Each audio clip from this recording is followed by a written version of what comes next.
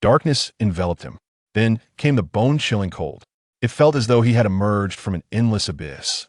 Like his consciousness abruptly awakened. His first sensation was of a viscous, cool liquid enveloping his diminutive form, placing him in a peculiar state of weightlessness. He attempted to breathe, only to discover that he seemingly did not require air to survive. Where am I? This question reverberated within his mind, yet no answer surfaced. What instilled greater fear was that the sound he emitted was not the familiar voice of an adult, but rather a faint, infantile wail. Memories surged forth in fragments, blinding headlights, the jarring screech of twisted metal, followed by a searing agony. A car accident. He should have perished. So what now? Rebirth? Transmigration? Laika struggled to lift his heavy eyelids, his vision unfocused. Through a thin layer of slightly greenish liquid, he discerned a deep azure glow outside. Gradually, his eyes adjusted to the environment, revealing the space he occupied, a cylindrical, transparent container filled with nutrient solution. He endeavored to move his arms, but only succeeded in causing his fingertips to tremble slightly. This body was far too small and frail. Reflected in the container's glass, Laika could barely make out his appearance. Black hair, a round infantile face, and most bizarrely, a brown tail unconsciously coiled around his waist. Had a tail? In an instant, a scene from an anime in his past flickered through his mind. Could it be? At that moment, the door to the incubation room slid open, and two individuals clad in white uniforms entered. They were robust, with upright black hair, one of whom wore a power scouter. Is it these two? The younger one inquired impatiently. Bardock's children? The older pointed to the container beside Laika. The one on the left is Kakarot. Then he gestured toward Laika's container. This one is Laika, Bardock's third son, born a few minutes after Kakarot. Laika's heart raced. Bardock, Kakarot? Those names were all too familiar. Hailing from Dragon Ball, one of his favorite anime in his previous life. So, he truly had been reborn into the world of Dragon Ball and had become a Saiyan. Both brothers are so weak. The young technician scoffed. Bardock may be a low-class warrior, but his fighting prowess is quite impressive. His eldest son, Raditz, is a high-class warrior. How come these two little sons are so pathetic? Who knows? Perhaps a mutation, the older technician replied coldly. Today we will conduct the final assessment to determine their allocation. The two approached Kakarot's incubation tank first. The young technician produced a handheld device and pressed it against the glass. Beep, beep, beep. The device emitted a rhythmic sound, displaying a number on the screen. 2. A fighting power of only 2? The young technician laughed derisively. What a waste. Not even meeting the standard for an ordinary low-class warrior. The older technician recorded with an impassive expression. Entry: Kakarot, low-class warrior, recommended for assignment to a low-level civilized planet. Subsequently, they approached Laika's container. Instinctively, Laika felt a surge of tension, acutely aware of his racing heartbeat. The moment the instrument made contact with the glass, he concentrated all his mental faculties. This was a skill he had been quietly honing during these days, attempting to harness the turbulent energy within him. Beep, beep, beep, beep. The instrument emitted an erratic sound, with readings fluctuating violently between 5 and 15, ultimately stabilizing at 10. Strange, the readings are unstable. Let's record it as 10. The young technician sneered, equally low. Both brothers are so weak. What a disgrace to Bardock. The older technician recorded. Entry: Laika, lower-class warrior, recommended for dispatch alongside Kakarot. That Laika's heart was a tumult of emotions. A combat power of only 10? How disappointing. Yet, curiously, he could distinctly sense an extraordinary energy lying dormant deep within him, bound by invisible shackles. Let them both be dispatched to a low-grade civilized planet, the young technician remarked. After all, keeping such waste on Vegeta is a misuse of resources. The two began operating the control panel, and Laika felt the nutrient fluid within the container being depleted.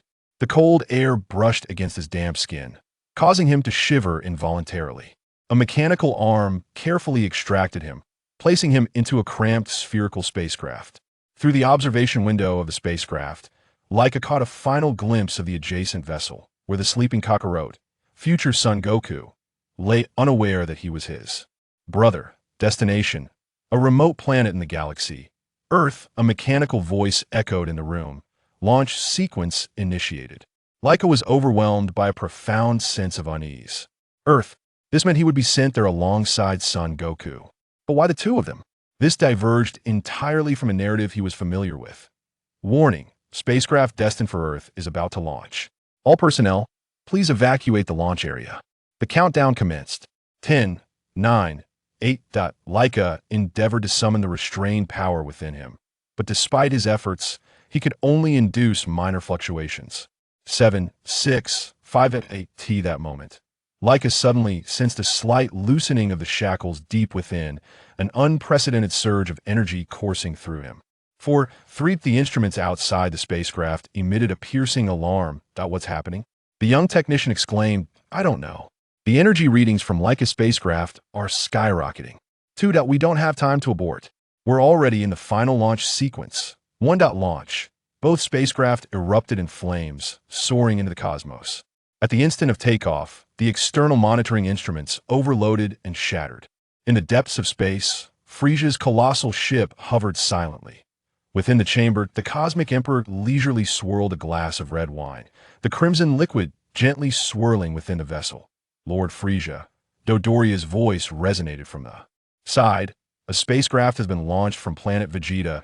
It appears the Saiyans have disobeyed orders and launched it independently. Shall we send someone to intercept it? Frisia lazily lifted his gaze, peering through the viewport at the streak of light traversing the cosmos. Oh, more disobedient monkeys? He gently sipped his red wine.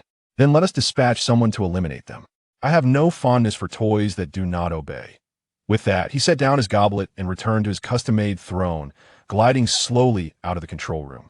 Dodoria, Frisia's voice was cold and composed. Have all the Saiyans returned? Dodoria respectfully bowed his head in response. Over 99% of the Saiyans have returned. Only Prince Vegeta's squad remains disobedient and has yet to return. Frisia chuckled lightly. It matters not. They can remain as playthings. His vessel gradually turned, facing the immense orb of planet Vegeta. Frisia slowly raised a hand, extending a finger. Farewell, disobedient monkeys, he murmured, as a sphere of ominous purple energy began to coalesce at his fingertip.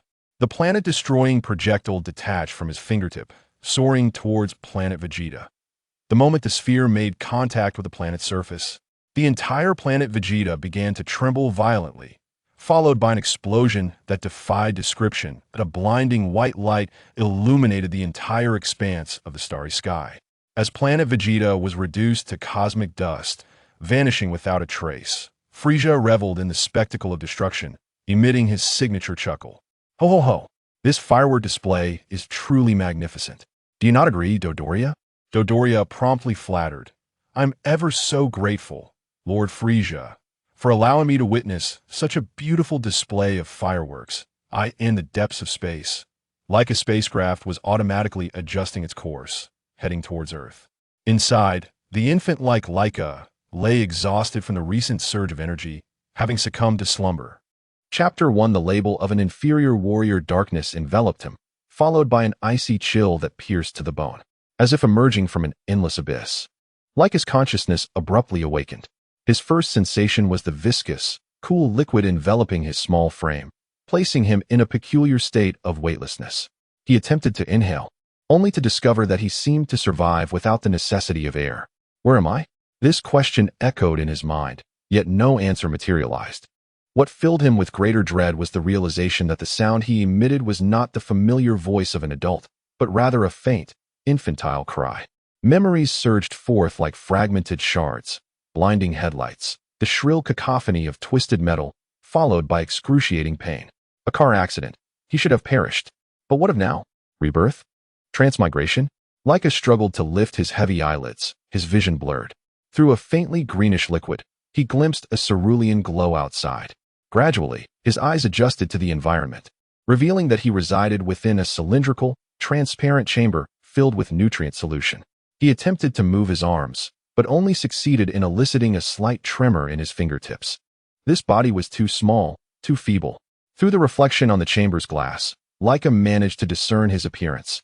Black hair, a cherubic baby face, and most peculiarly, a brown tail that curled unconsciously around his waist. A tail? In an instant, A scene from an anime flickered across his mind. Could it be? Just then, the door to the incubation room slid open, and two individuals clad in white uniforms entered. They were robust, their black hair spiked, one sporting a combat power detector. These must be the ones, remarked the younger of the two, impatience lacing his voice. Bardock's child? The elder pointed to the chamber beside Laika. This one is Kakarot. Then he gestured to Laika's chamber. This is Laika, Bardock's third son, born a few minutes after Kakarot. Laika's heart raced. Bardock? Kakarot? Those names were all too familiar, characters from Dragon Ball, one of his beloved anime in his previous life.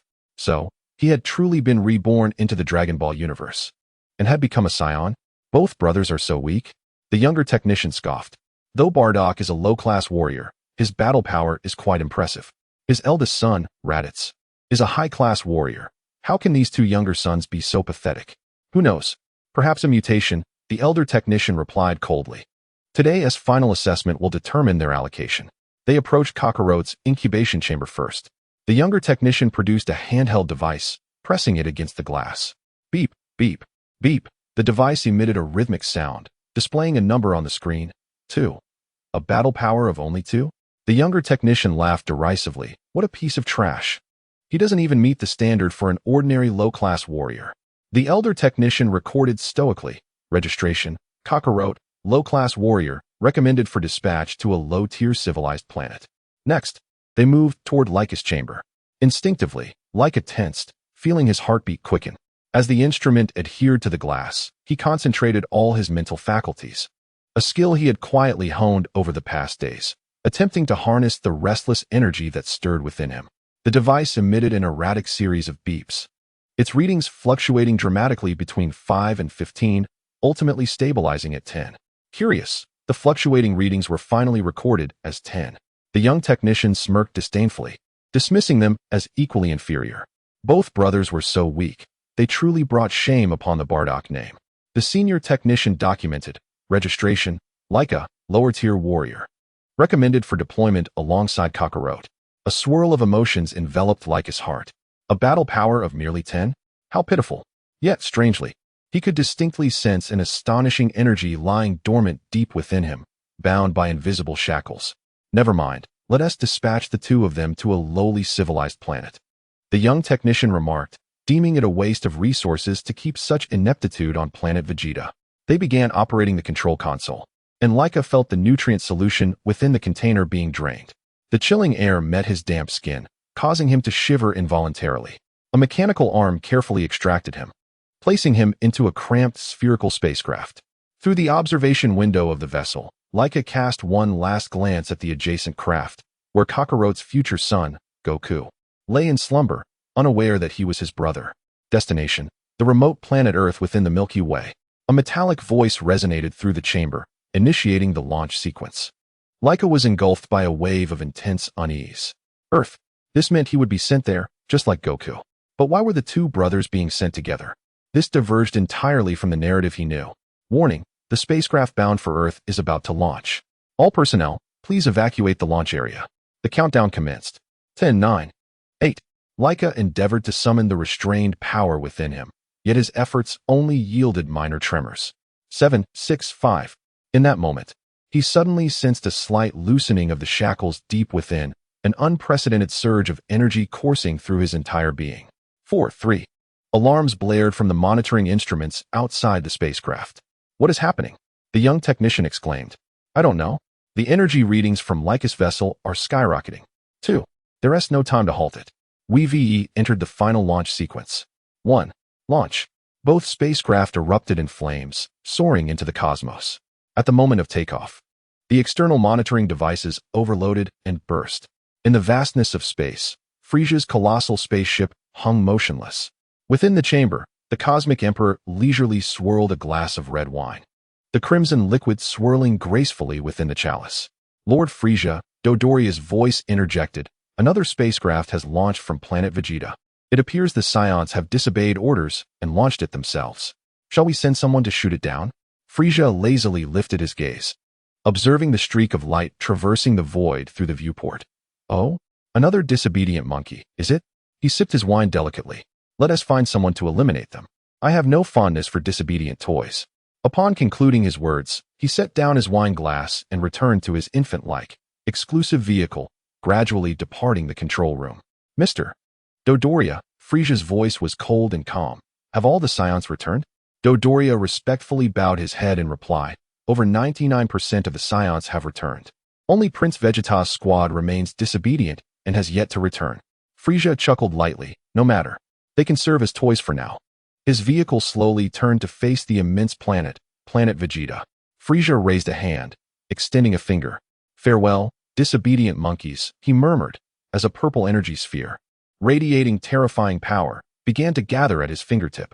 The planet annihilation blast detached from his fingertip, gliding toward Planet Vegeta. The moment the sphere made contact with the planet's surface, the entire Planet Vegeta began to tremble violently, followed by an explosion beyond description. A blinding white light illuminated the entire starry sky, as Planet Vegeta was reduced to cosmic dust, vanishing without a trace. Frisia savored this spectacle of destruction, emitting his signature chuckle. Ho ho ho, what a magnificent display of fireworks. Do you not agree, Mr. Dodoria? Dodoria promptly flattered. I truly thank Lord Frisia for allowing me to witness such a beautiful fireworks show. In space, Laika's spacecraft was automatically adjusting its course toward Earth. Inside, Laika's infant body had succumbed to exhaustion from the recent energy explosion, drifting into slumber. Chapter 2. The solitary voyage to Earth. Laika's consciousness floated in chaos, and the last image that registered in his sight was the diminishing red orb of Planet Vegeta outside the incubation pod. Before he could contemplate further, a potent hypnotic gas was injected into the chamber, rendering his eyelids heavy until he ultimately succumbed to enforced slumber. In the darkness, time became an indistinguishable blur. Suddenly, a violent tremor jolted Laika awake from his slumber. The shrill sound of alarms instantly filled the confined space, with red warning lights flashing frantically. Warning! Warning! Tracking signal detected from behind. Identity verification. Frisia's pursuit vessel. A mechanical, electronic voice reported coldly. Laika's heart constricted sharply. Frisia? Why is he appearing now? According to his hazy recollections, Frisia's annihilation of Planet Vegeta was not supposed to occur for another year. Warning. Target locked. Initiating counter-surveillance mode. The spacecraft accelerated abruptly, with Laika being pressed firmly into his seat by the overwhelming inertia.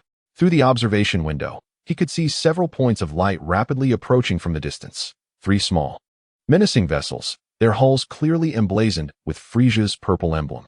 Alert! Large meteor cluster detected ahead. Just as the electronic voice concluded, a beam of energy grazed the spacecraft, erupting into a dazzling spark in the pitch-black cosmos. Immediately following, another strike hit the rear of the craft directly. Boom! The entire spacecraft shook violently, and the alarms grew more frantic. Laika was thrown into a dizzying whirl, his small body crashing against the safety pod's interior. The propulsion system sustained significant damage, with the protective shield's energy plummeting to 42. An electronic voice continued to relay grim tidings. Within the pursuing vessel of Frisia's army, 3 extraterrestrial soldiers leisurely observed the damaged Scion infant pod precariously hurtling towards a cluster of meteors. Direct hit confirmed. It appears that the Scion offspring is rather unremarkable, scoffed the pilot. After all, they were merely 2 infants of negligible combat power. The co-pilot glanced at the readings on the detector. One displayed a combat power of 2, the other 10. I fail to comprehend why King Frisia would specifically dispatch us to hunt down such worthless beings. Orders are orders, shrugged the 3rd soldier. Though it seems we need not intervene personally, they will undoubtedly perish in that meteor swarm. The pilot nodded in agreement. Indeed. Let us return. The mission is accomplished. The 3 pursuit vessels altered their course and swiftly vanished into the vastness of space. Meanwhile, the craft occupied by Laika was belching black smoke and shakily plunging into the dense meteor field. Rocks of various sizes relentlessly battered the already damaged exterior, producing a cacophony of jarring collisions. Warning: structural integrity severely compromised. Survival probability calculations suggest initiating emergency escape protocols, the electronic voice announced. Laika clutched the sole-fixed handle within the pod, his small frame trembling with fear. Through the observation window, he glimpsed Kakarot's vessel also navigating the perilous meteor cluster with great difficulty. Suddenly, a colossal shadow loomed above as a meteor, comparable in size to a small mountain, hurtled directly towards them. In this moment of imminent peril, the core system of the craft made a decisive judgment. Initiate emergency separation procedure. With the sound of machinery whirring, Laika felt a disorienting rush. The two infant pods, which were originally connected, rapidly separated, transforming into two independent small spacecraft that sped away in opposite directions. Laika cast one final glance at Kakarot's vessel, observing it narrowly skim past the massive meteor's edge, continuing on its predetermined course. His own craft, however, suffered from damage and the impact of separation, causing a slight deviation in its trajectory. New coordinates have been established during trajectory correction. Estimated time of arrival, 2 months. The electronic voice reported calmly, as if the recent brush with death had been just another routine procedure. Laika exhaled in relief, but soon felt an inexplicable wave of loneliness. Now he was truly alone. In mere moments, 2 months would pass in the embrace of slumber. Above Earth, two meteor-like trajectories streaked across the sky, diverging at a slight angle as they descended towards the planet's southern and northern reaches. Whoosh! Accompanied by a piercing sound, one of the trajectories plunged towards a dense eastern forest. Boom! The ground shook violently, and a tremendous explosion erupted within the forest, creating a massive crater several meters in diameter. At the center of the pit, a metallic sphere emitted plumes of black smoke, its exterior glowing crimson from atmospheric friction. 10 minutes later, a meticulously uniformed patrol team, clad in red attire and well-equipped, cautiously approached the still smoldering crash site. Reporting to headquarters, an unidentified object has been discovered plummeting at high speed in the forest of Sector 7. It is suspected to be a meteorite or spacecraft, and support along with expert investigation has been requested. The captain communicated the report via the intercom, gesturing for the team to remain vigilant. Several soldiers, employing specialized tools, struggled to pry open the severely deformed hatch, only to be astonished by the revelation of a baby within. Good heavens! There's a child inside. He is still alive, exclaimed a young soldier, gazing in disbelief at Laika, who lay unconscious yet with a faint rise and fall of his chest. Remarkably, aside from a minor abrasion on his forehead, the infant appeared to bear no other visible injuries despite the violent impact. The captain cautiously assessed the baby's vital signs, his attention soon drawn to the peculiar tail protruding from Laika's back. This was no ordinary child. Take him away, but handle with care. Transport him back to headquarters along with the wreckage of this spacecraft. Dr. Gero will surely be intrigued by this extraterrestrial visitor. The soldiers gently extricated the unconscious Laika from the twisted metal, placing him into a specially designed protective transport box. Meanwhile, hundreds of kilometers away, in a desolate mountainous region, another spacecraft landed smoothly in a valley, its descent far less violent than that of its counterpart, merely carving a shallow groove in the earth. Moments later, a kind-eyed elderly man with a grizzled beard approached with a look of curiosity. Clad in traditional martial arts attire, he moved with a steady gait. Clearly not an ordinary elder. What is this? He murmured, cautiously advancing towards the partially open metallic sphere. Upon glimpsing the black-haired infant with the tail inside, a flicker of surprise crossed his eyes, quickly replaced by compassion. Poor child, the old man gently cradled the baby, discovering he was peacefully asleep, oblivious to the twists of fate. This infant would be named Sun Wukong, nurtured by the elder known as Sun Wufan, thus commencing his journey as the guardian of Earth. In stark contrast, Laika, his brother, was placed into a military transport vehicle of the Red Ribbon Army, heading towards a military base beyond the forest. His earthly journey veered sharply from its intended path, awaiting not the tender care of the kind Sun Wufan, but rather the cold operating table and laboratory of Dr. Gero.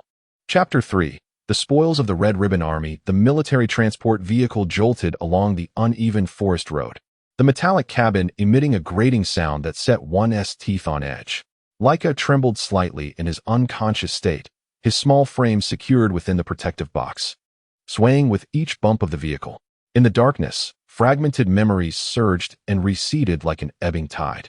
A chilling voice recited, "Combat Power 10, Lower Tier Soldier." Cold, ruthless eyes stared at him through the glass of the incubation chamber. The artillery fire pursued him through the cosmos, the agony of being torn apart during a space jump. Laika jolted awake, gasping for breath. His eyes opened to the frigid metal walls of the box and the faint light filtering through the cracks.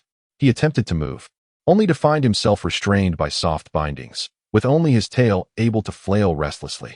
Where am I? He pondered, striving to clarify his thoughts. The memories remained jumbled. Yet he distinctly recalls being pursued, compelled to execute a spatial leap, followed by the resounding crash and violent tremors reverberating in his mind. Faint conversations drifted in from outside the compartment, prompting Laika to swiftly close his eyes, feigning unconsciousness while straining to listen intently. What a freak. Not only does he have a tail, but he also survived a fall from such a height, a gruff voice remarked, presumably that of the young soldier.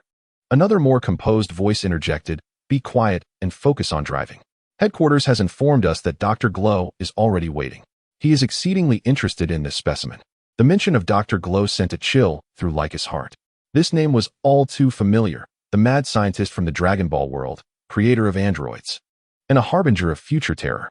He had fallen into the hands of this man.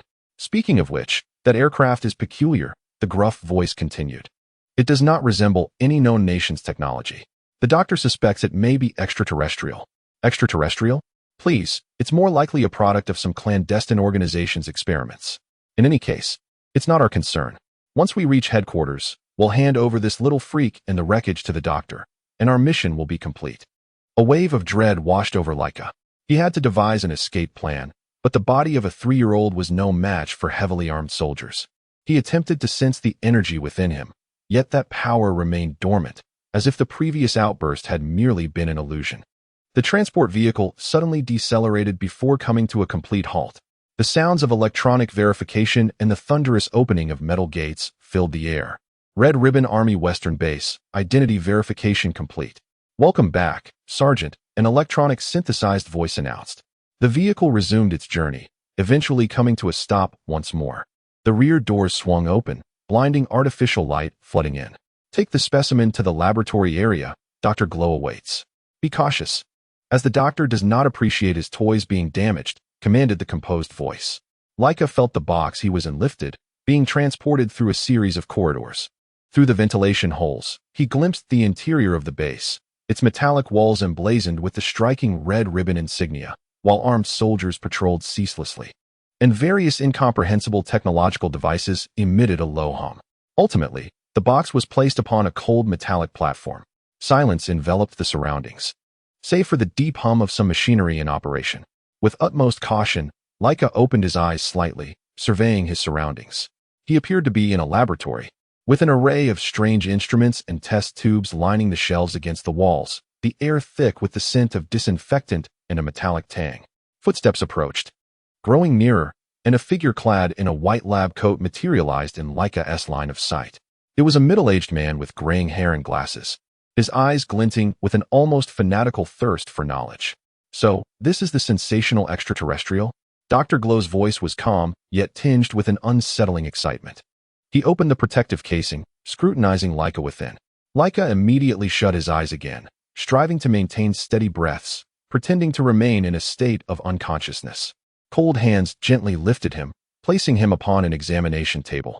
Laika felt the doctor's fingers pressing against his arms, legs, and even his tail, seemingly assessing the muscle and skeletal structure.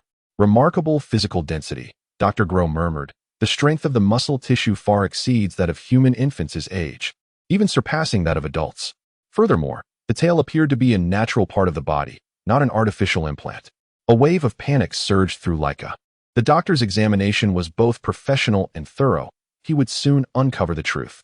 Indeed, Dr. Gero picked up a handheld scanner and began to scan Laika's entire body. The device emitted a faint beeping sound, displaying a series of data on the screen. For the first time, genuine astonishment crept into the doctor's voice. "The cellular activity is dozens of times greater than that of ordinary humans. The energy metabolism rate is alarmingly abnormal." Laika realized he could no longer maintain the facade. As the doctor reached out to examine his eyes again, Laika suddenly opened his eyes wide and, with a forceful struggle, rolled off the examination table and onto the floor. "Oh, you're awake already?" Dr. Gero was not surprised. Instead, he wore an expression of heightened interest. "Such agility. Fascinating, truly fascinating." Laika quickly scrambled to his feet, attempting to dash toward the door. Yet, the laboratory door was firmly shut, and his small frame was incapable of opening it. Dr. Gero approached calmly, saying, "There's no need to be afraid, little one. Here, you will make a great contribution to science." With his back pressed against the cold metal door, Laika warily watched the advancing doctor. He knew he had to act, or he would face a dreadful fate. Focusing his energy, Laika once again attempted to summon the power within him. This time, he sensed a flicker of response. A faint yet undeniably real energy began to flow within him. Doctor. Gero seemed to catch on, pausing to observe curiously an energy response. From such a small body? Laika felt a warmth in his eyes, and everything around him appeared sharper. He raised his small hand, aiming at a glass container on a nearby shelf, concentrating all his will. With a sudden bang, the container shattered, sending liquid and shards flying in all directions. Dr. Gero stepped back in astonishment, his face lighting up with elation. Superpowers? No, this is some form of biological energy projection. Simply astounding. Dizzy from this minor release of energy, Laika nearly lost his balance. This meager strength was insufficient even to deter the doctor. In a swift motion, Dr. Gero retrieved a syringe filled with a pale blue liquid from his pocket. It seems I must first calm you down before proceeding with a more in-depth examination. Laika attempted to evade, but his weakened body could not move swiftly enough. The cold needle pierced his arm, injecting a chilling liquid into his system. Almost immediately, his consciousness began to blur, and his limbs grew heavy. Before completely losing consciousness, Laika's last sight was of Dr. Gero excitedly recording his observations, accompanied by the chilling whispers. Perfect, truly perfect. You shall become my most remarkable creation, my artificial human number 0. Darkness once again engulfed Laika's awareness. This time, there were no dreams. Only an endless void. He was unaware that his fate had transformed from mere exile into a more terrifying future. Meanwhile, hundreds of kilometers away, his brother Kakarot was being discovered by a benevolent old man, poised to embark on an entirely different life. Dr. Gero gazed at the unconscious Laika, his eyes shimmering with ambition and madness. He had foreseen that this mysterious infant, adorned with a tail, would alter everything, becoming the key to his grand aspirations. Initiate comprehensive testing, the doctor commanded the assistants who had just entered the laboratory. I must uncover every secret of this being, particularly the origin of that tail and the source of its extraordinary energy. The assistants swiftly and methodically commenced their work, connecting Laika to various monitoring devices. The screens displayed astonishing data, heart rate, body temperature, and cellular activity, all far exceeding the limits of ordinary humanity. Dr. Gero smiled as he stroked his chin. The Red Ribbon Army shall rule the world, and you, my dear little specimen, will be our most formidable weapon. The cold, merciless laboratory lights illuminated Laika's pale visage. His earthly existence was, from the very beginning, destined to be anything but ordinary. Chapter 4. Dr. Gero's interest Laika gradually awoke amidst a blinding white light. He found himself secured to a slanted metallic platform, with cold sensors affixed to his limbs, chest, and forehead. A peculiar metallic band encircled the base of his tail, emitting a faint hum that instilled an uncomfortable sense of restraint. The laboratory appeared even more unsettling than the day before, with an array of bizarre instruments surrounding him, their multicolored indicator lights flickering ominously. The walls were adorned with screens displaying intricate data and waveforms. Some screens exhibited astonishingly high numbers. Ah, you are awake. Dr. Gero's voice resonated from nearby. He stood before a control console, engrossed in recording something. A mere 4 hours of sleep restores you completely, and your metabolic rate is 3 times that of an average human. Truly astonishing physiological architecture. Laika attempted to struggle, but found the restraints exceptionally secure. He could only turn his head, surveying the place that would become his nightmare. The doctor approached, holding a tablet that showcased Laika's various physiological data. Tell me, little one, where do you hail from? That aircraft is not of earthly technology, and you are evidently not an ordinary human child. Laika bit his lip, refusing to respond. He understood that any information could be manipulated by this deranged scientist. Silence. Dr. Gero smiled faintly, pressing a button on the console. No matter. Science will reveal the answers itself. The platform suddenly began to move, guiding Laika into a cylindrical scanner. Intense light enveloped him, accompanied by radiation scans at various frequencies.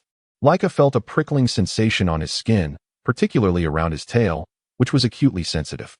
Minutes later, the scan concluded, and the platform slid back out. Dr. Gero examined the newly emerged data, his eyes glimmering with heightened excitement. The cellular structure exhibits remarkable adaptability, capable of absorbing and transforming various forms of energy.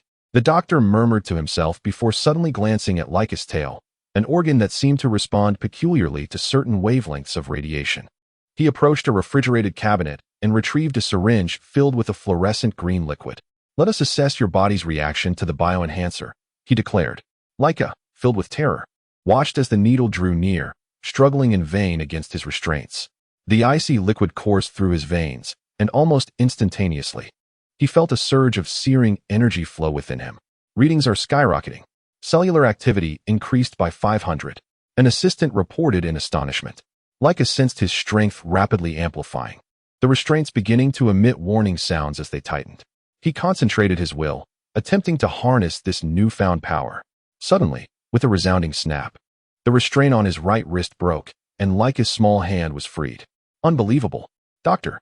Glow was not only unperturbed but also exhilarated by the remarkable effects of such a minuscule dosage. Continue logging the data. Laika endeavored to break free from his remaining bindings. However, the effects of the enhancer began to wane, and a wave of weakness washed over him once more. He gasped, realizing he had reverted to a state of frailty. The effect was brief, but it confirmed that his body could endure and utilize potent enhancement substances. The doctor recorded his findings, preparing for the next test, the limits of physical capability. The ensuing hours morphed into a waking nightmare for Laika. He was compelled to undergo a series of physical tests, running on a specialized treadmill until utterly exhausted, lifting progressively heavier weights, and enduring reaction speed assessments and pain tolerance trials. The results astonished all the researchers. Despite his appearance as a mere 3-year-old child, Laika exhibited strength, speed, and endurance that far surpassed that of an average adult. During a burst power test, he unintentionally shattered a 2-inch thick steel plate with a kick. "Impossible," a young researcher murmured. Even augmented adult soldiers could not achieve such metrics. Yet, Dr. Glow wore a satisfied smile. This is precisely why he is the perfect subject. A naturally robust physique coupled with an excellent response to enhancement substances. At lunchtime, Laika was fed a specially formulated nutritional paste. Initially resistant to consuming it, his overwhelming hunger ultimately prevailed over his caution.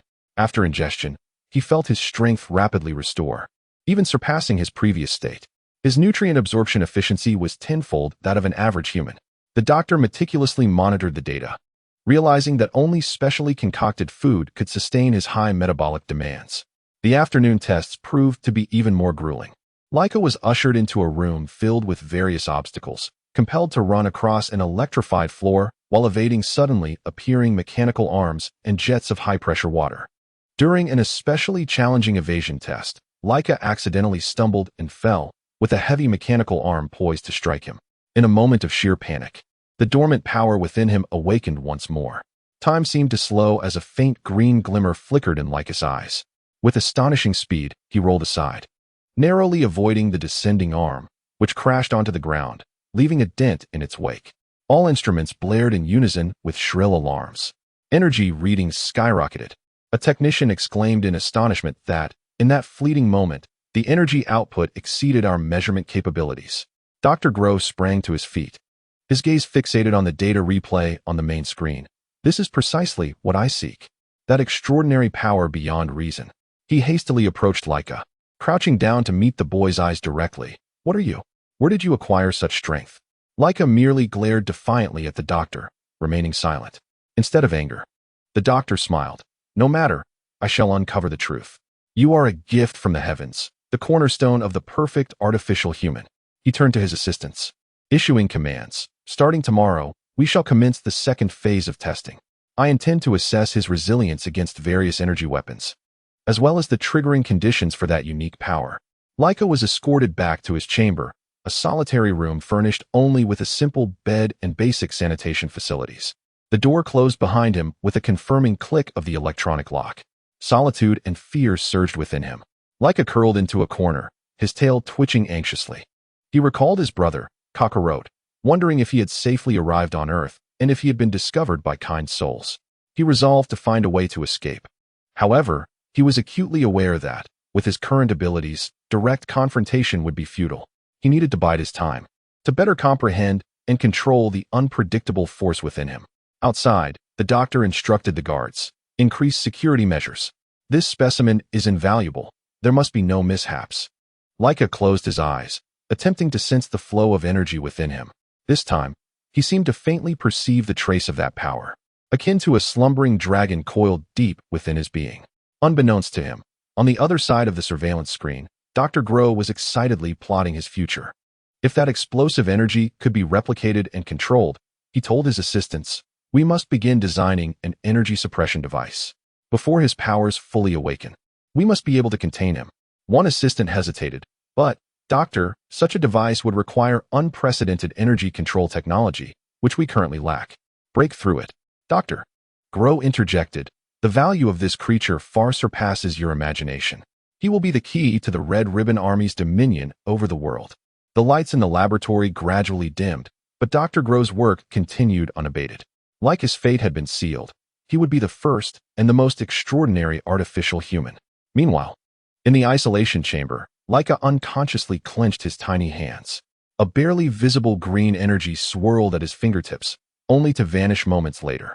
The legendary bloodline of the Super Saiyan, even in a suppressed state, began to awaken quietly. Chapter 5. The dawn of hellish experiments. The shrill sound of an alarm jolted Laika from his restless slumber. The metallic door of the isolation chamber slid open, revealing two fully armed guards standing outside, flanking Dr. Gero, who was clad in a white lab coat. Good morning, my dear little specimen, the doctor said, his voice laced with unsettling excitement. Today, we shall commence some special tests.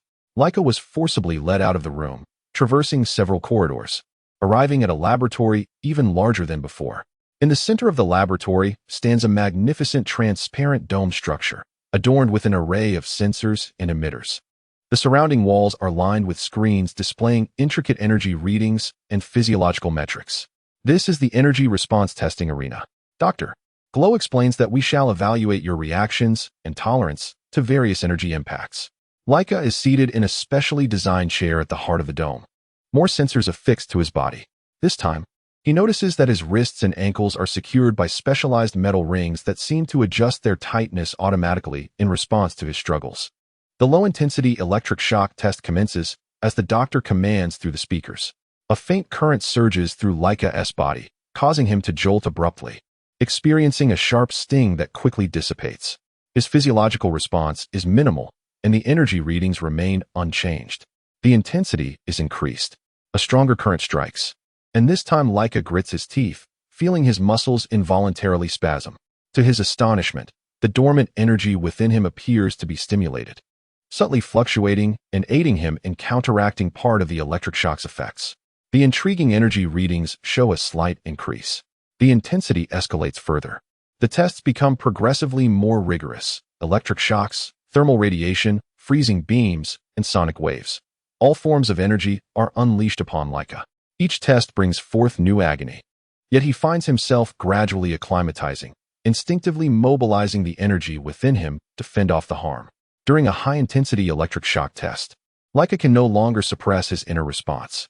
His eyes flash with a green glow, and a surge of energy spontaneously emanates, forming a thin protective shield that entirely negates the shock. The laboratory falls into silence, only to be shattered by Dr. Gero's ecstatic voice. Yes, this is precisely what I wish to observe.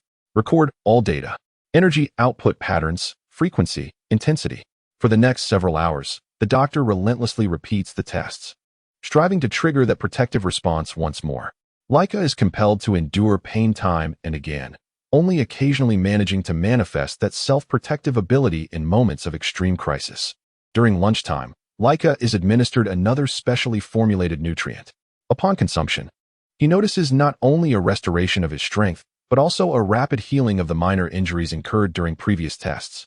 The speed of cellular regeneration is astonishing. The doctor observes the data, nearly able to witness the wounds mending in real time. The afternoon tests prove even more brutal. Laika is thrust into a simulated combat environment, facing assaults from various automated weapons. Although non-lethal training ammunition is employed, the strikes still inflict considerable pain. During a dodging exercise, Laika inadvertently becomes the target of multiple firing points simultaneously. Just as the projectiles are about to strike, an explosion of energy surges within him, enabling him to move with incredible speed, perfectly evading all attacks. Speed test record shattered, exceeding known human limits. The technicians exclaim, Dr. Glow's eyes gleam with excitement. Continue. Increase the difficulty. I wish to witness his limits.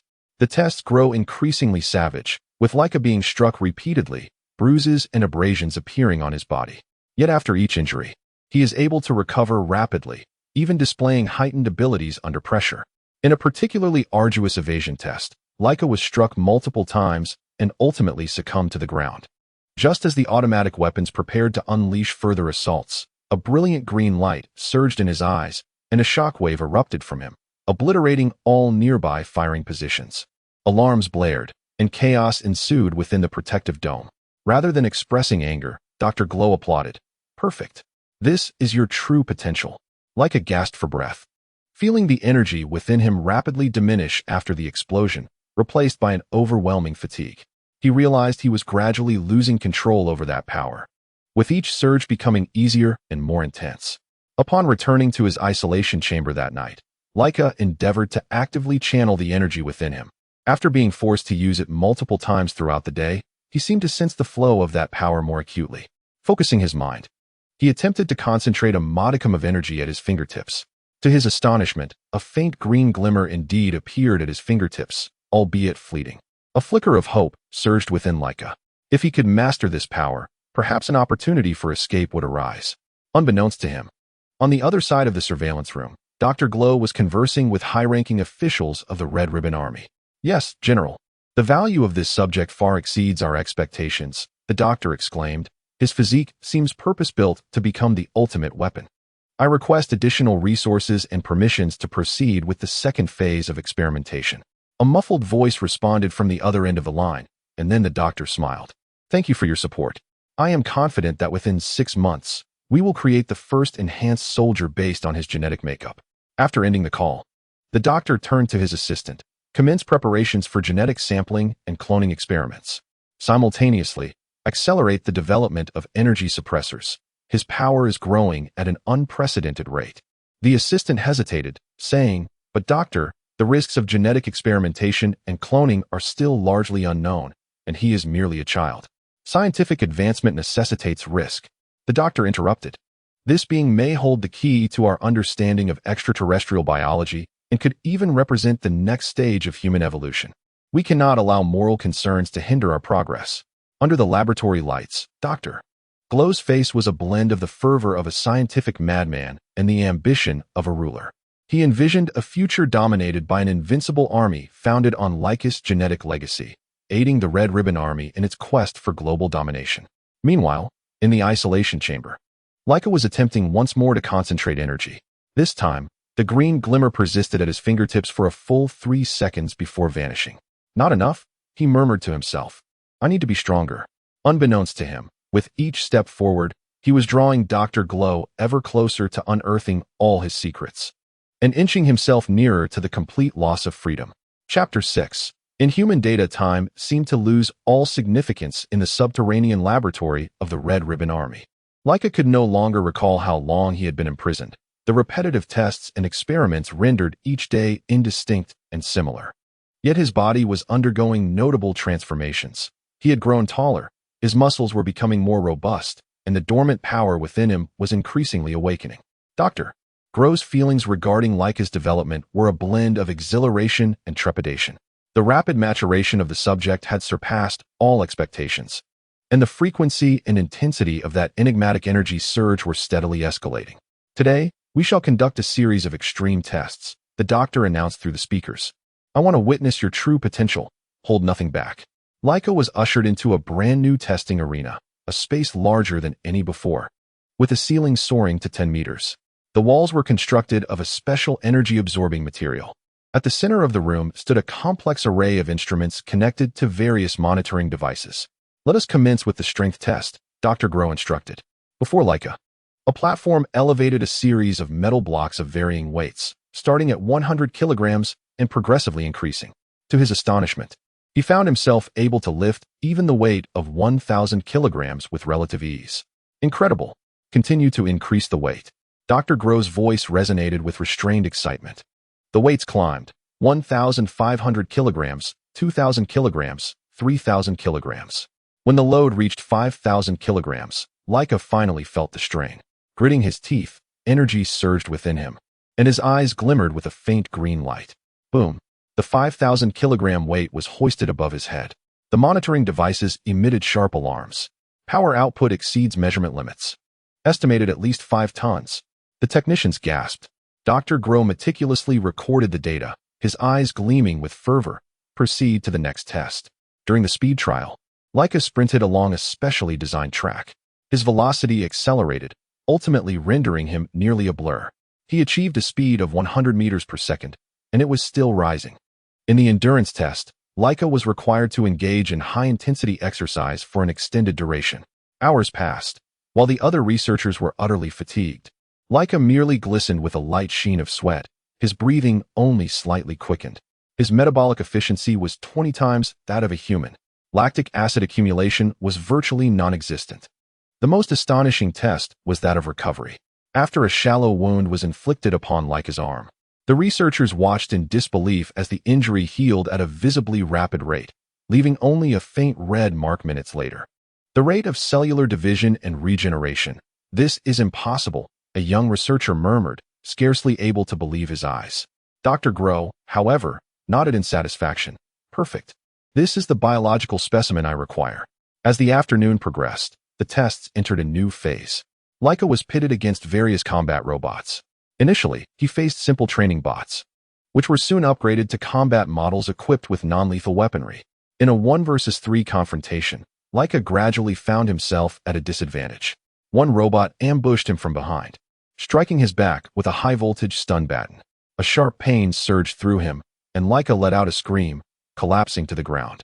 Just as the other robots prepared to continue their assault, a brilliant green light flared in Laika's eyes.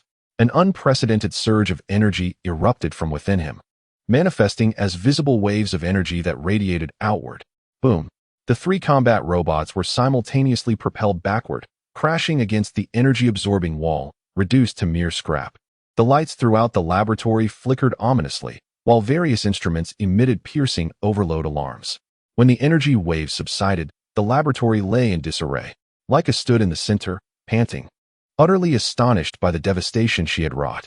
Dr. Gero rushed down from the control room, his expression not one of anger, but rather of extreme exhilaration.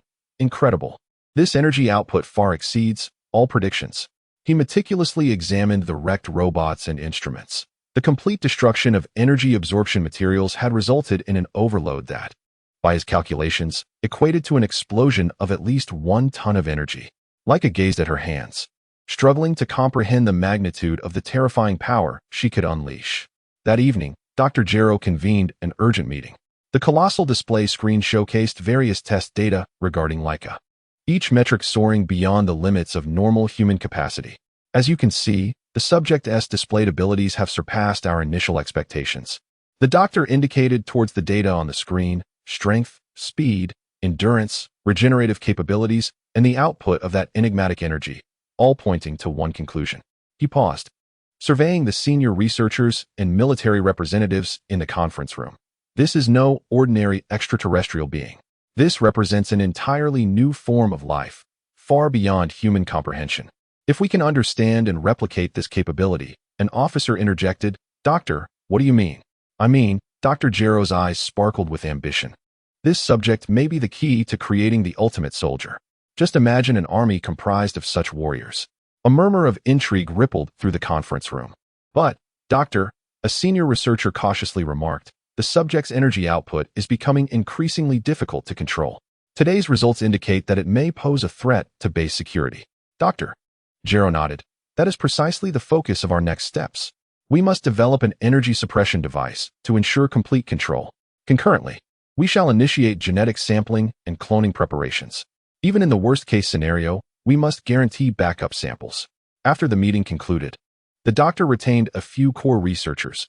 I need you to prioritize the development of the energy suppressor, utilizing the latest energy field technology. It must be capable of containing her explosive energy. But doctor, with current technology, suppressing such a level of energy output is nearly impossible. Then we must break through the technological limits. Dr. Gero interjected. The value of this subject is incalculable. I will not permit any unforeseen incidents. Meanwhile, in the isolation chamber, Laika was attempting to comprehend the events of the day. She concentrated, endeavoring to actively harness that power.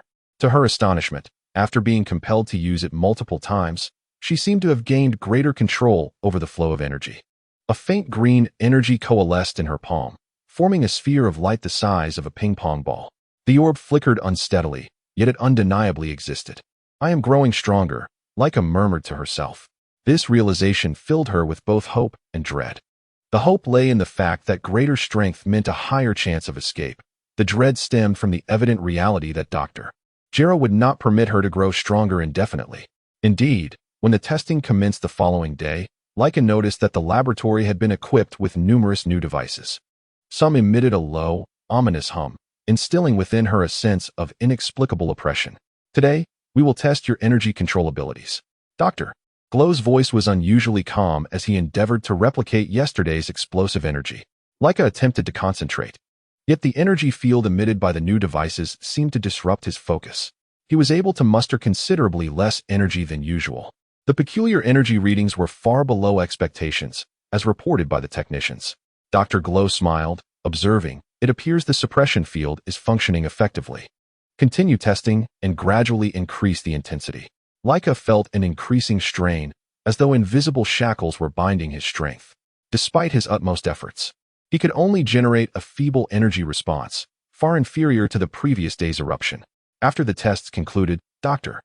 Glow examined the data with satisfaction. The effects of the suppression field exceeded expectations. Excellent. Continue optimizing. I must ensure absolute reliability. Laika was escorted back to the isolation chamber, feeling an unprecedented fatigue and frustration.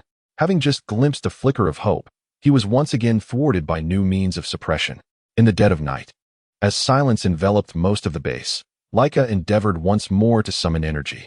The influence of the suppression field appeared to wane, and he successfully coalesced a minuscule point of energy at his fingertips, albeit significantly weaker than before.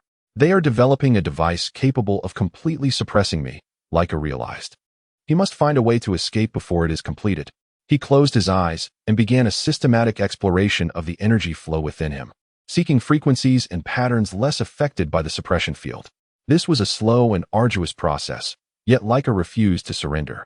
With each failure, he recalled his brother, who might be living freely on Earth, reflecting on the fate that confined him to this underground prison. I will escape, he vowed to himself, regardless of the cost. Meanwhile, at the opposite end of the laboratory, Dr. Glow was scrutinizing the latest designs for the energy suppression wristband. Once completed, there would be no need to worry about control issues. We will then be able to conduct deeper experiments, including genetic extraction and brainwave control studies, he informed his assistant. The assistant hesitated, but doctor, what if the suppressor fails? It will not fail, Dr. Glow asserted confidently. This design was based on his own energy characteristics, capable of generating a complete inverse resonance field. As long as the wristband is worn, his powers would remain perpetually under our control. Both remained oblivious to the monitoring screen, which displayed unusual fluctuations in Laika's physiological data. A previously undocumented energy pattern was forming, subtly yet persistently resisting the influence of the suppression field. The legendary bloodline of the Super Saiyan was quietly evolving, even under suppression. Chapter 7. The energy suppression wristband. The atmosphere in the laboratory grew increasingly tense. Following Laika's last energy outburst, Dr. Glow accelerated the development of the energy suppression device. The entire research team worked tirelessly, day and night, testing various combinations of energy fields in pursuit of a method to effectively suppress Laika's unique energy. Laika could sense the surrounding energy fields intensifying, and the intangible pressure made even routine testing feel like a struggle for breath. What troubled him even more was that the researchers began to frequently collect his blood and cell samples, even attempting various methods to stimulate his tail, a region that seemed particularly sensitive to the energy field. Based on the energy characteristics of the test subject, we have developed the third-generation suppression field generator. A researcher reported to Dr. Gero. Tests indicate that it can effectively suppress 85% of the energy output. The doctor furrowed his brow. That is insufficient. I require complete control. Continue optimizing. Days later, Laika was brought to a brand new laboratory. In the center of this laboratory stood a cylindrical transparent chamber, surrounded by intricate optical equipment and energy emitters. Today, we will test a brand new energy suppression technology. Dr. Gero's voice emanated through the speaker, tinged with a subtle excitement. If you cooperate, the process will be relatively comfortable. Laika was guided into the cylindrical chamber. As the door closed, he felt a peculiar energy field enveloping him, not suffocating as before, but rather embracing him like warm water. Commence low-intensity testing, the doctor commanded. Laika sensed the energy field subtly intensifying, and the energy within him instinctively began to resist. To his astonishment, this new energy field seemed to precisely match the vibrational frequency of his energy, creating a reverse resonance that effectively neutralized his energy output. The results were remarkable. Energy readings decreased by 90. The technician reported. Dr. Gero nodded. Excellent. Now, let's test the limit strength. Suddenly, the energy field intensified, and Laika felt an unprecedented sense of oppression. The energy within him was forcibly suppressed. As if bound by invisible shackles, he attempted to summon energy in resistance, but each effort was precisely countered. Success. The suppression rate reached 99. The laboratory erupted in cheers. Laika felt a wave of weakness and despair. This new technology was far more effective than the previous suppression field. He could hardly summon any energy. After the test concluded, Dr. Gero, unusually, approached Laika personally. Your cooperation is invaluable. Based on today's test data, we will create a portable suppression device to ensure your safety. Laika regarded the doctor warily. What kind of device? The doctor smiled. A tool designed to ensure you will not inadvertently damage the equipment again. Do not worry. It will not cause discomfort. Days later, Laika was taken to another laboratory. Dr. Gero held a metallic bracelet, its surface adorned with intricate circuit patterns. At its center, a softly glowing blue crystal. This is an energy suppression bracelet specifically designed for you, the doctor explained. It can generate a reverse energy field that resonates entirely with your energy characteristics, effectively controlling your energy output. Laika stepped back. I do not need this.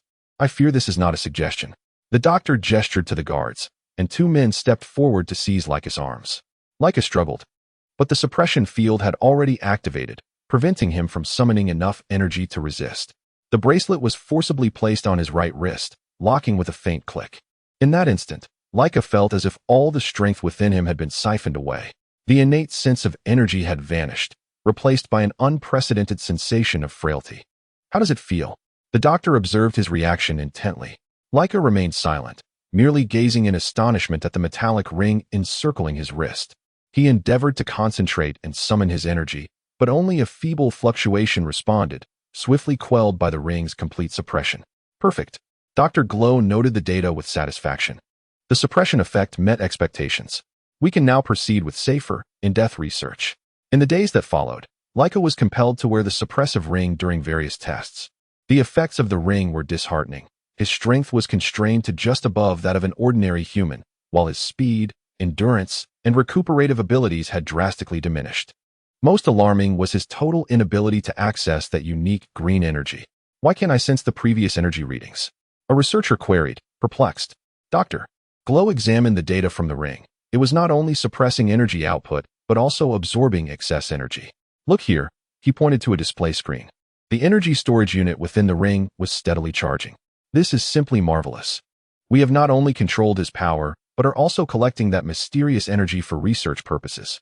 Listening to their conversation, a chill coursed through Laika's being. This ring not only restrained him, but was also siphoning away his strength. One evening, Laika meticulously scrutinized the ring in the isolation chamber. He noticed a row of tiny indicator lights on the inner side of the ring, most glowing a steady blue, but one flickered faintly in green. What is this? Laika curiously touched the blinking indicator. In an instant, he felt a slight fluctuation in the ring's suppressive force, a fleeting sensation of familiar energy coursing through him, only to dissipate swiftly. Laika's heart raced. He attempted once more, concentrating all his mental faculties on sensing that flickering point. This time, he perceived a brief fluctuation in the energy field of the ring with greater clarity. There are vulnerabilities, Laika murmured. This device is not without flaws. In the ensuing weeks, Laika clandestinely experimented with the ring's limitations. He discovered that during moments of extreme emotional upheaval, the suppressive effect of the ring would transiently weaken. Concurrently, the frequency of the green indicators blinking seemed to gradually increase. One day, during an intense endurance test, Laika deliberately allowed himself to reach a state of extreme fatigue. As the researchers recorded data, he noticed the indicator lights on the ring beginning to flicker erratically. Doctor, The energy readings from the ring are fluctuating, a technician reported. Doctor. Glow frowned. Adjust the output frequency. We may need to optimize the suppression parameters for specific conditions. Laika secretly noted this discovery. Though the ring was formidable, it appeared incapable of fully adapting to his ever-evolving and burgeoning energy traits. Days later, Laika uncovered another flaw. When he concentrated to perceive the energy field patterns of the ring, he was able to identify brief gaps where the suppression would slightly weaken, allowing him to summon a trace of feeble energy. Laika began to clandestinely practice utilizing these gaps. Each night in the isolation chamber, he would spend hours sensing and attempting to breach the constraints of the ring. Progress was slow, yet it was indeed present. One day, Dr. Gero announced a new round of energy testing. Today we shall assess the stability of the wristband under extreme conditions. Laika was brought into the testing arena, where the suppression intensity of the wristband was gradually increased. As the intensity reached its zenith, Laika found himself struggling to breathe, his entire strength thoroughly suppressed. Perfect. Even at the highest setting, the wristband could entirely restrain energy output. The researchers cheered. However, just as the test was nearing its conclusion, an unexpected incident occurred. In an instant, all the indicator lights on the wristband turned red, emitting a piercing alarm. Laika felt an unprecedented surge of energy erupt within him, the wristband vibrating violently, with fine cracks appearing on its surface. Warning: energy overload. The suppression system is on the verge of collapse. The electronic alarm resonated throughout the laboratory. Dr. Gero was taken aback. Emergency shutdown of the test. Administer a sedative. Under the influence of the drug, Laika gradually lost consciousness. In his final moments of awareness, he glimpsed the minute cracks on the wristband's surface and the astonished yet exhilarated expression on Dr. Gero's face. When he awoke again, he found himself still within the isolation chamber, the wristband on his wrist appearing as pristine as ever, yet a new component had been added to its interior. Dr. Gero's voice emanated from the speaker. Do not be alarmed. We have upgraded the wristband to ensure that such incidents will not recur. Laika silently observed the newly installed component, a flicker of hope stirring within him. They had uncovered his vulnerability, yet he had also discovered his own strength. That night, Laika cautiously sensed the new component's effect on his energy suppression. Indeed, that special energy connection had been effectively severed. However, Laika did not relent.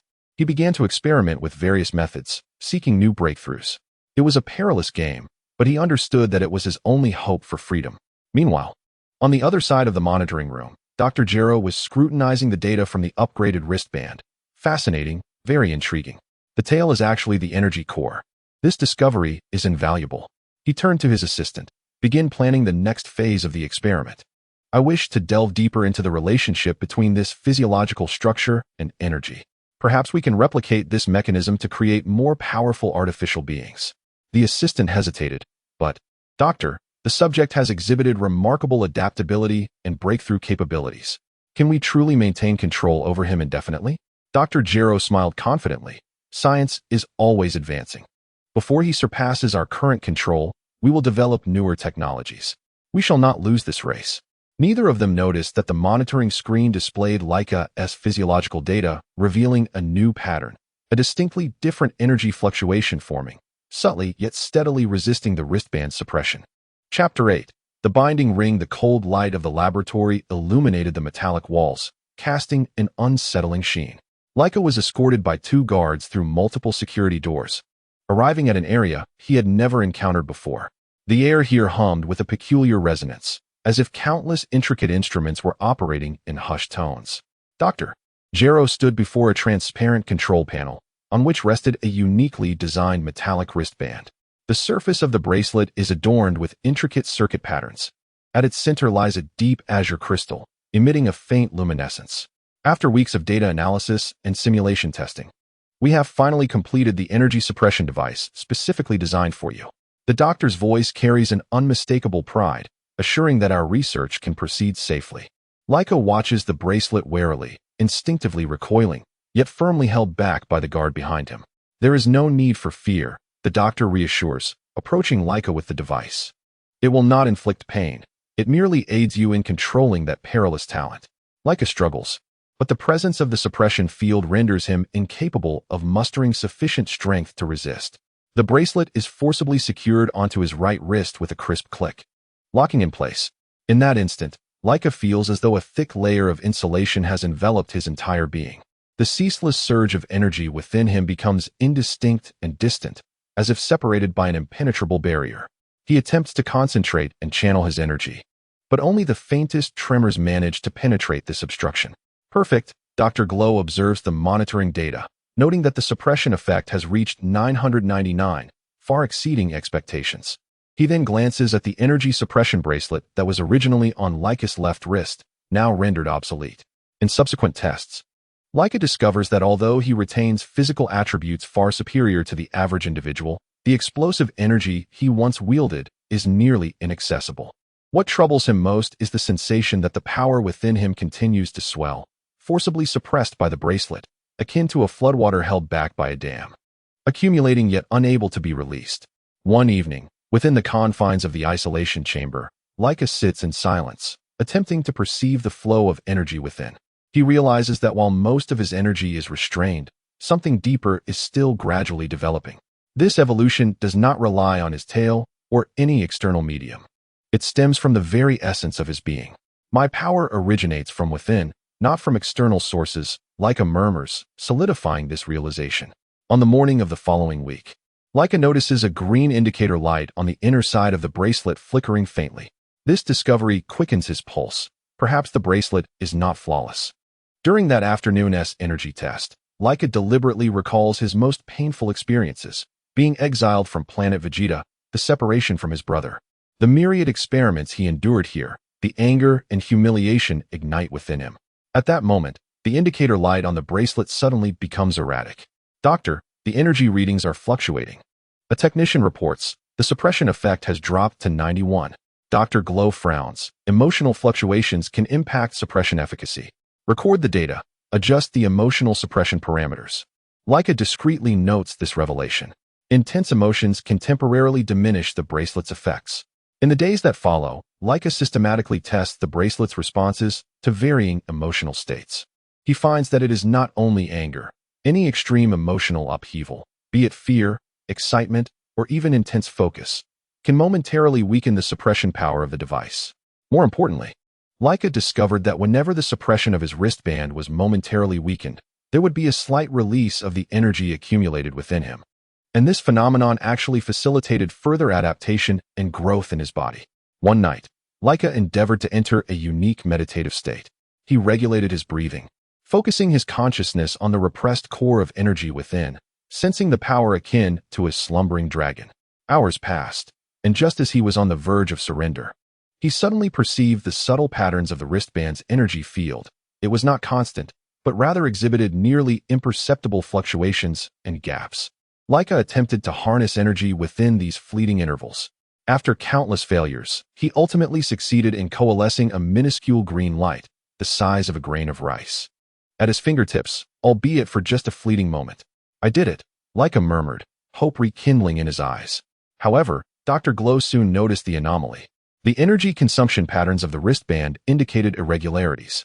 The doctor meticulously analyzed the data. It was not a hardware issue, but rather an adaptation to the suppression. The following day, Laika was taken into the laboratory for a system upgrade. Upon awakening, he discovered that the wristband had acquired new functionalities. It not only suppressed energy output, but also automatically injected a tranquilizer during his emotional fluctuations. We have observed that emotional states can influence the suppression effects, Dr. Glow's voice emanated from the speakers. This upgrade will ensure the stability of the experiment. A wave of despair washed over Laika. They had severed his most effective avenue for breakthroughs. Yet, during the testing that night, Laika uncovered an unexpected revelation. Although the tranquilizer subdued emotional fluctuations, it concurrently altered the energy field patterns of the wristband. The new pattern generated more minor dissonances and gaps. More importantly, Laika found that even in the absence of emotional fluctuations, as long as he maintained a heightened focus, he could still perceive and utilize those gaps. This process proved more challenging, but once successful, the results were far more stable than before. Day after day, Laika continued his clandestine practice with extreme caution. He learned to maintain a certain state of heightened awareness under the influence of the tranquilizer. allowing his consciousness to penetrate the drug's effects and perceive the subtle changes in the wristband's energy field. One day, a month later, during a high-intensity physical test, Laika finally achieved a breakthrough. In a state of extreme fatigue and concentration, he successfully mobilized a small surge of energy despite the wristband's suppression. Though feeble, this energy propelled him to astonishing speeds, nearly crashing through the protective wall of the testing arena. "Doctor, the energy readings from just now," the technician exclaimed, astonished at the suddenly soaring data. Dr. Glow, however, wore a satisfied smile. "Remarkable. To achieve such performance under 99 suppression. Record all data. This is precisely what we need."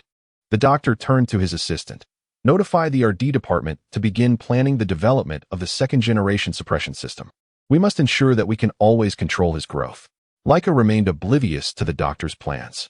He only knew that he was gradually learning how to continue growing within this suppressive environment. Every evening, the duration of the green luminescent points at his fingertips lengthened, and their brilliance intensified. Surprisingly, Laika discovered that this training, conducted under extreme suppression, enabled him to achieve an unprecedented precision in controlling his own energy. He learned to generate the maximum effect with the slightest exertion of energy, grasping the essence of energy without relying on crude explosions. One day, during a routine examination, Dr. Glow noted this transformation. Intriguingly, Laika's energy efficiency had surged by 300. The suppressive environment had, paradoxically, spurred an evolution of more refined control abilities. An assistant, fraught with concern, inquired whether this indicated that he was adapting to the suppression. In a certain sense, the answer was affirmative. A complex light flickered in Dr. Glow's eyes. Yet this also validated Laika's worth. A being capable of continued growth under such conditions held potentially boundless possibilities. Under the laboratory lights, Laika sat quietly, a diminutive green point of light pulsating steadily at his fingertips. The restraining ring remained firmly affixed to his wrist, but it had transformed from a mere shackle into a unique training apparatus. Chapter 9. The punishment of oblivion. The atmosphere within the laboratory was unusually tense. Dr. Glow stood before the main control console, his expression austere as he scrutinized the latest set of data reports. On the screen, Laika's physiological indicators and energy readings exhibited an alarming trend. Even under the most intense suppression, his baseline capability was steadily increasing at a rate of 23 per week. "This is impossible," a young researcher murmured in disbelief. The suppressive bracelet should have entirely obstructed his energy circulation system. Dr. Glow's fingertips gently tapped the console, a complex light flickering in his eyes. It was not an issue of energy circulation. "Look here," he said, calling forth a set of deep cellular activity data. His cells were evolving autonomously.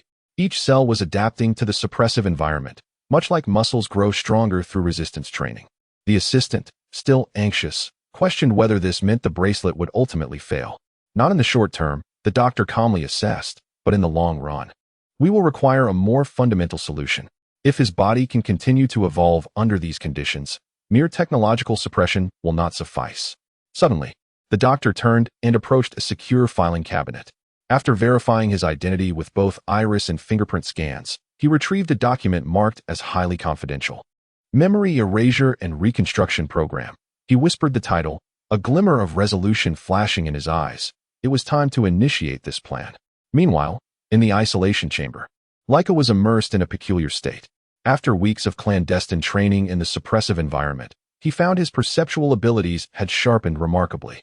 Even without relying on explosive energy, he could distinctly sense the subtle changes in his surroundings, the rhythm of the guards' patrols, the fluctuations of energy fields, and even snippets of conversations from afar within the laboratory. This evening, he detected an unusual atmosphere of tension. The frequency of patrols in the corridor had increased. Strange sounds of equipment being moved emanated from the direction of the laboratory, and a peculiar pharmaceutical scent filled the air, instinctively unsettling him. What are they preparing? Laika pondered warily. He endeavored to concentrate his perception, capturing fragments of distant conversations. The surgical risks were exceedingly high. The mapping of the memory neural networks, if successful, would resolve the control issues entirely. Laika's heart sank. Memory surgery? Did they intend to erase his memories? Just as he pondered his countermeasures, the door to the isolation chamber slid open abruptly. 6 fully armed guards stood outside, flanking Dr. Gero and his chief assistant. "Good evening, subject." The doctor's voice was unnervingly calm. "We require you for a special upgrade." Instinctively, Laika recoiled, but the guards swiftly entered the room, restraining him firmly. He attempted to muster energy to resist, yet the suppressive field of the wristband immediately intensified, dissipating the power he had just gathered. "There is no need to resist." The doctor approached, wielding a syringe. "This is merely a routine procedure, for the benefit of us both." Laika gritted his teeth. "You intend to erase my memories." The doctor raised an eyebrow slightly. "It seems your perceptual abilities have heightened again. Indeed, this confirms my decision is sound." A subject retaining complete memories and autonomous consciousness is far too perilous. Laika struggled fiercely, but the tranquilizer was already coursing through his veins. His consciousness began to blur. Yet he fought desperately against the effects of the drug, striving to cling to his last vestiges of awareness. "The dosage increases," the doctor calmly commanded. The second, more potent tranquilizer was administered, and Laika could finally resist no longer. His body slackened. When he regained a semblance of awareness, he found himself secured in a peculiar medical chair, his head connected to numerous slender wires. Opposite him loomed a colossal, circular machine, its interior aglow with intricate points of light.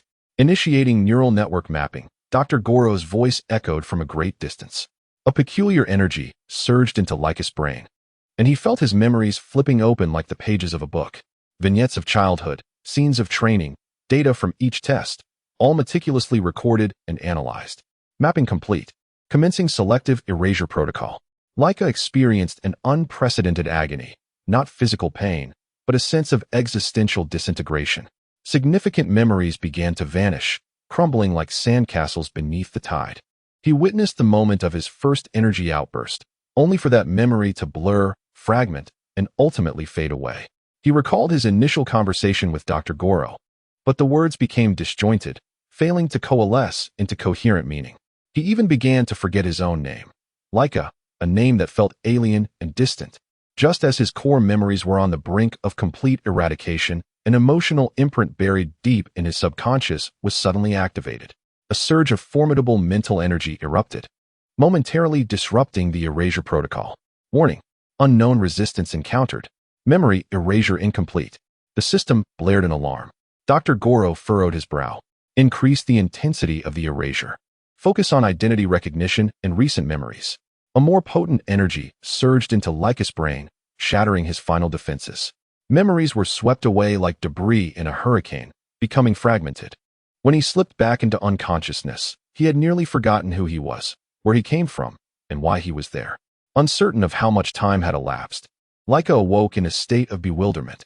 He found himself reclined in a room of immaculate white, the restraint band upon his wrist still present, yet its sensation had transformed. It no longer felt like a forced shackle, but rather a part of his very being. The door slid open, and Dr. Glow entered with a smile. "Greetings, experimental subject. How do you feel?" Laika stared blankly at the doctor, devoid of any recollections regarding this individual, though some primordial instinct stirred within him, evoking a sense of unease. "Who are you?" Laika inquired, his voice calm yet hollow. "Who am I?" The doctor nodded with satisfaction. "I am Dr. Glow, your creator. You are the latest model of biological combat unit, designated 0. Previously, you sustained injuries during a test, causing some malfunctions in your memory system." Laika endeavored to recall. Yet his mind was a void, occasionally flashing with vague fragments that failed to coalesce into a coherent image. "There is no need to force your recollections," the doctor said gently. "Your memories will gradually resurface. Now, let us resume your training." In the days that followed, Laika underwent training in an entirely new environment. His memories were supplanted by meticulously crafted narratives, portraying him as the ultimate weapon developed by the Red Ribbon Army, training to safeguard the world. However, despite the erasure of his memories, Laika's instincts and deeper consciousness retained certain traces. During training, he would often unconsciously perform actions that transcended his directives, employing combat techniques he had never been taught. Even more astonishing was his apparent ability to adapt to the energy suppression band, even in a state of memory loss. He could sense gaps in the energy field of the band and instinctively harness these openings to channel energy. One day, while engaged in simulated combat training, Laika encountered an unexpected system malfunction. The training robots suddenly went rogue, attacking him with a ferocity that exceeded safety standards. In this perilous moment, Laika's body instinctively reacted. His eyes flickered with a green luminescence as a surge of energy erupted from within him, utterly annihilating the out-of-control robots. When Dr. Glow arrived at the scene, Laika was gazing at his own hands in bewilderment, seemingly unable to comprehend the events that had transpired. Fascinating, the doctor remarked, scrutinizing the data. The memory erasure has not compromised the body's instincts and adaptability. In fact, it may have rendered his instinctual responses even purer and more efficient, unencumbered by memories or emotions. An assistant, concerned, queried, "Isn't this too dangerous?" "If he relies entirely on instinct, this is precisely the optimal state," the doctor replied, his eyes alight with excitement.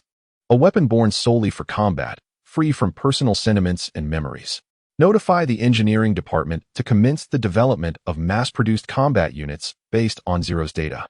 Laika, now designated as Zero, was returned to a new living unit.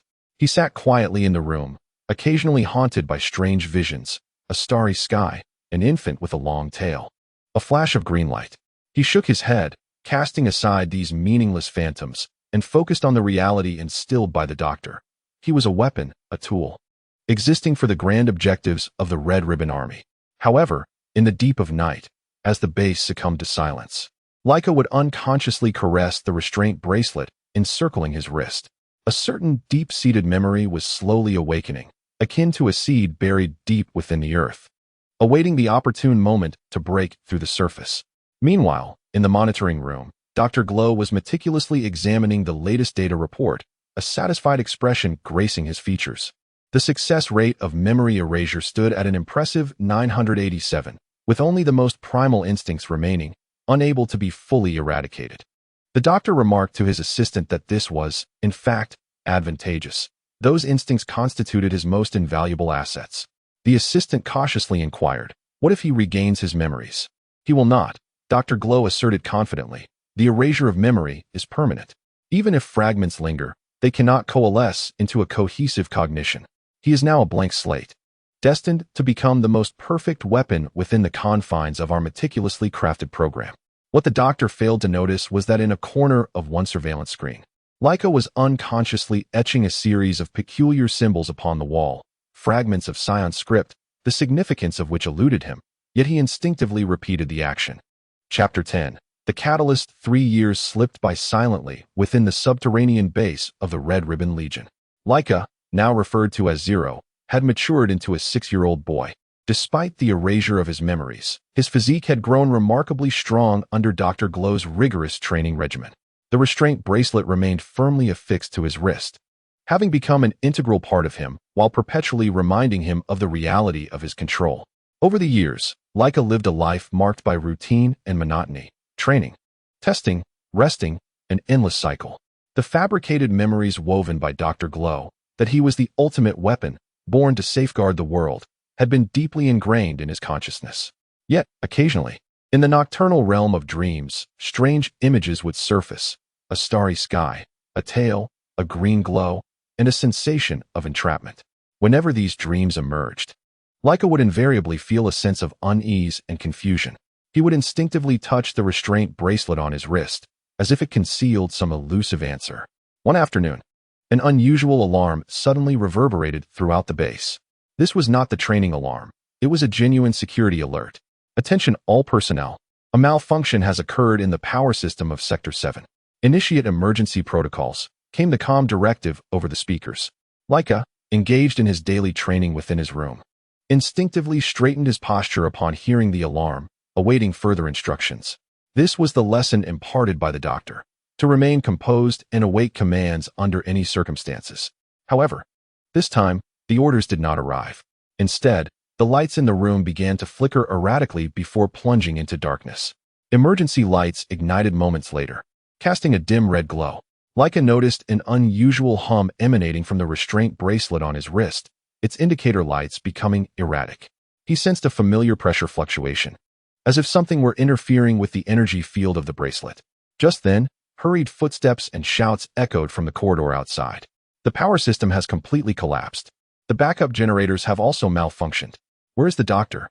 In the main control room, attempting to rectify the system, he suggested that this might be an external attack. An external attack?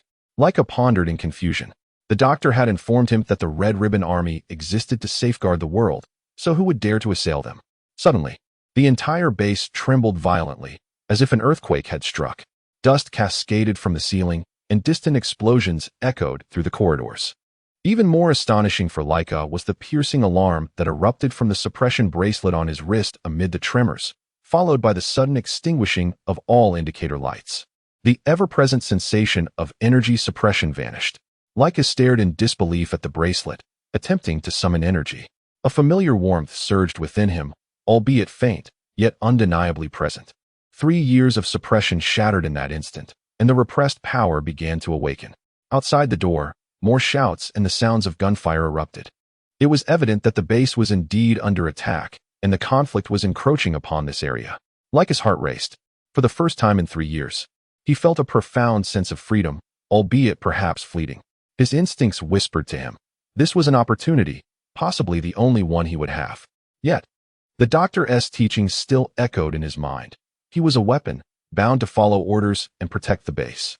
Just then, the door to the room was suddenly torn apart by an immense force from the outside. A colossal mechanical entity loomed at the entrance. Unlike any robot Laika had ever encountered from the Red Ribbon Army, the mechanical entity's optical sensors swept across the room, locking onto Laika. High-value target identified. Commencing capture protocol. The synthetic voice was cold and merciless. Instinctively, Laika entered a combat stance. Though his memories had been erased, his body still remembered the art of battle. As the mechanical entity extended its capturing arm, Laika evaded with astonishing speed, simultaneously delivering a punch to the joint of the machine. To his astonishment, the mechanical entity staggered back, showing visible damage at the joint. My strength, Laika thought, gazing at his own fist in disbelief. Without the suppressive bracelet, his power far exceeded his expectations. The mechanical entity regained its stability and extended a weapon barrel from its shoulder. Resistance level elevated to extreme. Authorization granted for non-lethal suppression weaponry. Several energy nets were launched towards Laika, yet he evaded them all with extraordinary speed and agility. The 3 years of suppression training had inadvertently taught his body how to maximize efficiency with minimal energy expenditure. Now, without suppression, the fruits of that training were fully realized. Laika charged at the mechanical entity, unleashing a series of rapid strikes from close range. Each blow struck accurately at the machine's critical components, swiftly reducing the colossal apparatus to mere scrap. Standing before the broken mechanical body, Laika gasped for breath, feeling the power coursing through him. This sensation was both foreign and familiar, as if a forgotten part of him had finally reconnected. The sounds of battle outside drew ever closer. Laika hesitated, torn between seeking the doctor for instructions or at that moment, a fragment of memory flashed in his mind. Dr. Gero stood before a medical chair, a syringe in hand, a cold smile gracing his face. The memory-clearing procedure commenced as Laika suddenly clutched his head, an intense pain accompanying the resurgence of memories. More fragments surged forth. The laboratory. Testing. Agony. Confinement. I am not a weapon, Laika murmured, clarity gradually returning to his eyes. I am a prisoner. This realization struck like a lightning bolt, cleaving through the fog of deceit. All the lies and fabricated memories began to crumble, and the suppressed truth gradually emerged. Laika acted swiftly. He tugged at the now-defunct suppression bracelet, feeling the invigorating surge of restored power coursing through his veins. This sensation was both exhilarating and terrifying. Such immense strength had been repressed for so long. The battle outside seemed to have momentarily subsided. Cautiously, Laika peered out, discovering the corridor strewn with damaged machines and several injured soldiers of the Red Ribbon Army. An injured soldier, pointing towards Laika, warned his comrade. The doctor said we cannot let him escape.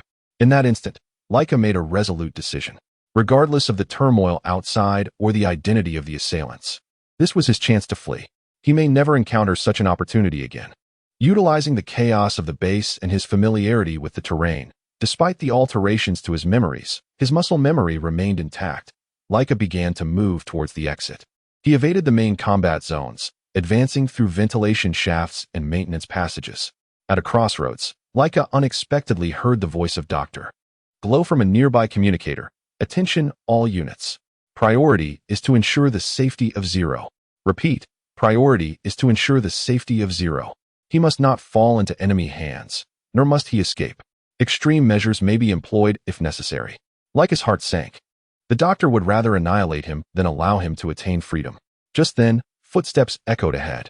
Laika quickly concealed himself, observing a squad of red-ribbon soldiers setting up barricades and traps. The suppression system can be rebooted shortly, but it will take time, one soldier remarked.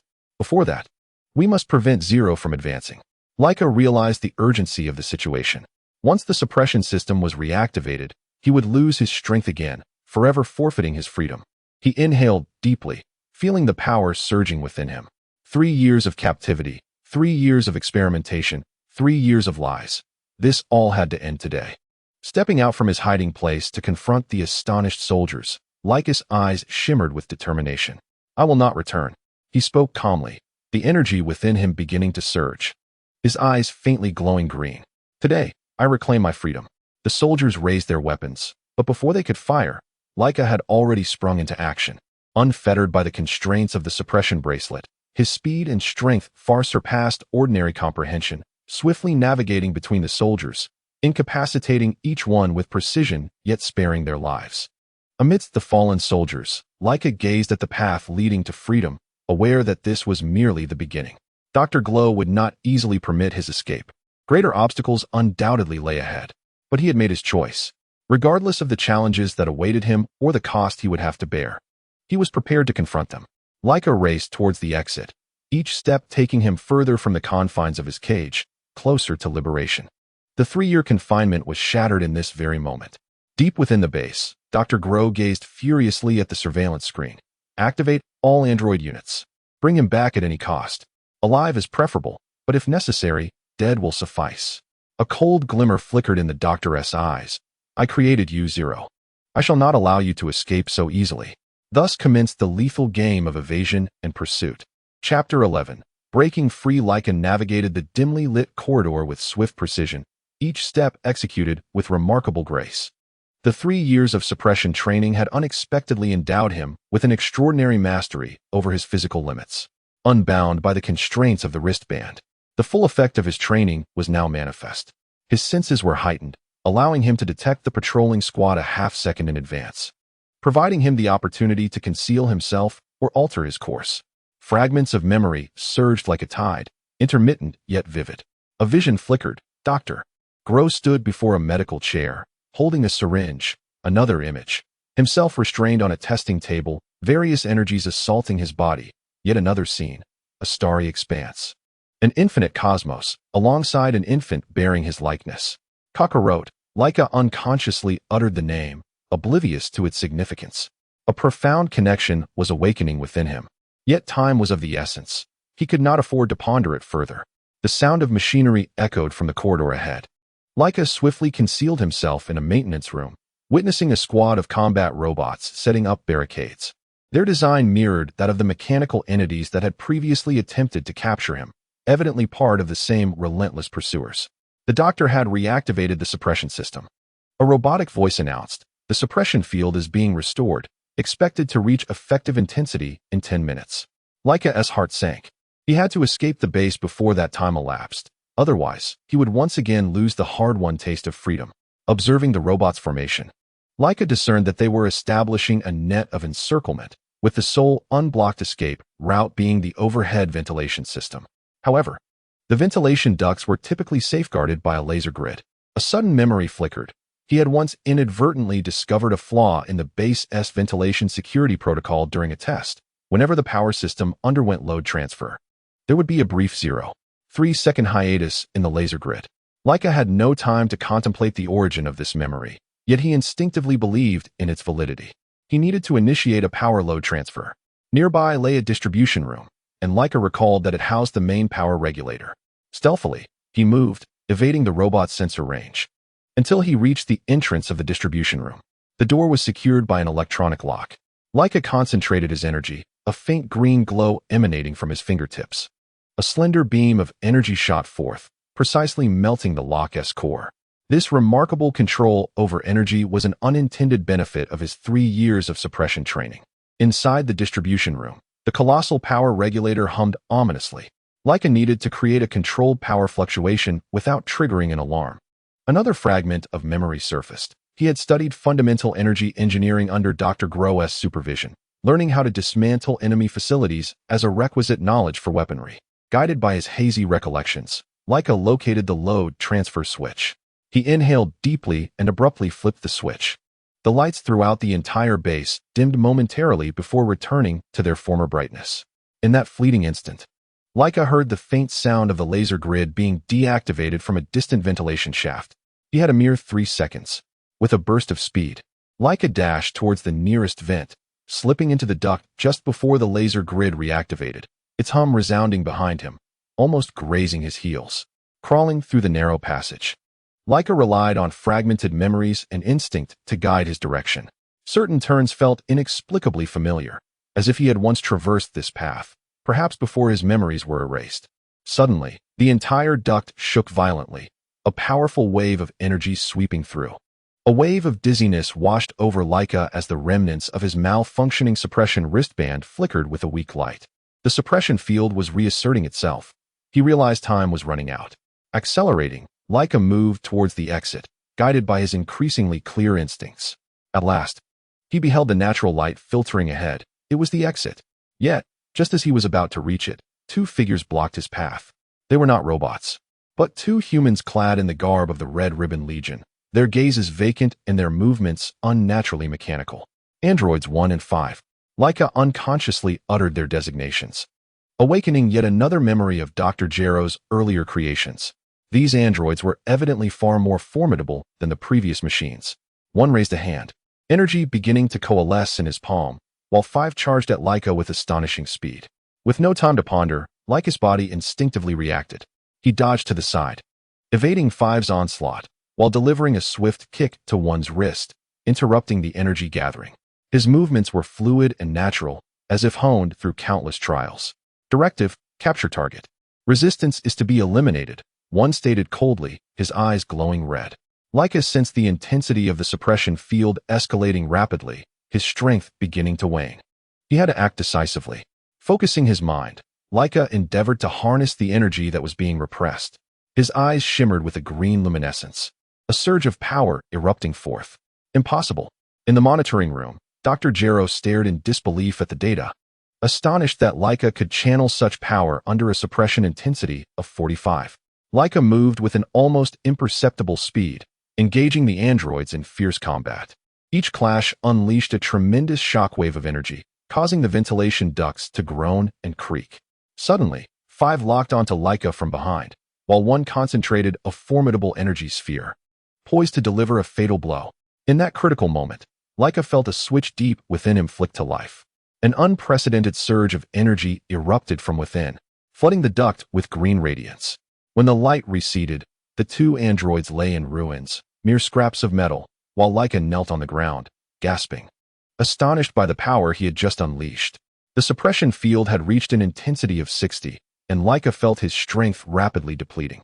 Struggling, he crawled towards the exit, each movement proving exceedingly arduous. At last, he pushed open the grate of the ventilation shaft, tumbling onto the ground outside. The night air was fresh and cool, the starry sky unfurling above him. Freedom. He had finally escaped. Yet the peril has not subsided. The base's alarm blared as searchlights swept across the ground, with more pursuers emerging. Laika struggled to rise and sprinted toward the distant forest. The effects of the suppression field diminished with distance, yet his stamina was nearly depleted. The sound of aircraft echoed behind him. Glancing back, Laika was startled to see Dr. Glow personally leading a squad of elite soldiers. A novel suppression device clutched in his hand. "You cannot escape, Zero." Dr. Glow's voice resonated through the loudspeaker. "You are my creation, belonging here." With every ounce of strength, Laika surged toward the forest. Just before entering the thicket, a beam of energy grazed his shoulder, inflicting searing pain. He stumbled into the underbrush, utilizing the dense foliage to conceal himself. The sounds of his pursuers grew increasingly nearer, and Laika's consciousness began to blur. Loss of blood and excessive exertion pushed him to the brink. Navigating through the darkness with unsteady steps, Laika was oblivious to the distance he had traversed. He simply knew he had to press on. At last, he heard the sound of flowing water, and a small river materialized before him. Laika plunged into the river, allowing the current to whisk away his scent and trace. The cold momentarily invigorated him, yet his strength was utterly spent. After drifting downstream for a while, Laika struggled to climb ashore, hiding within a crevice of stone. The voices of his pursuers gradually faded, clearly having lost his trail. Safe, for the time being. Leaning against the rock, Laika gazed at the starry sky. Fragments of memory still churned in his mind, though no longer in chaos. He began to piece together certain truths. He was not a weapon. He was a prisoner. He was not Zero. He was Laika. He hailed from the cosmos. From a place called Planet Vegeta. And where was Kakarot, the brother with whom he shared a mysterious bond?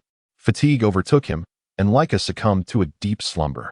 In his dreams, he glimpsed more fragments of memory. A gentle elder discovering a spacecraft, a baby with a tail. When Laika awoke once more, sunlight filtered through the leaves. He felt the sting of his wounds. His strength had only partially returned, yet his mind was far clearer. Rising to his feet, Laika gazed into the distance. He was uncertain of his destination, but he knew he could not linger. Dr. Glow would never relent in his pursuit. Breathing in the air of freedom, Laika took his first step into the unknown world. The base receded behind him, but the path ahead was equally fraught with uncertainty and danger. On this unfamiliar planet, how would a 6-year-old Saiyan child survive? Laika had no answers, yet he was resolute in his quest to forge his own path, reclaim his past, and seek out the brother intertwined with his fate. Sunlight filtered through the leaves, casting mottled shadows upon him, as if guiding him toward his journey ahead. Chapter 12, Pursuit. Activation of the androids in the main control room of the Red Ribbon Army's underground base. Dr. Glow glared at the final image on the surveillance screen. Laika, his precious experimental subject Zero, had vanished deep within the forest. Data graphs on the console displayed the complete failure of the pursuit operation. Incompetent. Utterly incompetent. The doctor abruptly slammed his fist onto the control panel, leaving minute indentations upon the metallic surface. A squadron was dispatched, along with 2 units of androids. Yet a mere 6-year-old child managed to evade capture. The surrounding researchers and officers fell into an uneasy silence, none daring to provoke the doctor in this moment of fury. The doctor swiftly called up the playback of Laika's escape, particularly the segment where he engaged in combat with the androids in the ventilation ducts. As the peculiar green light erupted from Laika's eyes, obliterating 2 androids in an instant, his wrath was gradually supplanted by a mixture of astonishment and obsession. This energy reaction, he murmured to himself, magnifying the energy readings, which were entirely inconsistent with any known biological energy patterns. It was neither pure electrical energy nor chemical energy. This was a wholly new form of energy. He turned to face the team in the control room, his gaze rekindling the fervor of a mad scientist. This was not a failure, but rather a testament to the value of Subject Zero, far exceeding our imagination. He harbored biological mysteries, yet to be comprehended. We must retrieve him at all costs. A cautious officer interjected, "But doctor, the forest area is vast, and we have already deployed all our android units." Dr. Gallo interrupted sharply, his voice as cold and unyielding as iron. "Units 1 and 5 have been destroyed, but Units 4 and 7 can be activated immediately. Additionally, we will engage the still testing Units 8 and 9. A gasp echoed throughout the control room.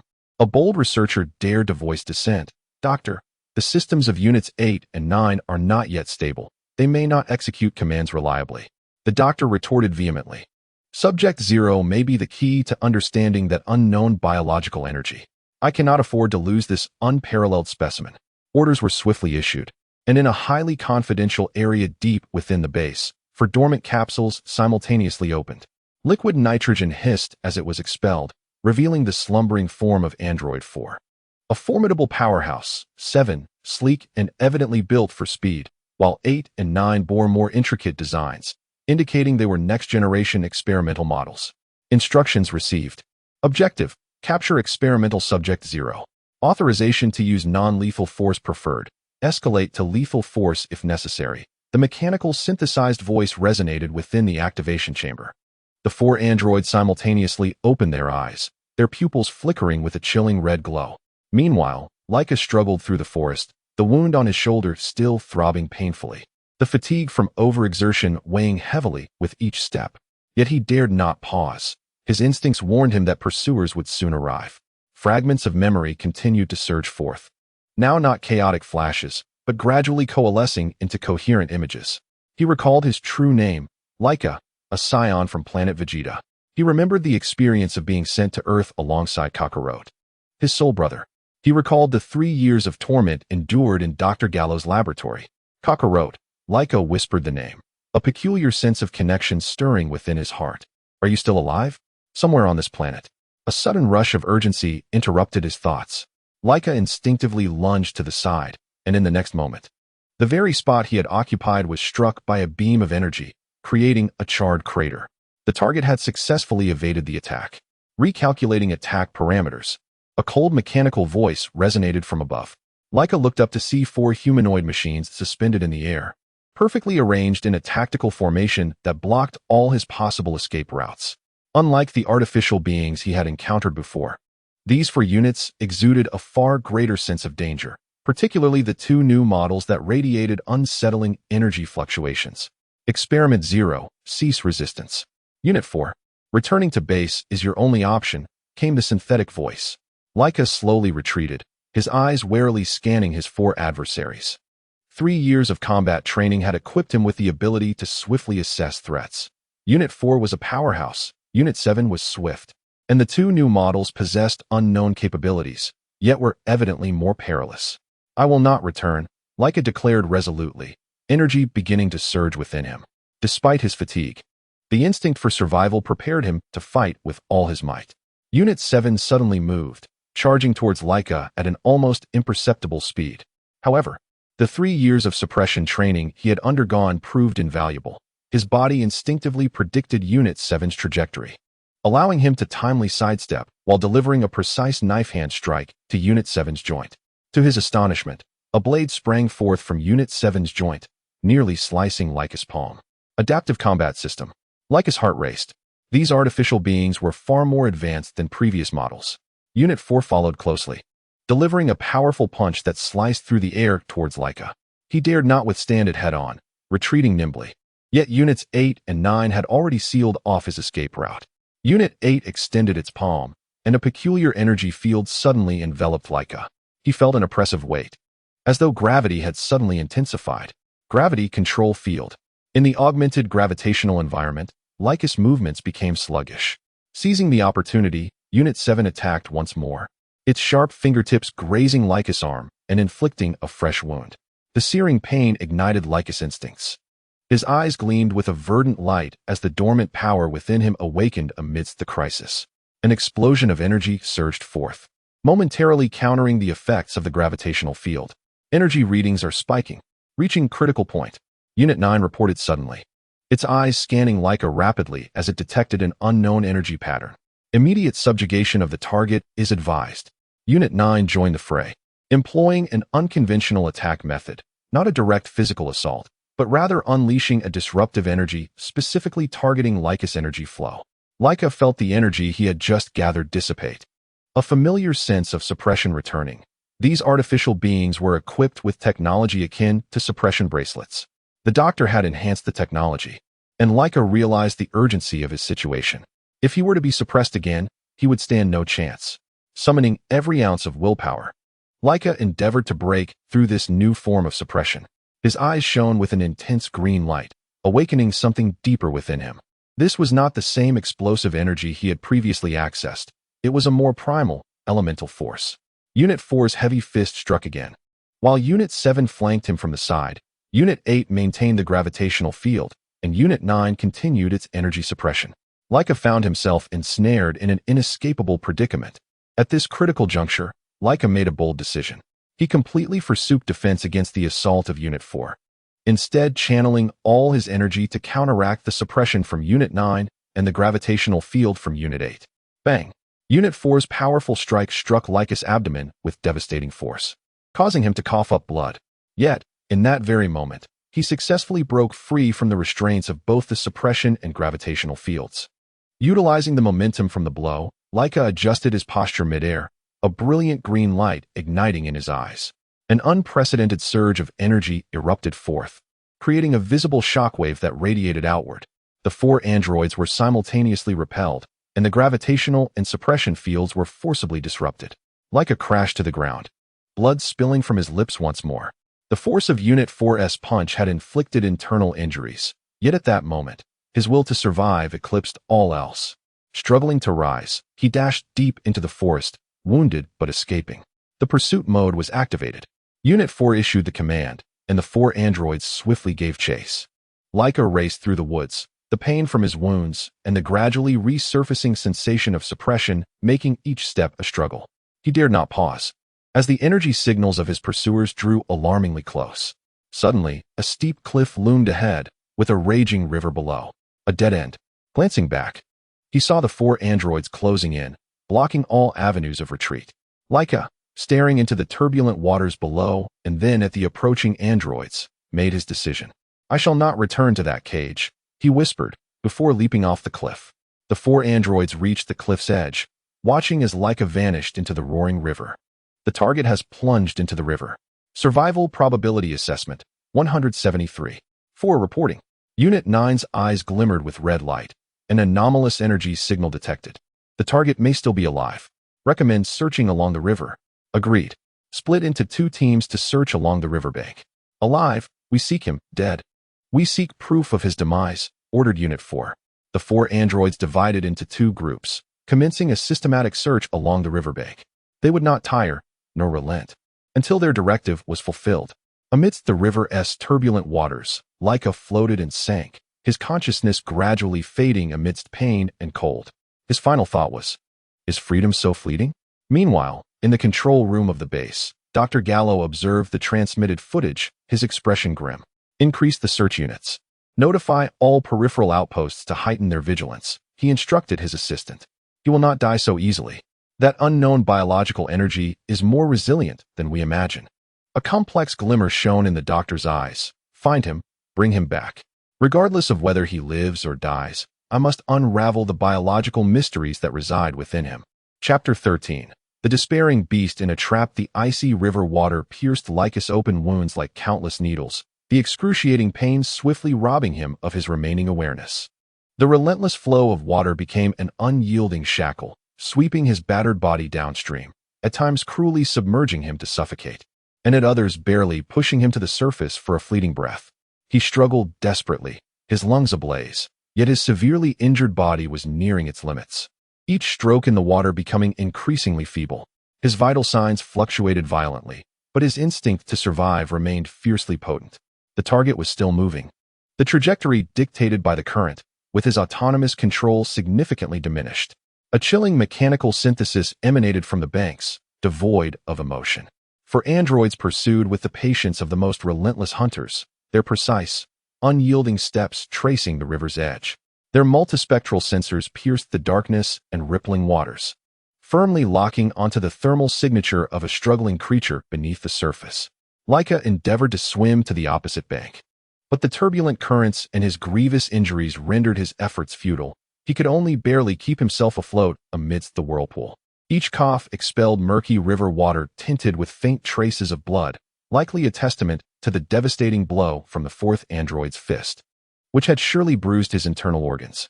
Based on the current rate of physical exertion and the injury impact model, it was estimated that complete exhaustion would occur in approximately 17 minutes and 34 seconds. The 9th android coolly reported, its analytical module operating at high speed, indicating the presence of a waterfall terrain 347 meters ahead. It advised that the final interception should take place there, leveraging the geographical advantage to maximize capture probability while minimizing additional damage from the target's struggles. Laika heard the increasingly deafening roar of the waterfall in the distance, akin to the countdown of death itself.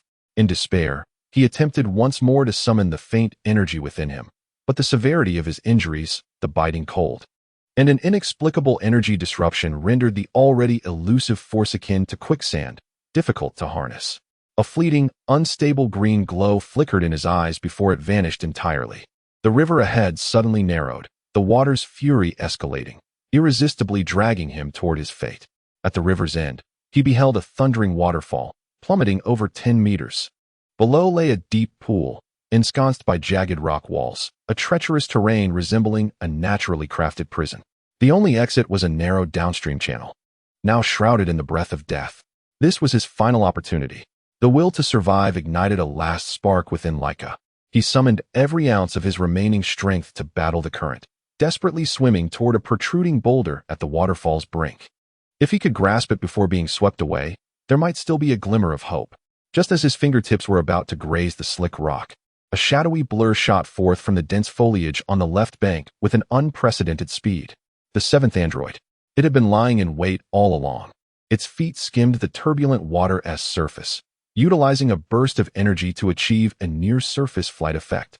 Its claws, glimmering with high-frequency vibrating particles, aimed directly at Laika's unprotected back. A surge of deadly peril sent chills down Laika's spine.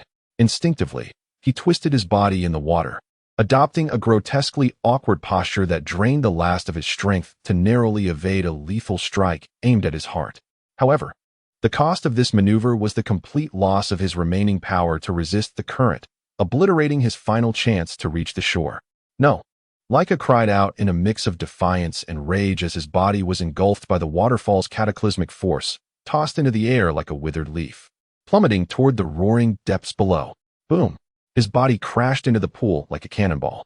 The tremendous impact nearly shattered his entire skeletal structure, plunging him into darkness as blood gushed uncontrollably from his mouth and nose, his consciousness teetering on the brink of oblivion. With indomitable willpower, he struggled to surface, coughing violently, each breath delivering agonizing, tearing pain to his chest. As he surveyed his surroundings, despair enveloped him. He was ensnared in a perilous predicament. The waterfall's deep pool was tightly encircled by nearly vertical, smooth, and damp rock walls, with the sole escape route leading downstream. Yet Unit 4 loomed like an iron tower, obstructing all hope. Unit 7, like a specter, reattached to the left rock face, its claws embedded in the stone, poised to strike. To the right, Units 8 and 9 stood resolutely, emanating an invisible force field that subtly distorted the surrounding air. The net was cast. Escape was impossible. The terrain was sealed, and the probability of survival plummeted below 1%. Executing the final capture protocol, priority. Ensure the integrity of the living specimen. Unit 4 issued the command, its heavy mechanical limbs advancing step by step into the frigid waters, approaching Laika. Forced back to the edge of the pool, Laika pressed his back against the icy, piercing rock wall. Pain, cold, exhaustion, and the pervasive sensation of suppressed energy surged over him like a tidal wave, draining his strength. Even the latent energy within him seemed entrapped and stifled, difficult to awaken. Unit 7 launched the first attack. It propelled itself off the rock wall with a powerful kick, the brief ignition of its miniature thrusters propelling its body downward like a released arrow, its high-frequency vibrating claws slicing through the air with a nauseating buzz. Aimed directly at Laika's face. The speed was far beyond what had preceded it. Laika's pupils constricted as he rolled sideways with every ounce of strength he could muster. Swoosh! Although he evaded the direct strike, Unit 7's claws grazed his shoulder blade, effortlessly tearing through his already tattered clothing and flesh, leaving a gash deep enough to expose bone. Blood gushing forth in an instant. Ack! Laika gasped in pain, his body losing balance and collapsing into the shallow water, the excruciating agony nearly rendering him unconscious. Unit 4 advanced immediately, its massive mechanical arms sweeping toward him with unparalleled force, attempting to seize him at the waist. A flash of determination crossed Laika's eyes as he lunged forward, narrowly rolling beneath the enormous metallic limb. Boom! Unit 5's mechanical arm crashed down onto the rock wall Laika had just relied upon, sending shards of stone flying and creating a massive crater in the hardened surface. Why not kill me outright? Laika gasped, his voice trembling violently from pain and weakness, blood mingling with river water dripping from his chin. The directive prioritizes capture. Doctor, Glow needs a living specimen for in-depth research. Your body and data possess the utmost value. Unit 4 replied coldly, continuing its advance, its frigid electronic gaze locked onto him. Resistance would only amplify your suffering.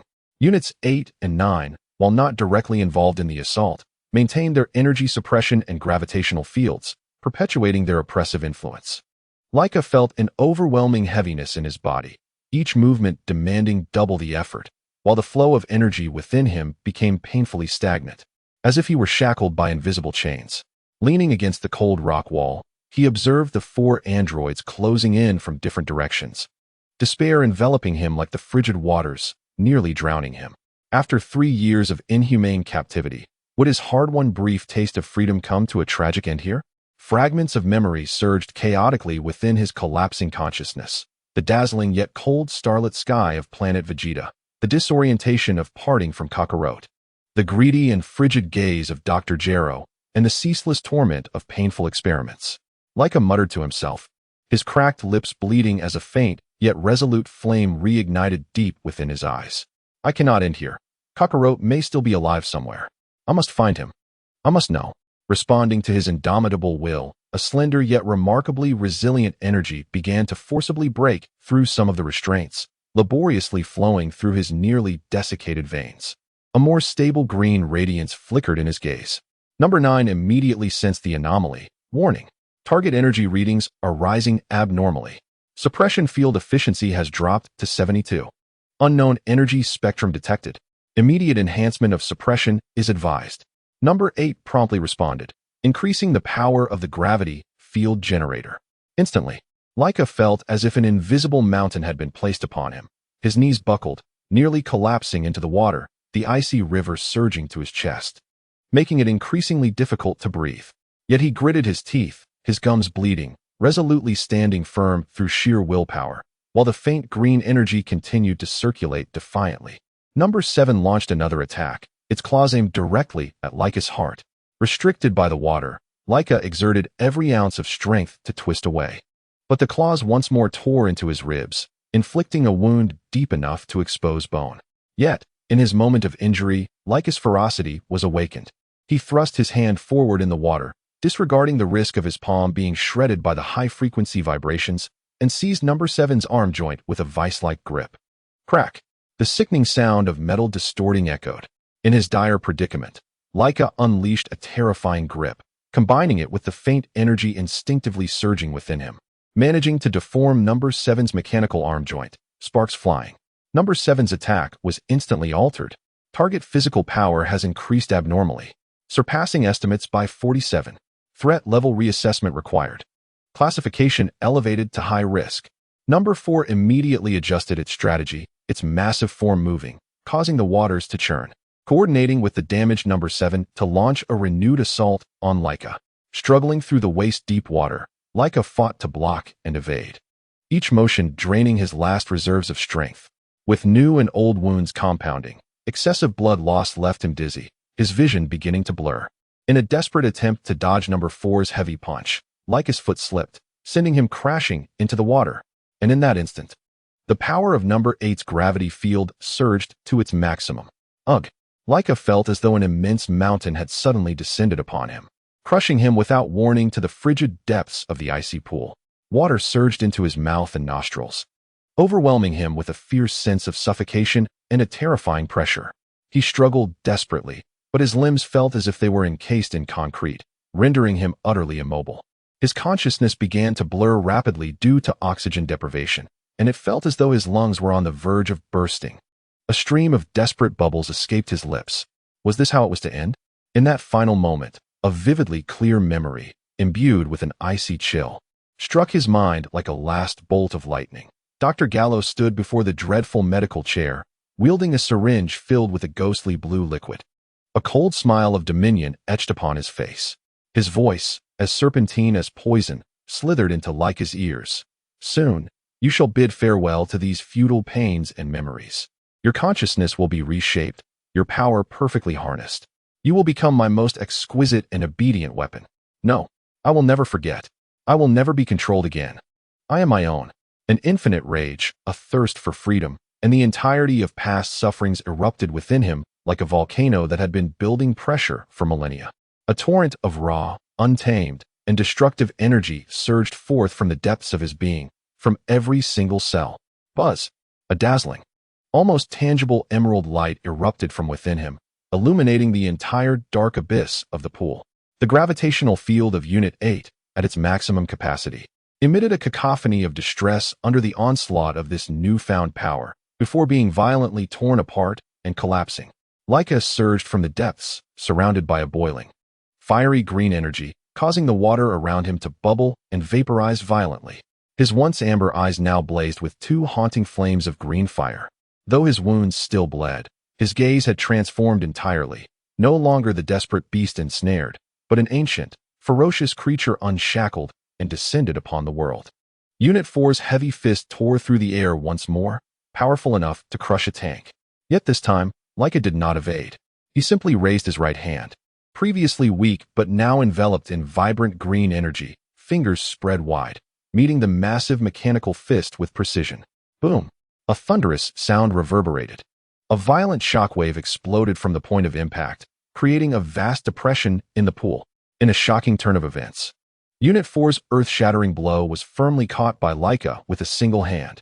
The enormous mechanical fist pressed against his small palm, unable to advance an inch. Impossible. This cannot be. The power readings exceed the sensor's limits. Unit 4's electronic eye flickered wildly. Even its cold processing core could not comprehend the unfolding reality. Unit 7 launched a surprise attack from the side, its claws aimed at Laika's temple. Yet, Laika did not even turn his head. With a swift motion akin to lightning, his left hand lashed back, striking first with a powerful punch that landed squarely on the chest plate of Unit 7. The resounding impact echoed. Crack! The sturdy alloy armor crumpled as if made of paper, shattering instantly. Unit 7 was propelled backward at a speed surpassing its original approach. Crashing against the rear rock wall like a cannonball, its body nearly embedding itself within. Sparks flew, parts scattered, rendering it completely inoperative. Unit 4 attempted to retract its arm and retreat to regroup for another offensive, but Laika was swifter still. In an instant, a flash of green light signaled his disappearance from sight, only to reappear before the immense metallic cranium of Unit 4. His right fist clenched tightly. Channeling a terrifying surge of green energy, he unleashed a direct and formidable blow. Boom! It resonated like the tolling of a colossal death knell. The once impenetrable head armor of Unit 4 shattered like fragile glass under the force of that strike. Its electronic eye dimmed instantly, and the massive frame staggered back a few steps before crashing to its knees in the water, internal systems erupting in a cascade of sparks and electric discharges, ultimately succumbing to a complete shutdown. Simultaneously, Units 8 and 9 cranked their energy suppression and gravitational fields to their absolute limits, making a final desperate struggle. However, alarms blared frantically from their apparatuses, their shells glowing red from overload, beginning to melt. Laika's surrounding green energy blazed like an absolute domain, repelling and crushing their power effortlessly. Warning! Warning! Energy levels of the target are incalculable, surpassing all cognitive models. System overload. Unable to withstand. Immediate evacuation suggested. The alarm from Unit 9 abruptly ceased. Laika slowly turned, his gaze locking onto the last two targets. He raised his hands, two spheres of highly compressed, fiercely burning green energy rapidly coalescing in his palms, radiating an aura of annihilation. Impossible. Even the emotionless Unit 8's synthetic voice seemed to quaver with disbelief. Laika offered them no chance. With a sudden thrust of his arms forward, he unleashed a cataclysmic force. Boom! Two immense torrents of green energy erupted forth, not in the form of energy waves, but as two savage, pure impacts, instantly engulfing Units 8 and 9. Their frail forms stood no chance against this devastating force, vaporized and disassembled in an instant, leaving no remnants behind. The energy torrents continued unabated, crashing violently against the rock face by the pool. A thunderous roar resounded. The entire rock wall trembled violently, a cascade of stones tumbling down, even the waterfall's flow momentarily stalling. At the epicenter of the explosion, the rock face was utterly evaporated, leaving behind a vast, unfathomable chasm. After releasing such a devastating strike, Laika's surrounding green energy rapidly receded like a tide. An overwhelming, debilitating weakness surged through him, far surpassing any prior experience. He staggered, collapsing to his knees in the pool, supporting himself with trembling hands, gasping for breath. As if every ounce of his strength had been completely drained by that single blow. He lifted his head, surveying the destruction he had wrought. A flicker of confusion and shock crossing his eyes. Was this the power within him? Yet the crisis was far from over. From the distant sky, the familiar sound of armed helicopter engines approached, with more red dots rapidly closing in. Dr. Glow would never concede defeat. Laika gritted his teeth, struggling to rise from the depths of the pool, dragging his once again immensely heavy body as he laboriously climbed the chaotic rocky wall, staggering deeper into the heart of the dense forest without a backward glance. With each step he took, it felt as though he were treading upon the razor's edge. Yet he dared not halt. Behind him, At the ruined waterfall pool, a feeble red light flickered desperately amidst a heap of nearly molten remnants belonging to Unit 9. After fragmented data transmitted back indicated an unknown energy spectrum that transcended comprehension, redefining the threat level and necessitating retrieval, that flicker of red light ultimately extinguished. Meanwhile, in the distant command center of the Red Ribbon base, Dr. Glow observed the final chaotic data segment received on the screen, alongside a high-definition snapshot of Laika, his eyes ablaze with an unfathomable green energy and an aura of fervor. A profound silence enveloped the command center, akin to the stillness of death. Suddenly, Dr. Glow gasped sharply, his body recoiling slightly in shock, his fingers instinctively clutching the edge of the console. The muscles in his face twitched, first in disbelief, then in unprecedented, nearly frenzied brilliance erupted from his eyes. His voice, hoarse from excitement, turned sharp and nearly broke. What energy is this? What form is this? There are no matches in the database. Absolutely none. He lunged toward the screen, obsessively magnifying the details of the image, observing the boiling, unrecorded manifestations of energy, watching the readings far exceeding the limits of all instruments. Physiological structures undergo minor changes during energy surges. Pupil coloration and energy radiation exhibit a profound correlation with biological and emotional fluctuations. He muttered rapidly to himself, each revelation igniting greater exhilaration within him. This was not merely a biological energy surge. It was an entirely new, unknown, and formidable form of power, far surpassing all my previous research, even eclipsing the design theories of artificial weaponry. He abruptly turned, his face contorted with elation, roaring at his stunned assistants and staff. The sound reverberating throughout the command center. Activate. Mobilize all base defense forces. Deploy all tracking units. Recall all special operations teams on missions. Alert all peripheral outposts to heighten vigilance. At any cost. Do you understand? At any cost. He nearly shouted, spittle flying. I must bring it back. It must be alive. This power. This unknown potential for evolution. It can only belong to me. To my research. It will irrevocably alter everything. This will be the key to the truly perfect ultimate weapon. In the thick forest, Laika trudged onward with great difficulty. He was unaware of his surroundings or direction, with only a singular thought sustaining him: to escape this place and survive. The terrifying power within him fell into a profound silence once more, as if it had never existed. Yet he knew that some things had changed forever. Chapter 14. The legendary first roar. Laika stumbled through the dense forest, each step accompanied by excruciating pain. The recent eruption of energy has drained him of all strength, rendering even the act of remaining conscious a formidable challenge. The wound on his back continues to seep blood, leaving sporadic crimson stains upon the fallen leaves. In the distance, the mechanical whir of machinery grows increasingly nearer. Clearly, Dr. Gero has dispatched additional pursuers, showing no intention of granting him even a moment's respite. Leaning against a sturdy tree, Laika strives to steady his breath. He attempts to summon the energy within him, yet only receives a feeble response. That astonishing power lies dormant, akin to a slumbering volcano that has erupted and now entered a state of hibernation. Life signals detected. Position confirmed. A chilling mechanical voice emanates from the left. Laika's heart tightens as he swiftly pivots to the right. Yet another squad of androids has already encircled him from that direction. This time, 3 new models, numbers 10, 11, and 12, approach, their designs sleeker, evidently optimized from previous iterations. Model 10 initiates the assault, launching an energy net from its wrist. Laika narrowly evades by rolling to the side. But Model 11 has anticipated his trajectory, delivering a precise energy blast that strikes his shoulder. Laika cries out in pain, colliding against the trunk of the tree. With old wounds unhealed, new injuries compound his plight, and his vision begins to blur. Model 12 refrains from direct engagement, instead establishing an energy barrier that seals off all potential escape routes. The target is now incapable of resistance. Execute capture protocol. Model 10 issues the command and advances toward Laika. Despair washes over him once more. Leaning against the tree, he watches as the 3 androids close in from various angles. His body has reached its limit. Standing itself has become a Herculean task. Just as Model 10's mechanical arm is about to make contact with Laika, an instinct deep within him is awakened. It is not rage, nor fear, but a more primal and pure essence, the instinct to survive, an insatiable yearning for freedom.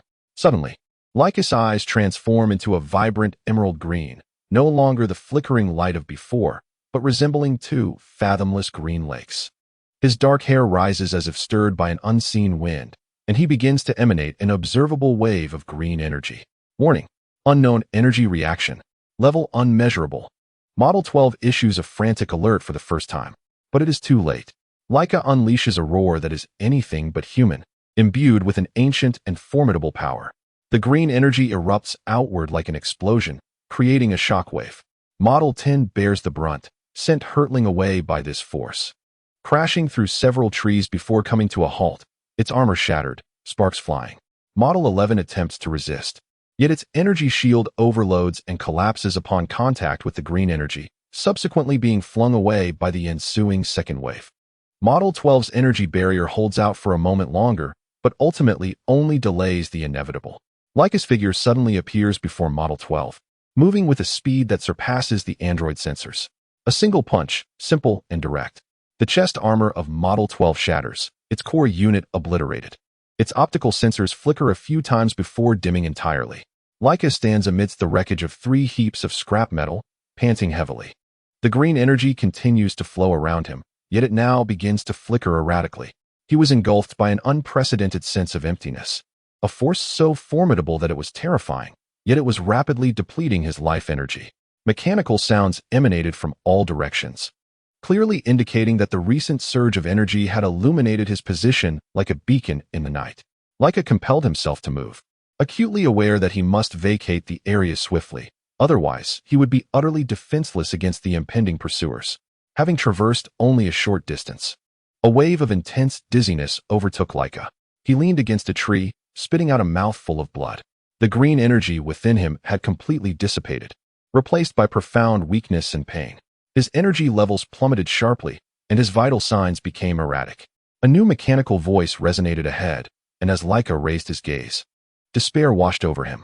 A contingent of robots had arrived, mere mechanical entities, yet they had evidently assimilated the data from the prior skirmish, adopting a more cautious strategy. They encircled him from a distance, persistently bombarding him with energy shots to harass him. Laika struggled to evade their advances, but his speed had diminished significantly. A beam of energy grazed his thigh, leaving a charred wound. He stumbled and fell, barely able to rise again. The robots drew nearer, their mechanical arms transforming into capture devices. The target was too feeble to resist. Just as the command was uttered, a sudden explosion and cries erupted from the far end of the forest. It was not the clamor of machines, but the panicked exclamations of humans and the sounds of energy weapons clashing. All the artificial beings simultaneously turned towards the source of the commotion, their sensors flickering erratically. Unauthorized armed forces detected. Priorities reassessed. The green robot issued a directive, temporarily abandoning the pursuit of Laika to address the new threat. Seizing this unexpected reprieve, Laika struggled to crawl toward a nearby thicket.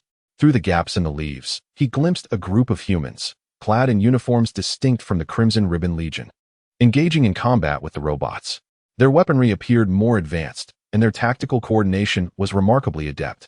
Were they enemies of Dr. Gero? The thought flitted through Laika's mind, but he had no time for contemplation. Amidst the chaos of the skirmish, he stealthily maneuvered deeper into the forest. Each step felt like treading on shards of glass. Yet he gritted his teeth and persevered. The sounds of gunfire intensified in the distance, culminating in a tremendous explosion. Laika glanced back to see a small mushroom cloud rising, evidently the result of a powerful weapon being deployed. All units, pay attention, prioritize addressing the new threat. Capture of Target 0 is temporarily suspended, but tracking is to be maintained. The green robot issued a new directive, leading the other artificial beings towards the conflict zone. Laika was oblivious to the origins of this unforeseen rescue, yet he would not squander the opportunity. Summoning his last reserves of strength, he sprinted deeper into the forest, until the sounds of battle gradually faded away. At last, he arrived at the edge of a small stream, his energy utterly depleted. Laika collapsed into the icy water, the cold current providing slight relief to the searing pain of his wounds. He gazed at his reflection in the water, marred and pale. Yet within his eyes flickered a glimmer of something new. It was neither memory nor knowledge, but a profound awareness. A terrible power lay dormant within him, a force he had yet to comprehend, and could not control. "What am I?" Laika murmured to himself, his voice trembling with weakness. There were no answers. Only the gentle murmur of the stream and the faint sounds of distant gunfire. He forced himself to take a few sips of water before struggling to climb to the opposite bank, seeking refuge in a hollow of a tree. He needed to rest, even if just for a fleeting moment. In the final moments before succumbing to slumber, he seemed to hear the furious roar of Dr. Gero in the distance, accompanied by the sound of some aircraft taking off. As consciousness gradually faded, Laika sank into a profound sleep. The wounds on his body still throbbed with pain, yet a new sensation stirred within him, not the explosive green energy, but a deeper, more ancient awareness. The turbulent energy within him, having experienced its first true awakening, was transforming its host in ways unforeseen. And this was merely the beginning. In a distant base, Dr. Gero gazed at the final images transmitted on the monitor, captivated by the pure green light in Laika's eyes, followed by the ensuing explosion of destructive energy. "Incredible," the doctor murmured, his eyes glinting with fervor. This power far surpassed the sum of all artificial beings. He turned to his assistant and commanded, "Suspend all artificial being projects. Reallocate resources. I must study this form of energy exclusively. Subject 0 must be retrieved. He is the key to our entry into a new era." The doctor's eyes reflected the still image on the screen. Laika stood at the center of the green energy, resembling a deity or demon descended upon the earth. "Regardless of what you are, you will belong to the Red Ribbon Army." Chapter 15. The price of freedom. Severe pain yanked Laika from his unconscious state back to reality. He found himself being roughly dragged across the forest floor, leaves and gravel scraping against his wounds. Two soldiers in unfamiliar uniforms flanked him, their gear clearly not belonging to the Red Ribbon Army. "Be gentle. This specimen is priceless." A man resembling an officer walked ahead, glancing back at Laika intermittently. To escape the pursuit of the Red Ribbon Army was no feat of an ordinary being. Laika attempted to struggle, only to be met with excruciating pain tearing through his body. The previous outburst had nearly exhausted all his energy, making even the slightest movement of his fingers a daunting task. Worse still, he felt the power within him retreating into a dormant state, unresponsive to his calls. "Don't waste your strength," the officer sneered. "We've injected you with a specialized suppressant that can inhibit your peculiar energy signature." It was then that Laika noticed a new restraining device encircling his wrist, less crude than Dr. Gero's, but suffocating nonetheless. These strangers had evidently studied his energy patterns. This suppressor was meticulously designed to counter his unique traits. The group abruptly halted as sounds emerged from the woods ahead. The soldiers immediately assumed a defensive posture, weapons raised towards the source of the noise. "Perhaps it is the Red Ribbon pursuers," the officer whispered, ordering them to prepare for combat. However, what emerged from the thicket was not an artificial being, but a squad of Red Ribbon soldiers, led by none other than Dr. Gero's most capable assistant, Colonel Reed. "Release that specimen," Reed commanded coldly. "He belongs to the Red Ribbon Army." The officer laughed heartily. "It seems not all of Dr. Gero's subordinates are worthless after all. Regrettably, the subject of this experiment now belongs to us." Instantly, both sides engaged in a fierce exchange of fire. Energy beams crisscrossed through the woods, and explosions reverberated incessantly. Laika was cast aside, momentarily unattended. This was his final opportunity. Enduring excruciating pain, Laika crawled deeper into the thicket. The gunfire behind him intensified, clearly indicating that both factions had committed greater forces. Occasionally, stray bullets whizzed past him, leaving charred marks on the tree trunks. After crawling several dozen meters, Laika leaned against a tree, gasping for breath. The effects of the suppressants rendered him dizzy, yet he forced himself to remain alert.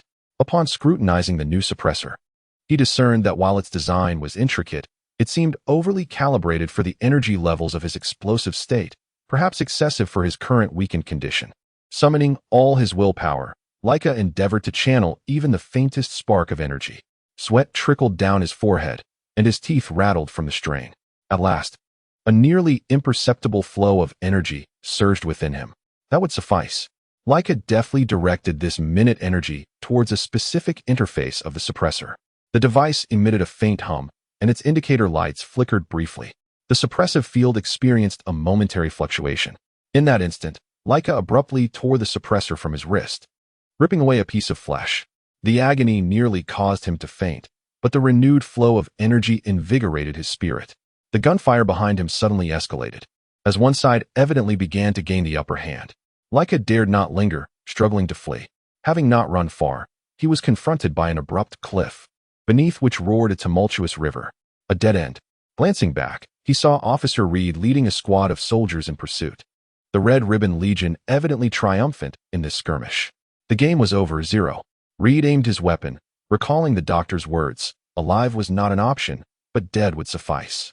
Laika gazed at the raging waters below, then at the approaching soldiers. At least 30 meters high, jumping down in his current state would likely spell disaster. Yet, to refrain from jumping would likewise be fatal. Suddenly, from a distance, familiar mechanical whirring reached his ears. 3 androids, evidently new units dispatched by Dr. Gero, emerged from another direction within the forest. Their objective was clear: Laika, with a cliff in front, pursuing soldiers behind, and androids flanking him. He found himself in an utterly desperate situation. Officer Reed, evidently caught off guard by this turn of events, immediately ordered his soldiers to pivot and confront the androids. Damn Gero, can't he even trust his own? The two factions resumed their firefight, granting Laika a precious moment to breathe. Yet he understood that regardless of which side triumphed, his fate remained unchanged. He had to take a risk. Drawing a deep breath, Laika approached the edge of the cliff. Just as he prepared to leap, he felt the dormant power within him begin to awaken. It was not the previous explosive green energy, but rather something deeper, more ancient. His eyes glimmered with green light once more. But this time it was not a furious blaze. Instead, it radiated a serene and profound calmness. Target energy readings were anomalous. An android suddenly reported, mode recognition, unknown. All combat units ceased fire, turning their attention towards Laika. He stood at the edge of the precipice, emanating a gentle green radiance. As the surrounding air seemed to quiver slightly, Officer Reed stared in astonishment at the monitoring device. The readings far surpassed any previous records. Quick, stop him. Soldiers and androids simultaneously opened fire on Laika, yet all energy beams were absorbed or deflected by the verdant glow as they approached him. Laika experienced an unprecedented clarity. No anger was needed, no despair. Power flowed naturally, as effortless as breathing. He raised his hand, and a soft yet unstoppable wave of energy radiated outward. There were no explosions, no destruction, yet all electronic devices ceased functioning instantaneously. Weapons overloaded and rendered useless, while the androids fell rigidly to the ground. The soldiers stared in panic at their now useless equipment, transformed into scrap metal. Laika did not linger. He turned and leaped off the cliff. This time, however, it was not a desperate fall, but rather a controlled glide. The green energy formed a protective layer around him, slowing his descent. However, just as he was about to safely land in the water, an overwhelming sense of weakness suddenly enveloped him. The green light dimmed sharply, and the protective layer dissipated. That previous state had consumed his last reserves of strength. Laika plunged heavily into the water, the tremendous impact rendering him completely unconscious. His body drifted downstream with the turbulent river like a rootless water lily, before losing consciousness entirely. A final thought flashed through his mind. The cost of freedom may be heavier than that of captivity. Time passed, and Laika awoke on a shallow bank. Every part of his body ached, but the most unsettling sensation was the complete silence of the power within him. It had not vanished. He could still feel its presence. Yet it was like a treasure locked away, beyond reach. Struggling to crawl ashore, Laika found himself in an entirely unfamiliar environment. In the distance, wisps of smoke curled upward, suggesting a village nearby. He needed assistance. Otherwise, in his current state, survival in the wild was impossible. Staggering toward the village, each step was sustained solely by sheer willpower. The wound on his back had become inflamed from the water, and fever began to cloud his mind. Just as he was about to reach the outskirts of the village, Laika could endure no longer and collapsed. In his fading vision, two blonde figures seemed to rush toward him. "Sister, there's an injured person here," a boy's voice shouted. "He-s still breathing, but he-s gravely hurt," a girl's voice responded. "We need to hurry and get Dad." Laika felt himself gently lifted, then succumbed to unconsciousness entirely. The heavy price of freedom had nearly claimed his life, but perhaps, just perhaps, in this strange world, he still possessed a glimmer of hope. Meanwhile, at the distant Red Ribbon base, Dr. Gero gazed furiously at the last transmitted footage of Laika surrounded by green light, followed by the moment when all equipment failed. This power transcends scientific explanation, the doctor murmured, his eyes glinting with a more fervent light. Whoever you are, whatever secrets you hold, I will find you and unravel your mystery. He turned to his assistant and commanded, initiate the Hound program. I want to mobilize all resources to retrieve Subject Zero. This time, there will be no mistakes. In the doctor's eyes, the screen reflected a frozen image of Laika standing at the edge of a precipice, enveloped by an enigmatic green energy. You cannot escape, my little experiment. You are my most precious discovery, and I shall never allow you to slip away. Chapter 16. A discovery in the woods. The afternoon sun filtered through the sparse clouds, casting dappled shadows across the woodland at the foot of Baozi Mountain. The siblings, Lazili and Lapisai, were gathering herbs, a weekly chore assigned by their parents. This forest, adjacent to the river, was rich with medicinal plants. Yet the adults had cautioned them against venturing too far. It was said that patrols from the Red Ribbon Legion occasionally roamed the depths of the woods, and some claimed to have encountered the mechanical creations of Dr. Gero. Look at this, sister. Is this the miraculous herb our father spoke of? Lapisai exclaimed, lifting a plant, his black hair glinting in the sunlight. He had heard tales of plants with special healing properties hidden deep within the mountains. Lazili approached, scrutinizing it closely, her own golden ponytail swaying gently with her movements.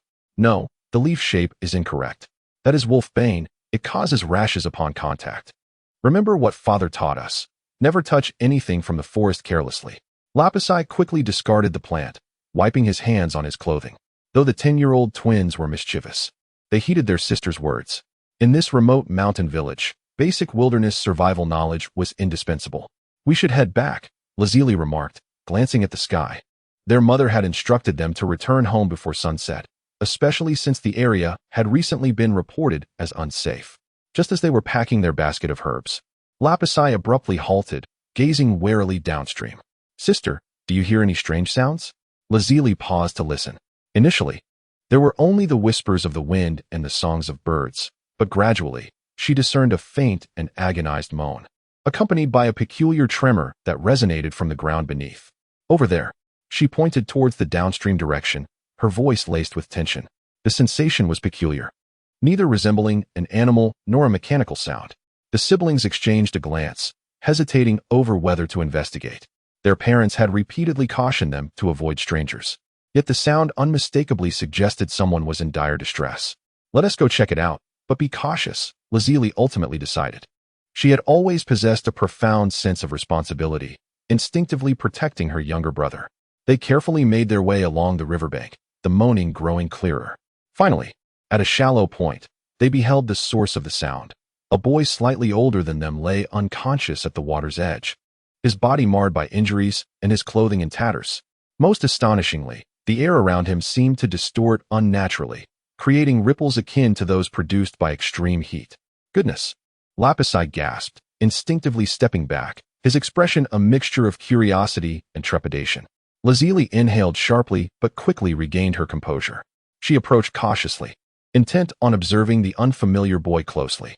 He possessed dark hair and eyes, his visage strikingly delicate yet hauntingly pallid.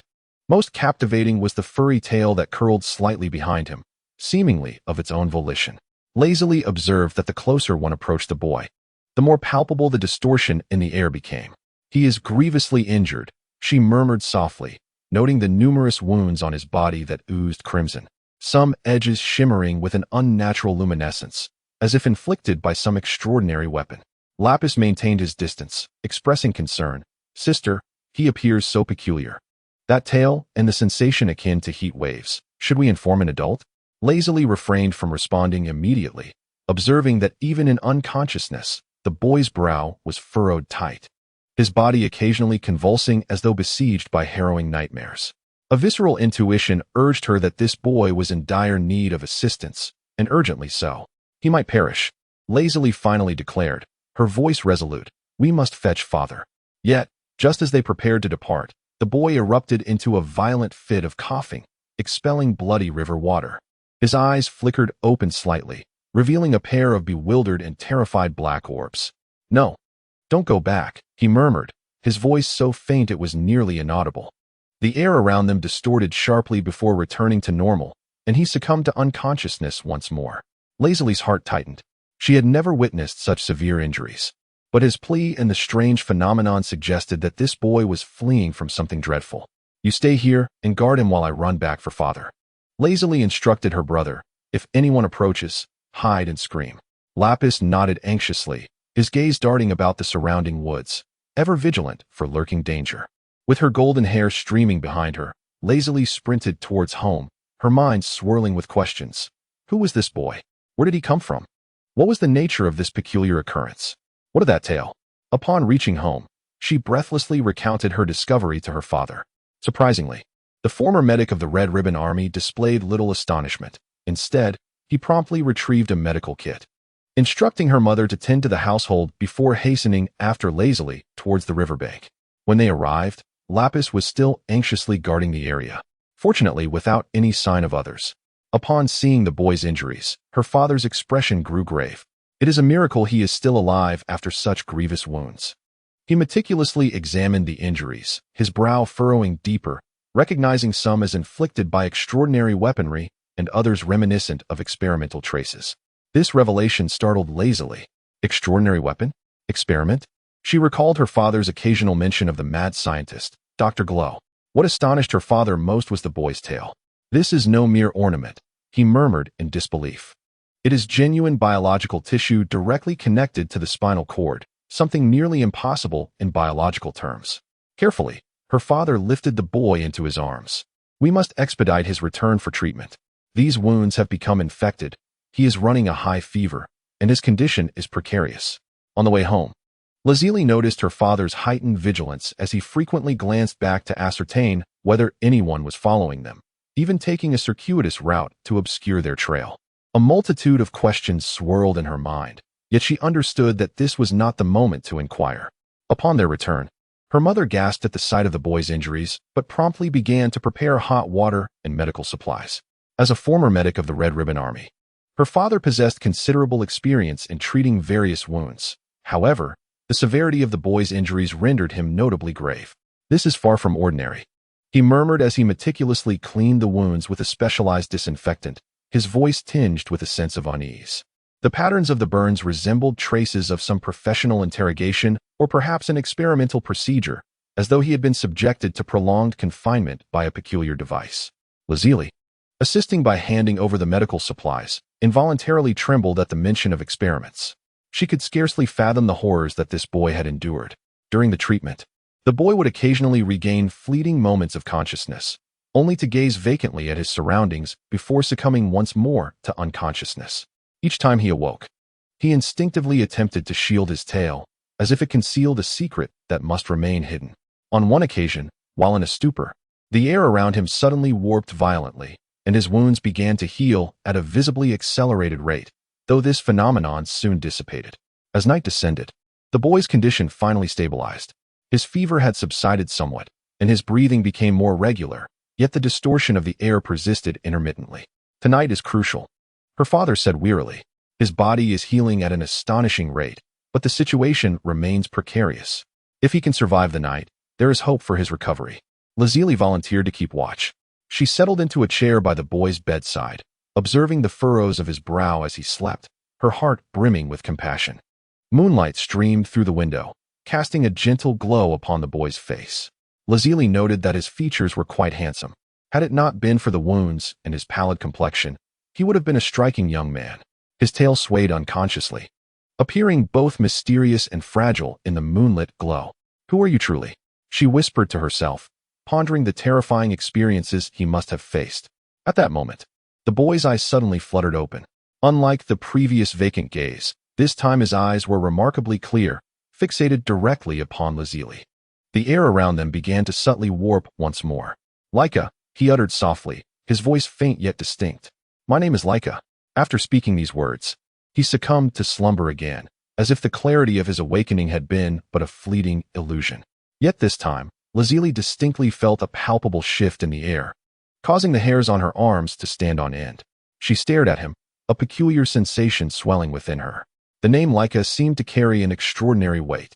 Outside, a full moon hung high in the sky, illuminating the forest, which breathed quietly in the night, as if safeguarding this boy who had just grasped the thread of life.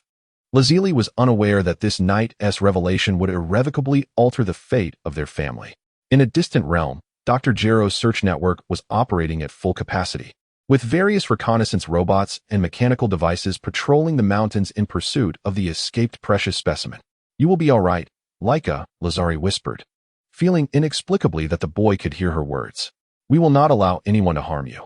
She gently grasped the boy's hand, oblivious to the way his tail instinctively curled in response to her promise. In the shadows untouched by moonlight, a faint glimmer emerged at the tips of the boy's fingers, only to quietly fade away moments later. Chapter 17. The stranger's family morning light filtered through the curtains, casting warm patches on the floor of the unfamiliar room. Laika awoke on an unknown bed, momentarily disoriented. The pain coursing through his body served as a stark reminder of his recent ordeals. Yet the comforting blankets and clean bandages hinted at a semblance of safety. The door creaked open gently, and Lazari cautiously peered in. Upon seeing Laika awake, a look of relief blossomed on her face. "You're awake. Do you feel better?" Laika parted his lips, but could not produce a sound. His throat was parched and painful, allowing only a faint nod in response. "Wait a moment. I will fetch father," Lazari said hurriedly before leaving the room. Shortly after, she returned with Dr. Norman. Dr. Norman meticulously examined Laika's injuries, his professional touch reminiscent of the assessments conducted in the laboratory, yet this time, the contact was imbued with evident care rather than the coldness of research. "The wounds show no signs of infection and are healing better than expected," Dr. Norman remarked, a hint of astonishment in his tone. "Given the severity of your injuries, this rate of recovery is nearly miraculous. I have never encountered such a metabolic rate." Laika attempted to speak again, this time managing a hoarse whisper. "Water." Lazari immediately brought a glass of warm water, carefully assisting him as he drank. The cool liquid soothed his parched throat, offering a momentary comfort. "Thank you," Laika murmured, his gaze shifting between the father and daughter. "Where am I?" "You are in our home," Dr. Norman replied gently. "My children found you by the river. You were gravely injured and have been unconscious for 3 days." Fragments of memories swirled in Laika's mind, fleeing, fighting, falling into the river, yet all remained shrouded in a thick fog. He recalled his name was Laika and a sense of imprisoned anguish, but the specific details eluded him. "I don't quite remember what happened," Laika admitted honestly, the feeling of confusion unsettling him.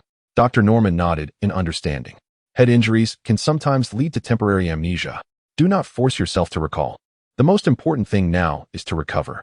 At that moment, cautious footsteps could be heard outside the door. Lapis peeked from behind the door, both curious and frightened as he observed the unfamiliar boy with a tail. "Lapis, come in," Dr. Norman beckoned. "Come meet Laika." Lapis slowly entered the room, his gaze fixated on Laika's tail. "Is that real? I mean your tail." Instinctively, Laika tucked his tail behind him, the movement causing a sharp pain that made him wince. Memories regarding the tail were also hazy, yet he instinctively understood it was something to be concealed. "Lapis."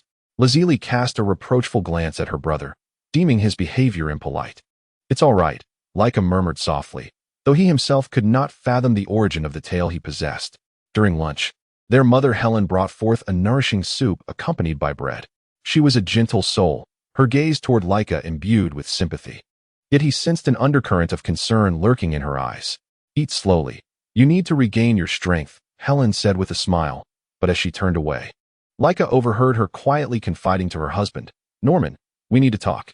In the afternoon, as Dr. Norman changed Laika's bandages, his expression bore a gravity greater than before. "Laika, there are certain matters I need to inquire about," he said cautiously. "Your injuries are rather peculiar. They do not appear to be the result of an accident, but rather," he hesitated, "they resemble those inflicted by some sort of energy weapon, and some marks seem indicative of prolonged experimentation." Laika's heart raced at the mention of the word experiment, stirring an inexplicable dread within him. "I don't remember," he admitted, his voice trembling involuntarily. "Doctor." Norman scrutinized his reaction before sighing. "I understand. Should you recall anything, please feel free to share it with me." As evening descended, Laika managed to rise from his bed and take tentative steps outside, with Lazili by his side, slowly ambling through the yard and inhaling the fresh air. It was the first time in his memory that he experienced such tranquility, devoid of pain or fear. Only the warm glow of the setting sun and the distant chirping of birds. "Why are you willing to help me?" Laika suddenly inquired. "I am but a stranger." and it is evident that I am somewhat unusual. He instinctively touched the tail protruding from behind him. Lazuli pondered for a moment. Father says that when one has the ability to assist others, they bear the responsibility to do so. She blushed slightly. And, you seem to be in need of help. Laika remained silent for a moment. In the foggy recesses of his memory, most individuals either sought to capture him or wished him harm. This selfless assistance left him utterly bewildered. Later that evening, Laika inadvertently overheard the conversation between the Normans in the kitchen. The signs of experimentation are unmistakable, Helen. Those wounds are too precise to be accidental. Do you believe he escaped from the Red Ribbon? Quite likely. Dr. Glow has been conducting all manner of inhumane experiments. But what if they come looking for him? We have children to protect. Laika's heart sank. The names Red Ribbon and Dr. Glow instinctively instilled fear within him. He did not wish to endanger this kind family. The following morning, Laika struggled to rise, resolved to depart. He stealthily approached the door, but was intercepted by Dr. Norman, who had already risen. I believe I must leave, Laika whispered. I do not wish to impose upon you. Dr. Norman shook his head. Seeing you off would be the true imposition. Where could an injured child go? But I might be dangerous, Laika replied uncertainly, a primal instinct warning him that something dreadful lay hidden within him. Dr. Norman placed a reassuring hand on Laika's shoulder. Listen, child. I do not know what you have endured, but that is all in the past. Here, you are safe. At that moment, the sound of vehicles echoed from outside. Everyone's expressions instantly tensed. Dr. Norman cautiously lifted a corner of the curtain and then breathed a sigh of relief. It was only old John from next door, presumably here to deliver herbs. However, Laika noticed that Dr. Norman's hand trembled slightly, and Helen pulled the children behind her. This family was clearly afraid of something. In the afternoon, while Lazuli accompanied Laika in the yard under the sun, she softly remarked, We have previously aided others in need, much like you. Laika gazed at her with curiosity. Her father had told her that there were wicked individuals in the world committing dreadful acts. Lazuli continued, her voice dropping even lower. We cannot turn a blind eye, even if it means taking risks. Suddenly, Laika understood. This family was not merely helping him. They were also evading something or resisting it. That night, Laika dreamt. In his dream, he stood beneath a starry sky beside another dark-haired boy, both resembling each other so closely as if they were brothers.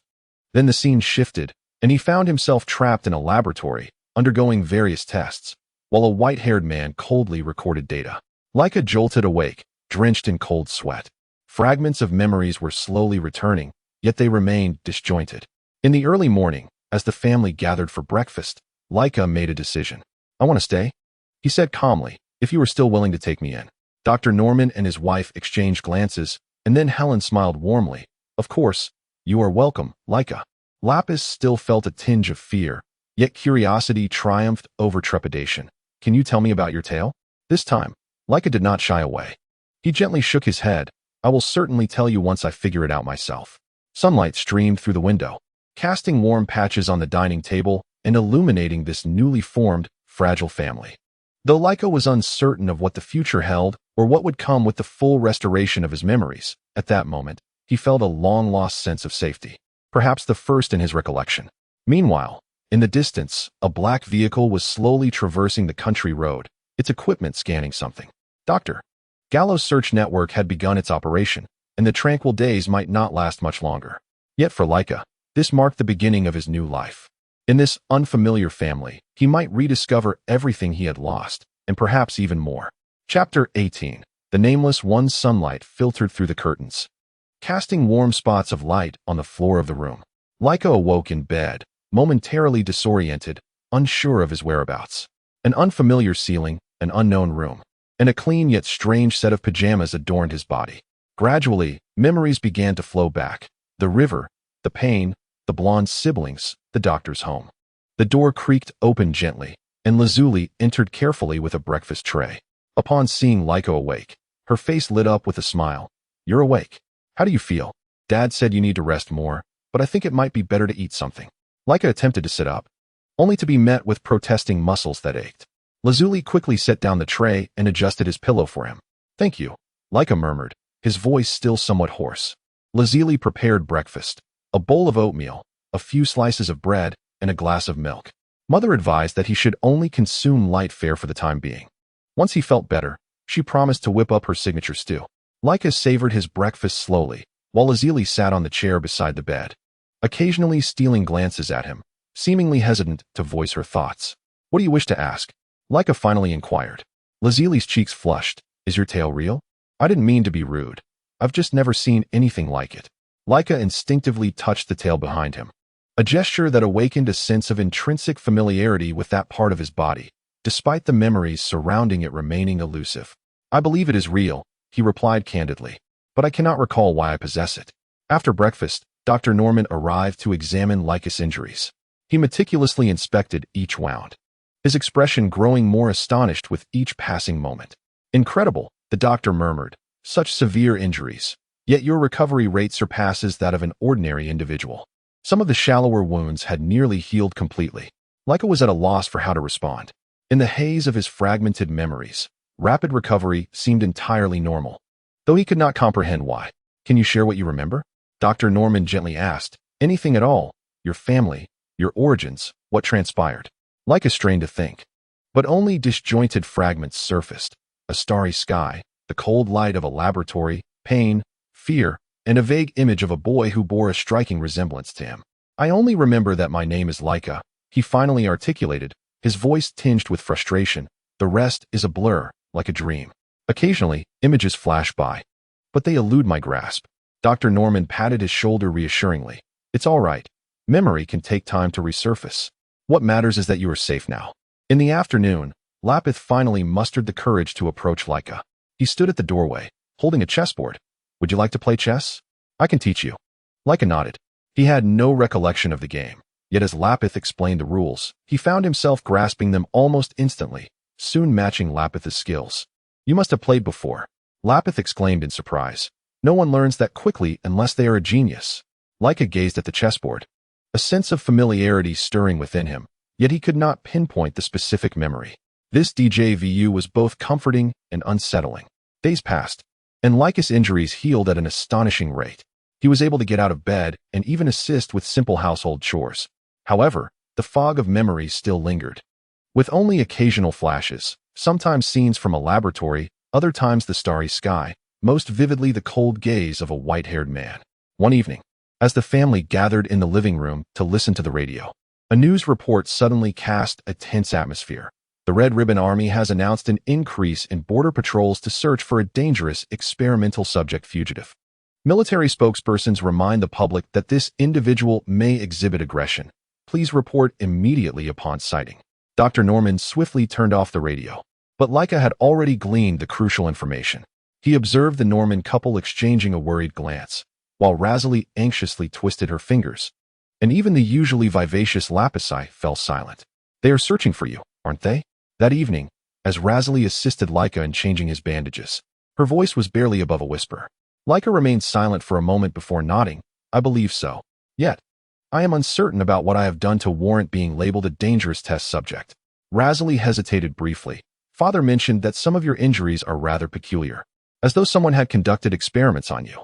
The term stirred a chilling fear within Laika, evoking a connection to the pain and terror embedded in his memories. Though he still could not recall the specific circumstances. The following day, Laika resolved to exert greater effort in recovering his memories. He closed his eyes, focusing his mind, attempting to seize the fleeting fragments of recollection. Suddenly, a sharp pain assailed his head, causing him to cry out involuntarily. A vivid image flashed through his mind. He was bound to a metal chair, while a white-haired man administered some form of injection. Laika, what is the matter? Razali rushed over, her brow furrowed with concern as she beheld his pale face. I have recalled some things, Laika gasped, a laboratory, a white-haired man. Dr. Norman was summoned and listened intently as Laika recounted that sudden clarity of memory. Did that white-haired man reveal his identity, or call you by name? The doctor inquired cautiously. Laika strained to remember. He referred to me as Zero. Yes, he called me Zero. Dr. Norman's expression darkened significantly. Zero is a designation frequently employed by the Red Satin Ribbon Legion to identify their test subjects, particularly in the projects of Dr. Gero. The atmosphere grew heavy with unspoken implications. Laika realized that he had not only lost his memories, but might also harbor a terrifying past. That night, Laika was plagued by a nightmare. In his dream, he returned to the laboratory, ensnared by various instruments, enduring indescribable agony. The white-haired man, Dr. Gero, coldly recorded data, referring to him as the perfect test subject. Laika awoke with a scream, drenched in cold sweat. The Norman family hurried to his side, recognizing that the horror of his nightmare was undoubtedly intertwined with his past. I cannot remember who I am, but from what I have recalled, Laika trembled. I might not be a good person. I could be dangerous. Helen gently clasped his hand. The past does not define an individual. What matters is the person you choose to become now. Razily nodded in agreement. And you are not dangerous. If you were, you wouldn't assist us with household chores or teach Lapisai the art of chess. Lapisai added softly. And you saved me from that tree when I was too scared to come down. Laika gazed at him in confusion. Did I do such a thing? The entire family fell silent. Lapisai hurriedly clarified. Just the day before yesterday, I had climbed too high in that large oak tree and was too frightened to descend. You swiftly climbed up to help me down. You were as agile as a monkey. Laika struggled to recall, but his mind yielded no relevant memories. It seemed he occasionally performed actions without retaining any recollection of them afterward. Dr. Norman's expression was grave. It could be a lapse in the memory recovery process. Some behaviors might be instinctual, lacking the formation of long-term memory. This revelation left Laika increasingly unsettled. If he could not even recall his own actions, what assurance did he possess regarding his own safety? A few afternoons later, while Laika assisted in hanging laundry in the yard, an unfamiliar black car slowly traversed the narrow path before the gate. The car's windows were tinted, obscuring the occupants from view. Yet Laika felt a surge of inexplicable trepidation, as if some lurking danger was scrutinizing him. Even more disconcerting was his realization that he had instinctively taken refuge behind the clothesline, his body adopting a concealed posture, as if responding to some primal instinct. The car did not linger and gradually receded from sight. However, Laika noticed that upon seeing the vehicle, Dr. Norman's complexion turned remarkably pale. That evening, the Norman family convened a meeting, Laika included. We believe it is prudent to temporarily vacate this place, Dr. Norman stated calmly, yet earnestly. The appearance of that car was no mere coincidence. The Crimson Ribbon Legion may be searching this area. Helen added, we have a distant relative by the seaside. We could stay there for a while. It is more remote and thus safer. Lazily and Lapise appeared both anxious and exhilarated. For the children, it felt like an adventure. Yet, Laika was consumed by profound guilt. This is all my fault, he murmured. I shouldn't. No, Dr. Norman firmly interrupted. We are assisting you not out of obligation, but because it is the right thing to do. After a brief hesitation, he continued. We also have our own reasons to evade the Crimson Ribbon Legion's attention for the time being. Laika realized that this family seemed to harbor their own secrets. Yet they were reluctant to divulge more, and he felt it inappropriate to press further. The decision had been made. They would quietly leave their home within a week and embark on a new life in a coastal town. For Laika, this signified bidding farewell to the place he had just begun to call home and stepping once again into the unknown. But this time, he would not be alone. That night, Laika stood in the yard gazing at the starry sky. One particular star suddenly captured his attention, evoking a strange sense of familiarity. He could not fathom why, but he sensed that this star was connected to his past. I will remember, he whispered to himself. No matter who I am or where I come from, I will reclaim my memories. In the night breeze, his tail instinctively swayed gently, as if in response to this vow. Laika was unaware of what awaited him ahead, but one thing he was certain of, regardless of his past, he now had someone to protect. Chapter 19. You are called Ramiel. The morning sunlight filtered through the blinds, casting bright streaks of light across the floor of the Norman family's living room. The family gathered around the dining table, the atmosphere more solemn than usual. Laika sensed that this was a significant moment, though he did not fully comprehend its implications. Dr. Norman cleared his throat, his gaze softening as he looked at Laika. We have decided to move, which signifies a new beginning. For you, this should also entail a new identity and a new name. Laika was taken aback. A new name? Does this mean relinquishing the only remnant of his identity? The name Laika? I understand this may sound somewhat abrupt, Helen gently added, yet the name Laika could pose a threat. Those in pursuit of you are aware of that name. We must sever all ties to your past completely. Lazuli gently touched Laika's hand. This does not imply you must forget who you are. It is merely a means of safeguarding you. Once the danger has passed, you may still reclaim Laika. Lapis nodded in agreement. Moreover, the new name is quite stylish. We have contemplated several options. Dr. Norman retrieved a slip of paper from his pocket. We considered a few names. all carrying connotations of protection or rebirth. Ultimately, we believe Ramiel suits you best. It signifies the guardian of light. Ramiel, Laika softly uttered the name. Strangely, it imbued him with an inexplicable sense of familiarity, as though it had been awaiting him all along. If you dislike it, we can certainly think of others, Helen hastily remarked, noticing Laika's uncertainty. Laika shook his head. No, I like it. Ramiel sounds wonderful. He paused, then repeated with renewed conviction, Ramiel. The entire family beamed with relief. Lapis even leaped up, clapping his hands. Splendid. Now you truly belong to our family. The ceremonial atmosphere was abruptly shattered by a series of urgent knocks at the door. The expressions of all present froze instantly. Doctor. Norman gestured for silence and cautiously approached the window to peer outside. It was the postman. He exhaled in relief, though his brow remained furrowed. He typically did not arrive this early. Dr. Norman opened the door and engaged in a brief conversation with the postman before returning inside with a letter. His complexion had turned pale. What is it? Helen inquired anxiously. Dr. Norman unfolded the letter and quickly skimmed its contents. It is a relocation notice. The Red Ribbon Legion has announced a health safety inspection for our area, mandating all residents must remain home for an inspection tomorrow. It states they are screening for a contagious disease. Lazuli gasped. They are searching for him, are they not? Under the guise of a health check. They are actually hunting for the escaped test subject. Most likely, Dr. Norman nodded gravely. Dr. Gero does not easily relinquish his valuable specimens. We must depart tonight. Ahead of schedule, the atmosphere suddenly grew tense and urgent. What was initially planned as a week of gradual preparation had now dwindled to mere hours. Helen immediately sprang into action. I will gather the essentials. Children, pack your belongings, taking only what is most crucial. Remember, we may need to hide for an extended period. Ramiel, formerly Laika, stood frozen, engulfed by guilt. It is all because of me. No, Dr. Norman firmly pressed his hand upon Laika's shoulder. We have long anticipated this day might come. The Red Ribbon Legion is not solely your concern. They are our adversaries as well. I once worked for them and possessed knowledge of secrets they wish to remain concealed. This statement hinted at the family's own secrets. Yet there was no time for elaborate explanations. In the ensuing hours, the family moved with the precision of a well-trained unit. Dr. Norman was responsible for critical documents and medical supplies, while Helen organized food and essential provisions. Lazuli and Lapis busied themselves with clothing and personal items.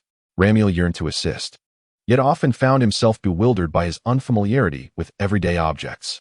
He discovered that even the simplest household tools appeared alien to him, as though he had never encountered them before. This sense of estrangement filled him with frustration. How much of his memory had he truly lost? What had transpired in Dr. Gero's laboratory? In the afternoon, as Ramiel attempted to help pack kitchen supplies, he inadvertently lifted a heavy storage cabinet with one hand, as if it bore no weight at all. The entire family stood in stunned silence, gazing at him in disbelief. Ramiel hastily set the cabinet down, apologizing. I didn't know I could do that. Dr. Norman approached, examining the cabinet and Ramiel's arms with a serious yet unperturbed demeanor. No strain? Doesn't tea feel heavy at all? Ramiel nodded, equally perplexed. Such occurrences seemed to have happened before, yet he could not comprehend why. Dr. Norman pondered aloud. This explains why you were able to recover from such severe injuries. Your physical capabilities far exceed those of ordinary individuals. Dr. Gero must have conducted some form of enhancement experiments on you. This revelation stirred a fragment of memory within Ramiel's mind. The laboratory, physical tests, astonishing data records, and the ecstatic expression of Dr. Gero. However, before he could grasp these fleeting images, they vanished. As dusk fell, an old delivery truck arrived at the back of the house. Dr. Norman's friend quietly assisted in loading the luggage, asking no further questions.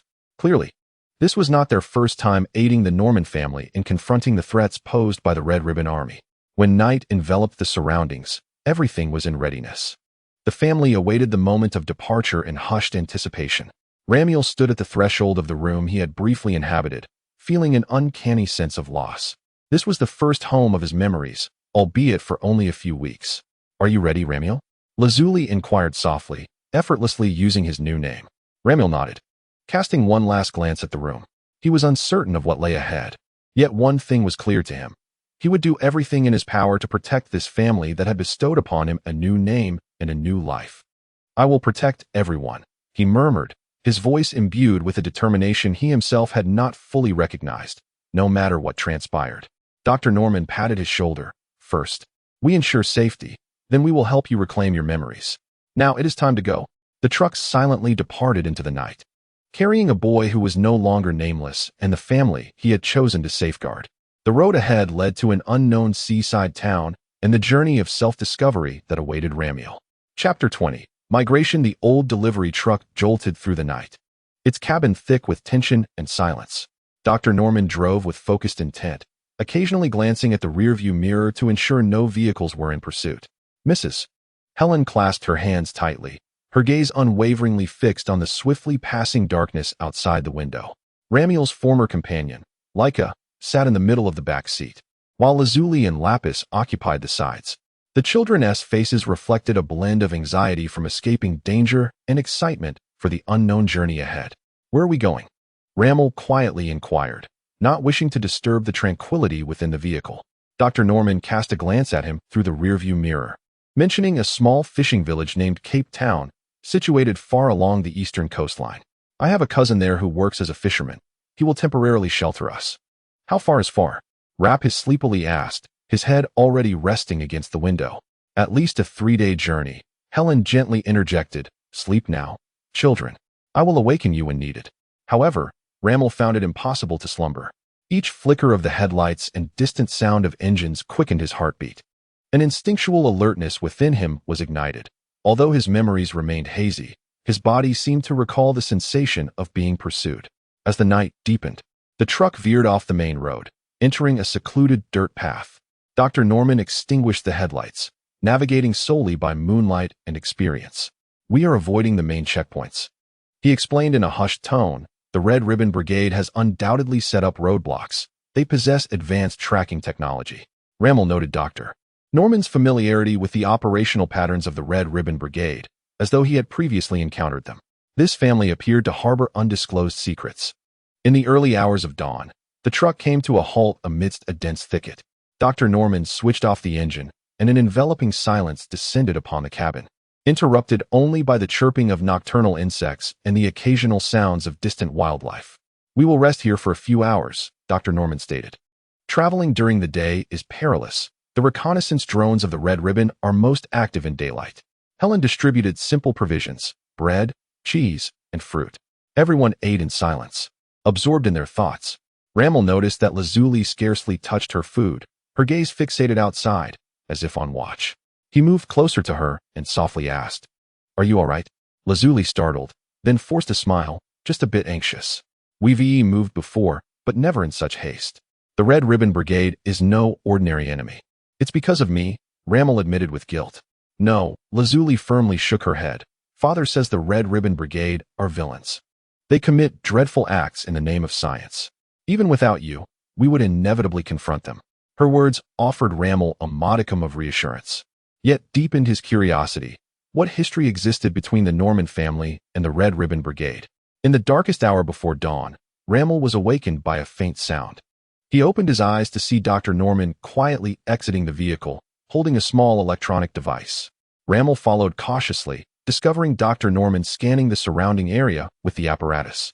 Just a precaution, Dr. Norman softly explained upon noticing Ramiel's presence. The Red Ribbon Brigade sometimes patrols remote areas with drones and thermal sensors. This device can detect their frequencies. You seem quite knowledgeable about their methods, Ramiel remarked cautiously. Dr. Norman paused for a moment, his expression grave in the moonlight. I once worked for them. This confession left Ramiel momentarily speechless. I was their military medic. Dr. Norman continued, his voice tinged with anguish. I believed I was serving the advancement of science until I uncovered those inhumane experiments. He turned his gaze towards Ramiel. I have perused certain experimental records detailing how they alter living organisms. Upon observing your wounds, it became apparent to me that the scars were inflicted by energy weapons and specialized restraining devices. A chill enveloped Ramiel. Do you think I am? I know not what you are, child, Dr. Norman interjected, his tone gentle yet resolute. But I am certain you did not volunteer to be a subject of experimentation. No one should endure such horrors. Dr. Gro's ambitions have long since transcended ethical boundaries. In that moment, Ramiel understood why this family was willing to risk so much to assist him. It was not solely out of kindness, but also an act of atonement. At dawn, they resumed their journey. Traveling by day posed greater hazards. Thus, Dr. Norman opted for a winding route, frequently altering their path to avoid lingering too long in any location. The following afternoon, a sudden downpour compelled them to take refuge at a dilapidated motel by the roadside. The proprietor, a one-eyed elder, cast a curious glance at the Normans but ceased to inquire further after accepting their payment. The room was cramped and rudimentary, yet it provided shelter from the elements. Helen prepared a warm soup using their portable electric stove, and the comforting meal temporarily alleviated the fatigue of their travels. The torrential rain persisted throughout the night. Ramiel lay upon the hard bed, listening to the rhythmic patter of raindrops against the roof, unable to find slumber. Periodically, he would rise and cautiously draw back a corner of the curtain to ensure no suspicious vehicles or figures lurked outside. His senses were remarkably heightened. He could hear sounds from afar and discern movements in the darkness that would elude ordinary perception, an ability honed during his time in the laboratory, now serving as a safeguard for his family. On the third morning, the weather cleared. They departed early, hoping to reach the coastline before nightfall. As they approached the eastern shore, the landscape gradually transformed. Flat farmlands gave way to rolling hills, and the air began to carry the briny scent of the sea. In the afternoon, the truck ascended a high ridge, revealing an expansive vista of the ocean shimmering like sapphire under the sun, a quaint town nestled beside the bay. Its white houses scattered like pearls across the verdant hills. Cape Town, Dr. Norman announced, his voice imbued with palpable relief. However, their respite was fleeting. Just before entering the town, at the final bend, Dr. Norman abruptly swerved the truck onto a concealed forest path. "What's wrong?" Helen inquired anxiously. "A checkpoint, Doctor." Norman replied tersely, his expression grave. "The Red Satin Brigade has reached this point. I have spotted their armored vehicles and scanning equipment." Everyone held their breath. Ramiel felt his heart race, the dread of being hunted surging within him once more. Dr. Norman retrieved an envelope from beneath his seat. "Here are the address and the key. You can traverse through the woods. It will take no longer than an hour. I will drive the truck away to divert their attention." "It's too dangerous," Helen protested. "There are no alternatives," Dr. Norman asserted firmly. "They are searching for the truck, not for pedestrians. In the next town, I shall rendezvous with you." The plan is hastily conceived yet imperative. Dr. Norman swiftly indicated the direction, while Helen discreetly disembarked with her 3 children, slipping into the dense woods. Ramiel glanced back one final time, witnessing Dr. Norman drive the truck back onto the main road, heading towards the checkpoint. In that moment, a profound sense of protectiveness surged within him for the family that risked their lives to assist him. Navigating through the forest proved more arduous than anticipated. With a compass in hand, Helen led the way, followed closely by Lazuli and Lapis, while Ramiel brought up the rear. To his astonishment, he discovered an innate familiarity with the wilderness, effortlessly identifying edible flora and potential hazards, moving almost soundlessly, akin to a natural-born hunter. An hour later, they reached the outskirts of the town. Based on Dr. Norman's described location, they found a cottage perched upon the cliff, overlooking the sea. The cottage appeared to have been uninhabited for some time, yet its structure remained intact. Helen unlocked the door, and dust danced in the sunlight. "We succeeded," she sighed, collapsing into a chair in the foyer. Lazuli and Lapis excitedly explored their new surroundings, momentarily forgetting the tension of their escape. Ramiel stood by the window, gazing at the distant horizon, his heart a tumult of emotions. As evening descended, Dr. Norman arrived safely. He had successfully diverted the attention of the checkpoint, taking a longer route to reach the town. When the family reunited in the cottage, sharing a simple dinner, a new hope began to blossom in their hearts. They were safe, at least for the time being. That night, Ramiel stood alone at the edge of the cliff, the sea breeze caressing his face, infused with salt and freedom. The ocean under the starry sky stretched endlessly, reminiscent of the starry expanse in his dreams. Along with the boy who bore a striking resemblance to him, Kakarot, he whispered the name that had suddenly surfaced in his mind, feeling an inexplicable connection to it. Footsteps approached from behind. Lazuli came to stand beside him. "Mom said you barely touched your dinner. What are you thinking about?" Ramiel paused in silence before replying. "I am pondering who I am, where I come from, why someone is pursuing me, and perhaps a person who could be my brother." Lazuli gazed at him in surprise. "Do you remember something?" "Only fragments." Ramiel shook his head. "But here, before this vast sea, I sensed that some things might gradually become clearer. Lazuli gently touched his hand. No matter what you remember, or where you are from, you are Ramiel, a part of our family. Ramiel looked at the golden-haired girl, warmth surging within him. Perhaps memories were not of paramount importance. What mattered was the present and the future. In the distance, the horizon bore a rising full moon, casting silvery light upon the shimmering waves. On the first night in their new home, Ramiel made a vow. He would protect this family that had granted him a new lease on life, regardless of the cost. Unbeknownst to him, far away, Dr. Glow stood before the surveillance screen, observing the last known location of the zero-energy signature, the very area they had just vacated. Expand the search area, the doctor ordered coldly. He could not hide forever. That power must be mine. Initiate additional reconnaissance units to scour the eastern coastline. Yet tonight, at least for this night, the moonlight over Cape Town remains tranquil, safeguarding a boy in search of his identity and the cherished new home he has found.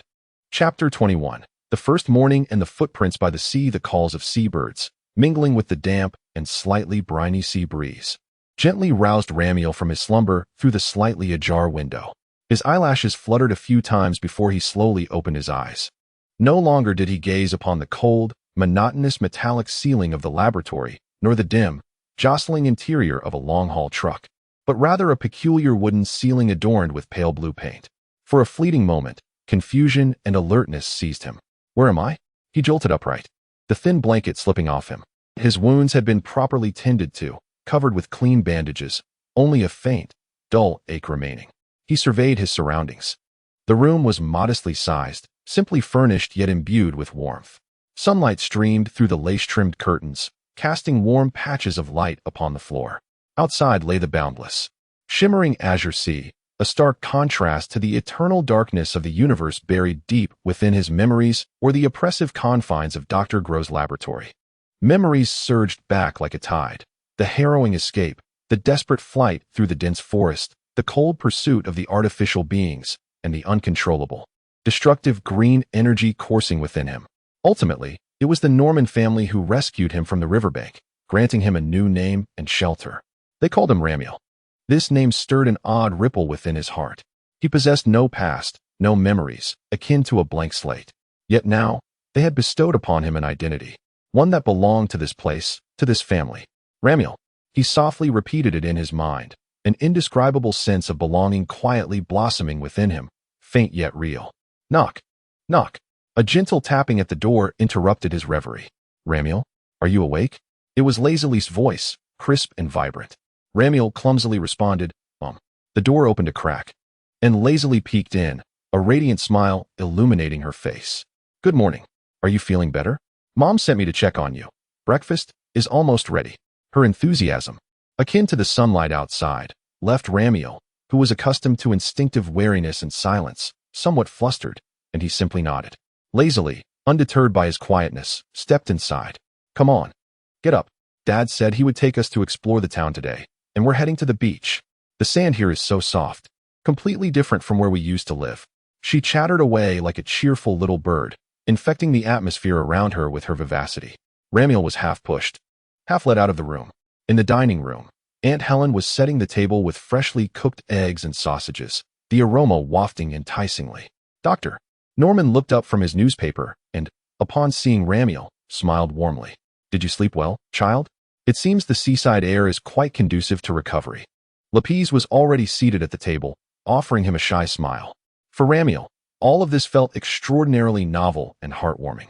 He sat down in silence, mimicking their mannerisms as he picked up the knife and fork, his movements somewhat awkward. The food was astonishingly delectable. He consumed it rapidly, almost ravenously. A habit cultivated over 3 years in the laboratory to replenish energy swiftly, lest he be deprived of the chance to eat. Helen gazed at him tenderly and added more to his plate, saying, Eat slowly. Dear, there is plenty more. Her eyes held no reproach, only affection. Dr. Norman chuckled. It seems the young man is quite famished. Eat well to gather strength for exploring your new home. Yet, a flicker of contemplation crossed his gaze, as he clearly noted Ramiel's extraordinary speed of consumption and the implications it might bear. After breakfast, Dr. Norman indeed took the 3 children out, as lazily had mentioned, to commence their exploration of the coastal town named Cape Town. The town was modest in size, characterized by colorful low-rise buildings that meandered along the coastline. The streets were clean and tidy, with few pedestrians who greeted each other amicably upon meeting. The sun shone brightly, and the sea breeze caressed their faces, lending an air of tranquility and ease to the surroundings. Rammel silently followed behind, curiously observing everything. The goods and shop windows, the drowsy cat napping by the roadside, and the fishing boats docked in the distance. Each scene profoundly captivated him, a former captive. Lazily and Lapis were evidently excited as well. In their previous urban life, they had seldom experienced such pure pastoral seaside beauty. As they walked, Dr. Norman remained vigilant, scanning the surroundings, particularly the sky. He was acutely aware of the diverse reconnaissance methods employed by the Scarlet Ribbon Brigade and knew he must remain cautious. Eventually, they arrived at a broad expanse of white sandy beach at the town's edge. The azure sea rolled in with white frothy waves, gently lapping at the shore before receding, leaving behind damp sand and an array of beautiful shells. "Wow!" exclaimed lazily, as she kicked off her shoes and dashed barefoot toward the sea. Followed by Lapis with a cheerful grin, Dr. Norman offered Rammel an encouraging smile, saying, "Go on, have some fun. Just be careful not to wet your wounds." However, he chose to remain in the shadows further back on the beach, maintaining his vigilance. After a moment of hesitation, Rammel followed suit, removing his shoes. As his feet touched the fine, soft sand, a wondrous sensation surged from the soles of his feet, warm, welcoming, and a tad ticklish. He cautiously took a few steps, gradually quickening his pace, running toward the siblings frolicking by the shore. The waves surged up, engulfing his ankles with a refreshing chill. He looked down, watching the water carry away the sand beneath him, causing him to sink slightly. This sensation was utterly liberating. Mimicking lazily, he raced along the beach, chasing the receding waves, and hurriedly retreated when the next wave approached, splashing water around him. Under the sun, a genuine, untainted smile, the first of its kind for someone of his age, bloomed on his pale face.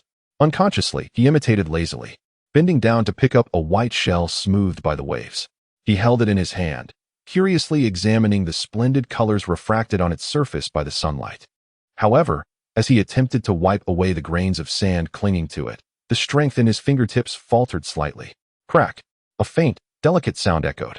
The exquisite shell shattered unexpectedly in his hand, breaking into several pieces.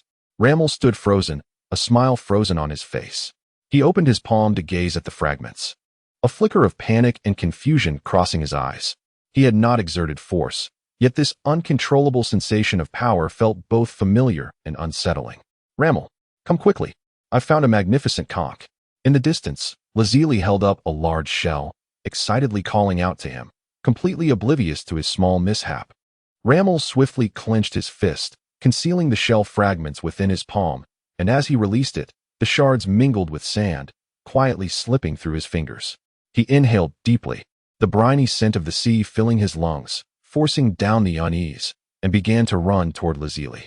At that moment, he wished only to immerse himself in this hard-won freedom and joy. Golden sunlight bathed him and his new family, casting long, intertwined shadows on the beach, as if foreshadowing the closely knit future that lay ahead. Dr. Norman watched from a distance, a complex expression of relief and concern gracing his features. He recognized Rammel's extraordinary qualities, fully aware of the dangers that accompanied them. Yet, witnessing this tormented boy finally laugh and play like an ordinary child strengthened his resolve to protect this new family member. The rhythmic sound of the waves echoed like a steady heartbeat, providing a soothing backdrop for this fresh beginning. However, far away, Dr. Glow's search network remained active, seeking the escapee imbued with incredible powers. On this morning in Cape Town, Rammel tasted freedom for the first time, confronting the inexplicable abnormalities within himself. This journey of self-discovery had only just begun. Chapter 22. The taste of home and hidden instincts. The sunset painted the horizon in resplendent shades of orange and red, as the waves gently caressed the shore, as if cradling flecks of gold. The four, exhausted yet exhilarated, walked across the cooling sand toward the seaside cottage glowing with warm light. Rammel trailed behind, his steps lacking the buoyancy of Lazili and Lapith, imbued instead with a tranquil nostalgia.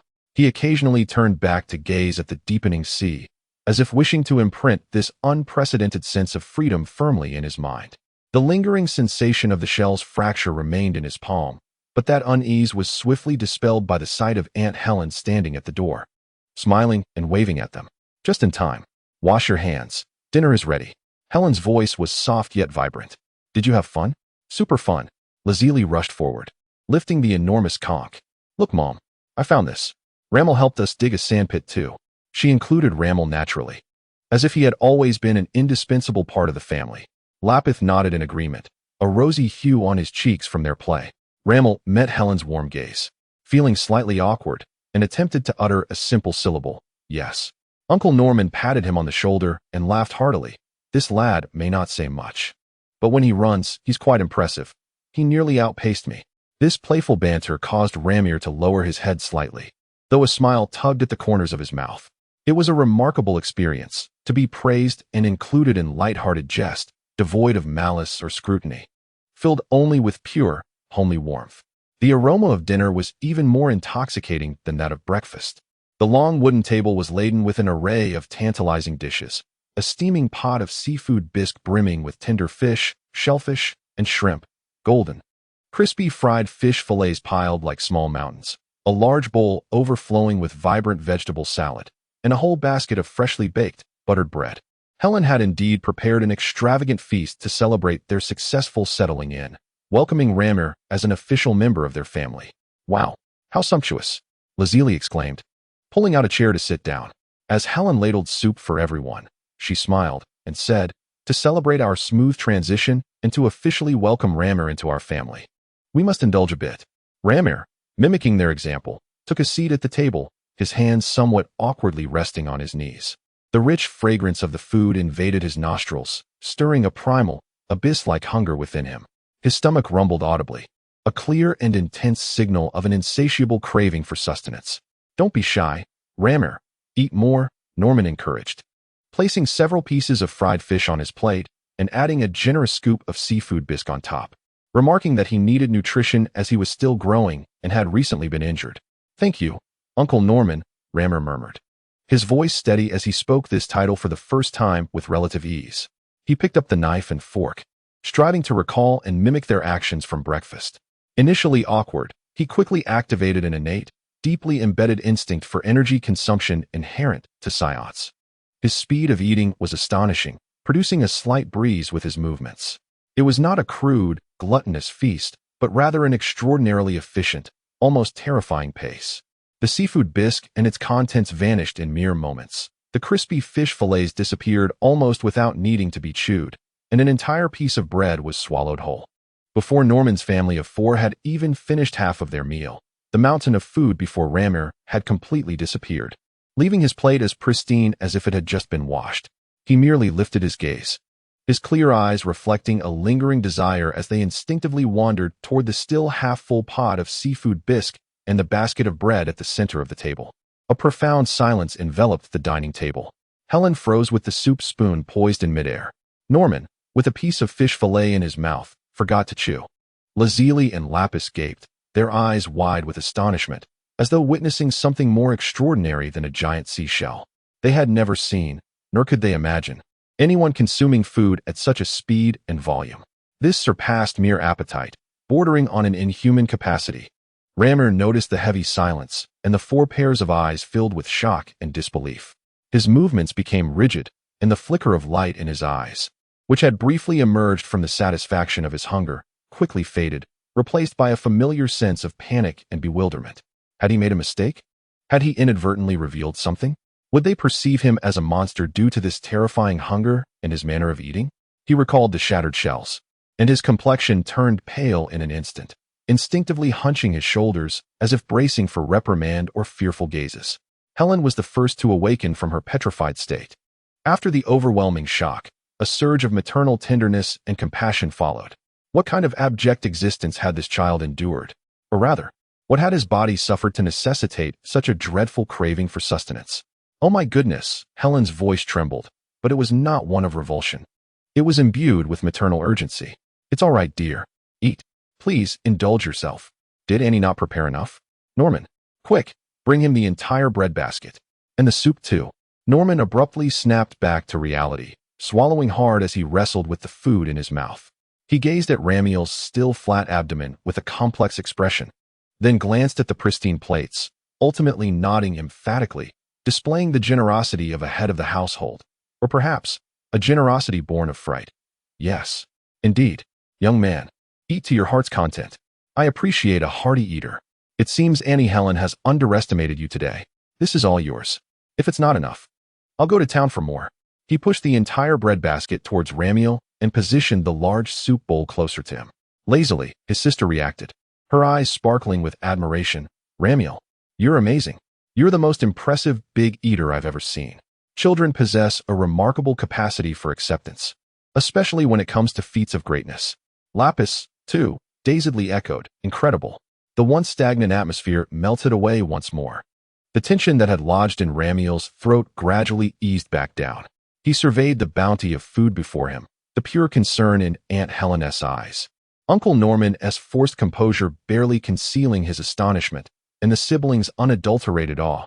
A bittersweet and fervent emotion surged within him. He lowered his head and murmured a soft thank you before diving back into the fray of consumption. Ultimately, this celebratory dinner concluded with nearly all the food on the table obliterated. Ramiel consumed an amount sufficient to sustain Norman's family of 4 for 3 days. Only after the last morsel of bread was devoured did he seem to find true satisfaction, exhaling gently, almost imperceptibly, as a serene expression of post-feast languor settled upon his features. Helen and Norman exchanged glances, each reflecting the same astonishment and a hint of concern about the financial implications of raising this child. The cost of merely feeding him would surely be substantial. Nevertheless, their resolve to embrace him remained unwavering. Chapter 23. Silent thunder. The mornings in Cape Town always commence amidst the cries of seagulls and the slightly briny sea breeze. For Norman's family, today held an additional significant agenda, escorting the children to the town school. Ramiel stood before the mirror, awkwardly tugging at his brand-new school uniform. The white shirt, blue trousers, and jacket felt to him like another form of constraint, yet unlike the suffocating lab coat and the cold restraints on his wrists, this confinement bore a peculiar sense of acceptance. You look splendid, Ramiel, Lazari exclaimed, bouncing into the doorway, dressed to the nines, her golden ponytail swaying energetically with every movement. Hurry up, we can't be late on the first day. In the dining room, Aunt Helen had prepared an exaggeratedly copious breakfast, an entire dozen of eggs, a towering stack of bacon, half a pot of oatmeal, and a whole loaf of bread. She watched as Ramiel devoured the food with astonishing speed. Her initial shock replaced by a complex blend of exasperation, amusement, and deep affection. Slow down, dear, don't choke, she gently reminded him, pouring a generous glass of milk.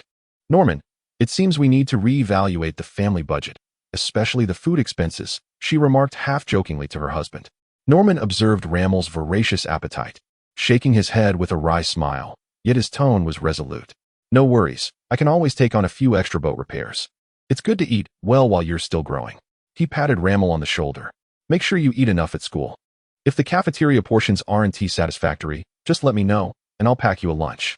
Ramiel swallowed the last bite of food, savoring the satisfying fullness in his stomach, and nodded appreciatively. Thank you, Uncle Norman, Aunt Helen. This unconditional acceptance and support warmed his heart profoundly. On the way to school, Lazari was particularly animated, eagerly sharing details about their new environment. Our homeroom teacher, Mrs. Brief, is really nice, though she can be a bit long-winded sometimes. Mr. Hanson, the gym teacher, is super strict. If you run slow, you have to do extra practice. Oh, and we can go to the cafeteria together during lunch. Their pork cutlet set is the best. Robbie's quietly trailed behind, occasionally adding a comment or two. Ramiel listened intently, striving to commit these details to memory. School was a wholly foreign concept to him. The lab had been filled solely with cold commands and tests, and now he was headed to a place said to be filled with knowledge and friendship. He felt a mix of anticipation and a subtle, unnameable anxiety. Seaside Town Primary School was modest, consisting of a 2-story teaching building and a spacious playground. Norman escorted the children to the entrance, offering Ramiel a few encouraging words before departing. As soon as he entered the classroom, Ramiel felt the weight of countless curious gazes fixed upon him. He was a new face, and his demeanor starkly contrasted with the sun-kissed, lively children of the town. His pale complexion and the calm, distant look in his eyes gave him an air of incongruity. Class, please settle down, A kind-looking middle-aged teacher with glasses, Mrs. Brief, clapped her hands. Today, we have a new student joining us. Let us give him a warm welcome. Please introduce yourself, dear. Ramiel stood at the podium, a multitude of eyes fixed upon him. A wave of mild discomfort washed over him, and his palms began to perspire slightly. Taking a deep breath, he recalled the words imparted by Aunt Helen. My name is Ramiel. His voice, though soft, resonated with clarity. I appreciate your guidance. Upon finishing, he executed a slight bow, a gesture he deemed the epitome of politeness. Following this simple introduction, he was assigned a seat behind Lazili and Lapis. The class commenced in earnest. For Ramiel, the cultural course represented an entirely novel and intriguing challenge. Mrs. Zilif inscribed mathematical formulas and textual content upon the blackboard, elucidating geographical and historical knowledge. He discovered that comprehending these subjects posed no significant challenge for him. His mind functioned like a parched sponge, previously devoid of exposure to moisture. Once the opportunity arose, it absorbed knowledge with remarkable rapidity. The logical reasoning and numerical calculations often unfolded in his understanding more swiftly than for most of his peers, enabling him to draw connections effortlessly. However, this process of absorption transpired in silence and introspection. He never raised his hand to speak, instead choosing to listen, observe, and contemplate quietly. Mrs.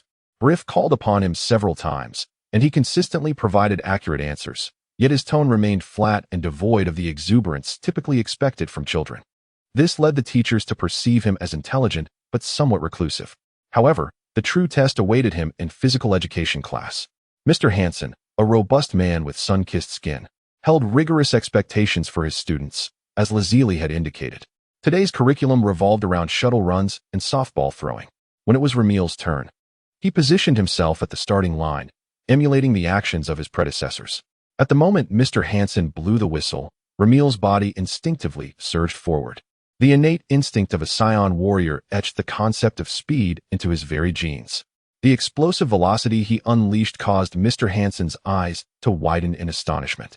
Yet, swiftly thereafter, complications arose. Ramiel soon realized he was moving too quickly. Out of the corner of his eye, he noticed his classmates had barely begun to run, while he was already nearing the turnaround point. The memories of shattered shells, the astonished expressions during dinner, and the news about the bent railings in the West City flooded his mind.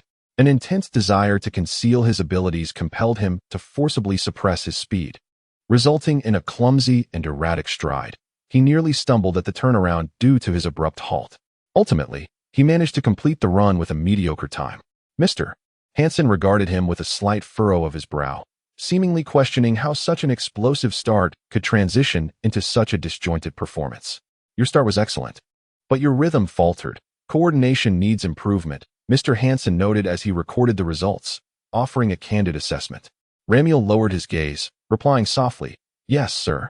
The subsequent softball throw proved even more challenging. Ramiel grasped the white ball, stitched with red thread, feeling its astonishing lightness. He was entirely uncertain of the force required. Imitating the actions of the students before him, he awkwardly swung his arm and cautiously released the ball into the air. The ball traced a lofty parabolic arc, soaring far beyond the measurement markers, ultimately landing on the grassy edge of the playground.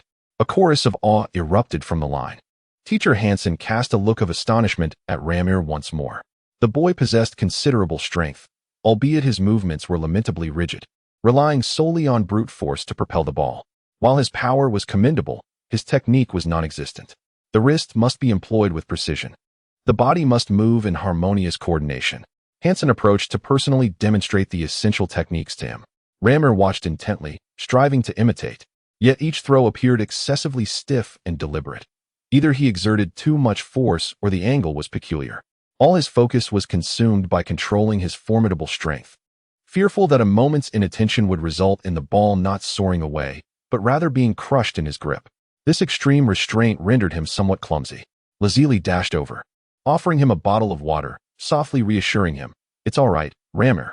When I threw for the first time, I barely made it halfway. With your strength, you'll surely throw farther in the future. Ramiel accepted the water, taking a sip, yet remained silent. Only he understood that those few minutes of physical education had exhausted him more than any fitness test he had ever endured. It was a fatigue steeped in mental tension. During the lunch break, the children frolicked freely on the playground. Most played in small groups, while Lazili was drawn away by several girls to play jump rope. Rammer, like Lapis, chose a relatively quiet corner.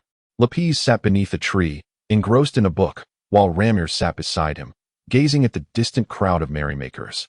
His expression serene, lost in thought. Suddenly, a cacophony of sharp barks and a child's cries shattered the afternoon tranquility. A large, scruffy stray dog had somehow infiltrated the playground, appearing agitated and frenzied as it growled menacingly, pursuing a small boy who had stumbled and fallen to the ground. The boy's face turned pale with fear, crying out yet unable to rise. The other children scattered in terror, shrieking loudly. The teachers rushed from the direction of the school building, though it was evident they would need a moment. Lapis, frightened, closed his book and gripped Ramir's arm tightly. However, Ramir's reaction was markedly different. As the wild dog lunged toward the fallen boy, Ramir's body reacted before his mind could catch up. A fleeting glimmer of icy sharpness flickered in his previously calm eyes. The instinct of a warrior tribe awakened. He sprang to his feet, not to flee, but instinctively stepped forward, lowering his body slightly into a remarkably aggressive stance.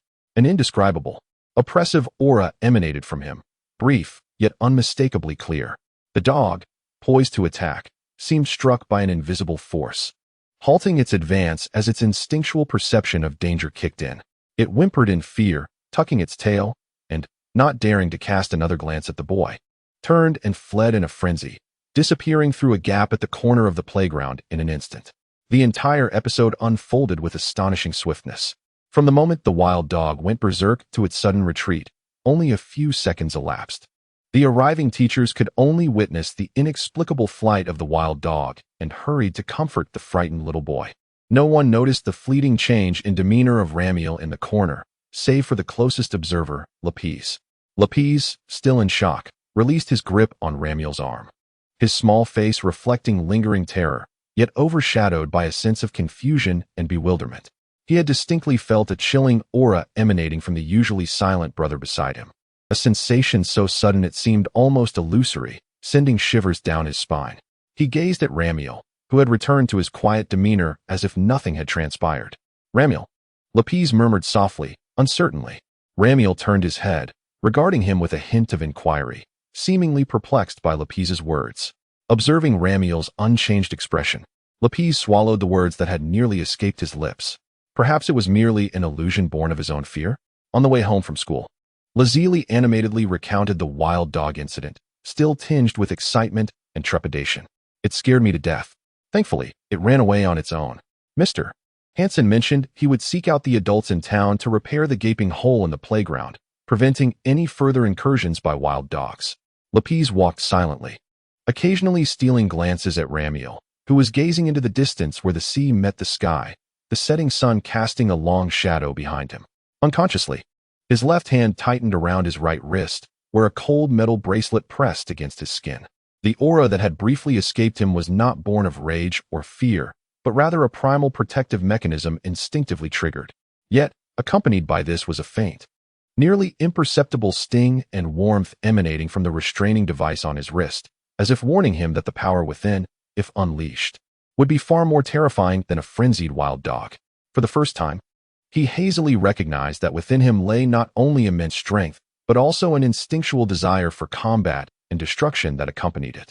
And controlling it seemed to be a far more arduous task than merely managing his physical might. Chapter 24. Lapis's confusion. The coastal town basked in radiant sunlight over the weekend, the sea breeze carrying a languid essence. Norman decided to take advantage of the splendid weather to perform routine maintenance on his fishing vessel, the Conch. This proposal was met with enthusiastic approval from the children, for the harbor was always a realm of adventure for Lazili and Lapis. At the breakfast table, a mountain of empty plates had accumulated before Ramiel. When Helen presented a platter of freshly baked muffins, his eyes lit up instantly. Norman, witnessing this scene, couldn't help but chuckle and shake his head. "It appears I must work harder at fishing. Otherwise, I might not be able to support you, young man." He playfully ruffled Ramiel's hair, his tone brimming with affection. The harbor was perpetually lively, the air infused with a unique mlang of fish, seawater, and oil. As fishing boats swayed gently with the waves, creaking softly, seagulls circled overhead, their cries echoing as workers busily loaded and unloaded cargo. mending fishing nets, creating a vibrant tableau of life. Rammer observed this scene with curiosity. In stark contrast to the sterile environment of the laboratory, this place was brimming with the essence of vitality.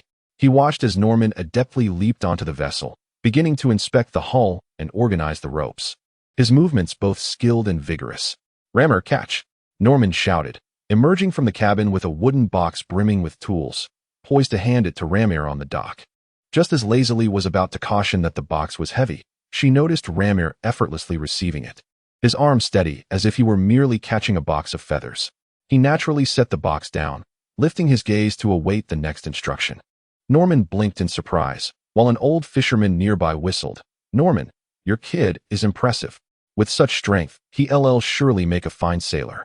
Norman, snapping back to attention, puffed out his chest with pride. "Of course, our Rammer is full of potential." His eyes sparkled with astonishment, yet held no doubt. As time passed, each child took on their respective tasks. Lazily and Lapis wiped down the deck, while Norman began to service the engine. This stubborn contraption, Norman crouched beside the engine, struggling with a rusted nut. He exerted all his might, his face turning crimson, yet the nut remained obstinately in place. Rammer quietly observed from the side. Noticing Norman's plight, he extended his slender fingers and gently grasped the large nut. "Wait, Rammer, that one's too tight." Norman's warning was cut short by a sharp crack. The nut snapped cleanly in two, and for a brief moment, time seemed to freeze. Norman gaped at the broken nut, then shifted his gaze to Rammer's seemingly ordinary hands. It dawned on Rammer that he might have done something extraordinary, and he suddenly felt flustered. "I'm sorry. Uncle Norman, did I break something?" "Wow, that is so cool." Lazily's exclamation shattered the silence. "Rammer, are your fingers made of steel?" She leaned in, inspecting Rammer's hands with curiosity, as if searching for some hidden mechanism. Norman finally regained his composure, erupting into hearty laughter. "Good lad. You've been a tremendous help. I've been struggling with this old stubborn piece for ages, and I was at my wit's end." He patted Rammer on the shoulder. "Next time, give me a heads up. I need to brace myself for such surprises, or this old body won't handle it." Rammer, reassured by Norman's genuine smile, exhaled a sigh of relief and slightly raised his own lips. "I'll remember, Uncle Norman." Standing nearby, Lapis appeared contemplative. This was not the first instance of Rammer displaying such an astonishing prowess, from frightening off wild dogs at school to this incredible strength now. He quietly clenched his own hand, unable to fathom the power concealed within those delicate fingers. The repairs continued, with Norman now intentionally assigning Rammer some special tasks. "Rammer, come help me lift this. Gently, gently, yes, just like that." Rammer carefully controlled his strength, his focused demeanor eliciting a smile from onlookers. Once, while handing over a wrench, I was excessively cautious, my movements as slow as if I were defusing a bomb, which elicited hearty laughter from Norman. "Relax, child, it's not that fragile." After work, the four of them sat by the dock, enjoying the chilled lemonade prepared by Helen. The setting sun painted the sea in hues of gold and crimson, while returning fishing boats sounded their horns. Rammel and Norman gazed at the horizon, and Norman spoke gently. "You possess extraordinary talent. Remember, true strength lies not in what one can destroy, but in what one can protect. I believe you will wield it wisely." Rammel nodded earnestly. "I will, Uncle Norman. I will protect everyone." On the way home, Lazily excitedly planned to give Rammel a superhuman nickname, only to be playfully halted by Norman. Robbie's walked quietly beside Rammel and suddenly asked softly, "Rammel, is your strength innate?" Rammel hesitated, then answered honestly, "I don't know, but I am careful not to hurt anyone." The setting sun cast long shadows of the four, their laughter carried away by the sea breeze. This unique family was understanding and embracing each other's differences in their own way, and this very acceptance was the warmest strength of all. Chapter 25. Throbbing the night in Cape Town was serene and gentle, the sound of waves akin to nature's lullaby. Moonlight seeped through the curtain's crevice, casting a silvery glow upon Rammel's bedroom floor. He lay in bed, yet sleep eluded him. The images of the day lingered in his mind. Uncle Norman's astonished expression, the sharp crack of the broken nut, Robbie's contemplative gaze. The device on his wrist radiated a faint warmth, reminding him of the fleeting display of power earlier that day. A peculiar sensation of fullness coursed through him, as if dormant strength had been momentarily awakened, yearning for further release. He gazed out at the full moon. Its cold luminescence seemed to resonate with something within him, amplifying his restlessness. Just then, he detected a faint sound from next door. Ramel keenly noticed Robbie's quietly descending the stairs, the soft creak of the backyard screen door opening. What could his brother possibly be doing at this hour? Recalling Robbie's silence during the day, Ramel quietly rose and stealthily approached the door. Through the crack, he saw Robbie sitting alone on the steps beneath the eaves, hugging his knees while gazing up at the bright moon, his small figure appearing burdened with thoughts. Ramel hesitated for a moment, ultimately choosing to remain hidden in the shadows by the door, ready to appear should Robbie seek companionship. The night breeze gently caressed, bringing with it the distant sound of waves and the faint sweetness of the jasmine in the yard. Indeed, Robbie's was troubled. The images of the day intertwined with the memories of the wild dog incident at school. What kind of person was his brother, Ramel? He rested his chin on his knees, brow furrowed. The ability to twist a metal nut with ease was certainly not the strength of an ordinary person. And what had caused that dog to flee in sudden fear? He recalled Ramel's usual quiet demeanor, starkly contrasting with the extraordinary power he occasionally exhibited. Ramel is a wonderful brother. He assists me in retrieving books, listens attentively to my sister, and his dining manners are quite amusing. Yet, amidst these peculiarities, an unsettling thought causes him to hunch his shoulders. Could he possibly not be an ordinary person? Lapithis finds himself in a quandary. Should he confide in their parents? But what would their reaction be? His sister would undoubtedly be heartbroken. The moonlight illuminates his youthful face, casting a shadow of worry that belies his age. At that moment, a faint sound of a gasp emanates from within the room.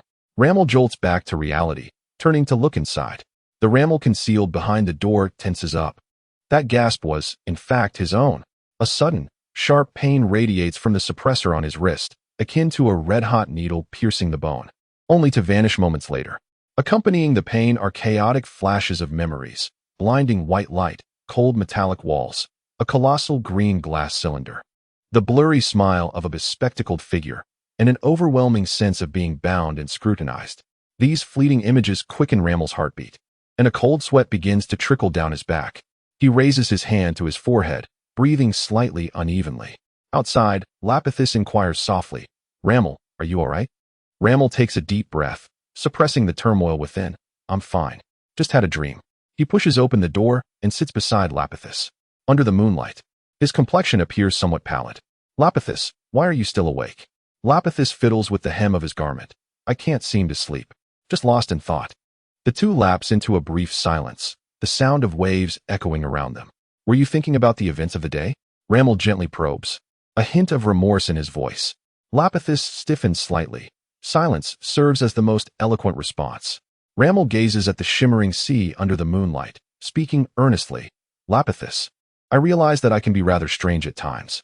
My strength is excessive, I eat too much, and I may engage in actions that you find perplexing." He turns his head, his eyes clear and sincere.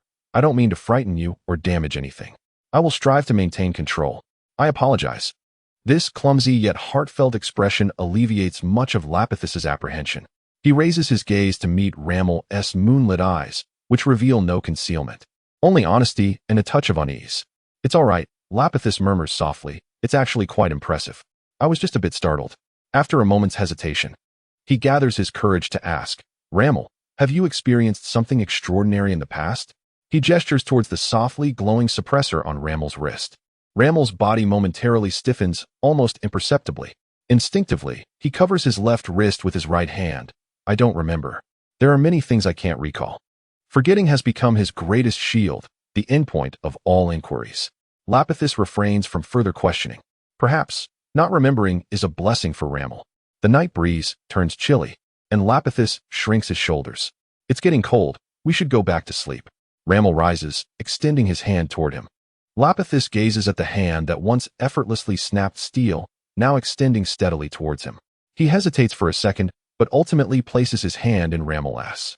Ramel's hand was warm and dry, gently pulling him to his feet. The two returned to the house silently, each heading to their respective rooms. "Good night, Brother Lamel." "Good night, Lapith." The door closed softly. Lamel leaned against the door, raising his left hand to gaze at the metallic ring on his wrist that shimmered with a faint glow. The sudden stab of pain and the fragmented images he had just experienced were no mere coincidence. This cold creation not only shackled his power, but also seemed to imprison a bloody and painful past. Tonight, under the pull of the full moon. A crack appeared in that confinement. What did those vague images represent? Who was the smiling figure behind the glasses? Why did a mere fleeting glimpse send shivers through his soul? He slowly tightened his fists, a chill of unease swelling within him like a tide. Beneath the facade of a tranquil life, hidden undercurrents began to stir with the changing phases of the moon. The ordinary life he yearned for perhaps had been built upon a volcano that could erupt at any moment.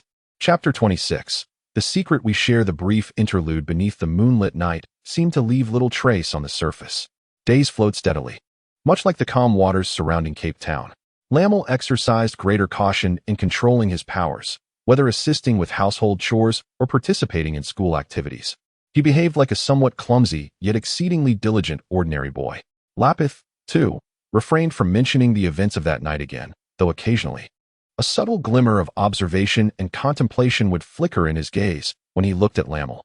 On the weekend, Norman announced an exhilarating plan that thrilled the children. The entire family would embark on a short picnic and adventure in the nearby Whispering Forest. Named for the melodious rustling sound produced by the wind through its dense canopy, Whispering Forest was a popular weekend retreat for the townsfolk. Aunt Helen prepared a sumptuous feast, filling 3 oversized picnic baskets with sandwiches, rice balls, fried chicken, fruits, and various desserts, nearly 2/3 of which were specially set aside for Lamel. Finally, no need to worry about not having enough to eat. Lotsili chuckled at the extravagant amount of food. Lamel, feeling a bit shy, scratched his head, but his eyes sparkled with anticipation. The forest always held a peculiar allure for him, perhaps stemming from his initial rescue amidst the trees, or perhaps a connection to nature inherent in his Saiyan bloodline. The entrance to Whispering Forest was bustling with families vacationing like theirs. However, as they ventured deeper, the crowds thinned, replaced by towering trees, entwined vines, and the crisp melodies of birdsong. Sunlight filtered through the layers of leaves, casting dappled, dancing light upon the ground. Lotsili, like a bird released from its cage, raced ahead, frequently discovering peculiar mushrooms or oddly shaped stones, calling out loudly for everyone to come and see. Lapith was quieter, holding a small notebook and pencil, occasionally stopping to meticulously sketch the plants or insects he encountered. Norman and Helen walked hand in hand, savoring this rare moment of leisure, their faces beaming with contentment as they watched their children frolic and play. Ramel walked at the center of the group, inhaling deeply the fragrant air of the forest, a delightful blend of earth and foliage that enveloped him with a long-lost sense of relaxation. Here, he felt liberated from the constant tension that accompanied life in the town or at school. His senses instinctively expanded. He could hear the faint rustle of squirrels leaping upon branches, detect the distinctive aroma of fungi hidden beneath the surface, and even vaguely sense the movements of small creatures stirring amidst the underbrush. Ramel, come here. There's a small stream, called Lazili from ahead. A crystal-clear brook meandered through the woods, its waters gently cascading over smooth pebbles. The group decided to spread a picnic blanket in a nearby clearing by the stream. The process of enjoying their meal was always filled with joy, especially as they watched Ramel devour the food at an amusing pace, bringing extra delight to the family. Norman even jokingly challenged Ramel to a sandwich-eating contest, resulting in a comical defeat that sent everyone into fits of laughter. After their meal, Norman suggested venturing deeper into the forest to seek out a rumored nearby waterfall. The children eagerly agreed. As they journeyed further in, the trees grew taller and denser, and the light dimmed considerably.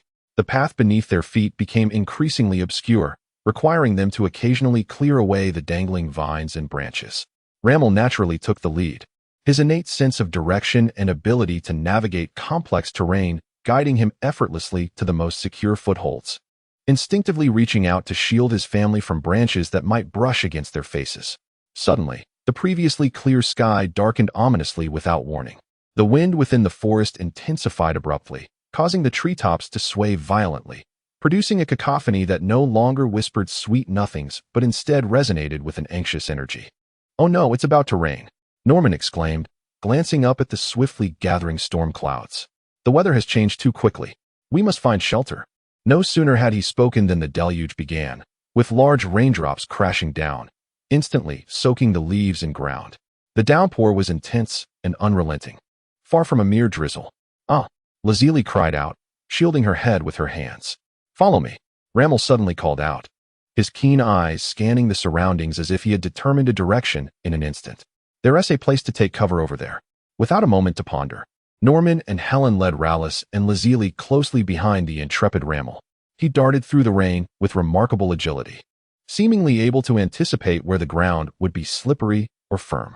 He halted before a stone wall thickly draped in vines, swiftly pushing aside layers of plants. "Here," he shouted. Behind the vines lay a modest cave entrance. Though not deep, it was spacious enough to shelter all five from the rain. The family filed in, huddling together in the dry cave as they watched the outside world transform into a white blur beneath the torrential downpour, collectively exhaling in relief. "That was close. Ramel, how did you know there was a cave here?" Lazili inquired, wiping the droplets from her hair, her curiosity piqued. Ramilton momentarily paused, unable to articulate the instinct that had suddenly surged within him, as if he had subconsciously sensed a concealed refuge nearby. He replied vaguely, perhaps it was merely good fortune. The rain intensified, showing no signs of abating. Thunder rumbled ominously, and the occasional flash of lightning illuminated the darkened forest for an instant. The atmosphere within the cave gradually shifted from initial excitement to an encroaching sense of gloom and anxiety. It seemed that the rain would not cease anytime soon. Norman, distressed, gazed out into the downpour. The daylight was fading, and we must devise a plan to return, lest we find ourselves in dire straits. However, with such heavy rain, the path would surely be treacherously slippery, rendering navigation perilously difficult. Helen's face also bore a look of concern. Ralpus sat against the rock wall, hugging his knees, appearing somewhat cold. Lazili, too, had lost her previous vivacity, anxiously watching the torrential rain outside. Observing the worried expressions on his family's faces and then glancing at the blurred curtain of rain outside, Ramel closed his eyes, striving to drown out the cacophony of rain and thunder, attempting to recollect the route they had taken. The spatial memory skills he had honed in the laboratory for tracking and counter-tracking, alongside the directional instincts cultivated during their flight through the forest, began to awaken within him. A vague map seemed to materialize in his mind, marking the winding paths they had traversed, the location of streams, and notable trees or rocks. After a moment, he opened his eyes and confidently declared, "I remember the way. On our journey here, I discreetly marked a few distinctive trees." He told a small fib to rationalize how he could recall such a complex route. "Once the rain lessens a bit, I can lead us back." His words served as a balm of reassurance. Norman and Helen gazed at him in astonishment, never expecting this typically reticent boy to be so observant and dependable. "That's wonderful. Ramel, you're remarkable." Lazili's hope was instantly rekindled. Gradually, the downpour began to subside, transforming from a torrential deluge to a gentle patter of rain. The sky grew increasingly dim. "We can wait no longer. We must take advantage of the remaining light and leave at once," Norman resolved. The group emerged from the cave and re-entered the drenched forest. The ground was indeed muddy and slippery, and visibility was severely limited. Ramel took the initiative to lead the way. "Follow me, and watch your step," he instructed, his voice remarkably steady amidst the rain's tumult. The path he chose appeared winding, yet was remarkably secure, consistently steering clear of particularly muddy or slippery areas. His steps were resolute, devoid of hesitation, as if he truly possessed a clear map in his mind. When they encountered a small stream swollen from the rain, Ramel effortlessly leaped across, then turned back, carefully assisting Lazili, Ralpus, and Helen one by one before finally extending a hand to Norman. His arm was steadfast and strong, serving as the most reliable support for his family in the slick terrain. As Norman observed Ramel forging a path through the rain and aiding his family, any prior doubts and astonishment regarding the boy's unusual strength gradually transformed into profound trust and contentment. Regardless of the secrets this child may harbor, his essence is kind-hearted, and he proves to be unfailingly reliable in critical moments. Helen grasped Ramir's hand tightly, her eyes brimming with gratitude and trust. Lapis observed the scene silently, as the previously accumulated worries and confusions began to dissipate in the face of Ramir's steadfast and reliable actions. Perhaps some secrets are inconsequential. What truly matters is the present moment, where a family supports one another through adversity. Under Ramir's guidance, they moved slowly yet did not lose their way, and no one stumbled. When they finally glimpsed the lights of the town at the forest's edge, a collective sigh of relief escaped their lips. Dragging their soaked and weary bodies home, The warm glow of the lights and the dry towels felt particularly precious. After indulging in a hot bath and donning fresh clothes, they gathered in the living room, sipping the ginger tea that Helen had brewed to ward off the chill. Today was truly thanks to Ramir, Norman remarked sincerely after taking a sip of the hot tea. He reached out, ruffling Ramir's hair affectionately. If it weren't for you finding the cave and remembering the way, we might have spent the night drenched and freezing. Well done, son. The natural way he addressed Ramir as son caused Ramir's heart to skip a beat, a warm surge coursing through him. He looked up to see the unreserved approval and trust in Uncle Norman's eyes, Aunt Helen's gentle smile, and the adoring gaze of Lazily. Even Lapis offered him a genuine smile tinged with a hint of apology. In that moment, all the caution, concealment, and unease seemed to gain significance. He exerted effort to contain his strength, carefully hiding any anomalies, all in the name of safeguarding this precious recognition and bond. This is what I ought to do, Ramir replied softly, his tone imbued with an unprecedented resoluteness. Chapter 27. The Cape Festival. The experience of rain in the forest acted as a catalyst, tightening the bonds within this reformed family, making them feel more natural and interconnected. Norman's spontaneous utterance of son seemed to shatter the last vestige of invisible barriers. The atmosphere at home grew more relaxed and harmonious, filled with the warmth and laughter typical of ordinary households. Time in Cape Town appeared to flow particularly gently. The humid sea breeze gradually embraced the warmth unique to summer, daylight lengthened, and the sun shone ever more brilliantly, heralding the arrival of the liveliest season of the year, the summer festival. The town began to resonate with festive cheer. Colorful lanterns and decorations adorned the shop fronts, while the fishing port saw colorful flags hung upon the boats. Lazily could hardly contain her excitement, counting the days on her fingers. The first thing she did upon returning home from school each day was to report on the festival preparations. I heard this year, the goldfish catching booth has a new old man, and his net is particularly thin, making it a high challenge. The fireworks will still be at the usual spot, on the beach by the lighthouse, with the best view. Mom, let us wear yukatas on festival day. I've already made plans to stroll around with my classmates. She buzzed around the house like a busy and excited little bee, infecting everyone with her anticipation for the festival. Even Lapis, who was typically quiet, had a glimmer of excitement in her eyes. On the eve of the festival, Helen brought out 3 sets of yukatas she had prepared well in advance. Lazily's attire is a delightful ensemble adorned with pink irises and fluttering butterflies, while Lapis's features a refreshing deep blue background embellished with white wave patterns. For Ramir, a composed dark green yukata has been prepared, embellished with delicate bamboo leaf motifs. Try it on and see how it fits, Helen said with a smile as she handed them the garments. Ramir held the soft, unfamiliar traditional attire, feeling somewhat at a loss. He had never donned such clothing before. Under Lazily's playful laughter and Helen's patient guidance, he clumsily managed to put on the yukata. The dark green fabric brought a touch of vibrancy to his pale complexion, and the tailored fit rendered him less boyish and more distinguished. Wow, Ramir, you look marvelous, Lazily exclaimed, circling around him and showering him with compliments. Norman nodded thoughtfully, stroking his chin. Well, the lad looks quite dapper in that getup. On the evening of the festival, as the sun began its descent, the horizon was painted with a splendid sunset. The streets of the town center had transformed entirely. Stalls lined both sides of the road, each adorned with colorful lanterns casting a warm glow. The air was thick with the enticing aromas of grilled squid, fried noodles, caramel apples, and takoyaki, mingling with the bustling sounds of people and cheerful traditional music. Ramir found himself amidst such a lively and pure-hearted crowd for the first time. Overwhelmed by a torrent of sensory experiences, his emerald eyes sparkling with wonder, he stayed close to his family, fearful of losing his way. First stop, fried noodles, Lazily declared, leading the charge towards the food stalls. Wait for me. Lapisi, typically reserved, also joined the fray. Thus, the festival night transformed into a gastronomic adventure.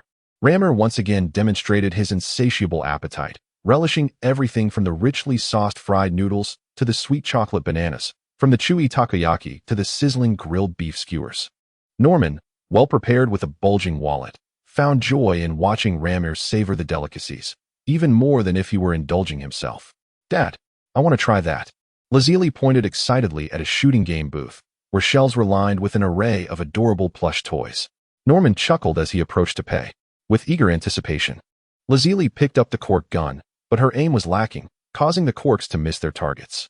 Lapisi gave it a go as well, achieving slightly better results but still failing to hit the mark. Rammer, would you like to try? Norman offered him the gun. Rammer accepted it, noting its lightness. He recalled similar devices he had encountered in the lab, which, though structurally different, operated on similar principles and aimed experimentally.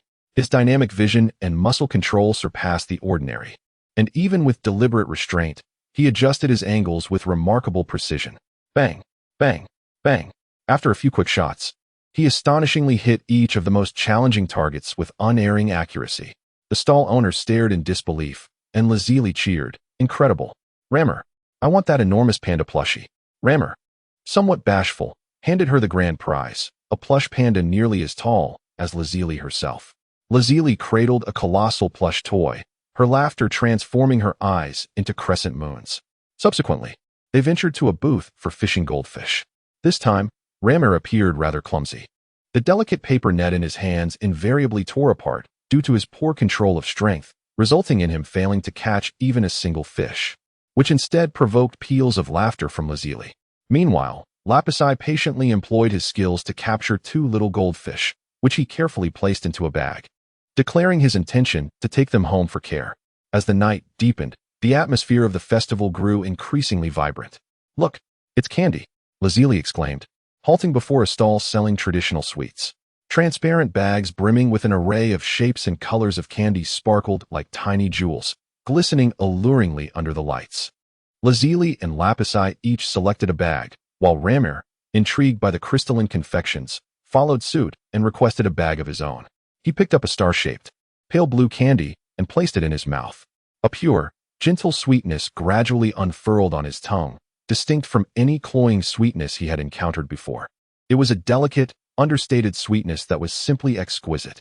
He paused momentarily, gazing down at the bag of vibrant candies in his hand, savoring the wondrous flavor lingering in his mouth. This tiny yet delightful taste was something he had never envisioned during his time in the laboratory. It was not the satisfaction of a full meal, but a simple, ordinary happiness encapsulated in sweetness. Is it delicious? Lazuli inquired as she leaned closer. Rammer nodded, carefully preserving the bag of sweets as if it were a treasured possession.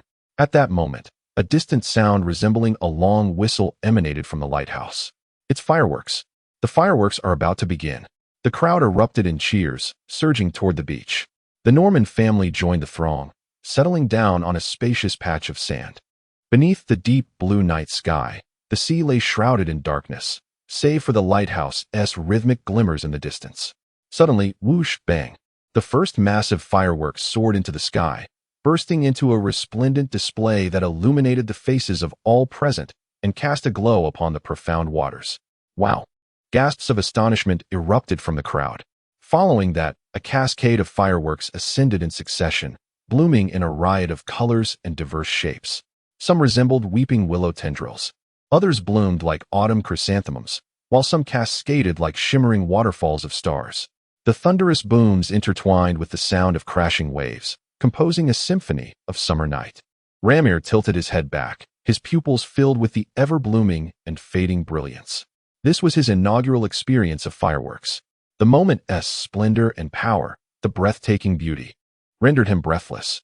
He felt Lazuli excitedly grasping his arm, heard Lapisi's gentle gasps of amazement, and sensed the calm, contented presence of Norman and Helen beside him. An indescribable, overflowing sense of happiness erupted within his chest, akin to fireworks. It was sweeter than the candy in his mouth, more fulfilling than any sense of satiety. The fireworks display continued for nearly half an hour before concluding. The night sky returned to tranquility, leaving behind only a faint scent of gunpowder and the briny essence of the sea. The lingering crowd gradually began to disperse, still yearning for more. On the journey back, Lazuli cradled her panda plushie, excitedly chattering about the fireworks they had just witnessed. Lapis carefully protected his bag of goldfish. Norman and Helen walked hand in hand, their pace leisurely. Instead of heading directly home, they meandered along a somewhat secluded coastal path. As they distanced themselves from the festival's lights and clamor, the tranquility of the summer night enveloped them once more. Moonlight spilled onto the path, accompanied only by the gentle whispers of the sea and the breeze. As they strolled, Lazili suddenly pointed at the grass by the roadside, exclaiming softly, "Look, fireflies!"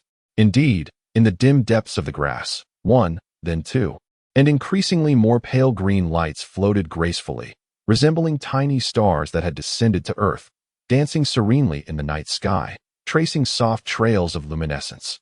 "So beautiful," Lazili murmured, lowering her voice lest she disturb these delicate sprites.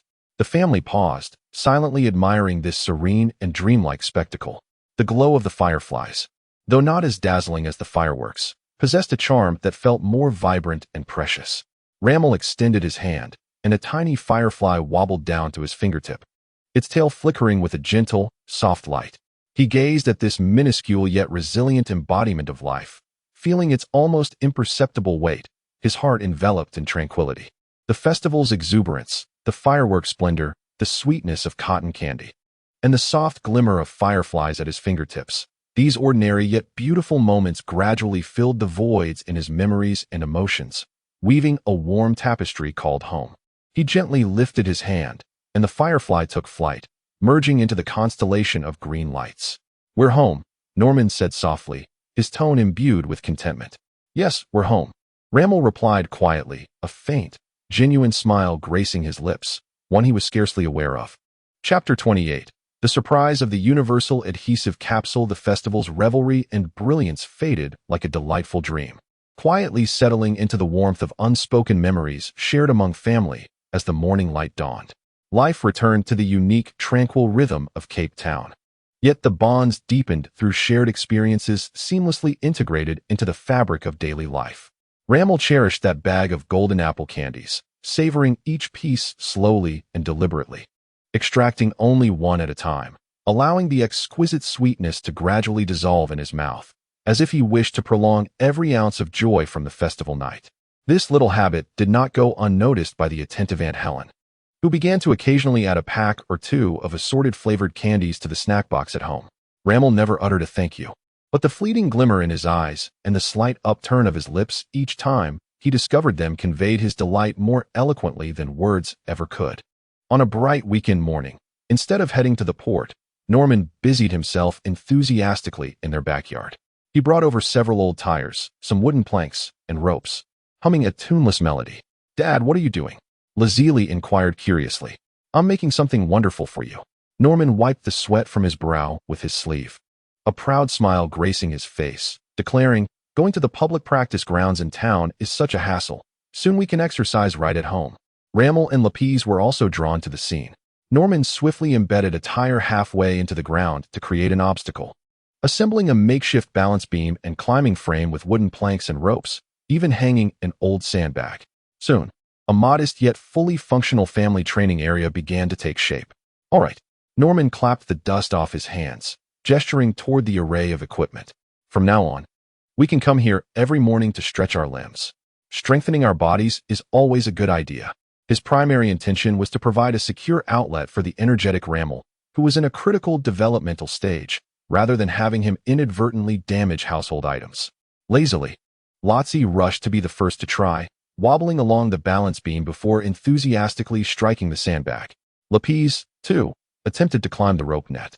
Though his movements appeared somewhat frail, he was earnest in his efforts. Ramel stood nearby, observing the rudimentary apparatus, feeling an oddly familiar sensation wash over him.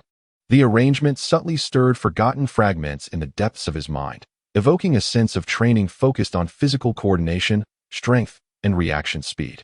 Yet, unlike the cold, harsh testing instruments of the laboratory that had once inflicted pain, this small training ground was imbued with Uncle Norman's rugged yet warm affection. "Ramel, why don't you give it a try?" Norman called out. Ramel approached the heavy sandbag, recalling Norman's teachings on controlling one's strength. He refrained from exerting too much force, merely remembering the punching stance taught by Mr. Hansen in gym class, adjusting his breath before delivering a gentle strike. Bang! The sandbag emitted a muffled thud, swaying slightly. "Not bad, but you can apply a bit more power." "No worries, this sandbag is quite sturdy," Norman encouraged, having deliberately chosen the heaviest old sandbag filled with sand. Ramel took a deep breath, slightly increasing his force. Bang! This time, the sandbag swayed more noticeably. A glimmer of surprise crossed Norman's eyes. The sandbag was no lightweight. and Rammel's seemingly effortless punches were yielding impressive results. Excellent. Keep that feeling. Focus on your breath and rhythm. He instructed loudly, as if coaching a highly promising athlete. Under Norman's guidance, Rammel began to experiment with the other apparatus. He walked the balance beam as though it were solid ground, climbed the rope net with agility that exceeded Norman's expectations, and displayed remarkable reflexes and evasion skills while navigating the moving tire obstacles, leaving Norman silently astonished. This child's athletic instincts were astonishingly sharp, yet Rammel was immersed in a novel and delightful experience. This purposeful, controlled physical activity contrasted starkly with his previous instinctive bursts of strength or extreme repression. He could feel the stretch and contraction of his muscles, control the magnitude of his exertion, and relish the exhilaration of sweat trickling down. It was a positive, constructive way to harness his strength, enhancing his sense of mastery over his own body. From that day forth, morning family training became a new routine. Rammel emerged as the most devoted participant, even more enthusiastic than Norman himself. Lazili and Lapisai, with their sporadic dedication, found amusement in their pursuits. Norman, ever willing to mentor Rammel, imparted some rudimentary combat techniques and training methods he had acquired in his youth. To his astonishment, he discovered that Rammel possessed an extraordinary capacity for learning. Often, he required merely a demonstration or two to flawlessly replicate the actions, frequently surpassing in strength and control. During a brief respite, as Norman sipped water, he observed Rammel, whose breath was steady and whose body glistened with sweat, yet he remained spirited and vibrant.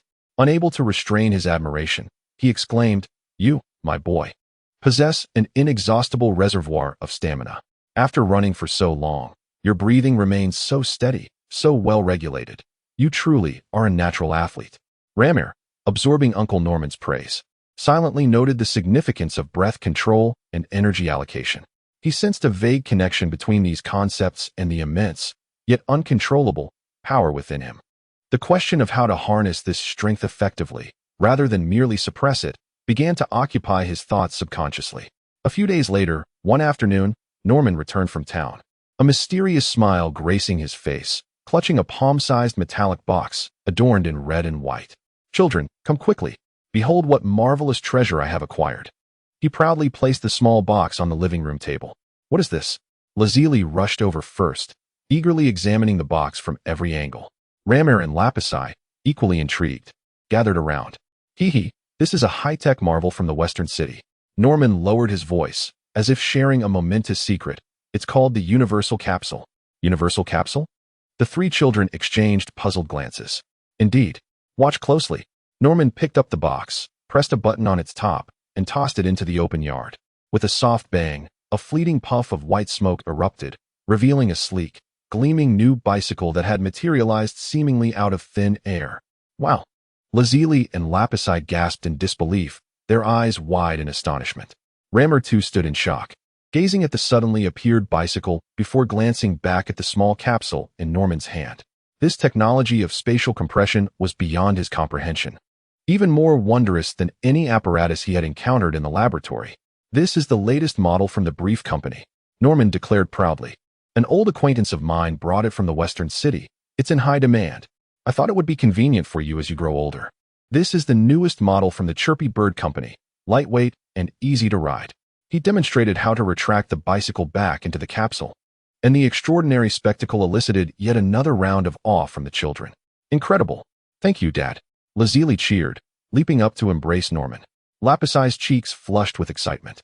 Norman smiled, affectionately ruffling their hair before turning to Rammel. "Rammel, why don't you give it a try? It will certainly make trips to town or outings much more convenient." Rammel emulated Norman's actions, pressing the button to release the capsule and successfully retrieving his bicycle once again. He was filled with curiosity for this ingenious invention, examining the capsule repeatedly. With the bicycle, the children's range of activities expanded significantly. They often rode to the town library, where Rammel voraciously consumed a variety of books, particularly those on physics, mechanics, and geography, striving to better comprehend the world that remained so novel to him. Lapis preferred to explore illustrated guides of flora and fauna and delve into science fiction novels, while Lazily was drawn to fashion magazines and comics. They also ventured to more distant beaches, embarking on adventures among the tidal rocks in search of shells and starfish. or simply frolicking along the shoreline. Their laughter and the crisp sound of bicycle bells echoing in the air. Rammel's aptitude for learning manifested once more in his academic pursuits, as his grades steadily improved, particularly in the sciences, where he grasped concepts with remarkable ease, swiftly rising to the top of his class, much to the astonishment of his teachers. Although he remained reticent, the sense of isolation gradually faded, and he occasionally engaged in discussions about schoolwork or bike outings with a few amicable classmates under Lazy's gentle prodding. In the evenings, the family often gathered in the yard, enjoying the refreshing sea breeze while sharing amusing anecdotes from their day. Rammel continued to speak little, yet he listened attentively, sometimes smiling faintly at Lazy's animated storytelling, and on occasion, he would briefly recount his experiences when prompted by Norman or Helen. His past remained shrouded in mystery, and the restraining device on his wrist felt perpetually cold. Yet, the fulfilling, tranquil, and warm life he currently led was akin to the sea breeze that gently caressed Cape Town, gradually saturating him, allowing his heart, once filled only with conflict, flight, and emptiness, to be enriched by the ordinary yet authentic rhythms of Rammel's life. This chapter spoke of growth and integration, devoid of turbulent undercurrents, illuminated instead by sunshine, sweat, the scent of books, the sea breeze, and the small technological marvels brought forth by the versatile capsule, perfectly embedded in the boundless world of Dragon Ball. Chapter 29. 6 years of change. 6 years were ample time for the tides of Cape Town to wash over the shores countless times, for the saplings in the yard to flourish, and for the trajectories of the children's growth to reveal subtle differences. Rammel, Lazy, and Lapis had all reached the age of 12. Time had left its mark of maturation upon them, yet it seemed to favor Norman's biological children particularly. Lazy and Lapis had entered a rapid growth phase. Lazy's height had quietly surpassed Rammel's. She stood tall and graceful, her golden hair shimmering ever more brilliantly, her azure eyes sparkling with life, shedding much of her childhood innocence, while gaining a touch of youthful vitality and brightness. Lapis, too, had grown taller. Though still relatively quiet and inclined toward tinkering with machinery and reading, he now appeared leaner than Rammel. As for Rammel, it seemed as though Father Time had slightly overlooked him. His growth had been slow, and he remained the shortest among the three, appearing even younger than his actual age.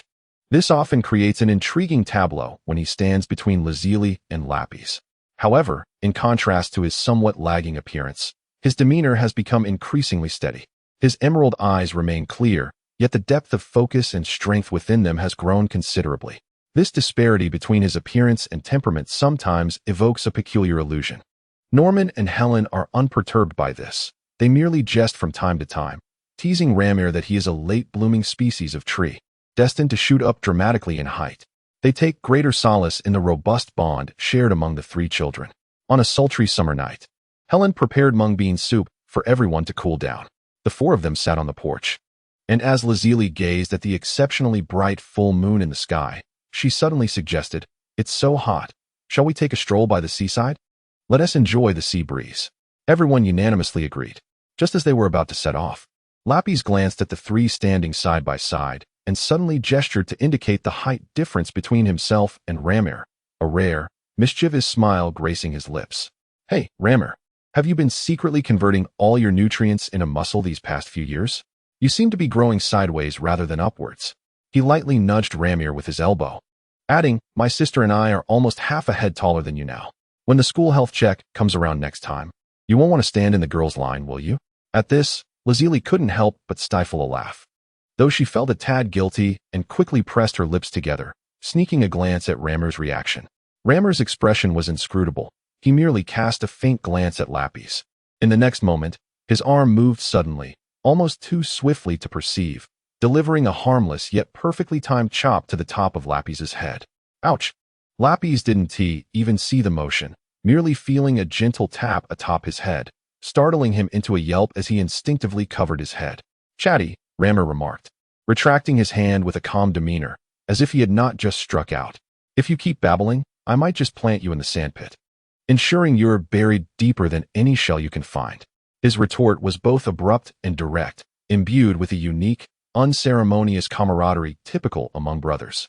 Rubbing his head, Lapis was not angered. Instead, he broke into a grin.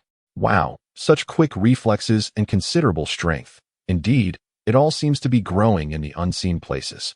He recognized that Ramir had not exerted himself at all. Observing their interaction, Lazili laughed even more heartily, the earlier awkwardness dissipating in an instant. All right, you two. Stop fooling around. Let us get going. Helen and Norman exchanged smiles, watching their children playfully bicker. Norman even jokingly exclaimed, with that strength, Ramir will surely be a hard worker in the future. A bit shorter, but nimble. Amidst their laughter, the family arrived at the beach under the night sky. The nocturnal shore was a stark contrast to the daytime bustle. The clamor faded away, leaving only the ceaseless sound of the waves. The moonlight spread across the sea like a silver veil, shattering into countless dancing points of light with each wave.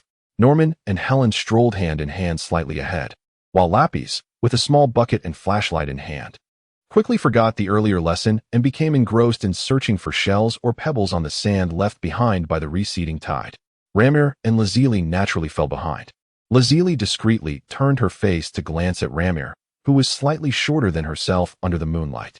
His profile appeared somewhat softened in the silvery glow, yet the aura of calm reliability he exuded remained unwavering. For 6 years, he had been her closest companion and protector. An elusive, nebulous emotion quietly blossomed within her heart. She spoke softly, Ramir. After school tomorrow, shall we visit the old bookstore? I've heard they've received a new collection of adventure comics. She sought an excuse, feeling warmth rise in her cheeks. Ramir nodded affirmatively, all right. His simple response stirred a flutter of excitement in Lazili's heart. Yes, it's settled. At that moment, Lapis called out excitedly from a short distance ahead, Sister, Ramir, come quick. I've found something strange. The two hurried over to where Lapis had unearthed a half-buried, oddly shaped piece of metal from the sand, its surface heavily corroded and adorned with barnacles and shells. Ramir's gaze fell upon the rusted fragment. An exceedingly faint, yet unmistakably non-natural energy emanated from it, causing the suppressor on his wrist to suddenly deliver a clearer, needle-like sting than ever before. He let out a muffled groan, instinctively tightening his grip around his wrist. Ramir? What's wrong? Lazili immediately noticed his discomfort. It's nothing. Ramir suppressed the unease, his brow furrowing slightly. Norman and Helen approached, drawn by the commotion. Norman took the metal remnant and examined it. It's too rusted to be of any use. Likely a shipwreck part or just debris. Let us toss it back into the sea to avoid any cuts. Saying this, he forcefully hurled it into the distance. With a splash, the remnant vanished, and the unsettling energy and the pain in Ramir's wrist dissipated along with it. Let us go, it's getting late. We should head back. Helen gently urged everyone. On the way home, Lazili remained elated over their earlier agreement, while Lapis expressed a hint of disappointment at not being able to keep the treasure. Yet Ramir's thoughts were elsewhere. The peculiar metal remnant and the unusual reaction of the suppressor stirred ripples in his mind, akin to a stone cast into a tranquil lake. In the deep of night, with the family fast asleep, Ramir stood alone by the window, raising his left hand to scrutinize the suppressor on his wrist. In the moonlight, the cold metallic surface seemed to reveal an almost imperceptible crack, so fine it could barely be seen by the naked eye. It was no illusion. Chapter 30. The unnoticed gaze. Since that night on the beach, life appeared to have resumed its usual rhythm. The sun of Cape Town continued to shine brightly. The sea breeze remained salty and humid, and the training grounds in the courtyard still welcomed its most diligent users each morning. However, subtle changes stirred beneath the surface like hidden currents in the sea. Ramir's attention to the suppressor on his wrist had markedly increased. He often found himself unconsciously tracing the cold metallic surface with his fingertips, feeling the nearly invisible fissure. It no longer caused pain, nor did it exhibit any other anomalies. It resembled a dormant scar, constantly reminding Ramir that the binding force was not eternal. Meanwhile, he discovered that his control over physical strength seemed to have entered a new phase of stagnation. The sensation of a burgeoning energy within him, nearly overwhelming to the point of bursting forth, had begun to manifest with increasing frequency, particularly during moments of emotional fluctuation or after engaging in intense physical exertion. He found himself expending far more mental energy than before to restrain it, as if he were cautiously guarding against a gradually awakening dragon. This struggle occasionally rendered him somewhat absent-minded, and when suddenly addressed, he would reveal a fleetingly sharp gaze that startled those around him. Lazili perceptively noted these subtle changes in Ramir. She interpreted them as the typical restlessness and growing pains of a teenage boy and endeavored to show her concern in her own way. She would quietly save his favorite pudding from the refrigerator for him, and while they worked on homework together, she would deliberately recount amusing incidents from school to elicit a smile, even if Ramir merely lifted the corners of his mouth. During family conversations, she would subtly steer the topic towards subjects that piqued Ramir's interest, encouraging him to speak more. This thoughtful attention was natural and understated, yet imbued with the clumsy yet sincere affection of youth. Rafi occasionally noticed these small gestures from his sister, but would merely smirk without acknowledging them, continuing to immerse himself in the study of his circuit boards. That evening, the family of five gathered as usual in front of the television, watching a popular evening news program. This was a family tradition upheld by Helen, who believed it kept everyone informed about matters beyond their town. Norman typically had little interest, preferring sports channels or mending his fishing gear, yet he accompanied his family nonetheless. The news anchor reported on the Global Technology Advancement Award, showcasing the bustling streets of West City and various high-tech innovations. It was evident that the innovations from Universal Capsule Company had once again set the trend. The anchor's voice clear and articulate. Rafi watched intently, murmuring to himself, "How I wish I could attend the Tech Expo in West City." Lazili, intrigued by a newly launched fashionable wristwatch, engaged Helen in discussion. Ramir sat quietly to the side, his gaze fixed on the television screen, seemingly watching yet also lost in thought. The power within him felt restless that night, likely due to having slightly loosened his grip during training earlier in the day. He was striving to concentrate on the news, attempting to steady his breathing. At that moment, the news footage shifted and the anchor's tone became notably more somber. "Next, we have an international news report.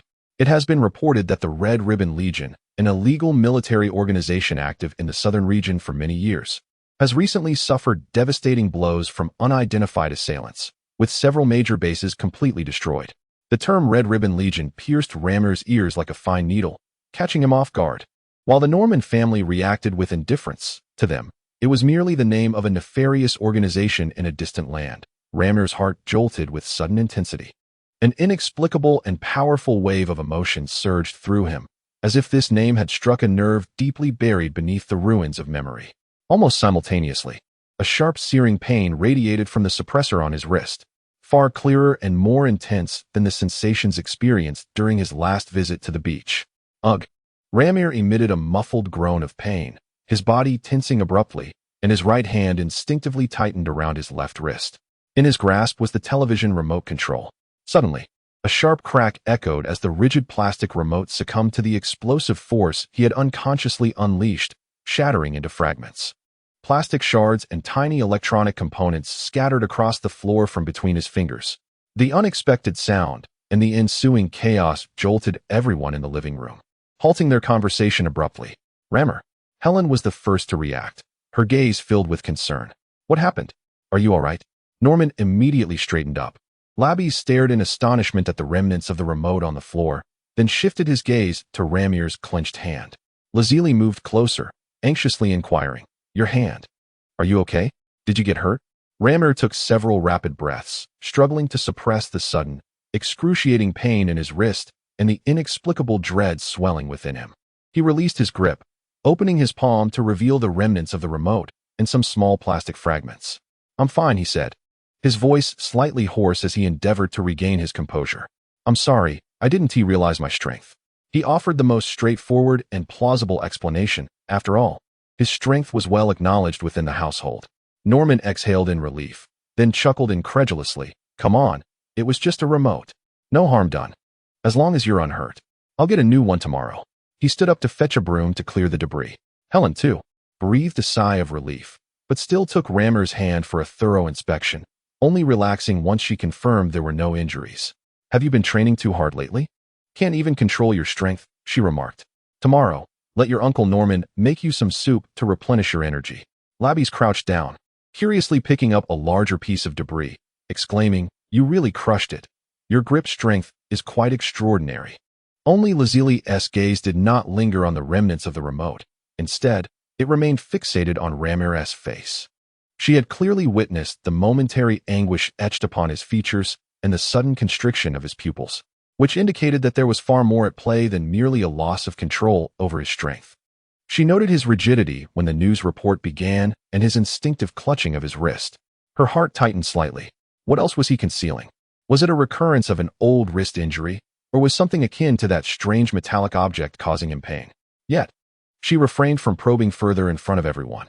She merely touched his arm gently and whispered, "Be careful next time," her eyes brimming with unspoken concern and questions.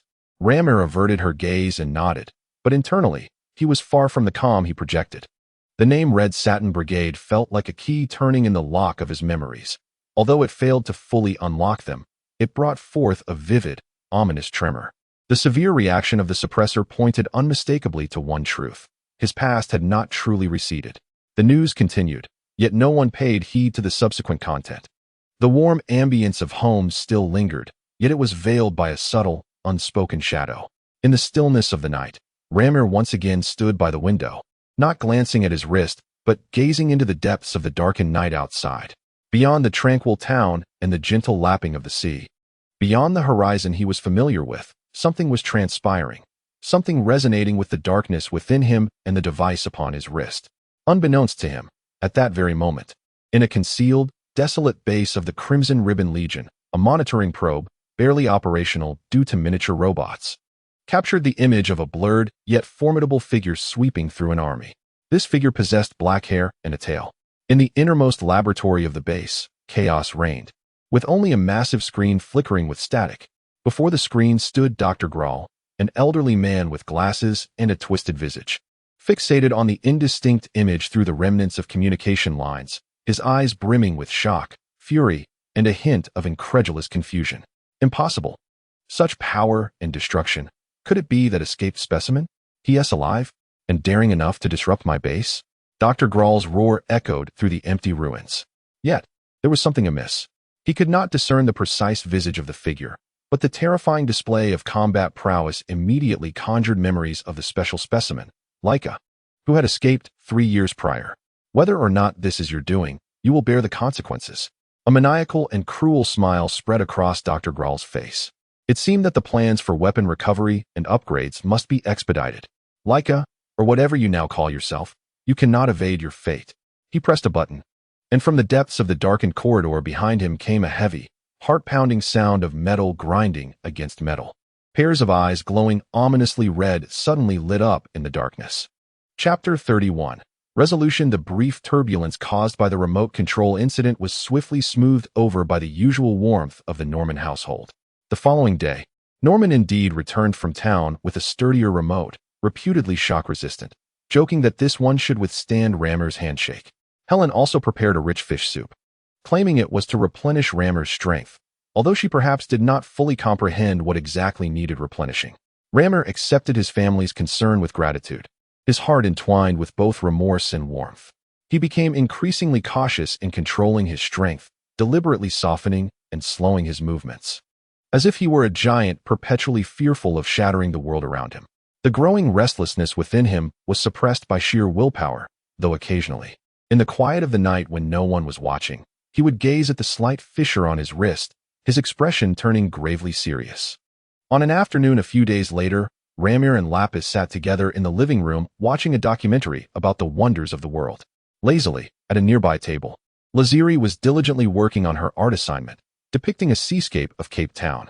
When the documentary concluded, the television automatically switched to the news channel.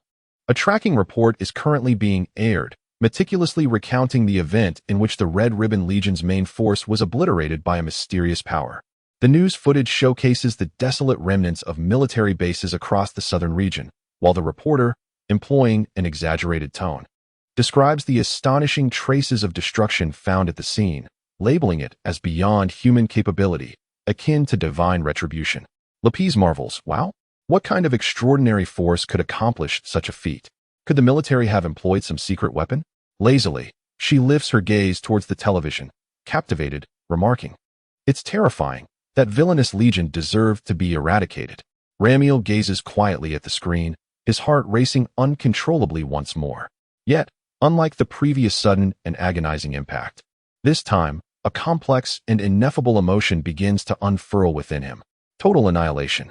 The twisted metal, the crumbled concrete, the scorched earth, These styles of destruction subtly stir a long-sealed corner of his mind, evoking a vague and bloody familiarity. More than that, however, is an overwhelming sense of relief, almost debilitating in its intensity. Yes, relief. It is akin to a colossal, intangible boulder that has pressed down upon his heart for years, suddenly being lifted away.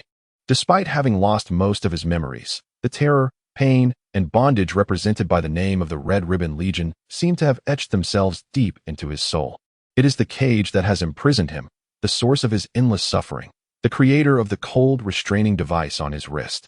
Now, this monstrous evil organization has been vanquished, erased by an unknown, immensely powerful entity? What does this signify? Could it mean that he is truly free? No longer confined to the small refuge of Cape Town, cautiously harboring secrets, but rather a more profound liberation rooted at its core. The immense threat that has perpetually loomed in the shadows, perhaps, has ceased to exist. The name of Dr. Glow flits through his mind, accompanied by a chilling shudder.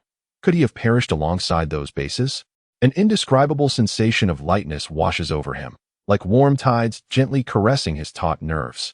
The corners of his mouth curve upward, almost involuntarily, forming a subtle arc, a rare expression of genuine relief emanating from the depths of his being. This is wonderful. He murmurs almost unconsciously, his voice as soft as a sigh. Ramiel, what did you say? Lazily turns her head, capturing the fleeting look of relief on his face along with his whispered words. She seldom witnesses such overt emotion from him. Ramiel quickly conceals his expression, yet the glimmer in his eyes remains undiminished. He pauses, crafting a rational explanation. I said, it's good that they were destroyed. Such an organization should not exist.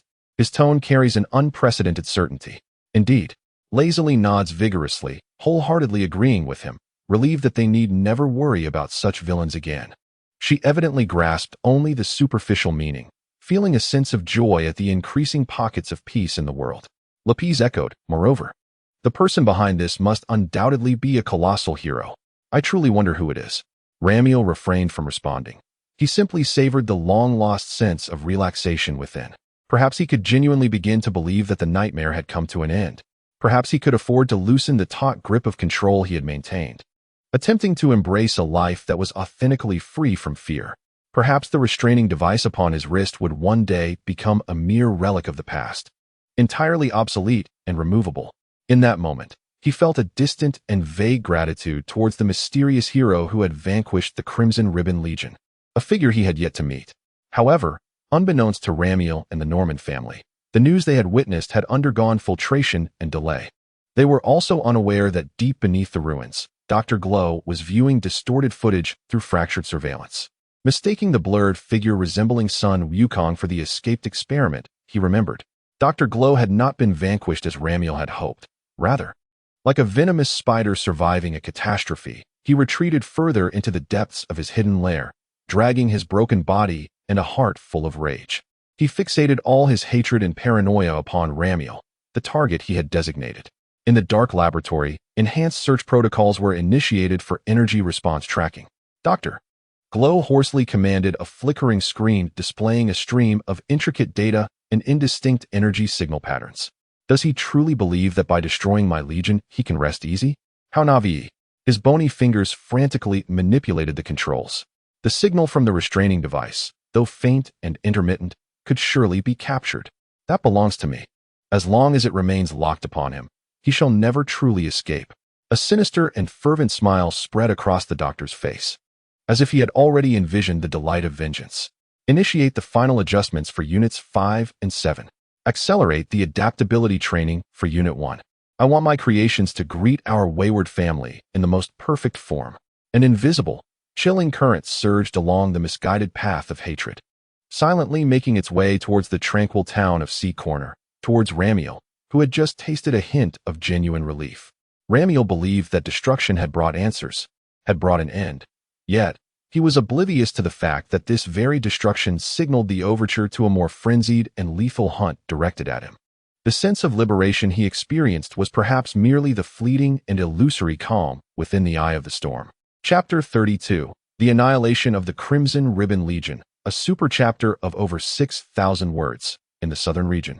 The headquarters of the Crimson Ribbon Legion had lost its former majesty and order, transformed instead into a hell of intertwining flames and explosions. Alarms shrieked in agony, only to be quickly drowned out by the thunderous roars of greater explosions and collapsing structures. The source of this chaos was a diminutive figure, yet one imbued with astonishing power. He donned an orange martial arts uniform, adorned with a character symbolizing the turtle on his chest, beneath a mane of wild black hair. His eyes sparkled with clarity, yet were presently filled with unwavering determination for battle. A furry tail swayed adeptly behind him, maintaining his astonishing balance as he navigated the ruins with remarkable agility. He was none other than Sun Wukong. After enduring the trials of the world's greatest martial arts tournament, engaging in a life-and-death struggle with the assassin Tao Bai, and receiving transformative guidance from the cat sage atop the Karen Tower over a mere 3 days, Sun Wukong's prowess had ascended to an entirely new realm. His perception and application of ki had begun to blossom, with speed and strength far exceeding human comprehension. His purpose was clear: to locate the Dragon Balls and resurrect UPA's father, while the malevolent Red Ribbon Army sought to seize the Dragon Balls, obstructing his quest. Hand over the Dragon Balls. Sun Wukong's voice rang clear, imbued with an undeniable authority. He effortlessly evaded the barrage of bullets, his form flitting through the hail of gunfire like a specter. Open fire. Give it everything you've got. Stop that monster. An officer shouted hoarsely, directing the soldiers to unleash heavy machine guns and even rocket launchers against him. Yet, all was in vain. Sun Wukong's speed left only an afterimage, and he easily leapt over rockets, even redirecting one with a well-placed kick, causing it to explode mid-air. Futile, he exclaimed, closing the distance to a tank. As the tank's turret struggled to aim at him, he inhaled deeply, arms drawn back, palms gathering a brilliant blue light. Kamehameha. With a thunderous roar, a colossal beam of blue energy erupted forth, not targeting the tank directly, but grazing its edge and crashing into the command building behind it. The astonishing force instantly tore through the reinforced concrete structure, shattering it and triggering a series of explosive chain reactions. This was a technique learned from Master Roshi, and after his training at the Karen Tower, its potency was beyond compare. He was not one to revel in slaughter. His attacks primarily aimed to demolish equipment and instill fear. The shockwave sent nearby soldiers and tanks flying as though they were mere toys. The tank was caught in the periphery of the energy wave, its heavy armor torn and twisted as if made of paper, rendering it utterly useless. Sun Wukong remained in motion, deftly flipping through the air to evade the shrapnel from the explosions, and upon landing, he shot toward another point of fire like a cannonball.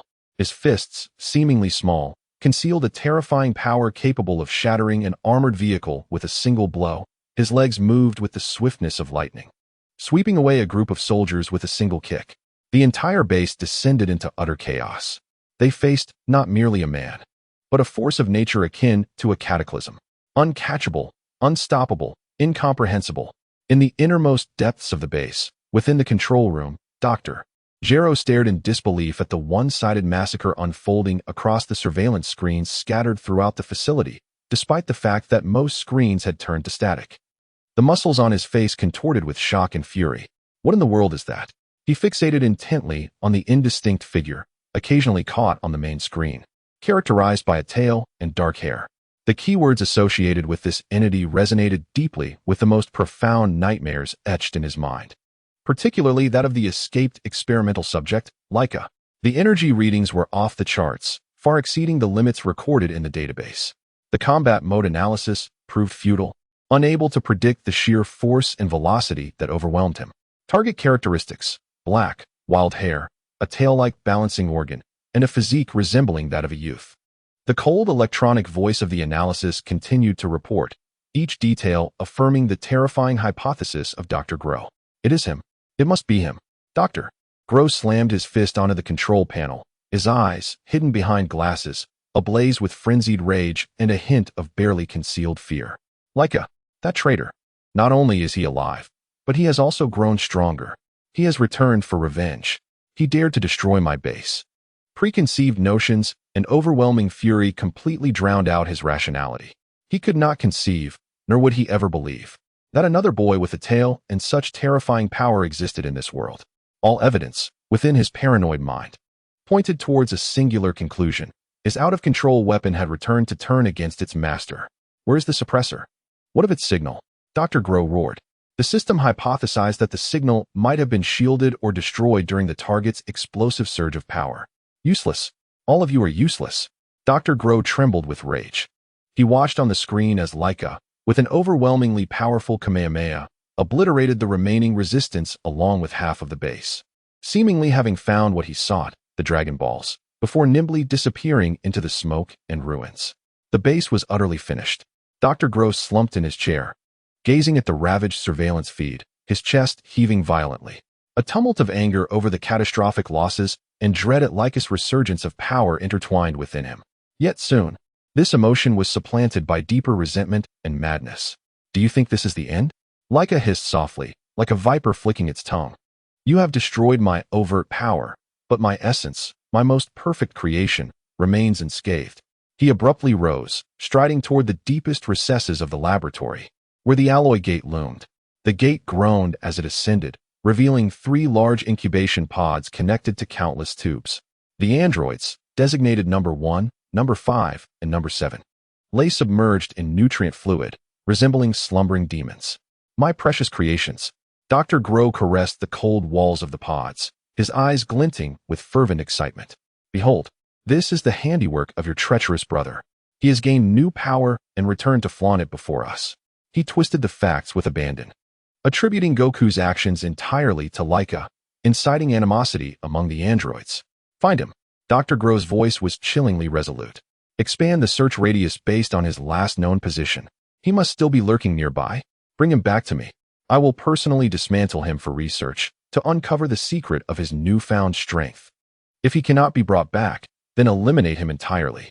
He must not be allowed to grow any further. Task directive confirmed. Objective: locate and capture the rogue unit Laika. Authorization for lethal force granted. Depart. As the incubation chamber opened, a dangerous red light flickered in the eyes of 3 androids, which then advanced with heavy steps towards the launch corridor. Shortly thereafter, 3 silent vessels ascended, pursuing the general direction in which Sun Wukong had departed. Just as Sun Wukong was on the verge of completely eradicating the resistance at the base, 3 exceptionally powerful, cold, and hostile auras suddenly erupted from the depths of the facility, locking onto him. Whoosh, whoosh, whoosh. The 3 dark spacecraft plummeted to the ground around Sun Wukong like meteors. The hatches opened, revealing 3 figures, each distinct in form, yet equally exuding an aura of danger.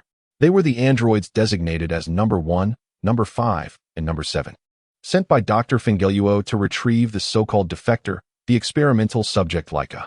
Number 1 was the most imposing, with a sturdy frame cloaked in dark metallic bones and covered in synthetic muscle. Its solitary eye glowed with an emotionless crimson light, silent as a mountain, emanating an overwhelming sense of primal oppression. Number 5, slender in build, boasted a sleek silver body adorned with red crystalline structures. Its goggles situated on either side of its head, executing movements with chilling precision. Number 7 was the most menacing. Equipped with barrels of varying calibers on its arms and an undeployed weapon module on its shoulder. Sun Wukong halted his actions, curiously surveying the 3 peculiar beings that had appeared before him. He could distinctly feel the cold, powerful aura emanating from them, starkly different from that of a human. Are you also members of the Red Ribbon Army? You seem formidable. The androids offered no response. Their electronic eyes instantly locked onto Sun Wukong. Target confirmed, defector unit Laika. Execute capture directive. A cold, synthetic voice emanated from number 5. Before the words had fully escaped, number 7 launched the first attack. Its shoulder-mounted weapon module unfolded in an instant, revealing a multi-barreled rocket launcher. Boom, boom, boom, boom, boom. Countless small rockets, trailing flames, surged towards Sun Wukong like a swarm, covering every possible escape route. Wow! Sun Wukong exclaimed, yet he displayed no signs of panic. The sharp perception honed through his training at Karen Tower kicked in. He swiftly discerned the weak points in the barrage, his body twisting and contorting at incredible angles, rolling through the gaps in the onslaught with miraculous agility. Boom, boom, boom, boom, boom. The ground where he had stood moments ago erupted into a sea of flames. Almost simultaneously as he navigated through the barrage, number 5 sprang into action. Its speed was astonishing, transforming into a streak of silver light as it rushed forth, fingers aligned into a blade-like formation, aimed directly at Sun Wukong's throat with lethal precision. So fast, Sun Wukong's pupils constricted, instinctively raising his hand to block. Bang! A dull thud resonated as the tremendous force pushed him several meters backward, cracking the ground beneath him. He shook his slightly numbed arm, yet a thrilling smile spread across his face. Impressive. Even more formidable than that fellow named Tao Bai Bai. Unfazed by the miss, number 5 pressed on relentlessly, its arms morphing into a flurry of silver palm strikes, attacking Sun Wukong like a tempest. Each blow targeting a vital point. Sun Wukong immediately countered with his fists, his movements becoming even more agile, filled with wild instinct. As the collision of fists and feet created a cacophony of metallic clashes. For a time, they struggled fiercely against each other. Yet, the mightiest of them all, number 1, finally stirred into action. It lacked flamboyant movements, merely a straightforward jab, yet the force contained within that fist caused the very air to erupt with a thunderous boom. Before the punch even arrived, the terrifying wind it generated left Sun Wukong momentarily breathless. He could not withstand it head-on. With his formidable battle instincts, Sun Wukong swiftly assessed the dreadfulness of the blow. He abruptly propelled himself off the ground, leaping backward with great urgency. Boom! The fist of number 1 struck empty air, crashing into the ground and creating a deep pit several meters in diameter, sending shards of stone flying and suppressing the flames nearby with a shockwave. As Sun Wukong landed, the muzzle of number 7 once again unleashed a fiery tongue, intertwining high-energy beams and solid projectiles into a deadly web. Sun Wukong was compelled to move swiftly once more, using the debris as cover, constantly dodging and weaving. The battle had reached a temporary stalemate. Sun Wukong's speed was astonishing, and his reflexes incredibly sharp, yet facing 3 harmoniously coordinated androids, each possessing strength far exceeding that of an ordinary human, he felt immense pressure. In particular, the might of number 1 and the velocity of number 5 posed significant challenges for him. This cannot continue. As he evaded, Sun Wukong rapidly contemplated his next move. His gaze swept over the 3 adversaries, noting their apparent reliance on some programmed directives, lacking in situ adaptability. The Kamehameha technique requires time to gather energy, and they would not grant me that opportunity. A sudden idea sparked in his mind. He devised a strategy. He intentionally left an opening, delaying his movements by a fraction of a second. Number 5, predictably, closed in immediately, its silver palm thrusting toward his chest. In that fleeting moment, Sun Wukong swiftly lowered his body, not retreating, but instead dashing forward with unprecedented speed, narrowly evading number 5's thrust and directly closing the distance to number 7. Number 7 evidently did not anticipate the target would suddenly approach. Its long-range weapon was ineffective at such close quarters. It hastily raised its gun, attempting to fire. Too slow. Sun Wukong shouted with vigor, his hands seizing number 7's arm-mounted guns with lightning speed. With a mighty roar, he unleashed the full force of his energy, astonishingly lifting the hefty metallic form of number 7 and wielding it as a colossal weapon, heaving it forcefully toward the advancing number 5. Caught unawares, number 5 was struck squarely by its own humanoid weapon, number 7. Bang! Crack! The sound of twisted metal and shattering components echoed harshly. Both number 5 and number 7 tumbled away, crashing heavily into a pile of debris, sparks flying, their movements coming to a halt, clearly suffering severe damage. With 2 troublesome opponents swiftly dispatched, Sun Wukong turned his attention to the mightiest of them all, number 1, unfazed by the plight of its companions. Number 1's singular red eye locked onto Sun Wukong as it marched forward with heavy strides, delivering yet another straightforward yet immensely powerful punch. However, this time, Sun Wukong did not evade. He inhaled deeply, slightly bending his legs, firmly establishing a stance, crossing his arms in front of him, preparing to take this blow head-on. Come forth. Boom.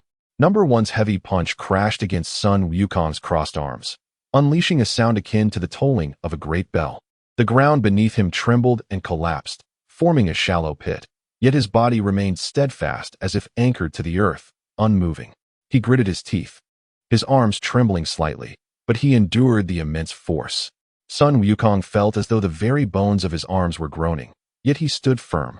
The training at Kylan Tower had granted his body an extraordinary leap in strength and resilience. Number 1 appeared momentarily stunned.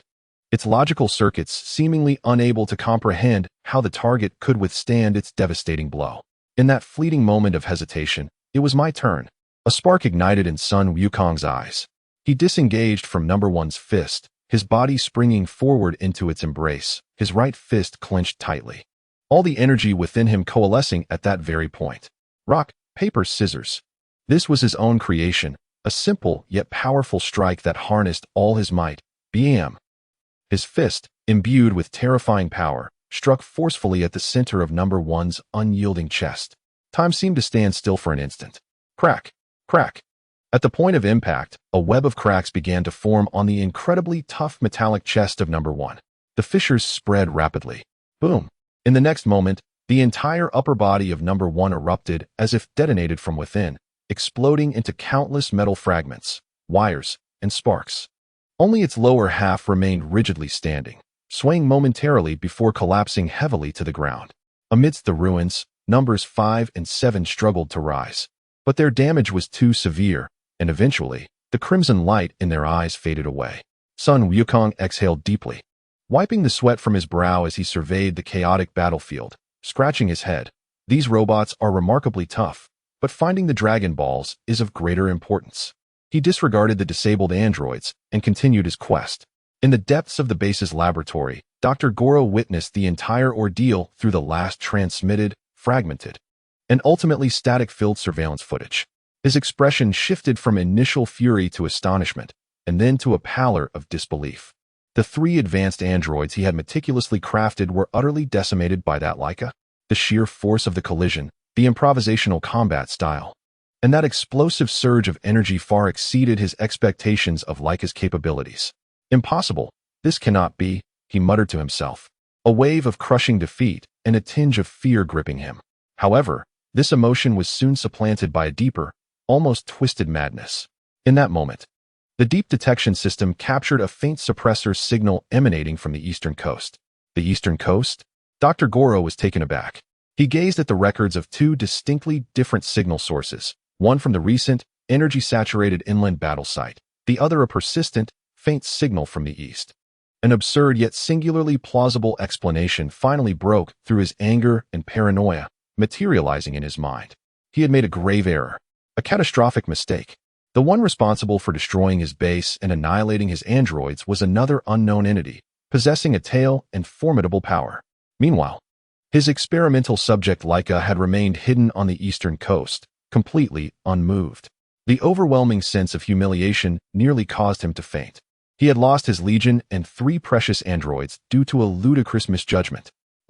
The laboratory reverberated with his hysterical roars and the cacophony of destruction.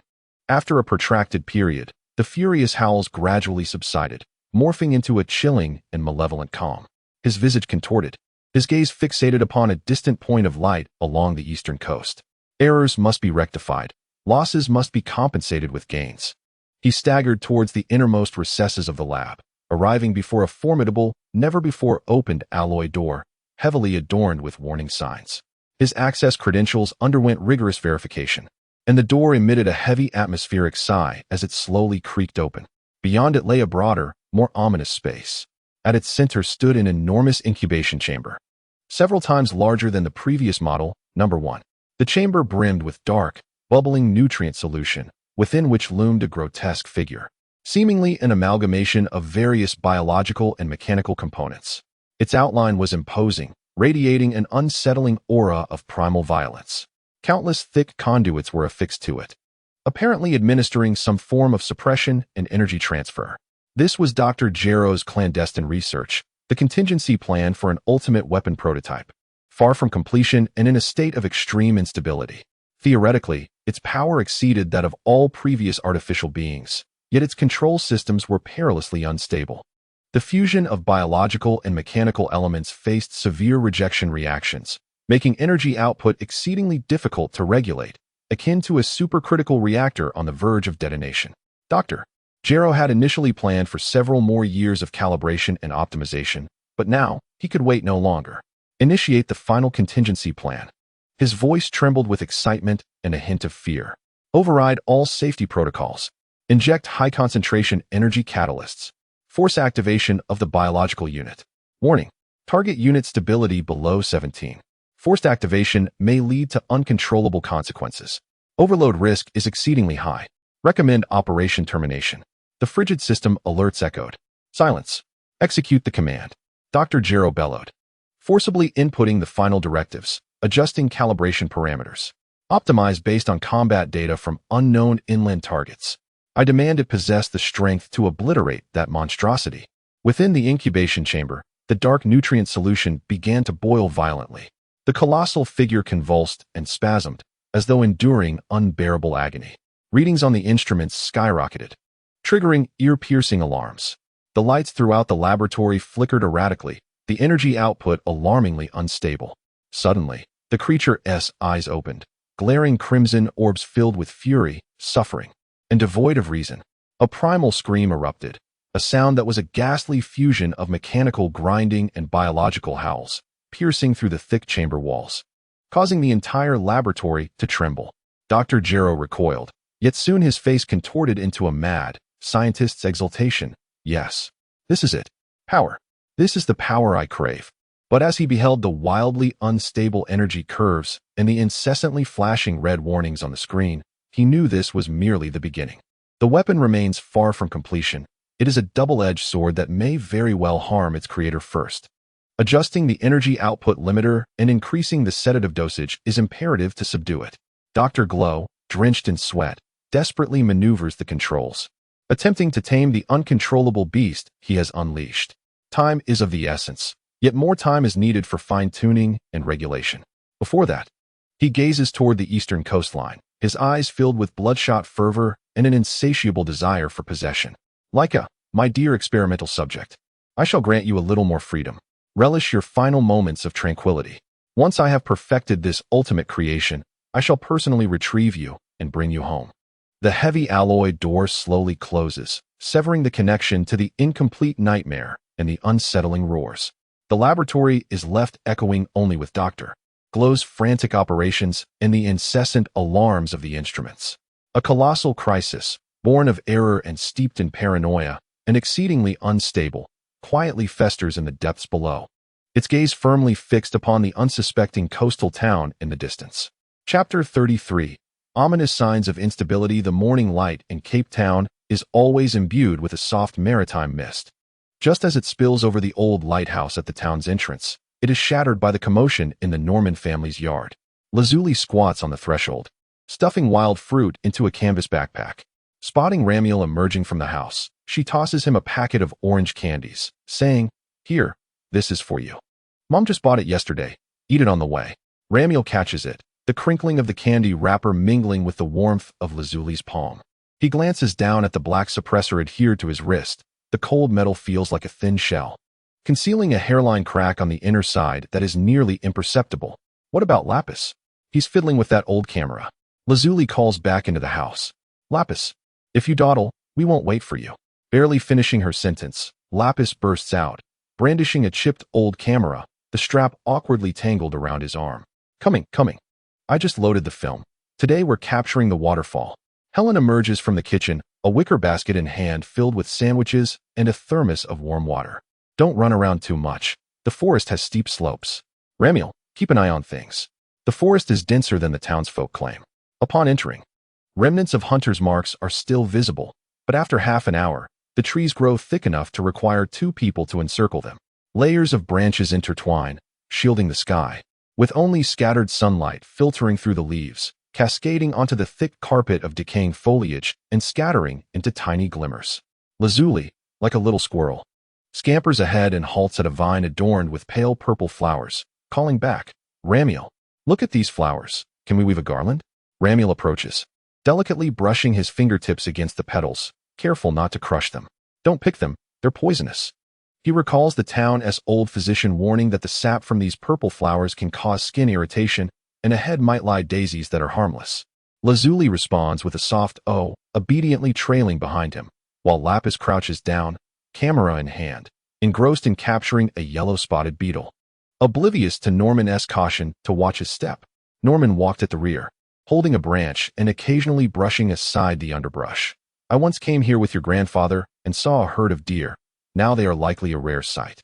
Helen followed closely beside him, plucking a delicate white mushroom and holding it to her nose.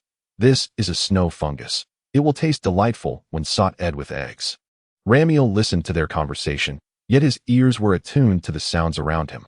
He could hear the crisp crackling of a squirrel gnawing on a pine cone 100 meters away. Detect the scent of edible wild fungi hidden beneath the bushes 3 meters to his left, and even sense the subtle vibrations of earthworms burrowing underground. The sensation of heightened awareness was invigorating, akin to being immersed in warm water, and even the latent power within him, which often surged unexpectedly, felt as docile as a sunbathing cat. Ramiel relaxed his grip on the vine basket. He had been cautious not to crush it, using the lightest touch, but now his palms felt slightly sore. Look, a waterfall. Lazily's shriek suddenly pierced the forest's tranquility. Ramiel glanced up to see the thicket ahead abruptly parting, revealing a cascade of silvery water plummeting over a cliff more than 10 meters high, crashing into the pool below. The mist rising from the impact shimmered in the sunlight, forming a delicate rainbow. Lapis gasped in awe, brandishing his camera as he dashed toward the pool's edge, nearly tripping over a tree root. Ramiel, quick on his feet, caught him, being careful not to exert too much pressure on the camera's casing. Slow down. If you drop the camera, you won't be able to take any photos. Ramiel chuckled. Lapis stuck out his tongue and hurriedly crouched by the pool, snapping pictures of the waterfall incessantly. Norman removed his shoes and dipped his feet into the icy water, sighing with pleasure. This water is even cooler than the well water in town. It's perfect for escaping the summer heat. Helen approached the stones by the pool, bending down to gather some water plants. This is dragon beard grass. When dried, it can be woven into straw hats. Ramiel gazed through the mist behind the waterfall, faintly perceiving a dark shadow on the cliff, resembling a stone cave. I'll go take a look, he told Norman, not waiting for Helen's cautionary words. With a surge of energy, he darted forward, slightly quicker than his usual deliberate pace, causing the leaves underfoot to flutter in the gust he created, leaving even Lazily behind in her exclamation of surprise. As he passed through the curtain of water, icy droplets cascaded down upon him, prompting Ramiel to instinctively close his eyes. When he opened them again, he found himself standing within the cave. It was smaller than he had imagined, barely accommodating a single person standing upright. Water dripped from the rocky ceiling, pooling into a small puddle that mirrored the waterfall outside. The cave was eerily quiet, with only the thundering of the waterfall filtered through the curtain, muffled as if wrapped in cotton. Ramiel sighed in relief, leaning against the cool stone wall. This isolation from the outside world allowed his taut nerves to relax somewhat. He unconsciously raised his hand, gently touching the suppressor on his wrist, a habit ingrained in him since childhood, as if the cool metal brought him solace. However, the moment his fingertips brushed against the suppressor, a sudden sharp pain erupted from the metal ring. It was not the occasional tingling sensation he was accustomed to. It felt as if a red-hot needle, entwined with electricity, shot through his veins toward his elbow, rapidly spreading to his shoulder. Ramiel stifled a groan, the sound caught in his throat, his legs nearly buckling beneath him. His right hand clutched his wrist tightly, the knuckles paling.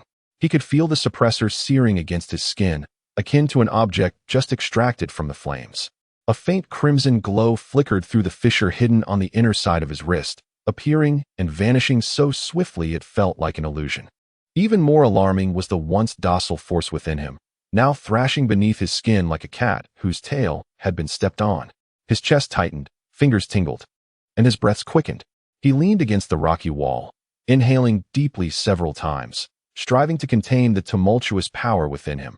He must not let it spiral out of control. The edge of the pool was not far. If that surge were to burst forth, it could startle Lazily and the others. The sharp pain struck fiercely yet receded just as rapidly, leaving only the suppressor still ablaze, while his arm felt as if it belonged to someone else. After a considerable moment, Ramiel dared to release his grip, lowering his gaze to the fissure in the suppressor, which remained as slender as before, showing no sign of widening. Yet, during that moment of agony, he distinctly felt something within the metallic ring snap, as if a delicate thread had broken. What could this mean? He recalled a similar pain while fishing by the sea, but it had never been this intense. Ramiel squeezed his wrist, a nagging thought creeping into his mind. Could it be that his strength had grown too rapidly, causing the suppressor to struggle to accommodate him? He had no time to ponder further. Lazily was anxiously calling for him, the news already broadcasting the destruction of the Red Satin Brigade. What else could possibly be amiss? Surely, the suppressor had aged and was no longer in sync with his burgeoning power, yet an inexplicable sense of unease still lingered within him. Ramel, are you all right? Why have you been gone so long? Lazili's voice filtered through the curtain of water, tinged with worry. Did you fall?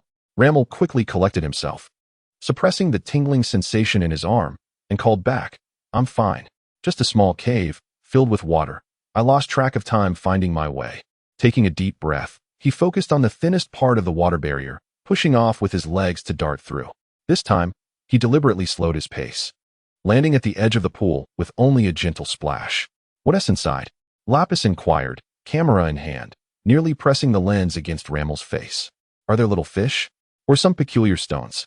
Nothing of the sort, just a few damp rocks, Ramel replied with a smile, deliberately shaking his arm. The current was just a bit strong. My arm feels slightly numb, but it's nothing to worry about. He averted his gaze from Lazili, recalling her furrowed brow and the concern etched in her eyes. He feared he might not be able to conceal the truth from her if she pressed him further.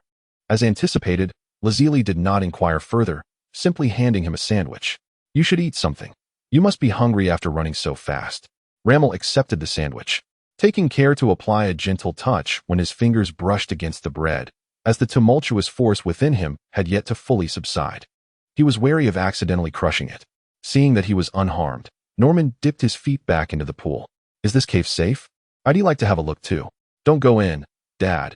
It's all water and extremely slippery, Ramel quickly cautioned. There's nothing interesting to see. Just an ordinary cave. He wished to prevent Norman from entering. Should the suppressor act up again, losing control before his family would be disastrous. Norman nodded, no longer insisting. Lapis continued photographing the waterfall, while Helen sat on a stone weaving dragon beard grass. Lazili leaned against Ramir, enjoying orange candy as she said, when we head back, let us buy strawberry-flavored popsicles from the stand in town. Last time, Lapis snatched mine. Who snatched yours? You simply couldn't finish it. Lapis retorted, nearly dropping his camera. Watching their playful banter, Ramir felt his anxiety gradually dissipate. Regardless of the state of his suppressor, as long as his family was well, everything would be fine. On the way back, Ramir walked at the rear, deliberately slowing his pace. He occasionally touched the suppressor on his wrist, noting that it was no longer hot or painful. Yet the chaotic energy still simmered faintly at his fingertips. He feared stepping too hard on the stone path would damage it, worried that he might crush the camera's casing while helping Lapis retrieve it. Even when Norman handed him the basket for wild mushrooms, he carefully held it with 2 fingers, afraid to apply too much pressure. Ramir, you seem a bit off today, Lazili remarked, falling in step beside him. Is there something you're not telling me from earlier at the waterfall? Ramir's heart tightened, and he hastily shook his head. No, it's just a bit of numbness in my arm, but it's better now. He forced a smile. Aren't you craving that popsicle? I'll treat you to a strawberry one on the way back. Lazili scrutinized him for a moment, and seeing his silence, she chose not to press further. Instead, she gently tapped his arm. If you feel unwell, you must tell me. Ramir nodded, warmth spreading through him. He understood that Lazili was concerned, but he couldn't voice his fears.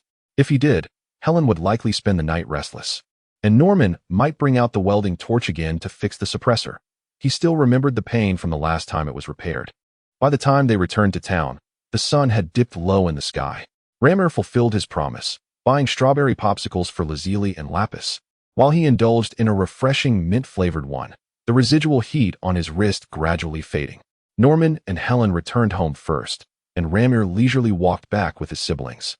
Lapis proudly showcasing the waterfall photos he had taken. That evening, after finishing his evening routine, Ramir stood by the window. Moonlight cascaded onto the suppressor on his wrist, the intricate patterns of the metal ring resembling faint scars in the dim light. He reached out to touch it, the cool sensation providing a sense of reassurance. At dinner, he had deliberately used his left hand to hold the chopsticks, fearing that exerting too much pressure with his right hand might provoke sudden pain from the suppressor. He recalled the sharp pangs from earlier in the cavern and the tumultuous energy within him, feeling a flicker of unease. What if the suppressor failed? If he lost control, would he crush the cup Helen handed him? Would he distort the anchor while helping Norman repair the fishing boat? Would he, like last time at the beach, send the shells Lazili collected flying? Outside, the sound of waves crashing against the shore mingled with the noise of Norman watching television in the living room, Helen tidying up in the kitchen, and Lazili and Lapis arguing over the camera photos inside. These sounds enveloped Ramir like a soft shell, gradually easing his tension. He touched the suppressor and silently vowed, "Hold on a little longer, don't fail me, and above all, don't harm my family." What he remained oblivious to was the piercing sound of alarms reverberating through the underground laboratory 1,000 miles away. Dr. Glow stood before the console, his face a mask of distress as he monitored the erratic data flickering on the screen. The colossal creature within the cultivation chamber thrashed violently. Its dark green skin stretched taut, claws raking deep gashes into the glass walls, the nutrient solution within swirling into a murky chaos. Energy sensing failure. Anomalous energy fluctuations detected in the subject. The incessant alerts of the instruments echoed in his ears, prompting Dr. Glow to slam his hand down on the console. Increase the dosage of the sedative. Initiate emergency cooling. His gaze fixated on the faint glimmer on the screen. The energy signal of Ramiel. He had attempted to gauge the power of this unique specimen using a remote device, but unexpectedly triggered a backlash of energy from within the subject, causing the weapons in his cultivation chamber to spiral out of control. Under the influence of the sedative, the monster's struggles gradually subsided, ultimately collapsing to the bottom of the chamber, its crimson eyes the only remnants of its primal ferocity still flickering with a hint of life. Dr. Glow slumped in his chair, beads of sweat pooling on the console, forming a small damp patch. Useless, he muttered through clenched teeth. If it cannot withstand its own genetic makeup, how can it serve as my ultimate weapon? He adjusted the signal's location to the eastern coastal town of Cape Point. The specimen remained alive, its growth rate surpassing his expectations. Suddenly, a greedy glint flickered in Dr. Glow's eyes. Akin to a wolf fixating on its prey. "What is the rush?" he murmured, lightly tapping the console with his fingers. "Once I have this failure calibrated, I shall come for you. You are my masterpiece." The night in Cape Point was tranquil, the moonlight casting a long shadow of Ramiel. He stood by the window, clutching freshly picked daisies from the yard, planning to weave a garland for Zeely tomorrow. The pain from the suppressor on his wrist had subsided, yet unbeknownst to him, the fine crack concealed not merely a fracture in the device, but a tether connecting him to distant perils. Chapter 34. The fracture of the wristband. Since the violent resonance at the waterfall, a lingering sense of foreboding loomed over Ramiel like an inescapable shadow. The fleeting relief brought by the demise of the Scarlet Ribbon Legion had entirely dissipated, replaced by a deeper, gnawing anxiety. The suppressor on his wrist had evolved from a mere shackle of power into a ticking bomb nestled within him, a beacon incessantly transmitting signals to unknown adversaries. He could no longer afford to be passive. He needed to take action. Ramiel began to utilize every spare moment to delve deeper into the mysteries of the chilling metallic ring.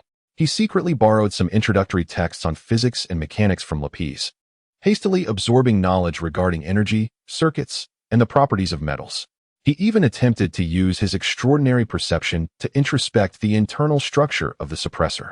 However, all his efforts proved futile. Dr. Glow's technological prowess far surpassed the rudimentary descriptions found in those textbooks. The internal mechanisms of the suppressor were intricate and convoluted, laden with protective and self-destruct systems beyond his comprehension. His heightened perception could only vaguely sense the massive, perilous energy flow contained within, as well as an exceedingly subtle fluctuation, maintaining a connection to some distant source.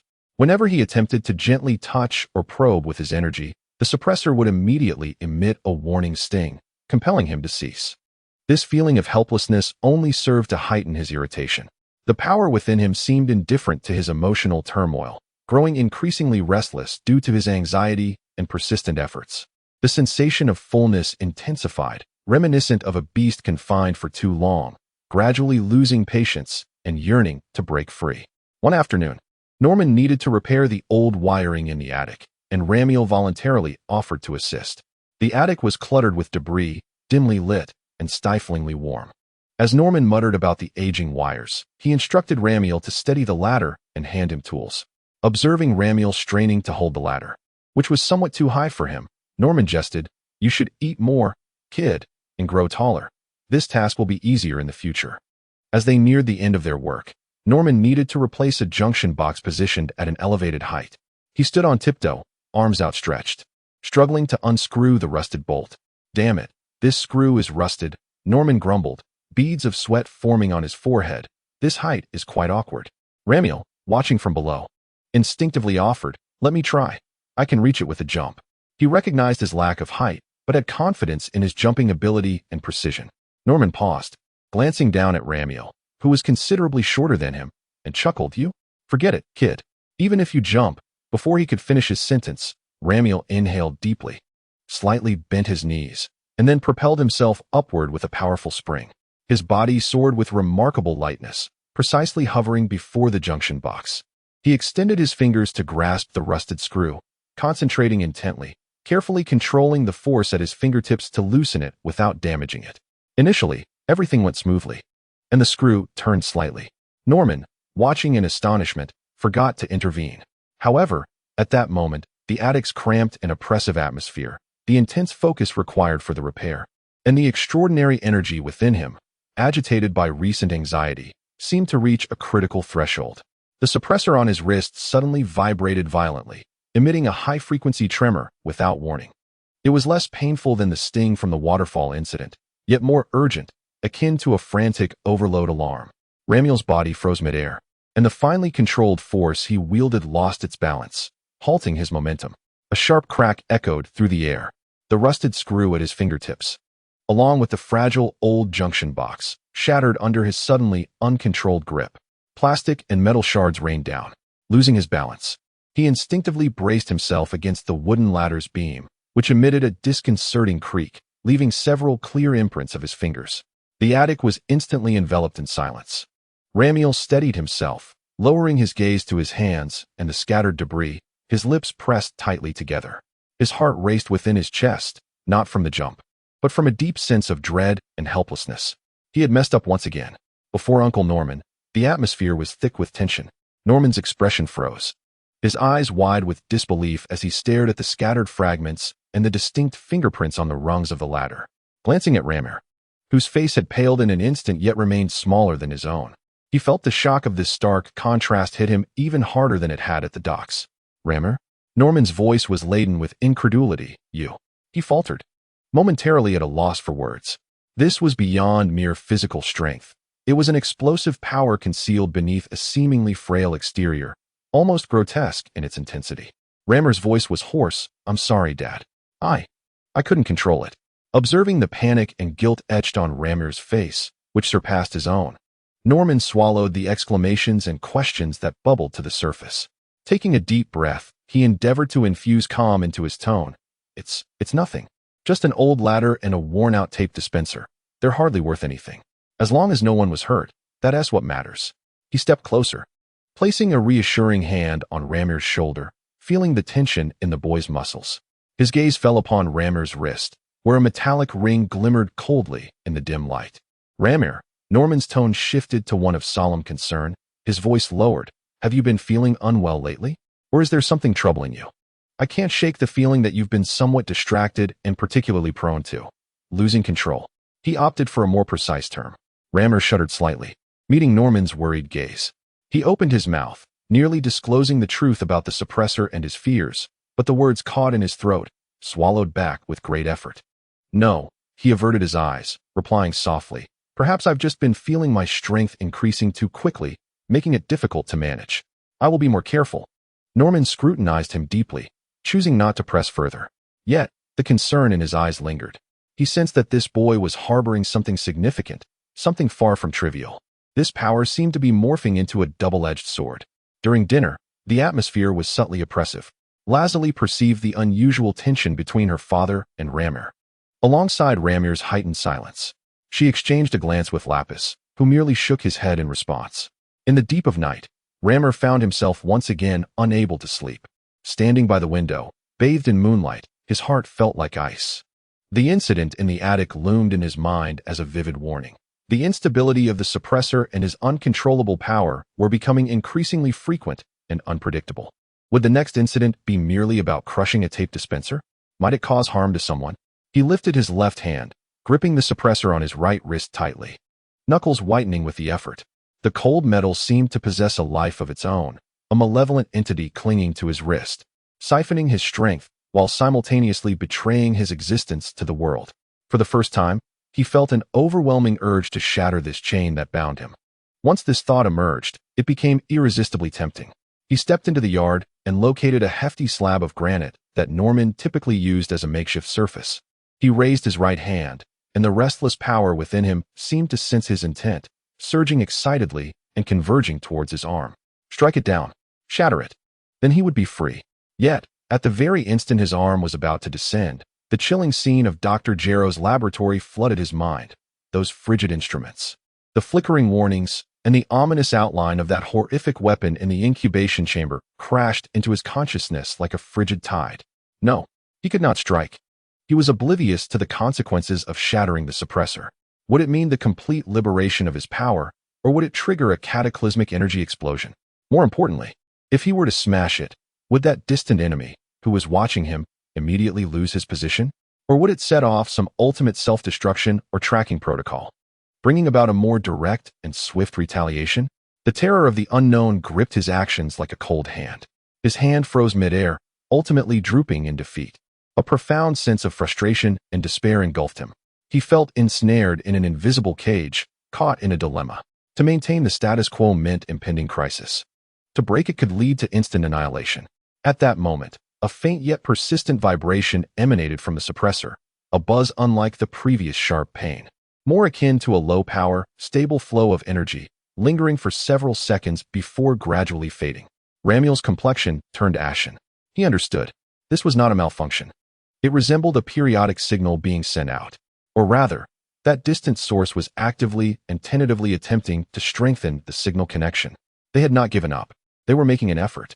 It was perhaps only a matter of time before they could precisely locate him. Fear transformed from a vague premonition into a chilling reality. Advancing step by step, he walked slowly back to his room, his steps heavy. Pausing briefly outside Lazuli's room, he noticed the door ajar, warm light from a bedside lamp spilling forth. He heard Lazuli's gentle breathing and her subconscious murmurs in her sleep, seemingly uttering his name. A faint whisper that pierced through Ramiel's accumulated despair like a needle. He could not give up. He must protect them. Silently, he returned to his room and closed the door. He did not glance outside again, but sat on the edge of his bed, his gaze once more fixed on the suppressor. The panic and despair in his eyes gradually receded, replaced by a calm, almost icy resolve. Since escape was not an option, he must prepare thoroughly before the final moment arrived. He needed to exert stricter control over his power, to contemplate all possible eventualities, and to know what to do when necessary. In the distant laboratory, Dr. Gero observed the slightly clearer signal feedback just received on the screen, a distorted smile creeping across his face. Chapter 35. Uncontrolled power rampage. 7 years had passed, like the ceaseless waves crashing against the shore outside Cape Town, quietly transforming each individual. The once youthful boys and girls had now matured. Lazuli blossomed into an increasingly enchanting beauty, her golden tresses shimmering like sunlight, while her cerulean eyes often bore a subtle hint of unspoken worry. She secured a place at a university in a nearby city, yet almost every weekend, she returned home, her gaze inevitably seeking out that silent figure. Lapisai had also matured into a slender and composed young man, his passion for mechanical and electronic technology making him a local prodigy. However, deep within, a complex and ineffable sentiment towards his brother lingered. The most remarkable transformation, undoubtedly, was that of Ramir. At 19, he finally entered the long-awaited growth phase typical of Science.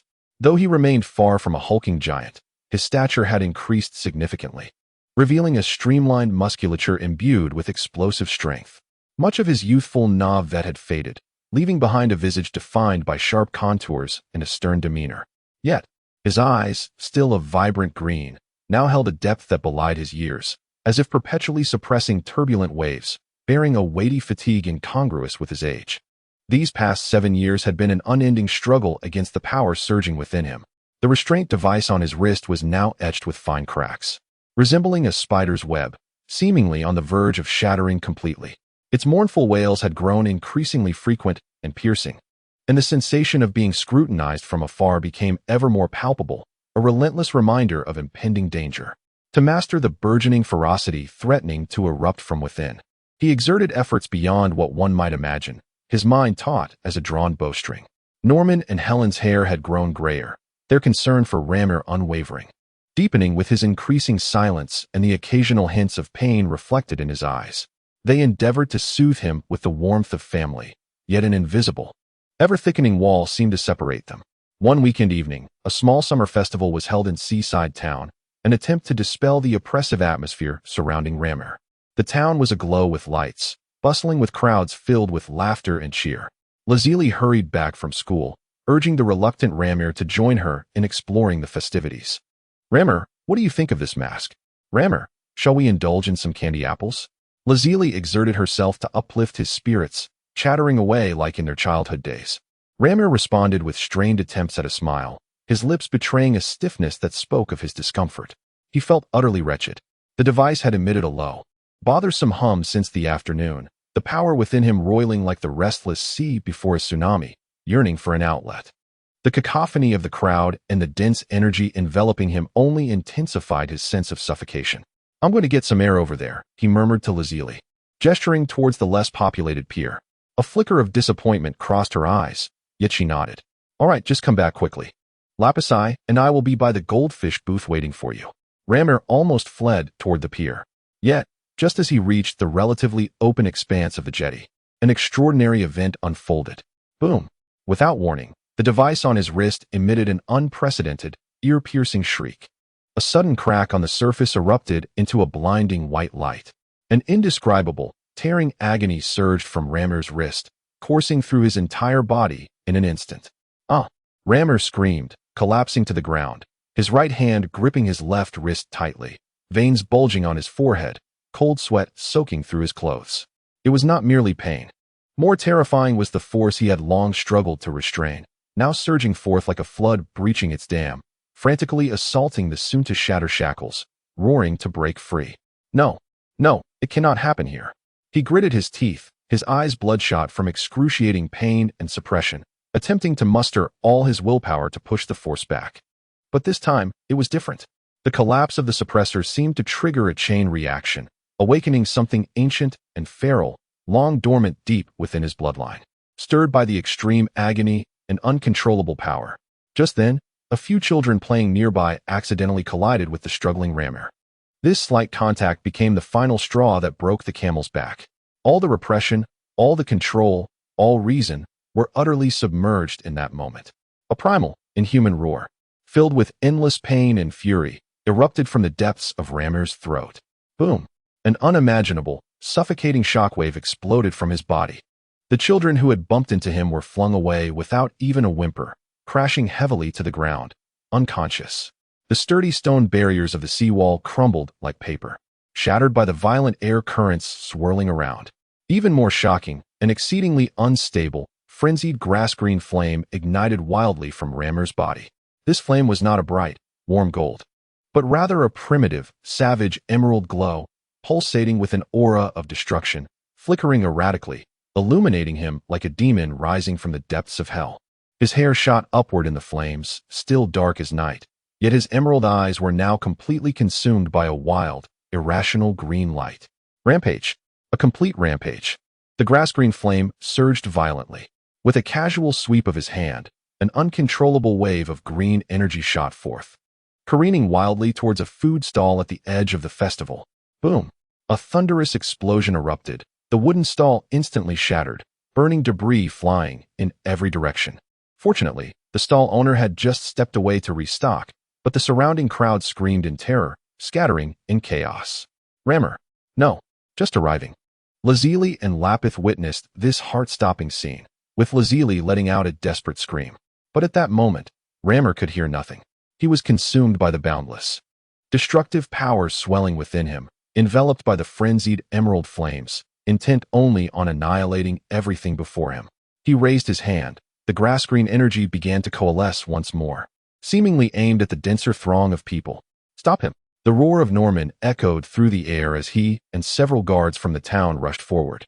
But the terrifying pressure emanating from the emerald green aura rendered them unable to approach, as if they were facing a cataclysmic human disaster. In this critical moment, Ramiel, wake up! Lazili, fueled by an unknown surge of courage, cried out desperately as she dashed toward the edge of the verdant tempest. The overwhelming energy field threatened to tear at her skin, yet her gaze was solely fixated on that pained and unfamiliar silhouette. Sister, it's dangerous, Lapis thought in terror, attempting to grasp her, Perhaps it was Lazelli's familiar voice piercing through the frenzied haze, or perhaps the legendary blood of the Super Saiyan within him, even in its unstable state, retained a peculiar sense of awareness. Ramiel's energy-concentrating motion abruptly faltered. His eyes, completely filled with the emerald glow, mechanically turned toward the source of the voice, fixating on the golden figure swaying precariously amidst the energy storm, tears streaming down her face. Lazelli, a feeble, hoarse syllable escaped his lips. In that fleeting moment of stillness and recognition, it seemed to drain the last vestige of his strength to resist the rampage. The grass-green aura enveloping his body suddenly extinguished, as if the power had been cut off. The emerald light in his eyes quickly faded, revealing their original azure hue, yet filled with boundless confusion and exhaustion. Soon after, an abyss of darkness engulfed his consciousness. His body slackened, and he fell backward, crashing heavily to the ground, succumbing to a deep coma. A profound silence descended after the storm. The festive atmosphere of the celebration had vanished, leaving only the charred remnants of stalls, shattered embankments, injured and unconscious children, and a scene of utter chaos. The air was thick with the acrid scent of smoke and an unusual, pungent aroma reminiscent of crushed foliage. All the survivors were gripped by dread, their eyes reflecting fear, shock, and disbelief as they gazed at the young boy lying on the ground. Norman and Helen rushed over, immediately checking Ramiel's condition, and upon discovering he was merely exhausted and unconscious, they breathed a slight sigh of relief, only to be swiftly overwhelmed by immense dread and sorrow. They surveyed the surrounding devastation, looked into the fearful eyes of the townsfolk, and found themselves at a loss for words. Lazelli threw herself beside Ramiel, clasping his cold hand, tears flowing uncontrollably. Lapis stood nearby, pale-faced, fists clenched tightly. When Ramiel awoke from his coma, it was already midday the following day. He found himself lying in his own bed, sunlight streaming through the window. Yet he felt no warmth. The horrific scenes from the previous night surged into his mind like the clearest of nightmares. The grass-green aura, the screams of the people, the shattered embankments, the burning stalls, and Lazelli's despairing tear-filled eyes. An immense wave of pain and guilt washed over him, as frigid as the deepest ocean, drowning him instantly. He bolted upright from the bed and rushed outside. The damage to the town had been preliminarily cleared, yet the ruined embankment and the vanished stall stood like grotesque scars, starkly recording his transgressions. The townsfolk, upon seeing him, wore expressions that were complex: fear, estrangement, and even a hint of resentment replaced the former warmth of their demeanor. He beheld the wife of the stall owner, silently shedding tears at the edge of the ruins. He witnessed the parents of the injured children, their eyes filled with dread and accusation. Every gaze felt like a sharp dagger, piercing his heart with relentless force. He uttered not a word, but returned home in silence, seeking out Norman, who was repairing the shattered window from the blast. He completely shut himself off from the world. An immense agony and guilt clamped down on him like the heaviest of shackles, binding him tightly. He not only feared his own power, but also loathed himself. He could not forgive himself for harming the innocent and disrupting the tranquility of the town he cherished. Deep within his emerald eyes, the last glimmer of light seemed to extinguish, leaving only an abyss of despair and gloom. Chapter 36. The resolve to leave home since that catastrophic rampage. Cape Town appeared to be shrouded in an invisible haze. Although Norman and Helen endeavored to negotiate reparations, soothe the injured families, and restore damaged public facilities, the townsfolk's perceptions of Ramiel had irrevocably shifted. The former warmth and acceptance had been supplanted by fear, alienation, and cautious vigilance. As he traversed the streets, people instinctively recoiled, whispers trailing behind him like shadows. Ramiel confined himself to the backyard and the desolate rocky shore, where he silently bore the burden of all laborious tasks, almost masochistically exhausting his physical strength, as if only through extreme fatigue could he temporarily numb the searing pain and guilt that consumed him. He refused to accompany Lazuli and Lapis to school or partake in any family activities. He ate sparingly, slept poorly, and the depths of his green eyes were shrouded in a haunting desolation, as if the verdant flames of that fateful night had incinerated every last vestige of light in his life. Norman and Helen witnessed this with heavy hearts, understanding the townspeople's fear while mourning the immense suffering Ramiel endured. They had attempted to guide him, to communicate, but he merely shook his head in silence, locking away all emotions deep within. He recognized that no words could mend the harm he had inflicted, and no comfort could erase the terrifying power lurking within him, poised to obliterate everything once more. Another sleepless night enveloped him. Ramiel sat alone at the edge of the training ground in the backyard, gazing at the cold crescent moon in the sky. The restraints on his wrists, marred with cracks, glimmered with a chilling sheen under the moonlight, resembling an unsightly brand. The images of terrified children dodging him during the day, the swollen eyes of the stall owner's wife, and Lazuli's forced smile, betraying her hidden worries and fears, all coalesced into a painfully clear and resolute decision. He could no longer remain here. He did not belong in this place. His very existence posed the gravest threat to this hard-won warmth. The next eruption might yield no chance of survival. He could not bear the anguish of losing them, nor could he withstand the possibility of them suffering any harm because of him. The following morning, as the first rays of dawn pierced the horizon, Ramiel packed a simple satchel containing a few changes of clothes and the meager savings he had stealthily accumulated for his journey. He stepped out of the room and discovered Norman, Helen, Lazuli, and Lapith quietly seated in the living room, as if they had anticipated this moment long before. The atmosphere was suffocatingly heavy. Rammer approached them, took a deep breath, and slowly knelt down. This gesture astonished everyone. Father, mother, his voice was low and hoarse, yet imbued with an undeniable resolve. Lapith, Lazuli, I am truly sorry. I must leave. Helen's tears surged forth instantly. She wished to rush forward to lift him, but Norman gently held her back. Norman gazed at Ramir, his expression complex, filled with pain, understanding, and reluctance. It is my fault. I cannot control this damned power. Ramir's voice trembled with suppressed emotion. If I remain here, I will only continue to hurt you, to harm the innocent in this town. That incident was merely a stroke of luck. I shudder to think what may occur next. I cannot allow it to happen again. He lifted his head, his eyes brimming with tears, yet he fought to keep them at bay. You have given me a name, a home, and warmth I never dared to dream of. These are the most precious gifts of my life. Therefore, I absolutely cannot allow this preciousness to be shadowed or even destroyed by my existence. Thus, I must depart. His tone grew resolute. I seek to find a way to master, or at least to guide, this power, until I can truly control it and ensure it causes no further harm. I cannot return. The living room fell into silence, save for Helen's soft sobs. Lapith turned away, her eyes reddened. Norman sighed heavily, as if he had aged significantly in that moment. He stepped forward, firmly lifting Ramir, his rough hand gripping his shoulder tightly. Child, we have never feared you. We only worry for your well-being.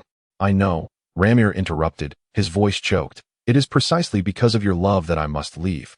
Please allow me to protect you in my own way. At that moment, Lazuli abruptly stood up, tears streaming down her face, her golden hair trembling slightly with emotion. She approached Ramir, her azure eyes gazing deeply into his, as if to etch this moment into her heart forever. I know it may not be the right time to say this. Her voice quivered with a sob, yet rang clear, but I fear if I do not speak now, I may never have another chance. She inhaled deeply, summoning all her courage. Ramir, I like you. I have liked you for a very long time. It is not the affection of family. It is the desire to be with you forever. These words fell like pebbles into a tranquil lake, sending ripples across the silent living room. Norman and Helen exchanged a glance, their eyes reflecting a complex understanding, yet devoid of surprise, as if they had sensed it long ago. Ramir was utterly stunned, his heart seemingly gripped by an invisible hand, a painful blend of sweetness and agony. Lazuli's confession was a ray of light he had never dared to hope for in his grim and despairing heart, yet in that moment, it felt like the gentlest of blades, piercing him to the core. Zelie found it difficult to speak, her voice fragmented. I am not worthy of the present me. I cannot promise anything, not even guarantee that I will survive to find the answers. I know, Zelie interrupted, tears streaming down her cheeks with fervor, her tone unexpectedly resolute. I understand your pain and fear, but I am not afraid. I believe in you. I am certain that you will discover a way to control your power, because you are Ramir. You are the one who silently strives, no matter how arduous the path, the one who would willingly endure pain to protect us. She stepped closer, grasping his hand tightly, as if to transfer her courage to him. So go. Go and find the way that will allow you to return in peace. But promise me, you must come back. No matter what, you must survive. I will wait for you. Always. The girl's ardent and unwavering emotions burst forth like rays of light breaking through the clouds, illuminating the depths of Ramir's frozen despair. The heavy shackles of his burden seemed to loosen slightly, intertwining profound gratitude and an even greater sense of responsibility, rendering him nearly breathless. He clasped Zeely's hand tightly in return, the force of his grip causing her to wince slightly, yet he did not let go. He gazed into her eyes, and within her emerald depths, a faint yet resolute light rekindled. "I promise you," he declared, each word solemn and imbued with the weight of an oath. "I will find a way. I will do everything in my power to return alive." The remainder of his thought lingered unspoken, but his eyes conveyed everything. Zeely nodded vigorously, tears choking her voice. Norman stepped forward, pressing a small, versatile capsule into Ramir's hand. "Inside is a high-speed motorcycle and some emergency supplies. Be cautious on your journey." Helen wiped her tears and stuffed a bag brimming with provisions into his pack. "You must remember to eat and take care of yourself." Lapis also approached silently, handing him a modified portable communicator with a stronger signal. "Stay in touch." The support and understanding from his family, Zeely's heartfelt confession, and her vow of waiting transformed into the final source of strength, propelling him onto the unknown path. Ramir no longer hesitated. He slung his bag over his shoulder, casting a deep gaze at each family member as if to imprint their likeness into his soul. Then, with unwavering resolve, he turned and strode out of the doorway, heading toward the mist-laden outskirts of the town. He did not look back, fearing that a glance would reveal Zeely's tear-streaked face or the reluctant gazes of his family, causing his newly forged determination to waver. The town of Cape Point gradually receded behind him, the familiar sounds of the waves fading into the distance. His goal was clear. He recalled a book he had once perused in the library, chronicling the wonders of the world. Now he was set on seeking the legendary Chiron Tower, a towering spire that pierced the clouds and connected to the celestial realm. In those ancient tales and scattered records, it might harbor wisdom transcending the mundane. This was his sole, albeit faint, hope. The road ahead was long and fraught with uncertainty, yet his steps were more resolute than ever. To protect that warmth, to honor that waiting, he must uncover the answers. Chapter 37. The search for Kailinta after 3 years of enduring the elements and traversing treacherous terrains. Ramiel followed the ancient legends and scattered clues, journeying across expansive plains, desolate deserts, and perilous primeval jungles. With extraordinary physical strength and survival skills, coupled with an unwavering resolve deep within his heart, he pressed westward toward the mysterious sanctum believed to conceal Kailinta. The journey was marked by solitude and hardship, as he deliberately avoided densely populated towns, spending most of his time wandering alone in the wilderness. The suppressor on his wrist remained silent, yet the cracks incessantly reminded him of the lurking peril. He was engaged in a relentless internal struggle, forcibly containing the surging, tumultuous energy within him, an energy yearning for release. Unfamiliar with the concept of chi, he instinctively regarded it as a primal force deeply embedded within his being, difficult to control. This confrontation was exhausting, yet it honed his willpower to a steel-like resilience. Dusty and worn, his once slightly delicate features had been sun-kissed to a robust bronze, adding an air of experience and determination. At the age of 22, he stood at 6 feet tall, with streamlined muscles concealing explosive power. Only his emerald eyes remained tranquil, yet they now held a profound depth forged through trials. Finally, on an evening when the setting sun bathed the sky in a resplendent orange hue, he parted the last thicket of towering shrubs, and the sight before him compelled him to halt, breath caught in his throat. A colossal tower, beyond description, loomed majestically before him, akin to a spine connecting heaven and earth, standing tall above an expansive sacred ground. The tower appeared to be woven from some immense, smooth plant stalks, spiraling upwards into the clouds, its apex lost in the ethereal mists. The golden rays of the sunset cast a sacred and ancient glow upon its surface, enveloping the surroundings in an indescribable, powerful tranquility. This was Kailinta, the legendary sanctuary bridging the mortal realm and the celestial, home to the deity of martial arts. After enduring countless trials, an indescribable surge of excitement and hope welled within him. He hastened forward, making his way toward the base of the colossal tower. Just as he approached within 50 meters of the tower's foundation, a deep, vigilant voice suddenly emerged from the dense foliage beside him. "Halt. Outsider. State your purpose." The voice resonated with a primal ferocity and undeniable authority. Ramiel instinctively froze, his body entering a state of alertness as his keen gaze swept toward the source of the voice.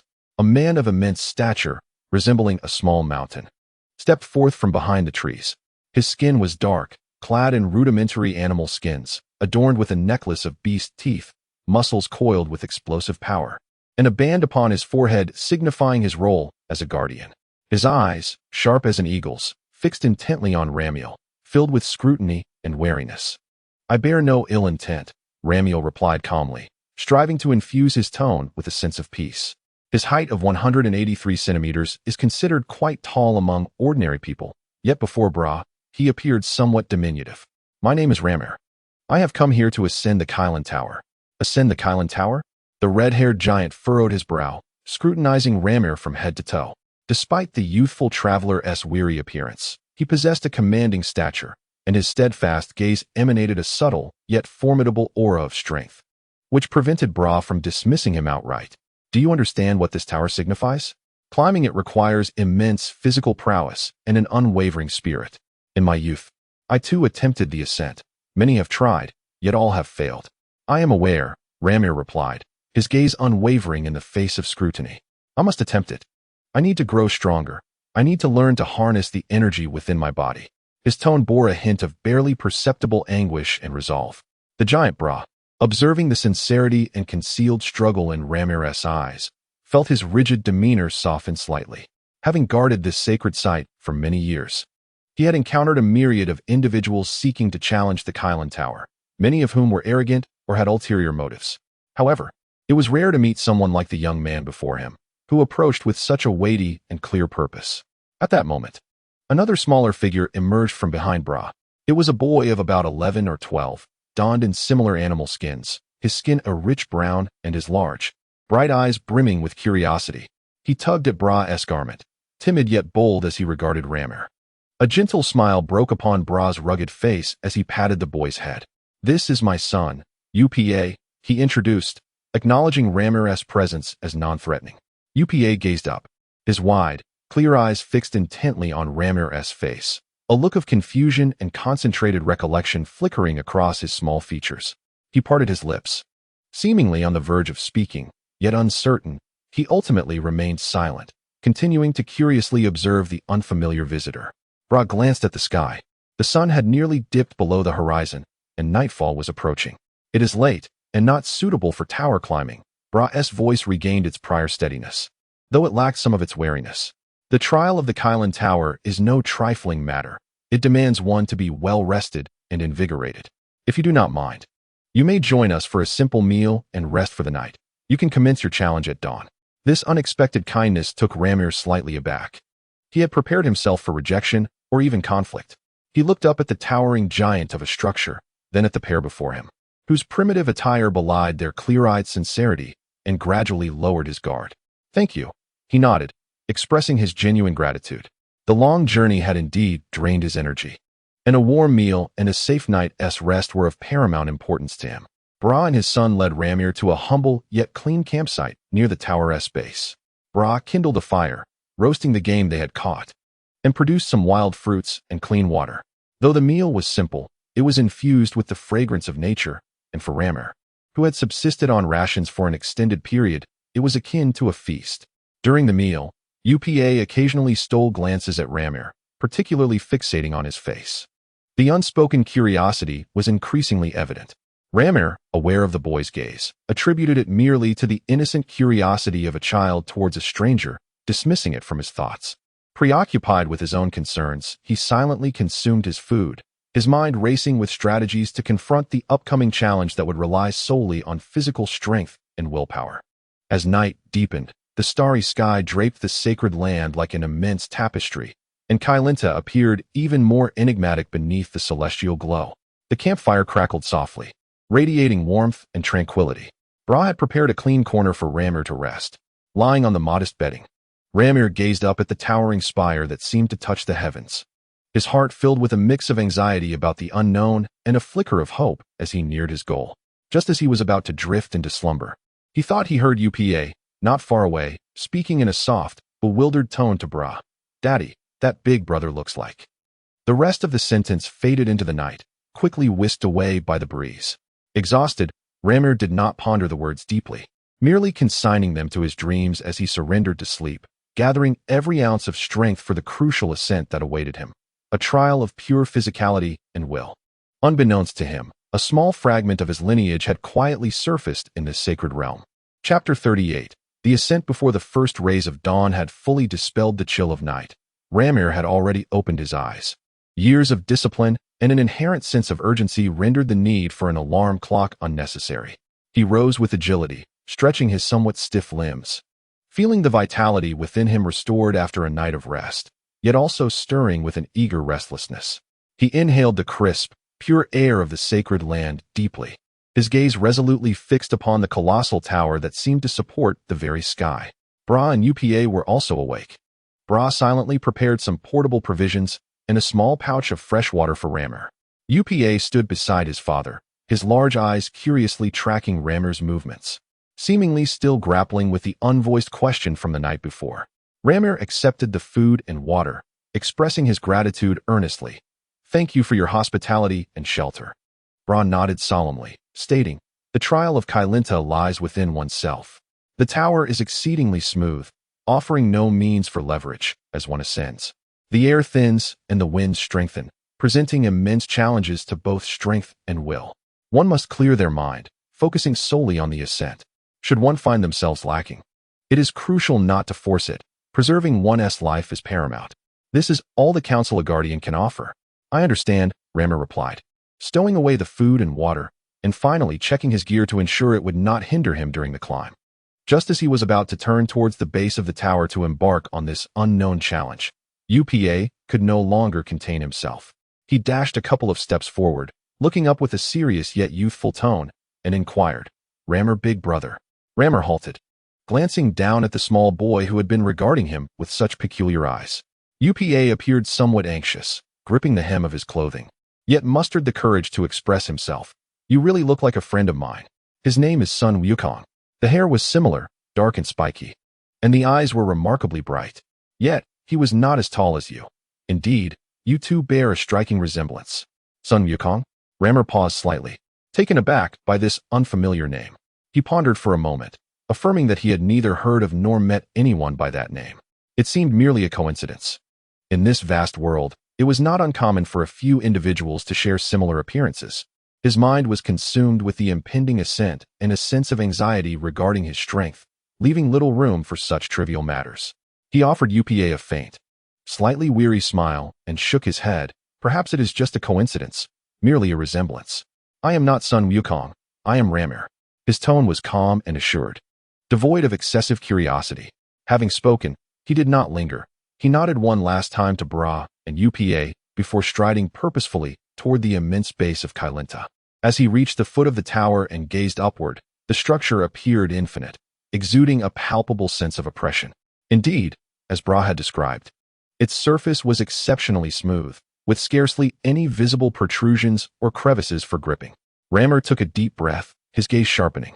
Lacking any particular technique, he propelled himself upward with explosive force, his body soaring like a cannonball, gaining several meters in an instant.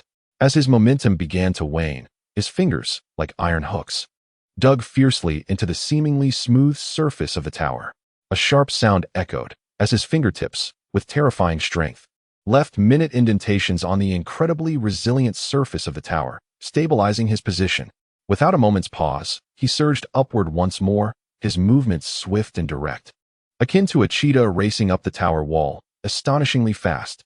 Below, Bra and UPA could only catch fleeting glimpses of Ramir's figure as it rapidly diminished, soon transforming into a tiny black that vanished into the low-lying clouds, disappearing from sight. "How incredibly fast!" UPA exclaimed in awe. He had witnessed his father Bra's speed in climbing the tower, yet Ramir's method, relying solely on explosive power and physical strength, was entirely different. A flicker of surprise crossed Bra's eyes, soon replaced by gravity. Such remarkable physical prowess, yet the trials of Kailinta extend far beyond this. The true challenges lie ahead. As Bra had anticipated, during the initial thousands of meters, Ramir ascended steadily, propelled by his superhuman stamina and strength. Although his speed eventually slowed, he continued to rise unwaveringly. However, as altitude increased, difficulties began to multiply exponentially. The air thinned, each breath demanding greater effort.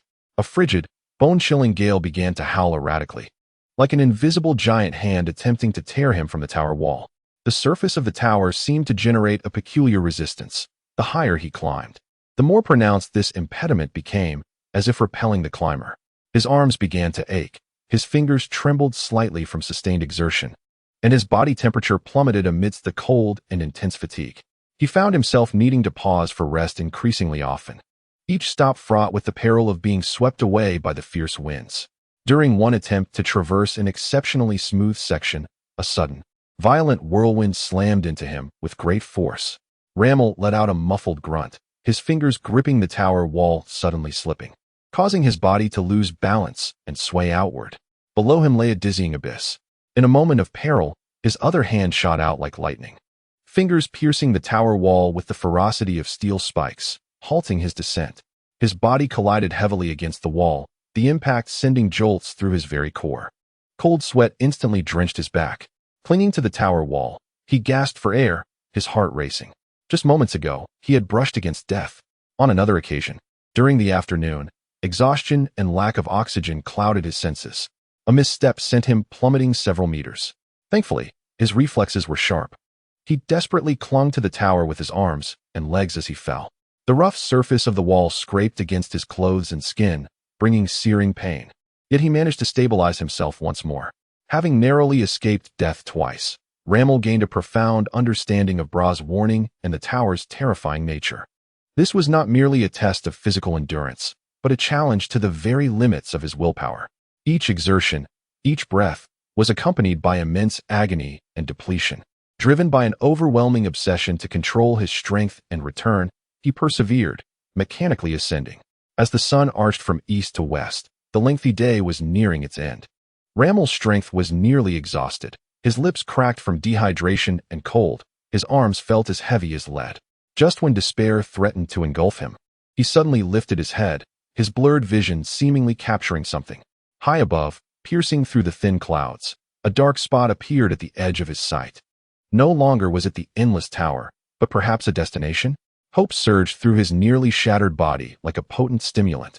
He summoned a last reserve of strength, gritting his teeth to embark on the final and most arduous sprint. Gradually, that dark point expanded, revealing the contours of a gigantic and peculiar structure perched atop the tower. When Ramel expended his final ounce of energy, his trembling hand finally grasped the edge of the platform at the tower's summit. He felt utterly spent.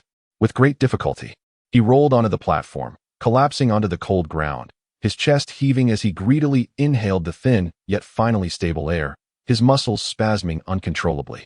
After what felt like an eternity of rest, he barely managed to rise and survey his surroundings. The platform at the tower's peak was more expansive than he had imagined. At its center stood an unusual circular structure, seemingly constructed from enormous clay pots and timber. Dragging his weary body, he cautiously ventured inside. The interior was surprisingly spacious but eerily silent. In one corner sat 3 large water tanks, accompanied by various incomprehensible vessels. A faint, peculiar fragrance wafted through the air. "Is anyone here?" Ramel's voice, hoarse from exhaustion and cold, echoed sharply in the vast space. There was no response. Only his own echo gently reverberated. He called out several more times, yet silence persisted. Could it be that the legends were mistaken? Or perhaps the deities atop the tower were absent? He wandered around the floor in confusion, finding only 3 large water tanks and remnants of daily life, with nothing else of interest. Just as a hint of frustration began to settle in, he noticed a staircase ascending in the corner. Another level? Taking a deep breath, he dragged his leaden legs carefully up the stairs.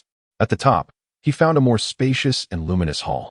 In the center stood a stone platform about half his height, but little else adorned the space. Light streamed in from the open windows surrounding the hall, illuminating it brilliantly. Yet, the hall remained utterly devoid of life. Standing in the center, Ramir looked around in bewilderment. After enduring countless hardships and narrowly escaping death twice, he had finally ascended the legendary Kyrinta, only to be met by emptiness and silence. A profound sense of loss and fatigue washed over him. Was it possible that his hopes, the aspirations he had pursued by leaving his family behind, amounted to nothing more than an illusion? Just as his thoughts began to waver, a somewhat comical yet oddly authoritative voice suddenly resonated from behind him. "Oh my, what remarkable speed! Though your approach is as crude as an uncivilized wild monkey, the fact that you managed to climb up here using nothing but your body is rather amusing, little one." Rammer froze, spinning around abruptly. His muscles tensed, and he scanned the vacant hall with heightened vigilance. The voice was clear and unmistakable, certainly not a figment of his imagination, but in every direction he looked. Aside from the central stone platform and the gentle breeze filtering through the windows, there was nothing. Who is speaking?" he demanded, his emerald eyes brimming with wariness and confusion. After a grueling climb, encountering such a bizarre situation heightened his already taut nerves. No response came. He furrowed his brow and conducted a meticulous search of the hall, even glancing up at the beams of the ceiling, yet yielded no results. Could it be that fatigue and oxygen deprivation were playing tricks on his mind? A touch of irritation crept in as he lowered his gaze, and at that moment, his eyes fell upon a white cat not far from his feet. A rather plump feline, leaning on a wooden cane, regarded him with its round, sapphire-like eyes, unblinking. The cat seemed to wear a look of amusement, as if it relished the unfolding spectacle. Rammer paused, instinctively crouching down to observe this peculiar, suddenly appearing creature. Murmuring to himself, "Strange, where did this cat come from? Was that just an auditory hallucination? I thought it was said that there were immortals atop this tower." Before he could finish, a distinctly clear voice, tinged with a hint of humor, yet exuding an ancient authority, echoed once more in his ears. "Impertinent little brat. That was indeed me speaking." Rammer felt as if struck by an electric jolt, recoiling sharply and landing on the ground. His eyes wide with disbelief as he stared fixedly at the white cat. The cat spoke. Even though Rammer possessed inhuman strength and had endured the cruelty of experiments and the relentless pursuit of artificial beings, he found himself profoundly impacted by the absurdity of encountering a talking cat. The white feline, an ethereal being, or perhaps a grand cat deity, observed Rammer's astonished demeanor with apparent satisfaction, delicately grooming its whiskers with its tiny paw. "What's the matter? Are you surprised? To ascend this Kalinta and meet me. The cat deity is a fortune accumulated over many lifetimes." After a brief moment of astonishment, Rammer snapped back to reality. The legends were indeed true. There existed an extraordinary being atop the tower, and this talking cat was the so-called immortal. A flicker of hope ignited within him, burning even more fervently than before. He hastily rose from the ground, disregarding any sense of wonder or absurdity, and urgently implored the cat deity. You are the immortal of the tower? Please, teach me how to control my power." His tone brimmed with desperation, quivering with a hint of despair. "The energy within me is in constant turmoil. I cannot contain it. I do not wish to harm others any longer. I beg you." The cat deity, with its wise blue eyes, regarded him silently, having already discerned the truth. From the moment Rammer stepped onto the platform at the tower's summit, the deity's extraordinary perception had revealed the terrifyingly immense energy contained within the young man. This energy loomed like a dormant volcano, yet it was also wildly agitated, akin to a pressure cooker sealed tightly, boiling and churning, poised to explode and obliterate everything in its vicinity. The deity also noted the cracked suppressor strapped around Rammer's wrist, the very device that clumsily and perilously restrained this power, exacerbating its instability. The cat deity nodded leisurely, as if fully enlightened. "I understand. The energy within you is indeed like a runaway stallion, akin to a volcano on the brink of eruption." Energy? Rammer seized upon this unfamiliar term, a look of deep confusion crossing his face. What was energy? He had always perceived this force as a vague, tumultuous energy within his body, never having a clear concept of it.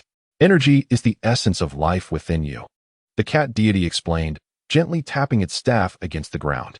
"Every individual, every creature possesses this energy. It embodies vitality and serves as the source of power. However, the energy of an ordinary person is typically very weak, while yours, it is terrifyingly potent." Pausing to observe Rammer's still perplexed expression, the deity continued with vivid metaphors. "But your energy is exceedingly unhealthy. It is frantic, chaotic, and riddled with instability. The method you previously employed to suppress it was akin to blocking all the vents of a boiling kettle. As the water heats, the pressure mounts. And the inevitable outcome can only be a catastrophic explosion. It gestured with its paw to illustrate the notion of an explosion. Ramir's heart trembled at the cat deity's words. The analogy brilliantly encapsulated the predicament he had long endured and the very essence of his turmoil. His long-standing repression was, in fact, hastening the accumulation of danger. What am I to do? Ramil asked urgently, his eyes rekindled with a glimmer of hope. This feline sage seemed to truly perceive the essence of his predicament. Thus, what I shall impart to you is not to foolishly suppress it further. The cat sage shook his head, but rather to teach you how to recognize it, guide it, and ultimately control it. Just like taming a wild stallion, you must comprehend its temperament and learn to communicate with it, rather than tightening the reins with brute force. For that will only lead to your being thrown off. He pointed his cane towards Ramil. First, you must learn to perceive the existence of energy, not through sheer force, but with your heart, allowing your spirit to experience the flow of energy within your body. Close your eyes. Without hesitation, Ramil complied, shutting his eyes and striving to calm his excited heart. He relaxed and took deep breaths, refraining from attempting to control anything, merely to feel. The voice of the cat sage seemed to carry a strange magic, guiding him to sense the flow of his blood, the rhythm of his heartbeat, and the subtle tremors of his muscles. Beneath these vital activities flowed a more fundamental and potent energy. This was the nascent form of chi. Ramil endeavored to follow the sage's instructions, immersing his entire being within. Initially, he could only perceive fatigue and muscle soreness. However, as his breathing steadied and his focus sharpened, he gradually began to discern something different. In a realm of sensory darkness, he seemed to glimpse faint, firefly-like points of light coursing within him, ubiquitous yet elusive. Was this chi? Yet, as he tried to perceive them more closely, those points of light suddenly became agitated, resembling a startled school of fish darting about chaotically, even colliding with one another. A familiar, heart-pounding sensation of fury surged once more. Ugh! Ramil groaned, abruptly opening his eyes, cold sweat beading on his forehead. Merely this preliminary perception had nearly invoked that raging power again. The cat sage appeared unsurprised. Did you sense it? Your chi is like a frightened rabbit. The slightest touch sends it into a frenzy. This is due to your prolonged repression of it, filled only with fear and resistance. And it naturally responds to you with chaos. Ramil felt a wave of despondency wash over him. Do not rush, the cat sage waved a paw. Cultivation is not an instantaneous process. The first step is to find a thread of chi in a state of absolute stillness and calm it. Even if it is but a mere thread, it is a successful beginning. He gestured towards a corner of the hall. There lies the sacred water. Until you learn to initially perceive and pacify a thread of chi, you are not worthy to touch it. Now, continue your attempts. Remember, it is not about confrontation, but rather listening and guiding. Ramil took a deep breath and closed his eyes once more. This time, he understood that the path ahead would be arduous, yet he possessed a clear direction. He ceased attempting to forcefully suppress with sheer will, instead embracing the cat sage's guidance, gently attempting to touch and soothe the tumultuous ocean of energy within him. Thus, the practice atop the tower, under the guidance of this enigmatic white cat, officially commenced. Ramil embarked on a genuine journey to learn how to coexist with his own power, with the starting point being the ability to perceive the life energy known as chi. Chapter 40. The training of the cat sage. The days atop Kalinta unfolded in a peculiar rhythm, seemingly detached from the world. Here, there was no clear delineation between the rising and setting of the sun, only the eternal flow of the sea of clouds and the seemingly languid, yet profoundly wise teachings of the cat sage. Ramil's cultivation began with the most fundamental practice of stillness. The cat sage instructed him to sit in silence for extended periods, to cast aside all distractions, and simply to feel his own essence. This posed a tremendous challenge for Ramil, who was accustomed to battling with force and whose heart was perpetually filled with a sense of crisis and anxiety. The initial days were nearly catastrophic. The more he yearned for quick results, the more chaotic his mind became as he attempted to perceive. The tempestuous energy within him seemed to sense his agitation, becoming even more unruly, nearly leading to episodes of uncontrollable release that compelled him to forcibly suppress it, leaving him utterly exhausted and increasingly agitated. Not right. Not right. Meow. The cat sage would timely tap his cane on the floor or leap up to swat Ramil's head with his paw. Your mind is as tumultuous as a boiling pot. How can you possibly feel the subtle currents? Let go. Let it all go. Forget your power, forget your past, forget your anxiety. What you must do now is merely exist, merely feel. Meow? Letting go? Easier said than done. The weight of his past, the fear of the future, and the guilt of having harmed others gnawed at his soul like a relentless parasite. Yet he had no retreat. After each failure, he would gaze into the cat sage's calm yet profound blue eyes, recalling the tragedy of Cape Town and Lazili's tearful vow, and once more grit his teeth and settle down. He began to attempt change. No longer forcing himself to find chi immediately, he earnestly sought to empty his mind. He recalled the soothing sounds of the waves at Cape Town, the warm smiles of his family, and Lazili's steadfast gaze. These beautiful fragments of memory served as anchors, gradually guiding him toward a sliver of tranquility amid the chaos of his thoughts. Impatience was his greatest adversary, and overcoming it required unparalleled patience. The cat sage instructed him to observe the shifting clouds atop the tower, to feel the flow of the wind, and even to pay attention to the subtle sounds of his chest rising and falling with each breath and the gentle flow of his blood. Though these seemingly unrelated exercises were, in truth, honing his mental focus and perceptual acuity, the process was agonizingly slow. Day by day, week by week, Ramiel felt as though he were treading water. Occasionally, he seemed to catch a fleeting glimpse of the energy coursing through him, but it eluded his grasp. However, he did not surrender. 3 years of arduous journeying and inner turmoil had forged an extraordinary resilience within him. Like the most awkward yet tenacious of students, he repeated the monotonous exercises time and again. A breakthrough occurred one unremarkable afternoon. He sat in silence as usual, emptying his mind, no longer consciously searching. Suddenly, in a state of near thoughtlessness, he perceived it, not with his eyes, but through his inner awareness. Within his vision, delicate strands of ethereal white light emerged within his body, resembling the gentle flow of a nascent stream. They meandered slowly, adhering to a marvelous rhythm, nourishing his limbs and organs. Was this the most fundamental and gentle manifestation of chi? Just as a flicker of joy ignited in his heart, those luminescent strands were instantly disrupted, becoming agitated, their hue shifting to a perilous emerald green. Focus. The voice of the cat sage resonated timely, akin to a refreshing spring cascading over him. Ramiel jolted awake, swiftly suppressing that surge of emotional turbulence, returning to a state of tranquility. Remarkably, the strands of light gradually resumed their gentle white hue, continuing to flow serenely.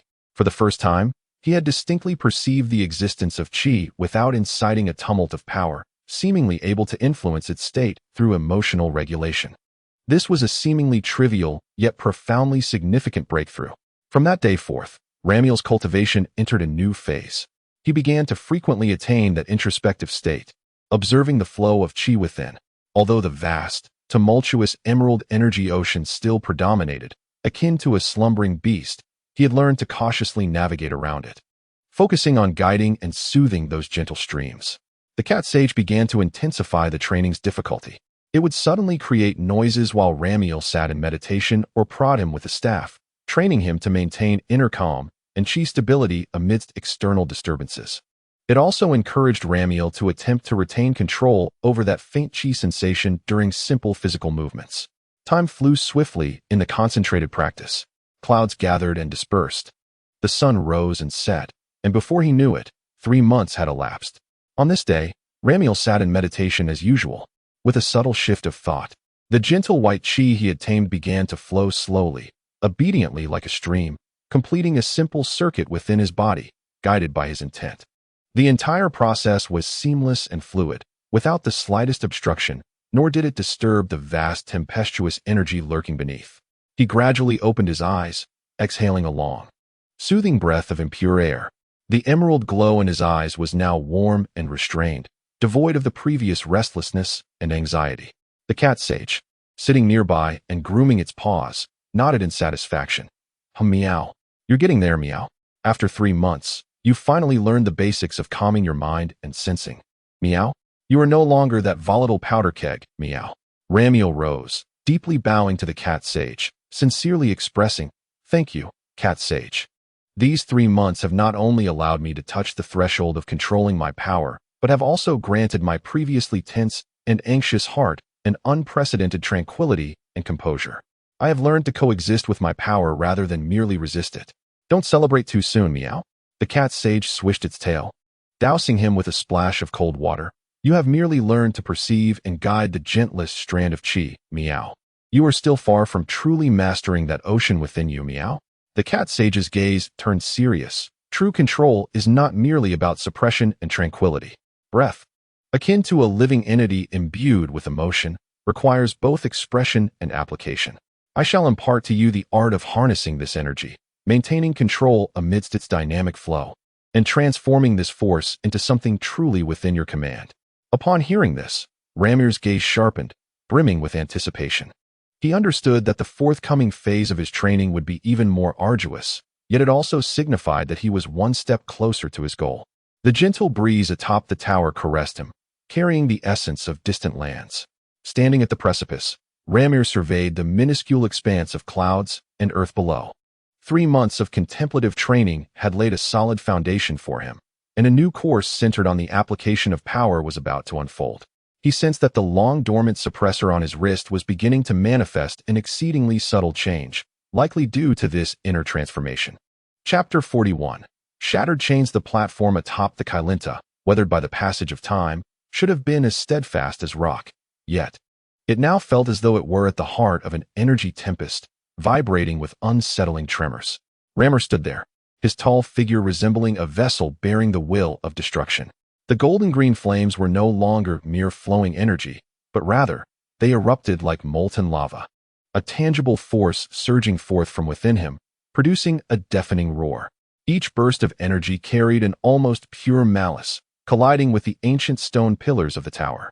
Beneath his feet, the ground fortified by celestial energy cracked like a spider's web, the fragments reduced to powder before they could even rise, merging into the golden-green storm. His hair, now slightly coarser than in his youth, stood on end like the mane of an enraged lion, thrashing violently amidst the chaotic flames. The tips, transitioning towards a pallid hue, became increasingly pronounced, as if the power within him yearned to break free from its final restraints. A roar erupted, no longer a human voice, but reminiscent of an ancient beast's bellow, infused with a rage capable of shattering all reason. The sound waves struck like hammers in all directions. His emerald eyes were completely consumed by a primal ferocity, fixating on the small white in the distance, the cat sage, who was endeavoring to quell the tempest. The cat sage, stripped of his usual leisure, gripped his staff tightly, transforming into a fleeting white silhouette, skillfully evading the chaotic energy surges that could obliterate mountains.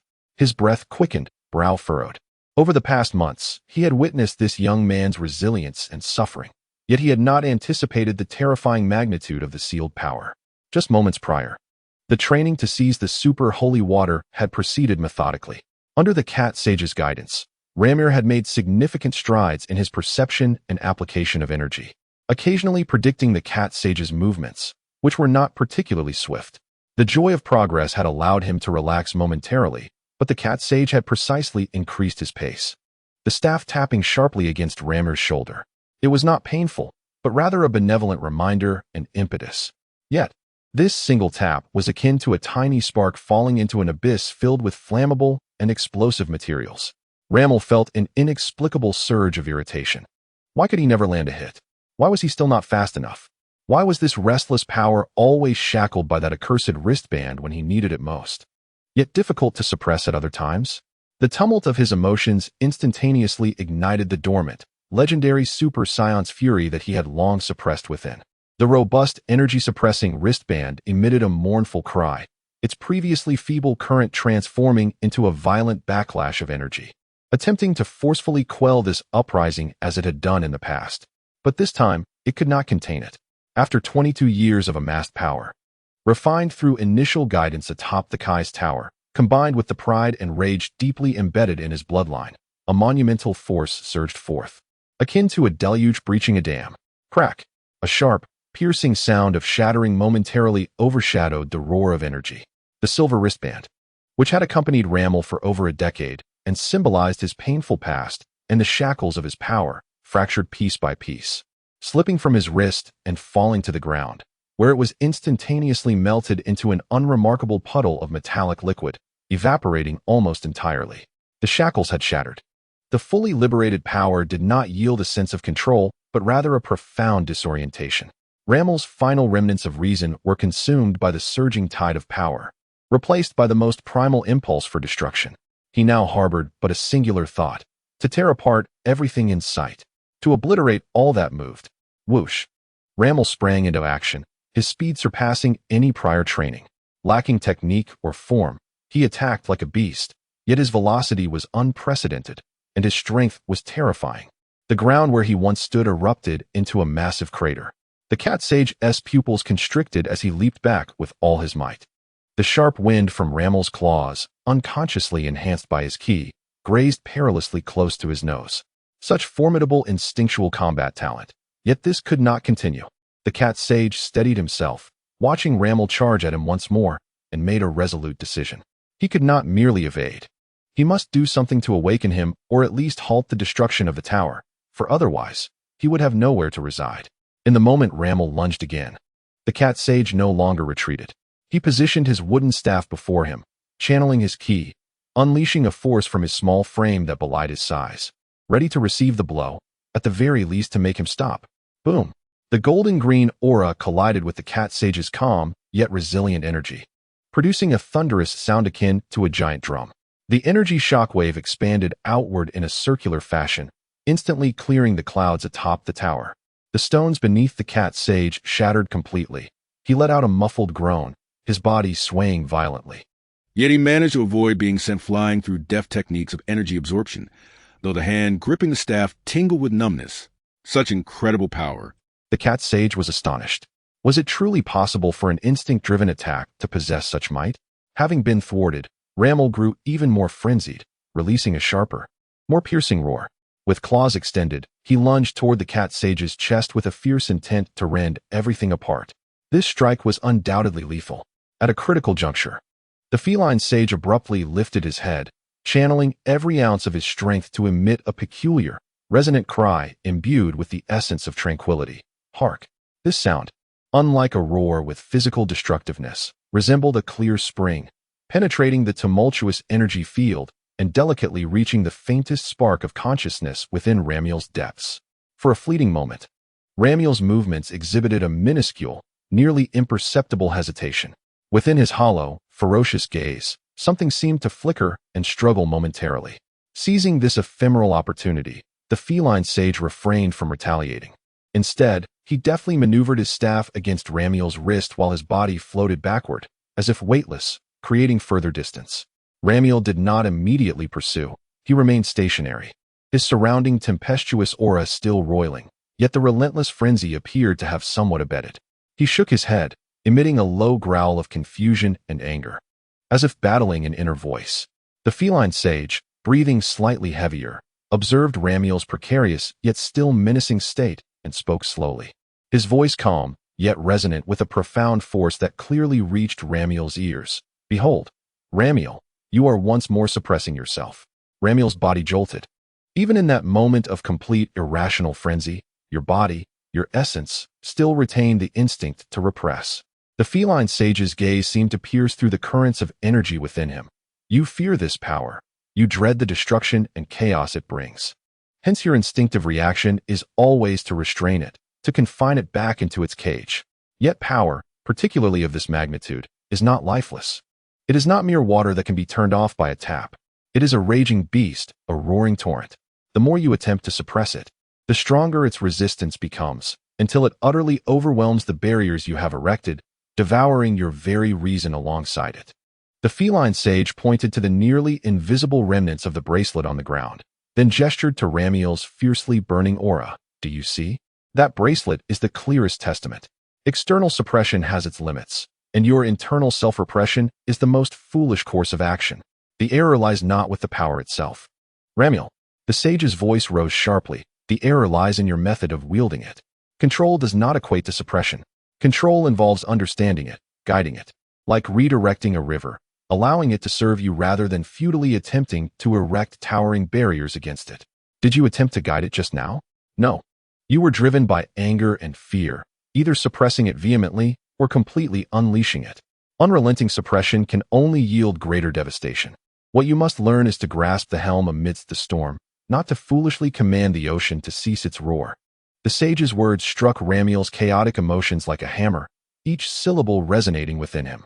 His tumultuous aura began to flicker violently at a visible frequency, as if two forces within him were engaged in a fierce struggle. One, a madness bent on annihilation. The other, a fear striving to close the door once more. He cradled his head, emitting a spine-chilling wail of indescribable agony, a sound that began to intertwine with a thread of Lamier's own struggle and torment. The golden-green aura surged skyward at times, only to recede slightly, as his consciousness teetered precariously on the brink of absolute chaos and arduous revival. The energy storm atop the tower had momentarily entered a state of extreme instability. The key to shattering this equilibrium had already been delivered to Lamier's tempestuous heart by the words of the cat sage. Chapter 42. The return of hope at the summit of Kylan Tower. The sea of clouds flowed as serenely as ever, as if the grueling training of the past months had never transpired. However, standing at the center of the platform, Lamier's aura had transformed utterly since his arrival. His attire, slightly tattered from long journeys and arduous training, now moved as if stirred by an invisible wind, not due to chaotic energy, but rather from a harmonious and fluid essence. This essence enveloped him steadily, devoid of any erratic outbursts, akin to a gentle yet powerful stream of water, flowing in accordance with his thoughts. His gaze remained tranquil as he looked toward the cat sage, who held a water jug in hand. In the next instant, his figure shimmered slightly. Suddenly, it seemed as though 3, 5, or even 7 Lammers appeared simultaneously on the platform. Each one was vividly lifelike, maintaining distinct offensive or defensive stances, yet emanating an indistinguishable aura, encircling the cat sage at the center. The Phantom Fist. This was a technique imparted to him by the cat sage after he had begun to master his own aura. It was not merely a matter of speed. It represented an advanced application of aura, creating deceptive phantoms that could confound an opponent's perception. The cat sage's whiskers twitched upward, and a flicker of approval crossed his eyes, though he remained composed. The true Lamir had already locked onto his real form with superior perception. However, before he could make his next move, all the Lamir figures surrounding him suddenly became indistinct, and in the next moment, the genuine Lamir silently appeared beside him, his fingers firmly touching the super holy water jug held in the cat sage's other hand. It was a success. Lamir spoke, his voice steady, tinged with a barely perceptible sigh of relief. The surrounding phantoms vanished in an instant. The cat sage chuckled softly, lowering his arms. Excellent, Lamir. Your progress has far surpassed my expectations.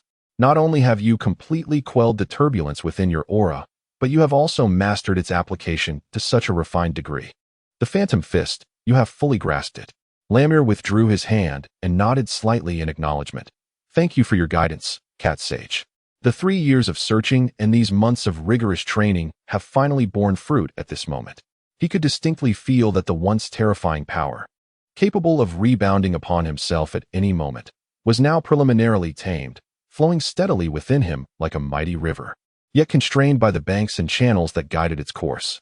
Now, it is time for this, the cat sage declared, his small frame gracefully lifting off the ground. Hovering above the platform, an art of aerial maneuvering, distributing the aura cleverly throughout his feet and body, he overcame the planet's gravity, enabling himself to soar through the skies. This was not only a technique for traversing distances, but also a fundamental skill for aerial combat. Try to sense the flow of your aura, and envision it lifting your body. Ramiel closed his eyes, allowing his spirit to descend within himself. The vast energy responded in kind, slowly converging downward along the path taught by the cat sage. Initially, it felt somewhat awkward. His body swayed slightly, his toes lifting off the ground before settling back down.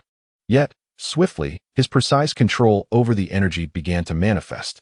The flow of energy became smooth and stable. In the next moment, under the approving gaze of the cat sage, Ramiel's feet firmly lifted from the summit of the tower, gradually ascending until he hovered at an equal height with the sage. He opened his eyes, gazing down at the distant sea of clouds and the now diminutive earth below, a sensation of unprecedented freedom swelling within him. He attempted to move through the air, at first slowly, then gradually accelerating. His form traced graceful arcs above the tower, soaring rapidly at times and halting suddenly at others, mastering the art of aerial movement with astonishing speed. Moments later, he alighted lightly back on the tower's pinnacle, his breath untroubled. Very well, the cat sage remarked, returning to the ground, his tone imbued with greater admiration. Your innate talent for controlling energy is unparalleled in my experience. Yet, as he spoke, a hint of gravity crept into his voice. He approached the edge of the tower, gazing out over the boundless sea of clouds, turning his back to Rammel. Rammel, you have learned to control energy, to guide and utilize it. However, he paused, seemingly weighing his words. The source of the energy within you, that dormant and colossal essence, still evokes an ineffable depth and terror in me. Rammel's joy slightly receded as he listened intently. What I can teach you is how to manage and wield the portion of your power that has awakened and is willing to flow. The cat sage turned to face him, his expression unusually serious. Yet, the source of your strength, that deeper, darker ocean, eludes my understanding, and thus, I cannot instruct you on how to fully master it. It seems to transcend ordinary boundaries. The cat sage gently tapped the ground with his staff. I sense that what you routinely employ may merely be the tip of the iceberg. To forcefully probe or disturb that deeper aspect, what may ensue is beyond my anticipation. Therefore, remember my words, Rammel, until you thoroughly comprehend the essence of your power, unless faced with dire necessity, refrain from attempting to liberate and utilize your full strength. The consequences may extend beyond mere destruction of foes. It could lead to the loss of oneself. Rammel remained silent for a moment before nodding solemnly. I understand, cat sage. I will exercise caution in wielding this power. The energy-suppressing bracelet on his wrist still remained, but at this moment, it felt more like a reminder than a mere constraint. The true bonds and liberation resided within his heart. He lifted his gaze toward the east, his eyes seemingly piercing through the sea of clouds to glimpse the seaside town of his memories, to see the golden-haired girl who always wore a gentle smile. Hope and longing overflowed in his heart. Cat sage, Rammel turned, respectfully bowing to his diminutive mentor. Thank you for your guidance during this time. I believe it is time for me to return. The cat sage, seeming to have anticipated this, nodded. Yes, it is time. Go back to your family. Remember the principles of energy control and heed my counsel. The path ahead must be traversed by yourself. I will. Rammer no longer hesitated. He cast one final glance at the towering Kylan Tower and the extraordinary feline sage. Then his gaze sharpened, and the steady energy within him surged downward. With a soft hum of vibrating air, Rammir's form shot upwards like an arrow released from its bow, breaking through the cloud cover of the tower's apex, and sped towards the east, the direction of home. The swift currents brought by the flight technique whistled past his ears, yet they could not dispel the anticipation and hope radiating from his face. He was finally no longer the uncontrollable monster who could only flee in panic. He had learned to master his abilities, to soar through the skies, and possessed the power to protect those dear to him. Filled with hope, he raced towards the path of longing. The feline sage stood at the edge of the tower, watching the swiftly vanishing figure against the horizon, a flicker of barely perceptible worry glimmering in his murky eyes. The immense power had awakened. May you discover the true means to harness it, my child. The summit of the tower returned to silence, with only the sea of clouds flowing gently below. Chapter 43. A ruined land. The winds at high altitude howled past his ears, imbued with an unprecedented sense of freedom. Rammer, or rather, Rammer, who had finally begun to grasp his own power, was soaring eastward at astonishing speed. The fluidity and swiftness brought by the flight technique were incomparable to the tediousness of walking. The mountains and rivers beneath him rushed by like a swiftly unfurling scroll. He felt the steady energy flowing within him, a force he could command, and his heart surged with emotions that were difficult to articulate. 3 years, 3 long years of searching, arduous training, and battling inner fears had culminated in the rewards bestowed upon him atop Kylan Tower. The once wild and unbridled force, capable of annihilating everything, including himself, was now restrained. Still potent, but now guided and controlled. Finally, he had achieved it. He murmured to himself, his voice swallowed by the rush of wind as he flew. In his mind, the images of Cape Town began to take shape. The azure sea, the pristine white sands, the tranquil streets, and that familiar little house, always wafting with the aroma of food. He envisioned the surprise on his adoptive parents' faces upon his return. Imagined Lapis grumbling about how this fellow had finally returned, though surely his eyes would betray joy. Most importantly, he would once again see Razali. Those eyes, as blue as the ocean, would undoubtedly brighten with the warmest smile at his safe return. He no longer had to fear losing control and harming them. He could genuinely, contentedly become a part of this family, a force to protect them.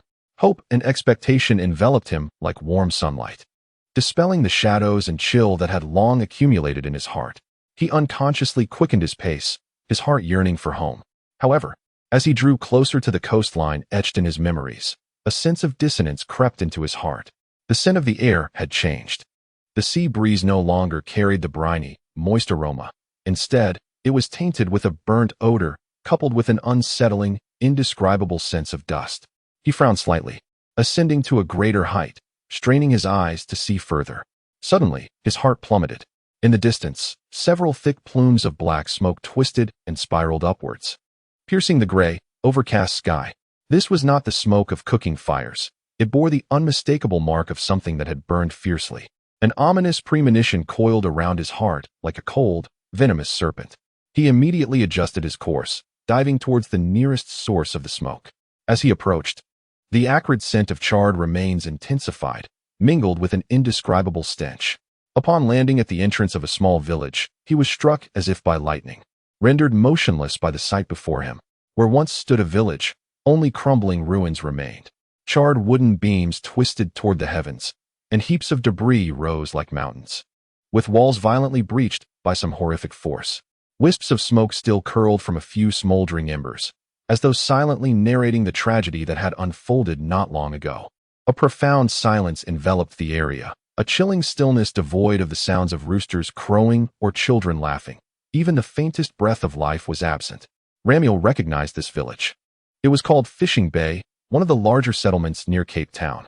In his youth, he had come here with his sister, Lazili, to attend the markets. Recalling the warmth and simplicity of its people, the docks were always filled with fishing boats, brimming with vitality. But now, only devastation remained.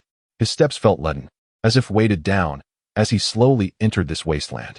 Everywhere his gaze fell, shocking scenes unfolded, shattered belongings, burned furniture, and bodies, some entombed beneath the rubble. Others laid bare amidst the debris, stiffened, charred, and unrecognizable. A wave of nausea surged within him, a strong sense of revulsion and dizziness overtaking him. He had witnessed death before, in the laboratory of the Red Ribbon, where he had encountered even more brutal sights. Yet this was near home, in an ordinary, tranquil village. The impact of such senseless, brutal destruction aimed at innocent civilians was profoundly different. At that moment, a faint rustling sound reached his ears. Ramiel turned abruptly to see a middle-aged man, stooped and hollow-eyed, mechanically rummaging through the ruins at the edge, as if searching for a trace of hope amidst despair. His face was smeared with ash and dried tears. Ramiel rushed forward, his voice hoarse with urgency and shock. "Sir, what happened here? Who did this?" The man slowly raised his head, his murky eyes briefly meeting Ramiel's before he lowered it again, continuing his futile search through the rubble. In a tone flat and chilling, he murmured, "A monster, a creature wearing a red ribbon insignia." The words pierced Ramiel's heart like the sharpest of ice picks. A cold terror seized his chest, nearly suffocating him. It destroyed everything. Not a single nearby village or town was spared. The middle-aged man continued to mumble in a dazed state, each word striking Ramiel with the force of a hammer. The nearby villages and towns, Cape Town. Ramiel's mind was a blank canvas, all hopes, expectations, and warm imaginings crumbling in an instant, replaced by an indescribable, paralyzing terror. He could no longer afford to inquire. He spun around abruptly. A resounding explosion of emerald and gold flames erupted with unprecedented ferocity, no longer a steady flow, but a tempest of panic and fury. The ground beneath him shattered in an instant. He could scarcely maintain control of his aerial technique, his body resembling an uncontrolled cannonball, propelled by instinct and the explosive force, racing toward Cape Town at a speed that transcended all limits. Home, Lazili, Lapisai, father, mother, please be safe, please. Fear engulfed him, leaving only a frenzied thought roaring in his mind. Faster, even faster. Chapter 44. The last words among the ruins. The air seemed to solidify, heavy enough to suffocate. Ramiel soared at a speed beyond human capacity, the clouds behind him torn apart by the violent currents, leaving a long vacuum trail. His heart thundered wildly in his chest, nearly shattering his ribs in its frantic rhythm. Only one thought echoed in his mind. accompanied by the numbed voice of a middle-aged man. No village or town near the monster's red satin emblem was spared. No, it cannot be. Cape Town must be unharmed. My family must be all right.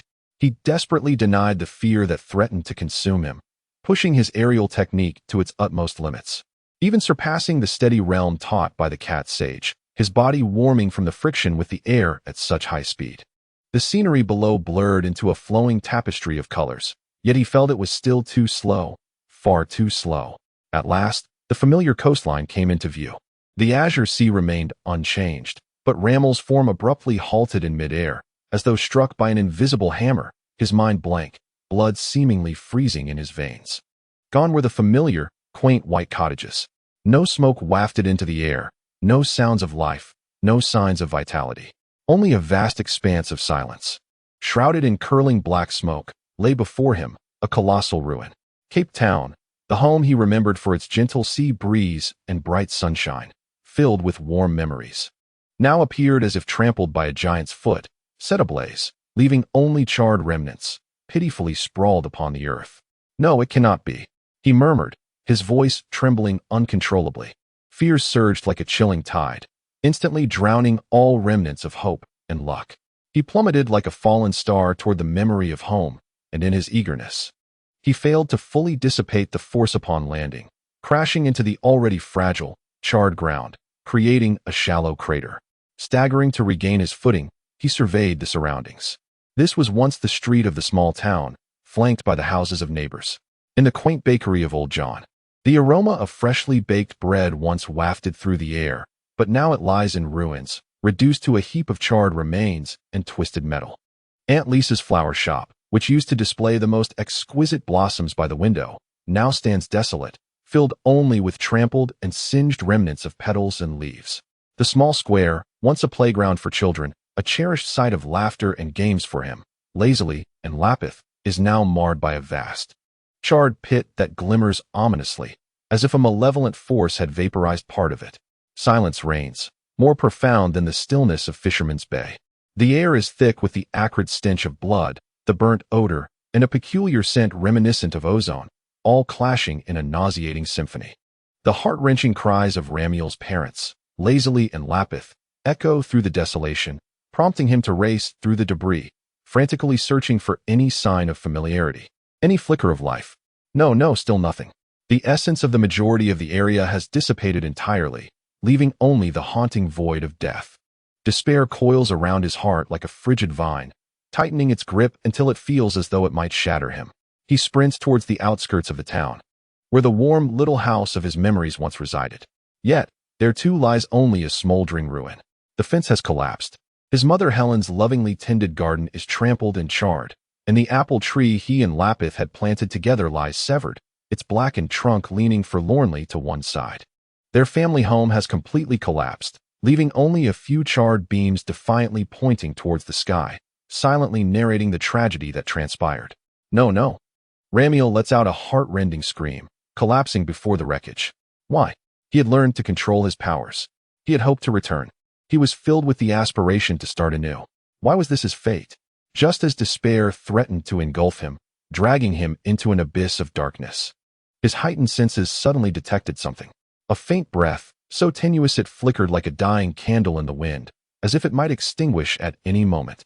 It emanated from the depths of the ruins of his home. Although the presence was nearly imperceptible, it carried a trace of familiarity etched deep within his soul. Is it father? Is it Norman? Hope ignited like a flicker of light in the depths of despair, illuminating his dimmed gaze. Father! Ramiel cried out in a blend of ecstasy and terror, abandoning all else as he began to dig frantically, using both hands and feet. He dared not unleash his energy wave, fearing that even the slightest tremor would cause that fragile breath to vanish entirely. He clawed through the searing debris, clearing away the heavy, charred walls and beams. Hold on. Father, I'm coming. I'm back. He shouted incoherently as he dug, tears mingling with ash, leaving muddy trails upon his face. At last, he unearthed a significant portion of the wreckage and glimpsed the source of that breath. A massive, charred main beam lay precariously, beneath which peeked a corner of familiar, blood-stained clothing. Ramiel's heart nearly ceased to beat. He could see it clearly. Beneath that beam lay a person. The faint breath emanated from that very place. Ah, Ramiel let out a low growl, disregarding the possibility of harming those beneath him. At that moment, his sole thought was to displace the cursed weight. With both hands firmly gripping the overwhelmingly heavy main beam, the nascent power within him erupted with an unprecedented intensity. Away with you. The golden-green flames erupted violently, no longer flowing steadily, but filled with a tumultuous urgency and might. Accompanied by a furious roar and the ear-piercing sound of splintering wood, the beam, which required the strength of several men to lift, was single-handedly hurled from the ruins. The beam tumbled through the air, soaring over dozens of meters before crashing down onto the distant rubble with a resounding boom, stirring up clouds of dust. Ramiel paid no mind to the beam as he immediately rushed to the side of the person buried beneath. It was Father Norman, yet he was hardly recognizable. His body was smeared with dried and fresh blood, one leg twisted at an unnatural angle, and his chest bore deep indentations. His complexion was ashen, akin to plaster, and his breath was so faint it was nearly imperceptible. Only the occasional trickle of blood from the corner of his mouth attested to his lingering life. Father! Father!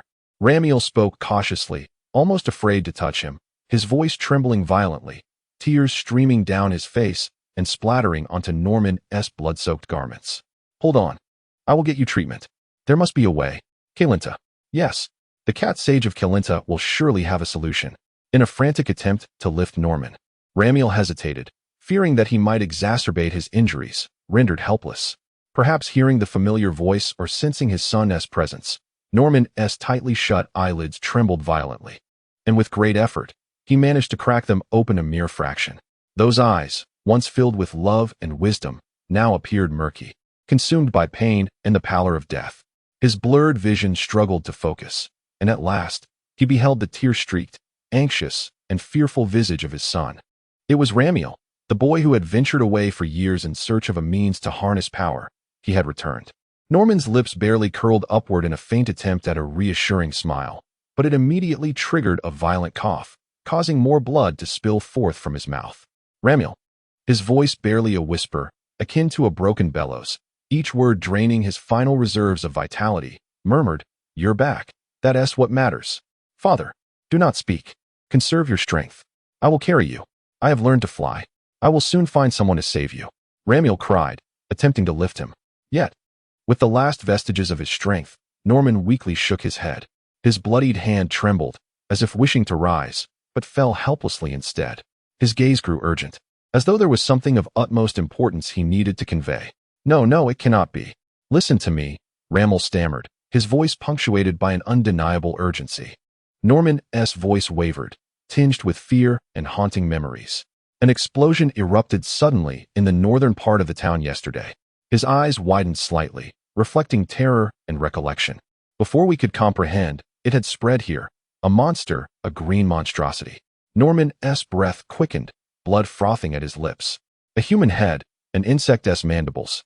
A crocodile's tail, one hand resembling a crab's claw, the other a human hand, adorned with a red satin ribbon.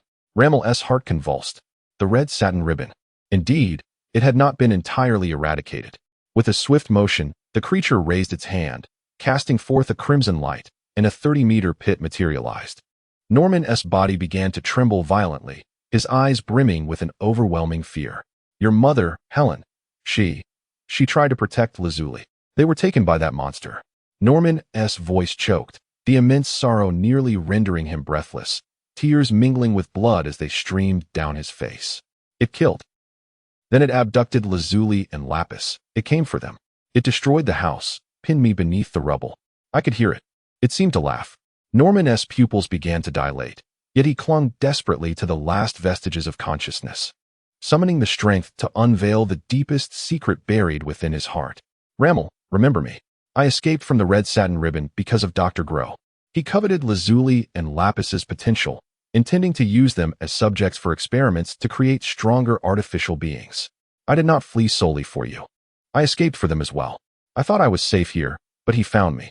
Norman's breath grew increasingly faint, his voice barely a whisper. He gazed intently at Ramiel, his eyes filled with a final plea and reluctance. Do not provoke the red satin ribbon again. They are too terrifying. Escape with this memory and live well.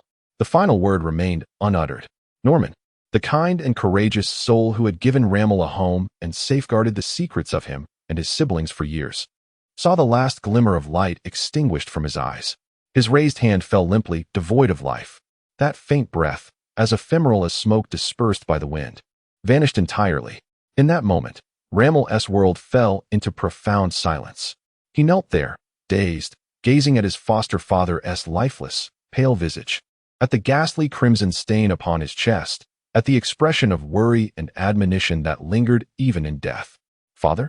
he called softly, tentatively, as if afraid to disturb his eternal slumber. No response. "Father, do not frighten me.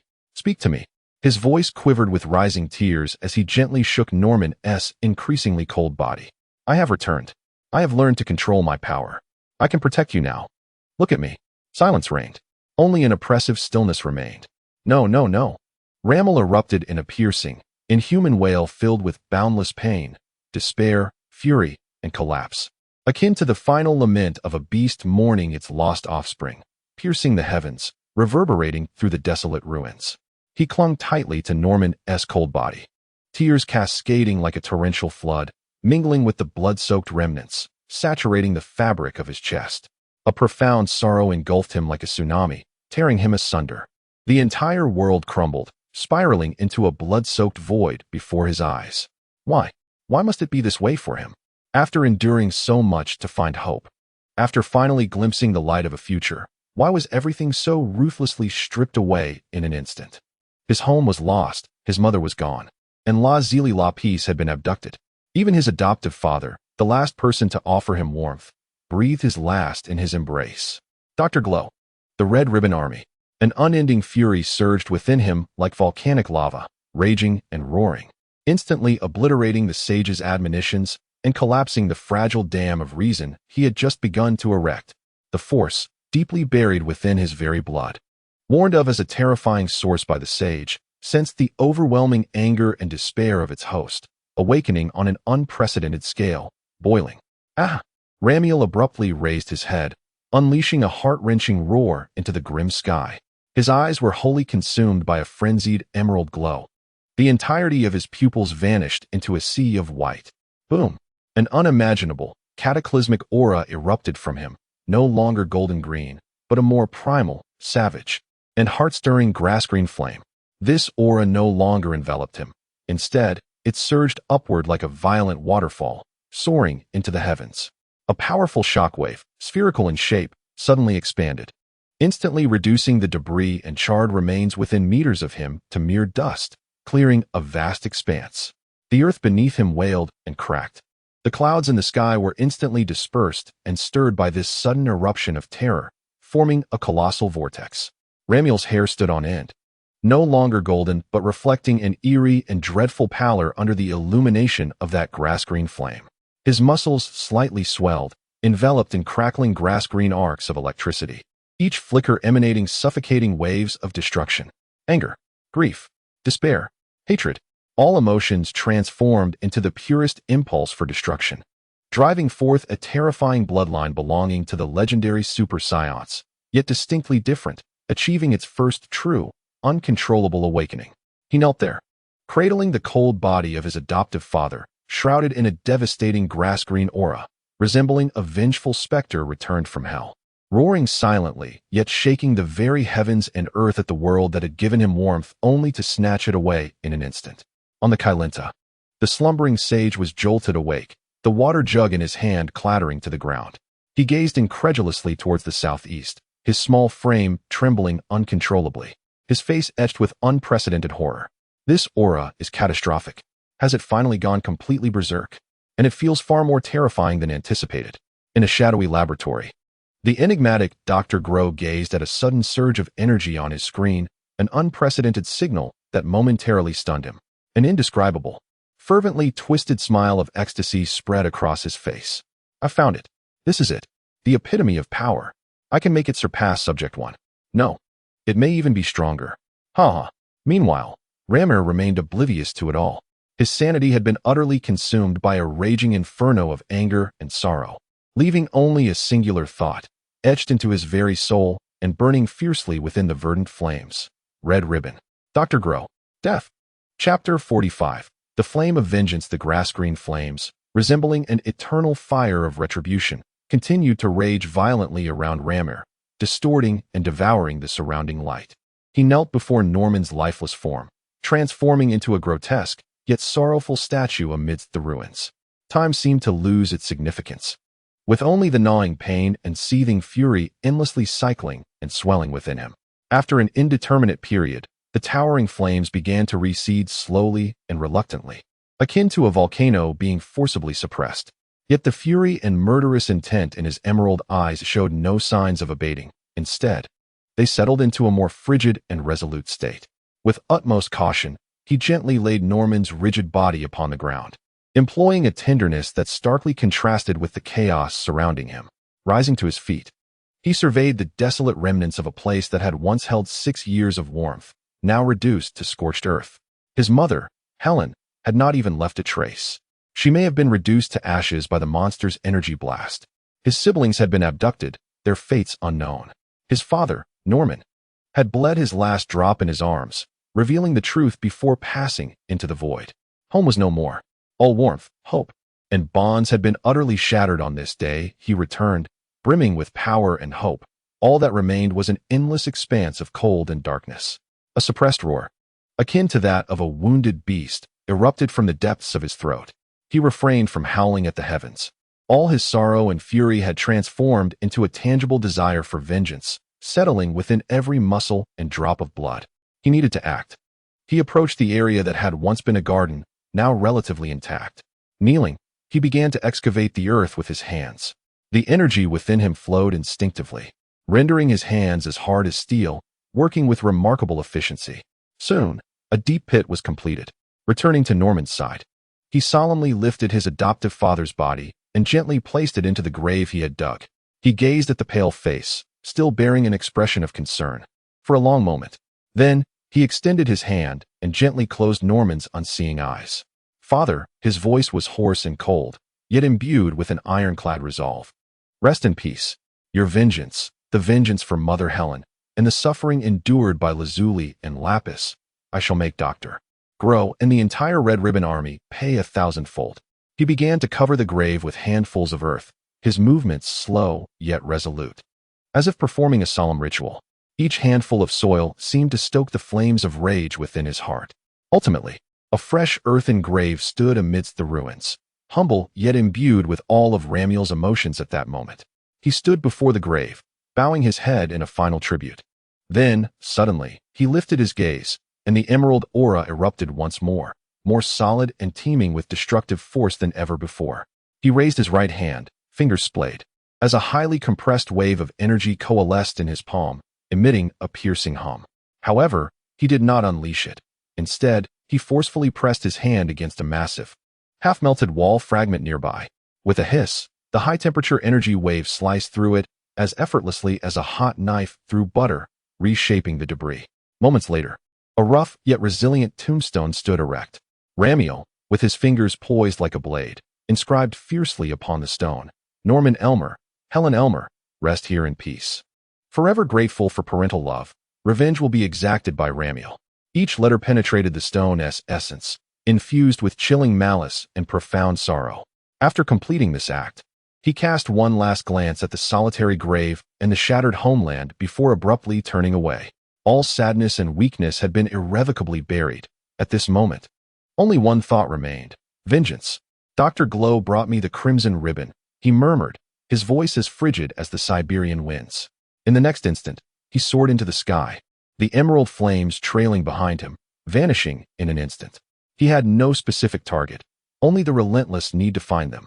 His perception expanded with unprecedented intensity, scanning the vast expanse of the earth below like a radar, seeking any hints related to the Crimson Ribbon core, anomalous energy reactions, concealed military installations, or even lingering malevolence. He darted through the skies like a comet of vengeance, tirelessly traversing the heavens, gliding over mountains, rivers, and city ruins. Each time he detected a suspicious location, he would dive without hesitation, sometimes unleashing an energy wave to obliterate the questionable terrain, only to leave at once, leaving chaos and terrified onlookers in his wake, if any remained. His actions were straightforward, brutal, and efficient, imbued with a propensity for destruction. The reins of reason had nearly been severed by his fury. The sage's warnings had long been cast aside. All he desired now was to locate his enemies and tear them apart. Meanwhile, in a remote corner of the earth, hidden deep within the mountains in a secret base, Dr. Glow was ecstatically fixated on the main screen displaying the rapidly moving, incredibly intense energy signal. The various data on the screen fluctuated wildly, each surpassing all his previous records. Perfect. Astonishing. Dr. Glow rubbed his hands together, his face flushed with a sickly excitement. This level of energy, this ferocious and pure combat potential, this was the ultimate foundation, far more astounding than the potential of the two little imps captured in the first experiment. He observed Ramiel wreaking havoc in a frenzied search, a cruel and cunning smile spreading across his lips. What an impatient little beast. However, since you are so eager to locate me, allow me to illuminate your path. His emaciated fingers danced swiftly across the console. Initiate the induction plan. Release a low-intensity, intermittent energy signal from the old base, with the frequency modeled after the distress signal of the Zifran aliens captured during the Third Galactic Battle. That lad has certainly never encountered it, and will find it suspicious. The signal source is to be set at the number 7 experimental base in the Karkat Mountains. Simultaneously, activate all automated defensive units and capture traps deployed along the signal's trajectory. Let our guest stretch his limbs, and I shall observe just how far his limits extend. Ha! High above, Ramiel abruptly halted his movements. His keen senses detected an anomaly, a sporadic, faint, yet unmistakably unnatural energy fluctuation emanating from a specific direction. The wave felt peculiar, unlike anything he had encountered before, yet it carried an unsettling, cold essence reminiscent of high-tech contrivances. A red satin ribbon. Without a moment's hesitation, he surged toward the source of the signal in the Karkat Mountains. His speed was remarkable, and soon he entered the desolate terrain of the mountains. The intermittent signal seemed to strengthen. Suddenly, from a concealed hollow below, several hidden automated turrets sprang to life, locking onto him in midair. Scorching energy beams swiftly converged, forming a deadly net of firepower directed at him. Get away. Ramiel showed no signs of slowing down. A fierce glint sparked in his eyes as he casually waved his right hand. A grass-green crescent-shaped energy blade shot forth, expanding instantly, sweeping through the hollow like the scythe of death.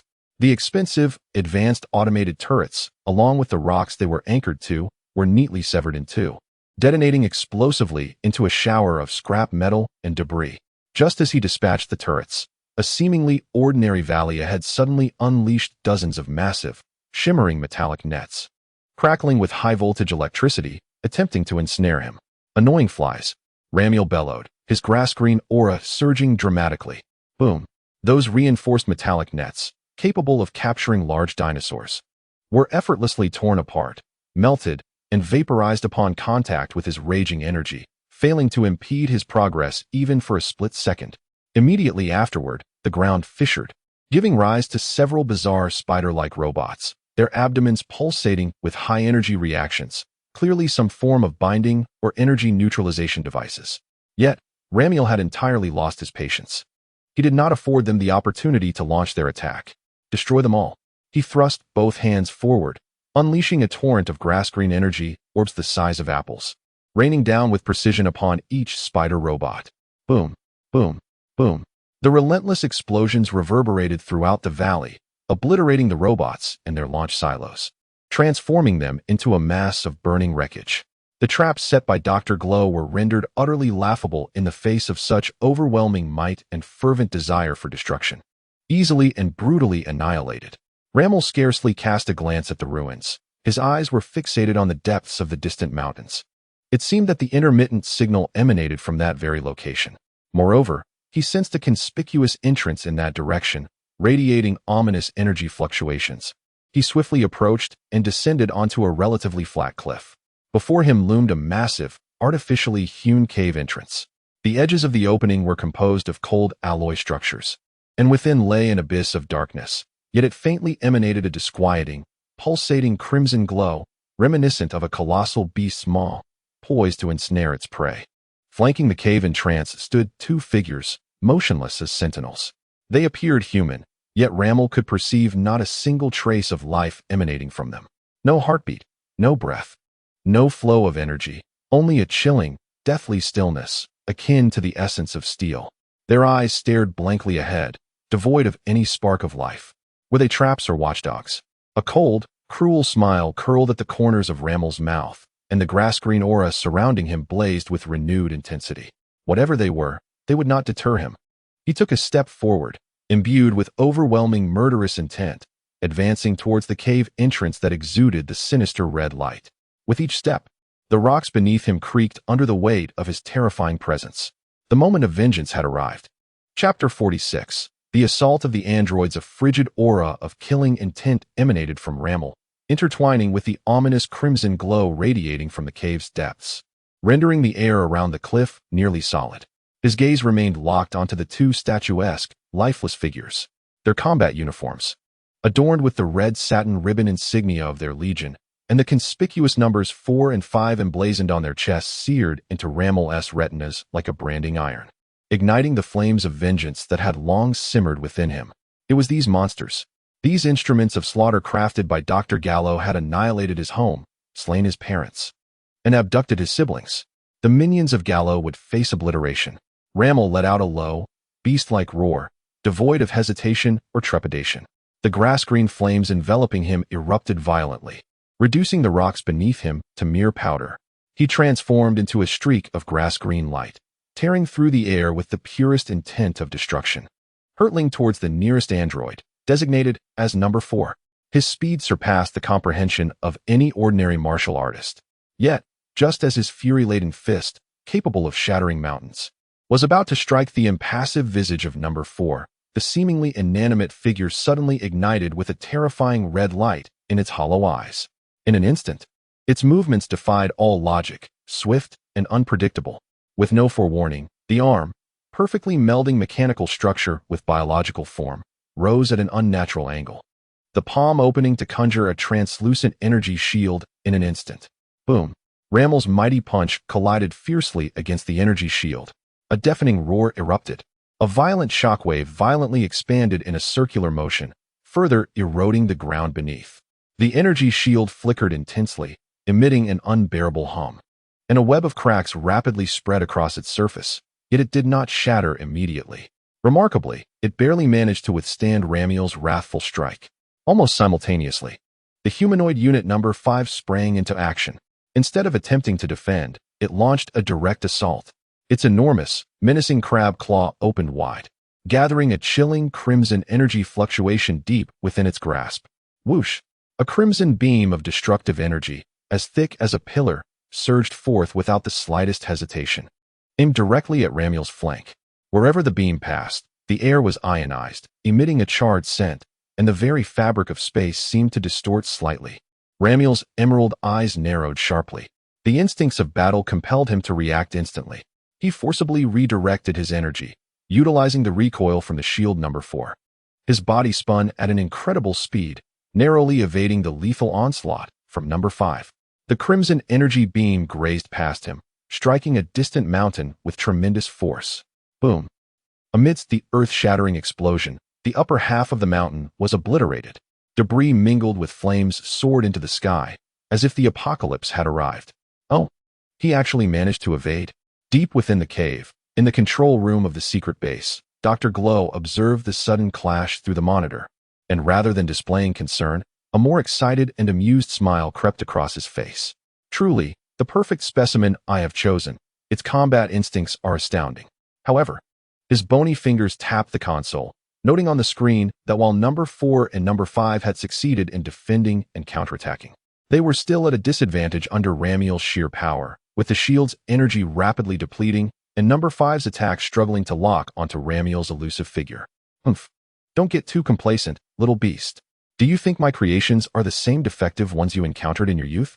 Dr. Glow scoffed disdainfully. Over the past decade, I have spared no effort in upgrading all existing units with the latest technology.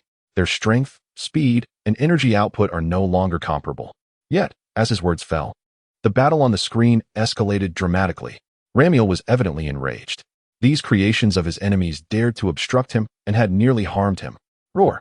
He let out a thunderous roar, The grass-green aura surrounding him surged once more. His speed surged to an unprecedented level, his figure transforming into a green lightning bolt. Nearly impossible to perceive. Die. He instantaneously appeared before number 4, his right fist striking out again. But this time, the energy coalescing within his punch far exceeded the previous. The red light in number 4's eyes flickered wildly as the energy shield operated at maximum overload. But crack. Boom. It barely held for a mere tenth of a second before the energy shield shattered like fragile glass. Ramiel's fist, unrelenting, crashed into number 4's chest. Thud. The sound of metal twisting and exploding sent chills down the spine. On the 4th subject, a conspicuous indentation marred its chest, from which sparks and an unidentified liquid erupted through the fissure.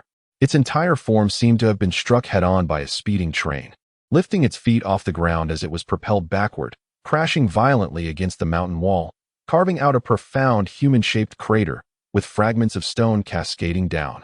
Almost simultaneously upon striking the 4th subject, Ramiel did not look back. With a swift motion of his left arm, he conjured a highly compressed, grass-green energy sphere, which, as if guided by an unseen force, accurately shot towards the 5th subject, who was preparing to unleash another beam.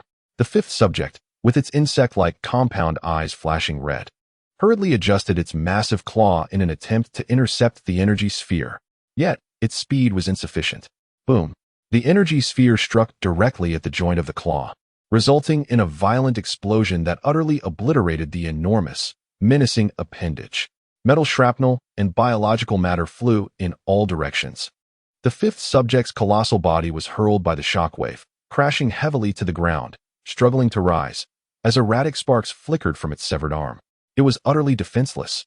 Ramiel hovered in midair, the grass-green flames of energy burning fiercely, his emerald eyes reflecting nothing but icy malice. He raised his hand, once more gathering destructive energy in his palm, poised to deliver a final blow to these two artificial beings. Before the monitoring screen, Dr. Graal's disdainful smile froze, replaced by a flicker of astonishment and fury. Useless. Despite all the upgrades, still so inept. He muttered a curse under his breath and abruptly pressed a red button on the control panel, evidently resolved to escalate matters.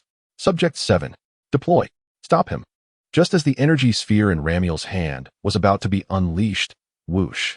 A sharp sound sliced through the air from the depths of the cave, its speed astonishingly exceeding that of the 4th and 5th subjects.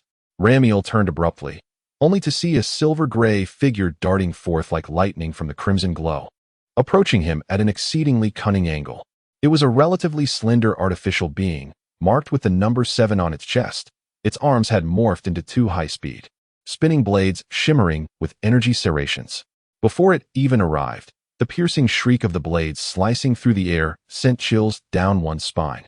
Ramiel was compelled to abandon his follow-up strike on the 4th and 5th subjects, redirecting the energy sphere in his hand towards the incoming 7th subject.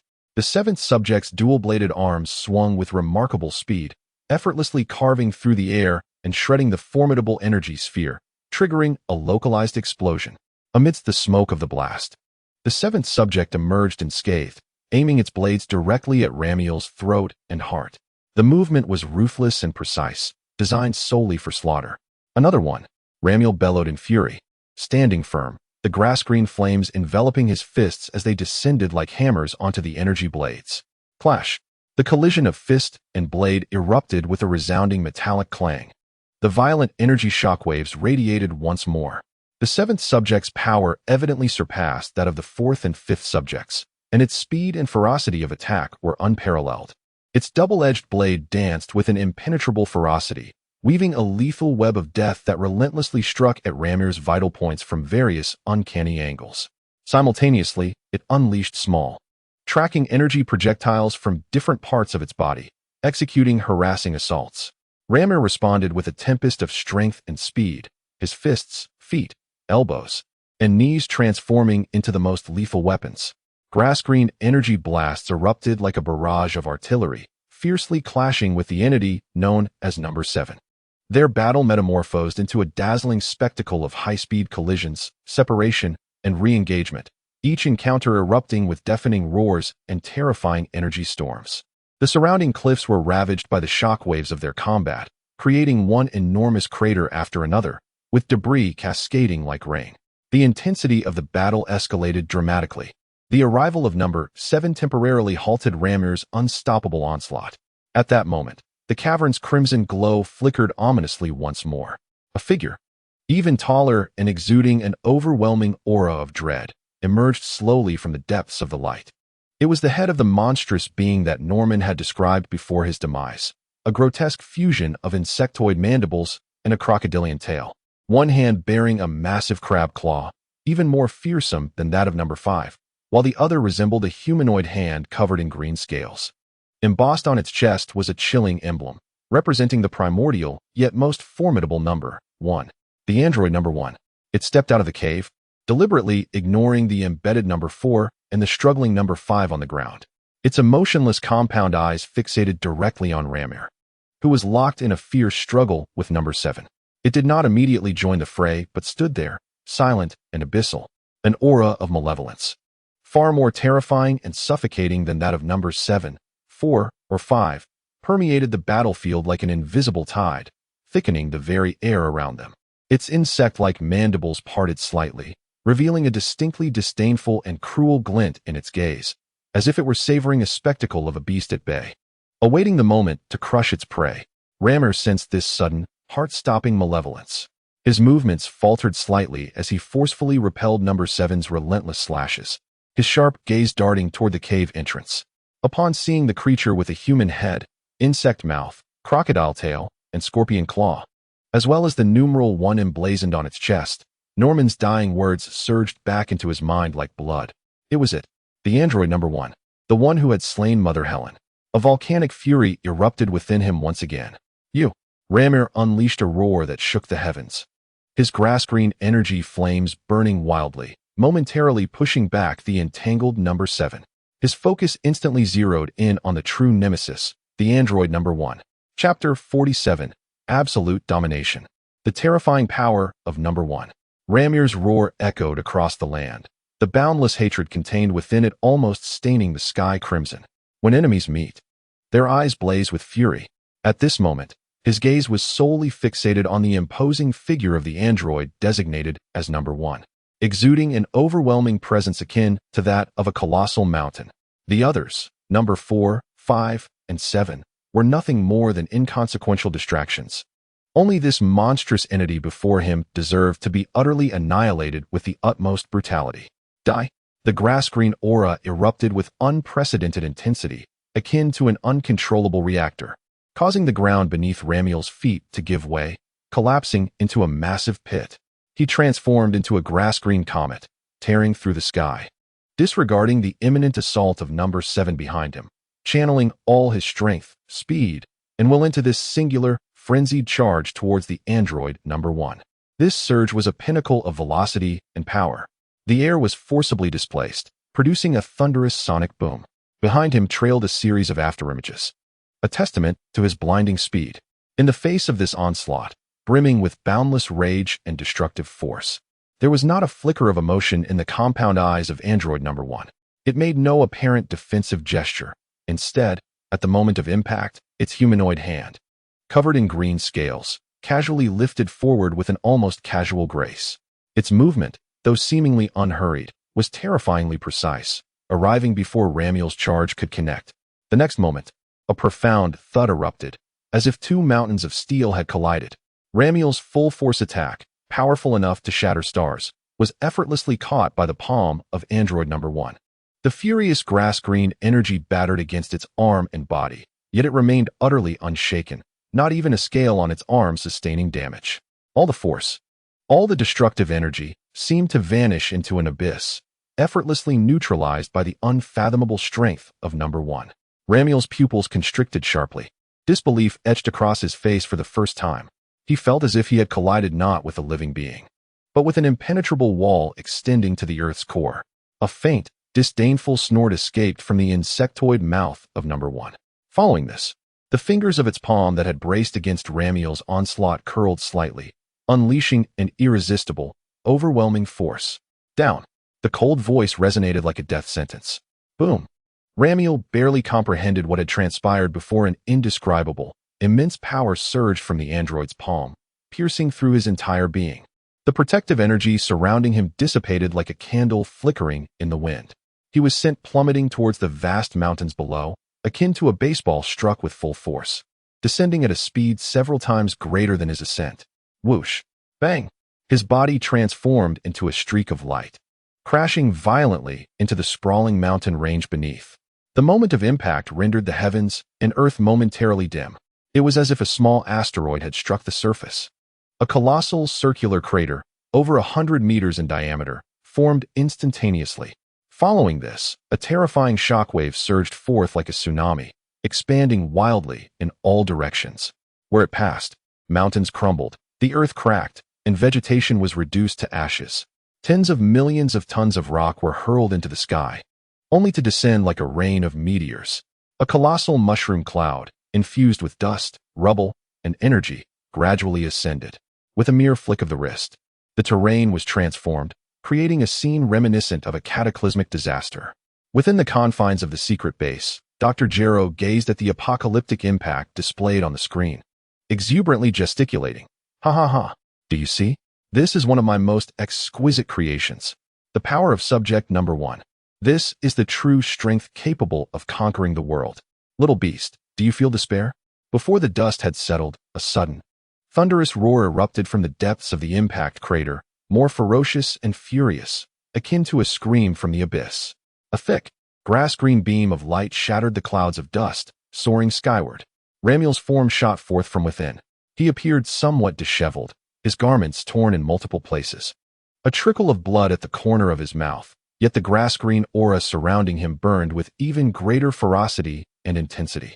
The pinnacle of rage and injury further ignited the legendary Saiyan blood coursing through his veins. His strength surged anew in the throes of fury. But that was not the end. The emerald light in Ramiel's eyes threatened to burst forth as he thrust both hands forward. In an instant, 18 highly compressed, violently spinning energy spheres, radiating waves of destruction, coalesced before him. Each energy sphere contained enough power to effortlessly evaporate an entire city. Die! Starfall barrage! Ramiel bellowed, sweeping his arms forward. The 18 devastating energy spheres, as if commanded by a hive, traced a dazzling trajectory, surrounding and nearly sealing off all avenues of escape. Shrieking as they hurtled toward subject number 1, suspended in midair. Simultaneously, Ramiel unleashed a surge of speed. He concentrated all his energy into his right fist, which emanated a blinding radiance akin to a miniature sun due to the overwhelming energy contained within. His body raced after the energy spheres, like an arrow released from a bow, charging once more at subject number 1. He intended to launch a lethal close-range strike under the cover of the energy spheres. Faced with this overwhelming and nation-destroying assault, the android subject number 1 finally moved. Yet, it was only its scaly right hand that stirred. Its arms seemed to vanish in an instant. In truth, moving so swiftly that it left behind countless afterimages in the air. It appeared as if it had sprouted hundreds of arms. With a series of crisp sounds, reminiscent of swatting flies, the 18 city-destroying energy spheres, barely a meter from subject number 1, were effortlessly swatted away by its hand or fingers, executed with a speed too swift for the naked eye to perceive and precision to the millimeter. Indeed, they were simply swatted away, just as an adult might casually brush aside a few bothersome insects that dared to intrude upon their space. The Qigong projectiles, sent flying askew, darted in all directions, colliding with distant mountains. The earth and sky erupted in a sudden explosion. Boom, boom, boom, boom, boom. A series of colossal fireworks instantly lit the horizon, shaking the ground and igniting the sky, as if the apocalypse had arrived. Yet, at the epicenter of this chaos stood android number 1, unscathed. Not even shifting from its position, it effortlessly deflected all the Qigong projectiles, as if performing a trivial task. At that moment, Ramiel, channeling all his strength, launched a deadly punch aimed at a surprise attack, only to find it halted before android number 1. The creature's compound eyes did not even regard Ramiel's fist. Instead, its right hand, which had just deflected all the projectiles, reached forward with ghostly grace. A soft pop echoed as Ramiel's punch, imbued with world-shattering power and radiating brilliance, was effortlessly captured within the palm of android number 1. All the force, All the energy dissipated into nothingness. What?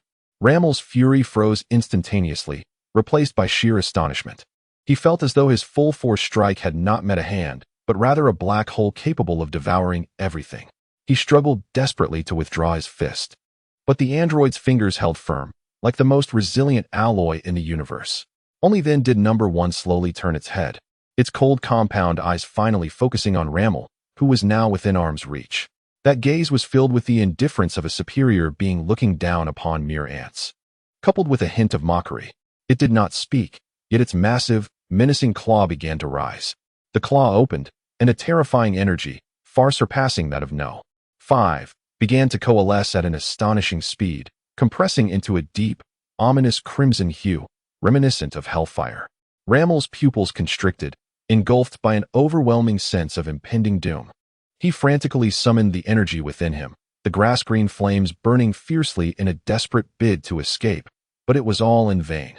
Number 1 brought the claw, charged with destructive energy, almost to Rammel's face.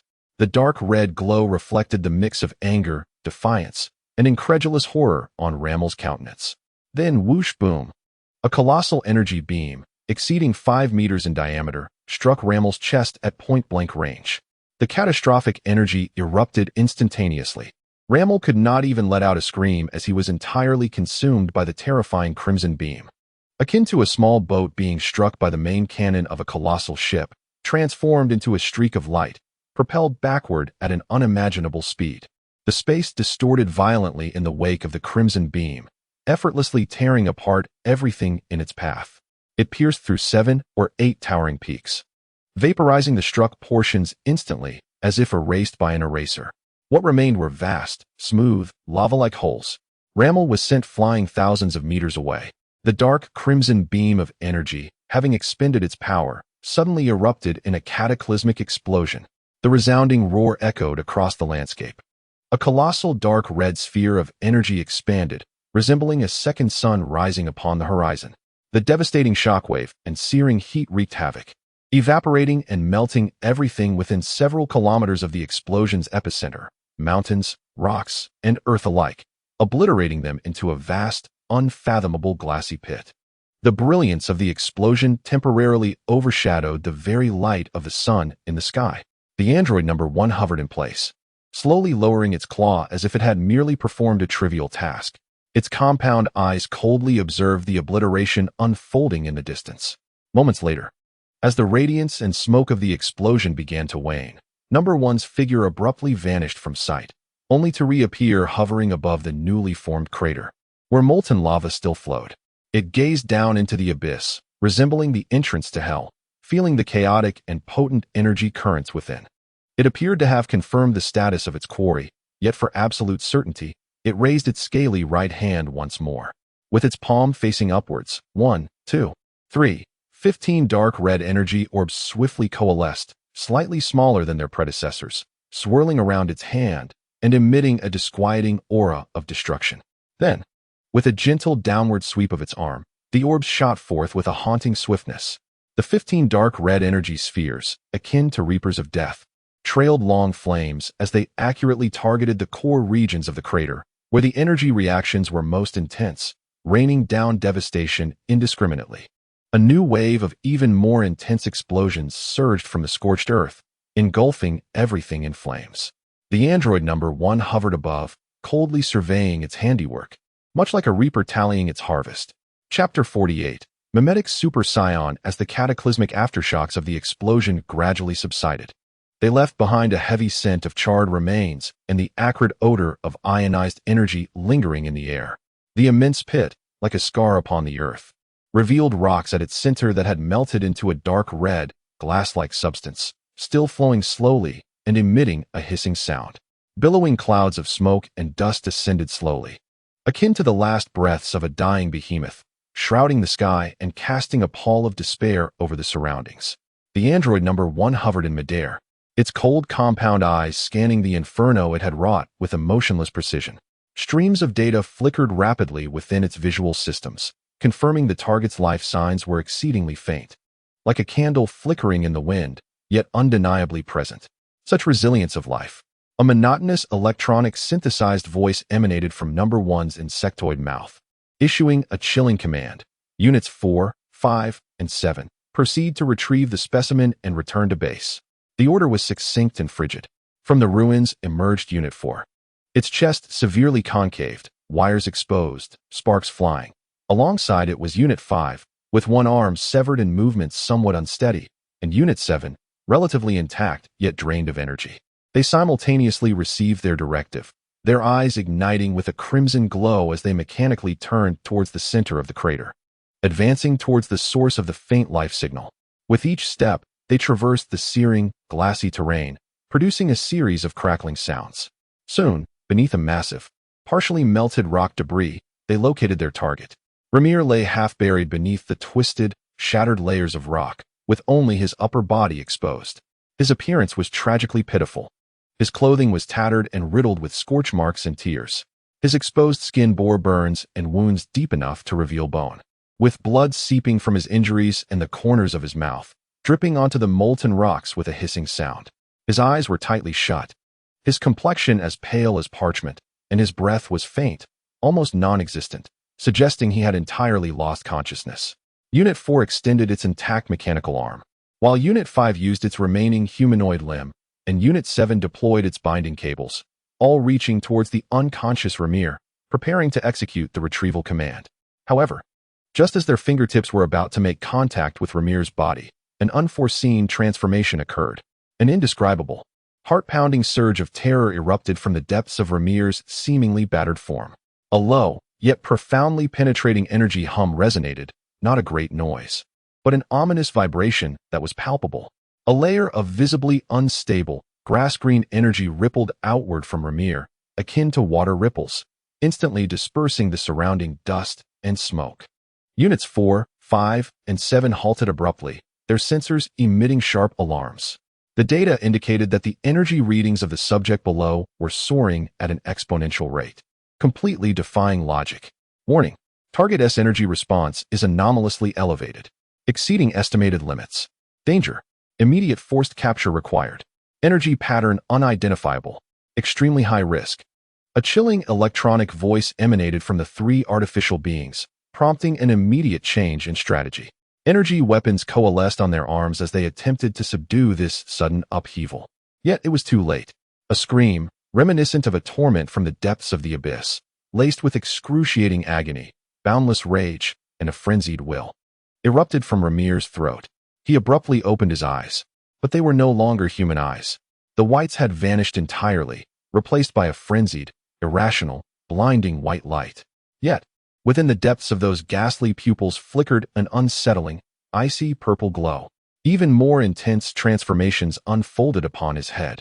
His hair, standing upright due to the grass-green energy, began to flicker and shift at the roots.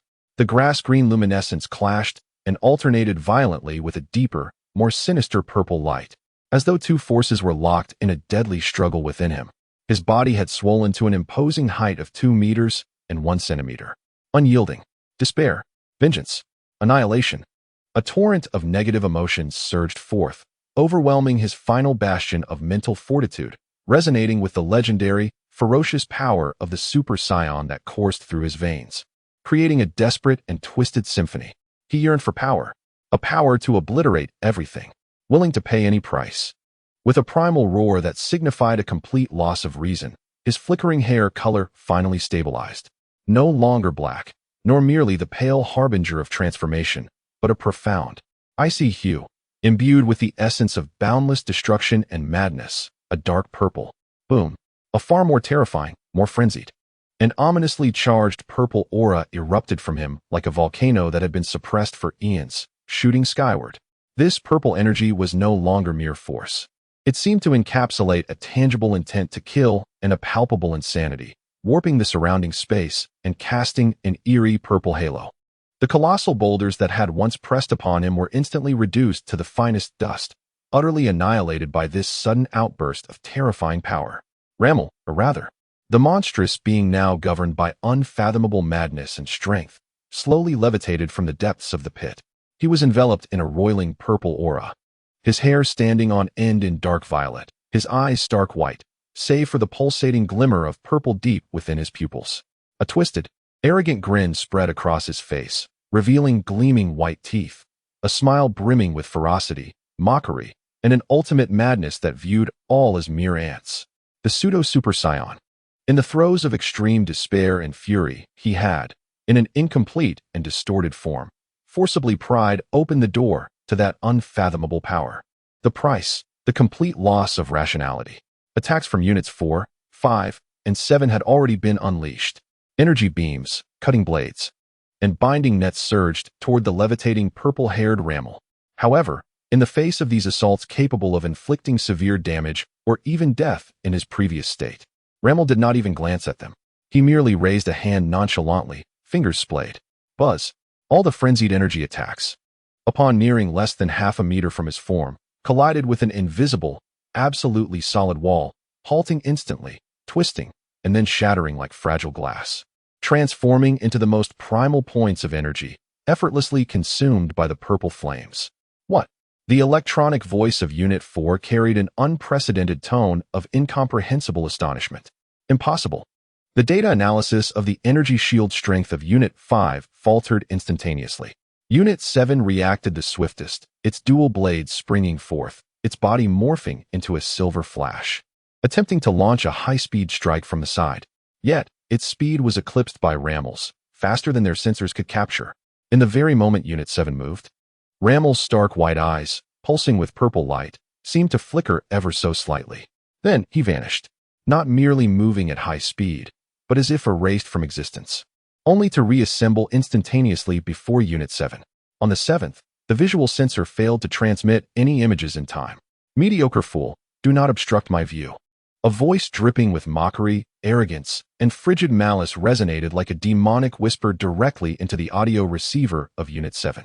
In the next moment, a hand wreathed in purple flames effortlessly pierced through the reinforced chest of Unit 7, crafted from superalloy, as if it were mere tofu, emerging from its back. Within that hand, it clutched a mechanical heart, or energy core, that still pulsated, flickering with electric sparks. Unit 7's movements froze entirely, its crimson gaze flashing wildly, overwhelmed with disbelief. The purple-haired Ramiel tilted his head, observing the android before him, a twisted smile expanding upon his lips. With a casual motion, he crushed the core. Boom! In an instant, Unit 7's body erupted in a violent internal explosion, disintegrating into countless burning mechanical fragments and debris, scattering in all directions. A swift execution. Immediately thereafter, the silhouette of purple-haired Ramiel blurred once more. Units 4 and 5, still reeling from the shock of Unit 7's instant obliteration, felt an irresistible force of terror exerted upon them. Unit 4 only perceived a purple foot magnifying before its eyes. Bang! Its head, along with half of its shoulder, was shattered by a single kick. Parts and circuits exploded everywhere. Meanwhile, Unit 5 saw a purple hand grasping its remaining human arm. Crack! With ease, the arm was ripped away, and that hand pressed directly against its facial sensors. A horrific burst of purple energy erupted at point-blank range. The entirety of Unit 5's upper body was instantaneously vaporized into fundamental particles, leaving only its lower half, sparking, crumpling to the ground. In the blink of an eye, in less than a second, the enhanced Units 4, 5, and 7, upgraded by Dr. Gero, were dismantled in the most violent, merciless, and crushing manner before they could even execute their attacking motions, reduced to a heap of burning scrap metal. The events transpired too swiftly, too unexpectedly, even surpassing the computational and reaction speed of the distant android Unit 1. Its expressionless compound eyes finally displayed a discernible fluctuation, a data stream of shock and incomprehension scrolling furiously across its systems. Its sensors blared alarms. The energy readings of purple-haired Ramiel transforming into a jumbled array of garbled text and alerts. The energy response and combat mode of this experiment had completely exceeded its database and understanding. Just as Unit 1 experienced an exceedingly brief computational lag of 1,000th of a second due to this sudden upheaval, below, the purple-haired Ramiel, having just dismantled 3 androids with his bare hands, slowly, with a cat-and-mouse-like mockery, raised his pale eyes, shimmering with purple luminescence, precisely locking onto the hovering Unit 1. Their gazes met. Unit 1's sensors failed to detect any signs of the opponent exerting force or energy discharge. Its visual feed suddenly blurred. In the next instant, a twisted, arrogant visage, imbued with a malevolent fury, was almost pressed against its facial sensors. The pale pupils, flickering with a purple glow, seemed to penetrate directly into its core processor. A hand, wreathed in a seething purple flame, yet unervingly stable, gripped its neck, covered in green scales, with the ferocity of a vice. Rapidly, an incomprehensible speed, a velocity that transcended data analysis and the laws of physics. The formidable defensive field and the incredibly resilient bioalloy scales of Unit 1 appeared as fragile as paper before this hand, easily pierced, while immense power compressed its energy conduits and intricate internal structures, emitting a bone-chilling creak. The purple-haired Ramiel clutched Unit 1's neck, effortlessly lifting its massive form. He tilted his head, scrutinizing Unit 1's compound eyes, which were now exhibiting intense data fluctuations and expressions of shock. Then, he parted his lips, revealing an extraordinarily terrifying, sinisterly charming, and arrogantly wicked grin, his white teeth glinting as if reflecting cold light. "Enjoying the thrill, are we?" His voice was deep and hoarse, laced with a chilling amusement. "Do not rush. The game has only just begun. I shall take my time to torment you to death." Chapter 49, Slaughter.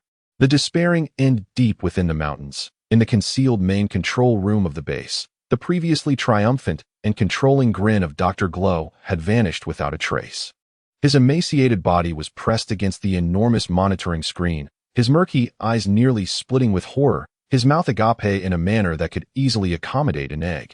The screen reflected a battlefield shrouded in ominous purple flames, and the terrifying silhouette of the being that had dismantled his prideful creations, Units 4, 5, and 7. With bare hands. "No, it's impossible. How can this be?" Dr. Glow's voice was sharp and distorted, filled with incomprehensible dread and an overwhelming fear of his shattered reality. That power, that form, the energy readings were off the charts. All of it. He frantically pounded on the control panel, attempting to pull up various analytical data, yet the screen displayed only a chaotic mess of garbled text and blinding red warnings. The power exhibited by Ramiel had utterly eclipsed his understanding. This creature was the true monster. As Dr. Glow watched the purple-haired Ramiel lock his pale pupils onto Unit 1, swiftly choking its neck at a speed that even his most advanced sensors could not register, an icy chill surged from his spine to the crown of his head. His last, most formidable trump card, the almost perfect creation he envisioned in Unit 1, appeared clumsy and fragile before that purple-haired abomination. "Curse it! Curse it! Curse it!" Dr. Glow erupted in fury, his frail hands wildly striking the control panel, smashing several delicate instruments which sparked violently, spiraling out of control. Completely out of control. This place was far too perilous. No longer a laboratory. It was a gateway to hell. The instinct for survival swiftly overwhelmed the scientist's insatiable greed. Without the slightest hesitation, he abruptly pressed a concealed red button at the bottom of the console, shrouded beneath the glass cover, initiating the emergency escape protocol. Immediate evacuation was imperative. Data could no longer be recorded. Survival was paramount. He bellowed hoarsely, turning to dash towards the emergency escape port deep within the base, neglecting even his most treasured research data hard drives. At that moment, a singular thought consumed his mind: to flee as far away as possible from that purple-haired monstrosity. In the skies above the mountainous terrain, the synthetic being designated as Unit 1 found itself ensnared by the vice-like grip of the purple-haired Ramiel, lifted effortlessly by its throat. For the first time, its cold mechanical heart, or perhaps its energy core, trembled violently due to an anomalous data stream known as fear. An immense force emanated from Ramiel's fingers, compressing Unit 1's energy conduits, causing its robust neck casing to emit a distressing metallic groan under the strain. The sheer, frenzied aura of annihilation radiating from Ramiel rendered all of Unit 1's combat calculations and probability assessments into nothing more than a ludicrous farce. "Release Unit 1. The electronic synthetic voice crackled with an unusual urgency, interspersed with distorted noise, a manifestation of system overload intertwined with terror. This overwhelming fear inadvertently activated the most primal combat and resistance directives embedded within its core programming. Its intact, scaled humanoid left hand shot upwards, instantly condensing a dark red energy sphere, highly compressed, and powerful enough to obliterate an entire city. At such close proximity, it was nearly point-blank. Die! Unit 1 unleashed a desperate electronic roar, pouring forth all its might. Boom! The dark red energy sphere collided with Ramiel's face at 0 distance. The explosion's flames and energy immediately engulfed both figures, while the tremendous recoil forced Unit 1's body to lurch backward violently. Had it not been for Ramiel's grip on its neck, it would have surely been propelled away. As the smoke and chaotic energy dissipated, Unit 1's multifaceted eyes, filled with trepidation and a glimmer of desperate hope, froze in disbelief. Ramiel's visage remained unscathed, not a single mark, not even a hint of singeing. Only the fierce violet aura, seemingly alive, flowed across his surface, effortlessly nullifying and obliterating all explosive energy. His twisted, arrogant, and mocking grin remained unchanged, intensifying. As the pale pupils glimmered with a violet luminescence, seemingly mocking Unit 1's futile struggles. Is this all that you are capable of? Ramiel's voice was low and gravelly, exuding an air of despairing dominance, a truly disappointing toy. Unit 1's computational core teetered on the brink of catastrophic overload, unable to comprehend, unable to contend. An overwhelming sense of helplessness seeped into its very system like a virulent contagion. Fear, utter, paralyzing fear. It frantically raised its left hand once more, attempting to gather more energy spheres for a final desperate stand. But this time, Ramiel offered no quarter. His other hand shot forth with the swiftness of lightning, precisely seizing Unit 1's wrist as it coalesced energy. Then, his fingers tightened slightly. The jarring sound of metal distorting and fracturing, mingled with the agonizing cries of biological tissue being forcefully torn apart, was excruciatingly sharp. The remarkably resilient left hand of Number 1, adorned with scales, was effortlessly wrenched from its wrist by the violet-haired Ramiel, as though it were a mere dry twig snapped in two. At the point of rupture, sparks, energy fluid, and a peculiar green biological liquid erupted in a chaotic spray. For the first time, Number 1 emitted a true, piercing electronic shriek filled with unparalleled agony.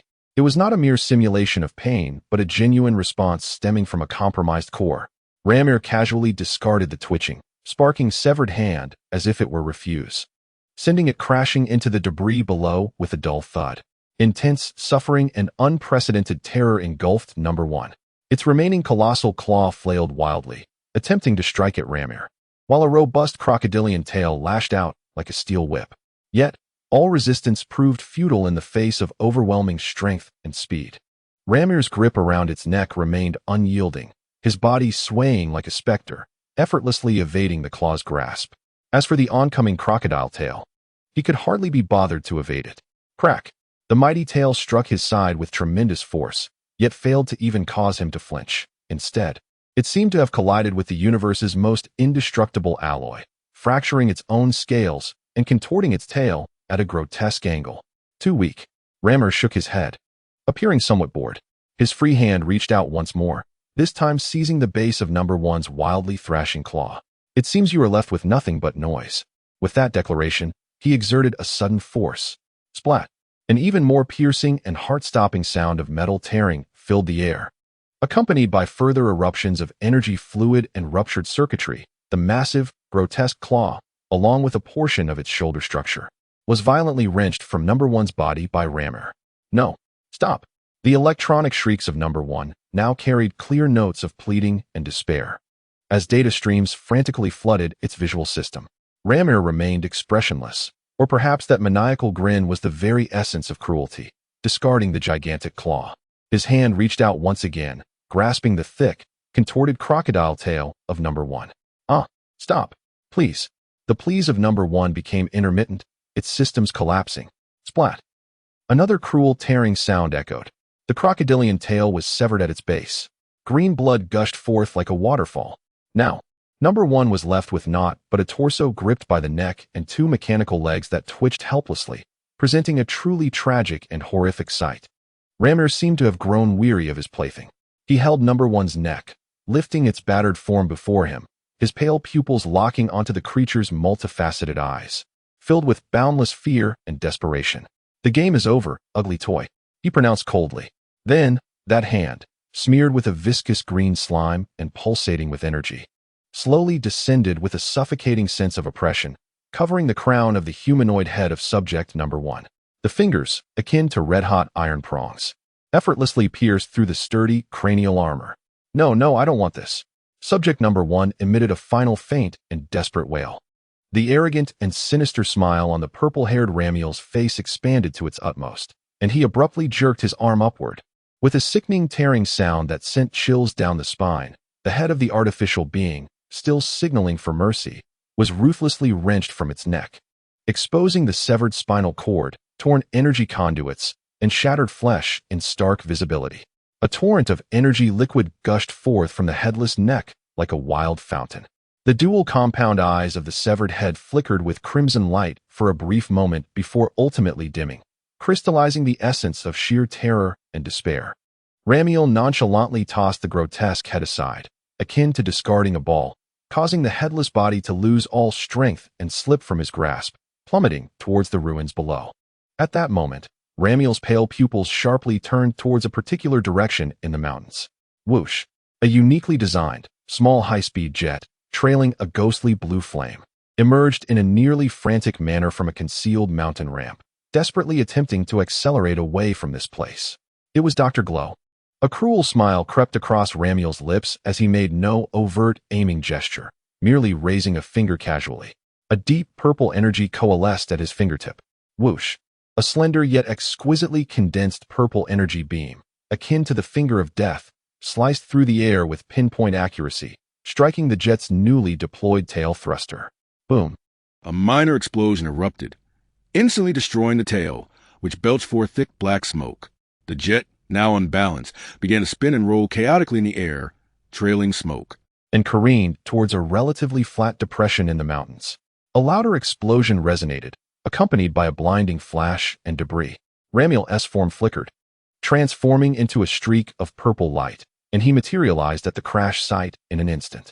The wreckage was a scene of devastation, flames engulfing the area, and black smoke billowing. A frail old man, bloodied and dirt-streaked, clad in a tattered white lab coat, was struggling to crawl out from the twisted remnants of the cockpit, dragging a clearly broken and deformed leg. It was indeed Dr. Glow. A hand enveloped in purple flames reached out, resembling a claw from the depths of hell, and seized Dr. Glow by the nape, yanking him out of the wreckage as if he were a mere chick. Dr. Glow cried out in agony. For one of his legs remained ensnared in the contorted metal, and this brutal tugging inflicted further injury, accompanied by a gut-wrenching tearing sound and the anguished scream of Dr. Gero. One of his legs was brutally severed from its root, left behind in the cabin. Blood gushed forth instantaneously. The purple-haired Lamir, clutching the screaming Dr. Gero, now reduced to a single leg, hovered in midair, presenting him before himself. Those pallid eyes, pulsating with a violet ethereal glow, coldly regarded the architect of this entire tragedy. Speak. The hoarse voice, infused with an endless thirst for vengeance, was as frigid as the depths of winter. Where are Lazuli and Lapith? The excruciating pain and overwhelming terror nearly caused Dr. Gero to lose consciousness. Yet, upon witnessing this terrifying creature with purple hair, particularly feeling the unmasked, palpable malice emanating from him, a wild madness surged within him. He understood that his demise was inevitable. A twisted smile, a grotesque amalgamation of suffering, despair, and extreme malice, contorted his face as blood flowed continuously from the corners of his mouth and where his leg had been severed. You seek them? Dr. Gero's voice faltered, yet brimmed with mockery. Alas, it is too late. Far too late. Lamir tightened his grip around his neck. Dr. Gero convulsed in agony, yet his laughter grew even more maniacal. They were indeed perfect experimental subjects. I transformed them, but, failures. Ultimately, they were failures. They refused to obey. With all his remaining strength, he fixed his gaze upon Lamir's inhuman eyes and bellowed, "So I destroyed them. Long ago. Not a single remnant remains. You pitiful experimental subject. You shall never find them. Like me, you have lost everything." Before he could finish, Lamir could no longer endure the words. "No. Impossible. You deceive me." A roar erupted from Lamir, as if torn from the very fragments of his soul, a cacophony of madness. The violet flames surged uncontrollably, extinguishing the surrounding fire and smoke in an instant. Amid this intense emotional upheaval, Dr. Gero's eyes flickered with a fierce resolve and final madness. With his remaining hand, he tore open the lining of his ragged white coat, revealing a rapidly flashing red device within. "Let us descend into hell together." Dr. Gero uttered his final, vengeful curse. Boom! A violent, concentrated explosion obliterated Dr. Gero's body, while simultaneously engulfing the nearby Lamir. Flames and shockwaves swept across the small valley once more. As the brilliance of the explosion faded, Lamir remained suspended in place, surrounded by burning violet flames, untouched by Dr. Gero's self-detonation. Yet, he stood motionless, his pallid pupils flickering erratically like a faulty light bulb, dancing with a mad violet glow. As Dr. Gero's venomous proclamation and maniacal laughter echoed in his ears, they pierced through all defenses like the sharpest of ice picks, striking directly at the last vestige of consciousness buried deep within this ferocious form, belonging to Ramiel. Erased. Failed experiment. Not a trace remains. You will never find them again. You have lost everything, just as I have. These words reverberated in his mind like a cursed incantation. All fury, all madness, all desires for destruction, at that moment, seemed to have lost their foundations and objectives, becoming hollow and void. The violet aura began to waver unpredictably, surging high one moment and plummeting the next. The energy surrounding him fluctuated violently, emitting a chaotic hum. He let out meaningless whimpers, akin to a wounded beast. The frenzied purple light in his ashen eyes gradually faded, replaced by an endless, hollow, and despairing sorrow. The transformation into the mimicry of Super Saiyan, born from extreme negative emotions, struggled to sustain itself due to the abrupt collapse of these emotions and the complete loss of purpose. Laziriel, Lapith, he pronounced these two names, etched into his very soul. With great difficulty and awkwardness. With each syllable uttered, the violet aura diminished, and the color of his hair began to flicker violently between purple and black. Ultimately, all the energy withdrew like a receding tide. His hair returned to its original pitch-black hue, his body shrinking back to its former size. His eyes regained their normal emerald green, yet within those orbs, there was no longer a glimmer of light, only a profound, heartbreaking void of despair. His strength seemed to have been entirely siphoned away. Unable to maintain flight any longer, his body softened, plummeting straight down to the cold ground, kicking up a cloud of dust. He lay there quietly, amidst the remnants of Dr. Gero's self-detonation and the wreckage of the aircraft, motionless as if he were a hollow shell devoid of all soul. The oppressive darkness gently yet mercilessly consumed his last vestiges of consciousness. Only a single tear, mingled with blood and ash, lingered at the corner of his eye, silently recounting all that had once been possessed and ultimately lost beneath the madness that annihilated everything. The wind swept across the desolate expanse, carrying the scent of gunpowder and blood, yet it could not disperse the suffocating despair that lingered over the ruins. Chapter 50. The yellow bird awaits above ground. The cold wind swept through the smoke-filled ruins, stirring the charred debris and congealed blood, producing a sound akin to lamentation. Ramiel knelt quietly on the frigid earth, unconscious, his brow furrowed as if, even in the abyss of oblivion, he still bore unimaginable pain and despair. The once devastating violet aura had long since dissipated, and his black hair lay disheveled, sullied with dirt and blood. Beneath his tattered garments lay horrifying wounds, yet astonishingly, they were healing rapidly. In that moment, he was a far cry from the terrifying entity that had torn apart androids, throttled Subject 1, and forced Dr. Gero into self-destruction. He appeared fragile and vulnerable, utterly defenseless. However, amidst the desolate silence of this forsaken wasteland, a minuscule mechanical insect, no larger than a fingernail and camouflaged as an ordinary fragment of rock, silently hovered above. Its intricately designed compound eyes meticulously captured every detail below, from Ramiel's final, frantic outburst to Dr. Glow's self-detonation, and the entirety of his subsequent collapse into unconsciousness, recording it all without omission. The signal penetrated layers of rock, reaching 500 meters beneath the surface, into a core command chamber far grander, more advanced, and more clandestine than the disguised facility above. The command room was dimly lit, with countless screens flickering with intricate streams of data and surveillance footage. A figure, clad in a similar white lab coat, slender in build and adorned with circular glasses, stood with his back to the entrance, gazing intently at the largest screen. Displayed upon it was the real-time footage relayed by the minuscule mechanical insect. revealing Ramiel's unconscious form sprawled on the ground. The figure slowly turned around. It was none other than Dr. Glow, almost identical to the self-destructing version above. He bore the same visage, the same attire, and even the fervor in his eyes was strikingly similar. Yet, upon closer inspection, this Dr. Glow's gaze harbored a deeper, more sinister layer of long-brewing malice, cunning, and a chilling sense of control. He adjusted the circular glasses perched upon his nose, the screen's light reflecting a cold sheen upon the lenses. "Useless trash," he muttered, observing the frozen image of the clone's final, frenzied moments before self-destruction. A smirk of undisguised disdain and indifference curled at the corners of his lips. They couldn't even manage to delay long enough to gather sufficient data, ultimately being forced to self-destruct. It appeared that the emotional simulation modules of this batch of clones remained insufficiently stable, prone to overload. His tone was as calm as one critiquing a damaged tool, rather than lamenting the demise of an individual bearing his own likeness. Then, his gaze ignited with fervor as it fixated on the unconscious form of Ramiel displayed on the screen, his eyes radiating an almost covetous ecstasy, his emaciated fingers trembling with excitement. But perfect, truly exquisite. He gasped in near reverence, leaning forward, nearly pressing against the screen. That form, that power. The violet energy emanating from Ramiel surpassed all known responses of artificial beings. Violent, unstable, yet brimming with limitless potential and destructive capability.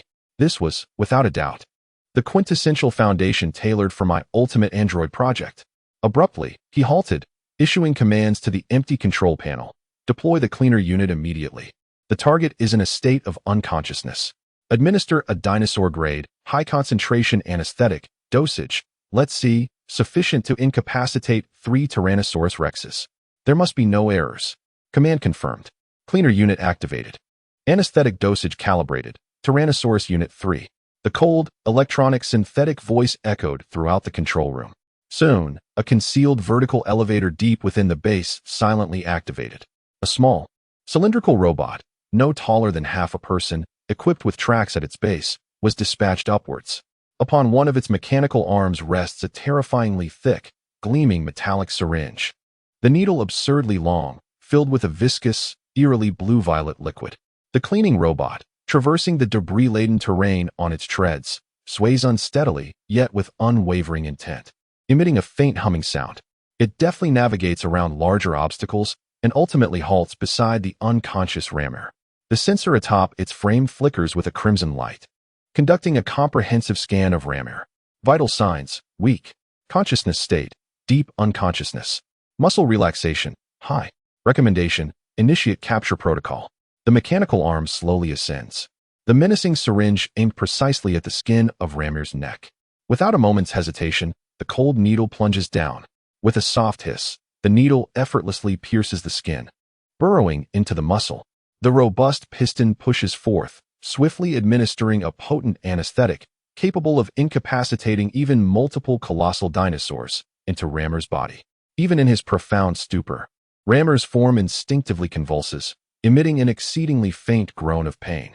His complexion appears to pale further, as the muscles visibly relax at an alarming rate, ultimately yielding to a complete softness, his breathing becoming increasingly feeble and elongated, sinking into a state of enforced deep anesthesia. Injection complete. Vital signs stabilized. Subject has entered a state of enforced anesthetic slumber. The cleaning robot delivered its cold report.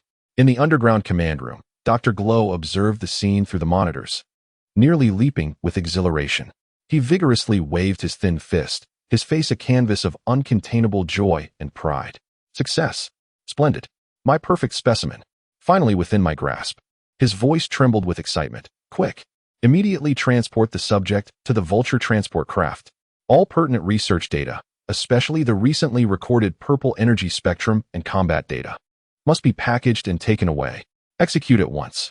Responding to the command, the cleaning robot extended another mechanical claw, carefully lifting the completely unconscious Ramir and placing him onto its treaded platform, then swaying its way towards a more concealed hangar on the opposite side of the mountains. Dr. Glow himself hurriedly boarded the dedicated high-speed elevator to the surface. As he tidied his slightly disheveled lab coat, he murmured to himself, his eyes alight with the fervor of mad science. The northern base has been compromised. It is no longer safe. Fortunately, I have prepared for this. The Southern Secret Laboratory is the true venue for the ultimate project. Its equipment is more advanced, its shielding superior, allowing me the time to meticulously dissect you, my dear Ramir. Exiting the elevator, he hastened to the hangar. A sleek, large vertical takeoff and landing aircraft, the Vulture, had already started its engines, rumbling ominously. The cleaning robot had securely restrained the unconscious Ramir on a specialized research platform within the cabin, equipped with binding apparatuses. Dr. Glow cast a final glance over the ravaged battlefield, a cold smirk curling at the corners of his lips. Sun Wukong? The annihilation of the Red Satin Brigade? None of that matters anymore. As long as he possesses this experimental subject and masters the power of that purple form, Dr. Glow shall undoubtedly ascend to become an entity that transcends all. He boarded the aircraft, securing his seatbelt. Departure. Target, the Southern Secret Laboratory. He commanded impatiently. The Vulture transport plane slowly ascended, adjusting its course, and then the engines roared to life, transforming into a gray shadow as it sped southward, quickly vanishing beyond the horizon. Inside the cabin, Dr. Glow gazed at the seemingly slumbering Ramiel on the platform, his eyes ablaze with fervor as if gazing upon an extraordinary treasure, an uncut gem that he would soon sculpt into the mightiest weapon. I can hardly wait to commence my experiments on you, Ramiel. He chuckled darkly amidst the engine's thunder, a chilling anticipation lacing his tone. Your power, your pain, your despair shall serve as the most perfect steps toward my ascent into the realm of the divine. Ha! The transport plane soared above the clouds, carrying the unconscious prey and the maniacal scientist toward an unknown southern destination, plunging deeper into a shadowy future. Chapter 51. Shattered hopes. Not long after the Vulture transport plane departed from the northern mountain ruins with the unconscious Ramiel and the self-satisfied Dr. Glow, far away in Baozi. Sun Wukong, who was practicing alone in his backyard and occasionally assisting his wife, Chi-Chi, with farm chores, suddenly lifted his head, his face betraying profound astonishment. This energy. The hoe fell from his grasp, unnoticed, as his keen gaze fixed on the distant northern horizon. What overwhelming power! I have never felt such strength, such ferocity. Who is it? Where's the battle? The intensity of this energy surged through him, igniting an instinctual fervor and fighting spirit, akin to confronting a formidable adversary. He barely had time to explain to Chi-Chi inside the house. With a hasty exclamation, Chi-Chi, I'm stepping out. He dashed into the yard and called to the heavens. Nimbus cloud. A bright yellow cloud swiftly descended from the sky, coming to a steady halt before him. Without hesitation, Sun Wukong leaped onto it and pointed toward the source of the energy. Quick! Over there! The Nimbus cloud emitted a low hum, instantly transforming into a streak of yellow light, racing at breakneck speed toward the recently ravaged mountain ruins in the north. However, despite the Nimbus cloud's swift pace, the distance was too great. By the time he reached the area, the astonishingly violent energy had vanished without a trace, as if it had never existed. It's gone? Sun Wukong stood atop the Nimbus cloud, puzzled as he surveyed the devastated landscape below. Enormous impact craters, torn mountains, ground melted to a glassy state, and scattered fragments of bizarre metal all bore witness to the horrific and brutal battle that had just transpired. Wow, what happened here? His eyes widened in shock at the exaggerated destruction. Who fought here? His powerful sense of energy, akin to the most sensitive radar, meticulously scanned the area, his brow furrowing deeper. That super strong presence, why can I no longer sense it at all? A profound sense of regret was etched upon his face, so powerful, unbelievably strong. There can be no mistake. The aura I felt at home is undoubtedly emanating from here. It surpasses all the opponents I have ever encountered combined, countless times over. I yearned to face such a formidable adversary. He commanded the Nimbus to descend, traversing the expanse of the desolate ruins in search of any trace. Yet that terrifying energy seemed to have been utterly erased, vanishing without a trace. Puzzled, Sun Wukong scratched his head, his tone heavy with disappointment. Why can I no longer sense it? Did it flee at lightning speed right after the battle? Or has it concealed itself? How frustrating to have missed it. Undeterred, he searched several more rounds, but ultimately found nothing. With a heart full of questions and an insatiable longing for that unknown powerhouse, he reluctantly patted the Nimbus.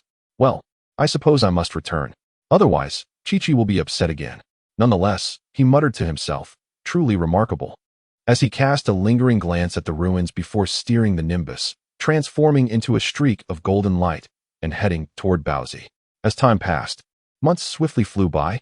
In the southern hemisphere of Earth, deep within an unfrequented desert, lay a secret laboratory of Dr. Gero, more advanced and heavily guarded than the northern base. Within a core laboratory filled with an array of precision instruments and chilling incubation tanks, Ramiel was submerged in a vast, cylindrical experimental chamber brimming with a pale green sustaining fluid, his upper body bare. His eyes were tightly closed, his complexion pale, connected to numerous tubes of varying thicknesses, monitoring his vital signs while continuously injecting high concentrations of sedatives and anesthetics into his system. Dr. Gero remained haunted by Ramiel's display of purple energy, exercising utmost caution. Despite Ramiel being in a profound state of unconsciousness, he commanded robots to administer powerful anesthetics daily, potent enough to incapacitate several colossal dinosaurs, ensuring this perfect specimen would remain dormant, akin to a slumbering weapon under his control. Throughout these months, Dr. Gero conducted a series of examinations and foundational modifications on Ramiel. He even attempted to apply the design blueprint of a perpetual energy furnace, originally intended for the precious specimens Lazuli and Lapis, numbers 17 and 18, theorized to provide limitless energy. However, he soon discovered that the unfathomable legendary Saiyan bloodline within Ramiel inherently possessed nearly boundless potential, exhibiting a strong aversion to external energy sources. Forcibly integrating such a source could potentially trigger unforeseen catastrophic failures. Ultimately, he abandoned this notion, redirecting his focus towards studying Ramiel's own cells and genes. As for numbers 17 and 18, Dr. Gero regarded them as another trump card, situated in a more clandestine laboratory with entirely different defensive measures. In his eyes, as long as he could masterfully control the siblings, wielding the stable and potent energy furnace within them, the ambition to dominate the world, even the universe, would not be a mere fantasy. Ramiel, on the other hand, represents a far more perilous and uncontrollable treasure, yet its potential may be even more terrifying, necessitating a more sophisticated approach for its excavation. At this moment, Dr. Gero stands before another intricate biological cultivation apparatus, his face marked by irritation. Within the device, a colossal, egg-shaped biological tissue, adorned with green patterns, floats, its features faintly reminiscent of insects and reptiles. This is the early embryo of his ultimate biological weapon project, Cell, into which he has poured countless efforts. He attempts to fuse Ramiel's cells with those of Cell, hoping to imbue this perfect killing machine with the legendary Super Saiyan's ferocious power and evolutionary potential. Yet, the experiments repeatedly fail. The screen beside the cultivation tank blazes again in glaring red. Cursed. Another failure. Dr. Gero pounds his fist against the console, his complexion a stormy shade of despair. Why? Why can't they merge? The screen displays the recent experiment logs. Several drops of blood cells derived from Ramiel were injected into the cultivation medium of the cell embryo. Initially, all appeared well. But upon contact, instead of merging, Ramiel's cells erupted with an intensely exclusionary and destructive energy wave, akin to a highly efficient purifier, utterly annihilating and decomposing all the cells they encountered, as if refusing to allow any impurities to tarnish their pure essence of annihilation. His cells seemed to possess a will of their own, existing solely for the purpose of destruction and rejection. Dr. Gero, both astonished and furious, finds himself gripped by an indescribable fear. This transcends the boundaries of his biological understanding. Angrily, he turns his gaze towards the experimental chamber housing Ramiel, his eyes brimming with frustration and murderous intent. 2 months have passed without a shred of progress. If today proves another failure, his voice icy, he approaches the main control console and brings up the destruction program interface for the experimental chamber. Since you have become devoid of utility, and your power cannot be harnessed for my purposes, I shall have no choice but to obliterate you entirely to avert future calamity. He conducts several more attempts, alternating various culture media and fusion accelerators, yet the results remain disappointingly the same. 2 days later, cursed. Another failure. Dr. Gero gazes at the screen, which once again flashes the message of fusion failure. The target cells completely eradicated, and finally loses all patience and hope. With a grim expression, he strides to the control console of Ramiel's chamber, his gaze growing cold and resolute. Since you are no longer of use, and I cannot control you, he murmurs, as if addressing Ramiel, yet also persuading himself. To keep you is merely to harbor a ticking time bomb that could explode at any moment and obliterate all I hold dear. Thus, I am left with no choice but to enact your destruction. His finger decisively presses a bright red button on the control panel, signaling for emergency annihilation. The piercing alarm instantly resonates throughout the laboratory. The pale green maintenance liquid within the experimental chamber begins to rapidly drain, replaced by a deep purple liquid surging from the walls, exuding high-energy reactions. This is a specially formulated strong acid solution, combined with an embedded high-energy laser array, capable of completely disintegrating all organic and inorganic matter within the chamber in a remarkably brief period. Farewell, my perfect specimen. Doctor.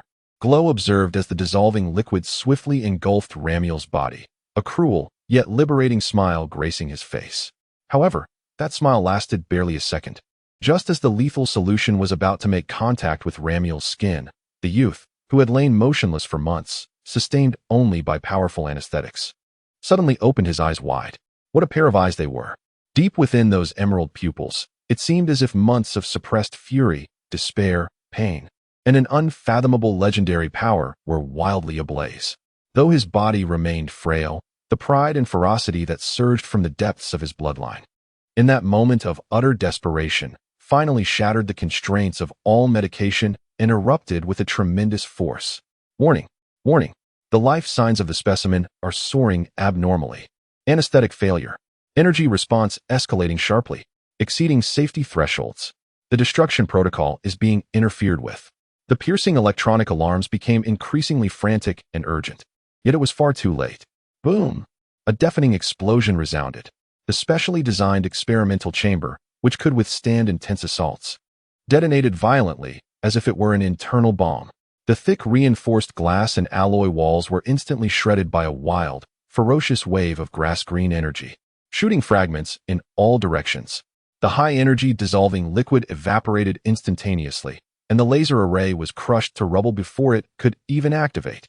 The expression of terror that had just begun to form on Dr. Glow's face, without the chance for any reaction, was abruptly seized by an indescribable force that clutched at his throat. No, not just his throat. He felt his vision blur, the world spinning around him. Thud! The sound of a heavy object hitting the ground echoed.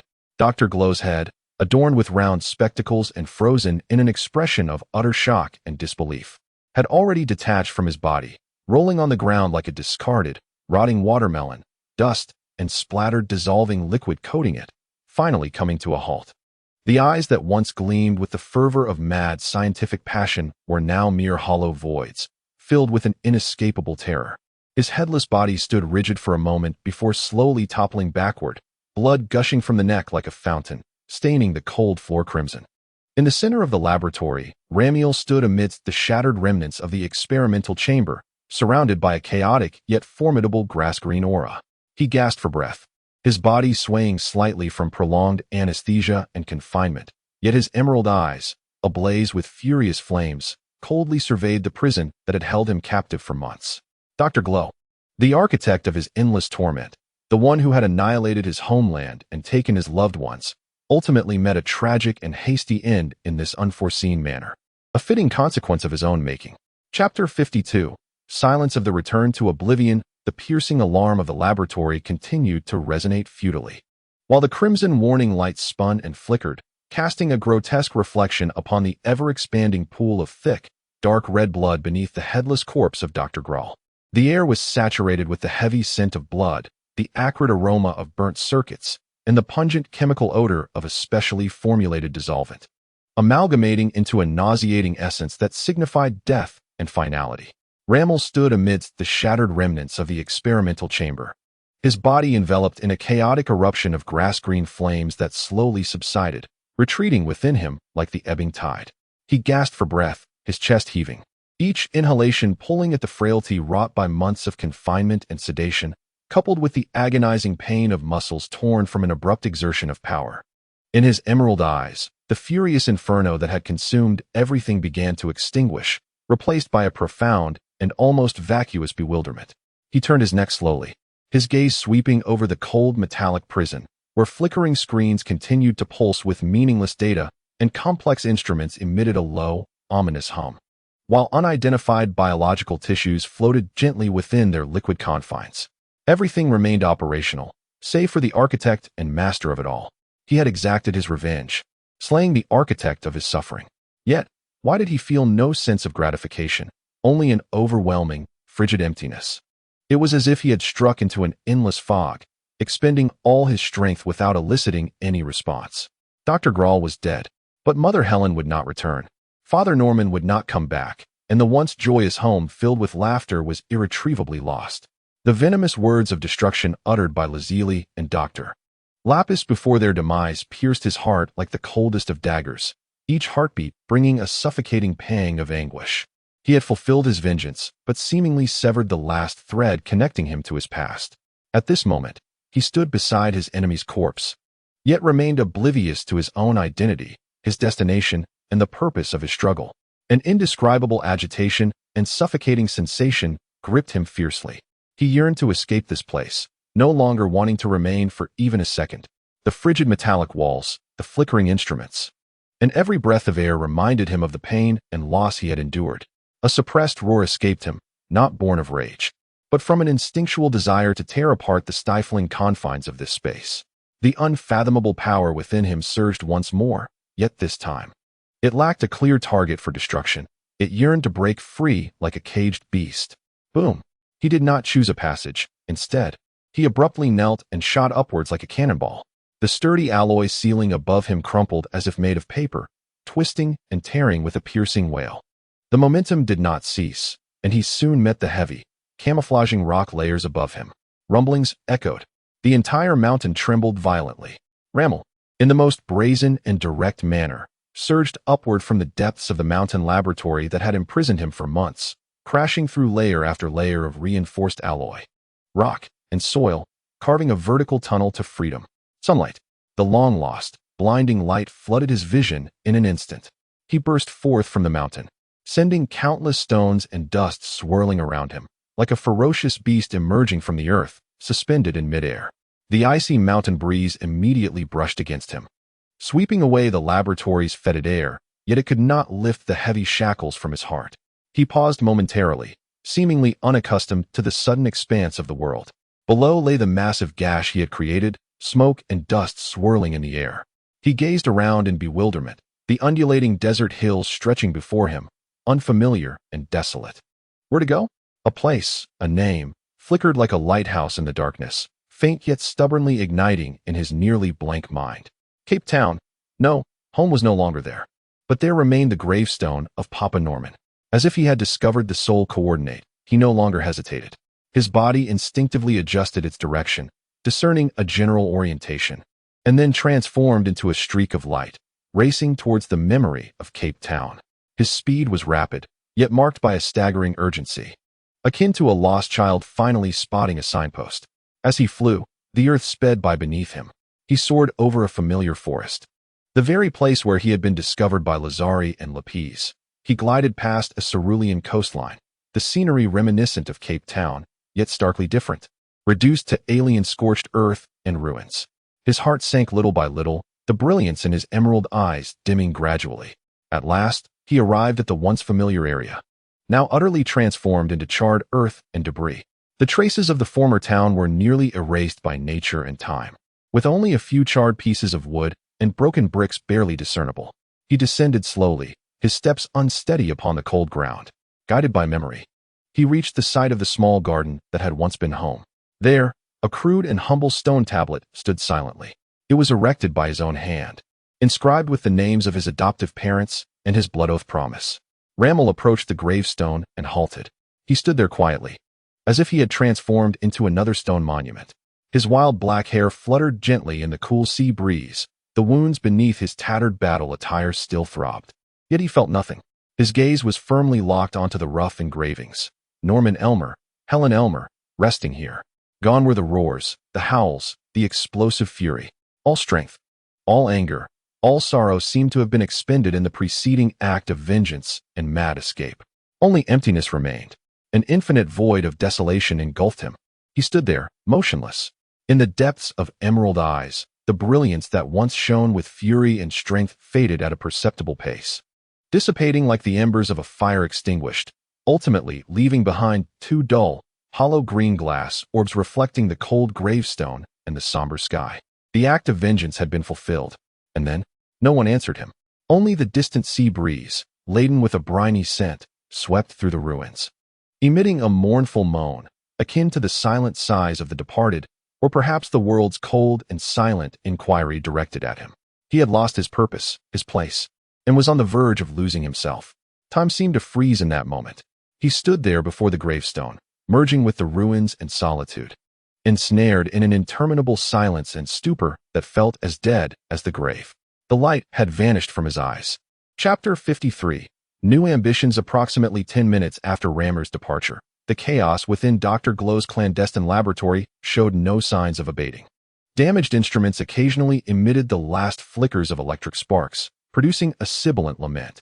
The emergency lights continued to stubbornly rotate, casting bizarre reflections upon the shattered remnants and the dark pool of blood on the floor, resembling the site of some malevolent ritual.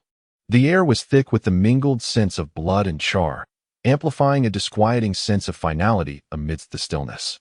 At that moment, a shadow in the deepest recesses of the laboratory began to writhe, as if animated. A figure slowly emerged, stepping into the swirling red light. It bore an unusually pale, almost slightly bloated complexion, glistening under the crimson glow with an unhealthy, waxen sheen. Short and stout, its movements exhibited a mechanical stiffness, marked by an unsettling steadiness. Clad in a standard combat uniform adorned with red ribbons, it bore the distinctly clear black numeral 19 emblazoned on its chest. Most disconcerting was its round, expressionless face, with eyes resembling cold glass lenses, devoid of any human emotional fluctuation, only an absolute void of command execution. The android, designated as number 19, traversed the debris-laden floor silently, deftly avoiding scattered components and congealed blood puddles. Its sensors appeared to have already locked onto a target, proceeding directly towards the center of the laboratory, adjacent to the headless corpse. There, Dr. Glow's head, crowned with round spectacles, lay askew, frozen in an expression of horror and disbelief from its final moments. The eyes behind the lenses wide open and staring vacantly at the ceiling, coated in dust and splattered chemical fluids. Number 19 halted before the severed head, its mechanical arm rising with steady precision.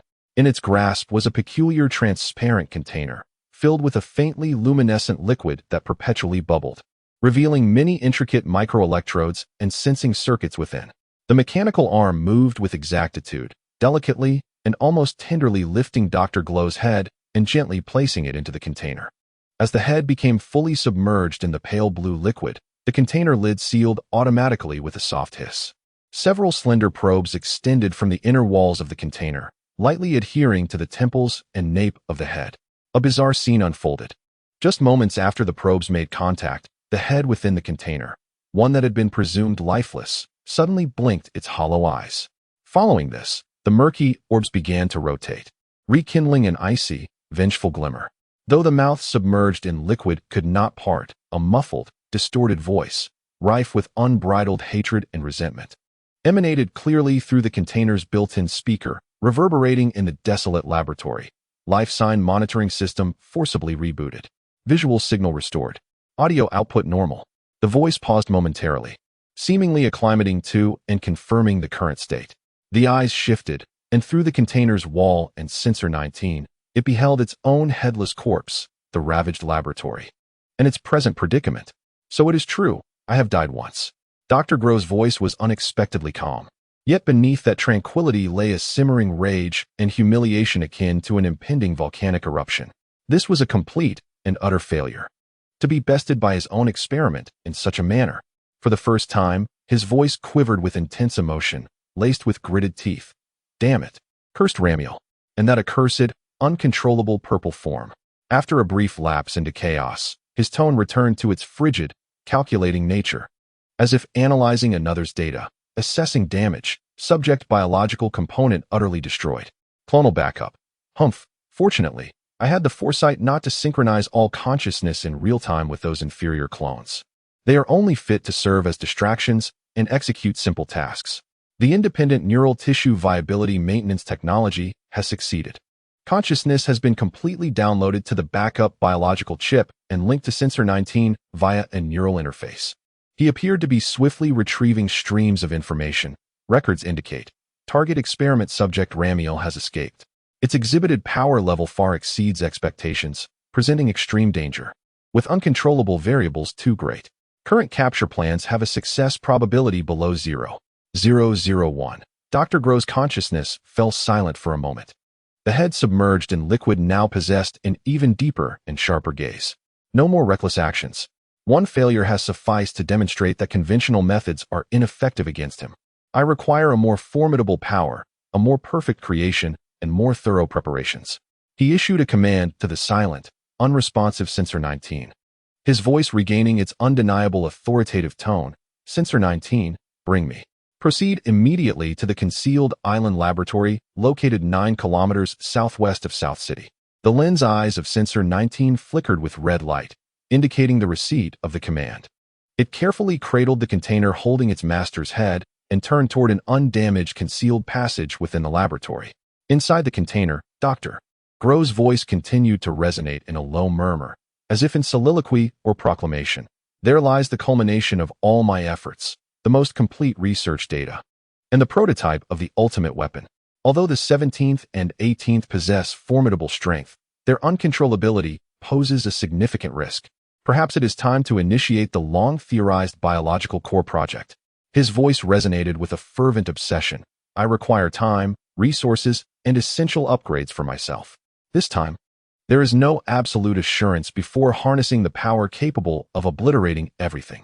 The hidden door of the laboratory slid open before the 19th, revealing a clandestine passage to the surface. It cradled the still-speaking head, stepping into the shadowed corridor.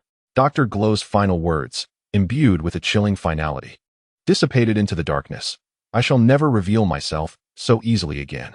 Chapter 54. The arrival of the unknown at the moment when Ramner stood before the gravestone amidst the ruins of Sea Corner Town. Engulfed in an abyss of emptiness and confusion, simultaneously, as Dr. Glow's head, immersed in nutrient solution, issued directives to the loyal 19th, it quietly retreated into the underground passage. The eastern hemisphere of Earth basked in the afternoon sun. The sky was a brilliant blue, with wisps of thin clouds leisurely drifting by. A gentle breeze caressed the expansive fields, bringing with it the fresh scent of earth and crops. A farmer, adorned with a straw hat, merrily hummed a tuneless melody, energetically tossing bundles of hay into the bed of his old pickup truck. Everything appeared so tranquil and serene. Suddenly, whoosh, a blinding flash of light, akin to a fiery spear tearing through the azure sky, accompanied by a piercing, shrill whistle, plummeted from the lofty heavens. Boom! A deep, resounding crash followed, causing the earth to quiver slightly. In the distance, at the horizon, several kilometers away from the farmer, a thick plume of dust erupted from a desolate clearing. Startled by this unforeseen spectacle, the farmer nearly dropped his pitchfork. He abruptly lifted his head, shielding his eyes with his hand as he gazed into the distance. His face not reflecting fear, but rather a growing sense of excitement and curiosity. Wow, what is that? A meteor? A meteorite, he muttered to himself, his eyes sparkling with anticipation, having heard tales of their immense value. If he could find a piece, wouldn't that be a fortune? In an instant, greed overshadowed caution. He abandoned his task of loading the truck, swiftly leaping into the driver's seat, starting his sputtering old pickup and turning towards the rising dust. Racing forward with eager anticipation, the bumpy dirt road kicked up clouds of dust, yet the farmer's mind was solely focused on the prospect of unexpected wealth. Soon, he arrived at the impact site. A charred pit, several meters in diameter, lay before him, surrounded by vegetation torn asunder by the shockwave, the air thick with a peculiar, burnt, ozone-like odor. In the center of the crater rested an object that was unmistakably unnatural, a smooth metallic sphere, partially embedded in the earth, roughly the height of a person. Its outer shell glowing red from the intense friction of atmospheric entry, slowly cooling while emitting a faint hissing sound. What is this? The farmer jumped from his vehicle, cautiously approaching the edge of the pit, craning his neck to peer inside, his face etched with disappointment and confusion. This doesn't resemble a meteorite at all. It looks more like a metallic egg. As he murmured, the metallic egg emitted a soft hissing sound, and a fissure appeared at the top. slowly opening to reveal a meticulously crafted and narrow chamber within. The farmer's mouth fell agape in astonishment. A figure gradually rose from the opened hatch. It was an extraordinarily tall and robust man, clad in an unfamiliar, tight-fitting combat suit adorned with shoulder armor. His long black hair cascaded down to nearly his waist, while his rugged features bore a sharp gaze infused with an innate arrogance. Most peculiar was the furry tail that coiled around his waist like a belt. The man stepped out of the hatch, standing at the bottom of the pit, and slightly moved his neck and limbs, producing faint cracking sounds. He surveyed his surroundings, taking in the blue sky, white clouds, the distant farmlands, and the astonished, rustic farmer before him, displaying unmistakable surprise and disdain on his face. "Is this Earth?" he murmured to himself, his voice hoarse yet resonant, as if the gravity was pitifully low, making one feel drowsy. The environment was primitive yet tranquil. What on earth are Kakarot and Laika up to? How could such a feeble planet still harbor remnants of its indigenous inhabitants? At that moment, the farmer, finally emerging from his shock, gazed at the peculiar figure with a tail who had emerged from the egg. Nervously swallowing, he mustered his courage to shout, "Hey, who are you? Where do you come from?" The towering man seemed to finally take notice of this insignificant presence. He barely deigned to look at the farmer directly, merely raising his hand to press a monocle-like device affixed to his left eye. Beep, beep, beep. The lens of the device flashed a series of intricate numbers and images, emitting a cold, electronic tone. Soon, the data stabilized. The man's lips curled into a sneer of utmost contempt, as if he had encountered something absurdly laughable. A combat power of merely 5. Indeed, they were the most primitive of uncivilized peoples. He gradually levitated from the pit's bottom, gracefully descending in front of the farmer, his towering figure casting a shadow that enveloped the farmer entirely. An invisible pressure surged, causing the farmer's hair to stand on end as he instinctively took a step back, hurriedly raising the old-fashioned hunting rifle he had left by the vehicle. "Why you stay back? If you come any closer, I'll shoot," the farmer stammered, his voice trembling as he issued a shaky threat. The man appeared amused by the situation. Rather than halting, he took a step forward, his cold eyes finally locking onto the farmer, as if observing a bug attempting to stop a moving vehicle. Seeking death, provoked by that gaze, the farmer's fear morphed into impulsive bravery, and he pulled the trigger. Bang! The antiquated rifle belched flames and smoke, a lead bullet hurtling towards the man's chest at an almost imperceptible speed. However, what transpired next utterly shattered the farmer's comprehension. The man merely raised his hand, the motion so swift it left an afterimage, and with a soft snap, he effortlessly caught the searing lead bullet in his grasp. The farmer's eyes nearly bulged from their sockets, his mouth agape, as if to fit an egg inside. The man gazed at the still smoldering bullet resting at his fingertips, then shifted his attention to the bewildered farmer, a hint of cruel amusement dancing across his face. With a gentle flick of his finger, the bullet was propelled back at an incomprehensible speed, far surpassing its initial trajectory. A soft thud echoed as it struck the farmer, whose body stiffened in disbelief as he looked down to find a gaping wound suddenly appearing on his chest. The pain was lost on him. His vitality ebbed away rapidly. The bullet, having penetrated his frame, retained its force and violently collided with the pickup truck behind him. A tremendous sound erupted as the vehicle door was punctured, the entire body of the truck quaking violently, nearly toppled by the sheer kinetic energy of that tiny projectile. The spark of life in the farmer's eyes faded completely, and his body collapsed into a cloud of dust. Pathetic, the man scoffed, not sparing a glance at the lifeless form below, as if merely brushing away a speck of dust. As he prepared to depart, the detector over his left eye emitted a series of beeping alerts. He paused momentarily, adjusting the direction of the device. Another individual with a not inconsiderable energy signature. Distance, 4880, that way. He turned his gaze westward, although still a weakling. Such beings were rare on this planet. Could it be you, Kakarot? Or perhaps Laika? Time to investigate. Without further delay, he surged forward with astonishing speed, transforming into a streak of light that raced toward the indicated direction, leaving behind a resonant sound in the air. Meanwhile, in another vast desert on Earth, the mighty demon King Piccolo floated in midair, engaged in his arduous daily training. He concentrated his energy, preparing to unleash a wave of ki. Suddenly, a powerful, cold, and aggressive energy surged into his awareness, akin to a boulder crashing into a tranquil lake, approaching him with alarming speed. Piccolo's body tensed, his gathered energy dissipating in an instant, cold sweat beading on his forehead. This energy was far more formidable than he had anticipated, instilling a primal sense of dread within him. Could this power be that of Son Goku? He turned abruptly, seeking the source of the energy, but no. It was not him. This presence was even colder, even more malevolent. Just as he was engulfed in terror, a figure materialized nearby, hovering like a specter in the air. Coming to a steady stop, it was the long-haired, long-tailed man who had just slain the farmer. Piccolo's pupils constricted, his muscles tensed, entering a state of heightened alert. He barked. "Who are you? What do you want with me?" Raditz hovered above, surveying Piccolo's green skin with a mix of surprise and contempt. "I am not here to seek you," he replied flatly, as if stating an undeniable fact. Piccolo's anger flared at the dismissive attitude, but he remained wary of the unfathomable strength before him. "Then what brings you here? Seeking death?" Raditz scoffed derisively. "You have some spirit." He pressed the detector once more. Beep, beep, power level 322. With a sigh, Raditz shook his head in apparent disappointment, yet he remained unfazed. His opponent was still no match for him. "What did you say?" Piccolo's fury ignited, momentarily suppressing his fear. "Do you have any idea who you are speaking to?" "No, and I have no interest in knowing," Raditz replied, his tone as frigid as it was arrogant. Piccolo ceased his chatter, fully aware of the virtue of striking first.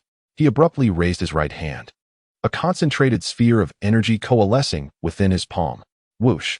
A searing blast, infused with Piccolo's full power, surged toward Raditz at breakneck speed. Boom! The energy struck its target with pinpoint accuracy, resulting in a violent explosion that engulfed Raditz in a cloud of smoke and debris. Panting slightly, Piccolo fixated on the epicenter of the explosion. However, as the smoke began to dissipate, his heart nearly ceased its rhythm. Raditz remained suspended in midair, his posture unchanged. "A mere parlor trick," Raditz scoffed, his voice dripping with derision. "It only stirs up some dust, utterly futile." Piccolo's face was etched with disbelief and terror, beads of cold sweat cascading down his brow. His full-force attack had failed to even provoke a reaction from his adversary. This time, Raditz slowly raised his hand, fingers curling slightly as a sense of despairing energy began to coalesce in his palm. "Now it is my turn, I believe." Every cell in Piccolo's being screamed of impending danger, yet he found himself paralyzed by sheer terror, unable to move as he watched Raditz prepare to unleash a lethal strike. Just as the moment hung precariously in the balance, the detector on Raditz's eye emitted a frantic beeping sound. Raditz paused, his attention diverted. "Oh, there's an even stronger energy signature over there, at a distance of 12,990. Such intensity, remarkable. This must be the main event." It was undoubtedly either Kakarot or Laika. Instantly, he lost interest in Piccolo, dispersing the energy in his hand and casting a disinterested glance at him. "I have no time to play with you, trash." As his words faded, he shot off towards the direction indicated by the detector, disappearing into the horizon in an instant. Only when the suffocating aura of pressure vanished did Piccolo, feeling utterly spent, lose his ability to sustain flight, collapsing to one knee on the scorching sand. He gasped for breath, his body trembling uncontrollably. "No, it can't be," he murmured, staring at his quaking hands, humiliation and dread flooding his expression. "How could I be rendered immobile by trembling? Damn it!" In the desolate expanse, only his furious and defiant growl remained, alongside the cold shadow left in the wake of absolute power. Chapter 55. The alien visitor. The azure waves gently lapped against the pristine white sands, while seagulls soared above, calling melodiously. On Came House, the air was suffused with a sense of leisure and tranquility. A sleek, modern aircraft gracefully touched down on the island's open ground. The door swung open, and a stylish young woman with short blue hair emerged, holding an exquisite gift bag. She was none other than Bulma. Bulma walked towards the iconic Came House with a smile. As the door opened, Krillin and Master Roshi peeked out, their faces instantly lighting up with expressions of surprise. "Miss Bulma," Krillin exclaimed joyfully. "Oh, it's Bulma. It's been such a long time." Master Roshi adjusted his sunglasses and grinned widely. As Bulma approached, she handed over a gift bag, saying, "You invited me to come play, so here I am. This is just a small token of appreciation." Master Roshi quickly waved his hands, though his eyes couldn't help but wander to Bulma's chest. "Oh dear, there's no need to be so polite. We're not strangers. Just let me touch your—" Before he could finish, Bulma's fist, accompanied by a gust of wind, struck Master Roshi's shiny head with a sharp crack. Ouch! He yelped, crouching down while cradling his head. You lecherous old man. You haven't changed a bit. Bulma scolded with her hands on her hips. Master Roshi pouted. You still don't understand humor at all. At that moment, high in the sky, a figure darted past with astonishing speed. Raditz adjusted the direction of the device over his left eye. That energy is moving at an incredible pace. Kakarot, Laika, do you think you can escape? He sneered and accelerated further, diving towards the small island where the device had locked onto its target. Almost simultaneously, another streak of yellow light raced in from afar, landing first in front of Kame House. As the nimbus cloud dissipated, Goku jumped down, cradling a small child in his arms, his signature cheerful smile adorning his face. Goku. The three outside rushed to greet him. Everyone, it's been a while. Goku smiled in greeting. Bulma immediately noticed the little boy in his arms and curiously asked, Goku, who is this child? Krillin chimed in playfully, hey, since when did you start working as a babysitter? Goku laughed heartily and replied, he is my son. Your son? Bulma, Krillin, and the now standing Master Roshi exclaimed in unison, their eyes wide and jaws nearly dropping to the ground. Yes, Goku affirmed with a nod, gently setting the somewhat shy boy down. Bulma crouched down and asked softly, little one, what is your name? How old are you? The boy shyly clutched Goku's pant leg and replied in a small voice, I am son Gohan, and I'm 4 years old. Gohan, what a lovely name. Bulma smiled, ruffling his hair. You are very well-mannered. Goku scratched his head, somewhat embarrassed. That is all thanks to Chi-Chi's upbringing. Observant Bulma noticed that Gohan had a fluffy tail trailing behind him, identical to Goku's when he was a child. At that moment, a sea turtle leisurely approached, capturing Gohan's attention as he quickly ran off to play with it. Suddenly, Goku's expression shifted dramatically. He turned sharply towards the sky, his gaze sharpening. They're coming. A powerful energy is approaching. Very quickly, as soon as his words fell, before anyone had the chance to react, a figure plummeted from the sky like a meteor, crashing heavily onto the beach and stirring up a cloud of sand. As the dust gradually settled, it revealed the tall and muscular silhouette of Raditz, exuding an aura of wildness. All eyes were drawn to this unexpected visitor. Sun Wukong, in particular, felt his muscles tense, his instincts warning him of the imminent danger posed by this individual. Raditz's gaze swept over the crowd, finally locking on his son Wukong, a complex smirk forming at the corners of his mouth. At last, we meet, Kakarot. Although you've grown, I recognized you instantly. You bear an uncanny resemblance to your father. Bardock. Furrowing his brows, Sun Wukong cautiously inquired, who are you? Who is Kakarot? Without providing a direct answer, Raditz sharply questioned, Kakarot, what is happening on this planet? Wasn't your mission to obliterate all humans on Earth? What game are you playing? Sensing the tension, Krillin, though frightened, mustered his courage and stepped forward, attempting to defuse the situation. Hey, sir, regardless of who you are, please leave this place. Really, having to deal with a drunkard in broad daylight is quite absurd. Just go, please. As he spoke, he reached out to push Raditz away. Krillin, don't approach him. Sun Wukong shouted urgently, sensing the murderous intent that flickered across Raditz's form. But it was too late. In an instant, the crowd barely registered what had occurred before a dull thud echoed, and Krillin was sent flying as if struck by an invisible high-speed truck, crashing through a corner of Master Roshi's house, buried under debris, uncertain of his fate. Krillin! Bulma screamed in terror. Sun Wukong and Master Roshi turned in shock to see Raditz standing there, his tail twisting and thrashing with a speed too swift for the eye to catch. It was this very tail that had sent Krillin hurtling away. A tail. He possesses a tail. Master Roshi exclaimed in horror. Raditz regarded Sun Wukong coldly, stating, it seems you finally wish to uncover my true identity. True identity? What do you mean? Wukong assumed a fighting stance and asked in a low voice. Kakarot.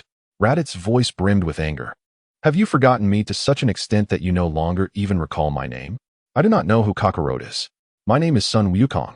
A flicker of astonishment crossed Raditz's face. Such a phenomenon. Where's Laika? Why have I not seen him? He paused, fixing his gaze intently on Wukong. Also, has your head ever suffered a severe blow? Has it? Sun Wukong hesitated before responding. I do not know who Laika is. As for my head, while my memories are hazy, I did indeed hit it when I was young, and that scar remains to this day. Just as I suspected, Raditz declared, a look of realization dawning upon him. At that moment, Master Roshi seemed to recall something, interjecting, Wukong, your grandfather, son Gohan, once mentioned to me that one day, while exploring a deep valley, he discovered a peculiar object that had fallen from the sky. Upon investigation, he found a round machine containing a bare-bottomed child with a tail. He took the child home to raise him. However, for reasons unknown, the child exhibited an extremely volatile temperament, leaving him at a loss as to how to handle the situation. One day, the child inadvertently fell into a valley, suffering a severe head injury that nearly claimed his life. To everyone's astonishment, he survived, thanks to his innate vitality, and transformed into a kind-hearted child. Son Wukong stared in disbelief, his eyes wide. That child is me? The turtle sage nodded gravely. Bulma's face turned pale as she stammered. So, this means there is some connection between that person and Wukong? Son Wukong took a deep breath, gazing once more at Raditz, his voice low and resolute. Hey, who exactly are you?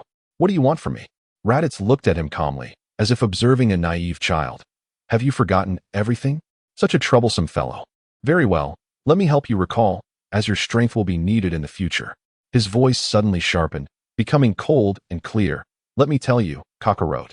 You are not a human from this planet. You were born on planet Vegeta, known as the warrior race of Saiyans. Laika is your twin brother, and I, he pointed to himself, am your elder brother, Raditz. Wukong's brother? Wukong even had a twin brother? No, that cannot be. If Wukong is an alien, how did he end up on Earth? Bulma, the turtle sage, and Krillin, who had just crawled out from the rubble, were all astonished, exclaiming in a cacophony. Raditz smirked. The answer is simple, Kakarot. You were sent here to annihilate all humans on this planet. We Saiyans are a proud warrior race, seeking out planets with favorable environments, exterminating the inhabitants, and then selling the planets at a high price to aliens looking for new homes. That is our trade. Planets with high combat power are attacked by adult warriors, while for low-level planets like Earth, we send children like you to wreak havoc. Krillin, enduring his pain, shouted angrily. If that's the case, then you are truly cruel. Even Piccolo is more endearing than you. Raditz paid no heed to Krillin's fury, his gaze shifting to the still naive Gohan, and continued, Kakarot, you and Laika could easily wipe out all life on this planet within a few years. Unfortunately, you seem to have forgotten your mission. Thankfully, this planet still has a moon. Wait. He suddenly realized the issue. Where is your tail? Son Wukong replied solemnly. It was removed many years ago. Raditz exclaimed in astonishment. Such a thing could happen. You fool. No wonder you have blended in so well with the people of this planet. Enough. Son Wukong interrupted him loudly. Even if I am that Kakarot from another planet, even if you are my brother, it does not concern me. Krillin is right. Fiends like you who kill without remorse are the worst. I am Son Wukong, raised on Earth. You should leave at once. Raditz scoffed disdainfully. It's not that simple. The Saiyans were originally a minority, and after planet Vegeta was obliterated by a meteor strike, all of them were reduced to cosmic dust, including our parents. Only 5 Saiyans remain, including you.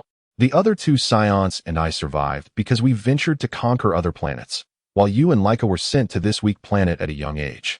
Laika may have perished upon collision with the meteor, leaving only 4 of us Saiyans alive. He paused, his tone laced with temptation. Recently, we discovered a remarkable planet we wish to attack, but we fear that the strength of just 3 of us may be insufficient, which is why I thought of you and Laika. Although your combat prowess has not yet reached its full potential, your assistance would still be invaluable. Dream on. Son Goku bellowed. I will not aid you. Thus, Raditz's gaze shifted once more towards the oblivious son Gohan, standing in the distance, revealing a knowing expression. I noticed the child standing behind you earlier. Is he your son?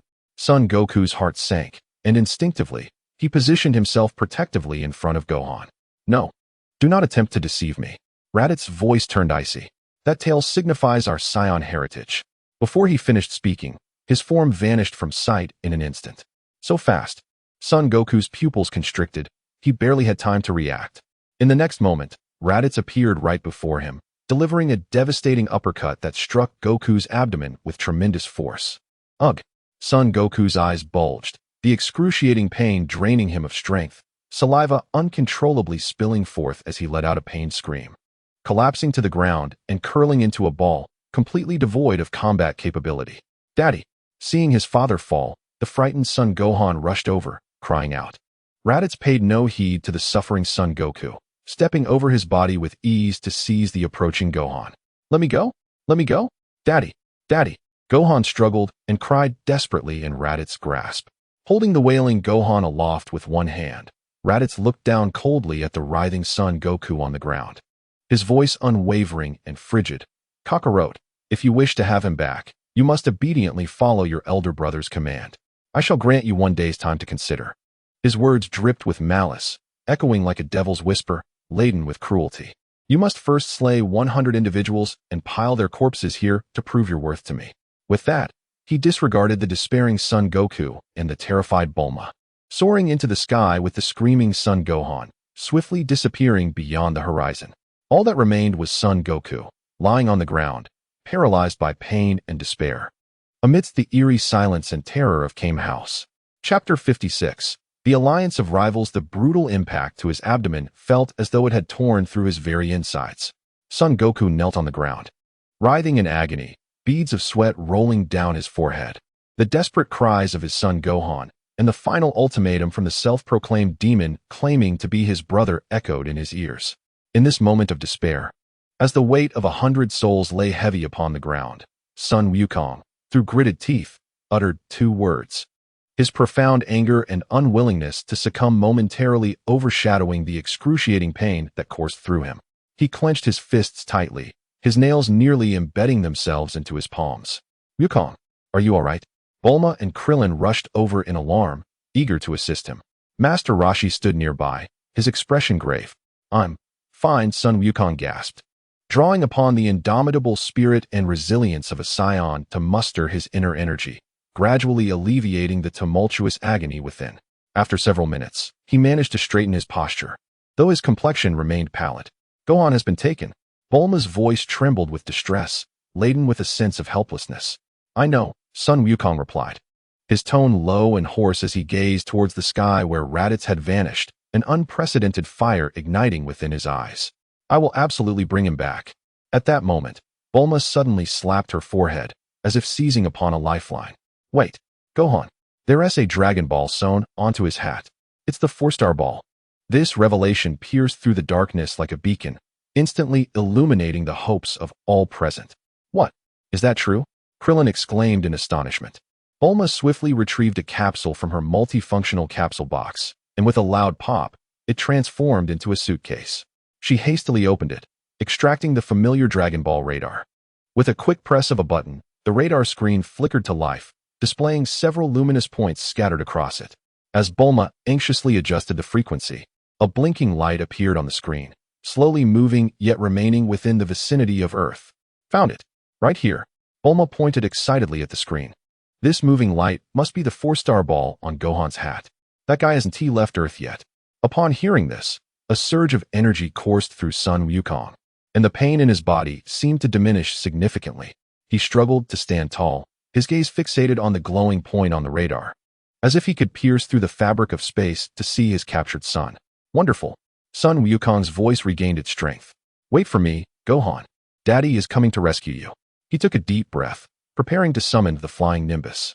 However, just then, a cold, arrogant voice, tinged with an unsettling familiarity, echoed from above.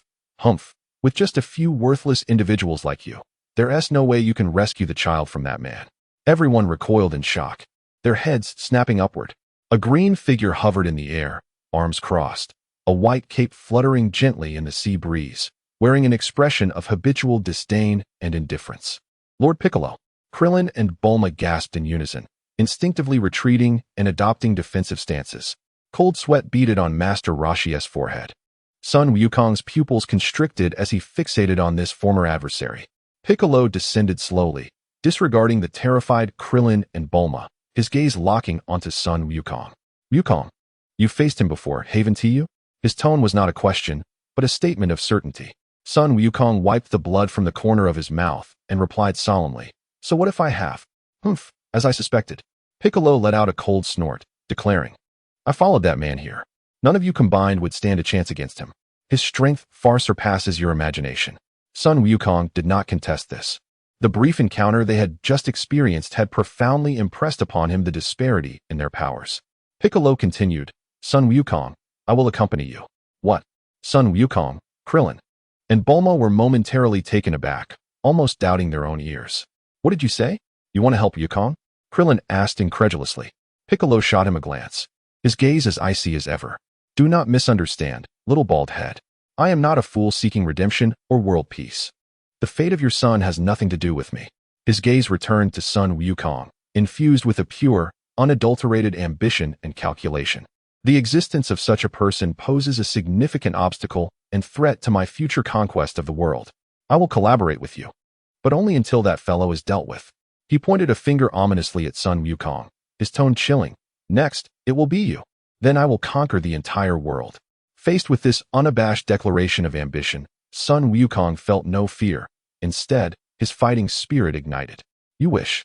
Yet he paused, glancing at the light on the dragon radar that represented his son. Taking a deep breath, he made a pragmatic choice. However, for the sake of the present necessity, cooperating with you is indeed a wise proposal. For now, this was the only viable method. Alone, he could never hope to rescue Gohan from Raditz. He turned to Bulma. Bulma, may I borrow the dragon radar? Bulma hesitated briefly but ultimately handed it to him. Wukong, be careful.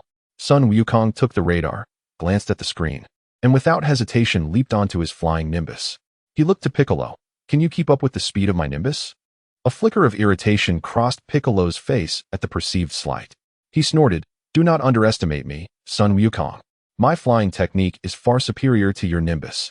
With that, he took off without waiting for son Wukong, soaring into the sky at an incredible speed, following the direction he had glimpsed on the radar. This guy? Son Wukong could not afford to lag behind, and immediately urged Nimbus forward, transforming into a streak of yellow light in pursuit. Their speeds were astonishing, quickly shrinking into two distant dots on the horizon. Krillin and Bulma watched from the ground, filled with worry and a flicker of hope.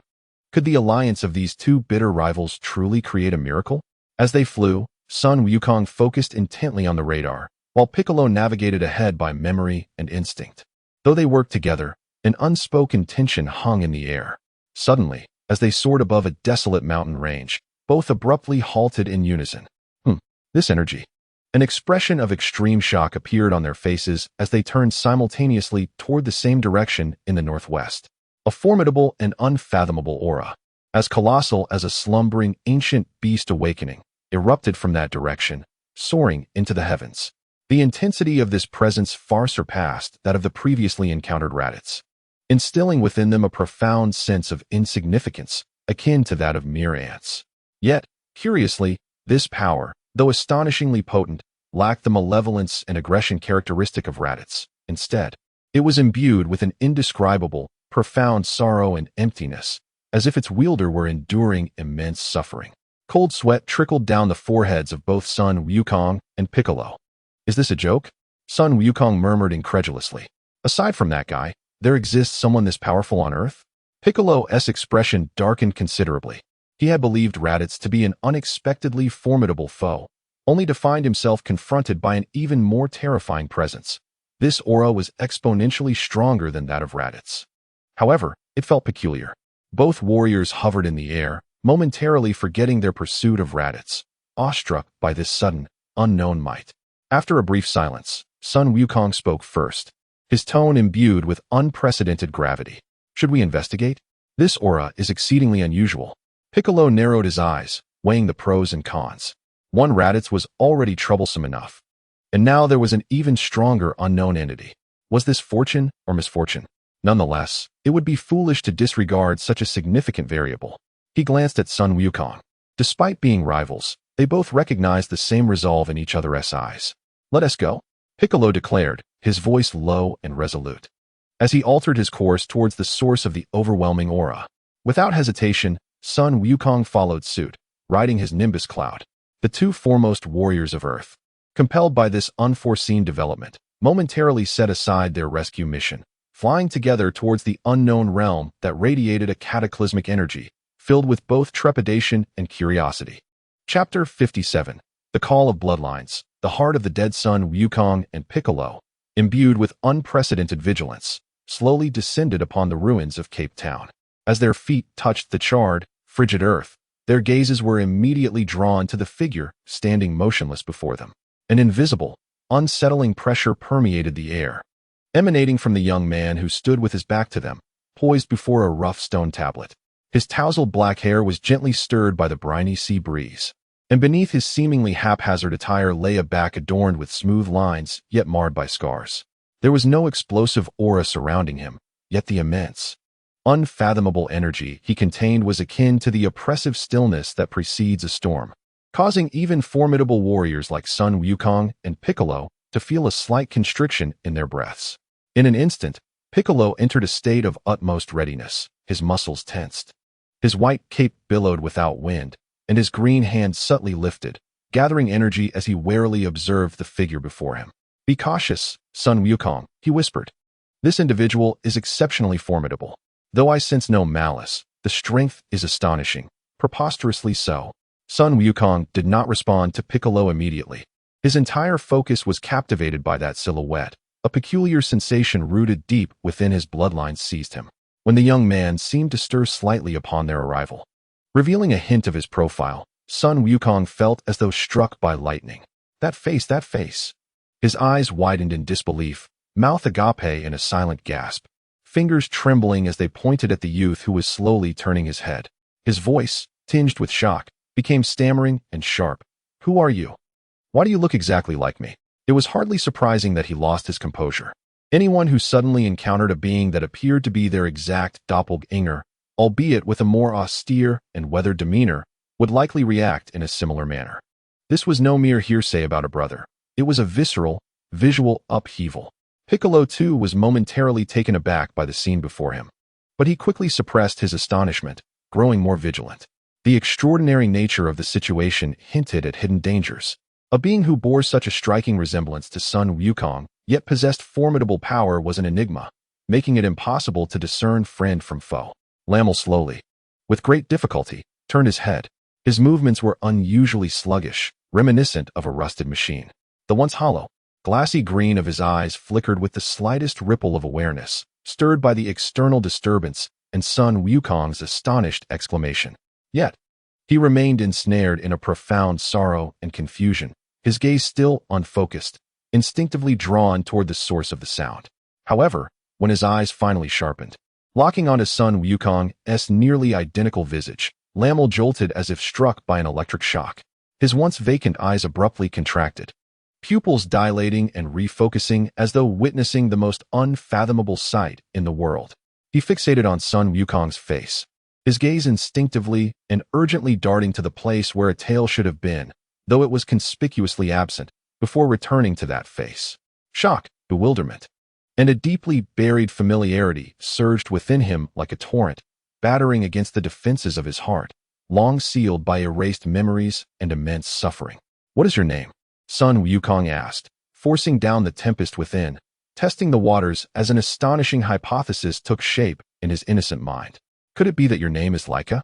The name Laika struck him like a rusted yet crucial key, prying open the deepest locks of Lamel's memories. Fragments of shattered, hazy images exploded like lightning in his mind. The cold combat pod, the fear of receiving an exile command, and a black-haired infant with a tail, just like him, being placed into another spacecraft. Lamel suddenly emitted a pained growl, clutching his head as his body trembled violently. The shards of memory and the deluge of emotions crashed against him, leaving him in excruciating torment. He laboriously lifted his head, his emerald eyes brimming with anguish, struggle, and profound bewilderment. He gazed at Sun Wukong, his voice hoarse and parched. "I was once called Laika, but now my name is Ramir." He fixed his stare on Sun Wukong, as if attempting to see through him. "Who are you? You seem so familiar, so comforting. Why does it feel as though I have encountered you before? Moreover, why do you resemble me so closely?" Though Sun Wukong possessed a simple mind, he was by no means foolish. The striking resemblance between him and the person before him, the reaction to the name Laika, Radit's words, and the tales recounted by Master Roshi, all these clues swiftly coalesced in his mind, forming a lucid conclusion. He inhaled deeply, striving to maintain a steady voice as he replied, "I am Sun Wukong. A man who claimed to be my elder brother, named Raditz, has just revealed certain truths to me. He mentioned that I have a twin brother, named Laika. We were born on planet Vegeta, a warrior race known as Saiyans. You appear to be my brother. That is why we share such a likeness." He paused momentarily, adding, Raditz mentioned that my former name was Kakarot. Brother? Family? Ramir did not immediately acknowledge this revelation, merely staring blankly at Sun Wukong, his lips moving as he unconsciously murmured these two words, both foreign yet tinged with a warmth of blood ties. Brother, family. These words flickered like a comforting candle flame, gradually illuminating the cold, dark ruins within his heart. He had lost his adoptive parents, lost Lazuli and Lapis, believing himself to be utterly alone in the world. Yet now, suddenly, a brother with whom he shared the same blood had emerged. In the midst of this delicate atmosphere, as Ramir's heart surged, Piccolo, standing nearby, impatiently interrupted this poignant reunion. He had not forgotten the imminent crisis at hand. Hey, Saiyan brothers. Piccolo's voice was cold and pragmatic, imbued with an undeniable sense of urgency. You can discuss family matters later. There is a far greater problem that must be addressed. Another Saiyan has abducted your child, Sun Wukong. We need strength, not idle chatter. Piccolo's words fell like a bucket of cold water, instantly yanking Sun Wukong back to the harsh reality. Yes, Gohan. The excitement and confusion on Sun Wukong's face were instantly replaced by anxiety and fury. He turned abruptly to Ramir, speaking urgently. Yes, Laika. No, Ramir. My son, your nephew. He has been taken by someone named Raditz. He is incredibly powerful. I cannot face him alone. I need your help. Nephew? Ramir's gaze shifted once more. Brother, family now? He was introduced to a nephew as well. These two words seemed to carry an extraordinary power. He had lost one family, yet blood ties appeared to present him with new bonds in another form. The pain and emptiness that once filled his eyes struggled to coalesce into a faint but genuine glimmer of light. He cast a glance at Sun Wukong, observing the unmasked urgency and trust etched upon his face, a trust that seemed to emanate from their shared bloodline. It was as if, through Sun Wukong, he glimpsed the vulnerable figure, perilously ensnared, who was bound to him by blood. Ramir inhaled deeply, the air he drew into his lungs, laden with the scent of scorched earth and briny sea, suddenly imbued him with a palpable sense of existence. The oppressive stillness and fragmented aura surrounding him began to visibly coalesce, replaced by a rising, razor-sharp resolve for battle.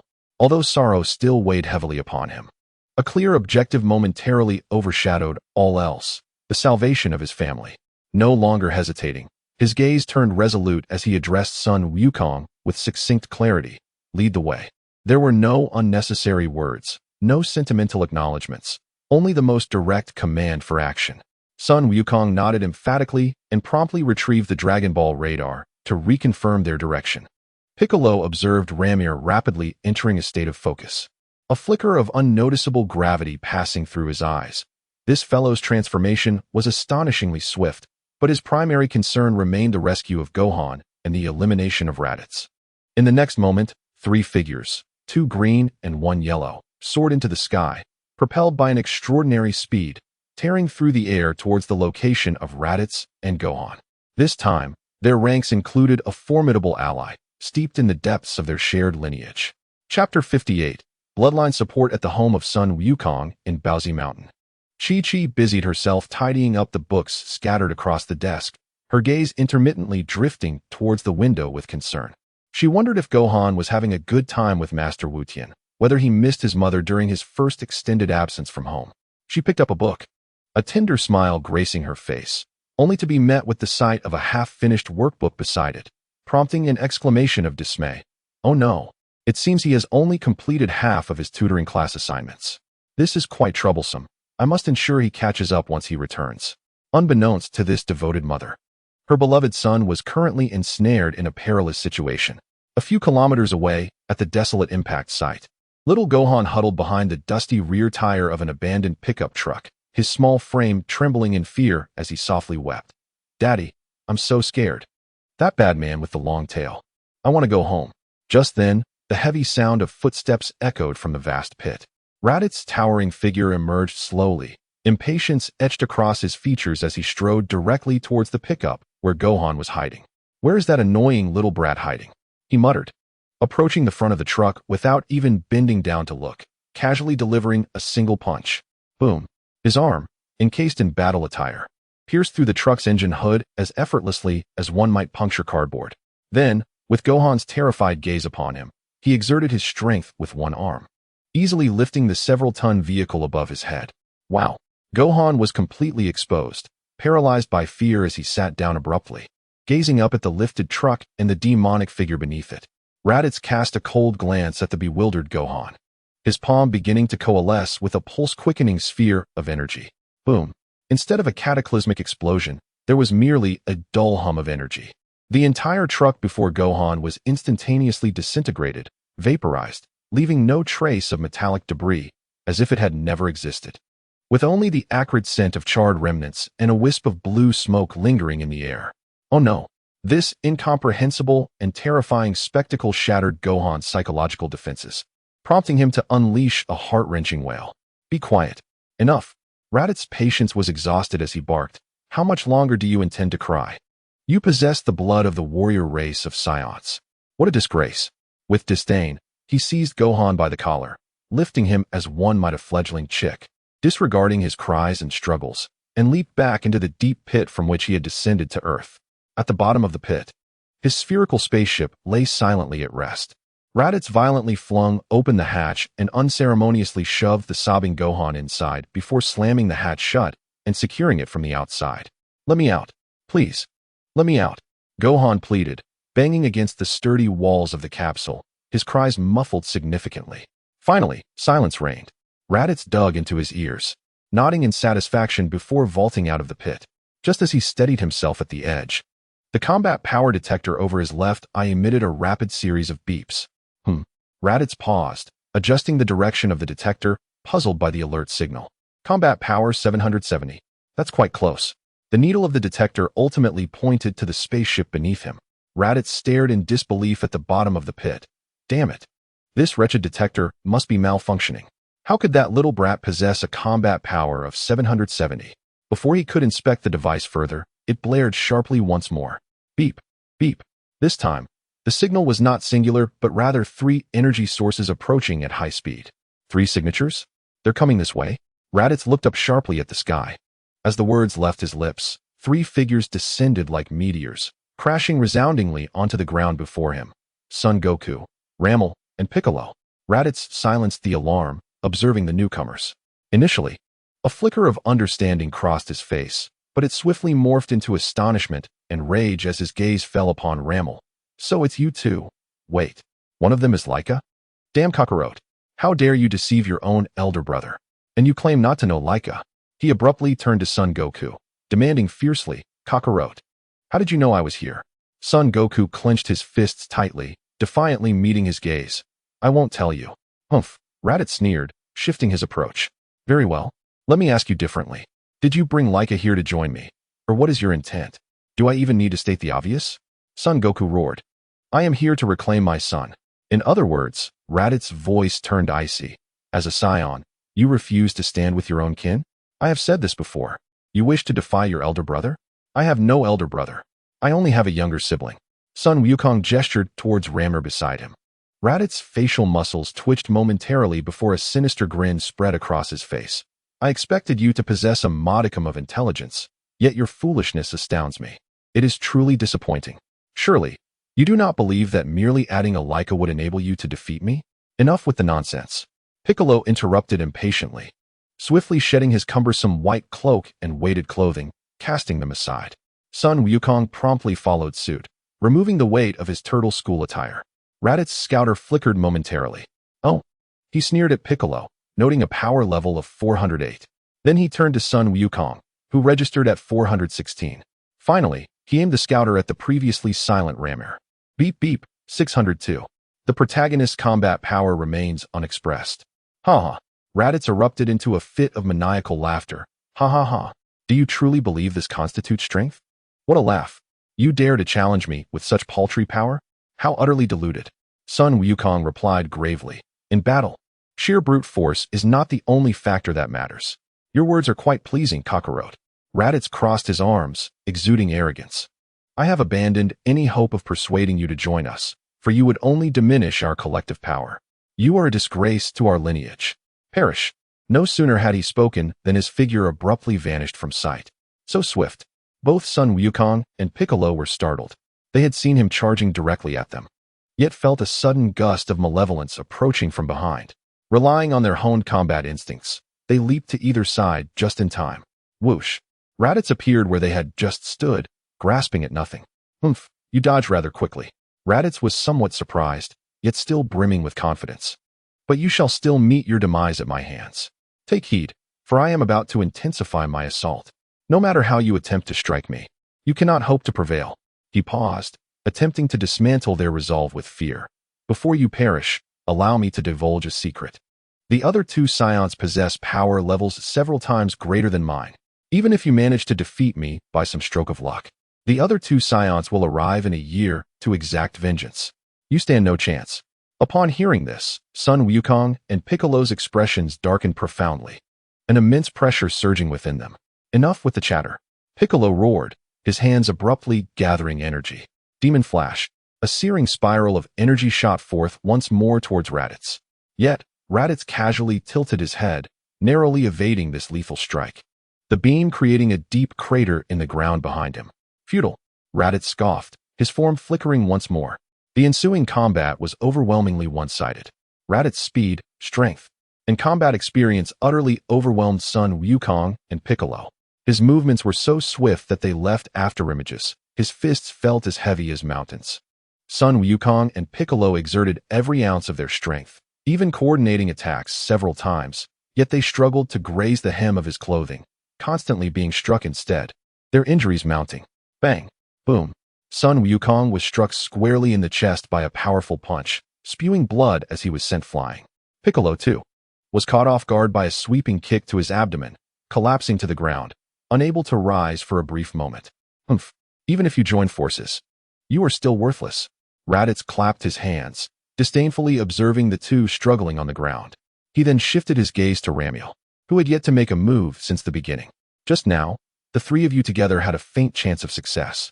Raditz approached Ramiel, a mocking glint in his eyes akin to a cat toying with a mouse. And you, Laika, have squandered this opportunity. Now it is your turn. Before his words had fully left his lips, he charged forward, delivering a punch aimed directly at Ramiel's face. The speed of this punch was astonishing, creating a deafening sonic boom. However, just as his fist was about to make contact with Ramiel's nose, Ramiel vanished like a wraith into thin air. What? Raditz's punch struck nothing but air, causing him to stagger as he looked around in disbelief. Where did he go? Approximately 10 meters behind him, Ramiel stood there silently, hands still tucked in his pockets, his gaze icy as he regarded Raditz, the faintest hint of derision curling at the corners of his mouth. Fast? Yet, it is of no consequence. Raditz's pupils dilated, alarm bells ringing in his mind. But before he could react, he heard Ramiel's voice still echoing in the air. And in the blink of an eye, Ramiel vanished again. The next moment, Raditz felt an indescribable, terrifying force strike his abdomen, as if a planet had collided with him. Pooh-wah! He scarcely felt the pain.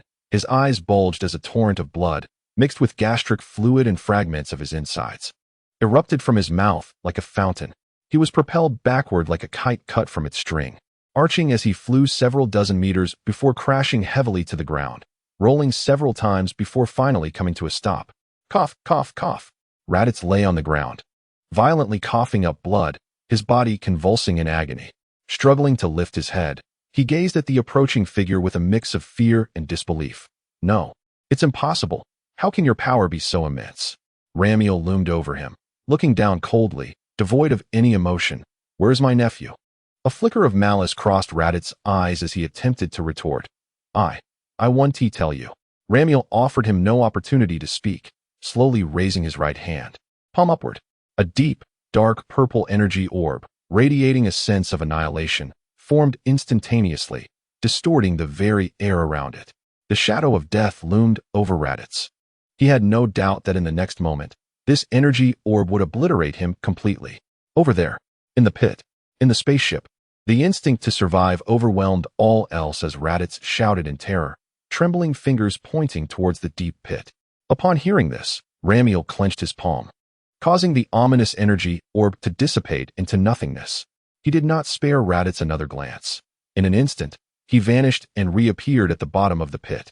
Confronting the sturdy spacecraft, he exhibited no patience in searching for a switch. Instead, he thrust his hands into the crevice of the hatch and exerted tremendous force. With a grating screech, The robust alloy door was violently ripped asunder as if it were mere paper and cast aside.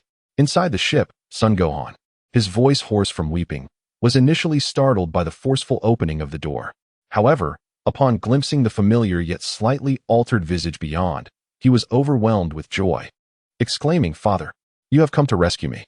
Mistaking Ramiel for Goku, he sobbed and leaped into Ramiel's embrace.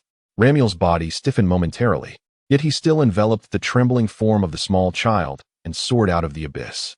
Upon returning to the surface, Gohan's gaze fell upon the battered and bruised Goku lying not far away, leaving him utterly bewildered. Huh? Why are there two fathers? At that moment, the injured Goku struggled to lift his head, joyfully calling out, "Gohan." Gohan looked at Goku and then up at Ramiel, his little mind swirling in confusion.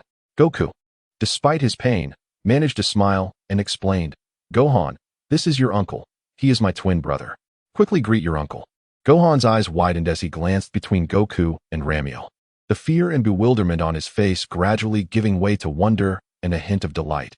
So father has a brother. He turned to Ramiel and exclaimed brightly, "Uncle." That single utterance sent a subtle tremor through Ramiel's being.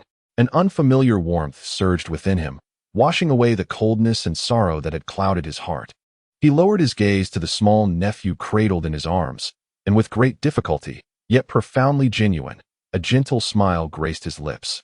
Just then, the grievously wounded Piccolo struggled to rise. Clutching his wounds, he staggered toward the incapacitated, bloodied Raditz, his eyes filled with lethal intent. Raditz sensed the encroachment of death and, in panic, pleaded with Piccolo, "You can't kill me. If you do, my two Saiyan comrades will come to avenge me. They will arrive on Earth within a year. They will annihilate you all."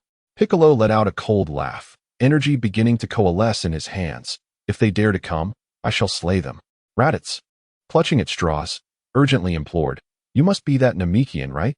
If you kill me, my comrades will obliterate your planet." Upon hearing this, Piccolo's movements faltered, shock evident on his face. "So, I am also an alien?" He had long pondered his origins, and at this moment, the truth dawned upon him. Meanwhile, in the heavenly temple, the Supreme Kai, observing the unfolding events below, mirrored this same realization and complex emotion. Piccolo gradually lowered his head, gazing at the terrified Raditz, the shock in his expression transforming into an even colder malice.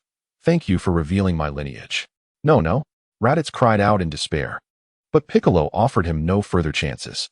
"Now, you may die." A searing energy wave pierced precisely through Raditz's heart. The proud Saiyan warrior ultimately succumbed to an overwhelming sense of fear and resentment, his gaze fading into dullness as the essence of life dissipated upon the land he endeavored to conquer. Though a formidable foe had been vanquished, the words of Piccolo and the ominous warning from Raditz before his demise weighed heavily upon the hearts of all present, like leaden burdens. In a year hence, a more powerful Saiyan would descend. Chapter 59. A new journey. Raditz's lifeless body lay quietly on the scorched earth, his once arrogant and cruel eyes now reduced to hollow ashes. The desolate wilderness was permeated with the acrid scent of battle's aftermath and a faint trace of blood, creating an atmosphere that was both oppressive and grave. At that moment, a distant roar of engines pierced the silence, drawing the attention of the onlookers. They gazed upward to see a sleek small aircraft rapidly approaching, eventually landing smoothly not far from their position.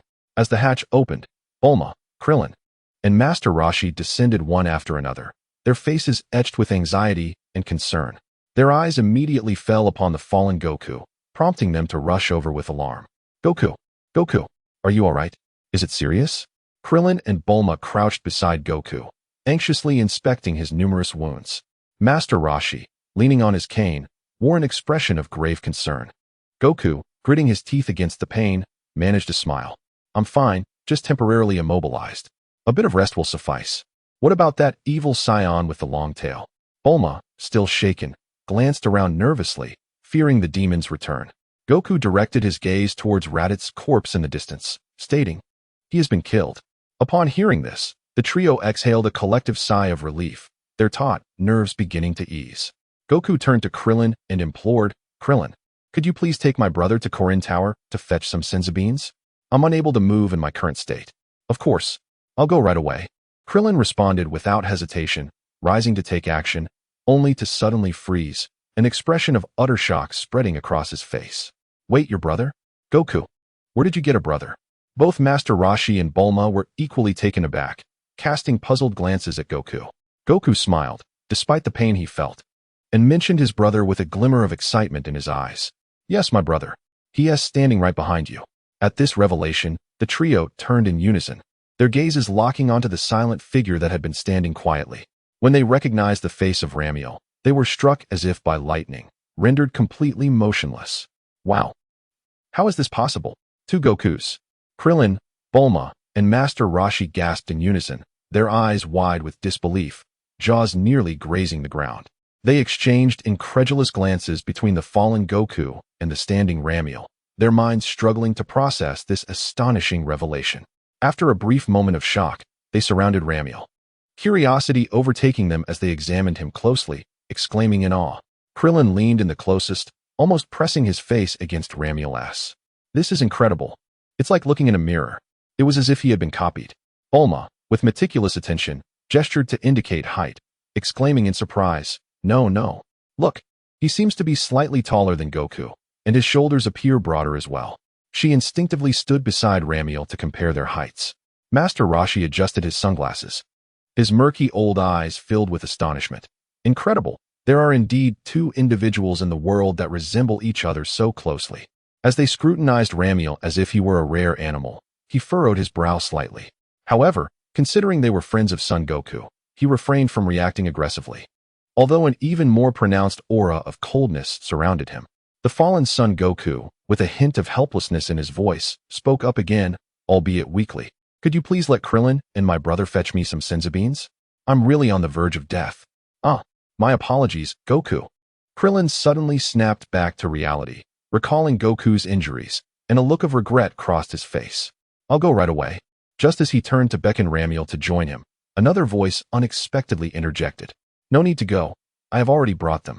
Following the sound, they turned to see an elderly figure with green skin, adorned in a white robe and holding a wooden staff, standing quietly nearby. It was the Grand Kai. He opened his palm to reveal several emerald green beans resting in his hand.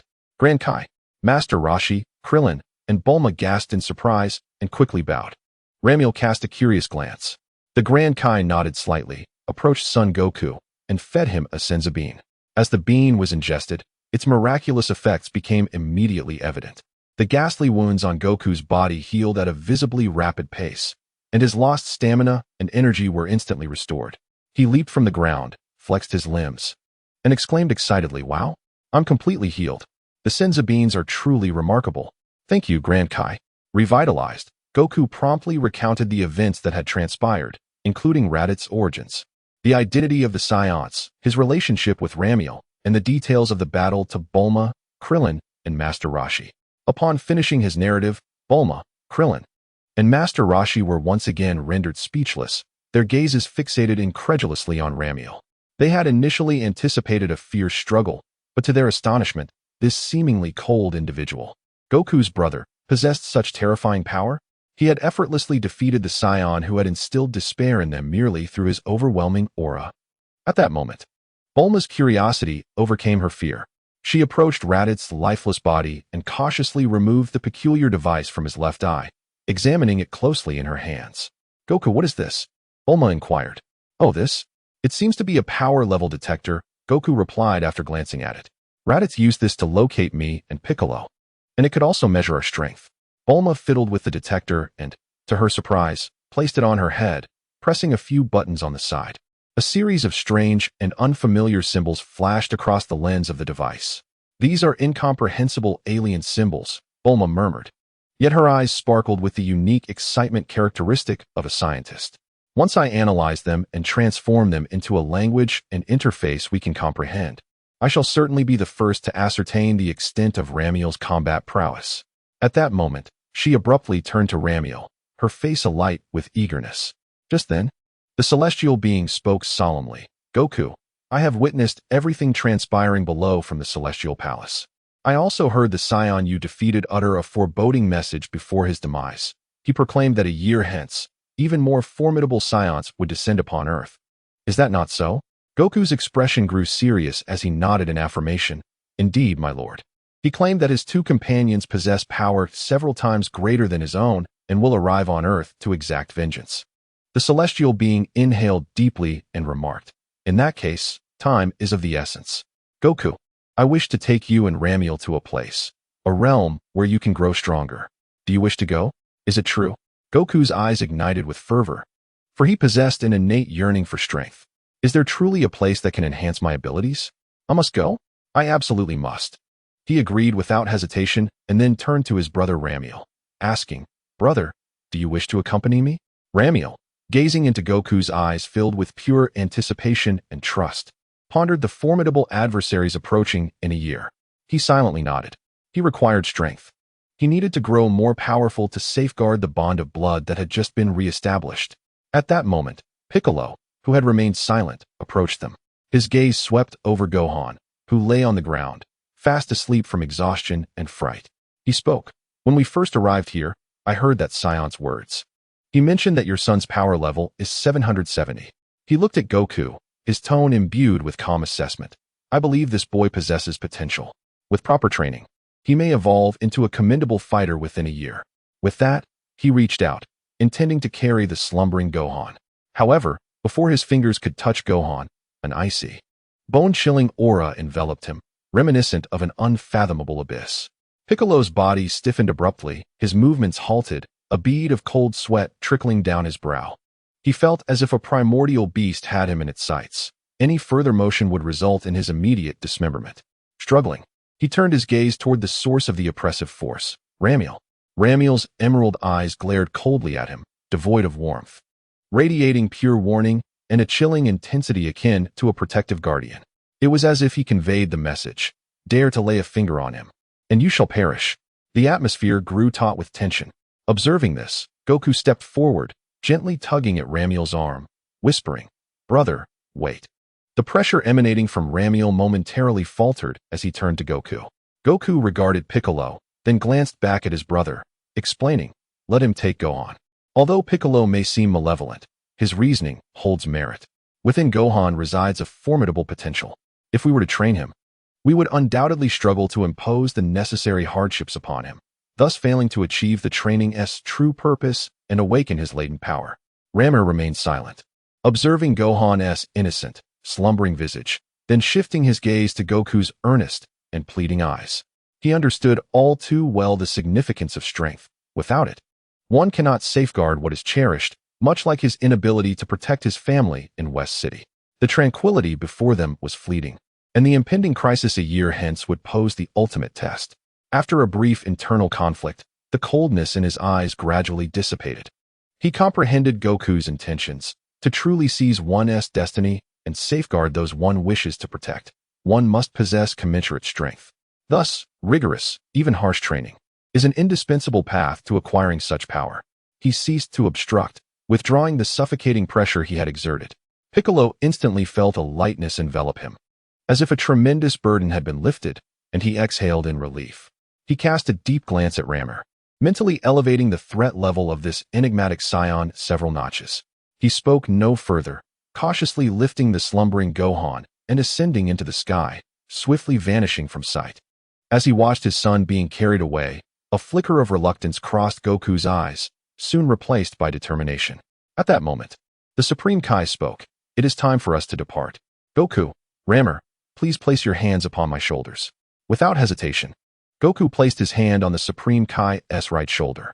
Ramir hesitated briefly before extending his hand to rest gently on the Supreme Kai's left shoulder. "Prepare yourselves," the Supreme Kai instructed, raising his staff.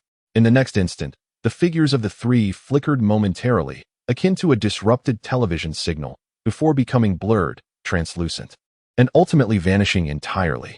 Only Bulma, Krillin, and Master Roshi remained, exchanging glances filled with trepidation for the future, alongside a glimmer of tenuous hope. Chapter 60. The journey through Snake Way. After the Supreme Kai whisked Goku and Rammer away, the desolate wilderness was left with Bulma, Krillin, Master Roshi, and the gradually cooling body of Raditz. An air of somber silence enveloped them, as the anxiety over the looming crisis weighed heavily on each heart. Bulma took a deep breath, striving to redirect her focus to the battle power detector in her hand. She removed it from her head and scrutinized the extraterrestrial device, her eyes rekindling the spark of a scientific genius. Krillin, she turned to him, pointing at the detector, I shall take this back to study, with the aim of deciphering these alien inscriptions and transforming it into something we can utilize. Her expression shifted to seriousness. Once I have modified this detector, you must take it to locate Tien and Yamcha. In a year, 2 even stronger Saiyans will arrive on Earth. This matter transcends Goku alone or even the 2 of them. We must unite all our strength. Every additional fighter contributes to our hope. Krillin nodded emphatically, a resolute expression gracing his face. I understand, Miss Bulma. Well, I shall return to the Western capital as well. Should any news arise, do not hesitate to reach out via the communicator. With a swift motion, Bulma turned and made her way towards her aircraft. Master Roshi observed the retreating figures of the 2 young individuals, adjusting his sunglasses, a deep-seated concern etched upon his aged visage. With a resigned sigh, he acknowledged that the tides of time seemed to have surpassed the grasp of his frail existence. Meanwhile, in the underworld, a peculiar sensation of spatial transition enveloped Sun Wukong, Ramiel, and the celestial being as they materialized in an extraordinary realm. The surroundings were dim and nebulous, with countless translucent souls of myriad hues forming an elongated queue, slowly advancing forward. Most of these ethereal beings appeared as gaseous entities, embodying a sense of confusion or sorrow, while an otherworldly, oppressive hum resonated through the air. Adjacent to them stood a platform-like structure upon which a rather comical-looking figure donned in a blue uniform and matching hat was positioned. His skin bore a slight bluish hue, adorned with diminutive horns, as he impatiently bellowed through a colossal megaphone in a heavily accented tone. Ladies and gentlemen of the spirit realm, kindly form an orderly line. No cutting in. Proceed in sequence. The path to the Judgment Hall is still quite long. Haste serves no purpose. Just arriving, Sun Wukong gazed around in wonder, marveling at the surroundings. Wow, is this truly the place where souls come after death? So many people. No, so many souls. Ramiel, in contrast, maintained a composure of calmness, merely casting a cursory glance around. A subtle flicker of emotion passed through his emerald eyes, suggesting a stir within regarding the concept of the afterlife. Yet he quickly regained his tranquility, shifting his focus to observation and vigilance. Follow me, the celestial being murmured, leading the 2 through the bustling throng of souls towards an immense, oddly styled palace looming ahead. Upon entering the palace, the interior revealed itself to be far grander than its exterior suggested. At the heart of the palace, seated behind a desk resembling a small mountain, was a figure of even greater magnitude. This was a titan with crimson skin, a commanding countenance, and a hat inscribed with the character for Yama. Standing at least 30 or 40 meters tall, he was clad in an ill-fitting, slightly constricting suit, complete with a tie. As he diligently perused the towering stacks of documents before him, merely his presence exuded an awe-inspiring authority, a dominion over the cycle of life and death. The King of Hell seemed to sense their arrival, gradually lifting his head. His enormous eyes, akin to searchlights, swept across the diminutive trio at the entrance, and his deep voice reverberated through the palace like a low thunder. Earth's deity, why have you forsaken your temple to come here? The celestial being promptly stepped forward, bowing respectfully. I, a humble deity, pay my respects to Lord Yama. I have come uninvited in the hope that you might grant mercy, allowing these 2 individuals to traverse the serpent path to seek training under Lord Kai. He gestured towards Sun Wukong and Ramiel behind him. Oh, Yama's colossal finger tapped upon the desk, and he picked up an absurdly thick ledger of life and death, flipping through its pages with a rustle. His gaze swept across the pages of the book, emitting a series of thoughtful hums. Ramiel had vanquished an invading Saiyan on Earth, thereby protecting numerous lives, a commendable deed indeed. As for Sun Wukong, his merits were undeniably sufficient to earn him a place in heaven. The King of Hell closed the ledger of life and death, his enormous eyes shifting towards the celestial being with a hint of perplexity. However, both of them, being living souls with their life spans unexhausted, why would they take the perilous path to the Serpent Road? Did they truly yearn to meet the King of Worlds? His tone grew solemn.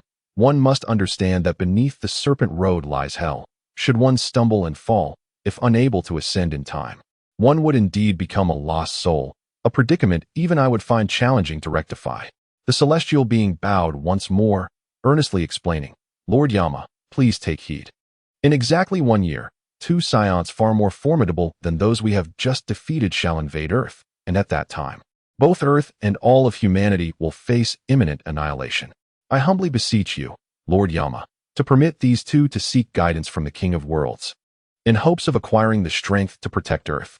Upon hearing this, the King of Hell stroked his chin thoughtfully, falling into a contemplative silence as if weighing his options. Sun Wukong, brimming with curiosity, could no longer contain himself and whispered to the celestial being, "Do all souls come to this place after they die?" "Indeed." The celestial being replied softly, "All the deceased arrive here." "What about extraterrestrials?" Wukong inquired. "Yes, extraterrestrials too come here after death. All souls must face judgment, determined by Lord Yama, whether to ascend to heaven or descend to hell." Once Wukong absorbed this information, he immediately looked up at the towering figure of Yama and boldly asked, "Hey, Uncle Yama, before we arrived here, did someone named Raditz come by?" The celestial being was taken aback by Wukong's audacious and impolite question, quickly admonishing him, "Wukong, speak with respect." However, the King of Hell seemed unfazed, casually flipping through the ledger and responding, "Yes, he indeed visited. He is your brother, is he not? He has since descended to hell. This is only fitting." His tone was flat, as if discussing a trivial matter. Wukong pressed on, "Did he cause any trouble?" Yama snorted, "Of course, but I easily subdued him." Wukong, astonished, blurted out, "You must be incredibly strong then.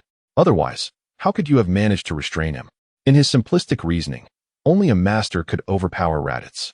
Upon hearing this, the King of Hell let out a booming laugh, finding the situation amusing. Wukong turned to the celestial being and remarked, "I think I shall practice my skills here. Uncle Yama seems quite formidable." The celestial being, alarmed, quickly grasped his arm and whispered, "You must show some respect to Lord Yama. The King of Worlds is far more powerful than Lord Yama. Do you understand?" Yet, Yama's enormous ears perked up, and his thunderous voice resonated. "I have heard you, God of Earth."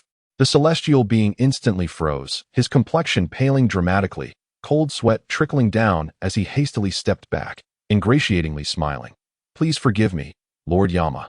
Indeed, one cannot help but commend the formidable prowess of the Hell's Ear. I beg your forgiveness for my candid remarks." Upon uttering these words, I could only manage an awkward grin. The King of Hell appeared disinclined to engage in further disputes, redirecting his immense gaze towards Sun Wukong and Ramiel. Ultimately reaching a decision, "Very well. Since you are so eager to proceed, you may seek out the King of the Realm on your own. I shall summon someone to guide you." He waved his colossal hand. "You may exit through that luminous passageway over there." He gestured towards a glowing exit at the side of the palace. The celestial being, as if granted a reprieve, promptly bowed in gratitude. "Thank you, Lord Yama." "Thank you, Lord Yama." He then hastily turned to Sun Wukong and Ramiel, advising, "Wukong, Ramiel, from here on, you must rely on yourselves. You must succeed in reaching the King of the Realm and diligently cultivate your skills. The future of Earth depends on you." With those words, his figure slowly dissipated, returning to the earthly realm. Sun Wukong gazed at the spot where the celestial being had vanished, clenched his fist, and said to Ramiel, "Brother, let us embark." The two followed the directions towards the radiant passageway. Upon exiting, they found themselves in a corridor of peculiar design. Indeed, a small demon, clad in attire reminiscent of a staff member and possessing blue skin, stood beside a vintage convertible, awaiting their arrival. The instant the demon spotted Sun Wukong and Ramiel, he rushed over and respectfully inquired, "Are you Mr. Sun Wukong and Mr. Ramiel?" Wukong nodded affirmatively, "Yes." "Then please, step into this vehicle. I shall take you to the head of the serpent path." The demon gestured for them to enter the car. To their astonishment, the compact vehicle was capable of accommodating all three, speeding through a plethora of bizarre and fantastical sights of the underworld before finally halting before an awe-inspiring starting point. The demon leapt from the car, pointed ahead, and said, "Gentlemen, this is the beginning of the serpent path. I wish you safe travels." With that, he bowed and drove away. Standing at the starting point, Sun Wukong and Ramiel gazed ahead. The scene that unfolded before them was enough to instill despair in any feeble-minded individual. An immense, winding conduit, seemingly composed of clouds or some luminescent material, stretched toward the farthest reaches of vision, ultimately vanishing into the boundless void. The end was nowhere in sight. Aptly dubbed the Serpent Path, its length surpassed all expectations. "Wow, This is incredibly long, Sun Wukong exclaimed, not a trace of fear on his face. Rather, it was suffused with exhilarating challenge. He turned to his silent brother, a radiant and determined smile illuminating his features. Let us proceed, brother. Ramiel beheld the endless road before him, glanced at Sun Wukong's pure smile, and a glimmer of resolve sparkled in his eyes. Without uttering a word, he merely nodded slightly. In the next instant, the two brothers set forth, transforming into two swift gales, resolutely stepping onto this protracted trial leading to the king of the realm, to greater strength. Thus, the legendary cultivation of the serpent path commenced. Chapter 61. The Enhanced Detector. The gathering horn. At this moment, on an unknown planet in space, two peculiar individuals were consuming strange creatures raw. Then the tall, bald one spoke. Vegeta, that fellow Raditz has been slain. I understand, said the diminutive man beside him. That fool, to be slain by a few indigenous earthlings, is truly worthless. His demise is for the best, sparing us from being hindered. However, I am intrigued by the Saiyan who defeated Raditz. Let us investigate. One who can vanquish Raditz in a single blow must possess commendable strength. Perhaps we can recruit him. On Earth, at Kame House, the azure skies remained unchanged. Yet the atmosphere was imbued with an urgency unlike the usual tranquility, a prelude to the impending conflict. Days later, Bulma reappeared at Kame House, her small aircraft gracefully landing. As the hatch opened, she descended with a freshly crafted power-level detector in hand, wearing a proud smile, akin to a scientist unveiling a masterpiece. Krillin, who had been anxiously awaiting news on the island, rushed forward, his gaze fixed intently upon Bulma. Bulma, I've informed Gohan's mother that he has been taken by Piccolo, and Goku has gone to train with King Kai. Though Chi-Chi was furious, she has come to accept the truth. By the way, have you finished modifying the detector? Of course, Bulma replied confidently, raising the instrument in her hand. Not only have I translated all the incomprehensible alien scripts into Earth language, but I also upgraded and optimized it. As she spoke, she adeptly donned the detector on her head and began her explanation. During my research, I discovered that this detector's energy detection mechanism has its limitations. Its upper limit seems rather modest.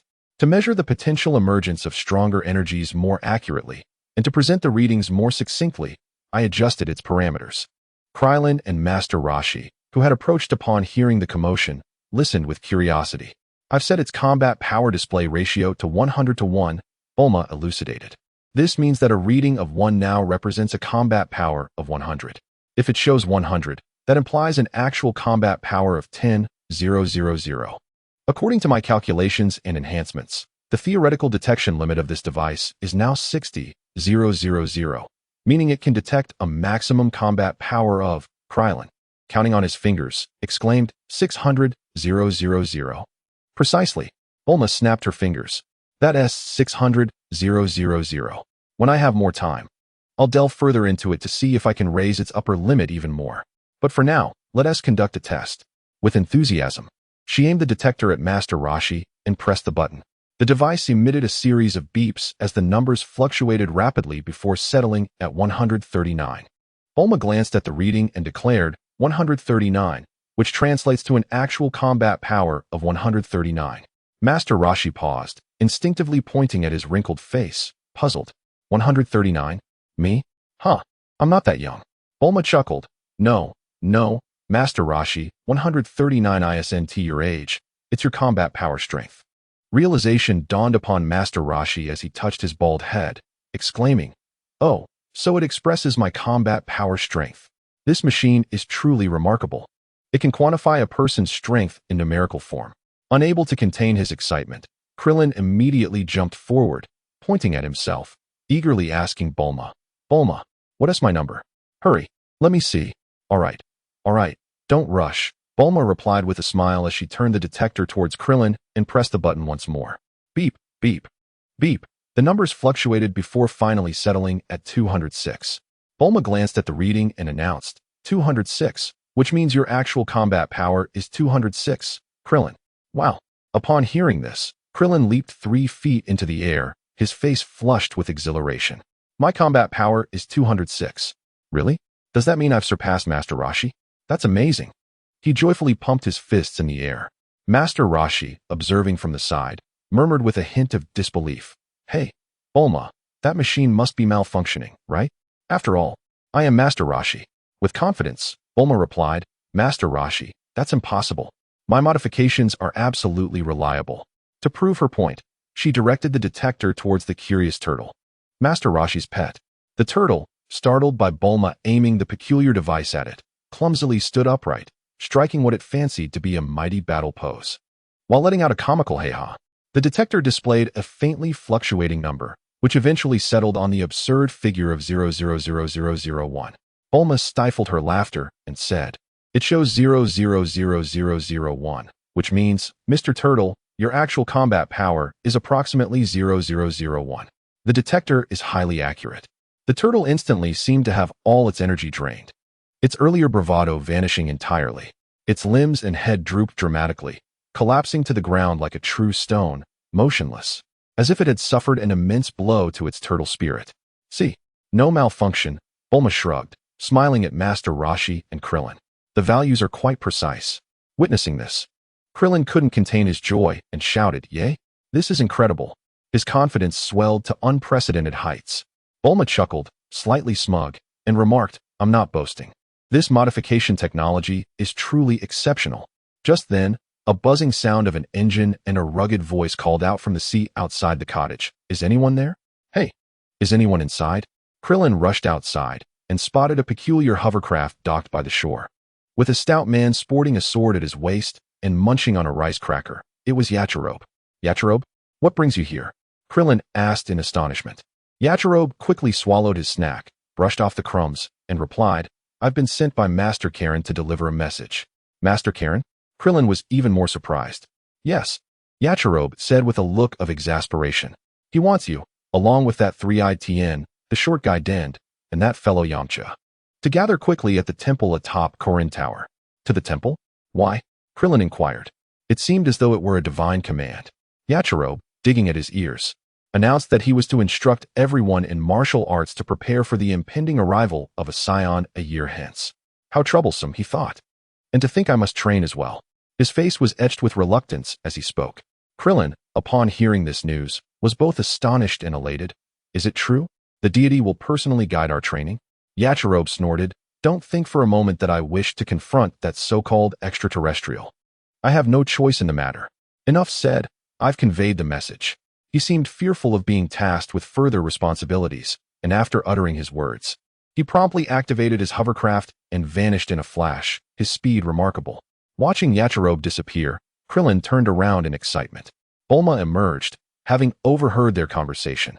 She solemnly handed Krillin the modified device she had been working on. Krillin, take this. When you locate Tien, Chaos, and Yamcha, you can use it to gauge their current strength. Remember, the values must be multiplied by 100 to reflect their actual battle power. Krillin accepted the device, clutching it tightly, feeling the weight of responsibility and hope. He nodded earnestly, Don't worry, Bulma. I will surely find them. A year from now, we will be stronger than ever. With newfound purpose and optimism, Krillin bid farewell to Bulma and Master Roshi, embarking on a quest to gather his comrades and unite Earth's strength. Meanwhile, high atop the distant Korin Tower, a rigorous training regimen, orchestrated by the deity, was soon to commence.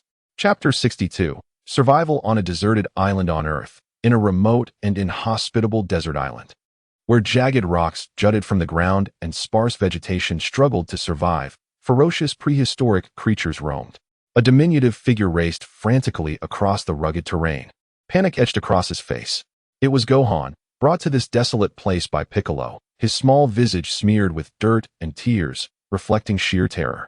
Behind him, a colossal Tyrannosaurus-like creature, with skin as rough as stone and a mouth full of jagged teeth, emitted a thunderous roar, pursuing him with earth-shaking strides. Salty drool dripped from its jaws, clearly viewing the tiny boy as a delectable appetizer. Help! Dad! Uncle! Gohan cried, tears streaming down his face as he sprinted, his strength nearly depleted.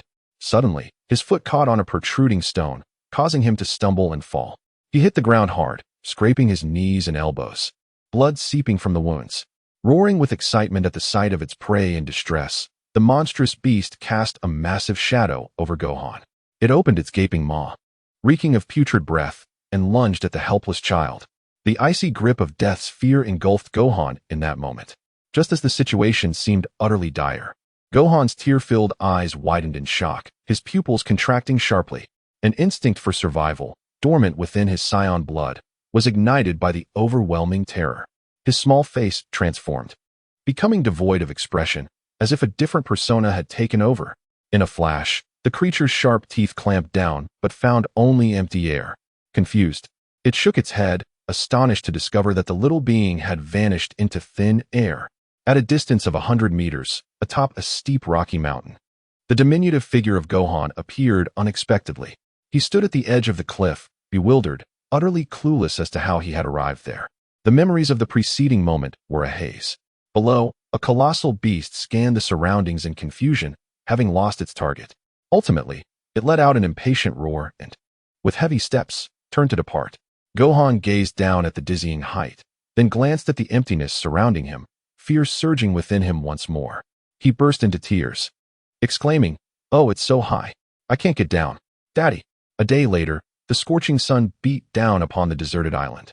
Gohan curled up in the shadow of a rock at the mountain's summit, his little stomach growling, having shrunk from hunger.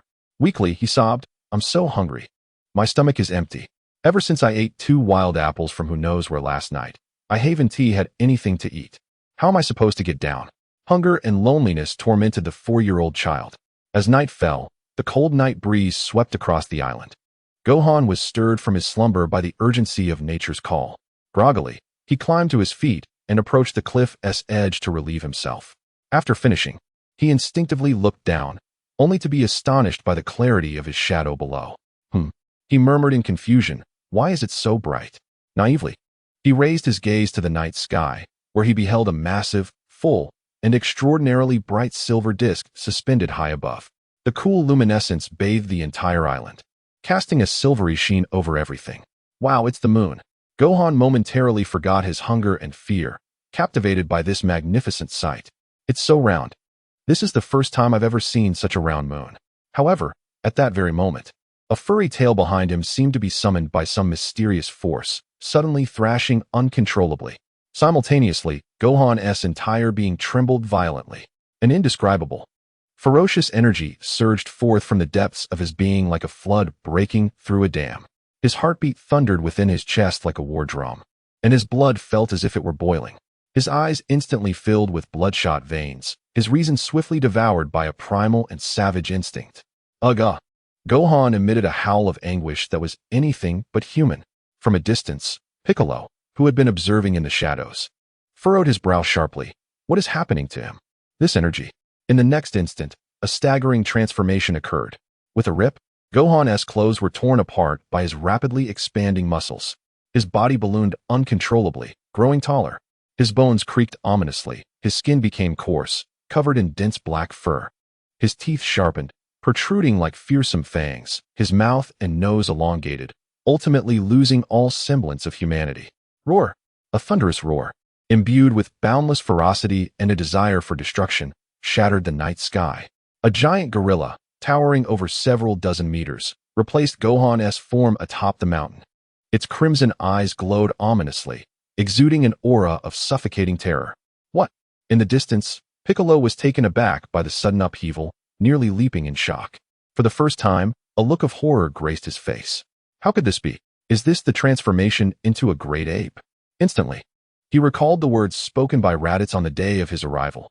Fortunately, this planet still has a moon. It was the moon. The tail. Piccolo swiftly comprehended the reason behind this chaos. He watched as the rampaging great ape began to wreak havoc around, its colossal hands effortlessly pulverizing the rocks atop the mountain. It opened its massive jaws, unleashing a formidable yellow energy wave. Thunderous roars echoed. The energy wave struck the distant ground, instantly creating a vast crater over 100 meters in diameter. The destructive power was astonishing. How truly terrifying this force of destruction was. Piccolo's heart raced. Was this the true power of a Saiyan? It could not be allowed to continue. Without hesitation, Piccolo raised his hand, aiming at the full moon in the sky. As a highly concentrated energy wave formed at his fingertips, Demon Reflector, whoosh, an exquisitely refined spiral beam shot forth like the spear of death, accurately piercing the heavens, swiftly crossing the great expanse. Boom! In the night sky, The resplendent full moon shone brightly before shattering silently like a deflated balloon, disintegrating into countless tiny cosmic particles, vanishing into oblivion. The moment the moon disappeared, the rampaging great ape seemed to have its source of power severed, its movements abruptly halting. Its immense form rapidly shrank as if deflating, the thick fur dissipating, and the menacing visage swiftly reverting. Within mere seconds, the gigantic creature vanished, leaving behind only the unconscious. Naked Gohan, sprawled amidst the wreckage of the mountain top he had so recklessly destroyed. Piccolo swiftly flew over and landed beside Gohan. He gazed at the unconscious boy, then at the troublesome tail behind him, his eyes flashing with resolve. He reached out, grasped Gohan's tail, and with a sudden force, yanked it off. With a soft tearing sound, the tail was severed at the base. Gohan twitched in pain while still unconscious. Channeling his magic, Piccolo fashioned a new martial arts uniform for Gohan, reminiscent of his father's, but emblazoned with the character for Demon on the chest, in a vibrant orange hue. After a moment's thought, he conjured a small katana suitable for Gohan's size and placed it beside him. Having completed these tasks, Piccolo looked down at the sleeping Gohan and spoke in his characteristic cold tone. "It is time for my training. Boy, if you can survive on this hellish island for 6 months by your own power and prove that you are not worthless, I shall return to subject you to true hellish training." His voice was low and grave. "It will be a training more unbearable than death. Take care of yourself. I shall train you to become the future commander of the demon race. Until we meet again." With that, Piccolo soared into the sky, disappearing into the vast night, leaving Gohan alone on this perilous island. A month later, on the same desolate island, the same colossal dinosaur was angrily pursuing a small figure. Yet this time, the situation was entirely different. The figure of Sun Wukong deftly weaves through the jagged rocks, his face now devoid of the terror and tears that marked him a month prior, replaced instead by a wild, mischievous confidence. As he runs, he taunts the colossal beast behind him. "Come on, big guy, chase me if you can. Your speed is far too slow." The Tyrannosaurus, enraged by his mockery, lets out a thunderous roar and accelerates in pursuit. Just as the dinosaur is about to pounce once more, a glint of cunning flashes in Wukong's eyes, and he propels himself with astonishing force. With an impressive leap, his small frame soars several dozen meters high, landing gracefully atop a massive rock. The rampaging dinosaur, faced with the sudden disappearance of its target, instead collides with an imposing stone wall.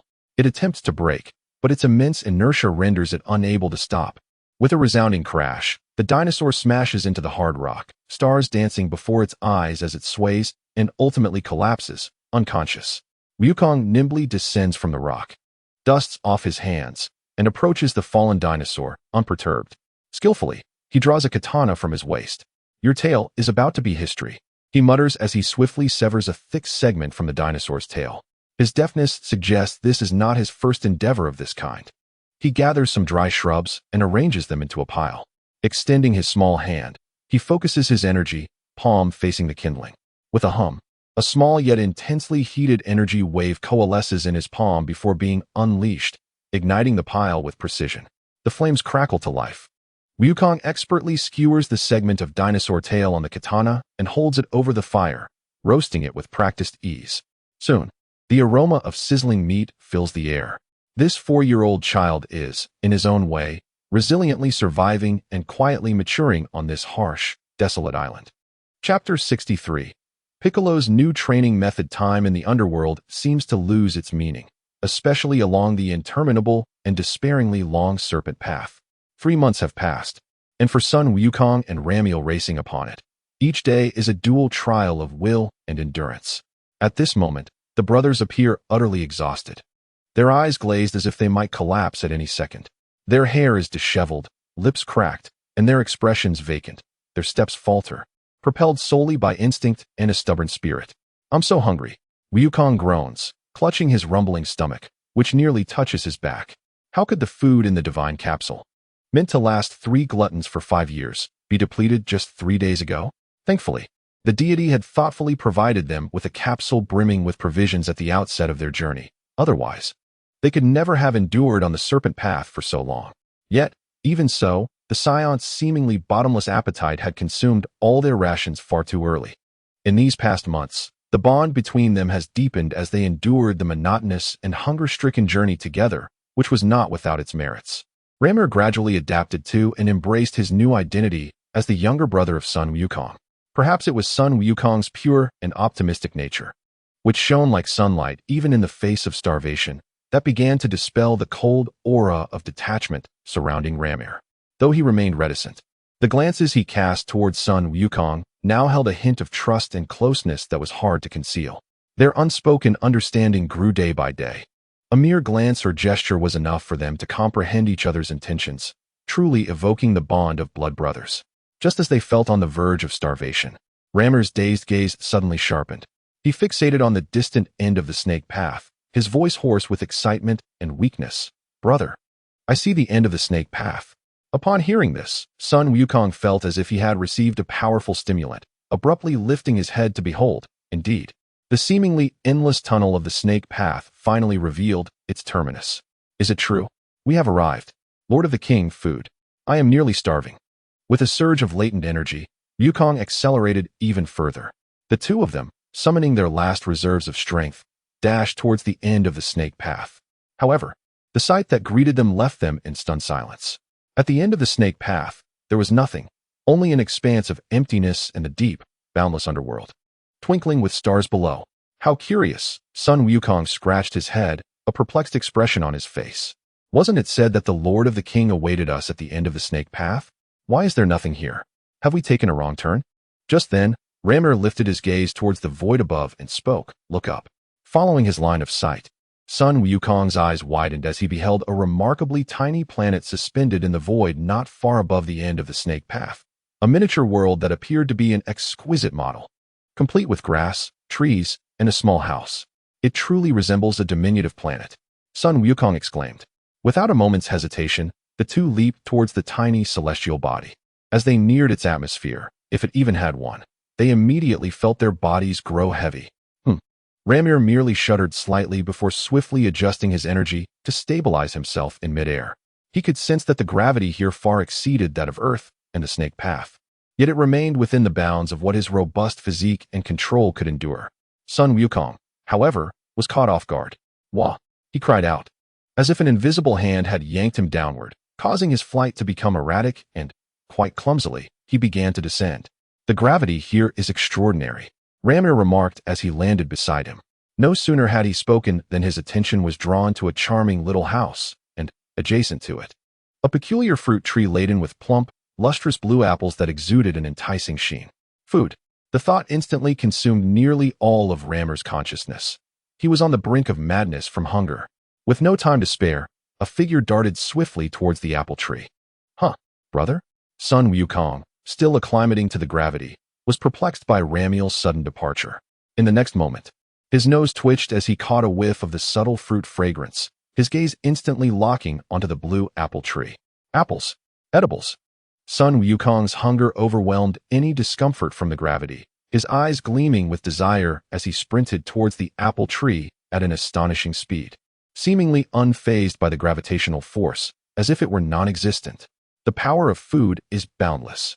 Under the apple tree, Sun Wukong gazed upwards, mesmerized by the glistening blue apples, saliva nearly dripping from his mouth. Impatiently, he called out to Ramir, who had already climbed the tree. "Brother, hurry, pick a few apples for me. They look delicious." Upon hearing this, Ramir promptly plucked the largest blue apple and tossed it down to Wukong. However, they both overlooked the impact of the planet's tenfold gravity. The apple fell at an unexpected speed, akin to a small cannonball plummeting downwards. Sun Wukong had no time to react, only hearing a dull thud. "Ouch!" he cried out in agony as the apple struck his head with force, driving his skull into the hard ground like a nail, leaving only half of his body exposed. Struggling, he managed to pull his head from the earth, dirt clinging to him and a rapidly swelling bump forming. Wincing in pain as he exclaimed, "Wow, I didn't expect it to be so fast. That hurt." Yet, his eyes remained fixated on the intact blue apple rolling nearby, sparkling with desire. He raised his gaze again and shouted to Ramir, "Ramir, toss me another one. This time, I'll catch it." Observing his brother's comical yet determined demeanor, Ramir's lips twitched slightly upwards, perhaps imperceptibly, and he picked another apple, tossing it down with greater caution this time. Wukong focused intently, accurately tracking the apple's descent, and catching it with ease. Without a moment's hesitation to wash it, he bit into it voraciously, not even spitting out the core. Wow, this is truly delicious. Sweet and refreshing. Ramil, you must try this, Wukong exclaimed excitedly, though his hunger was far from satiated. Ramil, too, picked one and took a bite. The sweet, icy juice instantly quenched his parched throat, a pure energy gradually replenishing his energy reserves. He nodded in approval. What followed was a scene of delightful chaos. The two famished Saiyans ravaged the apple tree like a swarm of locusts, one catching below while the other picked above. Eventually, they both climbed the tree, sitting atop it as they feasted. They devoured the apples hungrily, leaving no trace behind. Before long, the entire tree of blue apples was stripped bare. Not a single core remaining. Burping in satisfaction, Wukong patted his now rounded belly, feeling rejuvenated. Just then, a voice nearby interrupted, tinged with clear displeasure. You two impolite rascals. Where do you come from? To my astonishment, all the meticulously nurtured humorous blue apples have been devoured. The two individuals turned towards the sound and beheld a short, stout figure with azure skin, adorned with two antennae, peculiar spectacles, and garbed in the attire of the king of the universe, standing with hands on hips, glaring at them in indignation. Beside him stood a brown gorilla and a grasshopper clutching a water bottle. Sun Wukong blinked and curiously inquired, "Are you the king of the universe?" "Indeed." The king puffed out his belly with pride. "I am the one who governs the northern galaxy." Suddenly, without warning, he lifted an old-fashioned telephone receiver that seemed to materialize out of thin air, placing it to his ear.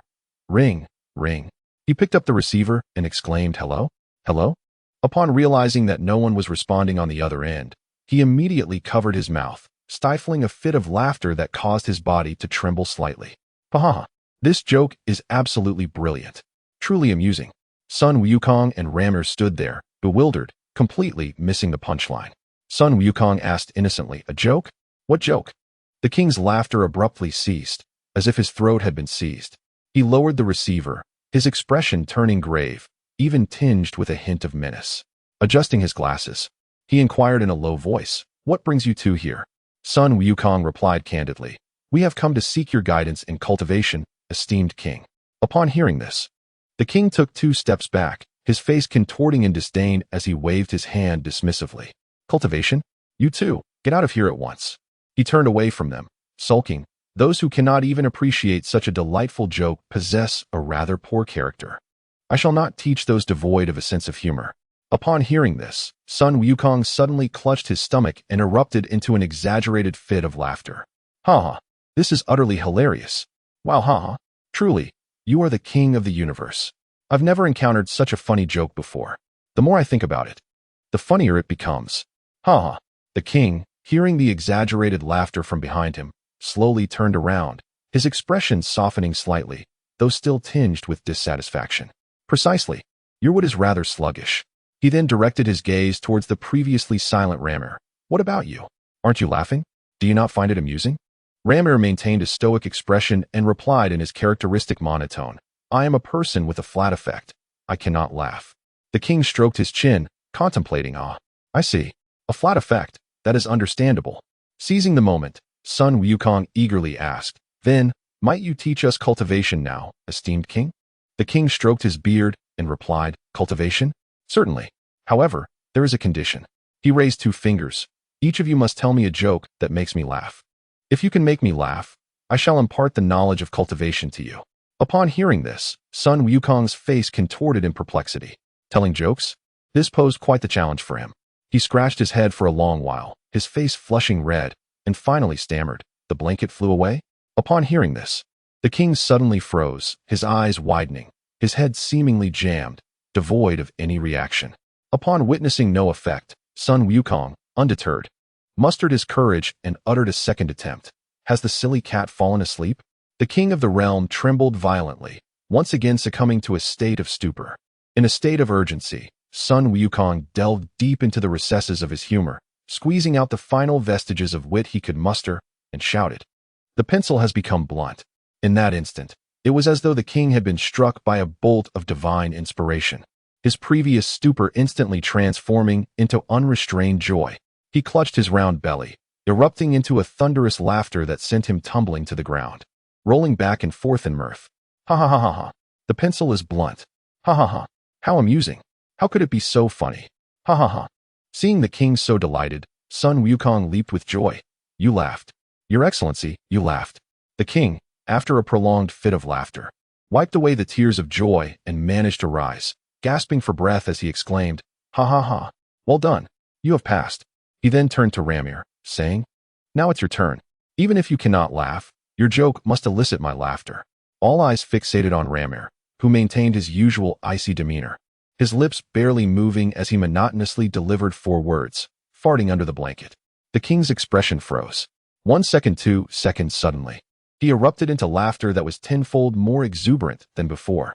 He convulsed as if struck by lightning, pounding the ground in hilarity, tears streaming down his face. Breathless from laughter, farting under the blanket. Ha ha ha. Silent wealth. Ha ha ha. I can't take it anymore. I'm dying from laughter. Ha ha ha.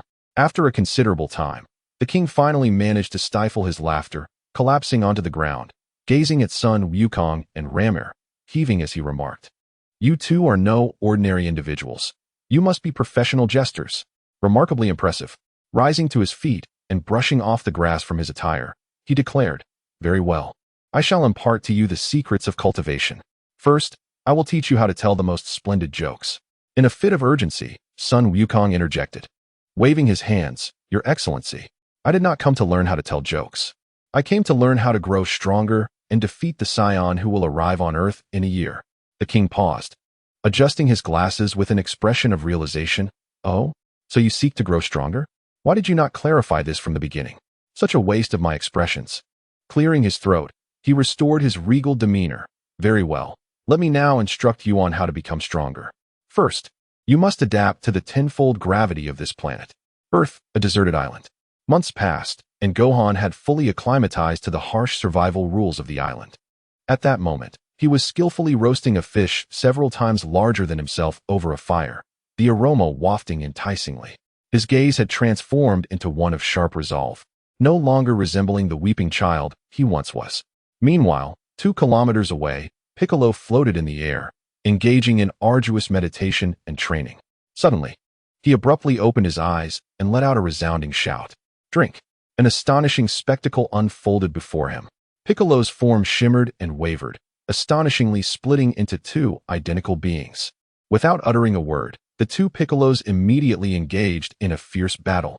Their fists and feet collided, energy blasts surged forth, and their combat skills and strength were indistinguishable from the original.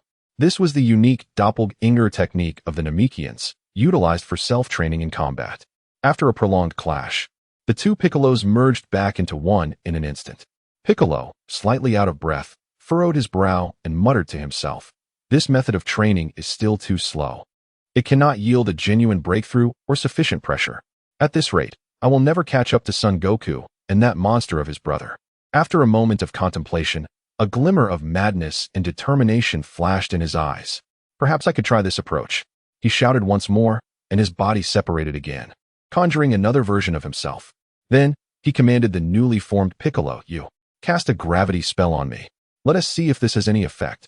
In earlier stages, Piccolo indeed possessed some peculiar abilities.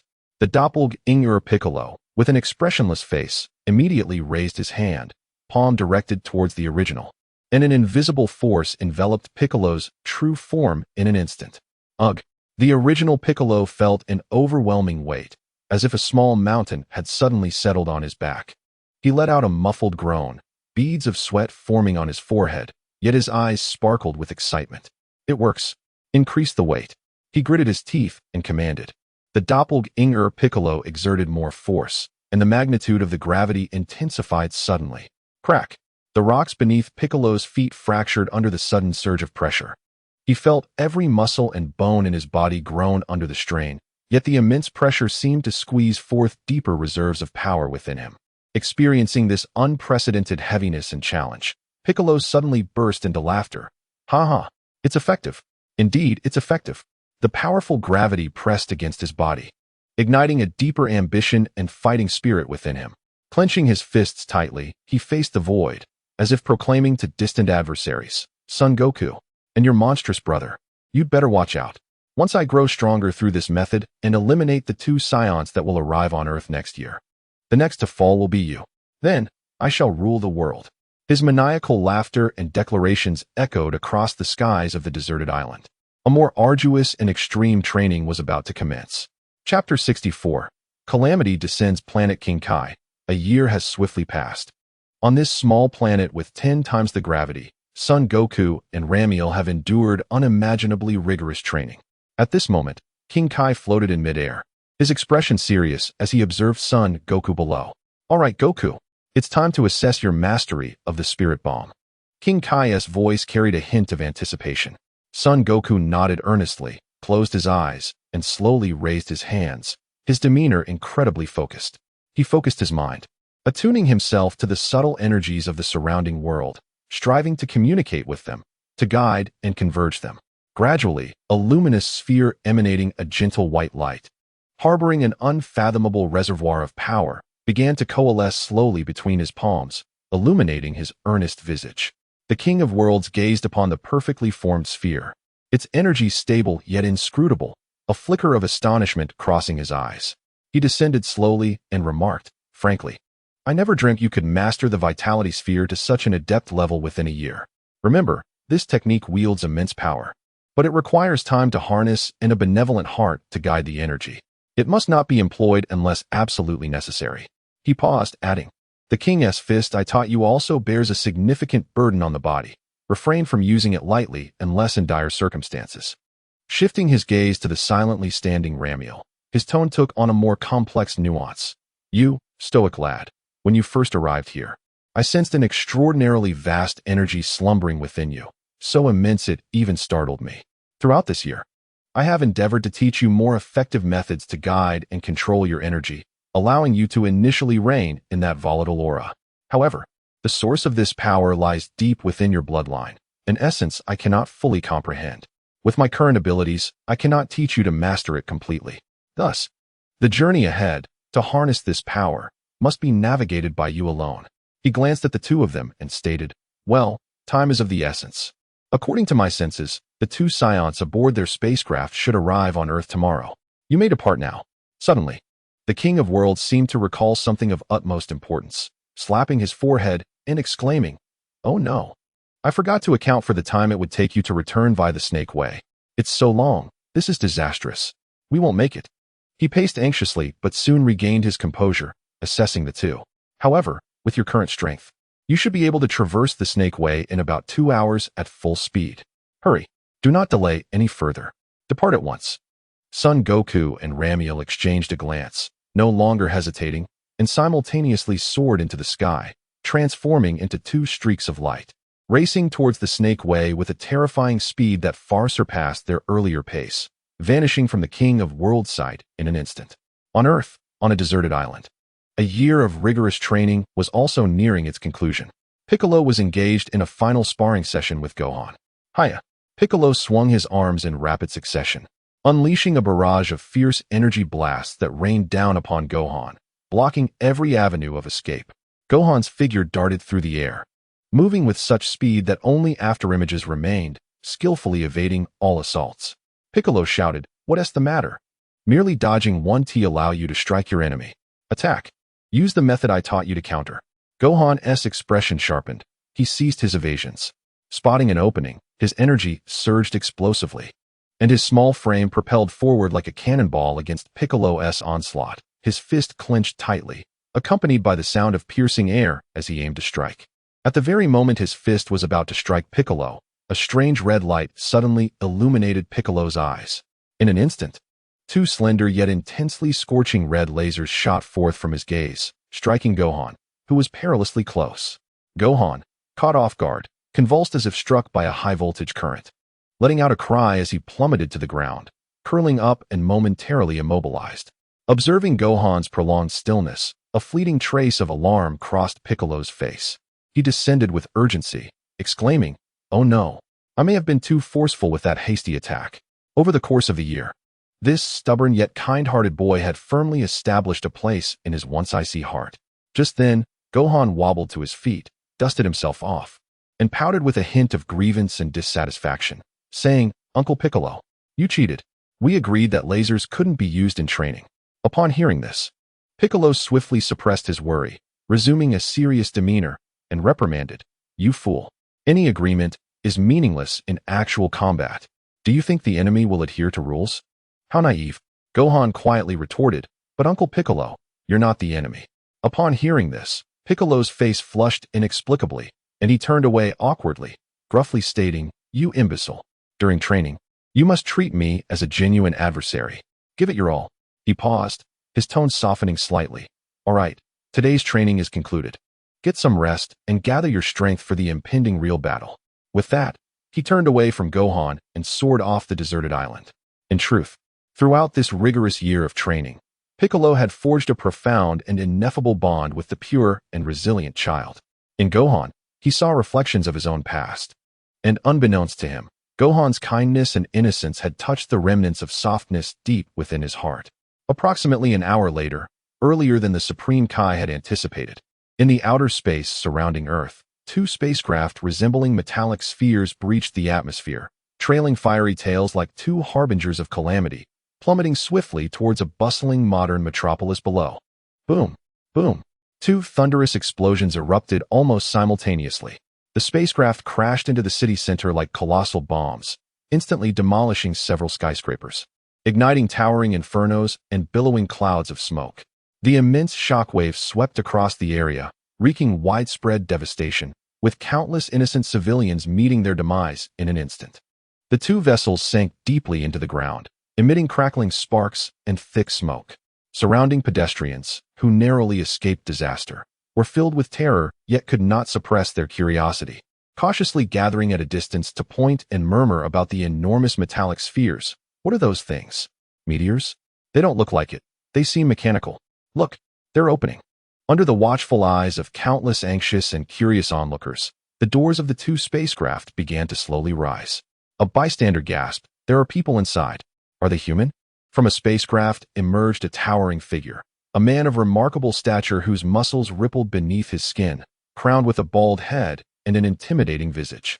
Following him was another, comparatively diminutive yet robust, with wild hair and a gaze that radiated cold arrogance, his tail swaying languidly behind him. The two Saiyans disregarded the chaos and screams surrounding them, gradually lifting off the ground to hover above the shattered city, gazing down like deities upon the panicked throngs below.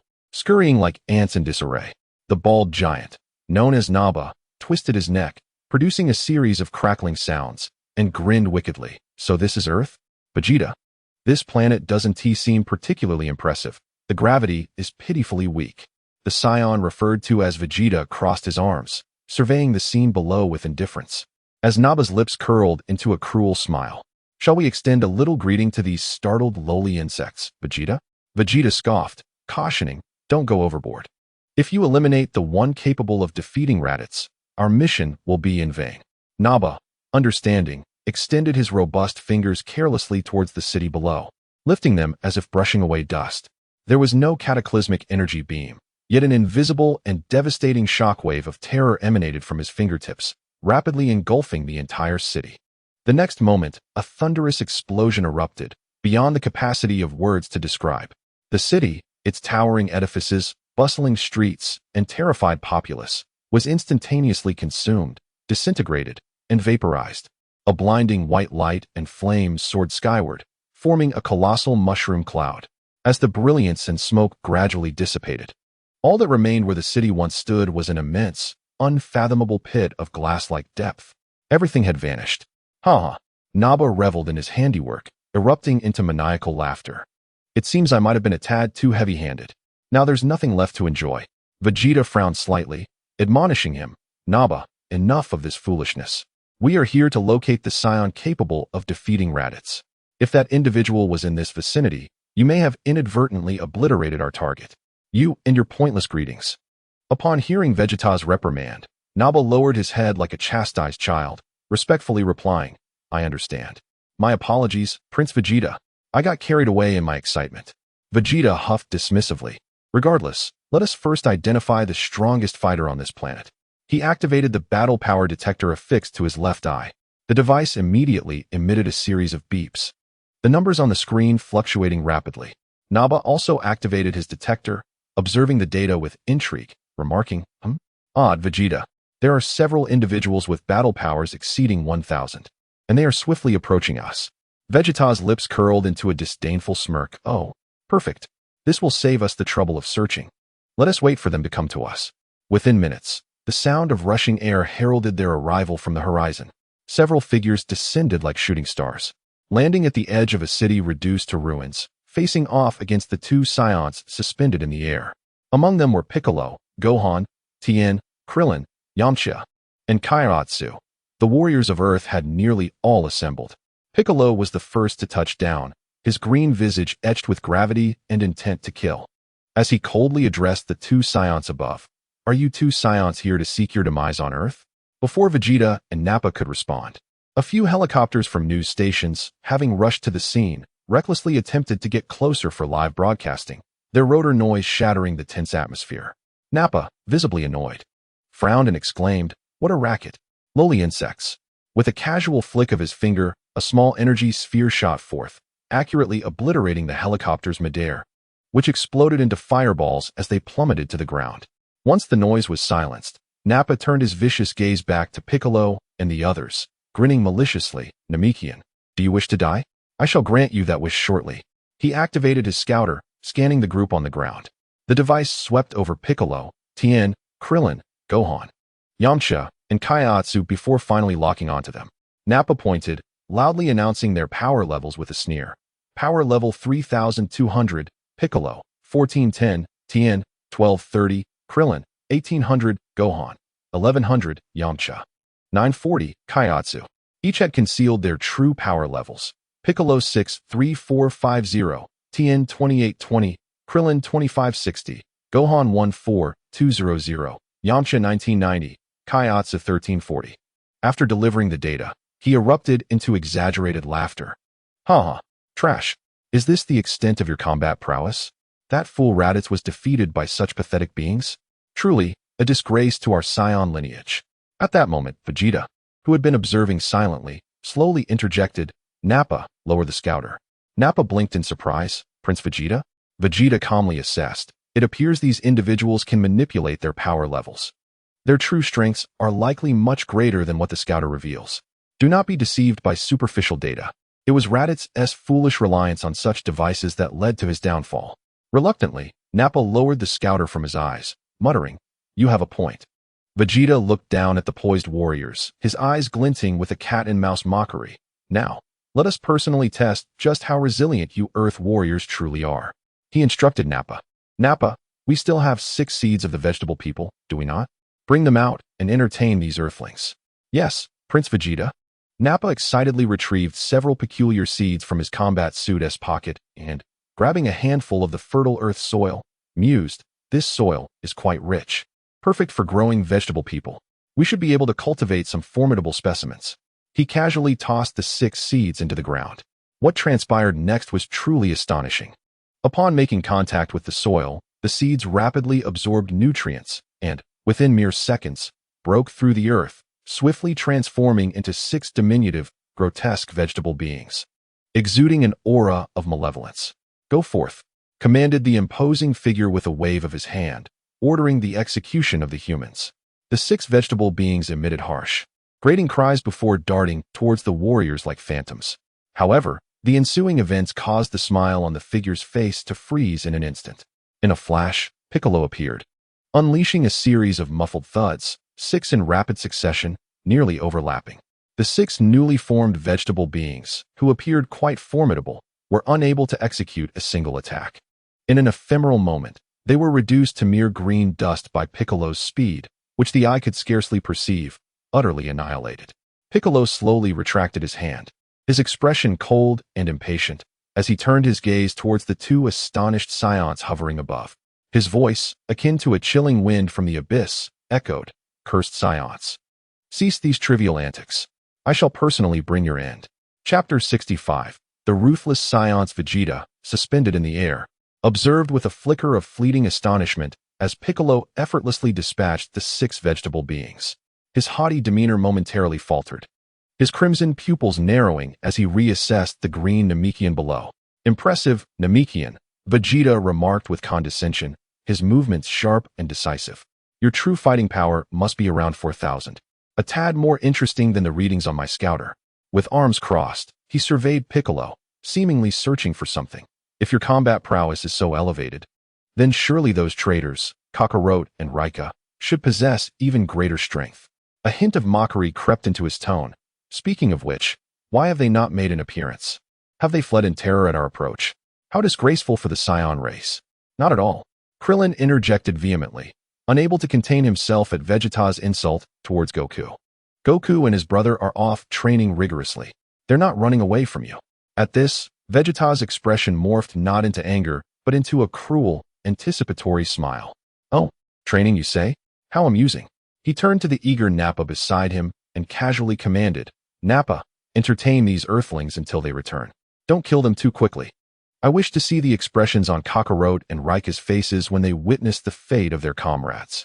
As you wish, Prince Vegeta. Nappa grinned wickedly. His fists clenched as the sound of cracking knuckles echoed ominously, akin to a predator stalking its prey. He descended slowly, casting a vast shadow over the warriors below. With a sharp gaze, Piccolo quickly whispered to Gohan behind him, Gohan, go, defeat him. Piccolo understood that within Gohan lay an immense potential far beyond that of an ordinary person. The years spent in the wilderness, coupled with rigorous training, had solidified his foundation. Yet, a flower nurtured in a greenhouse cannot withstand storms. To truly grow, he must endure the baptism of blood and fire.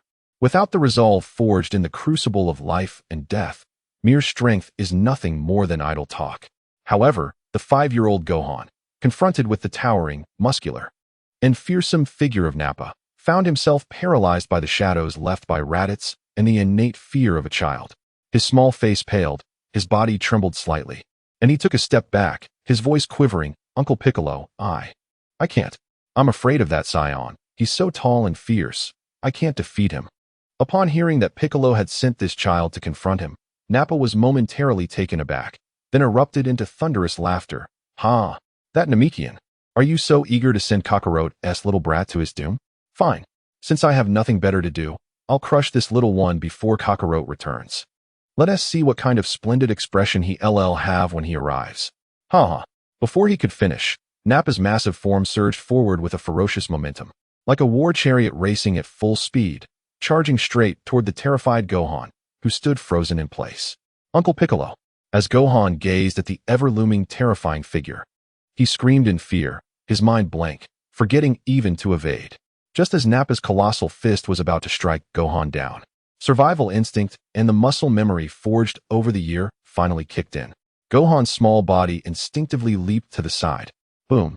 Nappa's fist missed Gohan, crashing into the ground and creating a massive crater, sending debris flying.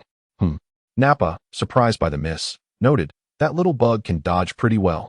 But without pause, he launched a barrage of rapid attacks.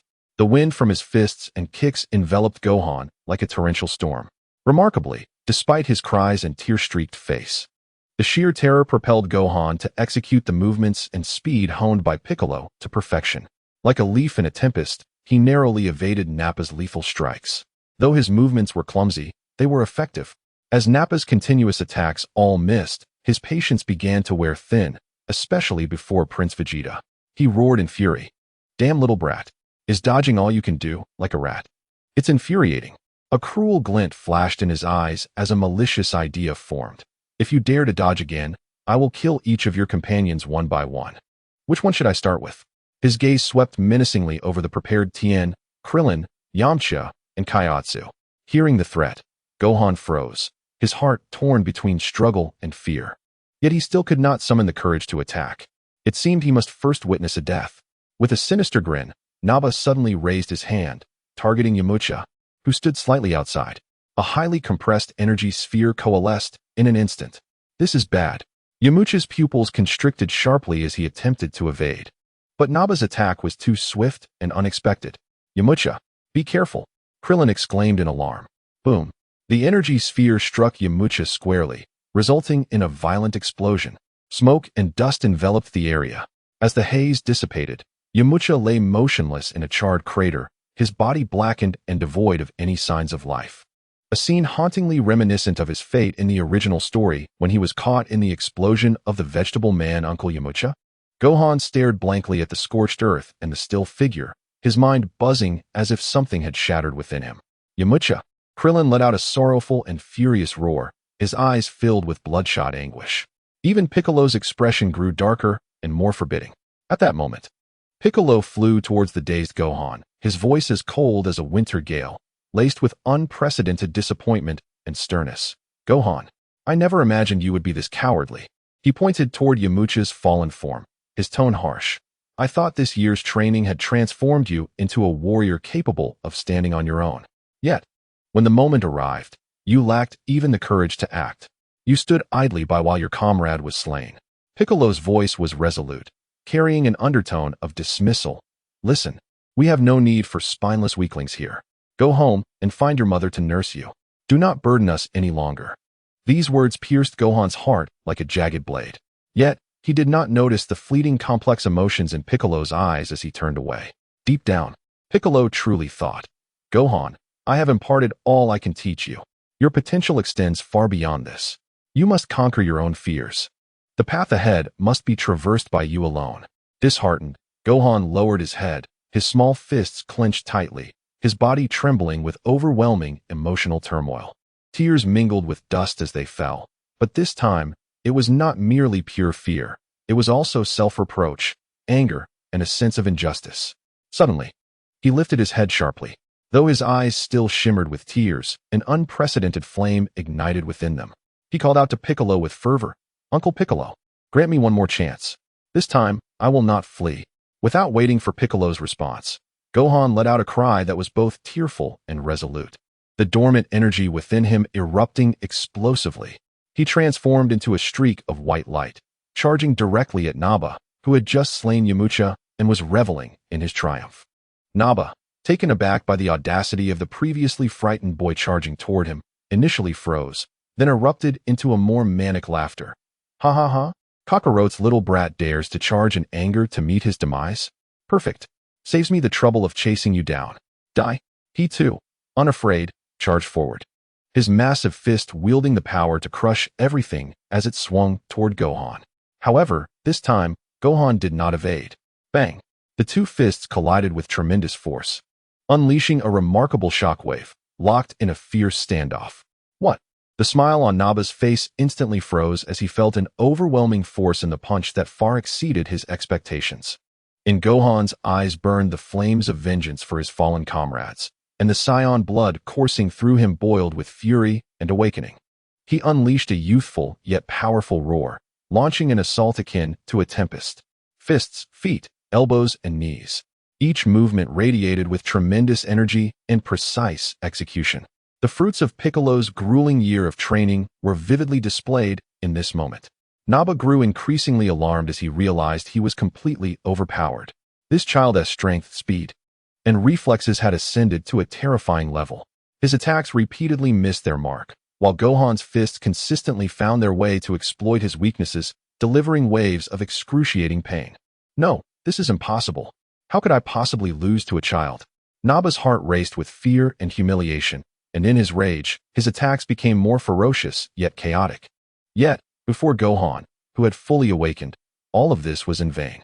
For Uncle Yamcha's revenge, Gohan bellowed as he unleashed a powerful punch that struck Naba's abdomen with ferocity. Ugh! Naba's eyes bulged as he spewed forth bitter bile, his body bending in agony. Gohan pressed the advantage, spinning through the air to deliver a fierce kick to Naba's cheek. Naba's massive form was lifted off the ground by the force of the blow. In an instant, Gohan vanished, reappearing above Naba, his fingers interlaced and raised high above his head. Then, summoning all his strength and fury, he brought his fists down like a war hammer upon Naba's spine. Boom! Naba plummeted from the sky like a meteor, crashing precisely into the ground at Vegeta's feet, creating a deep human-shaped crater. His bones shattered, blood oozing from his mouth and nose. He could only emit pitiful groans, entirely devoid of combat capability. All of this transpired so swiftly that it left onlookers in stunned silence. Vegeta looked down coldly at Naba, who writhed like a dying dog in the pit beneath him, his face devoid of emotion. Naba, with great effort, lifted a trembling hand toward Vegeta, his eyes filled with terror and a plea for mercy. Please, save me. As Vegeta observed Naba's wretched state, a faint and chilling smirk tugged at the corners of his mouth. He slowly extended his hand. Seeing this, a flicker of hope ignited in Naba's despairing gaze, and he struggled to utter, I am sorry, Prince Vegeta. However, Vegeta's outstretched hand did not reach for him. Instead, he suddenly gripped Naba's wrist with a vice-like hold. Naba froze in shock. In the next moment, Vegeta's arms surged with terrifying strength, lifting the injured Naba as if he were mere refuse, and hurled him into the sky. What? Naba was utterly bewildered, screaming in terror and confusion as he soared through the air. Vegeta looked up at the thrown Naba, his icy voice echoing like a death sentence. Die, waste. Why? Prince Vegeta, why do this to me? Vegeta. In the air, Naba's desperate and unwilling roar echoed. Vegeta, indifferent, raised his right hand with nonchalance, instantly condensing a highly compressed energy sphere that exuded a sense of annihilation. I have no need for worthless trash lacking combat power, he declared, his final explanation. Whoosh.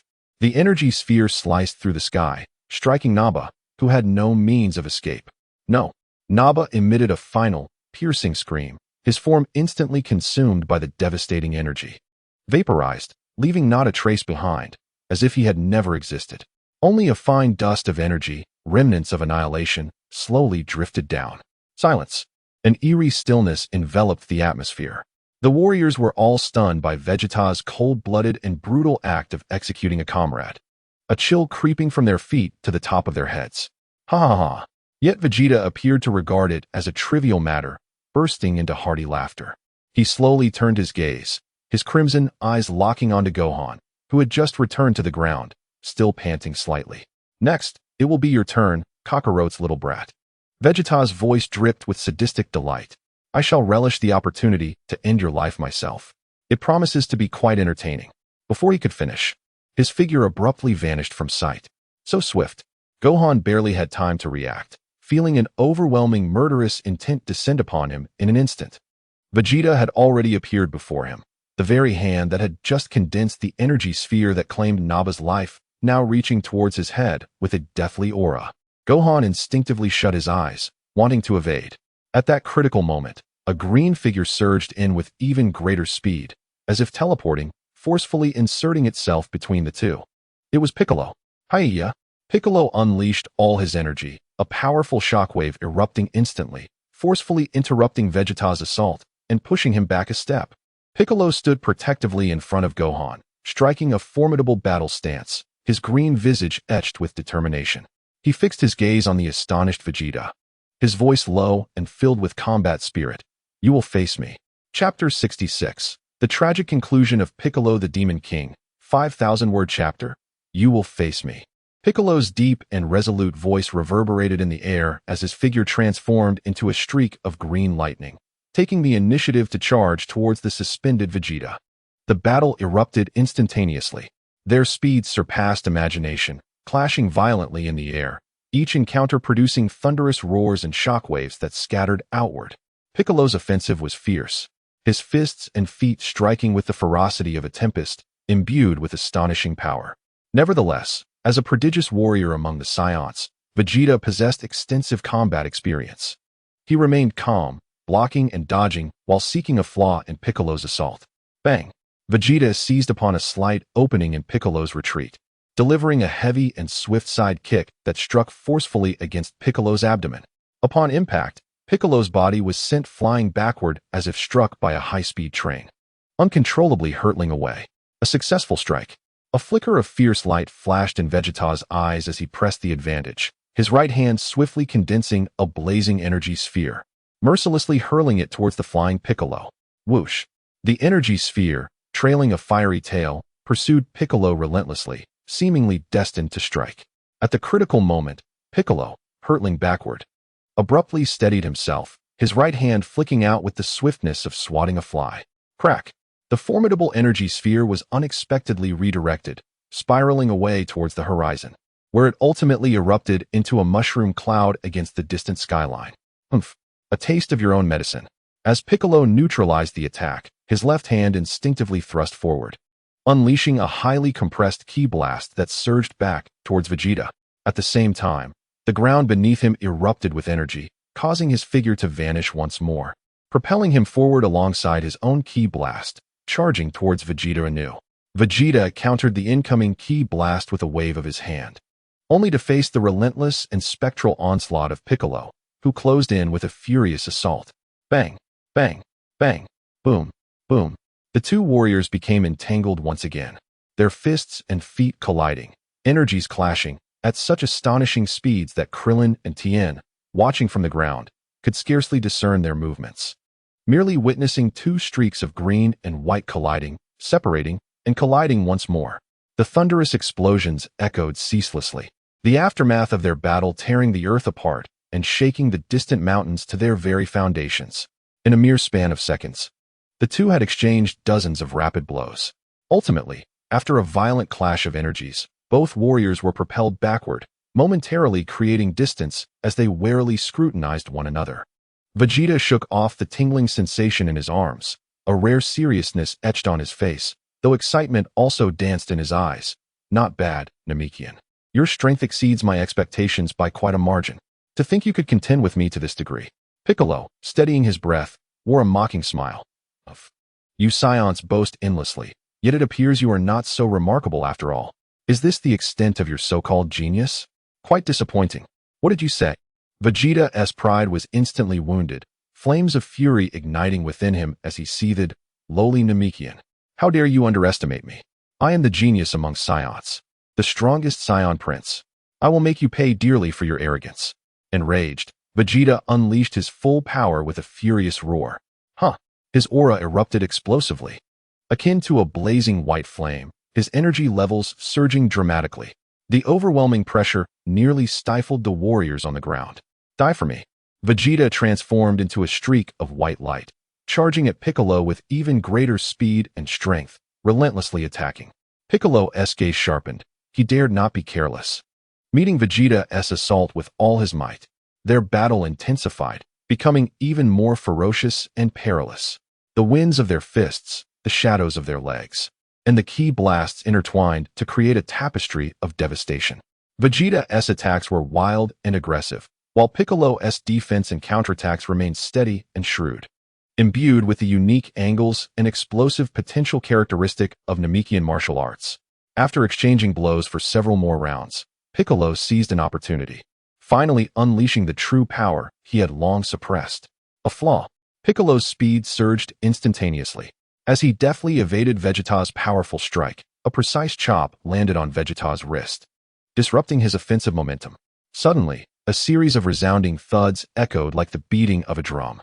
Piccolo's fists fell upon Vegeta's face and chest with the relentless intensity of raindrops, each blow imbued with the terrifying strength capable of splitting mountains and shattering stones. Vegeta, caught entirely off guard by Piccolo's concealed prowess, felt his protective aura shatter in an instant. A wave of excruciating pain surged through him, leaving him dazed and vulnerable, his defenses wide open. It was the end. Seizing this opportune moment, Piccolo unleashed his long-charged right fist, gleaming with a brilliant violet light, akin to a bullet discharging from a cannon, and struck Vegeta squarely on the chin. Go! Vegeta howled in agony, a spray of crimson erupting from his lips as his body flew backward like a kite severed from its string, hurtling toward the ground with alarming speed. The tremendous force of his impact obliterated a towering mountain hundreds of meters high. Boulders tumbled down, and clouds of dust billowed into the sky, engulfing him entirely. Piccolo descended gracefully onto the summit of another intact peak nearby, his white cloak rustling in the turbulent air. With a stern expression and eyes like lightning, he fixed his gaze on the swirling dust where Vegeta had fallen, awaiting the final outcome. In the distance, Krillin, Tien, and others watching the battle displayed expressions of hope. Gohan clenched his small fist, anxiously observing the scene. As the dust gradually settled, Vegeta's form slowly emerged. He knelt amid the rubble, one hand bracing against the ground while the other wiped the blood from the corner of his mouth. His battle attire bore signs of damage, and his face was marred with bruises, presenting a rather disheveled appearance. He slowly raised his head to meet Piccolo's gaze from the peak. His eyes filled with disbelief and intense fury, and he roared, "Impossible! How could you possibly be stronger than me? You, a mere Namekian. I am a genius warrior among the Saiyans, possessing the most noble lineage. How could I ever lose to you, a worthless race? Vegeta's pride had suffered an unprecedented blow, pushing him to the brink of madness. Yet, after his furious outburst, a chilling and cruel smile spread across his face. He gradually straightened his posture, palm facing upward, as an energy sphere radiating with peculiar fluctuations began to coalesce. Do you know why we Saiyans are hailed as the strongest warrior race in the universe, Namekian? Vegeta's voice dripped with pride and mockery. It is not merely due to our innate combativeness and potential. As he cradled the energy sphere, he continued, it is because we possess a gift that your inferior races can never hope to attain. When we behold the full moon, we can transform. The moonlight is merely sunlight reflected. However, sunlight, when refracted by the moon, contains a unique Blutz wave. This Blutz wave reaches over 17 million Hz only during a full moon. Upon receiving Blutz waves exceeding 17 million Hz, our Saiyan eyes react, triggering our transformation. The energy sphere in Vegeta's grasp grew increasingly luminous, and only a select few elite warriors possess the capability to artificially create a moon emitting over 17 million Hz of bruise waves without relying on the natural moon. With a sudden, forceful motion, he hurled the energy sphere high into the sky. Upon reaching its zenith, the sphere detonated, not in a cataclysmic explosion, but transformed into an extraordinarily radiant orb, akin to a miniature sun, suspended in the heavens, radiating light comparable to that of a full moon, if not more intense. The intensity of the bruise waves it contained far exceeded 17 million Hz. And I, Vegeta, stand as the elite among elites capable of manifesting such an artificial moon. With pride, Vegeta gazed at the artificial moon above. In the next moment, an unexpected transformation unfolded. Ag! Vegeta's body began to tremble violently, his heartbeat thundering like a drum. His eyes instantaneously turned blood red. His physique commenced a rapid expansion, visibly swelling with power. His muscles bulged like inflated balloons, stretching his combat suit to the brink of rupture. Remarkably, this Saiyan's high-tech battle attire exhibited exceptional elasticity, resisting complete destruction. Dense, brown hair swiftly enveloped his form, while his mouth and nose protruded, morphing into a fearsome simian visage, sharp fangs protruding ominously. Within mere seconds, the Saiyan, who was not particularly tall, vanished, replaced by a towering figure exceeding 50 meters in height, muscles coiling like vines, exuding an aura of primal ferocity. Yet, unlike typical giant apes, his crimson pupils shone with the clarity, coldness, and murderous intent characteristic of Vegeta's intellect. The great ape Vegeta unleashed a thunderous roar that reverberated through the skies, his voice crashing like rolling thunder. Ordinary, lower-class Saiyans, upon transformation, lose their sanity, becoming mere beasts of destruction. However, only a handful of advanced warriors can maintain absolute awareness and self-consciousness in this form. He lowered his head, his immense, oppressive crimson gaze fixating on the visibly shaken Piccolo, his voice emanating from the abyss. And I am the strongest genius among Saiyans. Are you prepared to meet your demise now, Namekian? Faced with this mountainous terror, Piccolo felt the daunting presence that had grown nearly tenfold in strength, stirring a tumult of fear within him. He immediately recognized the critical energy sphere and, without hesitation, raised his hand to unleash a ki blast to obliterate it. Not so fast. The great ape Vegeta had anticipated this. His massive simian jaws opened wide, condensing a terrifying energy blast, now dozens of times larger than before, which he unleashed toward Piccolo with tremendous force. Whoosh! The energy blast size nearly obscured the sky. Piccolo found himself unable to strike the moon and could only summon all his speed to evade. Boom! The mountain he once occupied, along with a vast area behind it, was annihilated in an instant upon impact with the energy blast, leaving a crater over a kilometer in diameter in its wake.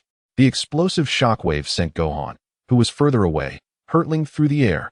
And this was not the end.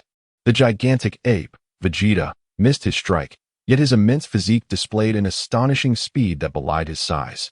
His colossal hand, imbued with the force to crush anything in its path, descended violently upon Piccolo, who had just regained his footing.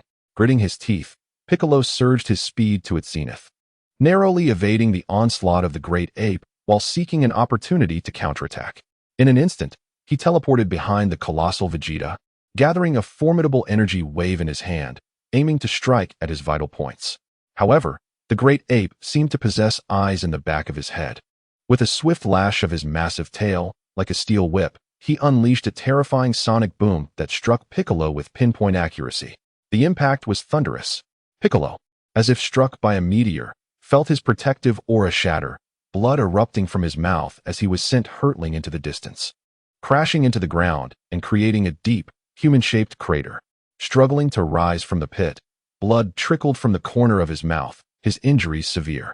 Ascending into the sky, he distanced himself from the great ape, his gaze resolute and unyielding. Slowly, he extended his index fingers, crossing them before his forehead. As his energy began to converge towards his fingertips with unprecedented speed, a brilliant purple radiance illuminated his determined and fierce countenance. Special beam cannon, Piccolo roared, pouring all his strength and will into the attack.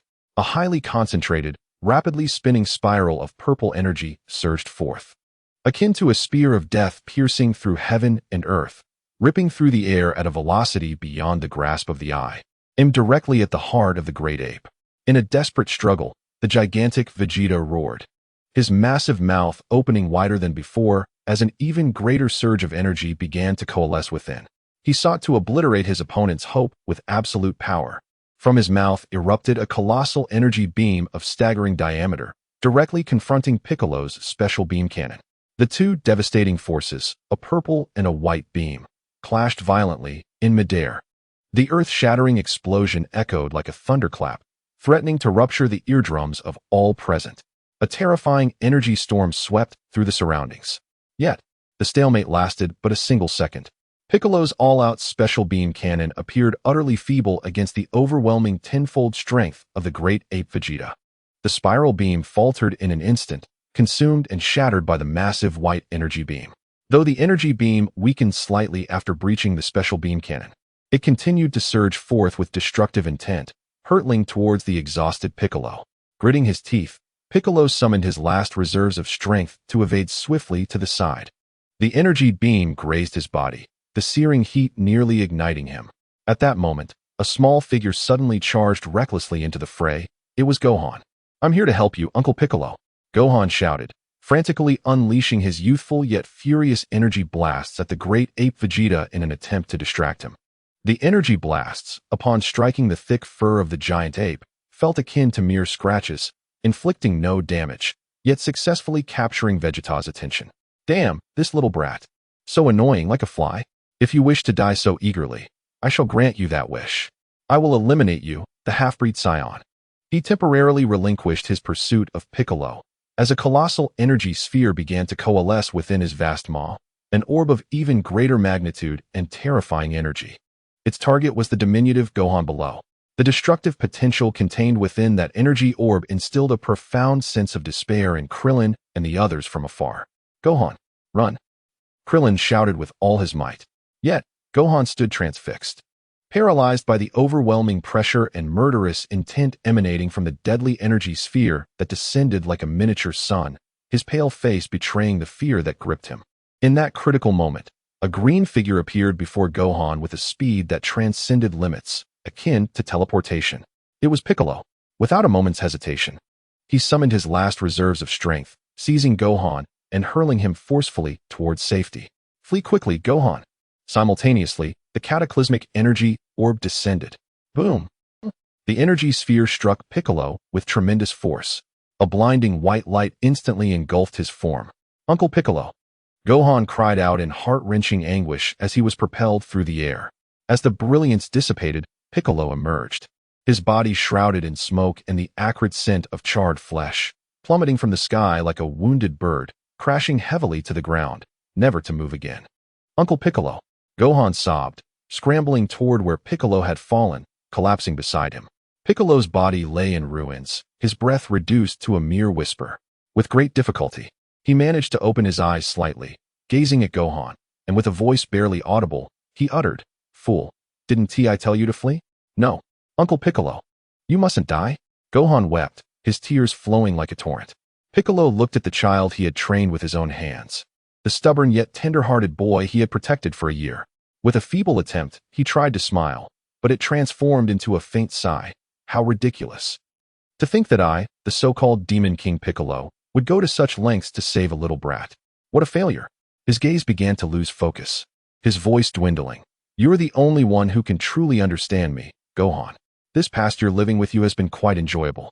In his final moments, he exerted the last vestiges of his strength, whispering a barely audible admonition. You must not die, Gohan. With those words, the light in Piccolo's eyes extinguished completely, his head drooping to one side as his breath faded away. Uncle Piccolo! Gohan cried out in despair, embracing Piccolo's increasingly cold body, his wails echoing with profound sorrow.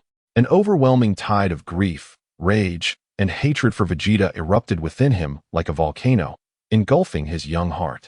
The Saiyan blood coursing through him ignited in response to this extreme emotional upheaval, burning and boiling within. Ah! Gohan gently laid Piccolo down and slowly rose to his feet.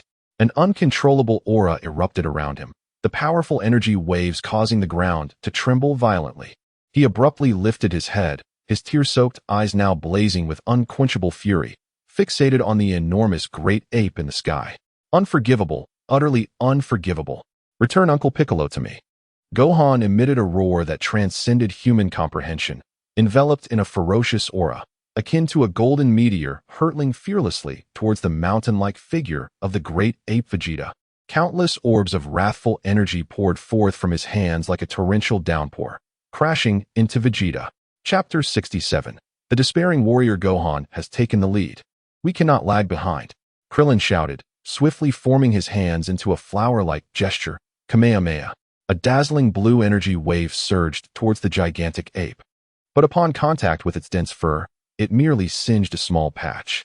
Tien's third eye widened in fury, for which his fist. Suddenly, 2 additional arms sprouted from his back, unleashing a powerful energy wave. A more potent shockwave surged towards the great ape's face, yet it only prompted Vegeta to irritably shake his massive head. Dumpling's petite form nimbly maneuvered through the air, psychic bind. A pale blue energy field enveloped the great ape's arms, but it merely delayed its movements for a fleeting moment. Have you wretches had your fun? The great ape Vegeta suddenly spoke in human tongue, his voice thunderous and deafening. With a casual swipe of his paw, watch out. Tien suddenly pushed Dumpling aside, but was unable to evade in time. Bang!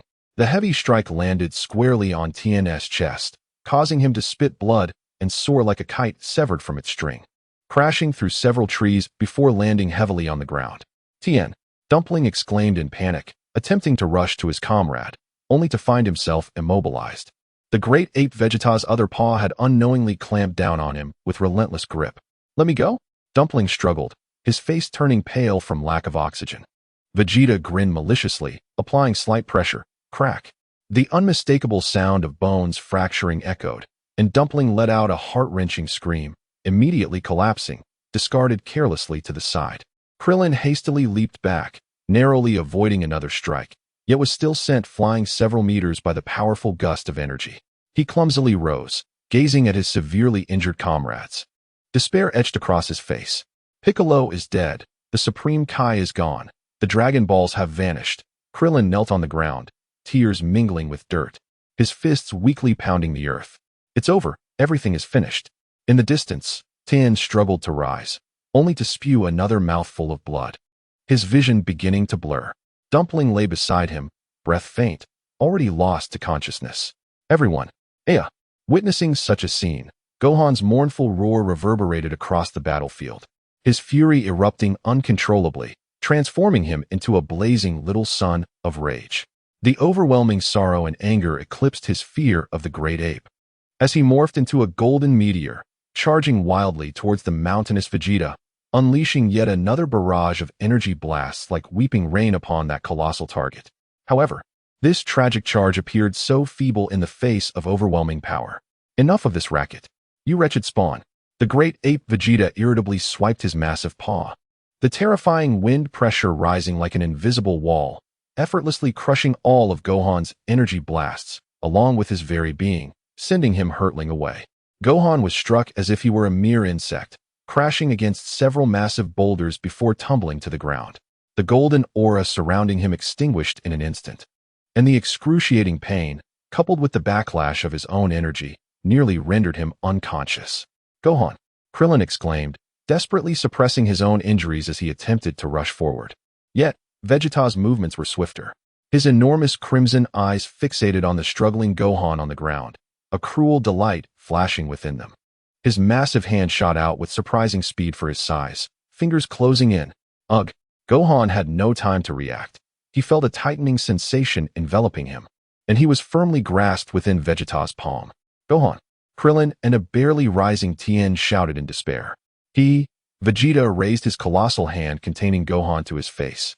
Observing the tiny figure desperately writhing between his fingers like a mere toy, unleashing a thunderous, sinister laugh. "Damn wildling, I finally have you. Kakarot's wretched offspring, how revolting." With a wicked grin, he began to slowly tighten his grip.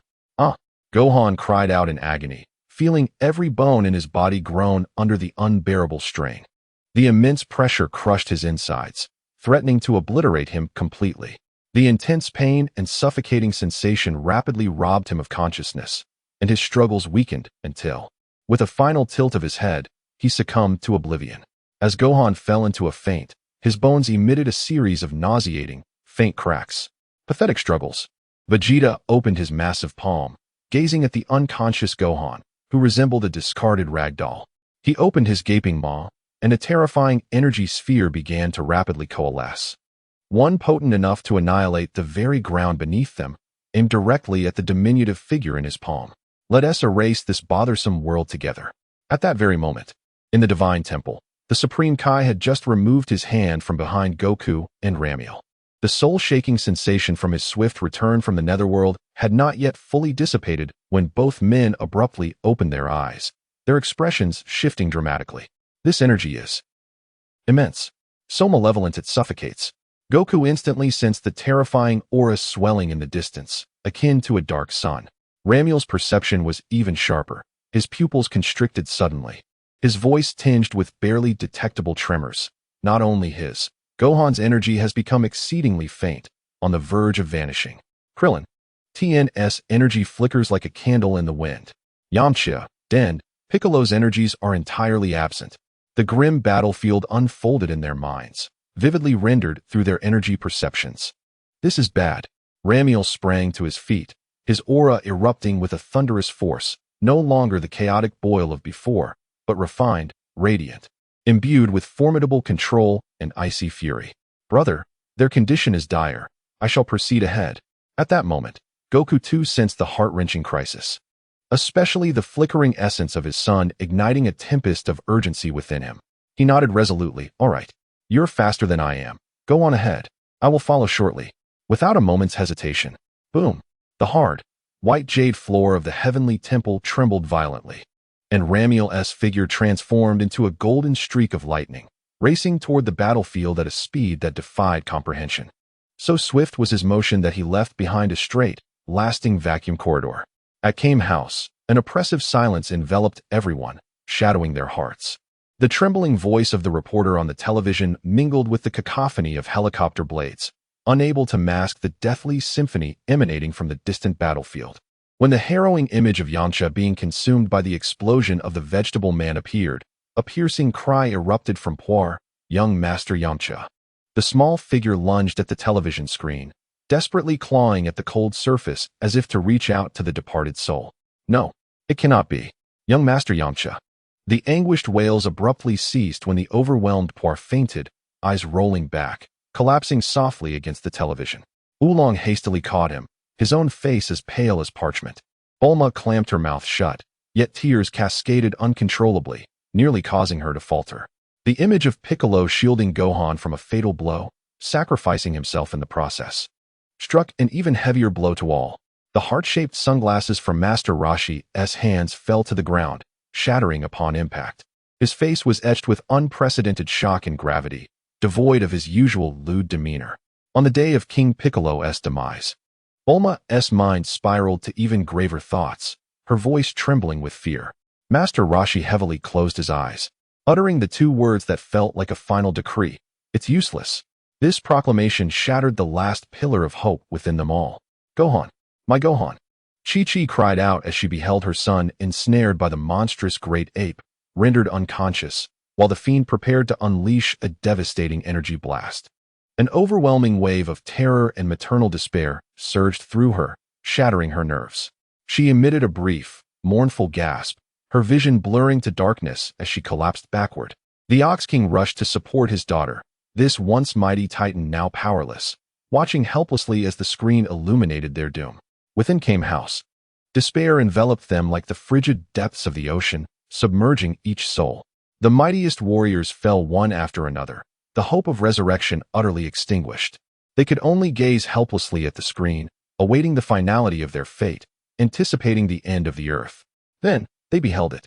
On the screen, Vegeta opened his massive maw, the destructive energy blast coalescing to its zenith, aimed directly at the minuscule, unconscious child cradled in his palm. At that moment, every heart ceased to beat. Chapter 68. The Light of Hope on the Battlefield. The energy blast within Vegeta's gaping mouth had reached its maximum concentration, a blinding radiance of annihilation that was unbearable to behold. Die, little hybrid. Just as the destructive force was about to erupt, an unexpected twist unfolded. A flash of golden-green light pierced through the darkness like the first ray of dawn splitting the night, akin to a thunderclap tearing apart the veil of night. It surged into the battlefield with a velocity that transcended thought, perception, and even the very concept of time itself. Its target was not the energy blast, but the jaw of Vegeta in his colossal ape form. What in the world? Vegeta felt a blinding flash before an incomprehensible and overwhelming force struck brutally against his jaw. The sensation was akin to being struck head-on by a celestial body. Boom! A thunderous roar erupted, resonating through the heavens and the earth. Vegeta's massive, mountain-like form was lifted off the ground by this seemingly insignificant blow, his head snapping back uncontrollably. The energy blast he was gathering in his mouth spiraled out of control, shooting errantly into the sky, where it exploded violently at an altitude of tens of thousands of meters, transforming into a blazing fireball that illuminated the sky in a harsh white glare. With a resounding crash, Vegeta lost his balance, and his enormous body toppled backward like a collapsing mountain, crushing a towering peak behind him. Boulders tumbled down, and a cloud of dust surged skyward like a tsunami, engulfing him instantly. Meanwhile, the golden figure executed a swift pivot in midair, catching Gohan, who had slipped from Vegeta's grasp due to pain and shock, with a speed almost imperceptible to the naked eye. In the blink of an eye, he materialized beside Krillin, who had just emerged from despair, stunned and speechless. The golden light receded slightly, revealing Ramiel's stern visage and his emerald eyes, which burned with a calm yet intense fury. He gently handed the unconscious Gohan to Krillin. Ramiel. Krillin could hardly believe his eyes. The exhilaration of surviving and the joy of seeing a powerful ally left him nearly incoherent. You're here. That is wonderful. Be careful. That guy has become a giant ape and is unbelievably strong. He's a monster. Ramiel nodded, his voice steady yet imbued with undeniable authority. I understand. Please take care of Gohan. Before his words had fully dissipated, his form blurred once more, vanishing from Krillin's sight.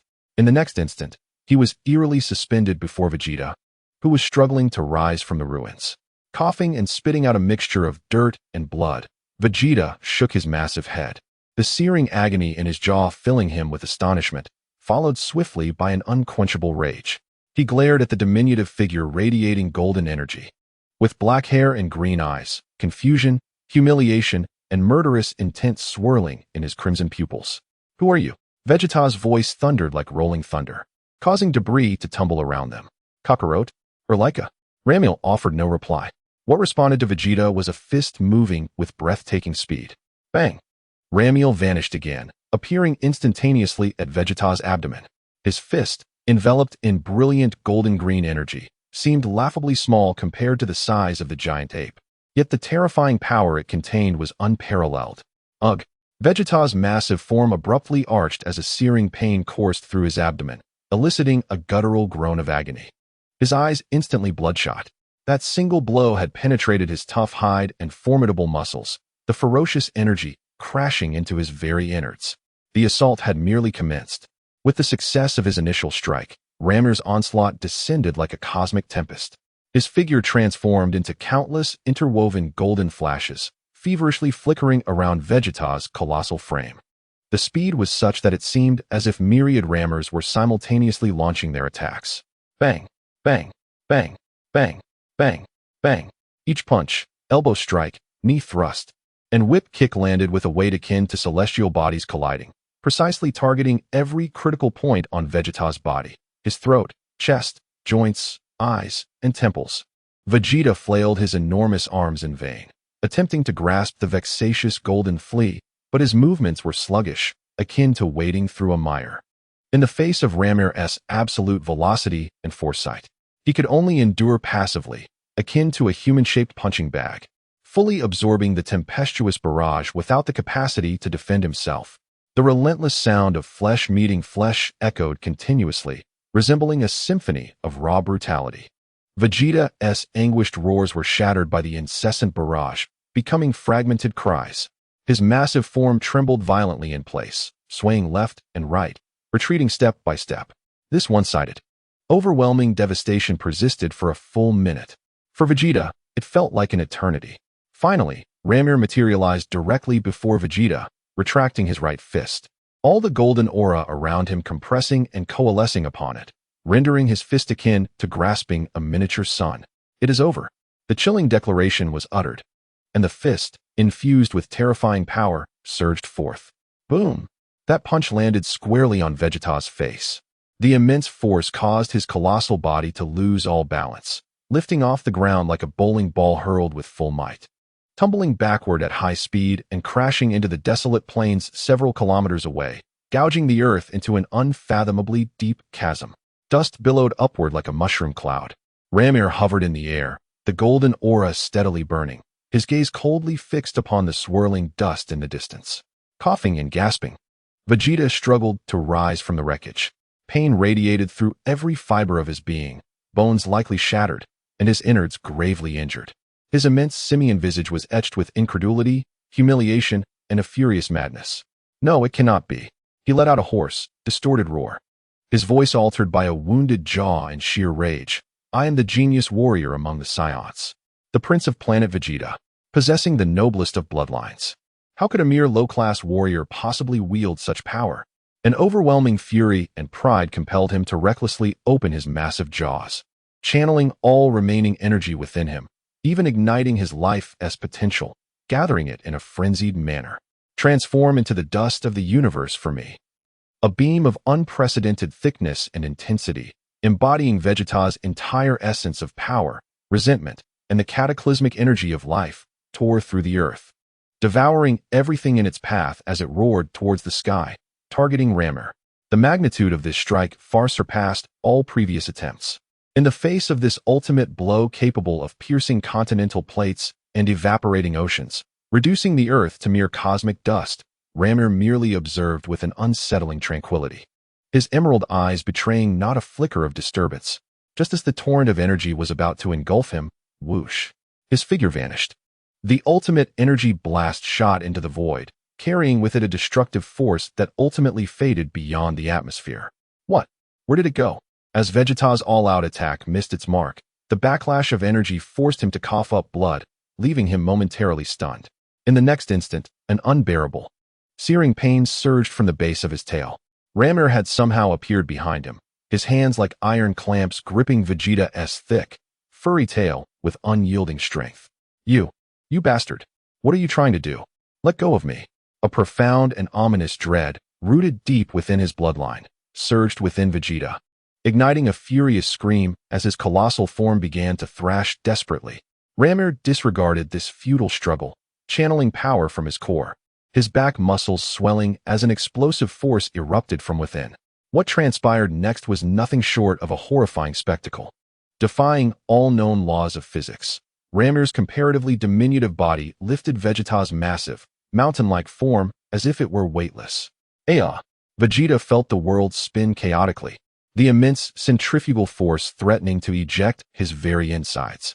Ramir, gripping his tail, swung him like a colossal flail, the resounding impacts echoing like the relentless drums of war, shaking the earth as if it were undergoing apocalyptic judgment.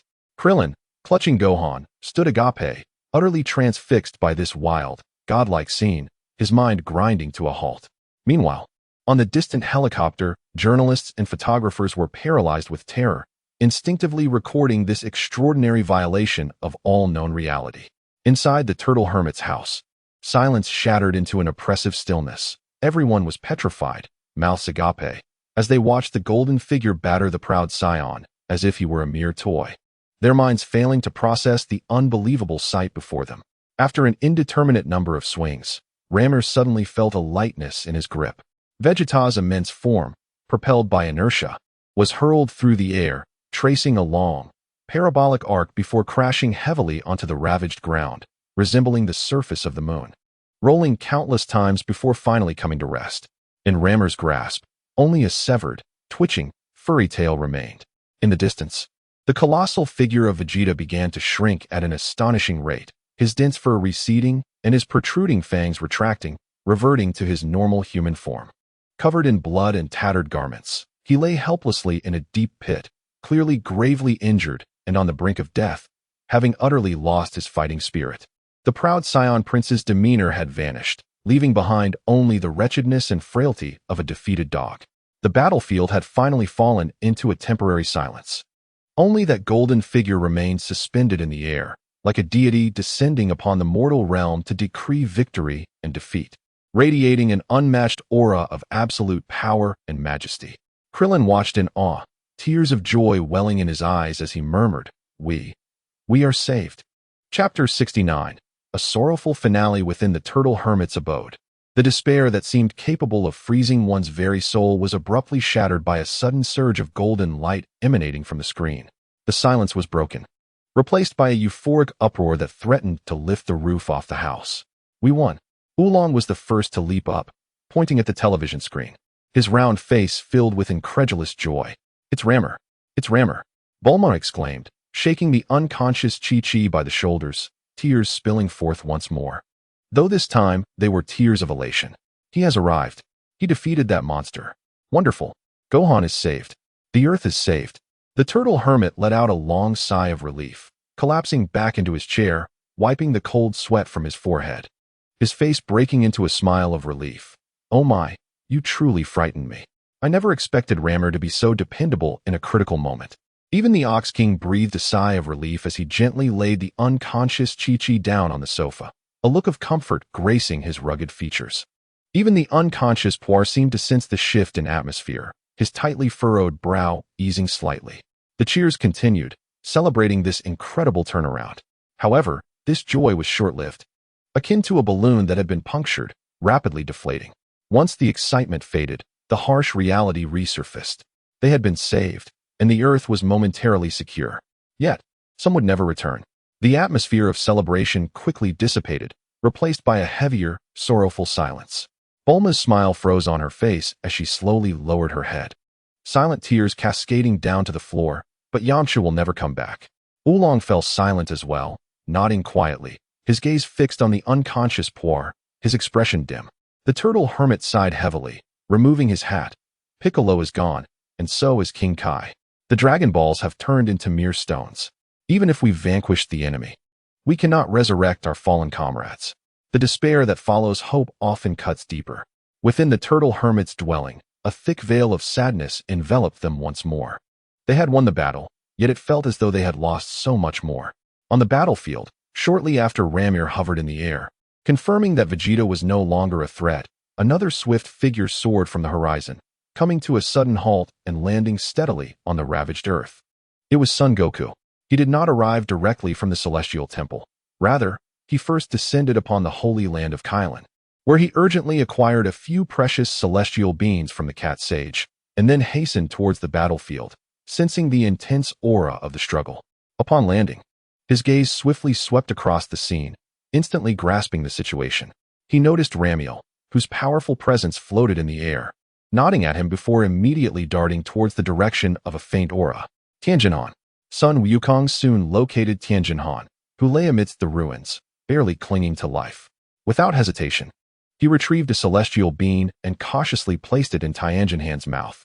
Once ingested, a surge of vitality coursed through Tianjinhan's body.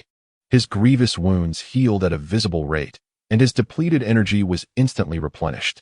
He abruptly opened his eyes and sat up. Wukong, celestial being? Tianjinhan paused for a moment, then quickly grasped the situation, not even having time to express his gratitude as his anxious gaze darted around. Dumpling. Where is Dumpling? Sun Wukong silently pointed to a direction not far away. A sense of dread gripped Tianjinhan's heart as he raced forward. There he found Dumpling's small body lying quietly, devoid of any visible wounds, yet pale and lifeless, his body already cold. Dumpling. Tianjinhan trembled as he reached out, gently touching Dumpling's cheek. The icy sensation struck him like a thunderbolt. Dumpling. He let out a heart-wrenching wail, fiercely embracing Dumpling's lifeless form, overwhelming sorrow engulfing him like a tsunami. Memories flooded back. His first encounter with Dumpling on the streets, the days spent training together under Crane Hermit, and how Dumpling, timid yet utterly dependent, always followed closely behind, calling him Brother Tian. Vivid scenes flashed before his eyes, ultimately fixing upon this cold, small body. Tears streamed down from the eyes of this hardened warrior like a torrential flood. He had lost his most cherished family member. Sun Wukong stood nearby, his expression solemn, bowing his head in profound sorrow for the bond between these two brothers and their ultimate farewell. He understood that, at this moment, any words would be futile. After a while, Sun Wukong gently tapped Tianjinhan's shoulder. Tianjinhan, enveloped in immense grief, seemed not to hear, clutching Dumpling tightly, his body trembling incessantly. With a sigh, Sun Wukong turned and walked towards Krillin and Gohan. Krillin, cradling the unconscious Gohan, exclaimed excitedly upon seeing Wukong. Wukong, you finally arrived. Yes, I have, Wukong nodded, quickly producing another celestial being. Hurry, feed it to Gohan. Krillin carefully pried open Gohan's mouth and administered the celestial being. Almost immediately, Gohan's injuries healed, and he let out a soft murmur, opening his eyes. Initially, confusion and fear flickered in his gaze, but he suddenly leaped up, adopting a defensive stance, shouting, "Where's that bad guy? Uncle Piccolo." Upon seeing his father, Sun Wukong, standing before him, he paused in astonishment. "Dad? It's all right, Gohan," Wukong reassured him, placing a hand on his son's shoulder. "That Saiyan has been defeated." Defeated? Gohan's eyes widened in astonishment as he turned to gaze at Ramiel, who stood a short distance away, the golden aura around him now dissipated. His eyes filled with boundless admiration and gratitude. Was it Uncle Ramiel who had defeated him? Indeed. Goku nodded with a smile, his tone laced with awe. Ramiel was incredibly powerful. At that moment, Ramiel flew over and landed beside Goku, offering a slight nod to Gohan. Gohan, his face flushed with excitement, called out loudly, "Uncle Ramiel."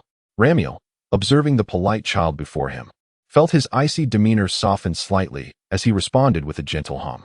However, while everyone believed the crisis had passed and momentarily indulged in their sorrow, none noticed the battered figure struggling to crawl at the edge of a vast pit in the distance.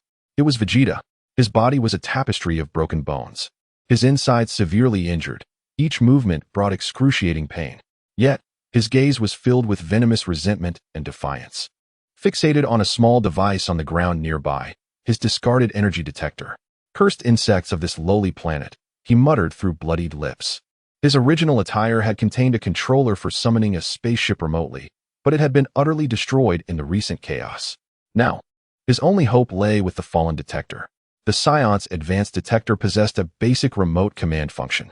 He had to retrieve it to send a summon to the spherical combat pod. This was the only thought that flickered in his mind as a means to escape this nightmare. "Just wait," Kakarot, as his fingers finally brushed against the cold detector. A flicker of wild joy and ruthless determination crossed his eyes. "Once I heal and grow stronger, I will return and annihilate you and everyone you hold dear." One by one, with tremendous effort, he grasped the detector and, using his last ounce of strength, shakily pressed a concealed distress signal button. An almost imperceptible signal silently shot towards the sky, heading for a distant coordinate beyond the atmosphere. After completing this act, Vegeta felt as though all his strength had been drained, collapsing to the ground, left only with heavy breaths. Yet, a cruel and expectant smile curled at the corner of his mouth. Chapter 70. The hope of resurrection, the joy of victory was overshadowed by the sorrow of fallen comrades, and the atmosphere on the battlefield remained heavy. Tien held Kairatsu's cold body, silently seated amidst the ruins, enveloped in profound sadness that seemed to isolate him from the world. Krillin gazed in the direction of Yamcha's sacrifice, his eyes still red-rimmed. Goku looked at everyone, scratching his head, breaking the silence with an unmistakable hint of despondency. Though we won, Piccolo is gone, and the Dragon Balls are lost. Without the Dragon Balls to make wishes, Kaiatsu, Yamcha, and Piccolo, none of us can be revived, can we? His words pierced through the hearts of everyone like a sharp needle. Gohan lowered his head, his small hands clenched tightly. At that moment, Krillin abruptly lifted his head as if seizing a lifeline, exclaiming with urgency, "Wait. Goku, I think I've remembered something. That Saiyan named Naba mentioned that Piccolo is a Namekian. Since the Dragon Balls on Earth were created by the god, who is also a Namekian, could it be that the place called Namek also has Dragon Balls?" This audacious conjecture struck like a flash of lightning in the darkness, instantly illuminating the gloom in everyone's hearts. Indeed, Goku's eyes sparkled with realization as he clapped his hands together, exclaiming, "How did I not think of that? King Kai must know. King Kai? King Kai? Can you hear me? Please, King Kai?" After a brief silence, the distinctive and serious voice of North Kai resonated in Goku's mind. "Yes, Goku, I hear you. I have seen the battle on your side. Regarding the Dragon Balls," King Kai continued, "Krillin is correct. Namek indeed exists, and there are Dragon Balls there as well, created by the Grand Elder of Namek, possessing far greater power than those on Earth." "Really? That's fantastic," Goku exclaimed, nearly leaping with excitement. However, King Kai's tone grew grave. "Namek is located at the far edge of the universe, an exceedingly distant place. With your current technology, reaching there would be immensely challenging. No worries.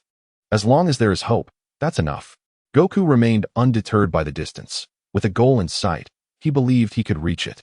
He immediately turned to Krillin, Gohan, and the recently arrived Yamcha, excitedly announcing, "King Kai said it. Namek truly exists, and there are indeed Dragon Balls there. They are even more powerful than Earth's Dragon Balls.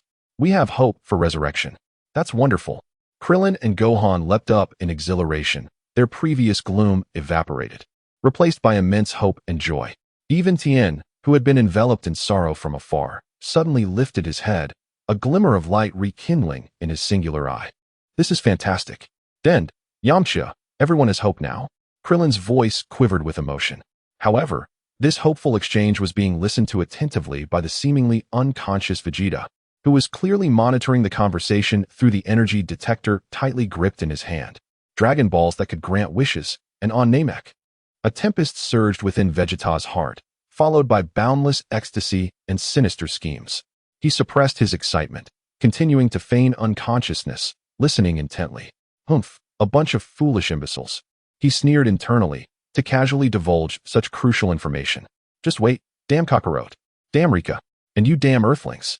Once I recover from my injuries, I will be the first to reach Namek. I will find the Dragon Balls and wish for eternal life. At that time, I will crush each of you to avenge the humiliation I suffered today." The dawn of hope illuminated not only the warrior's path, but also the ambitions of the wicked. Meanwhile, at the distant headquarters of the Frisia Force, in a lavishly adorned hall, imbued with a chilling sense of advanced technology, the cosmic Emperor Frisia reclined gracefully within his floating vessel, reminiscent of a cradle, cradling a goblet of wine as crimson as fresh blood, gently swirling it. A trembling communications officer hastily entered, kneeling upon the ground, his voice quivering as he reported, "Lord Frisia, I bear crucial intelligence." Frisia emitted a languid sound, barely deigning to glance at the soldier. The intelligence was intercepted from the final signal fragments of the Saiyan team dispatched to Earth, specifically from Vegeta and Nappa's probe. The soldier stammered anxiously. They mentioned the existence of a mysterious sphere known as the Dragon Balls on a planet called Namek, which is said to grant wishes when gathered. "Oh." Frisia's swirling motion of the wine glass ceased, as he straightened slightly, turning his head with keen interest, a flicker of curiosity and greed glinting in his eyes. "Dragon Balls that can grant wishes? Namek? This is indeed an intriguing matter. What kind of wishes can be fulfilled?" "Why yes, according to the intercepted information, it is indeed true." The soldier hastened to reply. "Ha ha." Frisia suddenly burst into laughter, his voice rising in delight. "What a serendipitous discovery. That disobedient mutt Vegeta, though acting independently, has delivered quite a splendid gift. Given the immense value of this information, I shall generously overlook his previous insubordination." He took a delicate sip of the red wine and issued an order. Relay the command to immediately alter our course. Destination, Namek.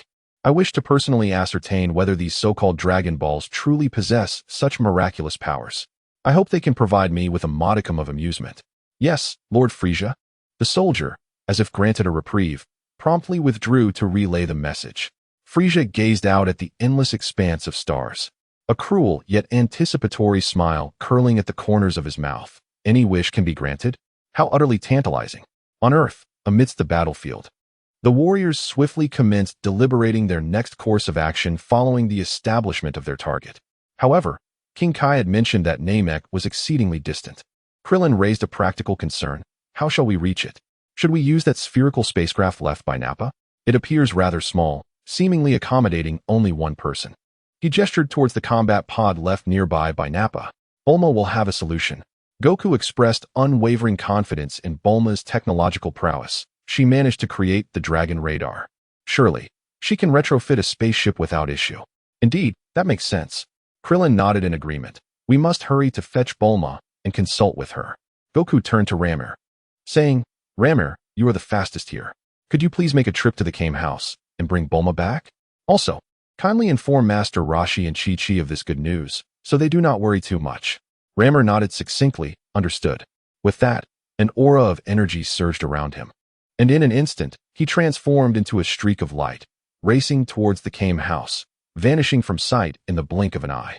Shortly after Ramir's departure, at the edge of the battlefield, the spherical spaceship that belonged to Naba suddenly emitted a resonant hum as it powered up and its hatch slammed shut. Everyone was drawn to this unexpected commotion, turning their heads in unison. They beheld the vessel's underside spewing forth searing flames as it ascended slowly, only to erupt with a thunderous boom, accelerating abruptly into a blurred streak of light that pierced through the atmosphere, vanishing in an instant into the cerulean sky, racing towards the depths of the cosmos. Ah, it is that Saiyan. He is still alive. He has fled. Krillin was the first to react, pointing at the sky and shouting in panic. Tien also sprang to his feet, his single eye fixated intently on the direction the spaceship had vanished. Goku, however, exhibited little surprise. He merely stared blankly at the trajectory of the spacecraft, his expression betraying a complex mix of emotions, as if he sensed something profound. In a hushed yet resolute tone, he remarked, Krillin. He turned to his companions, his gaze sharpening. I feel we will encounter him again. That moment is not far off. Chapter 71. Ramir's combat value. Ramir's speed was astonishing beyond imagination. It felt to Krillin and the others as if only the blink of an eye had passed when that golden streak returned from the horizon, accompanied by a faint sound of breaking air. Ramir's figure had once again landed steadily on the ravaged battlefield. Beside him was Bulma, one hand gripping his arm tightly while the other attempted to tame her wind-tossed hair. Wow, have we arrived? I nearly fainted as soon as Bulma's feet touched the ground. Her legs wobbled slightly, and she complained, Ramir, your speed is 1,000 times more thrilling than a roller coaster. Next time, could you give me a heads up so I can prepare myself? Before her complaint could finish, her gaze was captivated by the sight of Vegeta's spherical spaceship, resting quietly on the ground not far away. All feelings of dizziness and discomfort were instantly cast aside. Wow, is this the Saiyan spacecraft? Bulma's eyes sparkled with excitement, akin to a child who has just discovered their most cherished treasure. She broke free from Ramir's grasp and dashed towards the ship. Oblivious to the brutal remnants of battle surrounding her and the varied expressions on her companions' faces, she circled the sleek, alien tech vessel, touching and tapping it incessantly, exclaiming in awe, oh, I've never seen a metal material like this. What a unique cooling system design. The miniaturization of the energy core's reactor is simply remarkable. This level of craftsmanship, Earth's technology might not reach it even in 50 years. She resembled a child engrossed in a newfound toy, completely absorbed in her fascination with this extraterrestrial creation, occasionally producing a small device to scan and record. Krillin, unable to contain himself, attempted to remind her of the current priorities. Quiet, quiet. Bulma snapped, not looking back, waving her hand impatiently. Let me see first. This is invaluable first-hand data on alien technology. The others, resigned, could only watch as she buzzed around the spaceship like a busy little bee for a good 10 minutes. At long last, Bulma appeared thoroughly satisfied as she straightened up, retrieving a capsule labeled with distinctive markings from her versatile waist pouch. aiming it at Vegeta's spacecraft. With a soft pop accompanied by a billow of white smoke, the immense spherical ship was instantly encapsulated within the small capsule. All set. Bulma triumphantly tossed the capsule in her hand before turning to Goku, Ramir, and Krillin, her face glowing with the excitement characteristic of a technological innovator. Rest assured, since Namek possesses Dragon Balls, I shall devise a means to construct a vessel capable of transporting all of you. Upon hearing her words, everyone exhaled in relief, their faces alight with anticipation. Bulma's assurances held substantial weight in the realm of technology. Just then, as if a thought had suddenly occurred to her, Bulma rummaged through her pouch once more, swiftly producing a noticeably modified and reinforced energy detector, its design far more exquisite than the one used by Vegeta and his companions. With a larger screen as well. Ah, perfect. How fortunate that you are all here. Bulma exclaimed excitedly, raising the detector and aiming it at Goku. Goku, quickly, allow me to assess the efficacy of my improved device. I have redesigned its sensors and algorithms. Theoretically, its detection capacity should reach at least 150 million battle power. 150 million. Krillin and Gohan gasped in unison. This figure was nothing short of astronomical, beyond their comprehension. Goku, however, merely found it intriguing and responded with a grin. Sure. With that, he focused his energy, allowing the invisible aura around him to gradually rise, no longer contained as it usually was. Although he did not unleash a golden blaze, the steady and immense energy fluctuations caused the surrounding debris to tremble slightly. Bulma anxiously fixed her gaze on the numbers displayed on the detector's screen, watching as the values began to soar rapidly, starting in the thousands, then skyrocketing past 10,000, 50,000, and finally stabilizing at a particular figure, accompanied by minor fluctuations. Wow! Bulma exclaimed in awe at the final number that appeared on the screen. Goku, your battle power is incredibly high. Converted to the new baseline unit of this detector, it stands at 110,036. Over 110,000. 110,000. Krillin exclaimed, his mouth agape as if he could fit an egg inside. My battle power, after extensive training, is only around 500. Goku, you exceed me by a staggering 44 times. This is utterly outrageous. Tien Shinhan, standing nearby, also displayed a look of astonishment. He had thought that through diligent training, he had narrowed the gap between himself and Goku, only to find that the disparity had grown so vast. Gohan gazed at his father with admiration. Daddy is so incredible. Goku, feeling bashful, scratched his head and chuckled. Hee, it's all thanks to Lord Kai's excellent training. Now it's your turn, Rammer. Bulma's eyes sparkled with profound excitement and curiosity. Quickly, let me see yours.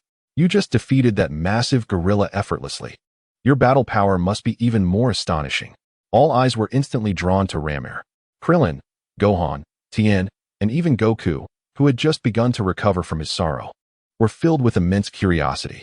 They had all witnessed Ramir's terrifying strength that had utterly overwhelmed Vegeta, a power that seemed to belong to an entirely different dimension. Yet, the precise extent of that power remained an enigma to them all.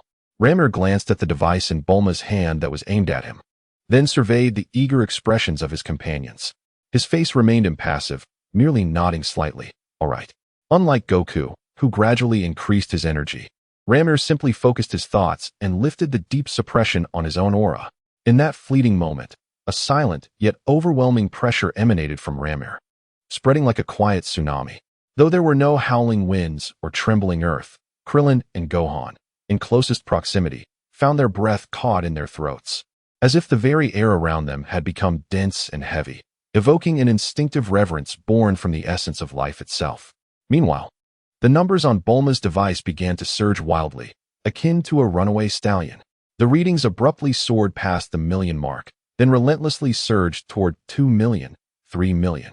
Bulma's eyes were fixated on the screen, her mouth gradually opening wider in disbelief, her expression shifting from excitement to shock, then to horror, ultimately freezing into a stupor as if she had glimpsed the truths of the universe.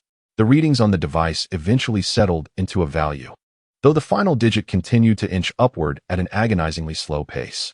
The surroundings fell into an eerie silence, the only sound being the whisper of the wind through the ruins. Unable to contain himself, Krillin cautiously inquired, Bulma, what is Ramir's battle power? Tien and Gohan held their breath in anticipation. Bulma seemed oblivious to the question, her expression vacant as she remained transfixed on the device. "Miss Bulma?" Gohan called softly.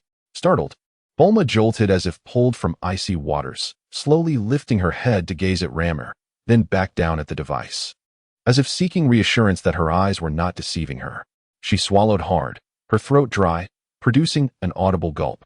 After several attempts, she finally managed to articulate her thoughts, her voice trembling and slightly off-key from sheer astonishment. 3,782,500. And this number is still rising very slowly. How much? Krillin questioned, doubting his own hearing. 3,782,000. Gohan was rendered speechless, his mind struggling to comprehend the significance of this figure. Even Goku, who had somewhat prepared himself for the revelation, wore an expression of disbelief. 3,700,000? Rammer, you are truly extraordinary. The number 378 million reverberated like a thunderclap in the minds of all present. Klin's combat power stands at 2,500, while Goku's reaches an astonishing 110,000, a height they perceive as utterly unattainable. Yet, Ramiel's staggering 378 million is a terrifying figure that they cannot even fathom. A number so immense it transcends their comprehension of strength, entering the realm of legend and myth. It is inhuman, completely and utterly inhuman. The gazes directed at Ramiel have transformed entirely. No longer do they see a formidable ally, but rather a living embodiment of cosmic catastrophe. They finally grasped why even a warrior as powerful as the great ape Vegeta could be toyed with so effortlessly in Ramiel's presence. Bulma, having regained her composure from the shock, stared at the chilling figure displayed on the detector in her hand. Glancing back at the serene Ramiel, she murmured to herself, "It seems my detector needs further enhancement. One day, we may encounter an even greater power, surpassing the current limit of 150 million, which may not suffice." Chapter 72. Target. Namek. 2 months have elapsed since the harrowing yet hopeful Saiyan invasion. During this time, Earth has gradually healed from its wounds, yet the urgency within the warriors' hearts remains unyielding. Bulma and her father, Dr. Brief, have tirelessly dedicated themselves to the spaceship's transformation project. On the outskirts of West City, a colossal warehouse slowly opened, revealing a sleek, technologically advanced marvel quietly stationed within. It gleamed silver, reflecting a cold metallic luster, its size significantly surpassing that of the spherical battle pods used by Vegeta and Nappa, measuring over 40 meters in length and resembling a small interstellar research vessel. "Wow, it's enormous. So cool," Gohan exclaimed, his eyes sparkling with excitement as he beheld the ship. Klin and Tien Shinhan, carrying minimal luggage, stood before the vessel, their faces alight with awe and anticipation. Their belongings were few, consisting mainly of a change of clothes and some earthly provisions. "Impressive, isn't it?" Bulma declared proudly, hands on her hips. "This is the culmination of my efforts, my father's, and the entire team's. We reverse-engineered the Saiyan spacecraft's engine and navigation system, significantly optimizing and expanding it with Earth's technology.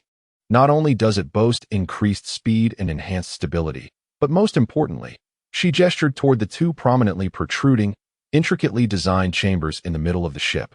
We've included 2 gravity simulation training rooms, as per Goku's request, utilizing the latest energy dampening and force field generation technology. It can theoretically simulate up to 250 times Earth's gravity. This is the pinnacle of current technology. 250 times, Goku exclaimed, rubbing his hands together in excitement, eager to begin his training. That's incredible. King Kai's training was only 10 times. Now I can truly push myself. Ramiel regarded the 2 gravity chambers with a slight nod of approval, acknowledging their significance. Having learned from the painful experience of nearly starving on the journey to the other world due to inadequate supplies, he was well prepared this time.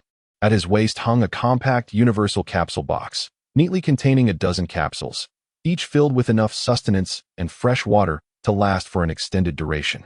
Having learned from past hardships, the Saiyan appetite, compounded by the lengthy cosmic journey, rendered food an indispensable strategic resource. Meanwhile, Chi-Chi meticulously adjusted Gohan's collar, her eyes filled with reluctance and concern. "Gohan, once you are outside, be sure to heed your father's and Uncle Rammer's words. Do not be reckless. In the face of danger, remember to hide and ensure you eat on time. As it gets colder, wear more layers." "I understand, Mom," Gohan responded obediently. Though filled with anticipation for the cosmic adventure, He felt a twinge of sadness at being so far from his mother for the first time. "Do not worry, Chi-Chi." Goku boisterously patted his chest. "I will take good care of Gohan. And Uncle Ramir will be there too." Chi-Chi shot a disapproving glare at Goku, but upon seeing the steady and reliable Ramir beside him, her worries eased somewhat. With all preparations complete, the moment of departure arrived. The members journeying to Namek included Son Goku, Ramir, Krillin, Tien, and Son Gohan. The absence of Yamcha and Kaiatsu lent a quiet melancholy to the group, yet it also strengthened their resolve to retrieve the Dragon Balls. As they boarded the ship, the internal space exceeded their expectations, with clearly defined areas for navigation, living, and gravity training. "Welcome aboard, esteemed passengers," a gentle electronic female voice announced within the cabin. "This vessel is equipped with the latest navigation and control systems, supporting full voice commands. Please issue your instructions." "Oh, how convenient," Goku exclaimed, glancing around with curiosity. "Let us set off." "To Namek." "Command confirmed." "Target coordinates, Namek." "Engine starting." "Countdown, 3, 2, 1, with a hum. The ship shuddered slightly as the main engine expelled a ghostly blue particle stream. The massive hull ascended smoothly before accelerating rapidly, transforming into a silver streak that pierced through Earth's atmosphere, heading towards the vast and boundless depths of space, directly towards Namek, located at the edge of the universe. The lengthy interstellar journey commenced.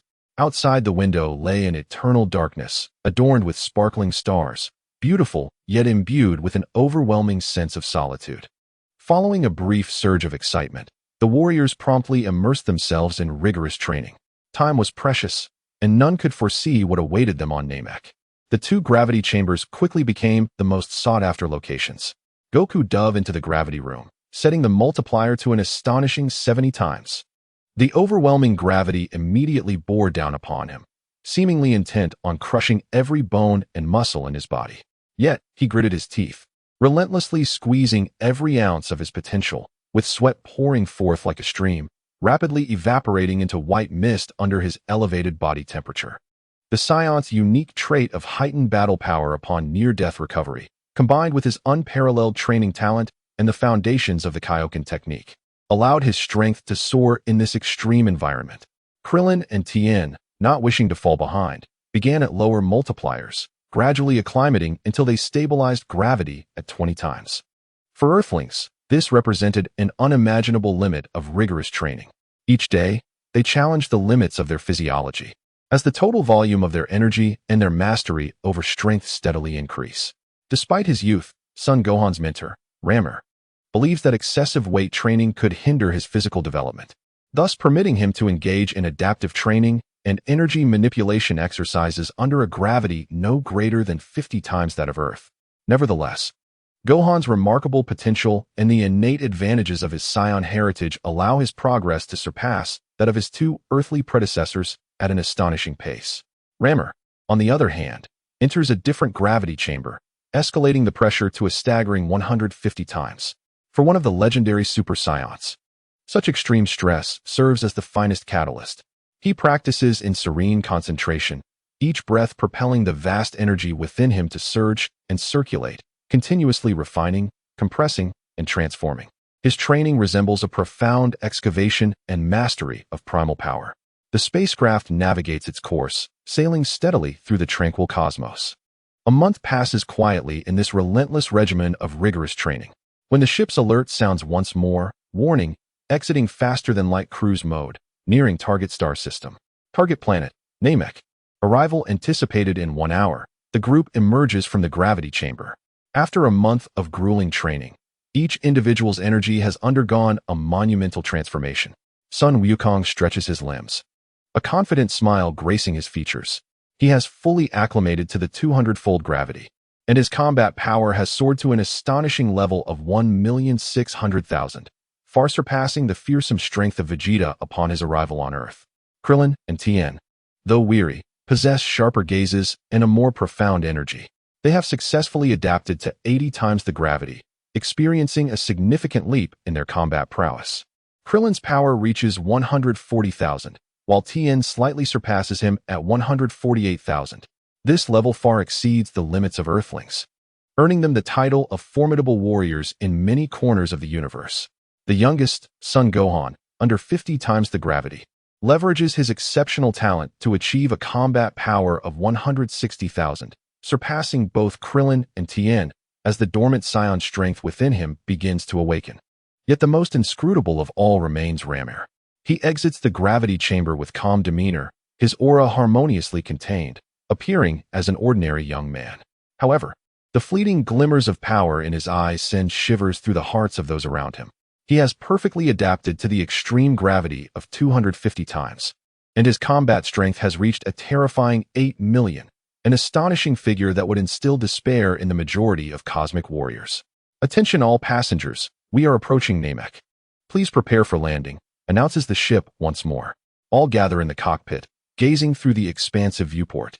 A magnificent planet, predominantly cloaked in green oceans and continents, quietly floats in the distant starry expanse, radiating vibrant life. Namek has arrived. Hope, challenges, and the unknown dangers await on this verdant world. Chapter 73, The Grand Elder Namek.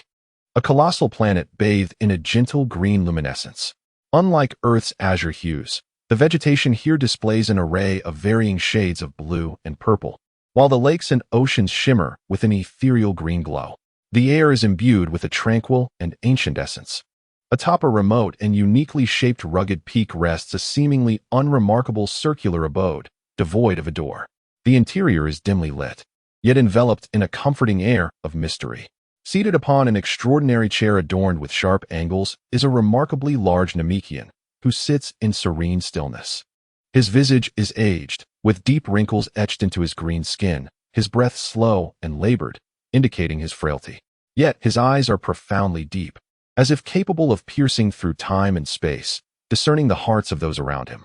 He is the Grand Elder of Namek, the very source of life for all Namekians. He slowly turned his head and addressed a nearby Namekian, who stood quietly with a demeanor of cold composure. Naru, guests have arrived. They have landed on the plains to the southeast. Go greet them. I sense they harbor no ill intentions. Yes, Grand Elder, Naru replied respectfully. Possessing a stern countenance and a tall stature reminiscent of Piccolo, he exuded a powerful and concentrated aura.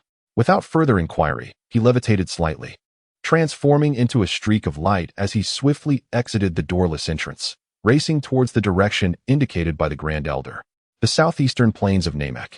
A silvery Earth spaceship descended slowly, its hatch opening as warriors disembarked one by one, curiously surveying this unfamiliar world. We've finally arrived. Is this Namek? Exclaimed Sun Wukong, the first to leap from the ship, excitedly scanning his surroundings and inhaling deeply. The air here is so peculiar. Following closely behind, Ramir calmly surveyed the area, a flicker of surprise crossing his verdant eyes. This is quite different from Earth. The trees are blue, the water is green, and the atmosphere here feels overwhelmingly peaceful and potent. Suddenly, his expression tightened as he gazed skyward, sensing a formidable presence approaching rapidly. The others, upon hearing his remark, snapped back to seriousness, instinctively assuming a defensive stance. Having endured the tragedies on Earth, they were wary of any unknown planets. Before long, a green figure shot through the sky like an arrow, landing gracefully before them. The newcomer bore an almost identical visage to Piccolo, with a similarly austere expression, though adorned in traditional Namekian attire. Upon seeing the stranger's appearance, Wukong gasped in astonishment. Wow, a Piccolo has arrived. Upon hearing this, Naru's brow subtly furrowed. Yet he refrained from expressing much concern. Instead, with a steady voice, he addressed the group. Greetings, visitors from Earth. I am Naru. Our Grand Elder foresaw your arrival and has sent me to welcome you. Please, accompany me to the Grand Elder's residence for further discourse. He paused momentarily, adding, the Grand Elder is the most esteemed individual on our planet. Having spoken, he gestured invitingly, his gaze predominantly resting upon the enigmatic Ramir. Ramir did not respond immediately. Instead, he turned his attention to Sun Wukong, silently seeking his counsel. Although he possessed the greatest strength, he placed greater trust in Sun Wukong's intuition and judgment when it came to decision-making and interpersonal relations. Sun Wukong scratched his head and chuckled. The Elder? He sounds formidable. Since he is aware of our arrival, he must not be a villain.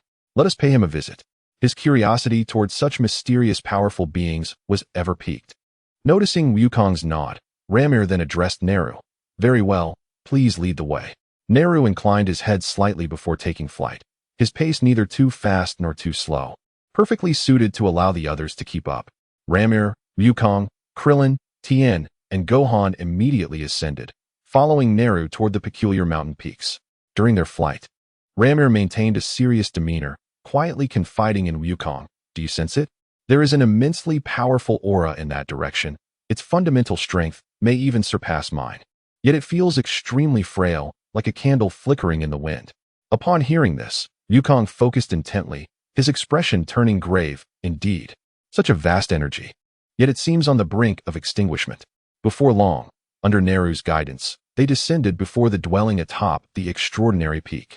Entering through an entrance devoid of a doorframe, they stepped into the dimly lit interior. The first sight to greet them was the elder, seated upon a massive, pointed chair, his presence akin to that of a mountain. His aged visage and feeble aura starkly contrasted with the once boundless life force they had sensed, evoking both reverence and compassion. The elder slowly lowered his head, his profound gaze sweeping over the 5 visitors, his ancient voice resonating in the room with a soothing tranquility. Esteemed guests from Earth, I sensed your arrival. In my perception, your hearts are as clear as pristine springs, untainted by the dust of malevolence. Welcome to Namek. Pray tell, what brings you across the vastness of the cosmos to this place? Ramir stepped forward, taking the role of spokesperson. He succinctly addressed the elder. Greetings, Elder of Namek. We come uninvited, seeking your assistance in utilizing the Dragon Balls of Namek to resurrect our comrade, who was slain by the Saiyans. Dragon Balls. The elder's voice carried a notable surprise. How did you come to know of their existence? Seeing the elder's astonishment, Krillin hurriedly interjected. Elder, we also have Dragon Balls on Earth. What? The elder's breath hitched slightly, clearly taken aback by this revelation. You mean Earth possesses Dragon Balls as well? Indeed. Krillin affirmed with a nod, continuing his explanation. Long ago, the god of Earth spoke of them to Mr. Popo. Later, Mr. Popo informed us that a great disaster once befell Namek, and a Namekian escaped in a spaceship, eventually reaching Earth safely. The Namekian, the divine being of our Earth, is the creator of the Dragon Balls that belong to this planet. The elder listened quietly, a flicker of reminiscence passing through his murky eyes as he slowly articulated. So it is, I recall now, that was the child of Caddis. I never imagined he could reach Earth safely. His tone bore a hint of solace and reflection. He was indeed recognized as a prodigy among our Namekian kin. Krillin's expression dimmed as he murmured, yet he, along with our companions, fell victim to a Saiyan known as Vegeta. The elder inhaled deeply, his voice growing more frail. The Saiyans are indeed formidable. They can even vanquish our most gifted warriors. Could that Saiyan be the legendary Super Saiyan?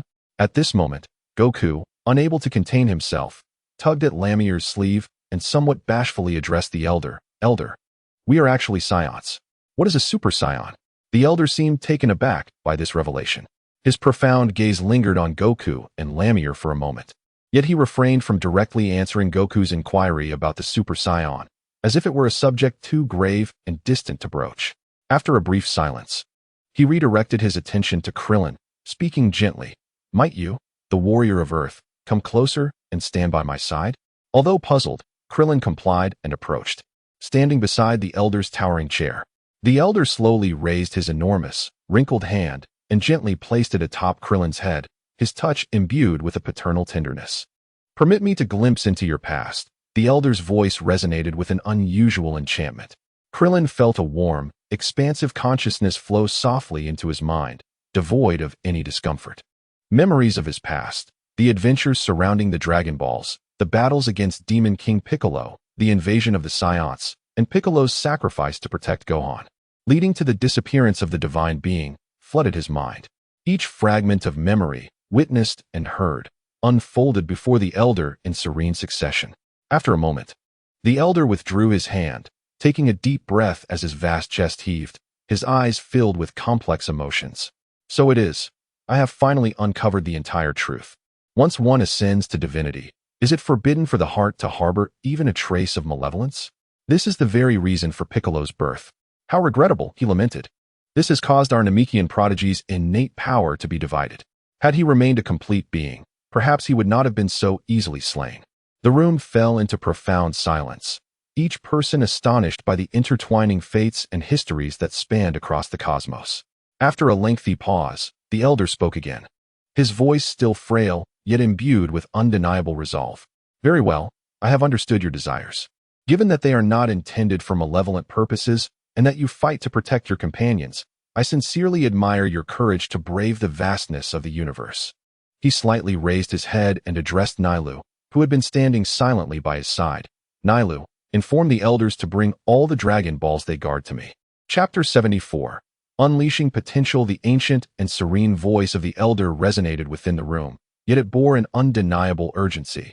Warriors of Earth, your wishes are noble. If that is the case, please utilize the Dragon Balls as soon as possible. My life is nearly at its end. He gasped softly, continuing. You must fulfill your wishes before I pass away. His words were abruptly interrupted by a violent cough, causing his massive frame to tremble painfully, as though it might crumble at any moment. Seeing this, Nyla's face immediately reflected concern, and he hurried forward to assist. The elder slowly raised his hand to halt Nyla's movement. He struggled to stabilize his breath, his voice growing even weaker, yet remained clear. Once I am gone, the Dragon Balls I created will revert to mere stones. This revelation tightened the hearts of Goku and the others, as they had not anticipated such a stringent time constraint on their wishes. However, the elder's words were not yet finished. His profound gaze fell upon Krillin once more as he spoke gently. Child, your current strength is already formidable compared to ordinary Earthlings. Yet, I sense that within you lies a dormant potential yet to be discovered. Allow me to assist you in awakening this power. As he spoke, his enormous hand rose slowly, reaching toward the crown of Krillin's head. Krillin, feeling somewhat bashful, scratched his head and chuckled. Huh? How could I possibly have more potential? I believe I have trained extensively and reached my limits. I doubt I can grow any stronger now. The elder did not respond, but rather placed his hand gently atop Krillin's head. A warm and peculiar wave of energy emanated from his palm, not a forceful influx of power, but rather like a precise key, quietly unlocking a door that had been tightly sealed within Krillin's very being. Suddenly, Krillin's eyes widened in astonishment. In the next moment, he felt an unprecedented, colossal force erupting from the deepest recesses of his body like a slumbering volcano, surging relentlessly throughout his limbs and bones. This power was not external. It belonged entirely to him, having long been buried, now completely awakened. Wow! Krillin couldn't help but shout aloud, an intense aura bursting forth uncontrollably from him, his presence escalating at a visible pace. I can feel an immense power welling up. I can hardly believe it. My body feels so light. I am brimming with strength. It's as if I've been reborn.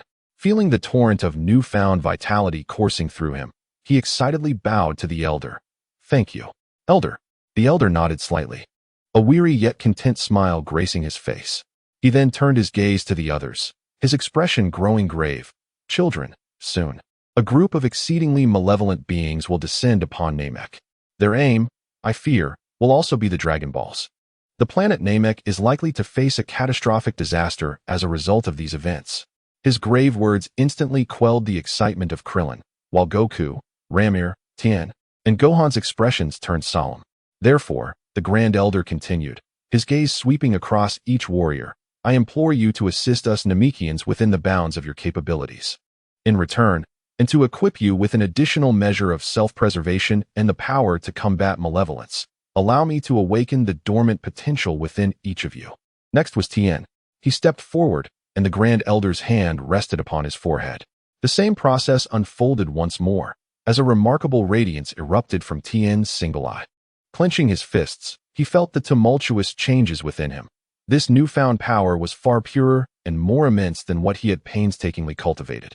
He respectfully bowed to the Grand Elder. Then it was Goku's turn.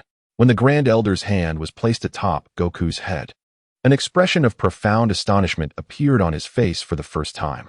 After a lengthy moment of contemplation with his eyes closed, he slowly opened them and exclaimed in awe, "Your potential is simply unfathomable, akin to the vastness of the cosmos. What I can achieve is merely to guide you towards a small fraction of the path ahead. The rest is for you to explore." Goku tightened his fists, feeling a significant surge of power within him. Although it did not evoke a transformation as profound as Krillin's, it was nonetheless a substantial enhancement. He grinned, saying, "Thank you, Elder. I feel invigorated." When it was Gohan's turn, the Grand Elder's astonishment deepened. Child, your potential surpasses even that of your father. Similarly, I can only open a narrow sliver of this door for you. With time, your achievements will be boundless. Gohan graciously expressed his gratitude, sensing a warm and powerful energy flowing within him. Finally, all eyes turned to Ramir. Calmly, he approached and slightly bowed before the Grand Elder. The Grand Elder gazed at him, his eyes becoming profoundly deep and grave as he slowly placed his massive hand atop Ramir's head. In that instant, as the Grand Elder's power sought to penetrate Ramir's being, an indescribable and violently turbulent wave of energy erupted from within Ramir, rebounding fiercely. It was as if a slumbering ancient beast had been disturbed, its aura rendering the air in the room instantly stagnant. The Grand Elder's hand trembled violently, beads of sweat appearing on his brow as his breathing became alarmingly rapid and labored. After several moments of intense gasping, he finally managed to regain his composure. Withdrawing his hand, he regarded Ramir with an unprecedented shock and a barely perceptible reverence, his voice quivering with disbelief. Your potential is staggering, akin to a raging galaxy, a vastness and terror unlike anything I have ever witnessed. He took a deep breath and continued. Moreover, it is not gentle like theirs. It resembles a ferocious beast, shackled by countless chains, yearning to obliterate everything in its path. I can only cautiously reveal to you a relatively gentle fragment. If I were to forcefully guide more, you might immediately spiral out of control, consumed by that overwhelming power, with consequences that are unimaginable. The gaze of the Elder seemed to penetrate Ramir's very soul as he murmured a conjecture. You must be the legendary Super Saiyan, the one foretold in ancient Saiyan myths to appear once every 1,000 years. If this is indeed you, perhaps our planet Namek truly has hope. Just as the atmosphere in the room became unbearably solemn due to the Elder's words, a series of piercing sounds interrupted Ramir, who was about to inquire about what a Super Saiyan was. Suddenly, several Namekians, adorned in the Elder's garments and exuding a calm yet powerful aura, descended outside the dwelling, each cradling an orange sphere adorned with star patterns, the Dragon Balls. The Elder, sensing their arrival, snapped back to reality from his astonishment at Ramir's potential and addressed the outside. The Dragon Balls have arrived. He turned to Neru, his voice growing feebler. Neru, please take our guests from Earth to make their wishes. Time is of the essence. Chapter 75. The Confident Piccolo Outside the Elder's Residence. 7 colossal orange Dragon Balls lay upon the ground, their inner red stars seemingly harboring the mysteries of the universe. Under the guidance of Elder Muley, who was not a warrior but rather the guardian of the Dragon Balls and the rituals, the wishing ceremony was about to commence. While waiting, the ever-curious Bulma connected remotely through the spaceship's communicator, encouraging Ramir to utilize her modified detector to assess the newfound battle power following the Elder's enhancement. One by one, Ramir conducted the tests. Krillin, his battle power surged from 140,000 to 320,000, an astonishing transformation that left him incredulous. Tien, his battle power escalated from 148,000 to 335,000, his singular eye gleaming with vigor. Gohan, his battle power skyrocketed from 160,000 to 650,000, his latent hybrid Saiyan potential dramatically unleashed. Goku, his battle power rose from 1,600,000 to 3,400,000. The Elder's words rang true. His potential was indeed unfathomable. Ramir, his battle power soared from 8,600,000 to 15,000,000. The Elder had merely unearthed a fraction of the relatively gentle power within him. His true depth remained inscrutable. At that moment, Elder Muley began to chant an ancient and arcane Namekian incantation. As he recited, the 7 Dragon Balls erupted with an unprecedented brilliance, soaring into Namek's verdant sky. In an instant, they transformed into night. Ominous clouds roiled, and lightning danced. A dragon, larger and more imposing than the Earth's Shenron, with a resplendent emerald hue, spiraled into view. Its crimson eyes and sinewy muscles radiated a primal, formidable strength.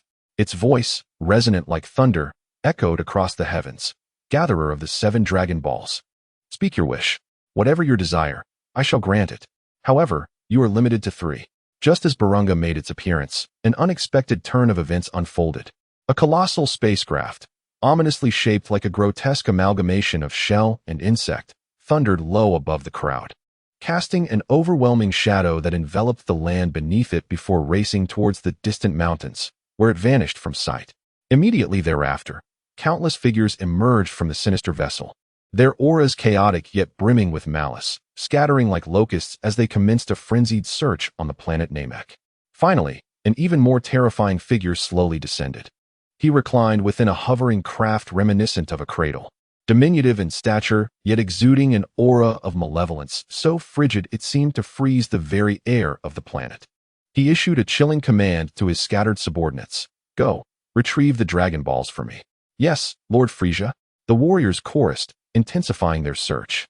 The onlookers outside the Grand Elder's abode were struck with shock at the sudden turn of events and the overwhelming, spine-chilling aura of evil. What a terrifying presence. Krillin's face turned pale. "Is that Frisia?" Tien clenched his fists.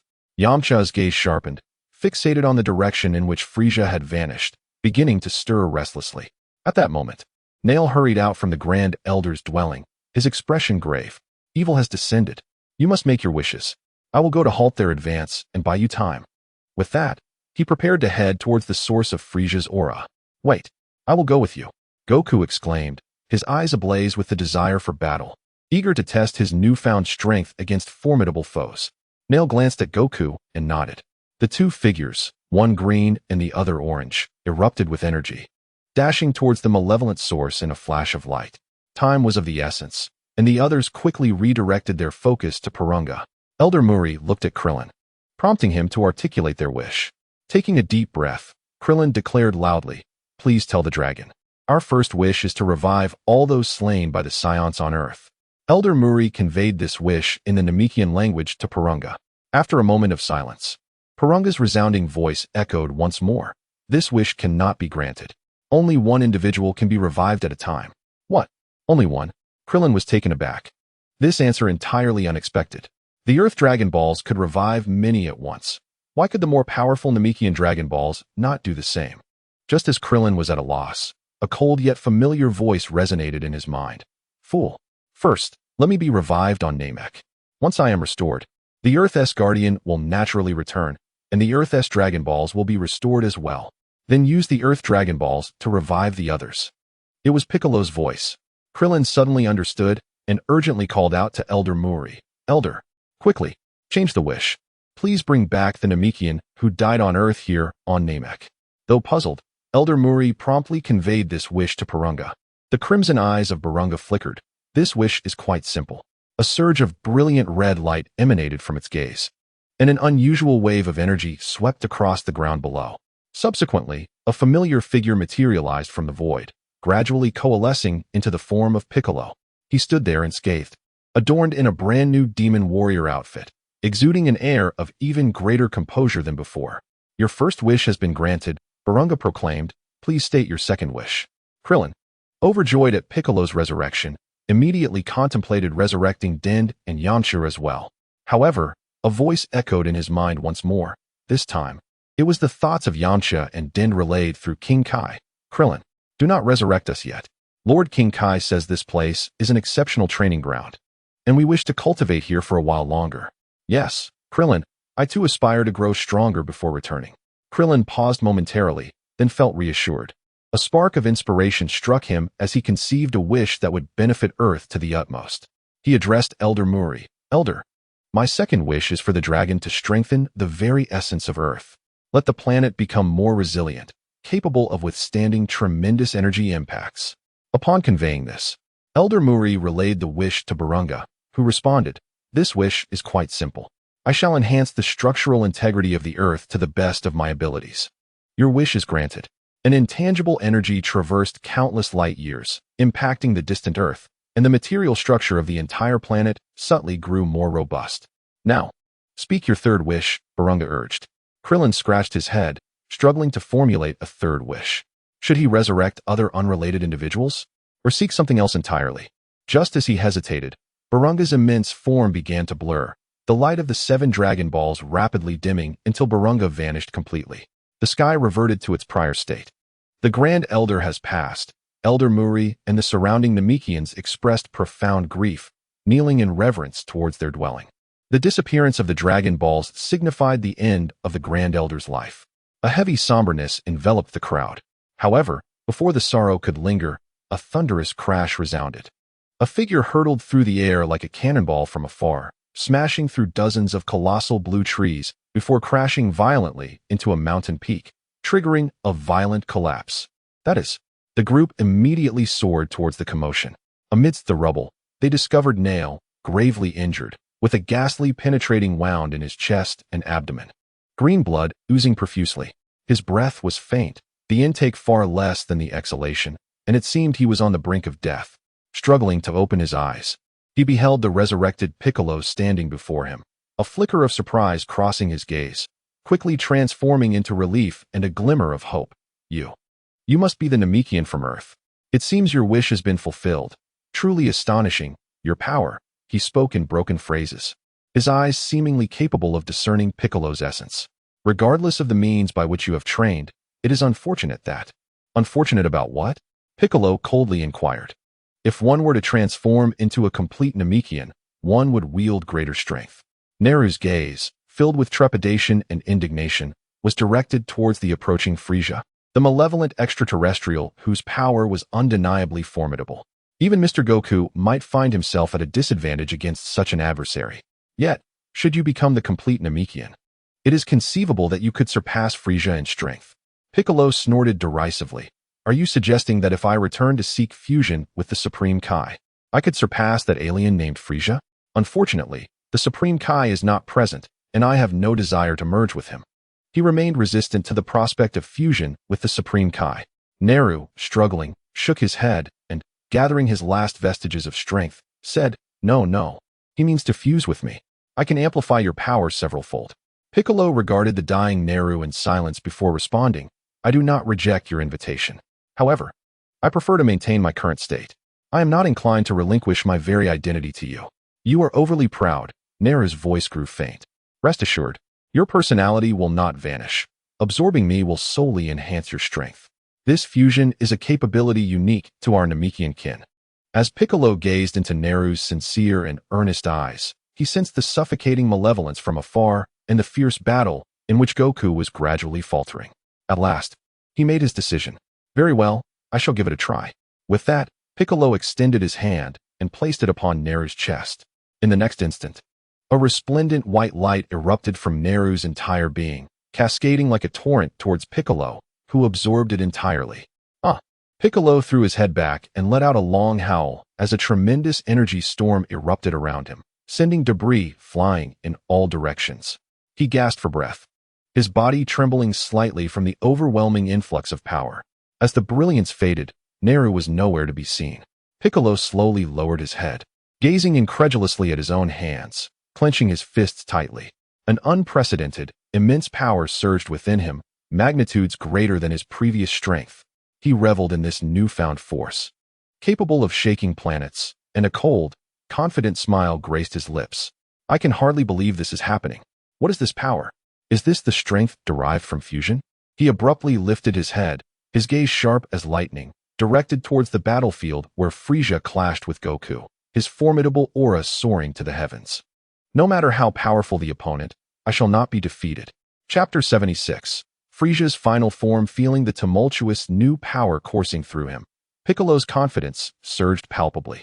With a disdainful snort, he hesitated no longer. His aura erupted, propelling him skyward like an arrow released from a bow, hurtling towards the battlefield where the oppressive malevolence clashed with Goku. We must hurry, Krillin shouted, and alongside Tien, Gohan, and Yamcha, they immediately unleashed their energy to follow suit. While their speed paled in comparison to Piccolo's, they were determined to reach the battlefield as swiftly as possible. In just a few moments, a scene of utter devastation unfolded before their eyes. The earth lay ravaged as if turned by a colossal plow, pockmarked with vast craters and glimmering, molten crystalline formations. The distant mountains appeared severed, the sight nothing short of harrowing. Above, two figures engaged in a frenzied clash at a speed nearly imperceptible to the naked eye. One of them was, of course, Sun Wukong, enveloped in a crimson aura, clearly having activated the Kaioken, his expression bearing an unprecedented gravity. His adversary was a grotesque, and terrifying creature. Its head had elongated dramatically, with pale, sharp-boned spurs protruding from its sides, and a pair of even thicker spikes jutting from the back of its skull. Its nose had completely vanished, replaced by a horrific beak-like facial structure. The musculature of its body was unnaturally swollen, giving it a formidable, broad-shouldered appearance, with pronounced scapulae covered in a tough, purple exoskeleton. Jagged protrusions reminiscent of respiratory tubes sprouted from its back, rendering its overall appearance primal, savage, and grotesquely fearsome. This was indeed Frisia's third form. Amidst the fierce battle, Wukong keenly sensed the rapidly approaching energy of Ramel and the others, particularly a powerful and familiar presence, Piccolo. Seizing the opportunity, he evaded a strike from Frisia and shouted joyfully in their direction, "Ramel, you've arrived. Have you already wished to bring Piccolo back to life? That is splendid news." This declaration acted like a spark igniting explosives. Frisia, in the midst of his relentless assault, suddenly faltered upon hearing Wukong's words regarding wishes. His singular purpose for descending upon Namek was to acquire its Dragon Balls, to fulfill his long-cherished desire for immortality. Yet now, these wretched Saiyan monkeys and earth insects had audaciously squandered the wish opportunity right in front of him. "What did you say?" Frisia's beak-like mouth uttered words laced with icy venom, and an overwhelming fury erupted from within him like a tangible shockwave, sending the unsuspecting Wukong hurtling backwards. He slowly turned, his eyes filled with a cruel bloodlust, fixating on the newly arrived Ramel and his companions, his voice trembling with rage. "Damn you, Saiyan monkeys! Lowly earth insects! You dare to waste my wish! Unforgivable! Unforgivable! I shall annihilate you one by one."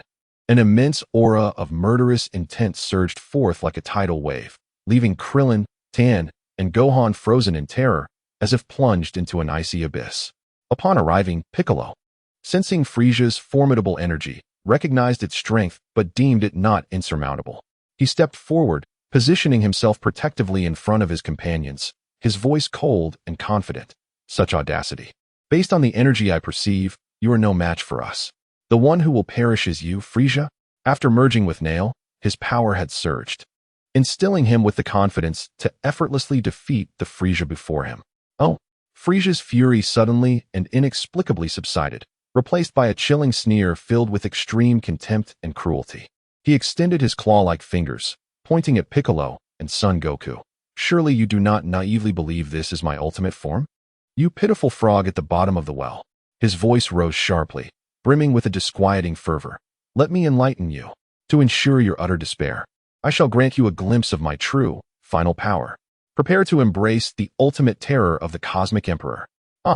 Frisia abruptly spread his arms wide and unleashed a deafening roar.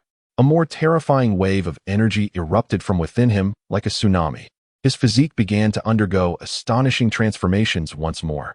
His once robust form began to shrink at an observable rate, becoming slender and streamlined. His skin turned unnaturally smooth, radiating a cold, pure white. Eerie purple patches emerged on his head, shoulders, forearms, abdomen, and calves. Deep purple lines, resembling blood tears, extended from beneath his eyes. His ears elongated to sharp points. His gaze became even more piercing and frigid, devoid of any emotion, exuding nothing but pure, superior, chilling malice. This was the final form of Frisia. He hovered silently in the air, his stature lacking the oppressive presence of his previous form. Yet the aura he emitted underwent a qualitative leap. It was an absolute power, repressed to the extreme, capable of making planets tremble. Cold, malevolent, formidable. He slowly turned his icy gaze, indifferently surveying the crowd below, as if regarding a throng of ants awaiting slaughter. Ramul's expression instantly became grave.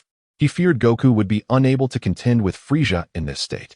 As he moved to charge forward and join Goku in battle, "Ramul!" Goku suddenly called out, blocking his path. Goku's expression was unprecedentedly serious and earnest. He fixed his unwavering gaze upon Frisia in his final form, his eyes ablaze with indomitable fighting spirit. "I wish to face him alone. Please, do not interfere in our battle." Ramul, witnessing Goku's resolute determination, fell silent for a moment. The golden aura emanating from him gradually receded as he silently nodded and retreated to the ground, standing alongside Piccolo and the others. He respected his brother's decision but remained poised to intervene at a moment's notice. On the battlefield, Only Son Goku and Frieza in his ultimate form stood facing each other from a distance.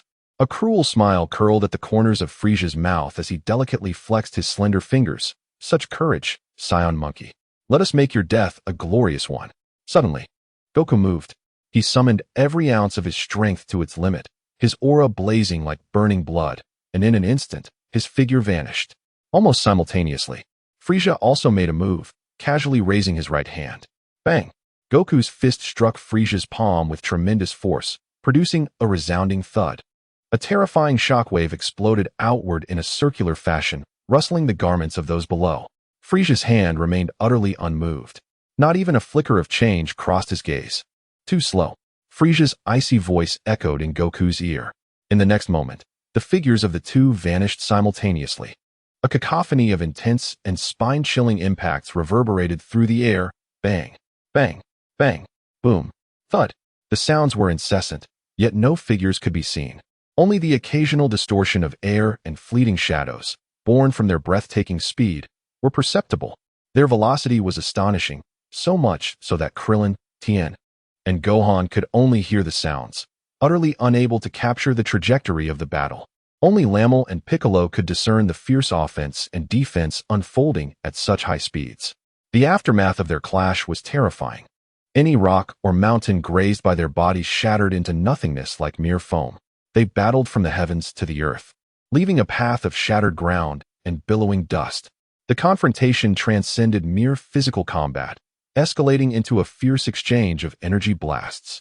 The purple death beams casually flicked by Frieza wielded power surpassing any of his prior forms. Goku retaliated with relentless King Kai fists and Kamehameha waves. Explosions of firelight flashing amidst the dust, rendering the battlefield apocalyptic. The dust thickened, nearly obscuring the entire arena. Suddenly, boom, a particularly violent explosion erupted, and a figure, like a meteor, shot forth from the thick smoke, crashing heavily into the distant ground, raising a cloud of dust. It was Son Goku. Frieza's figure slowly emerged from the haze, hovering above the deep pit, a mocking grin adorning his face, as if playing with a mouse. The game is over, pitiful Saiyan. Just as Frieza believed he had utterly crushed Goku, and was preparing to deliver the final blow. Whoosh. Goku's form appeared like a phantom behind Frieza in an instant. Blood trickled from his lips. His body was battered and bruised, yet the fierce determination in his eyes burned even brighter. Tenfold King Kai Fist. Goku roared, unleashing his suppressed potential, his crimson aura thickening and boiling like a tangible substance. His muscles swelled slightly, veins bulging. Kamehameha, an unprecedented, immensely thick azure energy beam struck Frieza's back at point-blank range with tremendous force. What? Frieza had not anticipated that Goku still possessed such strength and speed. Caught off guard, he was struck squarely by the culmination of Goku's strength and will, the tenfold King Kai Fist Kamehameha. Ugh! Frieza emitted a pained grunt. Engulfed by the massive torrent of energy, akin to a cannonball shot into the sky, vanishing into the horizon, transforming into a brilliant speck of light. Propelled who knows how many kilometers away, the energy of the Kamehameha gradually dissipated. A brief silence enveloped the battlefield. Goku, panting heavily, descended slowly from the sky. Kneeling on the ground, his gaze fixed intently on the direction where Frieza had vanished. The side effects of the King Kai Fist beginning to manifest as his body trembled slightly. A minute passed. Had Frieza's presence truly vanished? Had he won? Krillin cautiously sensed the air, a look of wild joy spreading across his face as he excitedly flew towards Goku, exclaiming, "That's wonderful. Goku, you defeated Frieza. Truly remarkable. You are truly remarkable." However, before Krillin could finish his words, an unexpected transformation occurred. He soared towards Goku's body, only to be abruptly suspended in midair, as if grasped by an invisible giant hand. What? Pain and disbelief flooded Krillin's face, his eyes bulging with terror, mouth agape yet devoid of sound. In the next instant, amidst the horrified gazes of all present, Krillin's chest swelled grotesquely, unnaturally inflating as if filled with air. Goku seemed to sense something amiss and turned his head in fright. Before the name Krillin could escape his lips, Krillin summoned the last vestige of his strength to emit a heart-wrenching cry, filled with despair and warning. Boom! A blinding flash of light erupted, followed by a deafening explosion. Krillin's body disintegrated before Goku's eyes, less than 100 meters above him, erupting into fine dust. Chapter 77. An uninvited guest time seemed to freeze in that moment. Goku gazed upwards, his pupils constricting violently, reflecting the still dissipating, blinding light that signified Krillin's complete obliteration. His mouth fell open in a silent gasp, his throat constricted as if blocked by the hardest rock, producing no sound, only rapid, chaotic breaths reminiscent of a bellows. His mind was a blank slate, incapable of thought or comprehension.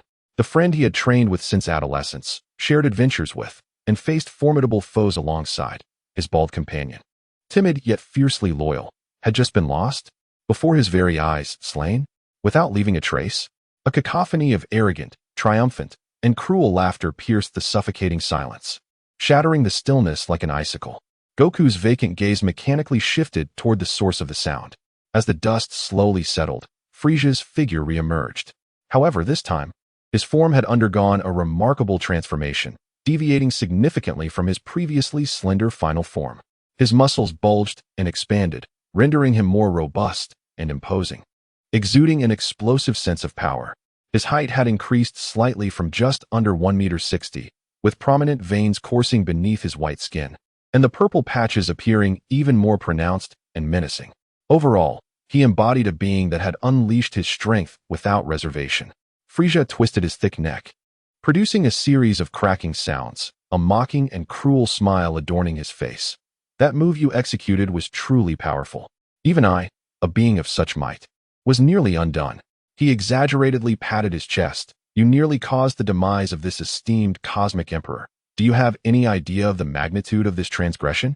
He extended his tongue, licking his lips, his gaze sweeping over the astonished Piccolo, Tin, Gohan, and Ramiel, before settling back on Goku.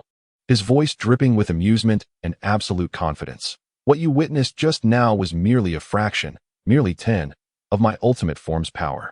At this moment, I have finally unleashed my true, perfect final form, a manifestation of 100 power. This is the genuine strength of the Cosmic Emperor, Frisia. Feel honored, insignificant insects, for you are among the select few who are fortunate enough to witness this form of a dying being.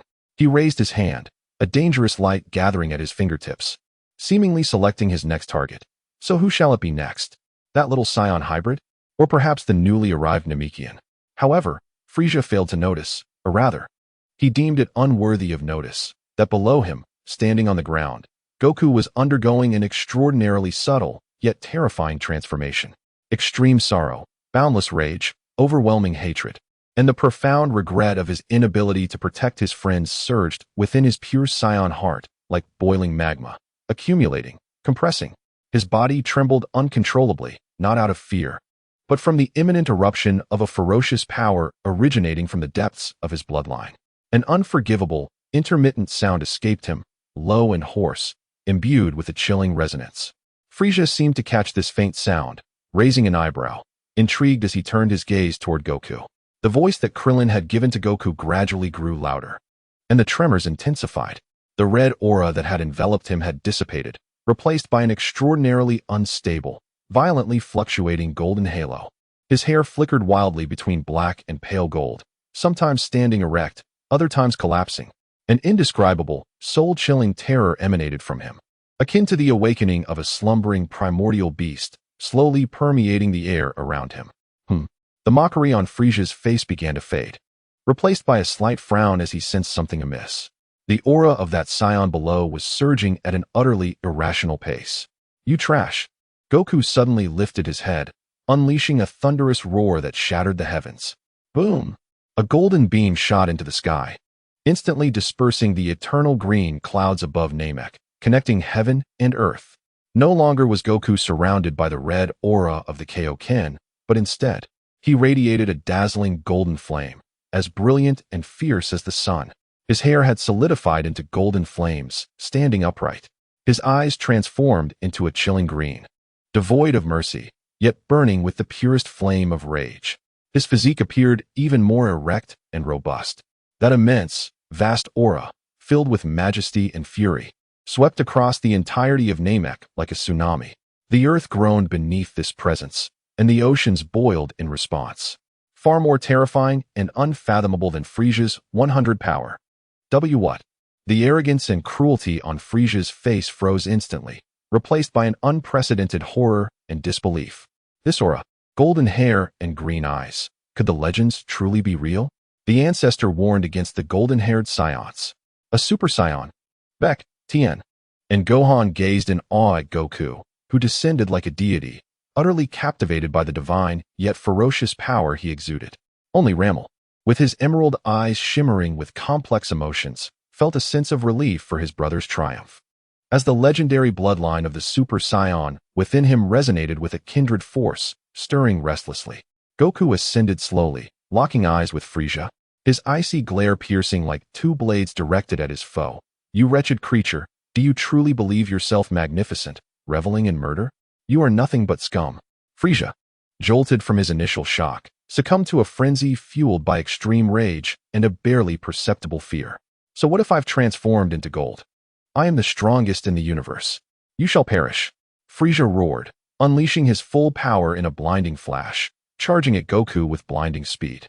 However, in his Super Saiyan state, Goku merely regarded him coldly, his form shifting slightly. With a resounding crash, Frieza's determined punch was effortlessly blocked by Goku's palm, failing to move him even an inch. What? Frieza's pupils constricted in disbelief. In the next instant, Goku retaliated. A simple yet direct punch, brimming with the power to shatter stars. Boom. Frieza barely registered the movement before he felt a searing pain in his abdomen, his body curling like a shrimp, eyes bulging, saliva uncontrollably spewing forth as he was sent hurtling away. The battle had swiftly turned into a one-sided massacre. The two figures collided with ferocity amidst the skies, earth, and oceans of Namek. Each clash unleashed devastating shockwaves. Boom, boom, boom. The ground fractured like fragile cookies, vast crevices stretching to the horizon.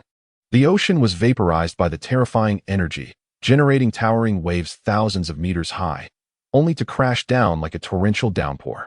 The clouds above were utterly torn apart, and the entire Namek trembled violently under the aftermath of their conflict, groaning under the immense strain, as if doomsday had arrived. Frieza poured every ounce of his 100 power into the fight, unleashing energy blasts like a torrential downpour, each close quarters strike vicious and calculated. Yet, before the absolute strength and speed of Super Saiyan Goku, all his efforts appeared futile. He was repeatedly sent flying, driven into the ground, only to struggle upward again and again, but his wounds multiplied, and his breath became increasingly erratic and weak. Impossible. Impossible. I am the Cosmic Emperor Frieza. How could I ever lose? Frieza roared defiantly, fully aware that he had fallen into a disadvantageous position, defeat looming. Just as Goku delivered a heavy punch that sent Frieza soaring, preparing to press the advantage for a final blow, Frieza suddenly steadied himself and bellowed into the void. Cooler. His furious and indignant cry left everyone momentarily stunned. Cooler? Who could that be?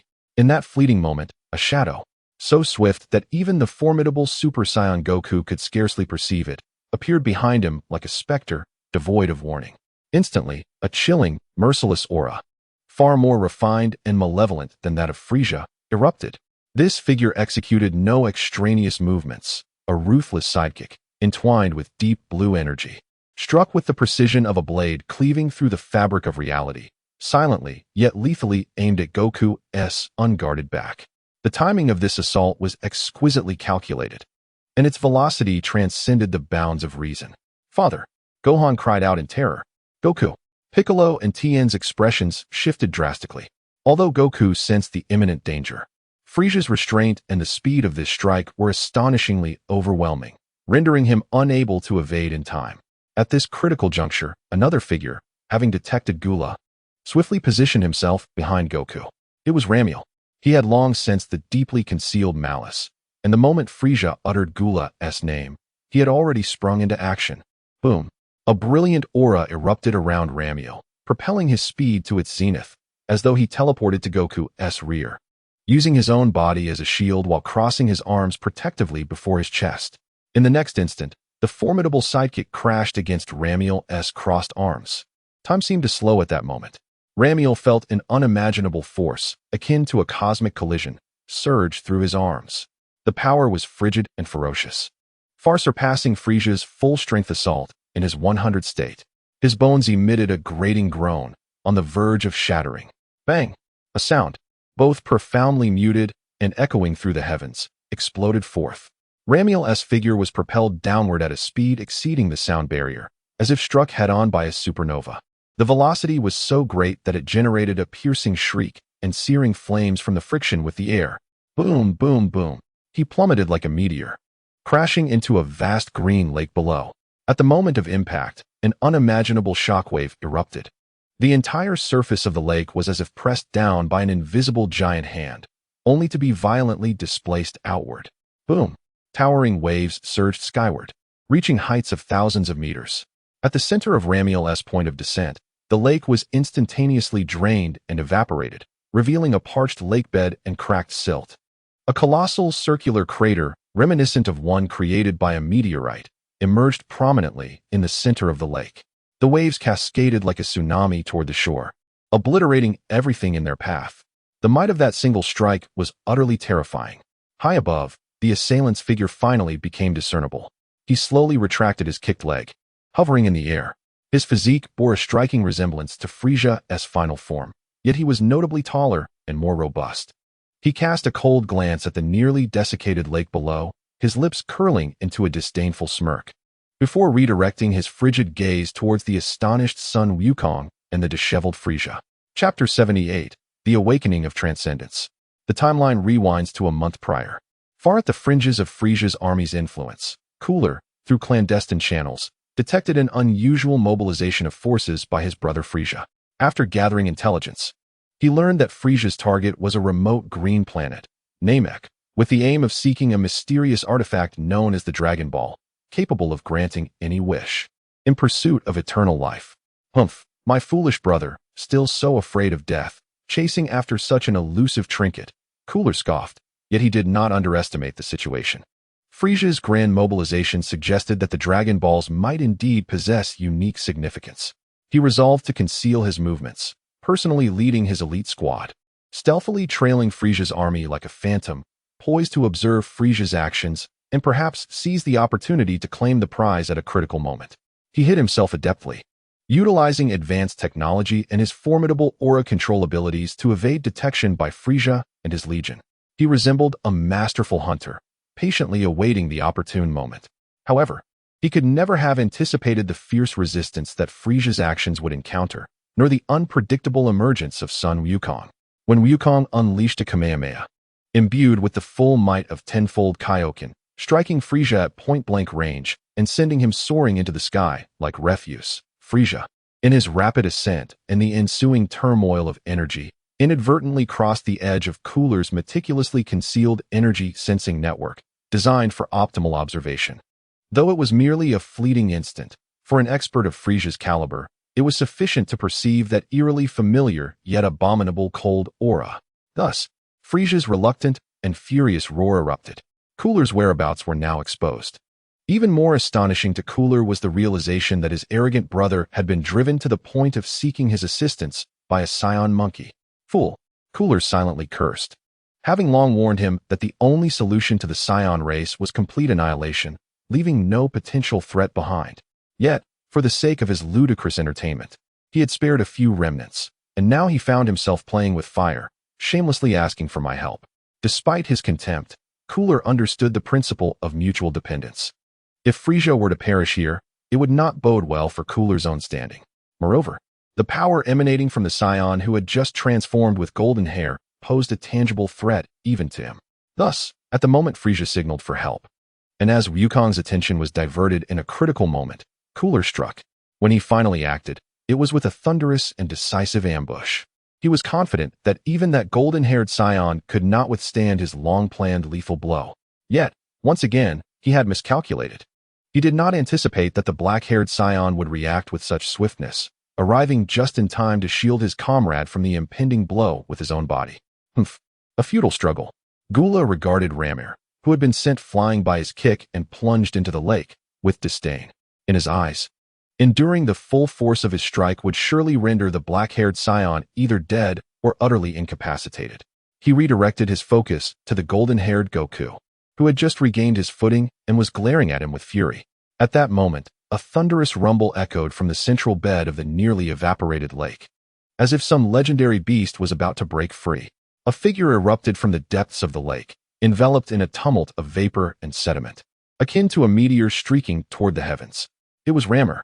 His appearance had undergone a transformation. His once jet-black hair had darkened further, exuding an uncanny, abyssal violet-green sheen at the tips.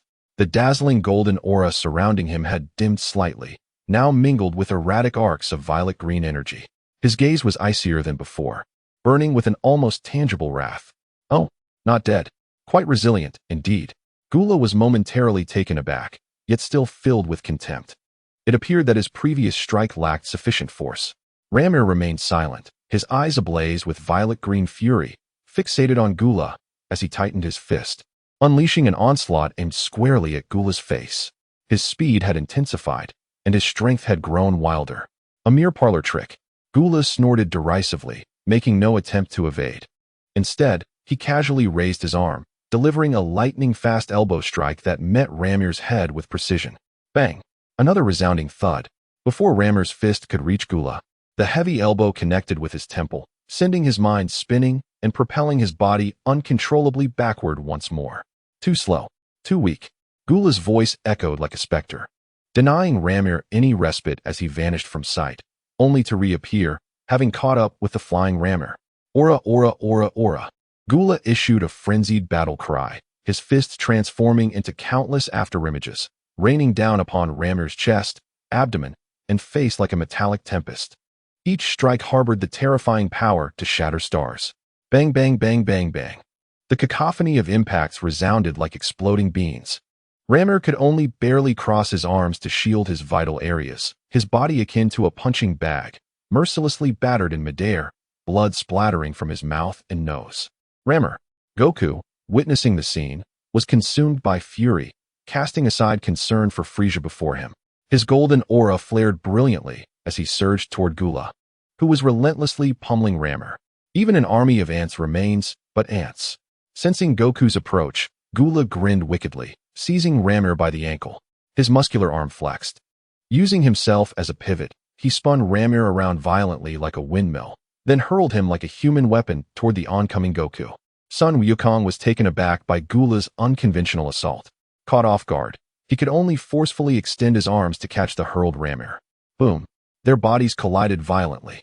The tremendous kinetic energy Gula had imparted to Ramir transferred unreservedly onto Sun Wukong. Gasp. Sun Wukong felt a crushing sensation in his chest, as if struck by a celestial body, and a mouthful of blood mixed with internal fragments erupted forth. The two figures were sent sprawling like flies, transforming into intertwining streams of golden and green light, crashing fiercely into a distant mountain range.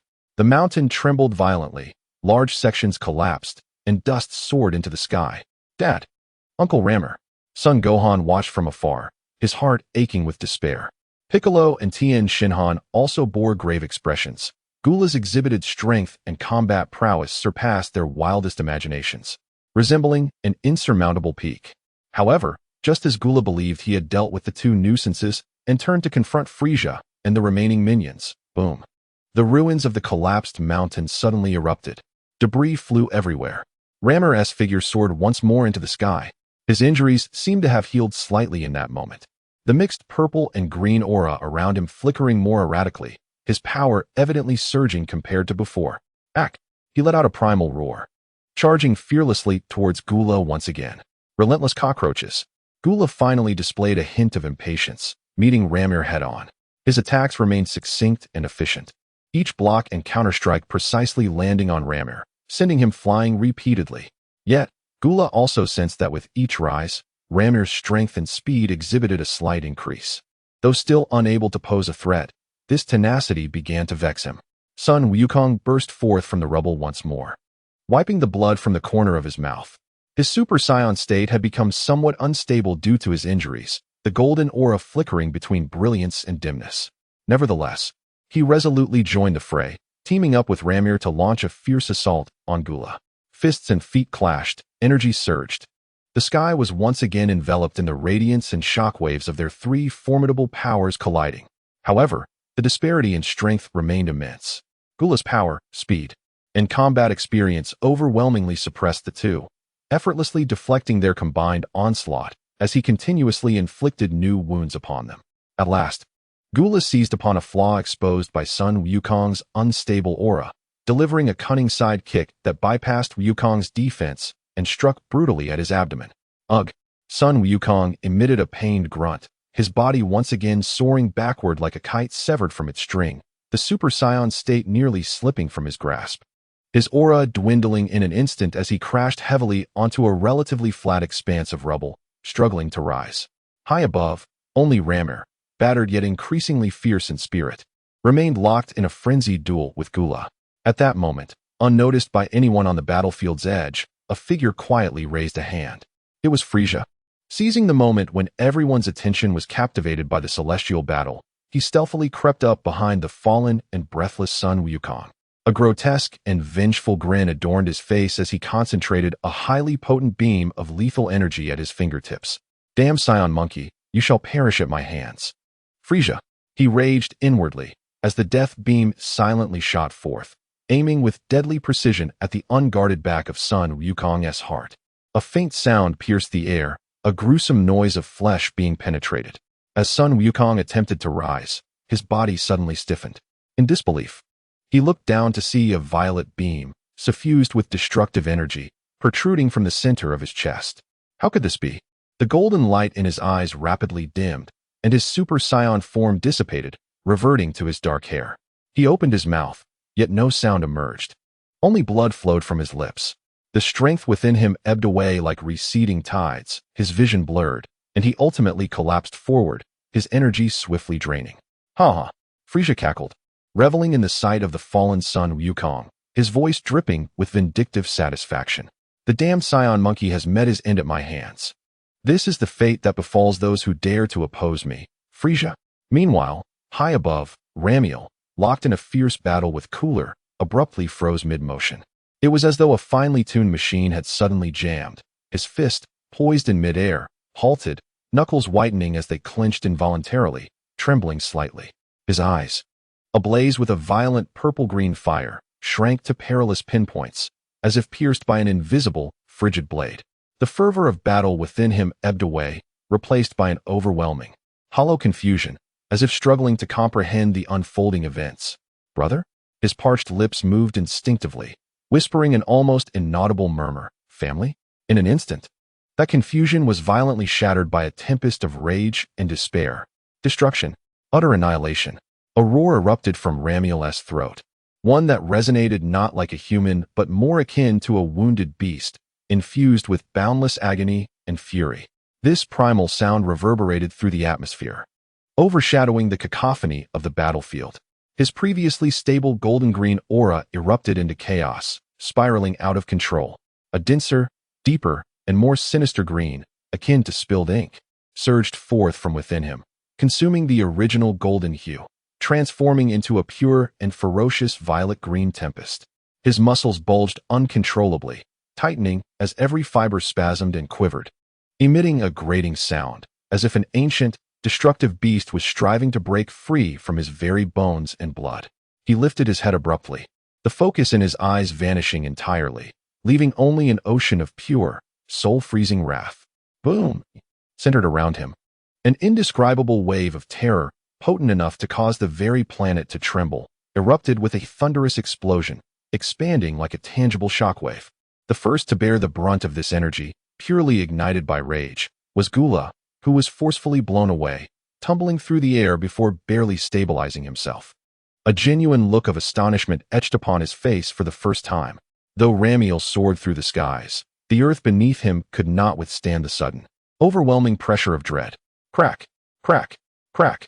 The ground, fragile as glass, instantly fractured into countless unfathomable, spiderweb-like fissures, wildly spreading into the distance. Countless boulders were lifted into the air by this terrifying wave, only to be ground into dust by the ferocious aura. Even Frisia, who had been reveling in his smugness from afar, was forced to retreat repeatedly by this sudden eruption of energy, far beyond his comprehension, his expression shifting to one of confusion and unease. There were no superfluous roars, only the deep, muffled growl that erupted from his chest, akin to the wails of a million vengeful spirits, heralding the arrival of annihilation. Ramiel clenched his fists tightly, his nails digging deep into his palms. Blood trickling through his fingers, yet he remained oblivious to the pain. The purplish-green aura enveloped him like the flames of a burning inferno, swirling wildly around him. He advanced slowly, step by step, in the air, as if an invisible staircase lay beneath his feet. With each step, the void trembled, emitting a resonant hum under the unbearable weight. The ferocity in his eyes had materialized, locking onto Frisia below with an unyielding gaze. His demeanor seemed to undergo a cataclysmic transformation at that moment, becoming arrogant, bloodthirsty, and combative, no longer the quiet yet warm-hearted youth he once was. Raising a hand, he pointed a finger straight at Frisia, whose complexion had dramatically changed, his voice cold as eternal ice, yet brimming with the fury capable of incinerating stars. First, I shall make your blood spill 5 steps. Chapter 79. Absolute domination. The sinister grin that once adorned Frisia's face had vanished without a trace, replaced by unmasked horror and fear. He gazed up at the figure enveloped in the boiling golden-green flames, radiating an aura as terrifying as the abyss, his voice trembling uncontrollably. Stammering, "Why, you're trying to scare me. I am the strongest cosmic emperor. You are merely a lowly scion monkey." Empty threats. However, his bluster appeared utterly ludicrous and pale in the presence of Ramiel at this moment. Roar. In response, a furious roar shattered the silence of the void. Ramiel's eyes, filled with wrath and a desire for destruction, were fixated on Frisia, and in the next instant, the air beneath him exploded, his figure vanishing in an instant. Almost as soon as Frisia's words left his lips, Ramiel, engulfed in purple-green flames, had already appeared before him like a phantom.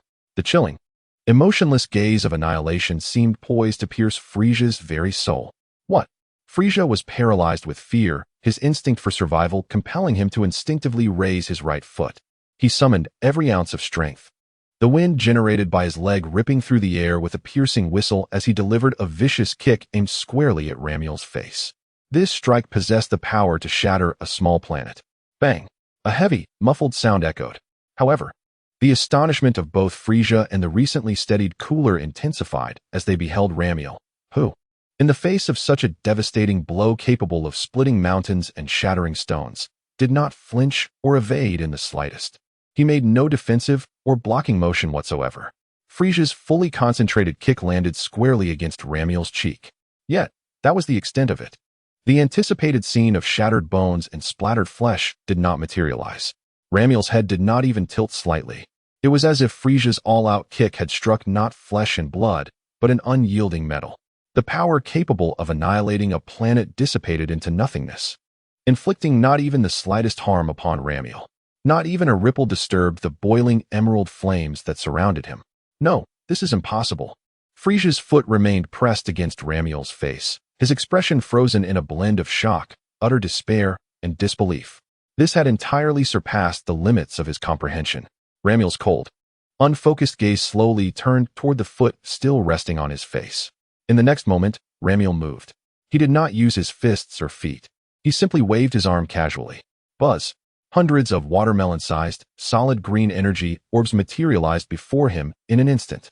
These energy spheres were not arranged in an orderly fashion but surged forth like an enraged swarm of bees, wildly and chaotically, yet overwhelmingly. They shot towards the proximity of Frisia. The speed was blinding, the distance too short to evade. Frisia, in a state of sheer terror, crossed his arms defensively in front of himself, desperately attempting to bolster his energy shield. Boom, boom, boom. The torrential explosions enveloped Frisia in an instant. Each energy orb possessed staggering power, causing Frisia's energy shield to flicker violently as he was forced to retreat, his body battered like a small boat in a storm. His screams drowned out by the relentless cacophony of explosions. Just as Frisia was on the brink of being consumed entirely by this merciless barrage of energy orbs, a cold huff pierced the chaos. It was cooler. Though shocked by Ramiel's transformation, his combat instincts remained intact. He surged into the fray, his arms becoming mere phantoms. A deep blue aura erupting as he forcefully deflected the remaining energy waves aimed at Frisia's vital points, rescuing his beleaguered brother. Frisia, you worthless fool. Focus. Cooler admonished his shaken sibling, steeling himself as he faced Ramiel. Yet, before they could catch their breath, Ramiel's next wave of assault was already upon them. He offered no respite to his adversaries. A golden-green aura erupted violently around him, akin to a rocket engine, propelling his body forward like a rampaging comet on a collision course with both Gula and Frisia. The ferocious energy manifested into tangible shockwaves, cleaving a chasm dozens of meters wide and unfathomably deep into the solid earth along his trajectory. Debris and dust were swept away like a tsunami, dramatically parting in his wake. The sheer force seemed poised to shatter the very planet itself. Gula and Frisia's expressions shifted dramatically as they heightened their powers, bracing themselves for the impending impact. Yet, their efforts proved futile. With a resounding crash, Ramiel's seemingly straightforward charge concealed unimaginable might. He collided first with the braced Frisia. The defense Frisia boasted under his 100 power state crumbled like fragile parchment before the onslaught of raw violence. He barely completed his defensive maneuver before an irresistible force struck him, his chest armor caving in and shattering, a torrent of purple blood erupting forth as he was sent careening backward, as if struck by a high-speed train. In the moment Frisia was sent flying, Ramiel's momentum did not waver. With a swift pivot, he executed a straightforward yet lightning-fast side kick that landed squarely in Gula's abdomen, who had just assumed a defensive stance. Gula felt a tumultuous wave of agony in his gut, his deep blue aura dissipating under the impact, and he was uncontrollably propelled upward by the overwhelming force.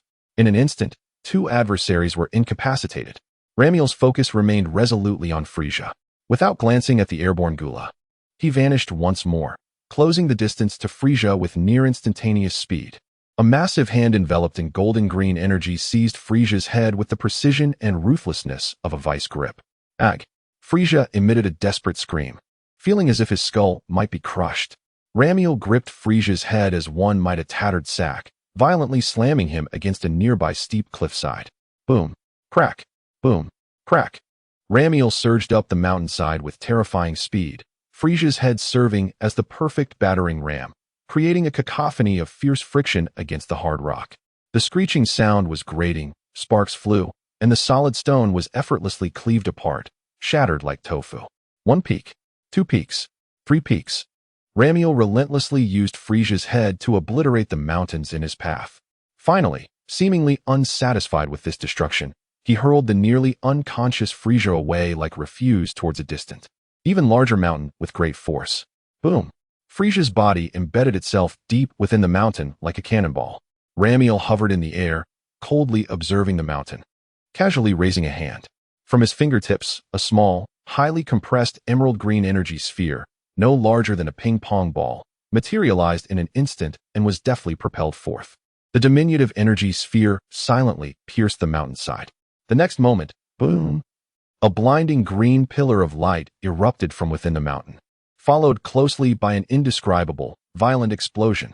The towering peak, soaring thousands of meters into the sky, was utterly detonated from within, resembling a powder keg set ablaze. Amidst the deafening roar, it shattered into countless massive fragments that soared into the heavens, only to plummet back to Earth like a rain of meteors. Destruction, for him, seemed merely a casual act. At that moment, the previously overlooked Gula finally dove down from the heights. He beheld the dire state of Frisia and the overwhelming power of Ramiel. A flicker of fear crossed his eyes, yet it was overshadowed by a surge of provoked fury. Damn wild monkey. Don't get too cocky. Gula bellowed, his arms thrashing wildly. Countless formidable deep blue energy orbs rained down upon the suspended Ramiel from all directions. Each orb possessed enough destructive power to annihilate an entire city. Boom, boom, boom. The relentless explosions once again engulfed Ramiel's figure. Flames and smoke enveloped that expanse of sky, the energy rampaging as if it sought to tear him apart. However, as the dust began to settle, revealing the scene within, Gula's expression froze in disbelief.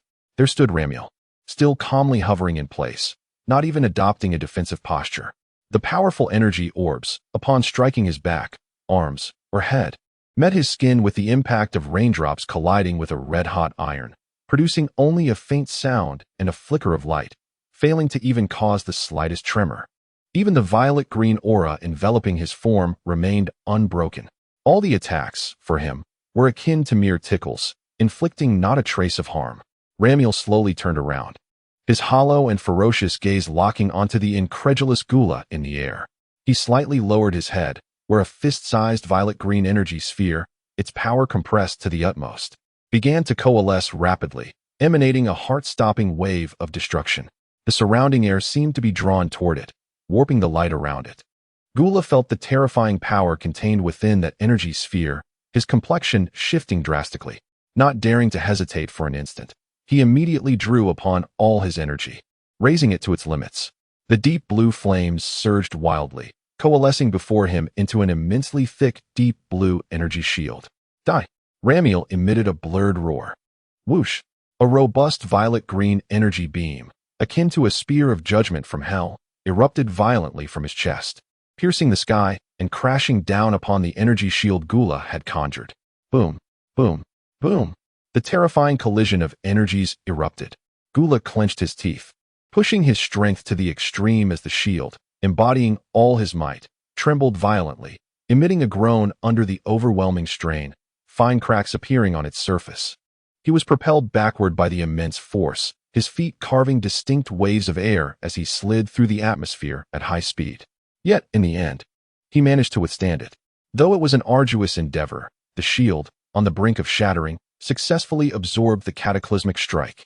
As the energy beam gradually dissipated, Gula gasped for breath, casting his gaze towards the distant, expressionless Ramir, his heart stirred by tumultuous waves of disbelief. What manner of creature is this? However, the extreme rage and the pride intrinsic to his heritage as the prince of the Frozen Demon clan rendered him incapable of accepting such overwhelming dominance. Slowly, he straightened his posture, shaking off the numbness in his arms, and a colder, more ruthless smile crept across his face. Surely, you do not naively presume that this is the full extent of Gula's might? His voice bore the edge of madness, compelled by desperation. Frisia, that pitiful fool, possesses but 3 transformations, while I have transcended him with 1 additional form. Allow me to unveil the terror of the universe's most perfect battle form. Aha! Gula unleashed a roar, far more frenzied and agonizing than Frisia's transformations. His muscles swelled and contorted violently. A deep blue energy aura engulfed him like an explosion. His physique underwent even more astonishing and terrifying transformations. He grew larger, more imposing and robust, exuding an absolute sense of power. New bony spikes sprouted from his head, transforming into 4 sharp horns that arched backward. His mouth was encased in a layer of white, mask-like exoskeleton. His eyes elongated, morphing into pure, pupilless crimson, radiating a chilling intent to kill. His shoulders jutted out like massive breastplates, and 2 sharp bony protrusions emerged from his back. His arms extended with sickle-like sharp, glimmering blades. The 4th form of Gula had reached its ultimate transformation. Chapter 80. The demise of the Cosmic Emperor having completed his final metamorphosis, Gula's fearsome visage emanated a suffocating, icy intent to kill. Meanwhile, Frisia, having barely recovered from the agony and disorientation inflicted by Ramir, struggled to rise from the rubble. Though his armor lay shattered and his form was in disarray, his eyes blazed with an even more venomous fire. The 2 brothers, fearsome frozen demons renowned throughout the cosmos, now flanked Ramir, who was engulfed in golden-green flames. Faced with this unprecedented foe, they momentarily cast aside their grievances and opted for an alliance. Together, let us tear this accursed monkey to shreds. Gula's exoskeleton-clad mouth emitted a low, menacing growl filled with murderous intent.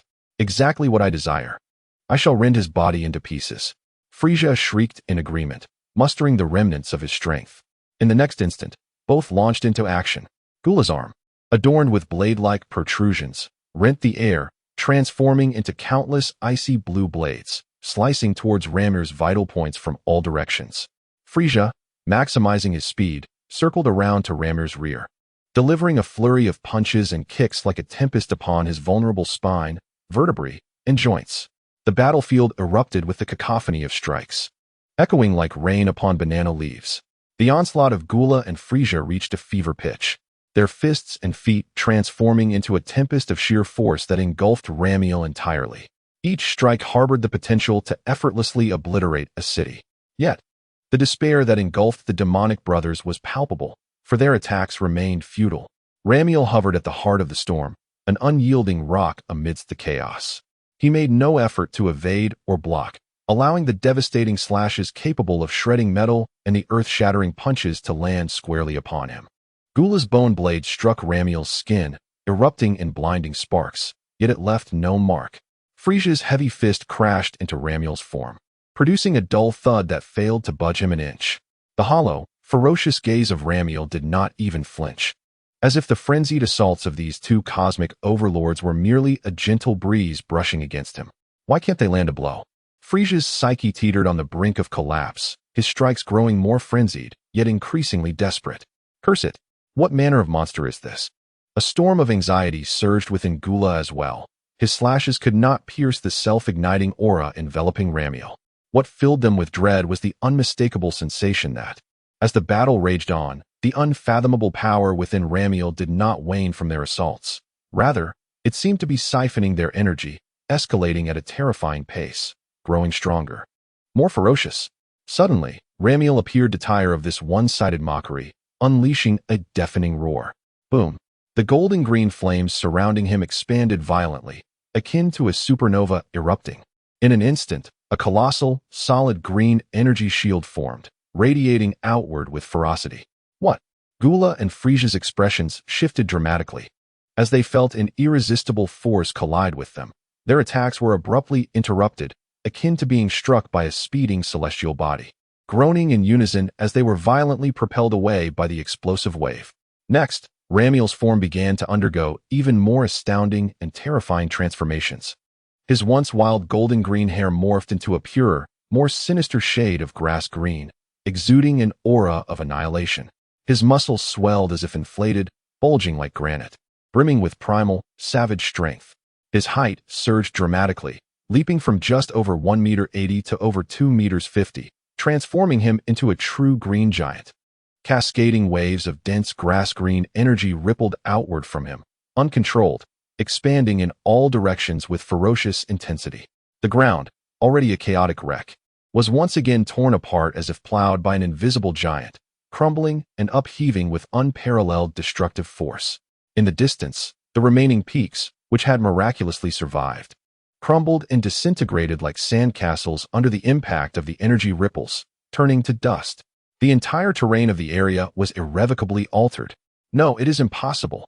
As Gula finally steadied himself, he witnessed Ramir's further metamorphosis, feeling the terrifying power surge exponentially, seemingly boundless in its ferocity. For the first time, he displayed a countenance of sheer horror. This force had transcended his comprehension, even surpassing his definition of strength. It was a monstrosity that should not exist in this world. After the peak of terror came a complete and utter rage. As a member of the Frozen Demon clan, he could not accept being cornered by an inferior scion. I refuse to believe it. I am the strongest. Gula unleashed a frantic roar, channeling all the energy within him, sparing no effort, even at the cost of his own life, in a wild accumulation. Buzz! A colossal dark red energy sphere, exceeding 50 meters in diameter, rapidly coalesced above his head. This sphere contained an exceedingly unstable and cataclysmic energy capable of annihilating stars, casting a sinister crimson hue over everything in its vicinity. This was Gula's ultimate technique, the triple golden supernova. Die, Scion Monkey! Gula's arms trembled violently under the weight of this immense energy as he hurled the star of destruction toward Ramir, who appeared as a green demonic figure below. The dark red energy sphere descended like a falling sun of death, intent on obliterating all in its wake, instantly engulfing Ramir's form. In the next moment, an explosion of indescribable magnitude erupted. The dark red glow devoured all within sight, and a terrifying shockwave radiated spherically in all directions, vaporizing all matter within its reach. The earth melted, forming immense glass-like craters. The brilliance of the explosion even briefly outshone the sun of Namek. Even Gula, the thrower, was flung away by the dreadful shockwave, tumbling helplessly across the ground until he finally came to a stop. Ha ha ha, this must surely be the end. Gula gasped for breath, watching the ever-expanding dark red fireball and the billowing smoke below, emitting a feeble laugh. However, his laughter quickly caught in his throat. Emerging from the swirling smoke and the lingering energy currents was a tall, green figure, stepping forth unharmed. The grass-green aura surrounding him blazed fiercely, even more vibrant than before. The explosion that could annihilate a planet had not even singed a single hair on his head. What a monster! Gula completely shattered, fear gripping his heart. Ramir's cold green eyes locked onto him, and his figure vanished in an instant. In the next moment, Gula felt a sharp pain atop his head. Ramir's massive hand had seized one of his sharp horns like an iron clamp. Before Gula could struggle, Ramir's other hand grasped his other horn. What do you intend to do? Let me go? Gula struggled in terror, yet found himself utterly powerless before this overwhelming force, akin to an infant. Ramiel unleashed a terrifying strength from his hands, ruthlessly tearing apart in both directions. Ag! Gula emitted an agonizing scream, feeling as if his skull were being violently ripped asunder. The pinnacle of pain and the dread of death engulfed him in an instant. Stop! I am willing to submit. I offer you the Eastern Galaxy. I bestow upon you all the planets of the Eastern Galaxy. I beg you, spare my life. Gula, disregarding all semblance of dignity, uttered a pitiful plea for mercy. However, within Ramiel's hollow gaze, there was no flicker of emotion, only a pure, chilling desire for annihilation. His strength intensified. No. Gula cried out in a final, desperate wail. Crack! A horrific sound echoed across the battlefield, as flesh and bone were gruesomely torn apart. Ramiel, with sheer brute force, rent the ultimate form of Gula in twain from head to toe. Purple blood and entrails gushed forth like a torrential downpour. The severed remains plummeted from the sky. Ramiel looked coldly at the two halves, opened his mouth, and a highly compressed emerald energy orb coalesced in an instant. Whoosh! A robust beam of green energy shot forth, striking the descending remains with precision. Boom! Following a violent explosion, Gula's existence was utterly obliterated from this universe, leaving not a trace behind. The entire sequence transpired in mere seconds, from Gula's assault to his disintegration. High above, Frisia was already paralyzed with fear. As Ramiel savagely assaulted Gula, he had quietly ascended to a great height, raising both hands high, frantically gathering the remnants of his power into an enormous, ominously glowing purple-black energy sphere, the planetary destruction bomb. Witnessing Gula's effortless slaughter, his fear transformed into a last-ditch frenzy. Damn those scion monkeys. May you perish along with this cursed planet. Frisia roared in a frenzied rage, exerting all his strength to hurl the bomb capable of obliterating Namek into cosmic dust towards Ramiel. The planetary destruction bomb descended with a trajectory of annihilation, akin to a Grim Reaper. Yet, Ramiel merely gazed indifferently at the falling bomb, not evading it. Instead, he slightly bent his legs and then propelled himself forward. Boom! The air beneath him exploded with sound as he transformed into a reverse-shooting green meteor, charging directly towards the colossal planetary destruction bomb. In Frisia's incredulous gaze, Ramiel collided directly with the bomb using his own body. Thud! The planet-destroying blast, infused with Frisia's utmost power and despair, upon making contact with Ramiel's body, imploded as if struck by a needle, its structure collapsing instantaneously. The destructive energy contained within was unleashed, resulting in a violent explosion that, while fierce, fell short of expectations. Ramiel emerged unscathed from the fiery chaos, materializing before the stunned Frisia, who was rendered momentarily speechless. In that fleeting moment, Ramiel's colossal fist, wreathed in emerald flames, surged forth like an artillery shell, striking directly at Frisia's abdomen with unyielding force.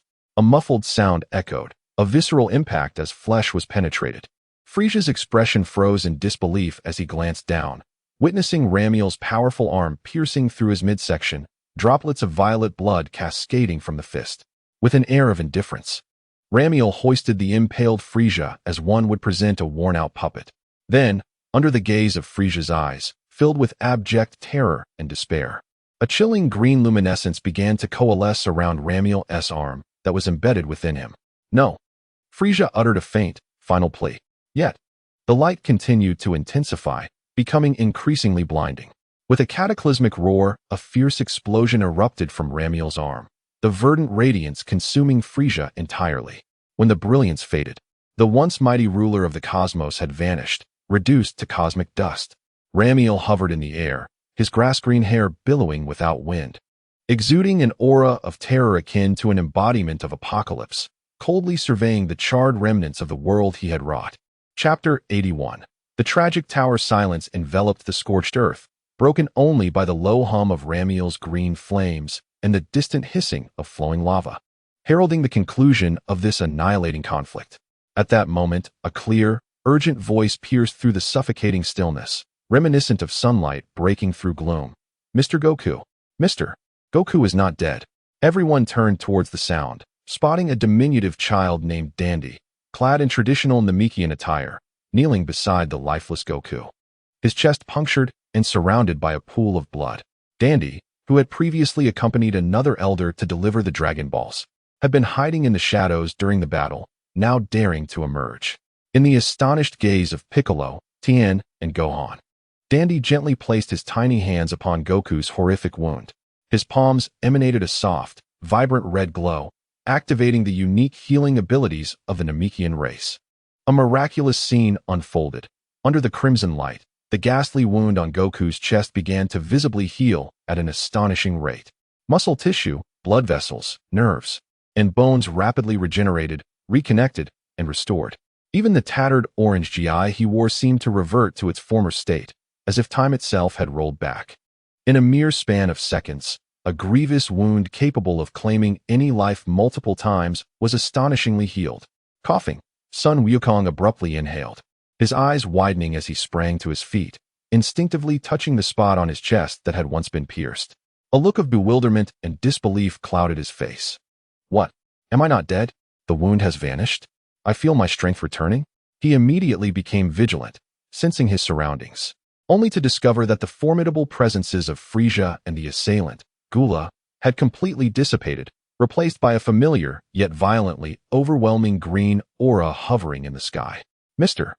Wukong. Dandy hurriedly recounted the events that had transpired, explaining how Ramiel transformed and how he had decisively vanquished both Gula and Frieza. Upon hearing this, Wukong gazed up at his brother, now resembling a green demigod, his eyes filled with awe. However, his expression soon shifted to one of frustration as he clenched his fists, his countenance darkening. Regrettably, despite Ramiel's formidable prowess, he could not resurrect Krillin with the Dragon Balls of Earth, as one could only be revived once. At that moment, Dandy tilted his head curiously and asked in a youthful voice, why can't he be revived? The Dragon Balls of Namek, like Porunga, do not have such limitations. No matter how many times one dies, they can be brought back. What? Sun Wukong abruptly turned his head, his eyes widening in astonishment as joy surged through him like electricity. He grasped Dandy's small shoulders, eagerly seeking confirmation. Is that true? Dandy, are you really saying that the Dragon Balls of Namek can revive the same person an unlimited number of times? Yes. Dandy, startled by Wukong's enthusiasm, nodded affirmatively. That's amazing. Ha ha ha. Sun Wukong erupted with joy, leaping and bounding as if he were a child weighing 300 pounds. All his despair vanished. Krillin could be revived. Thank you so much, Dandy. After the excitement, Wukong directed his gaze once more towards Ramiel in the sky. Taking a deep breath, he soared upwards to stand before his brother. As he felt Ramiel's immense, ferocious yet strangely familiar aura, Wukong measured their height difference. Realizing he barely reached Ramiel's chest post-transformation, he couldn't help but exclaim, wow, Ramiel, how have you grown so tall? You're nearly 2 heads taller than me. And your hair, how did it change to this color? Wow, truly, you are my brother. You look incredibly handsome and imposing. Suspended in the air, Ramiel heard Wukong's voice and, amidst the aura of rage and destruction, a smile slowly emerged on his face. Although his transformed eyes were devoid of pupils, appearing entirely white, this smile bore a fierce yet proud demeanor, exuding an overwhelming sense of raw power, while simultaneously conveying genuine joy. In a deep, magnetic voice, he responded with an unmistakable relief. It's wonderful to see you safe, brother. Yet, the tender moment of their reunion was destined to be fleeting. Ramiel's extraordinarily keen perception suddenly detected 2 diminutive objects hurtling through the atmosphere of Namek at an astonishing velocity, racing towards their position. Their trajectory was almost a direct line aimed at his back. Acting on instinct, Ramiel did not even glance back. Instead, he executed a swift and powerful side kick. The air split with a piercing crack as his legs sliced through it. Only then did he discern the nature of the 2 familiar, spherical, single-pilot spacecraft belonging to the Frisia Force. Though Rammel's kick appeared casual and did not utilize his full strength, in his current state as a legendary Super Saiyan, even a seemingly nonchalant strike contained the terrifying power to shatter mountains. Bang! Crack!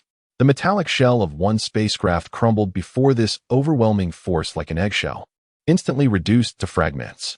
Rammel's foot penetrated the exterior, landing solidly on the driver's face within. Gush! The occupant of the spacecraft had no time to react. Feeling an unimaginable force strike him, it was as if his facial bones shattered in an instant, and a spray of blood mixed with teeth erupted forth as he was violently propelled from the wreckage, soaring through the air like a severed kite, crashing heavily into a distant pile of rubble, gasping for breath, teetering on the brink of death. Through the shattered remains of the spacecraft, Rammel caught a glimpse of the bloodied figure he had sent flying. It was none other than Vegeta. At that moment, another spacecraft arrived, but without a glance.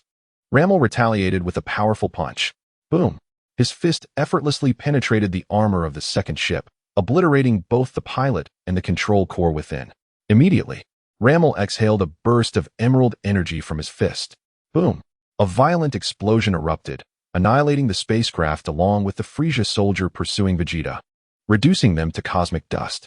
Having dealt with these unwelcome guests, Rammel slowly withdrew his hand, as if he had merely swatted two flies. Below, Goku witnessed the scene, recognizing the familiar energy of the ejected figure, and promptly flew towards the direction where Vegeta had fallen. Amidst the rubble, he discovered Vegeta, thoroughly unconscious, his aura faint, and his face a gruesome mess. Indeed, Vegeta was remarkably resilient, Goku muttered, though he harbored no fondness for Vegeta and recognized the limited number of Saiyans remaining. His inherent kindness compelled him to offer aid. He lifted the gravely injured Vegeta and soared back to Dandy's side. Dandy, could you please assist in healing this fellow? Goku requested.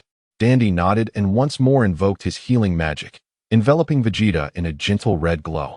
Soon, Vegeta's severe injuries rapidly healed, even restoring his tattered battle attire. The Saiyan's remarkable ability to enhance fighting prowess upon near-death recovery was perfectly exemplified in Vegeta. He had just regained consciousness when he abruptly sprang to his feet, his internal energy surging dramatically due to the near-death experience. Oh! Vegeta let out a furious roar, warily scanning his surroundings. Who? Which scoundrel dares to ambush me, Prince Vegeta?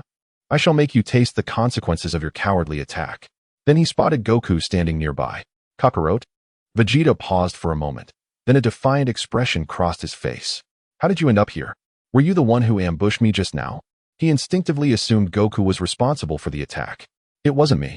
Goku immediately denied it, questioning. What about you, Vegeta? What are you doing here? Are you planning to destroy the planet again? I will not allow it. Hearing this, Vegeta scoffed derisively. Humph. I'm not interested in such trivial matters right now. He dusted himself off, lifted his head, and revealed his signature arrogant grin. I overheard your previous conversation and learned that those Namekians can create those orbs known as Dragon Balls. I have come here to find the Dragon Balls and wish for eternal life. After that, I will eliminate you and that Laika. However, before he could finish his grand declaration, his expression abruptly changed. He finally took a moment to sense Goku's energy. The realization struck him like a bolt of lightning. No, it's impossible. The arrogance vanished from Vegeta's face, replaced by sheer shock, disbelief, and madness. Kakarot, how can your power have grown so immensely?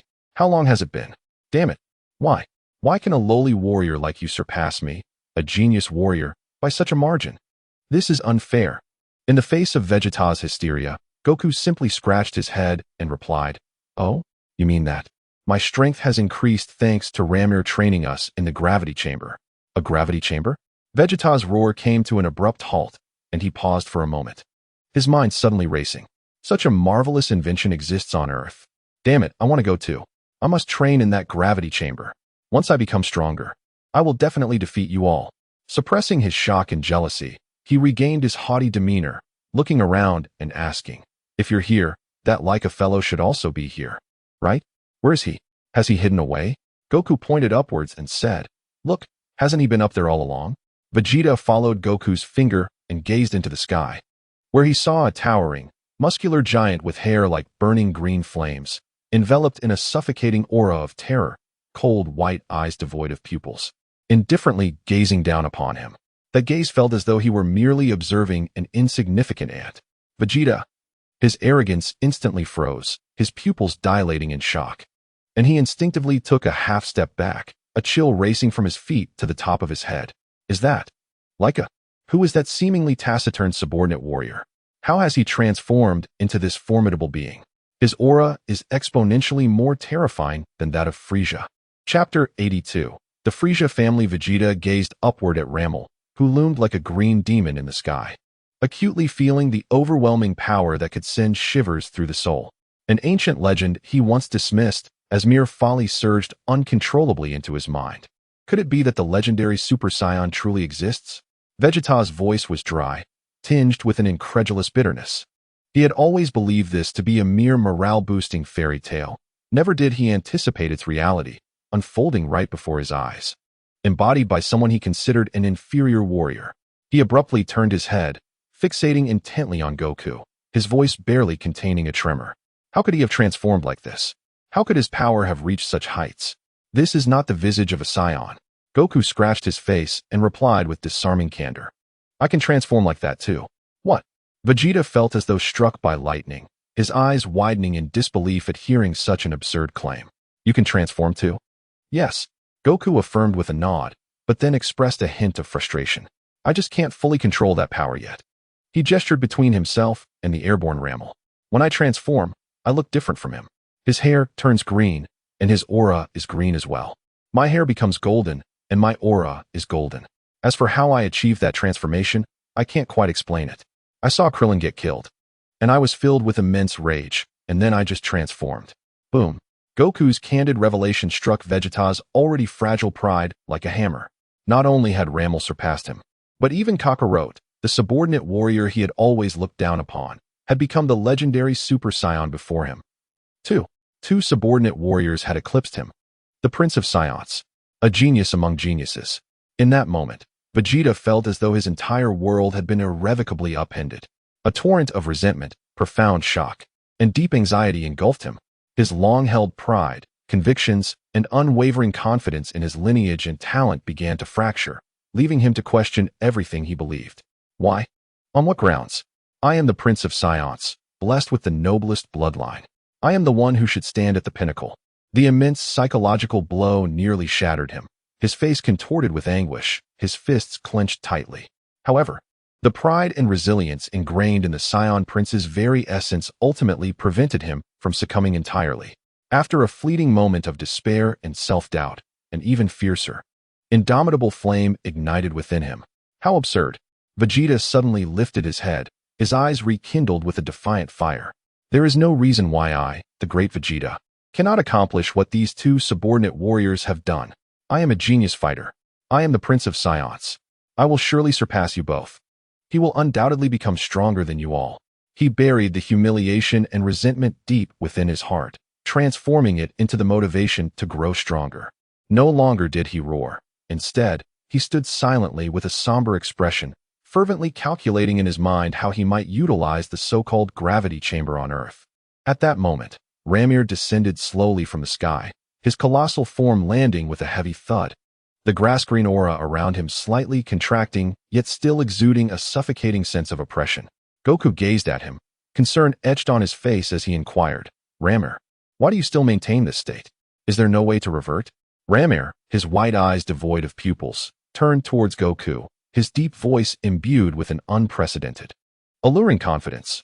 I am uncertain how to exit this state, but he gradually raised his enormous hand, clenching it tightly, savoring the seemingly boundless power coursing through him, a wild smile curving his lips. This sensation is exhilarating. This absolute strength, this mastery over everything, is what enables me to truly protect my loved ones. Do you not feel any discomfort? Goku pressed, recalling the immense burden he experienced while transforming. Ramir shook his head, his tone even tinged with a hint of ecstasy. I feel extraordinary, unprecedentedly so. I can even sense my power growing every moment, brother. This continuous surge of strength is simply marvelous. Goku observed his brother, whose appearance had drastically altered, yet deep within his gaze, the essence of his former self seemed to remain intact. Although he found this new form wild, he chose to cast aside his concerns since Rammer appeared content, opting not to inquire further. Subsequently, Goku sought out Dandy, inquiring in detail about the specifics of utilizing the Dragon Balls from Namek. Upon learning that the Namekian Dragon Balls would require 150 days, Earth time, to restore, Goku used the communicator brought by Bulma to contact Bulma, Chi-Chi, and others on Earth. Ultimately, they decided to remain on Namek for 150 days, awaiting the Dragon Balls to regain their energy to resurrect Krillin, Yamcha, and Chaozu. This also provided Tien, Gohan, and himself an opportunity to adapt to their newfound powers and continue their training. Meanwhile, Piccolo silently guarded the ravaged land and the surviving Namekians. Though Vegeta was prideful, he recognized that the current circumstances were beyond his control, forcing him to endure a temporary stay. Yet his desire for strength intensified with each passing moment.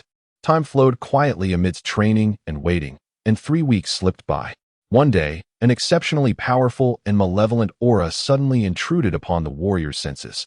They all looked up towards the sky, witnessing a colossal spacecraft, fearsome in design and eerily reminiscent of Frisia's ship, but even larger, breaking through Namek's atmosphere, slowly descending towards their location. What an overwhelming energy! Goku's expression turned grave. It was stronger than Frisia and even more sinister. What kind of creature is this? Piccolo remarked coldly. It seems this is far from over. Tien prepared himself for battle.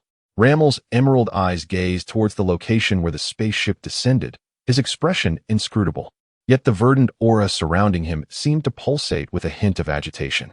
Let us go and investigate, Goku declared, leading the charge as the group soared into the sky, heading towards the site of the landing.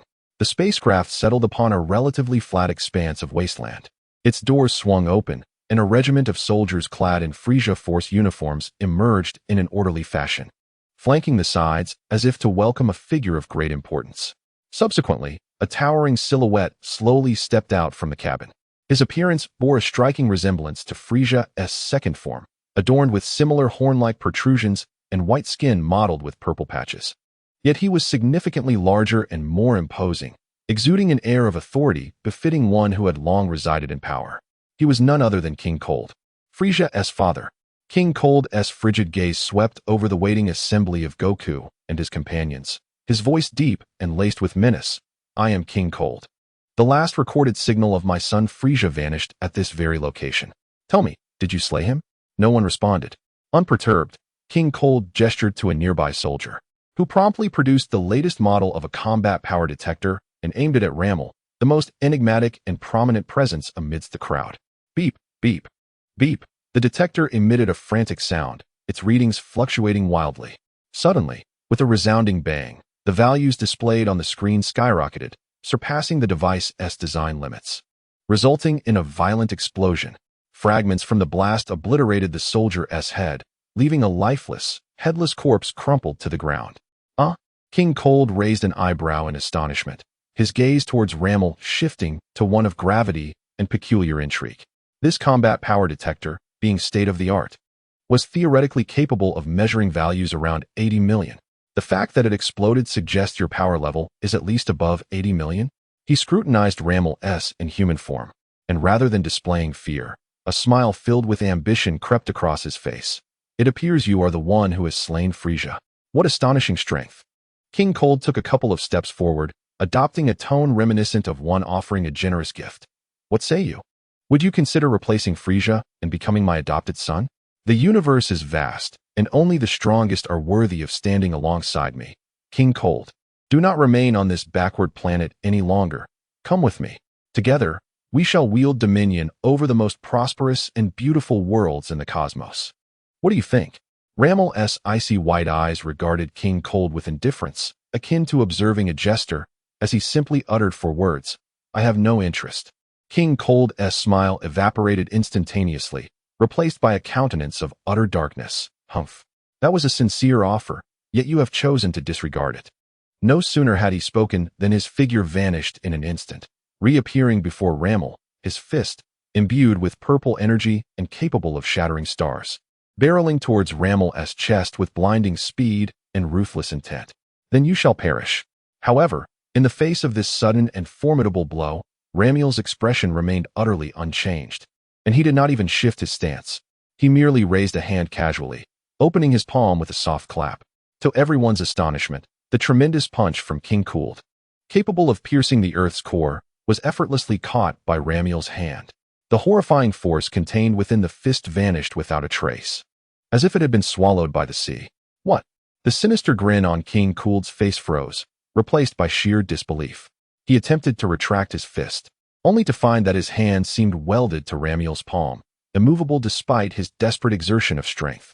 Ramiel's hand began to apply pressure slowly. King Cooled felt the bones in his hand groan under the unbearable strain, followed by a surge of excruciating pain. Then, seemingly with little effort, Ramiel yanked his hand. Crack. The sickening sound of flesh and bone being forcibly torn apart echoed through the air. King Cooled let out a heart-wrenching scream as his entire wrist was brutally wrenched from his body by Ramiel's bare hands. Violet blood gushed forth like a fountain. Clutching his severed arm, King Cooled staggered back, his face an amalgam of fear and disbelief. Yet, Ramiel offered him no respite or opportunity for mercy. His figure darted forward like a specter once more, his other hand forming a blade-like finger encircled by a dense, grass-green aura. With ease akin to piercing tofu, he drove it into King Cooled's abdomen, creating a direct passage through his body. G.U.H. King Cooled's eyes bulged, the agonizing sensation of life draining from him eliciting desperate gasps. Ramiel coldly withdrew his arm, and before King Cooled could collapse, he delivered a swift uppercut that struck him squarely on the jaw. Boom! King Cooled's massive form was propelled skyward by the force of the blow. Ramiel slowly raised his hand, and a basketball-sized sphere of viridescent energy, brimming with destructive potential, coalesced in his palm. Observing King Cooled soaring through the air like a kite severed from its string, he casually tossed the energy sphere upward. Swish! The sphere, propelled at an astonishing speed, caught up with King Cooled and struck him with pinpoint accuracy. Boom! A blinding explosion of green light erupted in the sky, completely engulfing King Cooled's figure. When the radiance faded, only a scattering of dust remained, with no trace left of King Cooled's existence. The once invulnerable King Cooled, along with his ambitions, was utterly erased from this universe within a mere 2 minutes of arriving on Namek. Ramiel slowly retracted his hand, as if he had merely accomplished a trivial task, his surrounding green aura continuing to burn steadily. All present, including Vegeta, stood in silent awe, filled with an indescribable sense of shock. Chapter 83. Planet Adatral. Beneath the verdant sky of Namek, the long wait of 150 days had finally come to an end. The 7 colossal Dragon Balls gathered once more, shimmering with a mysterious luminescence. Elder Muley, the wise Namekian who has assumed part of the responsibilities, made several adjustments after studying the rules of Purunga. He informed the warriors that through his efforts, the wish mechanism of the Namekian Dragon Balls has been optimized, allowing a single wish to resurrect multiple targets, rather than the previous limitation of one at a time. This, undoubtedly, was splendid news. The ritual began anew as Elder Muley chanted incantations in the ancient Namekian tongue. Arise, Purunga, grant our wishes. As the final syllable echoed, the 7 Dragon Balls blazed with brilliance, altering the very fabric of the heavens, and the majestic Namekian dragon, Purunga, once more soared through the sky. Whoever has gathered the 7 Dragon Balls, speak your wish. Purunga's resonant voice reverberated across the cosmos. As a representative, Son Goku stepped forward and declared the first wish boldly. Please bring my friend Krillin back to life. Purunga's crimson eyes glimmered. This wish is simple. A beam of light descended from the heavens, landing upon the ground before the gathering. As the radiance dissipated, Krillin's form gradually materialized. He blinked in bewilderment, gazing at his companions and the unfamiliar surroundings. Am I not already? Goku? Piccolo? Everyone? Where am I? Krillin! Goku exclaimed, rushing to embrace him. Welcome back. We used the Namekian Dragon Balls to resurrect you. The second wish followed swiftly. Please resurrect all those who were slain by the Scions on Earth. Purunga responded once more. This wish is simple. A far greater beam of light shot into the cosmos, traversing the vast expanse of stars, and affected the distant Earth. In that moment, all lives lost in the invasion were revived, including the fallen Chaozu and Yamcha. For the third wish, Goku turned to Elder Muley. A prearranged request. Please restore Namek to its state before the arrival of the Frisia Force, rejuvenating all the lands and mountains they devastated. Purunga replied, This wish is also simple. The crimson glow in his eyes intensified. An indescribable, vibrant energy surged forth like a warm tide, sweeping across the entirety of Namek. Amidst the awe of onlookers, the horrific gaping craters, the molten glass-like crystals, and the collapsed mountains healed swiftly as if time itself were reversing. The rivers, once tainted and destroyed, regained their clarity, and the charred soil blossomed anew with verdant blue vegetation. The entire planet seemed to undergo a baptism, restoring its former tranquility and beauty. All your wishes have been granted, Purunga declared, transforming his immense form into 7 beams of light that scattered to the far corners of Namek, restoring the sky to its original state. With their wishes fulfilled, it was time for the warriors to depart.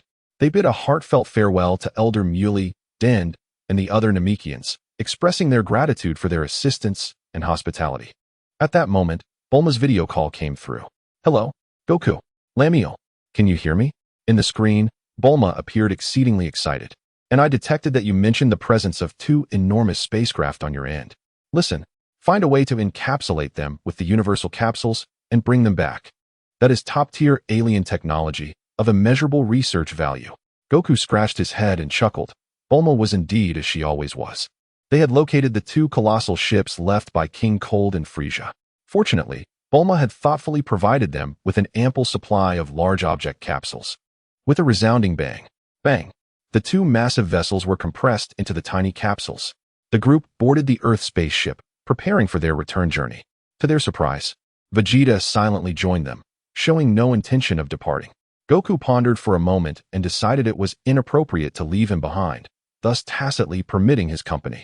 As the spaceship ignited and ascended slowly, departing from the verdant planet that had given them hope and rebirth, the moment they entered cruising mode, Vegeta immediately discovered the gravity training room aboard the ship.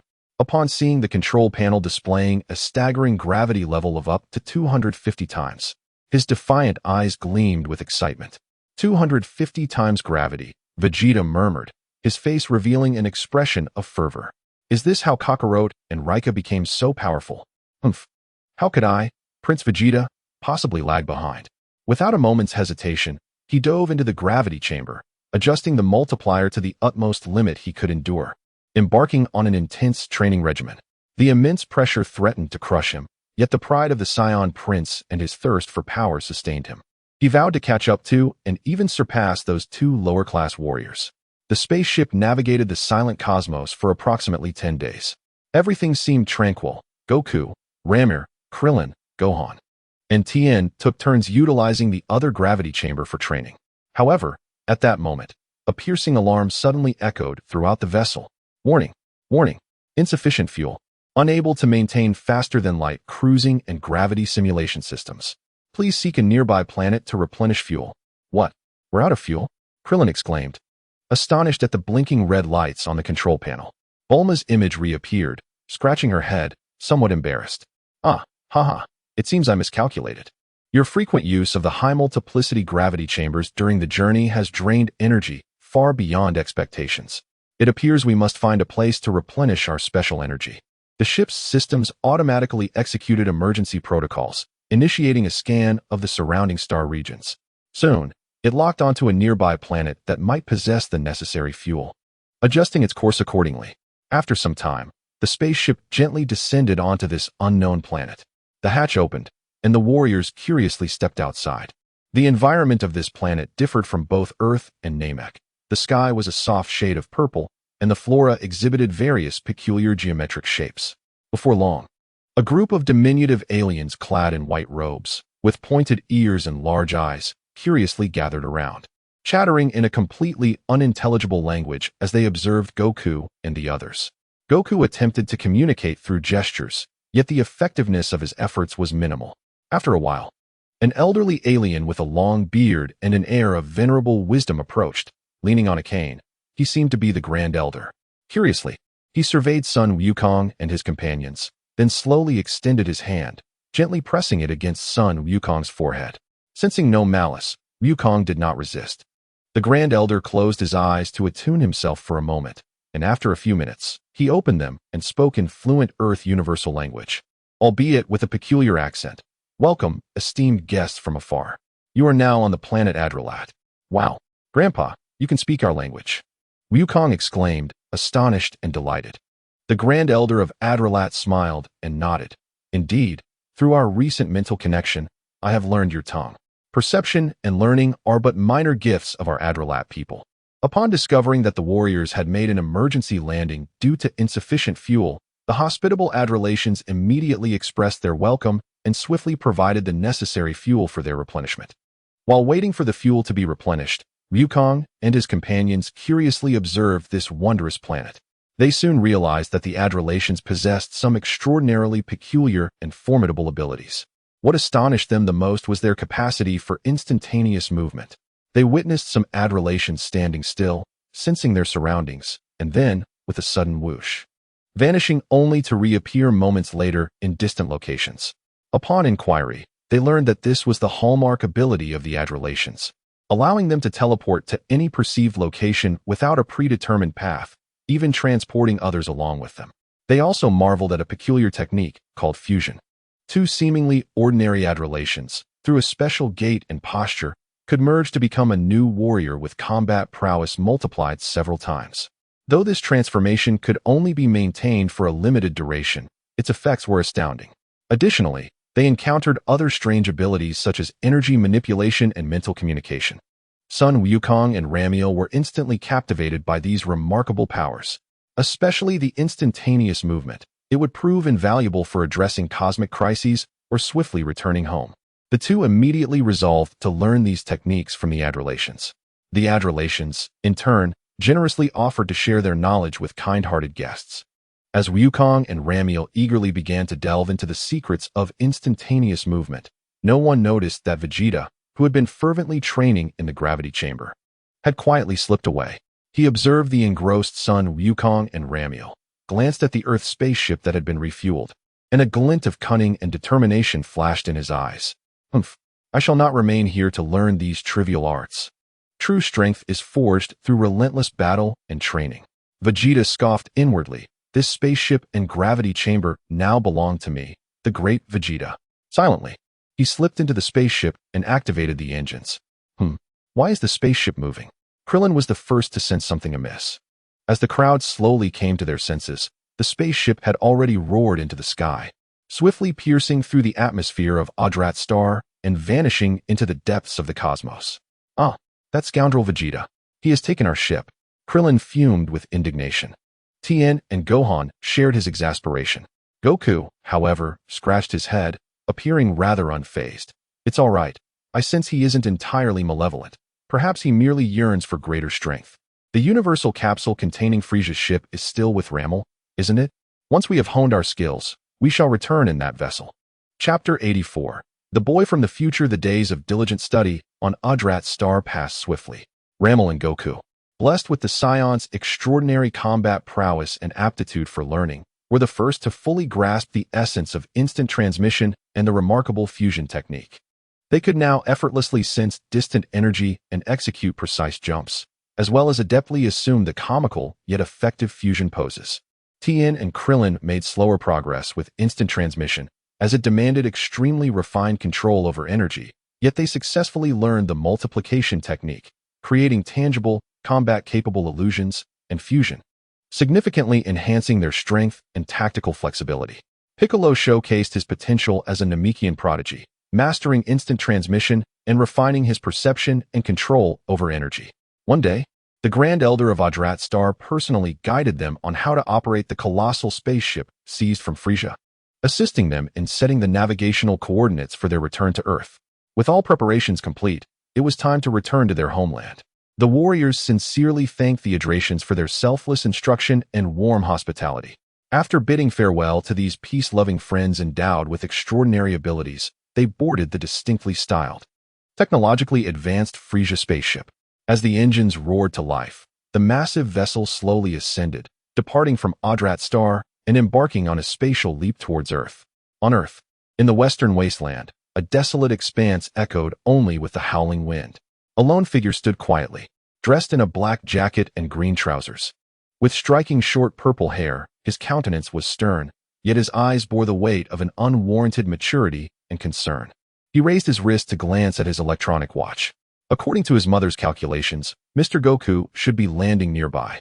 In about 3 hours, he murmured softly, his gaze warily sweeping the barren landscape. Yet, his mother had clearly stated that at this juncture, Frieza and his father should appear here. Why was there not a single sign of life? He shook his head, suppressing his unease. Regardless, I shall wait here. I must personally deliver the medicine and news to Mr. Goku. However, before the designated 3 hours had elapsed, a dark speck appeared at the edge of the sky, rapidly enlarging into a descending spaceship. The boy with purple hair immediately became alert, focusing intently. When he discerned the design of the craft, his pupils narrowed in shock. Is that Frieza's spaceship? Have they arrived? Frieza? He immediately elevated his aura and swiftly flew towards the location where the spaceship was descending. The hatch opened, and a retractable ladder descended. The first to emerge was Sun Wukong. Mr. Wukong? The youth was momentarily taken aback, his face a canvas of disbelief. Why was Mr. Wukong emerging from Frieza's spaceship? Following him were Krillin, Tien, Piccolo, and Gohan, each stepping out in succession. Finally, a towering figure slowly appeared at the hatch. The moment he stepped out, the youth felt a sudden constriction in his breath. This was an extraordinarily massive giant, muscles rippling, standing over 2.5 meters tall, with wild, grass-green hair cascading down, surrounded by a suffocating and terrifying green aura. His visage bore a striking resemblance to Mr. Wukong, yet was more austere, exuding an aura of primal, arrogant power that was overwhelming. Who was this person? The youth's heart surged with tumultuous waves of astonishment. Why did he emanate such a terrifying presence? It was even more fearsome than the androids. Why did he look so much like Mr. Wukong? This person had no place in the annals of future history. The immense upheaval left his mind in disarray, yet he quickly compelled himself to regain composure. No matter what, finding Mr. Wukong and fulfilling his mother's wishes was of utmost importance. Taking a deep breath, he soared from behind the rocks and landed some distance from the spaceship. Calling out to Sun Wukong, Mr. Wukong, could you please come over here? I have something of great significance to discuss with you. Wukong, who was about to converse with his companions, turned at the sound, curiously scrutinizing the unfamiliar youth. Who are you? Do we know each other? I don't seem to recall meeting you. He sensed the youth's aura and nodded. However, I can tell you mean no harm. The youth's expression turned grave. This matter pertains to the future and is exceedingly important. Once I explain, you will understand who I am. This place is not suitable for our discussion. With that, he took flight once more, heading towards a more secluded valley. Wukong scratched his head, feeling somewhat puzzled. Yet his innocent nature allowed him to discern that the other bore no ill intentions. He turned to Ramel and the others, saying, I'll go take a look and be back shortly. Ramel, with his pupil-less wide eyes, glanced at the direction the youth had flown and nodded slightly, sensing no threat. Wukong immediately utilized his newly acquired instant transmission, vanishing with a whoosh from his spot, only to reappear before the youth in an instant. This display of instant transmission startled the youth, but he quickly quelled his confusion and began his confidential discussion with Wukong. In the distance, Krillin and the others could only see Wukong and the youth engaged in conversation, their expressions growing increasingly serious. After a while, a shocking scene unfolded. The purple-haired youth suddenly shouted, unleashing a golden aura that erupted around him, his hair standing on end and transforming into gold. His eyes shifting to a vibrant green. Super Saiyan, Krillin exclaimed in astonishment. The youth was also a Saiyan? Immediately thereafter, it seemed that Sun Wukong transformed as well, adopting the Super Saiyan form to confirm something. The golden auras of both the youth and Wukong intertwined beautifully. The two individuals did not engage in a genuine battle. Rather, they exchanged a few simple moves, unleashing powerful waves of energy, seemingly to validate each other's strength and identity. Shortly thereafter, they reverted to their original forms and continued their serious discourse. After a while, the conversation appeared to reach its conclusion. The young man produced a small vial from his pocket and presented it to Goku, who accepted it with solemnity. The young man then proceeded to a nearby location, where an oddly designed single-person time machine awaited him. He seated himself within the contraption and nodded toward Goku. With a hum, the machine emitted a peculiar vibration and, before the eyes of the gathered onlookers, vanished without a trace, devoid of any airflow or sound, as if it had never existed. Disappeared? Gohan exclaimed, his eyes wide with astonishment. At that moment, Goku also utilized instant transmission to return, his expression marked by an unprecedented gravity and a hint of distress. He scratched his head, uncertain of how to articulate his thoughts.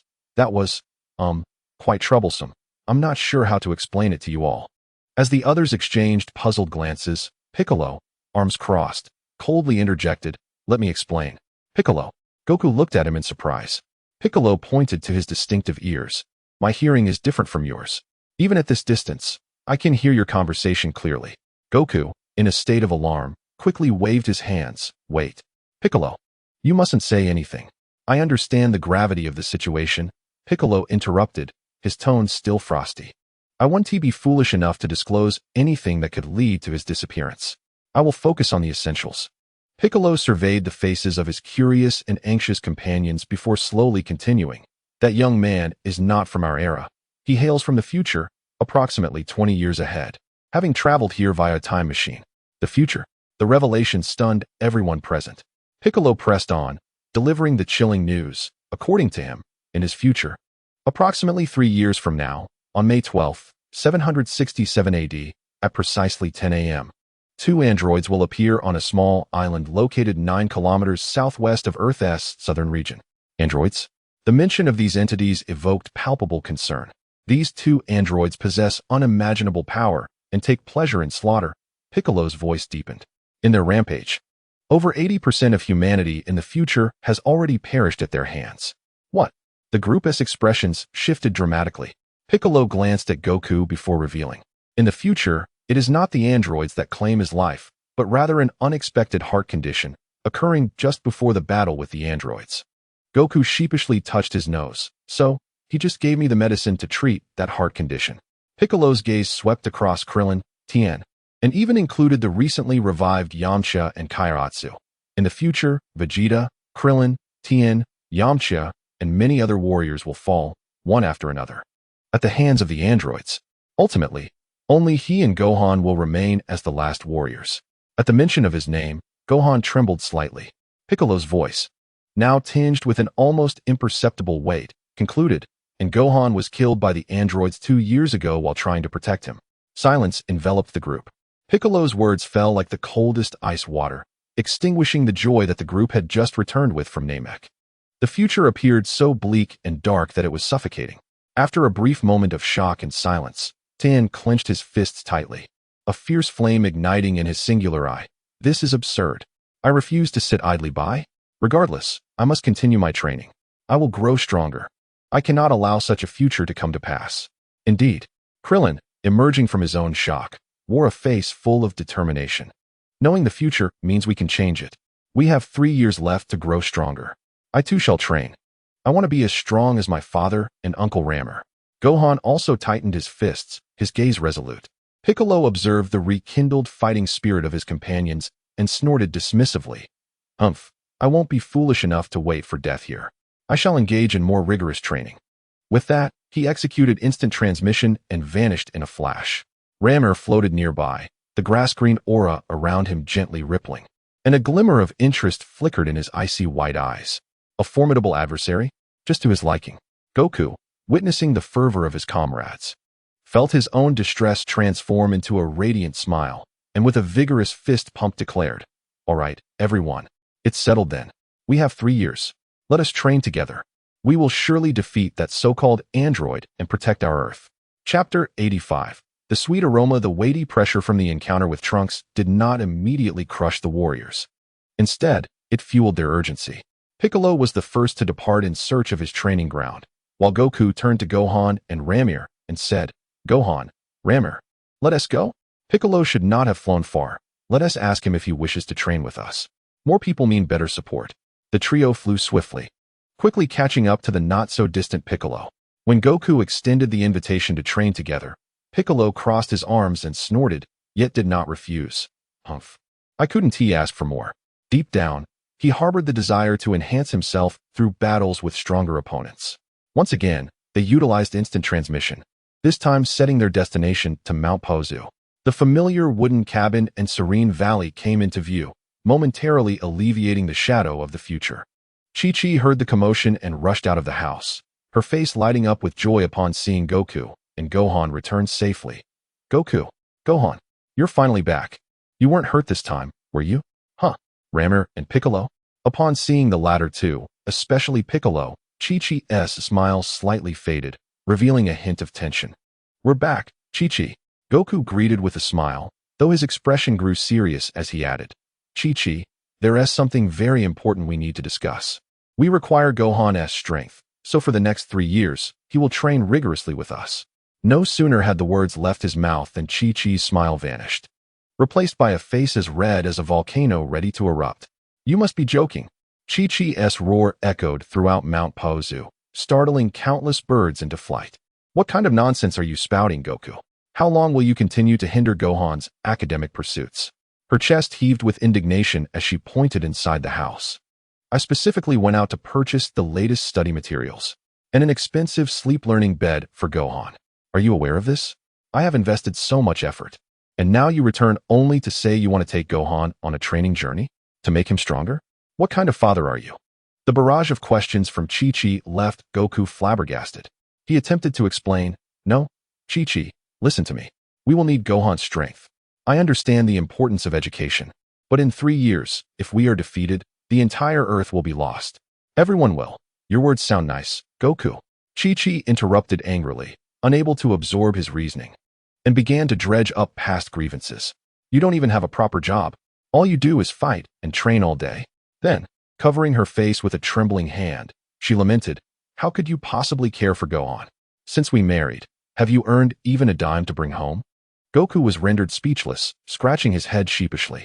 Actually, I do feel a bit guilty, but this isn't the time for recounting past mistakes. The situation is truly urgent.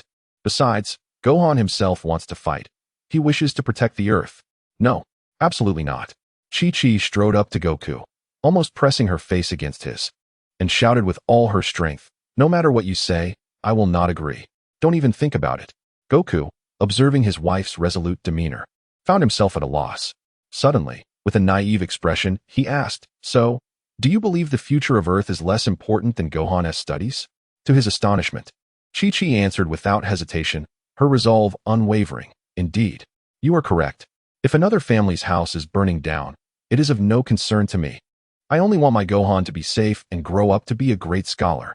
Ah, why are you joking at a time like this? Goku thought Chi-Chi was merely speaking out of anger. He chuckled, trying to lighten the mood, and instinctively reached out to pat her shoulder. However, he completely forgot the extent of his current strength, coupled with the intense training in the gravity chamber and his time on the planet Yardrat.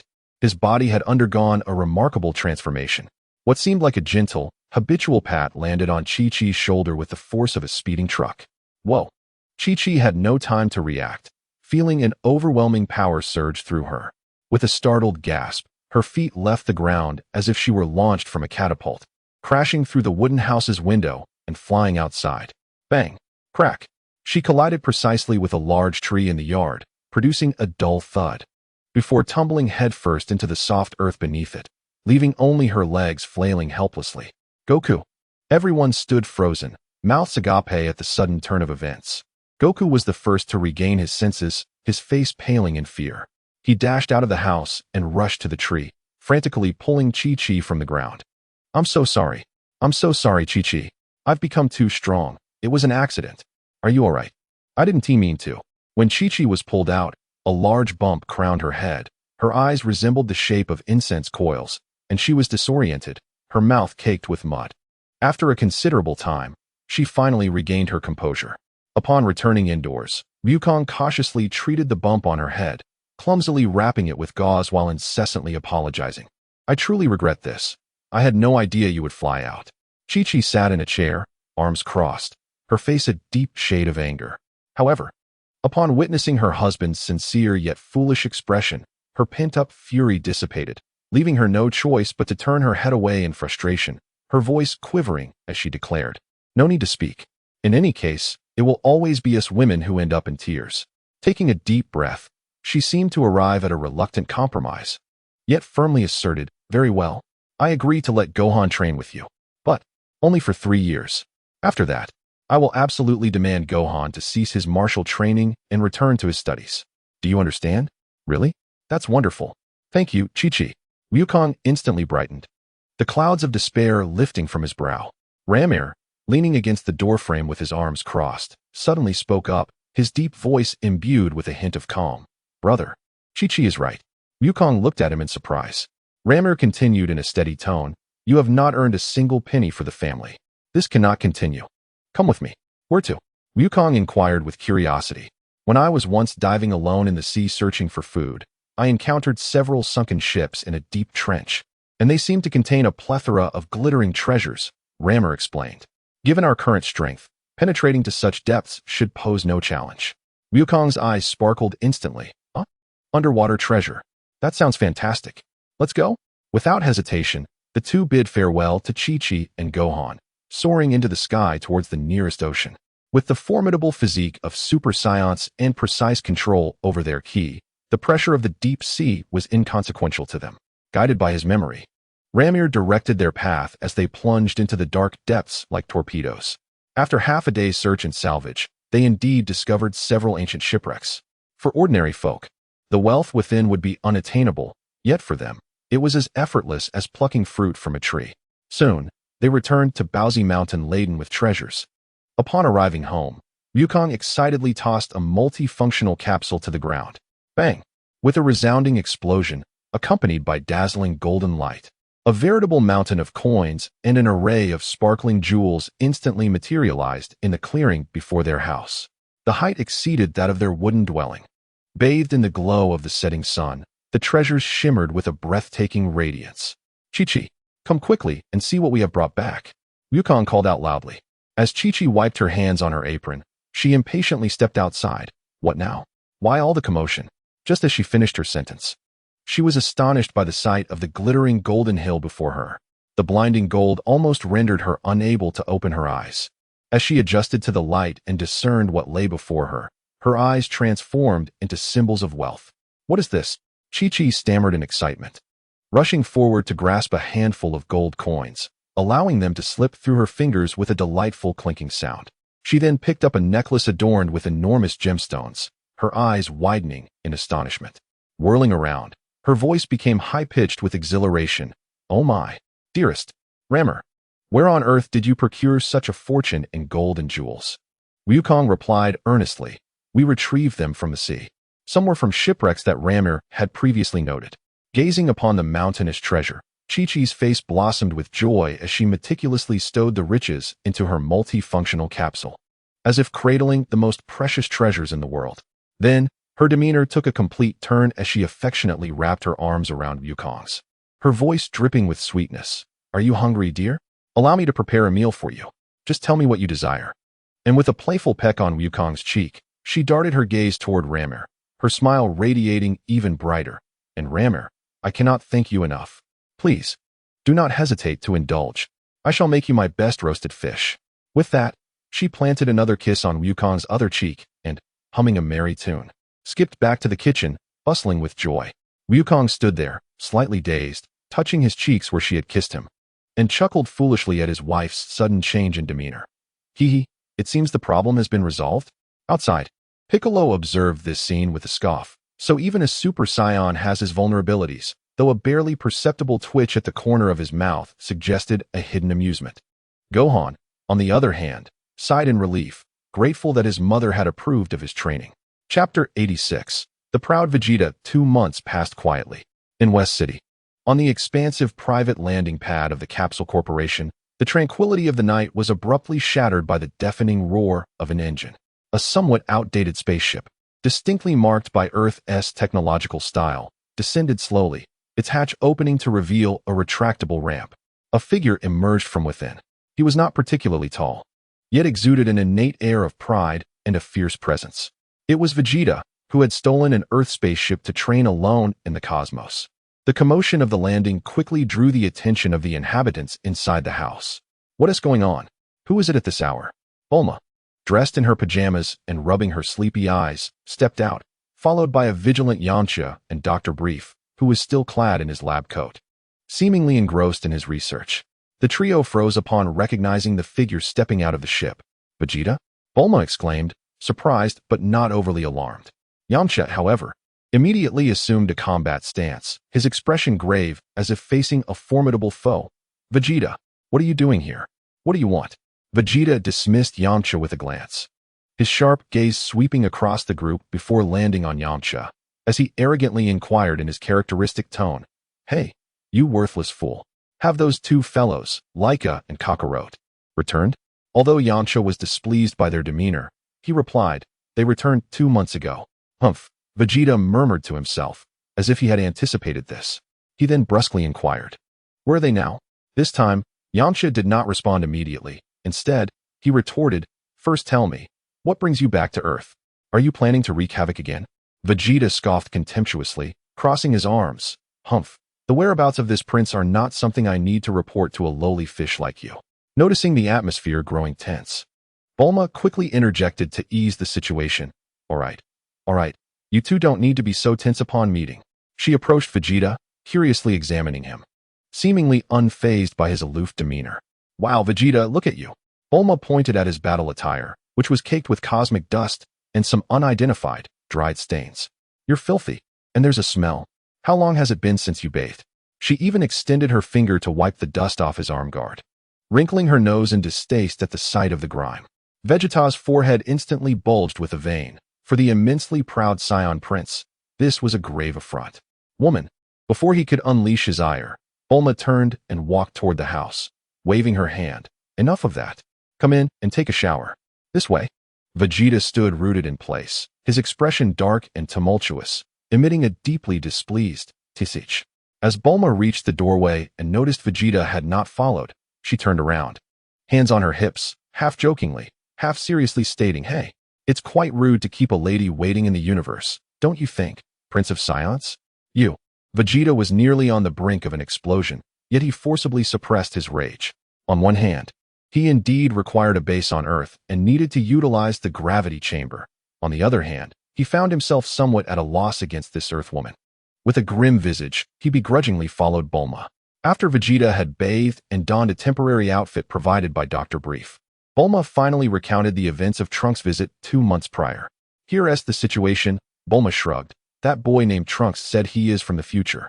In 3 years, 2 extraordinarily powerful androids will appear, annihilating over 80% of the Earth's population. All the warriors who resist, she paused, cautiously glancing at Vegeta, including you, will perish. Boom. Bulma's words struck Vegeta's mind like thunder. What did you say? His pupils contracted to the most perilous pinprick. Every muscle in his body tensed instantaneously. Akin to a poised leopard, a frigid, violent aura uncontrollably radiating from him, causing the temperature in the room to plummet. This was his primal physiological reaction as a top-tier warrior, overwhelmed by the extreme shock, fury, and the provocation of a murderous intent upon hearing that he was destined to be slain in the future. However, the prince's pride forbade him from displaying vulnerability before others, especially in the presence of a woman from Earth. He immediately resorted to a more furious roar to mask his momentary lapse, thrusting his finger almost to Bulma's nose, bellowing, Enough with the jesting. Woman, are you mocking the intelligence of this prince? From the future, you say? Utterly absurd. He withdrew his hand abruptly, crossed his arms, and let out a cold laugh in an attempt to regain the upper hand. Humph. Even if what you say is true, my death. Preposterous. I am the prince of the Saiyans, blessed with the most noble lineage. How could I possibly fall to a heap of human-made scrap metal? There must be some misunderstanding. Or perhaps that future child is nothing but a fraud. Despite his vehement denial and belittlement, Bulma could clearly discern the fleeting panic and disbelief flickering deep within his eyes. Vegeta's pride would not allow him to accept such a future. Yet, this seemingly ludicrous information pierced his heart like a venomous thorn. That very evening, Vegeta sought out Dr. Brief, who was still tinkering with instruments in the laboratory. Hey, old man, Vegeta commanded without courtesy, adjust the gravity chamber. Increase its maximum multiplier from 250 times to 400 times. Dr. Brief was taken aback, adjusting his glasses with concern as he gazed at Vegeta. 400 times? Young man, that is far too reckless. The current 250 times is already the limit of its design. If we set it to 400 times, considering your weight of approximately 60 kilograms, you would be subjected to a force equivalent to 24 tons. This is not merely weight. It is a gravitational field acting upon every cell in your body. Your organs, bones, and blood would endure unimaginable pressure. You could die. Stop rambling. Vegeta interrupted impatiently, envisioning Kakarot and Laika leisurely training under 250 times gravity while he, in the future, would fall victim to an unknown android. The extreme humiliation and resentment ignited a fierce blaze of fury within him. Do it. Immediately. I demand it. To demonstrate his resolve, he unleashed a powerful aura. Although not in Super Saiyan form, the overwhelming force resonated through the laboratory, causing the equipment to hum. Do you see this? The power of the prince. What is a mere 400 times gravity to me? Under Vegeta's insistent demands, Dr. Brief reluctantly acquiesced and began the perilous modifications to the gravity chamber. That night, upon completion, Vegeta plunged into the hellish depths of the 400 times gravity chamber. Boom. As the gravity multiplier surged to 400, Vegeta was engulfed in darkness, as if the weight of the entire universe bore down upon him. He stifled a groan, his knees buckling uncontrollably as he nearly collapsed to the ground. The sound of his bones cracking echoed painfully, and his muscle fibers felt as though they were being torn by countless hands. Each breath became immensely difficult, as if inhaling not air, but blocks of lead. Sweat streamed down like a river, soaking his battle attire and clinging tightly to his skin. He gritted his teeth, his gums oozing with blood from the excessive strain. The armor on his knees began to contort under such terrifying pressure. Vegeta let out a painful roar, not in plea for mercy, but in a furious retort to the invisible weight bearing down on him. Kakarot, Laika, you two lowly warriors must be slacking off at 250 times gravity, right? How could I possibly lose to such a degree? I am Vegeta, the prince of the Saiyans. His training regimen bordered on self-torture. He allowed himself merely 2 hours of sleep each day, dedicating the rest of his time in the gravity chamber to relentlessly pushing his limits. Even during meals, he engaged in intense physical training, often choking on food due to distraction, yet he persisted undeterred. He would even deliberately create an oxygen-deprived environment within the gravity chamber, attempting to condense energy blasts, challenging his control over energy in extreme conditions, often coming perilously close to serious injury from energy backlash. Each time he collapsed from exhaustion. Each time he teetered on the brink of despair, Trunks' haunting words, "You two have fallen in battle," echoed like a curse in his ears, compelling him to rise once more, unleashing a defiant roar as he plunged back into his nearly suicidal training regimen. The pride of the Saiyan prince and the grim foreboding of death from the future became his most brutal motivators, driving Vegeta to madly pursue that elusive power within this hellish realm of 400 times gravity, seeking to prove that he, Vegeta, is the mightiest Saiyan of all.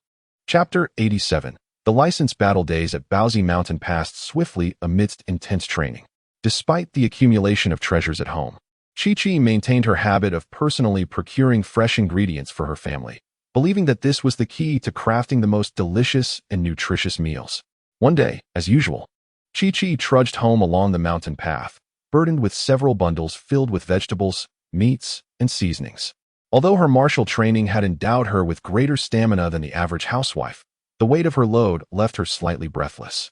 Suddenly, a rustling sound erupted from the nearby woods, and a massive wild boar, its tusks protruding and eyes gleaming red, charged out, evidently driven by hunger and lured by the scent of food. Chi-Chi gasped in shock. While she possessed the ability to confront this beast, her immediate concern was the fresh, succulent vegetables and the prime cut of pork she had just purchased. She could not bear to see her carefully selected ingredients trampled or devoured by this creature. Get away. Quickly move aside. Chi-Chi instinctively turned to flee, clutching her vegetables, attempting to shake off the wild boar. Yet, the boar was relentless in its pursuit of the delectable morsels, bellowing as it raced after her, its stout hooves kicking up dirt in a frenzy. In a sudden burst of speed, it lunged forward, snatching a large piece of pork from one of Chi-Chi's bundles and gulping it down whole. My meat! Chi-Chi cried out in anguish, running even faster. As she sprinted toward home, she shouted, "Goku! Gohan! Come help me!" Regrettably, at this moment, Wukong, Gohan, Rammer, and Piccolo are engaged in a rigorous training session in a secluded mountainous area far from the house, completely oblivious to her cries. After shouting until her voice nearly faltered, she still saw no sign of anyone. In her panic, A bundle was accidentally snagged by the sharp tusks of a wild boar, resulting in a ripping sound as the package split open, scattering several tomatoes and eggs that splattered messily on the ground. At this point, Kiki was utterly furious. "You wretched wild boar. Compensate for my vegetables and meat." The pent-up rage and heartache erupted in an instant. Kiki abruptly halted, carefully setting down the remaining vegetables in her arms, and then turned, striking a classic martial arts stance, her eyes ablaze with the fury of a housewife. The wild boar, seemingly taken aback by the audacity of its fleeing prey to resist, paused momentarily before charging at her with renewed ferocity. "Take that." Kiki sidestepped the charge, delivering a precise knife-hand strike to the boar's neck. Following that, a series of fluid elbow strikes and side kicks ensued. Her movements were clean and decisive, clearly a testament to her training from years past that had not been entirely forgotten. The wild boar, now dazed and disoriented, squealed helplessly, its prior ferocity completely diminished. "Watch this." Finally, Kiki gathered her strength and delivered a powerful punch directly to the boar's forehead. With a thud, the boar grunted, its limbs giving way as it collapsed to the ground, motionless. "Humph. Let us see if you dare to steal my vegetables again," Kiki exclaimed, shaking her hands in satisfaction as she surveyed the chaotic battlefield. With a sigh, she picked up the remaining half of her vegetables and struggled to drag the massive wild boar, step by step, back home. On her way home, she spotted a young couple on the neighboring hill, driving a beautiful white hover car, chatting and laughing as they returned from the city with groceries. The car glided smoothly into the distance, exuding an air of ease and contentment. Kiki gazed at the receding hover car, then at the disheveled items she was carrying, and an inexplicable wave of envy and a hint of grievance surged within her. The husbands of others. Upon dragging the wild boar back to the spacious and brightly renovated house, which had been refurbished with treasure, she looked at the beautiful structure but sighed inexplicably.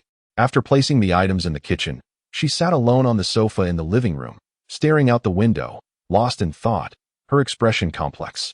Just then, Wukong and the others returned from their day of training.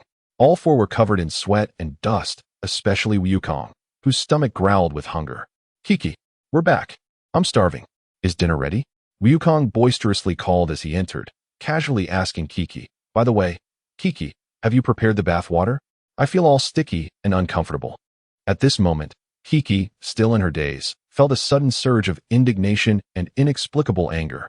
She leapt up from the sofa, hands on her hips, and unleashed a tirade at Wukong. "You all are going too far. Honestly, this is outrageous." Wukong stood there, taken aback by her outburst, blinking in bewilderment. "Well, what's wrong? Kiki, what happened?" Kiki's face flushed with anger as she retorted, "And Gohan, not only is he neglecting his studies, but he is also spending all day practicing that ridiculous martial arts with Piccolo. It's infuriating. And you, Wukong, you, on the other hand, spend your days in carefree leisure, solely focused on training and combat. Occasionally, you should aspire to be like that gentleman residing on the neighboring mountain. Driving a flashy car and taking me shopping would indeed be fitting. That is what a normal husband and father ought to be." Goku was taken aback by this sudden request, responding foolishly, "But we don't have a flying car at home, and I don't possess a driver's license. How would I drive?" "Then go and obtain a driver's license," Kiki exclaimed loudly. "In this society, there is no one without a license but you. It would be utterly embarrassing to admit."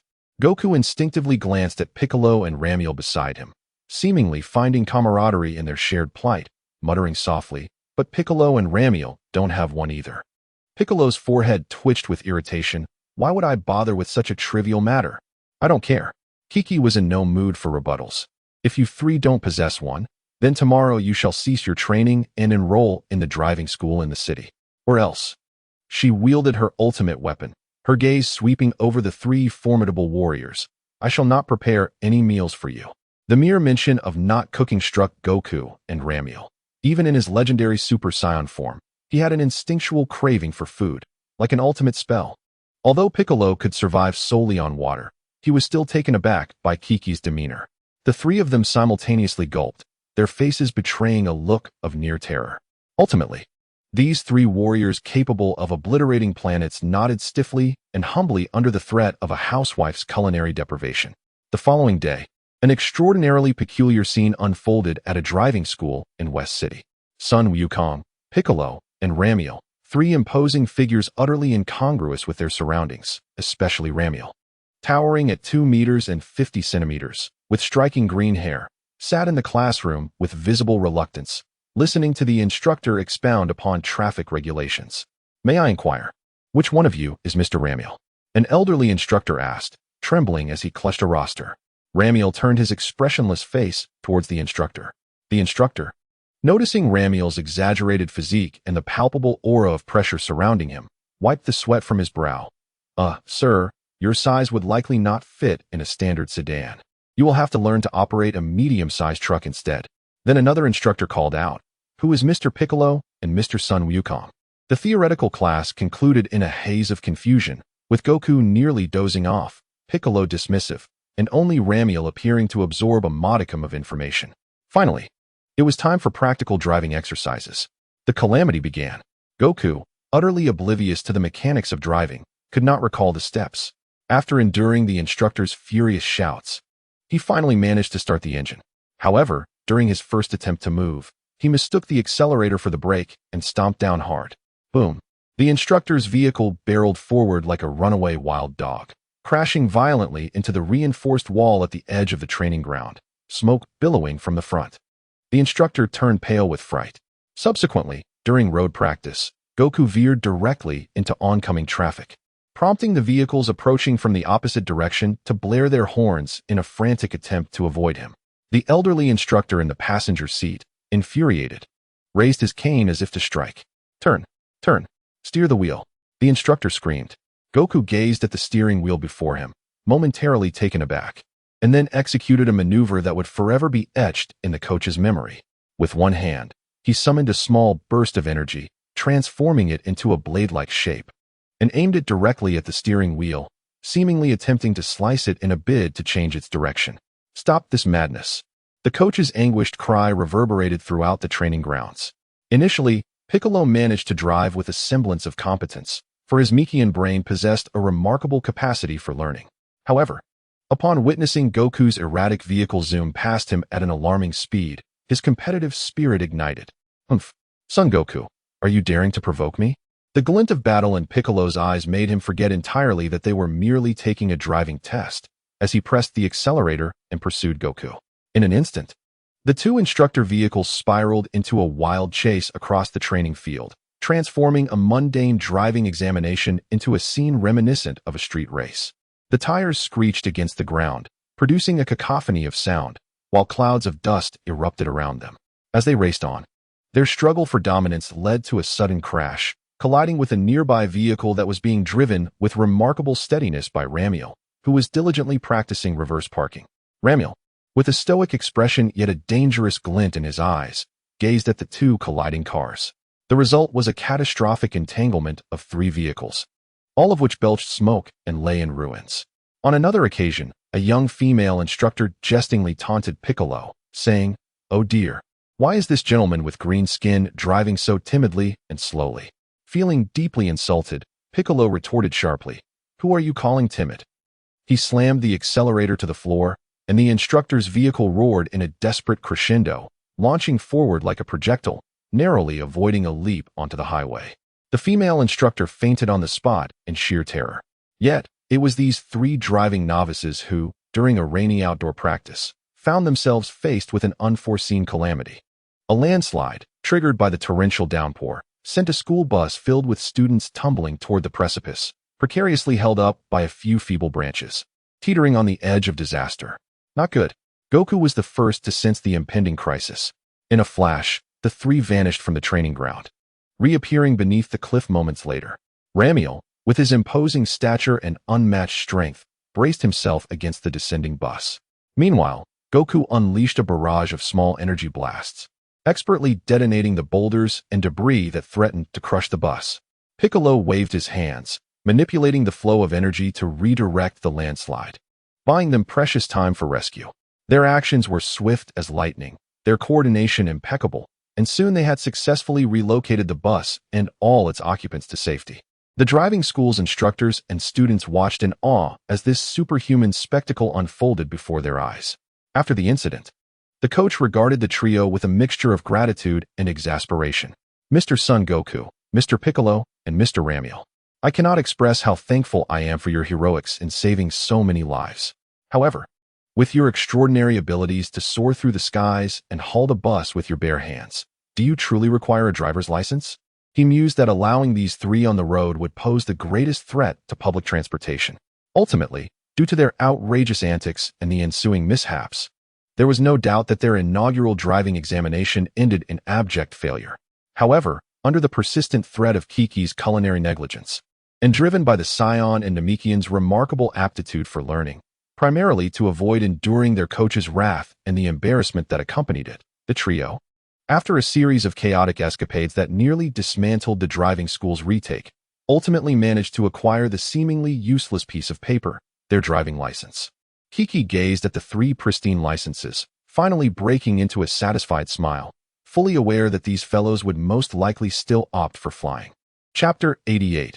Goku didn't take his medicine. Time flew by, the sun and moon weaving their eternal dance. The arduous 3 years of training felt like a mere fleeting moment. At last, the fateful day foretold in the warning from the future arrived, May 12, 767 AD. On that morning, the atmosphere around Baozi Mountain was thick with tension. Son Wukong, Son Gohan, Ramir, and Piccolo stood ready for the impending confrontation. Gohan had grown considerably taller, shedding much of his youthful naivety, his gaze now imbued with a resolute determination. Piccolo's presence was more profound and restrained, while Ramir maintained the legendary green giant form of the Super Saiyan, emanating a powerful and steady aura that was both awe-inspiring and intimidating. Son Wukong, stretching his limbs, wore his characteristic excitement and anticipation when faced with formidable foes. "Let us go," Son Wukong declared.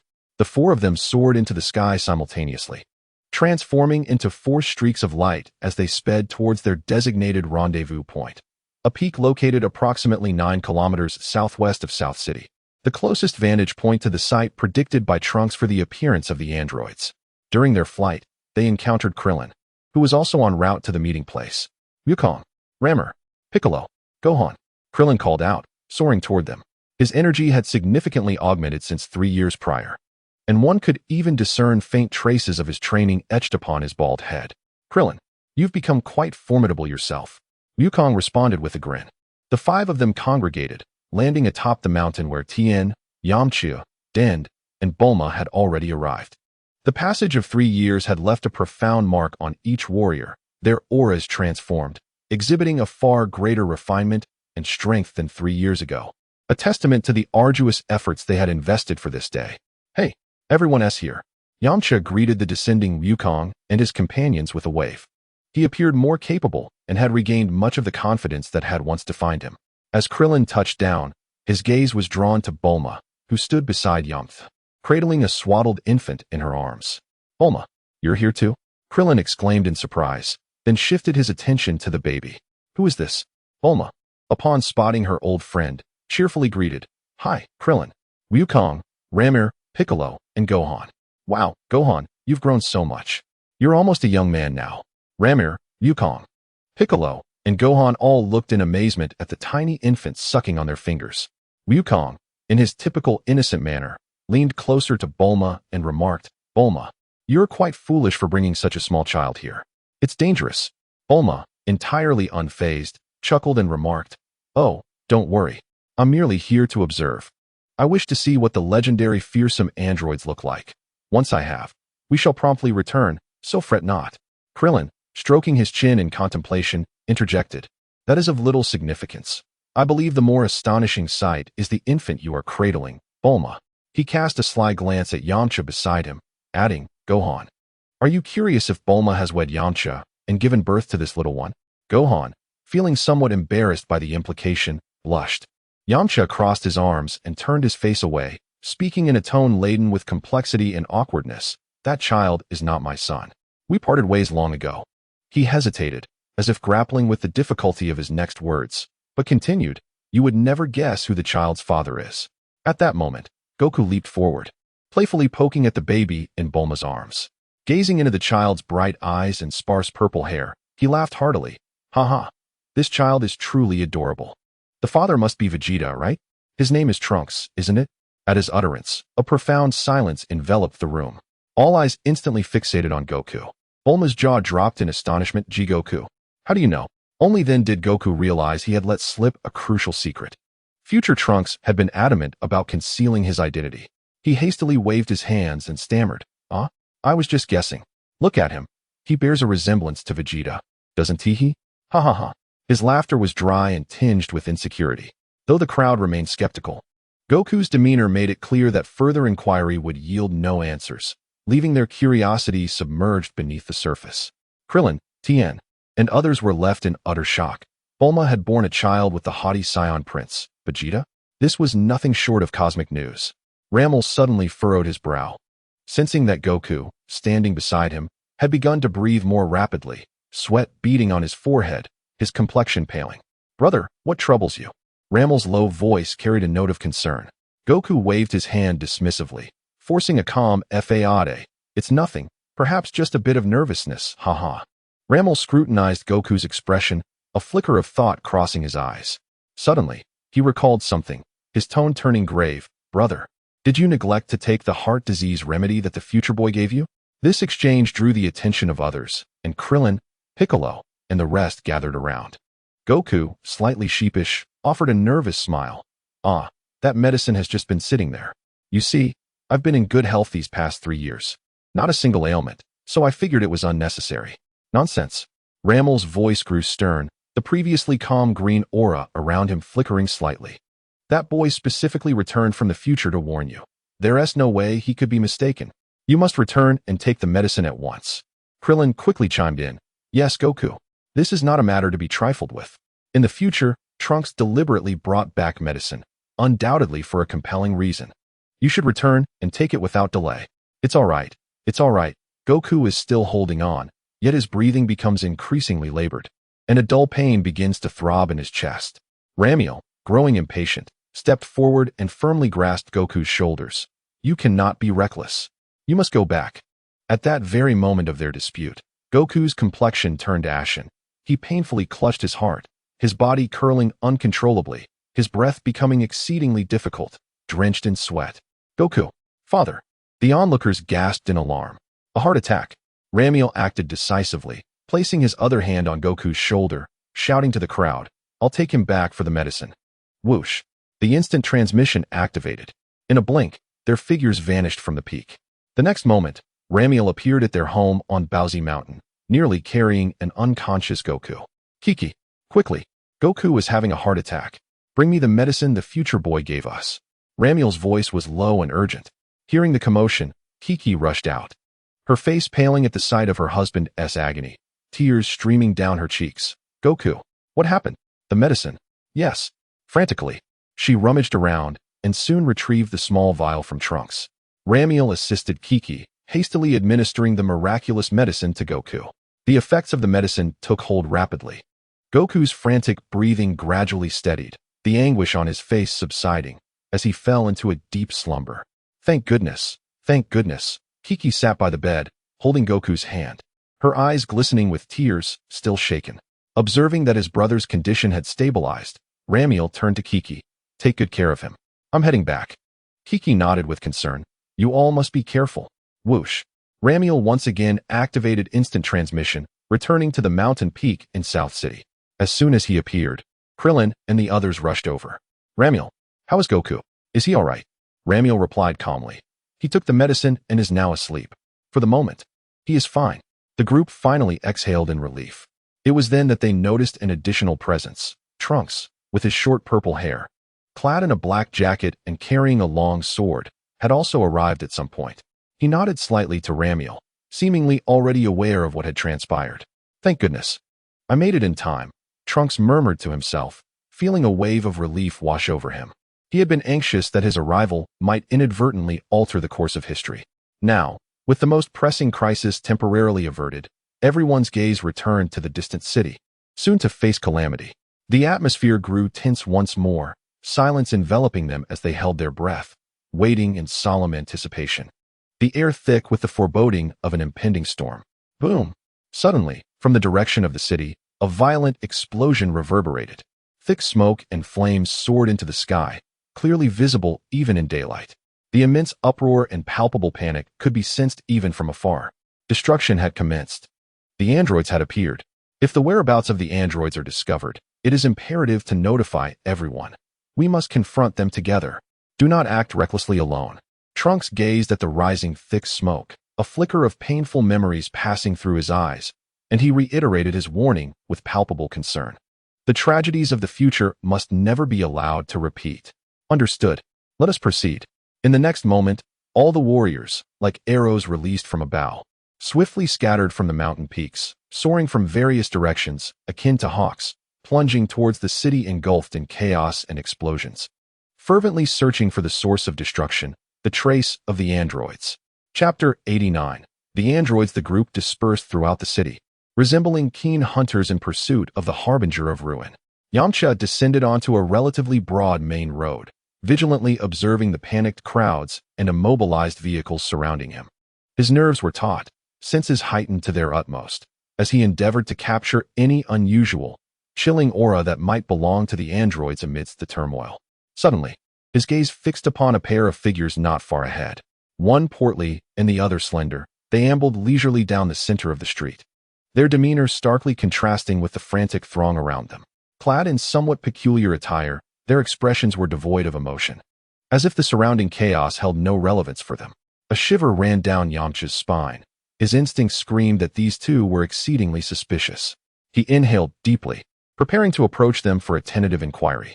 At that moment, a sedan attempting to flee screeched to a halt, its tires screeching against the pavement, coming perilously close to colliding with the two figures. Damn it, are you two blind? Standing in the middle of the road like you want to die? The startled driver leaned out of the window, unleashing a torrent of curses, venting his inner fear and agitation.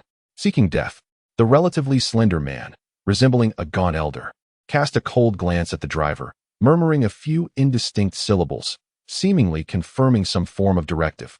Then, with an air of casual indifference, he waved his hand in a languid motion. Boom! In an instant, the sedan erupted into a violent explosion without warning. Fiery flames and shock waves engulfed the vehicle, scattering debris in all directions. The driver, quick to react, managed to roll and scramble from the car just as the explosion occurred. Though he narrowly escaped with his life, the searing heat and flying shrapnel left him bloodied and screaming as he collapsed to the ground. Help! What do you want from us? The driver looked on in abject horror as the two figures approached him slowly from the flames, his face contorted with sheer terror. He scrambled backward, stammering incoherently, "Stay away. Otherwise, I will call the police." Death. A flicker of emotionless, crimson malice flashed in the eyes of the gaunt elder android, akin to a serpent fixating on its prey. He abruptly reached out, his hand striking like lightning as he seized the driver's throat, lifting him off the ground.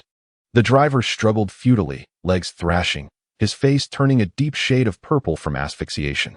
In the next instant, the elderly cyborg's other hand struck forth like the sharpest of spears, ruthlessly piercing the driver's heart with precision. The driver's struggles ceased abruptly, his eyes wide with shock, devoid of all vitality, as his head fell limply to the side. The elderly cyborg callously tossed the lifeless body aside, as if discarding refuse, blood staining the cold pavement. Hidden in the shadows of a nearby corner, Yamcha witnessed this brutal scene, his lips clenched tightly and fists cracking with tension.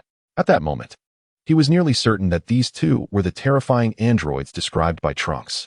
Though he sensed no energy emanating from them, a chilling fear, rooted in primal instinct, surged from the depths of his being. Coupled with Trunks' harrowing descriptions, reason screamed within Yamcha that rushing out now would surely spell his doom. He needed to swiftly inform Ramiel and Piccolo about the unfolding events and their location. Suppressing his fury and fear, Yamcha resolved to retreat quietly and seek assistance with utmost haste. Yet, just as he turned to leave, whoosh, two figures flashed like phantoms, appearing silently before him, completely blocking his escape. Yamcha was paralyzed with terror, cold sweat soaking his back as he involuntarily staggered back 2 steps, his heart racing uncontrollably. Their speed was astonishing, movements too swift for the eye to follow. The emotionless eyes of the two androids fixated on Yamcha, a faint red glow flickering within them, as if performing a form of scanning. After comparing facial and life energy data, a compatibility of 96% was confirmed. Target identity confirmed, Yamcha. The portly android spoke with a detached, mechanical-like voice. The other, resembling a thin old man, replied in a hoarse, chilling tone. Regardless, the energy response within him is quite substantial. Absorbing him would yield considerable replenishment. Very well, let us eliminate him. The stout android nodded, as casually as if deciding on dinner. You despicable murderers. Yamcha, realizing escape was futile, felt his blood boil with rage. With a furious roar, he unleashed his energy without reservation. A powerful wave of energy sent debris swirling, his hair standing on end, enveloped in a radiant white aura. He knew he could never match these two in combat. His only hope lay in using his energy as a signal flare, alerting Ramiel and Piccolo, scattered throughout the city. To his plight, you shall know, I am not to be trifled with. Yamcha assumed the stance for the Wolf-Fang fist, roaring to embolden himself, his muscles coiling in preparation for a desperate fight. However, just as he was about to strike, the two androids before him flickered momentarily, like a faulty signal, and vanished from sight without a sound. The speed was so astonishing that it exceeded the limits of his vision. In the next moment, Yamcha felt a frigid, iron-like hand silently cover his mouth from behind, rendering him incapable of uttering a single cry. It was that gaunt old cyborg. He had no idea when he had stealthily appeared behind him. A wave of dread washed over Yamcha as an intense chill surged from his feet to the crown of his head. He struggled desperately, but the strength of his assailant was astonishing, rendering him utterly powerless. Immediately, an indescribable, chilling force emanated from the hand that covered his mouth, drawing his energy away as if it were a deluge breaching its dam, uncontrollably surging into the cyborg's being. Yamcha's aura rapidly dimmed, extinguishing before his very eyes. The sense of power ebbed from his body like a receding tide, replaced by an overwhelming weakness and dizziness that crashed over him like a relentless wave. In mere moments, the energy within Yamcha was entirely siphoned away. He felt as though his bones had been extracted, his complexion as pale as parchment, devoid of strength even to remain standing. A faint groan escaped his lips. Just then, the hand that had been covering his mouth suddenly released its grip, fingers converging into a sharp blade that glinted with a cold metallic sheen, ruthlessly plunging into the center of Yamcha's back. Accompanied by Yamcha's final, piercing scream. The hand penetrated his chest without obstruction, emerging from the front, droplets of warm blood cascading between its fingers. Yamcha's body stiffened abruptly, his eyes widening in disbelief. Blood gushing forth like a fountain from the gaping wound in his mouth and chest. The light in his eyes rapidly faded, ultimately tilting his head, leaving him in a state of uncertainty between life and death. The gaunt old cyborg coldly withdrew his arm from Yamcha's body, allowing the lifeless form to collapse heavily onto the frigid pavement, the gaping wound staining the ground with a vivid crimson hue. Meanwhile, his companions scattered throughout the city were searching frantically. High above, Piccolo abruptly turned to the direction of Yamcha's fading energy, his expression shifting with alarm. Yamcha's life force was nearly extinguished. Yamcha, Gohan, searching down another street, also sensed the sudden surge followed by a swift decline in energy. An intense unease swelling within him. This is bad. Krillin, Tien, and the others simultaneously paled, sprinting toward that direction. The most perceptive, Ramiel, had pinpointed the location the moment the energy appeared, clearly sensing that Yamcha's essence was flickering like a dying candle in the wind. Ramiel's eyes glinted with cold determination as he unhesitatingly locked onto the last trace of Yamcha's presence. Whoosh! The instant transmission was activated. In the next moment, Ramiel's towering figure suddenly materialized above the street where the tragedy had unfolded. His gaze immediately fell upon Yamcha's body, lying in a pool of blood, with a gaping, penetrating wound in his chest.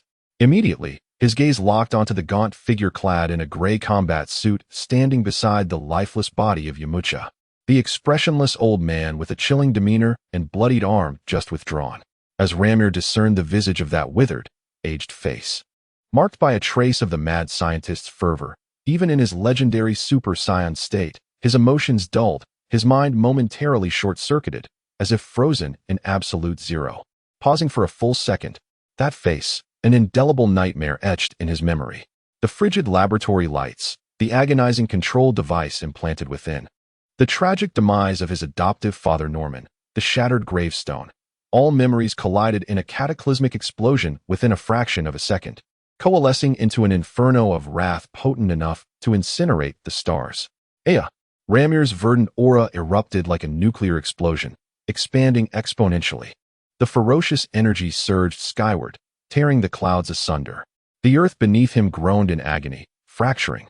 His white eyes, void of pupils, instantly brimmed with blood, fixating intently on the frail old cyborg, unleashing a roar that reverberated through the heavens, overflowing with boundless hatred and fury. Glow! This bellow echoed like a harbinger of hell's arrival. Chapter 90. Overwhelm. Ramir's roar, laden with infinite hatred and rage, thundered across the cityscape, momentarily drowning out the distant cacophony of explosions. The mechanized movements of Dr. Glow, who was fervently absorbing the residual energy of Yamcha, abruptly faltered. He slowly turned his head, his icy electronic eyes scanning for the source of the sound. Upon seeing the giant, suspended in midair, engulfed in a tempestuous verdant flame, his face contorted in fury. The data streams in his eyes surged wildly. Facial recognition matched with energy signature analysis at a 93 accuracy rate. Target identified. Experiment 0, Laika. Dr. Glow articulated the analysis in his emotionless, gravelly voice. Even in the face of Ramir's terrifying aura capable of altering the very fabric of reality, he exhibited no fear. Only a hint of disdain and curiosity.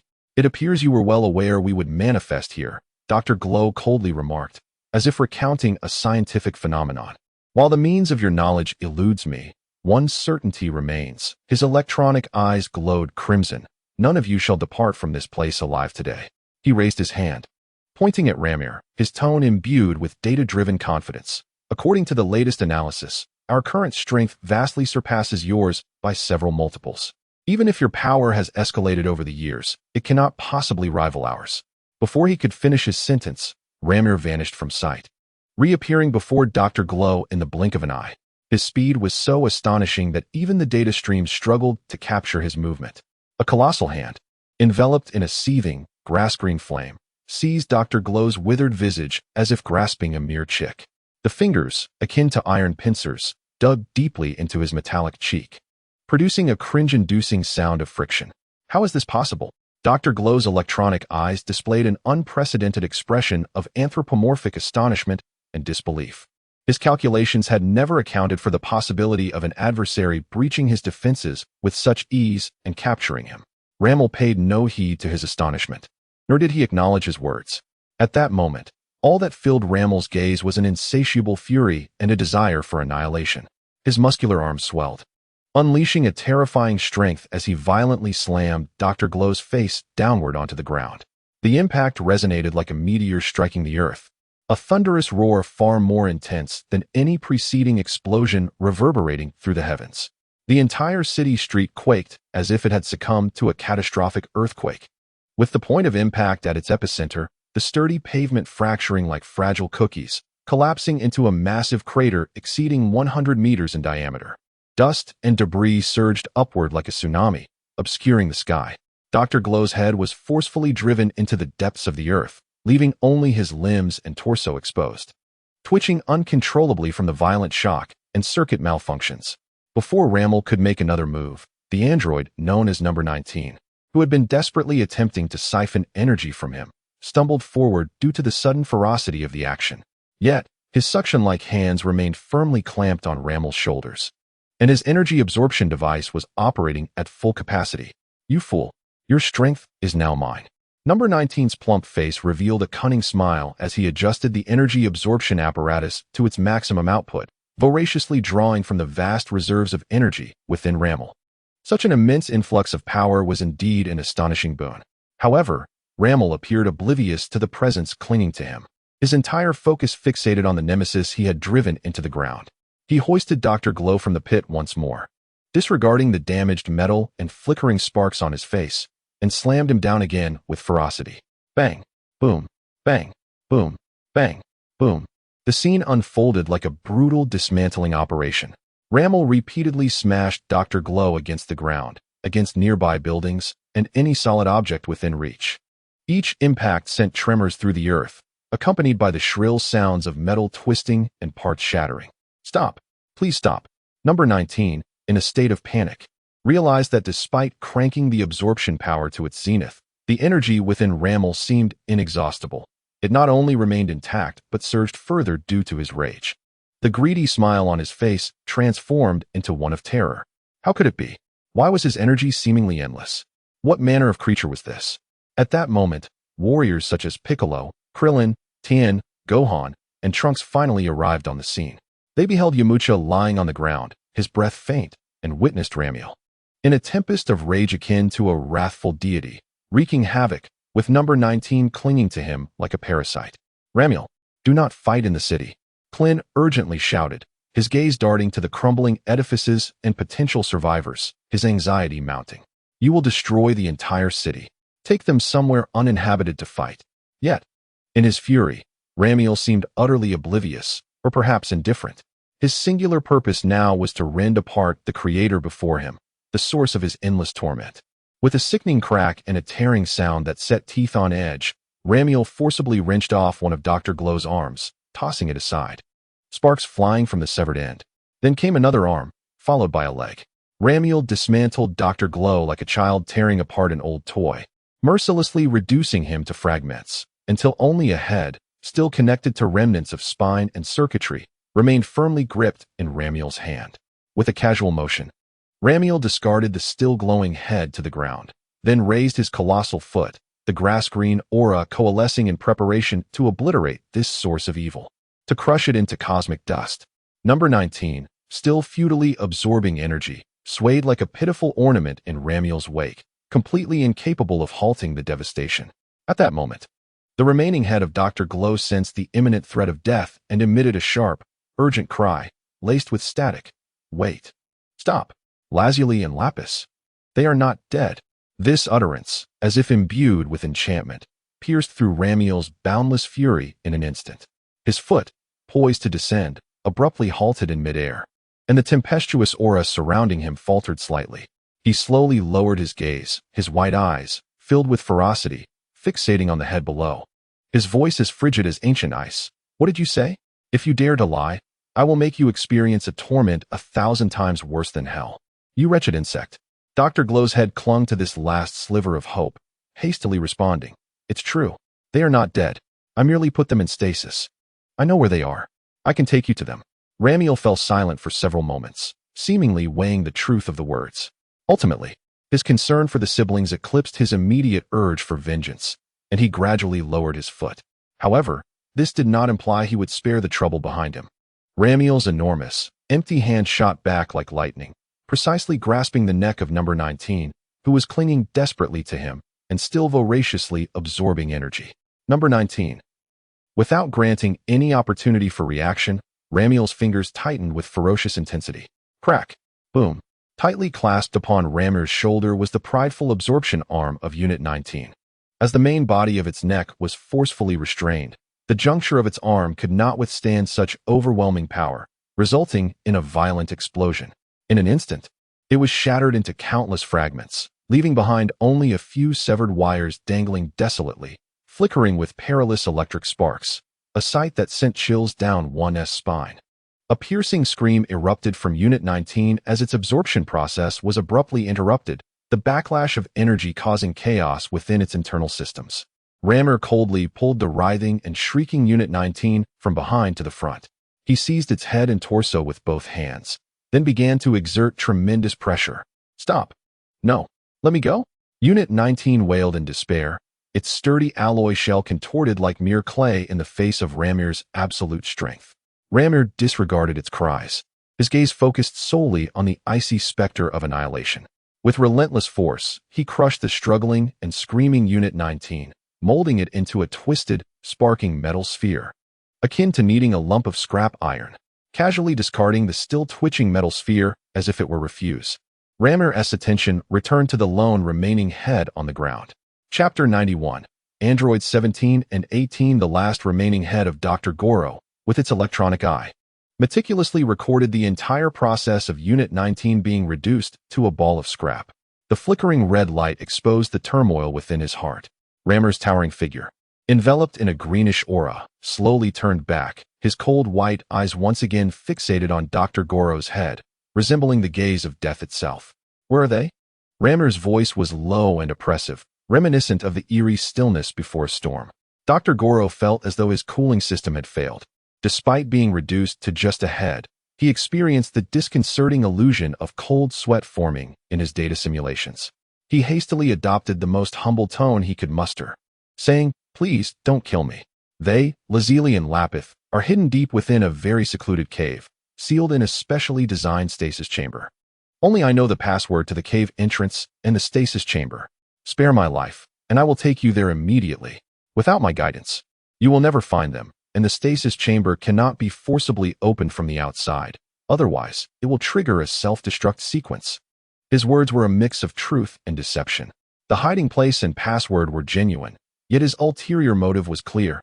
As long as Ramir spared him temporarily, he would lead him to the cave and then seize the opportunity to activate Units 17 and 18. He firmly believed that the power of these newly completed androids, equipped with infinite energy cores, would far surpass that of Ramir. When the time came, all he needed was to produce the emergency controller hidden on his person, commanding Units 17 and 18 to join forces and eliminate Ramir. Ramir remained silent for a moment, his emotionless gaze seemingly piercing through Dr. Gero's mechanical head, unraveling all of his schemes. Ultimately, his concern for the whereabouts of the siblings outweighed his immediate desire for vengeance. He coldly articulated, bearing an unmistakable threat, "Lead the way. Should you dare to utter a falsehood, you would find yourself pleading for a swift and merciful demise." Within the depths of Dr. Glow's mind, a flicker of delight ignited. Though outwardly he hurriedly responded, "I would never. Absolutely not."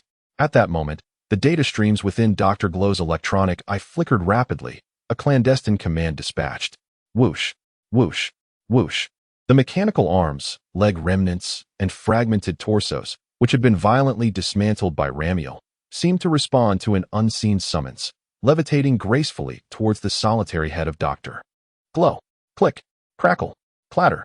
Amidst a dazzling cacophony of mechanical assembly, these components seamlessly interlocked, aligning and securing with precision. In less than a minute, Dr. Glow astonishingly reassembled into a complete form. Apart from some evident damage and dents on the exterior and one arm rendered utterly useless, hanging limply due to Ramiel's crushing grip, the rest of the body appeared largely unscathed. The marvel of artificial intelligence was manifest. "Please, follow me," Dr. Glow said, cautiously adjusting his newly reformed body, refraining from any erratic movements, obediently leading the way towards a remote mountain range. Ramiel, silent, trailed closely behind. Beak, Klin, Tien Shinhan, Gohan, and Trunks exchanged glances, swiftly suppressing their astonishment and confusion, hurrying to follow. They were all eager to uncover who Lazuli and Lapis were, that could momentarily quell the wrath of the furious Ramiel. After traversing a considerable distance, Dr. Glow descended deep within a desolate, craggy mountain range. Approaching a seemingly unremarkable rock face, he pressed firmly on a subtly protruding stone. Hidden from plain sight, a low, resonant mechanical sound echoed as what appeared to be a naturally formed mountain wall revealed itself to be a cleverly concealed stone door, slowly sliding aside to unveil a dark, cavernous passage. A chill, infused with the scent of oil and preservatives, wafted from within the tunnel. Dr. Glow stepped inside first, followed resolutely by Ramiel, with the others cautiously entering in succession. The passage was brief, culminating in a spacious yet dimly lit underground laboratory. As Dr. Glow entered, the overhead lights flickered to life, buzzing with electric hums, illuminating the interior as bright as day. Surrounding them was an imposing array of computers, screens flashing intricate codes and data streams, emitting a rhythmic beeping as if monitoring something. The air was thick with an icy, technological ambience. However, Dr. Glow seemed oblivious to it all. His gaze, as well as that of everyone else, was drawn to the two cylindrical metallic storage pods, side by side in the center of the lab, resembling coffins. The pods were transparent, and through the thick reinforced glass, two figures could be seen lying silently within. Dr. Glow hastened to the side of the storage pod, and Ramiel stepped forward, his colossal form nearly eclipsing the light. Peering through the glass, he beheld the two slumbering individuals inside. Within the left storage pod lay a youth, appearing to be around 17 or 18 years of age. He possessed a cascade of lustrous black hair that fell elegantly over his shoulders, his visage strikingly handsome with an alluring hint of the otherworldly. His eyes were tightly shut, as if he were ensconced in a profound slumber. Within the adjoining chamber, there lay a young girl of similar age. She boasted a radiant mane of golden hair. Her features exquisitely beautiful, akin to that of a delicate doll, her skin fair and her long lashes veiling her eyelids, equally lost in serene repose. It was the very image of the brother and sister he remembered. Yet, the innocence of their youth had faded, giving way to a more mature appearance, now imbued with a chilling, inhuman coldness. Lapis, Lyra, Ramir, he murmured softly, the names etched deep within his heart. His massive hand pressed gently against the frigid glass, emotions surging within him, causing the emerald aura surrounding him to quiver slightly. After years of searching and yearning, hope finally glimmered in this moment. He abruptly turned to Dr. Glow and fervently urged in a hushed tone, "Open the chamber doors at once." Quickly. The urgency and insistence in his voice made Dr. Glow's core processor tremble. He promptly nodded and replied, "Yes, yes. I will open it immediately." Hastening to the main control panel, he deftly input a lengthy sequence of intricate passwords and data. Finally, his fingers hovered above a large green button, a glint of cunning and madness flickering in his eyes. "If I press this, my most perfect creation shall awaken, and your demise will be at hand," he screamed internally, pressing the activation button with fervor. Buzz. The laboratory lights flickered momentarily. The immense array of computers surged into overdrive, emitting a cacophony of beeps. Soft blue light illuminated the interiors of the two chambers, as various thawing and awakening protocols began to initiate. Simultaneously, Dr. Glow secretly retrieved a palm-sized emergency remote control with a red button, gripping it tightly in his palm, concealed behind his back. This was his ultimate safeguard for controlling Subject 17 and 18. In the next instant, accompanied by a hissing sound of releasing pressure, the arched doors of the two chambers slowly ascended, revealing the dormant androids within. Unable to contain his excitement and the anticipation of revenge, Dr. Glow stepped forward, eager to establish control with the remote. However, as he approached, a thunderous roar erupted. Two torrents of icy, overwhelming energy, teeming with a pure desire for annihilation, surged forth from the open chamber, engulfing the entire laboratory in an instant. The lights flickered violently, and the data on the computer screens danced erratically. Dr. Glow, taken aback by this sudden, unimaginable force of malevolence, stumbled back several steps, nearly losing his footing. The remote in his grasp almost slipped from his fingers. Then, under the tense gaze of all present, the black-haired youth, Lapis, Subject 17, slowly rose to a sitting position. He brushed aside the strands of his cascading hair and gradually opened his eyes. What kind of eyes were they?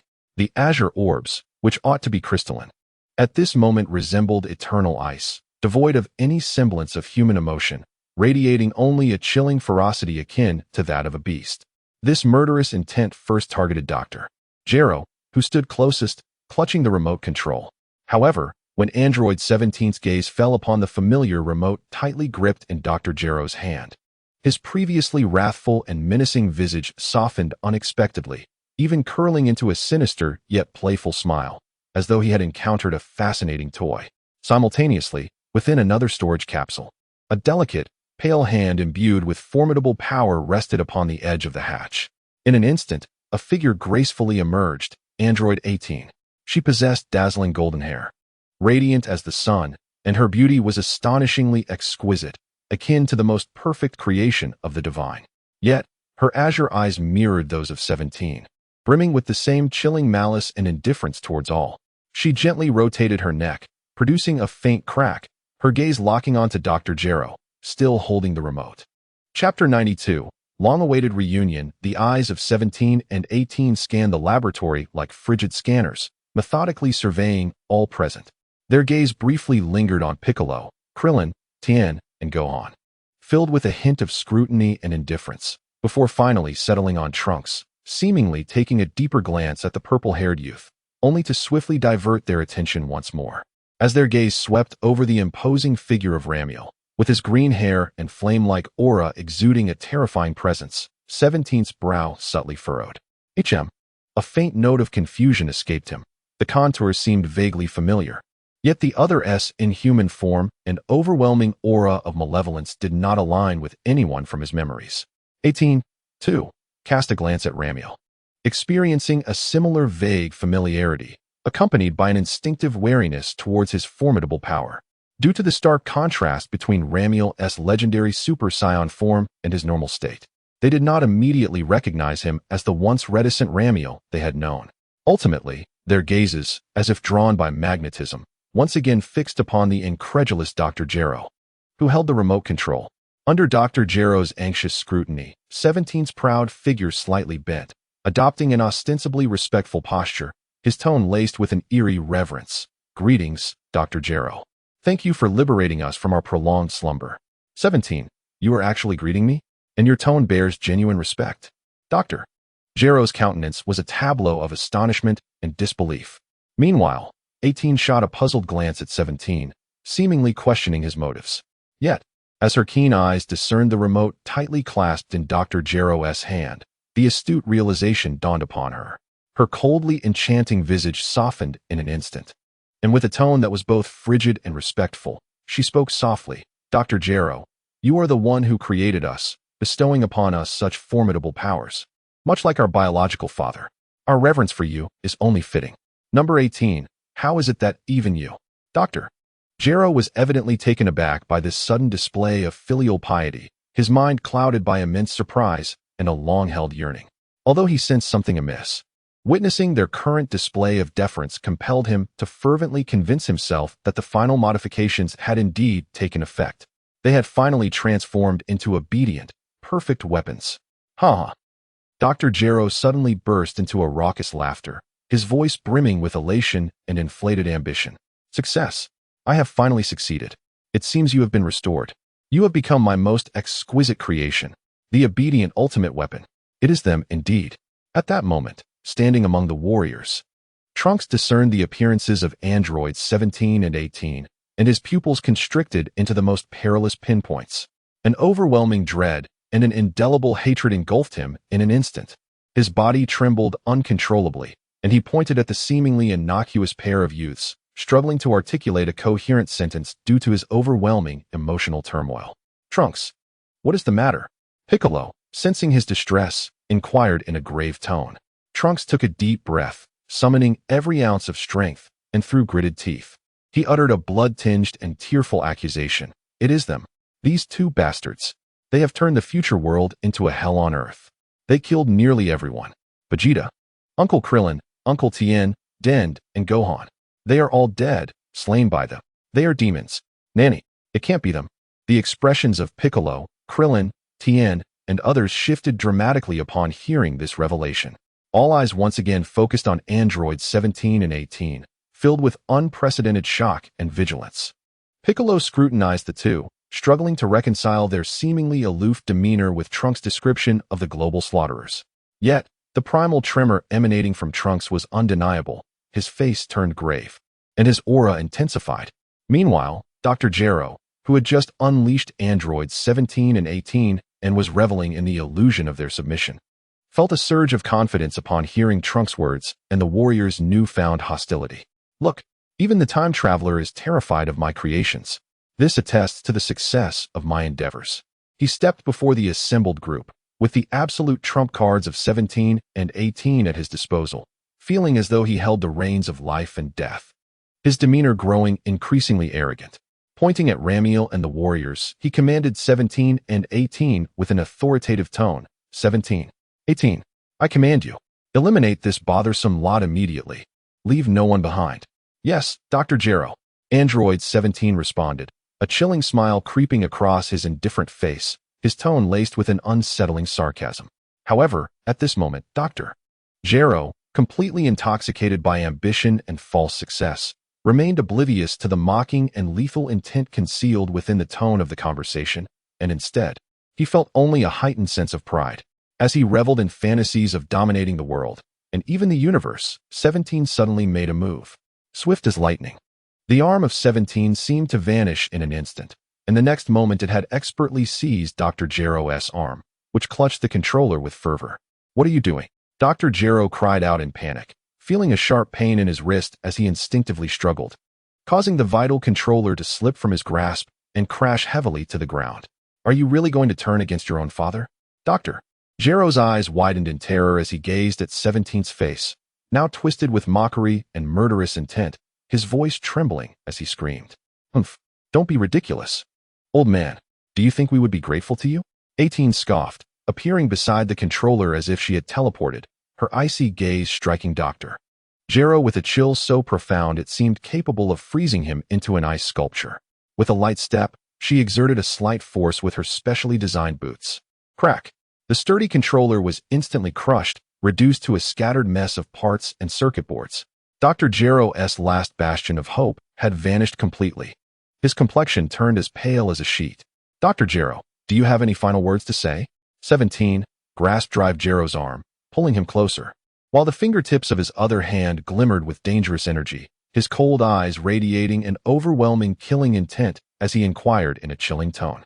The term of endearment. Doctor, now dripped with biting irony. And no, please don't kill me. I can still improve you. I can make you doctor. Gero's pupils dilated as he pleaded in sheer terror, attempting to cast out his last bargaining chip. I have understood your final words, 17 interrupted coldly, a cruel smile curling at the corner of his mouth. But I do not consent.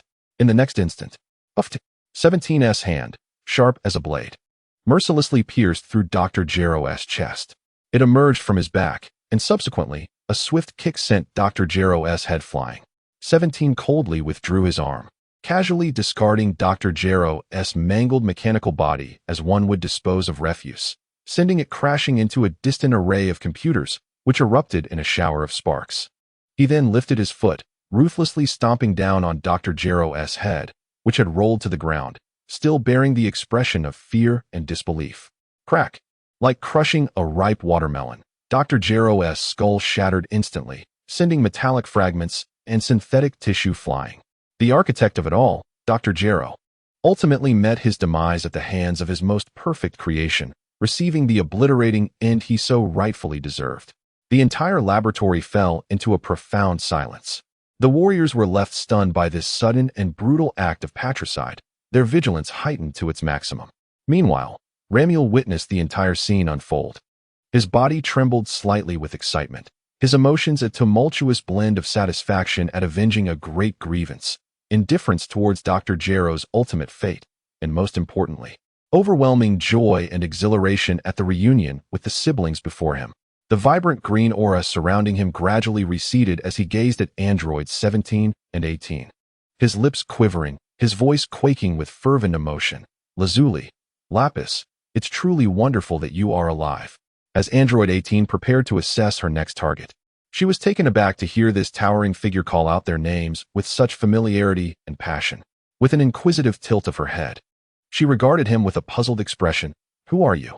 How do you know our names? Ramiel paused momentarily, then suddenly realized.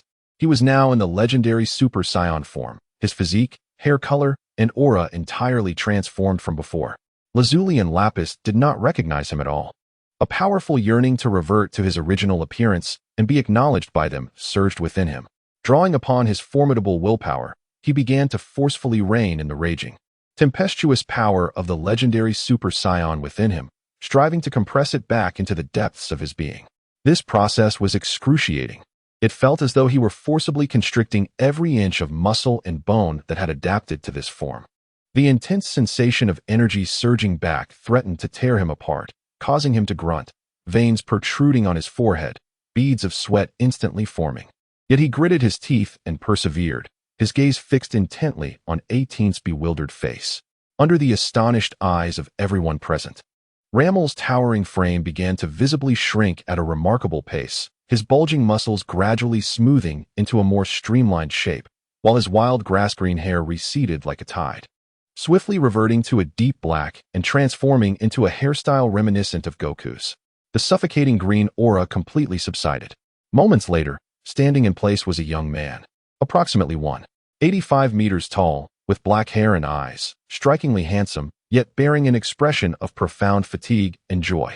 He looked at the astonished 18 and the slightly raised eyebrow of 17, and with a voice that felt so familiar, filled with boundless emotion and tenderness, he softly spoke, "It's me, I am Ramiel." Chapter 93. Android 16 as Ramel shed the terrifying form of the Super Saiyan and reverted to his familiar, handsome self with black hair. 18, Lazuli, was instantly overwhelmed by disbelief and immense joy, her once frosty azure eyes now brimming with astonishment. She stared at the face she had longed for, believing him lost to the world, her lips quivering, seemingly wanting to speak, yet unable to produce a sound. In the next instant, she transformed into a blur, propelled by a fragrant breeze, and lunged towards Ramel.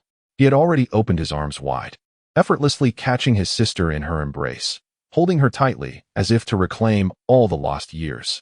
Ramel, is it really you? Is it truly you? On the 18th, she buried her face deeply in Ramir's chest, and the tears that had been suppressed for years surged forth like a flood breaching a dam, quickly soaking the fabric of Ramir's garment. Her shoulders trembled slightly from her sobs, her voice choked with a mixture of grievance, sorrow, and a euphoric joy at being reunited. It's me, Razali, I have returned. Ramir's voice grew somewhat hoarse as he gently patted Razali's back, feeling the warmth of her presence. His heart a tumult of emotions. Through her tears, the 18th recounted the deepest pains buried within her heart. That night, a monster invaded our home. They were so powerful. Mom and Dad were killed while trying to protect us. Her voice faltered with the weight of anguish. Then they took me and Rappies away. Later, that damned Dr. Gero, while experimenting on us, deceived us, claiming that you had been killed by the artificial beings he sent after us. He even showed us the surveillance footage where you were brutally beaten, covered in blood. We all thought. At this point, her voice broke, and she clung tighter to Ramir as if fearing that if she let go, he would vanish once more. Ramir listened in silence, his heart aching. Although he had surmised much from the fragments of memories left by Dr. Gero and their previous conversations, hearing his sister's tear-laden account stirred an uncontainable fury and sorrow within him. He embraced Razali more firmly, his voice low yet resolute. I know. I'm so sorry, Razali. I failed to protect you, and you have suffered so much. I missed you dearly. His words, though simple, were imbued with profound guilt and longing. Meanwhile, the 17th, Rappies, though still maintaining a cool demeanor with hands in pockets, slightly turned his head away, his lips pressed tightly together. A subtle flicker of emotion and relaxation passed through his striking eyes. Learning of his brother's survival had lifted a heavy burden from his heart as well. After a considerable time, the 18th gradually ceased her weeping, her emotions settling. She shyly lifted her head from Ramir's embrace, wiping her reddened eyes, yet her face radiated a smile of relief and joy. Ramir released her and approached the 17th. The brothers exchanged glances for a moment, words unnecessary between them. The 17th nodded slightly, and Ramir reached out, firmly patting his shoulder before offering a brief, heartfelt embrace. Everything was communicated without words. The joy of their reunion momentarily eased the tension in the laboratory. Let us leave this dreadful place, the 17th suggested, his tone reverting to its usual aloofness, yet tinged with a hint of warmth compared to his earlier demeanor when facing Dr. Gero. The group nodded in agreement, preparing to depart from this chamber laden with painful memories. Just as they turned to leave, the 17th's gaze inadvertently swept across a corner of the laboratory, where a smaller, cylindrical storage capsule remained obscured by the computer array, inconspicuous until now. The storage unit bore a clearly printed white number 16. Another? Number 17 raised an eyebrow and approached. He instinctively surmised that this might also be a pitiable soul captured by Dr. Gero for transformation. He stepped before the storage unit marked 16, and with a swift motion, concentrated a small orb of highly compressed energy at his fingertips. Without a moment's hesitation, he aimed precisely at the complex electronic lock and fired. Bang! Crack! The metallic core of the lock was instantly obliterated, shattering into tiny fragments. Accompanied by a hissing sound of decompression, the heavy hatch slowly slid open. A chilling white mist, reminiscent of a living entity, surged forth from within, permeating the air with a unique scent of mingled machine oil and cold iron. The first to emerge from the fog was a pair of extraordinarily heavy military boots clad in green armor. The soles thudded heavily against the metallic debris on the ground, producing a dull, oppressive sound. Following closely behind were powerful calves and thighs, similarly encased in imposing green armor, their muscular contours accentuated by the metallic plating. As the figure fully stepped out of the enveloping mist, even the season number 18 instinctively narrowed his pupils, raising his right hand slightly in a near-instinctive defensive posture. Before them stood a giant towering over 2 meters tall. His fiery red hair stood erect, while beneath a few errant strands was a chiseled face, sharp as if hewn from stone.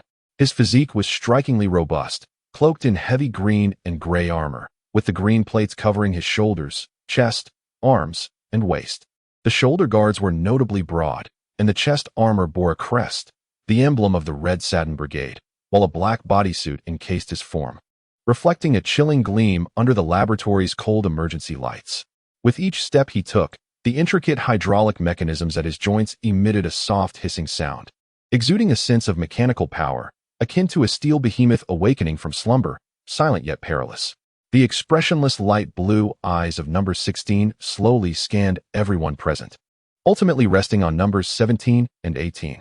A cold voice escaped his lips, devoid of any tonal fluctuation. Target confirmed. Android 17, Android 18. No attack directive. His gaze then shifted downwards, briefly surveying the shattered remains of Dr. Gero's body and parts on the ground, his eyes revealing no hint of emotion, as if he regarded them merely as inconsequential refuse.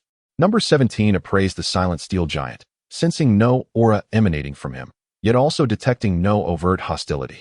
Tilting his head, he spoke in his customary casual tone. "Come on, big guy. You must also be one of the androids transformed by that old bastard Dr. Gero, right? Now that he's dead, you're free." Number 16 offered no reply, nor did he contest the statement. His massive form silently turned, taking heavy yet steady strides as he quietly followed behind numbers 17 and 18, seemingly accepting their company. Just as Ramir was preparing to leave the laboratory with Android 17, 18, and the newly joined Android 16, a sudden voice interrupted. "Wait." Future Trunks stepped forward, blocking the laboratory's exit. His right hand gripped the hilt of his sword, his body trembling slightly with tension and animosity, his gaze fixed on Androids 17 and 18, brimming with undisguised hostility and fear. "We cannot let them go, Mr. Ramir. Are you not aware of the dreadful acts they will commit in the future? They will take countless lives. They are demons," Trunks exclaimed passionately, attempting to halt them. In that moment of heightened emotion, when Trunks seemed on the verge of drawing his sword, a green arm gently rested on his shoulder. It was Piccolo. He subtly shook his head at Trunks, offering a calming and composed glance. Piccolo's eyes scanned Ramir, who clearly shared a deep bond with the android siblings, and briefly assessed Android 16, who, despite exuding an air of danger, showed no immediate intent to attack. In a low voice, he advised Trunks, "Do not act impulsively. Observe the situation.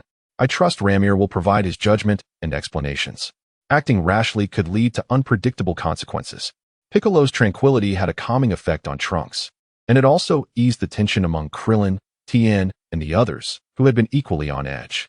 They chose to temporarily place their trust in Ramir, though their vigilant gazes remained fixed on Android 17, 18, and 16. Chapter 94. Arrogant Vegeta. The four emerged from the dark, damp cave, once again basking in the sunlight.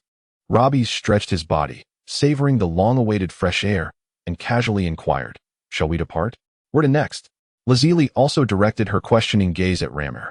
With a relaxed and joyful smile, Ramir replied, "Let us first return to my brother's home.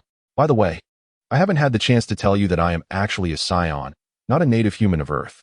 I have a twin brother named Son Goku. You have yet to meet him, right? Perfect timing to introduce you." "Son Goku?" Robbie furrowed his brow slightly, seemingly recalling something. As if the directives implanted in their minds by Dr. Gero included a priority to eliminate someone named Son Goku. Ramir's heart tightened as he glanced at his brother. However, Robbie's merely shrugged, a nonchalant expression crossing his face as he returned his hands to his pockets. "Well, since he is your brother, Ramir, we shall let that slide. We need not heed any commands from that old fool any longer. Let us go see what sort of being your brother is." Android 16 stood silently to the side, resembling an iron tower, offering no response but clearly indicating his agreement to follow. After making their decision, the four took to the skies, flying leisurely towards the direction of Baozi Mountain. Ramir intentionally slowed his pace to converse with his brother and sister during the flight, sharing experiences from the years past. Yet, this rare tranquility did not last long.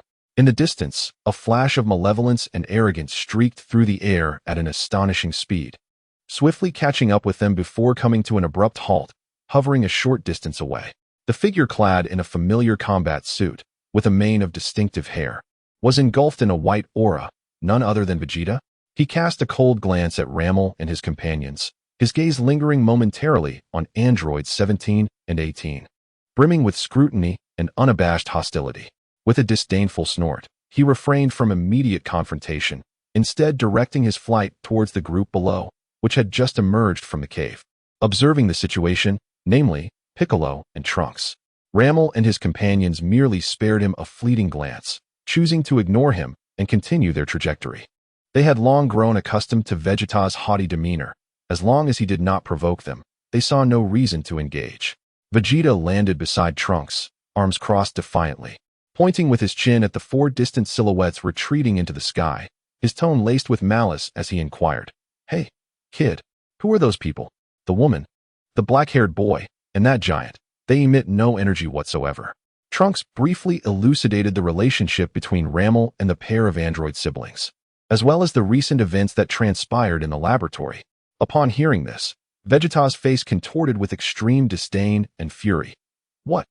That fool Laika dares to associate with those two worthless androids? He has brought shame upon our Saiyan lineage." His anger intensified, particularly upon sensing that Ramel and Robbie's did not exude any formidable presence. "Humph, trying to flee? Watch as I, the great Vegeta, personally obliterate these two puppet toys."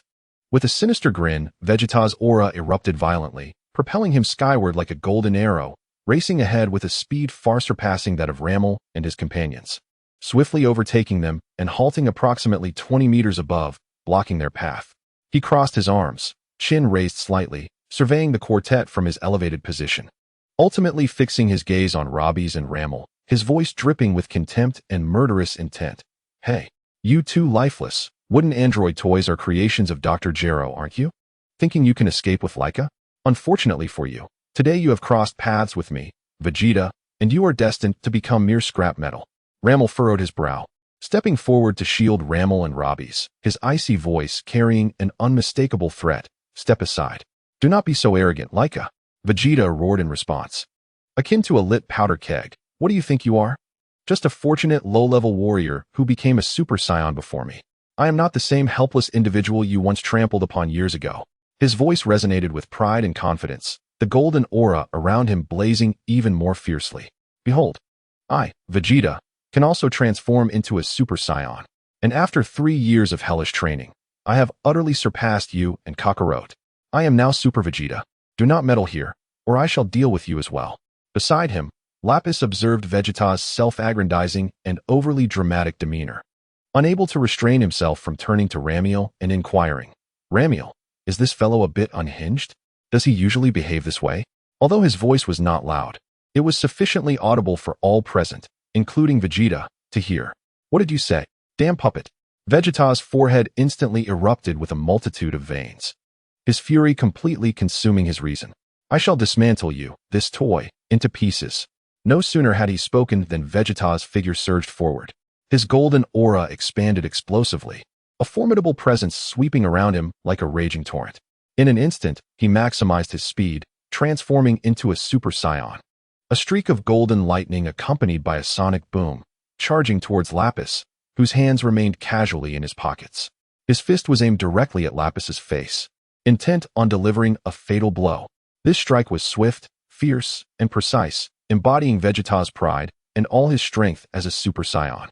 After 3 years of grueling training under a gravity 400 times that of Earth, his combat power had reached a staggering 10 million in his normal state. And upon transforming into a Super Saiyan, it soared to 500 million. This, he believed, was a power sufficient to sweep away all opposition. However, in the face of this devastatingly swift strike capable of shattering mountains, Lapis maintained an expression of calm indifference, even boredom. Just as Vegeta's fist was about to make contact with his nose, Lapis's figure flickered like a specter, effortlessly sidestepping at the last moment. Vegeta's determined punch struck nothing but air. The force of his fist dispersed the clouds in the distance. "What?" Vegeta's pupils constricted, astonishment flooding his mind. In that moment of exhaustion, when his old strength had waned and new strength had yet to arise, Lapis's hand, previously tucked in his pocket, had somehow emerged, his movement executed with a fluidity that was almost infuriating. His leg, like a coiled spring, shot upward with explosive force. The knee crashing into Vegeta's unguarded abdomen with the power to shatter sound barriers. Guhua. Vegeta felt as though his midsection had been struck by a meteor, searing pain radiating throughout his body, his eyes nearly bulging out. The protective golden aura that surrounded him was instantly shattered by the impact of Lapis's knee.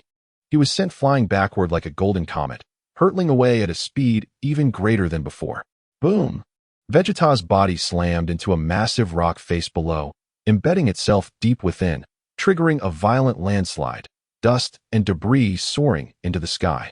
Lapis slowly retracted his leg, hands still in his pockets, tilting his head as he regarded the cloud of dust, and remarked in a tone laced with mockery, "Your power is far too weak to even pique my interest." A nonchalant strike, effortlessly dispatching Super Saiyan Vegeta. Even Ramiel, standing nearby, displayed a glimmer of surprise.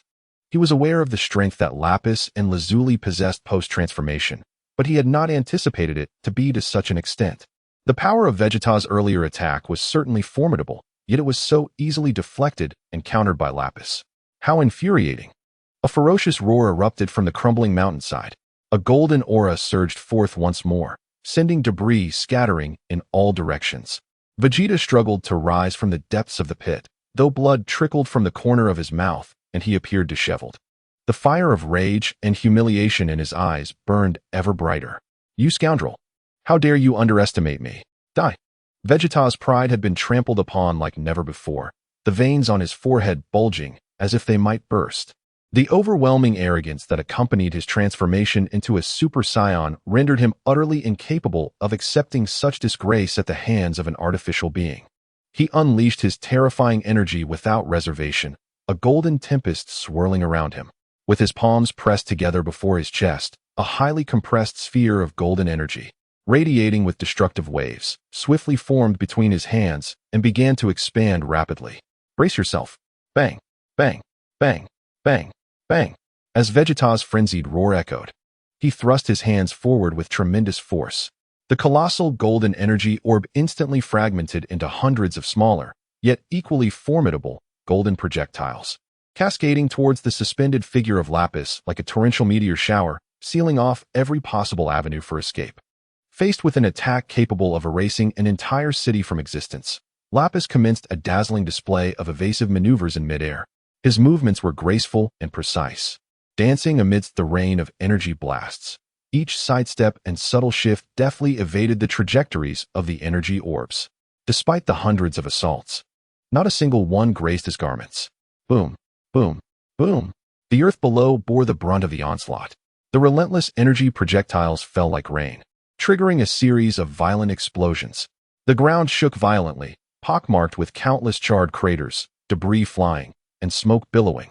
In the distance, a small mountain was directly struck by several wayward energy blasts, shattering into dust amidst the deafening roar. "Ha! Let us see how long you can dodge." The Saiyan blood coursing through Vegeta's veins burned with fervor as he observed Lapis desperately evading in the air. His eyes alight with the desire for battle and a twisted satisfaction, convinced that his relentless assault had finally subdued his opponent. In the next moment, Vegeta's entire being erupted with energy. His figure flickered and vanished from sight, using the cover of the ensuing smoke and chaos to create hundreds of indistinguishable afterimages, converging from all directions like a net closing in on Lapis. The wind generated by his fists and feet produced a piercing howl. "Perish!" Hundreds of phantoms roared in unison, their fists striking like a tempest, as if to completely engulf Lapis. Yet, in the eye of this furious, dizzying onslaught, Lapis wore a disdainful smirk at the corner of his mouth. To the onlookers below, including Piccolo and Trunks, Vegeta's assault appeared to have reached its zenith. Yet that number 17 remained unfazed, casually resting his hands behind his back. His figure flitted like a phantom, weaving through the dense shadows of punches with an ethereal grace. The onslaught of Vegeta's relentless and fierce attacks, fueled by his utmost power, could barely graze the hem of his attire. The disparity in speed and technique between the two combatants lay in entirely different realms. Suddenly, a dull thud echoed, a sound of flesh colliding. Vegeta, caught in a frenzy of attacks, felt an indescribable, gut-wrenching pain surge through his abdomen once more. His movements froze in disbelief as his gaze fell downward, revealing that Rappies had inexplicably materialized before him, a fist striking his abdomen with the swiftness of teleportation. In that instant, his hundreds of afterimages dissipated like bubbles. How could this be possible? Vegeta gasped, blood uncontrollably spilling from his mouth. The excruciating pain radiated through his body like a tidal wave, shattering the aura of the Super Saiyan and extinguishing the golden flames surrounding him, reverting him to his ordinary black-haired state. Rappies slowly withdrew his arm, regarding him with an icy indifference. The fierce glint in Vegeta's eyes, filled with disbelief and resentment, began to fade, replaced by exhaustion. The intense agony and the debilitating weakness from overexertion overwhelmed him like a relentless tide. Soon, his consciousness grew hazy, his body devoid of strength, plummeting like a marionette with severed strings, crashing into the debris below and kicking up a cloud of dust. The battle concluded in a manner devoid of suspense. In the air, Rappies hovered, brushing off non-existent dust from his hands, as if he had merely swatted away an irritating fly. Lamel, Razali, and the silent Android 16 observed the scene in quiet contemplation. Chapter 95, Family What? Defeated Vegeta with such ease. Below, witnessing the entire spectacle, Piccolo's expression transformed into one of unprecedented gravity, beads of cold sweat forming on his brow. His tightly clenched fists turned pale from exertion as he gazed up at Android 17, who stood nonchalantly with hands in pockets, exuding an air of effortless ease, an unnameable fear rising uncontrollably within him. He had believed that after 3 years of rigorous training, his power would rival that of Vegeta. Yet, seeing Vegeta's power surge to the point of transforming into a Super Saiyan, he had thought that even if Vegeta faltered, he would at least be able to contend with the android, forcing some of their strength to surface. However, reality struck him hard. The might of Vegeta, so formidable, appeared as fragile as an infant before the black-haired youth, effortlessly obliterated in a single, nonchalant blow. This absolute disparity in strength ignited a sense of frustration within Piccolo for the first time. Had he been in Vegeta's place, the outcome would likely not have differed much. Meanwhile, Trunks wore a face of deep concern, momentarily setting aside his shock. He surged forward at maximum speed, transforming into a streak of light as he raced toward the spot where Vegeta was falling. He swiftly scoured the rubble, soon discovering a bloodied and unconscious Vegeta. He cautiously probed the breath of Vegeta, sensing the faintest trace of energy, and finally let out a sigh, his anxious heart somewhat eased. At least he is still alive, Trunks murmured to himself. Yet, a deeper sense of powerlessness surged within him. He raised his gaze to the indifferent figure of Android 17, who loomed above, his expression growing exceedingly complex. How could the artificial beings of this era possess such overwhelming strength? Trunks clenched his teeth, confusion and a tinge of despair flooding his mind. In his future, although Androids 17 and 18 were formidable, he had reached the Super Saiyan level through 3 years of relentless training, enabling him to contend with one of them individually. Though victory was arduous, he would never have been utterly crushed as he was now. The stark reality slapped him hard.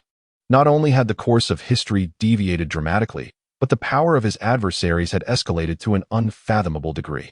He even began to question whether his journey through time to deliver a warning was indeed the right course of action. Faced with such terrifying foes, did the warriors of this era truly possess the capability to alter the future? In the air, Android 17 cast a casual glance at the busy Trunks and the solemn Piccolo below, seemingly dismissing them entirely. He moved swiftly, returning to Ramiel, alongside Androids 18 and 16. Consider it dealt with, just an annoying fly, Android 17 remarked nonchalantly, as if he had merely accomplished a trivial task. Ramiel nodded, choosing not to elaborate. After ensuring Vegeta was no longer in life-threatening danger, he addressed Lazarilla and Peebees, saying, "Let us depart." This time, no one dared to obstruct their path. The 4 of them transformed into streaks of light, continuing their flight towards the direction of the Bowsy Mountain. Below, Krillin watched their retreating figures with mounting anxiety and turned to Piccolo, exclaiming, "Piccolo, are we just going to let them go? Those 2 androids are far too dangerous." Taking a deep breath, Piccolo forced himself to remain calm and spoke gravely. "It seems Ramiel is indeed acquainted with those 2 androids, and their connection runs deep. From their previous interactions, they do not appear to embody the sheer bloodlust that Trunks described of their future selves. At least for now, they have shown no intention of attacking us." He paused, glancing towards the direction of Bowsy Mountain. Based on their flight path, they are likely headed to Goku's home. Ramiel referred to them as family, which must hold significance. If we rashly pursue them now, we not only stand no chance of victory, but may also exacerbate the conflict. Let us ascertain the situation once we reach Goku's. Tien Shinhan nodded in agreement with Piccolo's assessment. With matters settled, the warriors no longer flew sluggishly. They hastened their pace, eager to reach Baozi Mountain without delay. With their speed, they arrived above Baozi Mountain in less than 5 minutes. From a distance, they could see the figures of Ramiel and the others descending onto the open ground in front of Goku's home. Piccolo and the others followed suit, landing amidst the gusts of wind and sound that startled Chi-Chi, who was caring for Goku inside the house. Chi-Chi hurriedly emerged, worry etched across her face. When she beheld Ramiel, a sigh of relief escaped her lips, yet her gaze was swiftly captivated by the 3 uniquely charismatic individuals standing behind him. One was a stunningly beautiful girl with golden hair and azure eyes, exuding an air of frosty elegance. Another was a strikingly handsome youth with dark hair, bearing an alluring hint of mischief, and the last was a towering, red-haired giant, taciturn and robotic in demeanor. "Ramiel, you're back?" Chi-Chi inquired, her curiosity piqued, particularly lingering on the figures of 18 and 17, as if they sparked a distant recollection that eluded her grasp. Ramiel's countenance softened into a gentle smile as he stepped forward to introduce them. "Sister Chi-Chi, these are my family members, Lapus and Razali. And this is 16, our friend." He deliberately obscured the nature of the android's identity, emphasizing their familial bond instead. Despite having heard from Bulma and Goku about the perils associated with androids, Chi-Chi instinctively lowered her defenses, trusting Ramiel's word that they were family. A warm smile blossomed on her face. "Ah, so you are Ramiel's family. Welcome, welcome. Please, come in and sit down. The wind is quite strong outside." Razali regarded Chi-Chi's sincere smile, her icy visage softening momentarily as she nodded ever so slightly. Lapus maintained his cool demeanor, yet exhibited no hostility. Meanwhile, 16 stood like a statue, utterly unresponsive. Ramiel did not rush into the house. Instead, he expressed concern for Chi-Chi, asking, "Sister, how is my brother's condition? Is he all right?" "Rest assured," Chi-Chi replied swiftly. "After taking the medication, Goku stabilized quickly. He is currently sound asleep in his room, breathing steadily. It seems he is fine now." Upon hearing this, Ramiel truly breathed a sigh of relief. His gaze pierced through the window, settling on his brother, sprawled and peacefully slumbering, even emitting a faint snore. Seeing Goku safe and sound, the weight that had burdened his heart finally lifted. Chapter 96. The unknown monster. 3 days had elapsed since the androids had first made their presence known, and the atmosphere around Baozi Mountain, though still tinged with an indefinable tension, was momentarily balanced by the unique familial ties among Ramiel, Razali, and Lapus, along with their current non-aggressive demeanor. Under the influence of the special medication, Sun Wukong's heart condition had been effectively managed, although still somewhat weak. He was out of danger and gradually regaining his vitality. However, this fragile calm was confined to a corner of Baozi Mountain. On the opposite side of the earth, near the bustling city of West Capital, a horrific disaster was unfolding. "Help! Please, someone save me!" The piercing screams, twisted in pitch, shattered the eerie stillness of the city's sky, only to be abruptly silenced, as if an invisible hand had clasped around their throats. The once bustling thoroughfare of the city was now a scene of hellish desolation and chaos, the vibrant life having vanished in an instant. Shattered shop windows, overturned vehicles, scattered belongings. And most eerily, the street was strewn with a plethora of garments of various sizes, as if the very individuals who once donned these clothes had evaporated into thin air.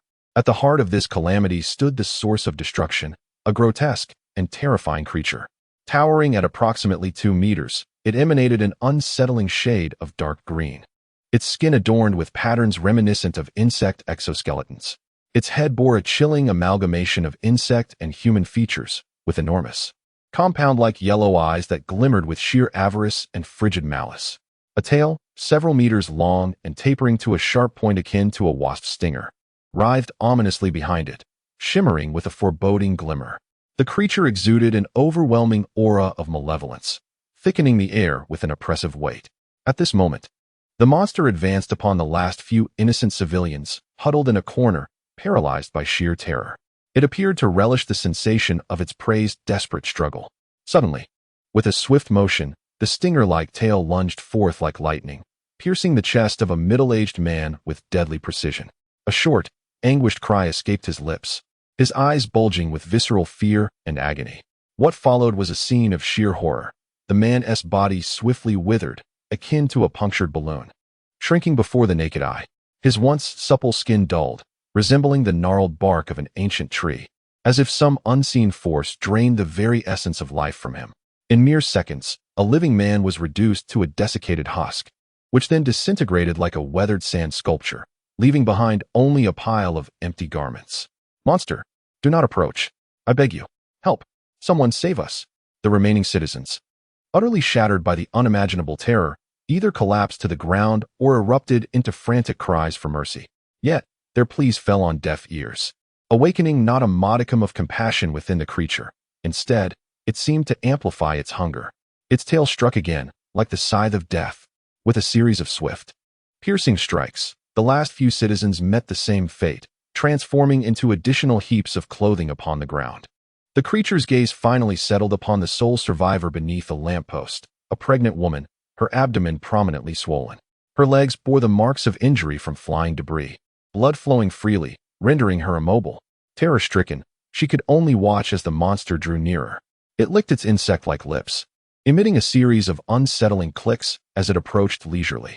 Extending a hand clad in green exoskeleton, it seized the delicate neck of the pregnant woman, lifting her effortlessly from the ground with a slight pressure.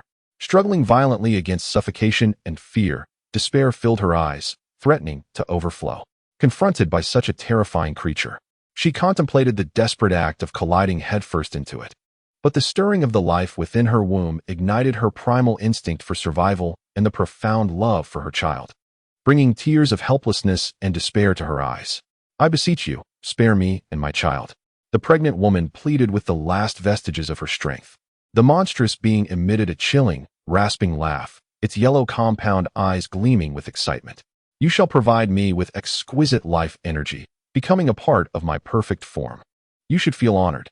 As it spoke, its stinger-like tail rose ominously, aimed directly at the woman's abdomen. In that moment of imminent peril, a golden beam of light shot forth from the horizon, moving with such velocity that it transcended the limits of human perception. With a swift and lethal slicing motion, a razor-sharp energy blade cleaved through the air. To the astonishment of the green creature, the arm it had ensnared the woman with was severed cleanly at the wrist. Viscous green blood sprang forth. The monster emitted a cry of pain, instinctively releasing its grip. The pregnant woman felt her neck loosen, her body beginning to fall. But a gentle force caught her, allowing her to land safely on the ground, gasping for breath in relief. Who? The green monster turned in shock and fury, a terrifying malevolence erupting around it like a volcanic explosion. It was eager to discover which fool dared to interrupt its feast. However, when it beheld the figure approaching, the creature's fierce countenance transformed, its anger dissipating, replaced by an indescribable expression of ecstasy and greed. Ha! What a delightful surprise. Number 17. I never expected you to deliver yourself to me. The newcomer was none other than Lapisai, bored from staying at Bowsy Mountain. He had ventured out to the West City to acquire some new portable audio devices when he sensed a profound evil and the despair of humanity emanating from the city engulfed in chaos, prompting him to investigate. Number 17 furrowed his brow, regarding the dark green monster with palpable disgust, as if confronting something repulsive. What manner of creature are you? You are truly abhorrent. The monster's laughter abruptly ceased, its yellow pupils radiating a fervent and greedy light as it fixated upon number 17, as if admiring a rare treasure. You do not recognize me, number 17? No matter, once I absorb you, you shall know me well. At this proclamation, number 17 was taken aback, confusion etched upon his face. You know me? He was certain he had never encountered such a grotesque being before. Please save me. At that moment, the woman on the ground glimpsed a flicker of hope for survival, struggling to extend her hand, summoning every ounce of her strength to crawl toward number 17. An annoying fly. How bothersome. The monster glanced dismissively at the woman on the ground, noticing that its severed wrist had begun to writhe, sprouting new flesh. Simultaneously, the stinger of the creature behind suddenly lunged forth again, striking as swiftly as lightning towards the waist of the pregnant woman. Stop. Number 17's expression shifted dramatically, attempting to intervene. Yet the distance was too great, and the monster's movements too abrupt. With a sickening sound, the stinger pierced the woman's side with unerring precision. "No, my child." The pregnant woman emitted a final, desperate groan, her body beginning to wither rapidly, much like the citizens before her, ultimately collapsing into a heap of clothing, save for a single maternity outfit that drifted gently to the ground. Witnessing this horrifying scene, a blatant disregard for life, Number 17 furrowed his brows tightly, an intense wave of revulsion and dread flooding his heart, causing him to instinctively take a half-step back. Although his demeanor had grown cold and indifferent post-transformation, a vestige of humanity still lingered within him. Such a brutal act of consuming a pregnant woman ignited a fury within him. In the next heartbeat, retreat transformed into a tempest of wrath. The icy glare in Number 17's azure eyes was instantly replaced by a searing intent to kill. "You cursed monster." Number 17's figure flickered like a tempest, vanishing from his original position, only to reappear before the green creature, his fist, imbued with terrifying power, crashing towards the monster's face with a thunderous boom. The creature, witnessing Number 17 charging at it like a mad beast, dared not show any complacency, despite its arrogance. It had discerned the opponent's considerable strength from the earlier display of power when its arm was severed. It swiftly leaped backward, narrowly evading Number 17's enraged strike. Number 17's fist struck the empty air, yet the ferocious wind generated by the punch instantaneously created a massive crater several meters in diameter in the solid ground below, debris scattering like bullets. "Well, your speed is commendable, Number 17. The monster steadied itself. Licking its recently regenerated wrist, it chuckled ominously. "But mere fury won't land a hit on me." "Hey, monster."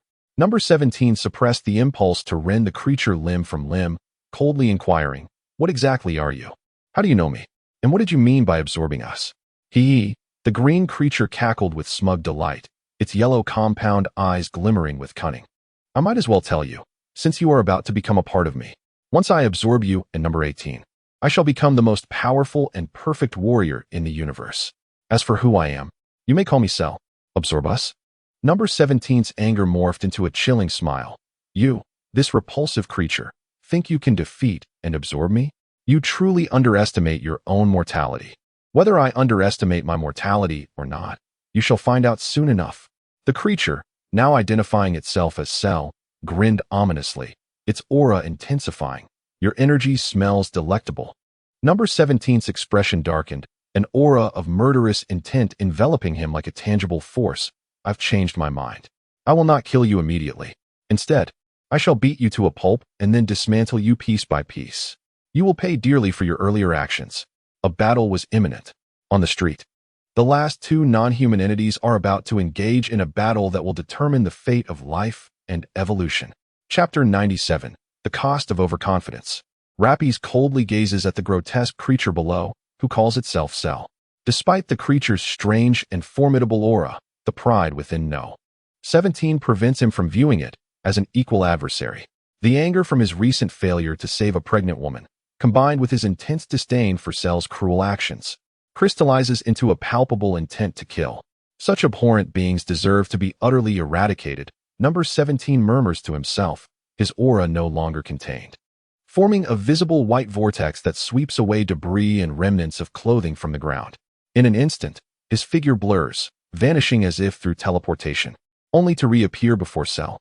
His speed reaches its zenith, leaving a faint afterimage in his wake. With a simple yet forceful high kick that carries the weight of a mountain, he cleaves through the air with a sharp whistle, aiming directly at Cell's insect-like head. A flicker of surprise flashes in Cell's yellow compound eyes, as it seems unprepared for Number 17's astonishing velocity. However, it quickly reacts, arching its head back while bending its entire body into a peculiar curve, narrowly evading the devastating blow. The fierce wind from the kick grazes its scalp, bringing with it a sharp sting. Well, your speed and strength are quite commendable, Number 17. Cell, leveraging its backward momentum, springs back like a coiled spring, striking at Number 17's chest with its clawed hand, infused with a penetrating energy. Yet, in the face of Number 17's enhanced dynamic vision and combat analysis, Cell's seemingly swift counterattack is riddled with openings. Number 17's expression remains impassive, even tinged with contempt. Like a phantom, he flashes once more, evading the trajectory of the claw with a preemptive precision, causing Cell's attack to land in vain. In the moment when Cell's old strength wanes and its new power has yet to manifest, number 17 retaliates. His movements are as swift as lightning, with a heavy straight punch launched like a cannonball. The surface of his fist even reddens from the rapid friction against the air. This punch is devoid of any embellishment, perfectly blending power, speed, and precision, landing squarely on Cell's unguarded abdomen. Boom! A thunderous explosion reverberates. Gag! Cell's eyes bulge as searing pain radiates from its abdomen, akin to its innards being violently shredded, a nauseating sensation surging up its throat. It can distinctly hear the sound of its own exoskeleton cracking. Following this, an overwhelming force emanates from its midsection, propelling its massive body backward like a kite severed from its string. Splurt! A jet of blue blood erupts from Cell's mouth, tracing a bizarre arc through the air. Crash! Crack! Boom! Sheru's body collided with the abandoned cars on the street like a bowling ball, sending them tumbling and distorting under the immense force. Parts scattering in every direction. Its momentum undiminished, it rolled awkwardly across the ground for dozens of meters, crashing through a wall before finally coming to a halt amidst a cloud of debris, lying motionless face down. The once malevolent and powerful aura surrounding it extinguished rapidly, akin to a candle flickering in the wind, fading into near imperceptibility until it vanished entirely. The scene fell into an eerie silence, broken only by the mournful whistle of the wind sweeping through the ruins. Lapith descended slowly from the sky, alighting gracefully on the rubble-strewn ground. He brushed off non-existent dust from his hands and regarded the silent desolation before him with disdain, scoffing. Is this how it dies? Truly the refuse of refuse. What a waste of my time. Although he found the creature's demise somewhat too effortless, 17, confident in the power of his fists, did not dwell on it. Adhering to the principle of eradicating threats completely, he strode towards Sheru's lifeless form, intending to deliver a final energy blast to reduce it to mere ashes, ensuring no remnants remained. As he approached Sheru, he peered down at the dark green beast sprawled on the ground. Observing it closely, he was further struck by its grotesque and distorted appearance, the spots on its skin seemingly writhing, evoking a sense of revulsion. What a hideous and repulsive creature, Lapith coldly remarked, raising his right hand with his palm facing upward. A sphere of highly compressed energy, radiating destructive vibrations, began to coalesce rapidly, humming with a buzzing sound. Just as the energy sphere was on the verge of taking shape and 17 was prepared to launch it at Sheru's corpse, an unexpected transformation occurred. The creature, once devoid of any life and resembling a mere corpse, suddenly snapped its yellow compound eyes wide open.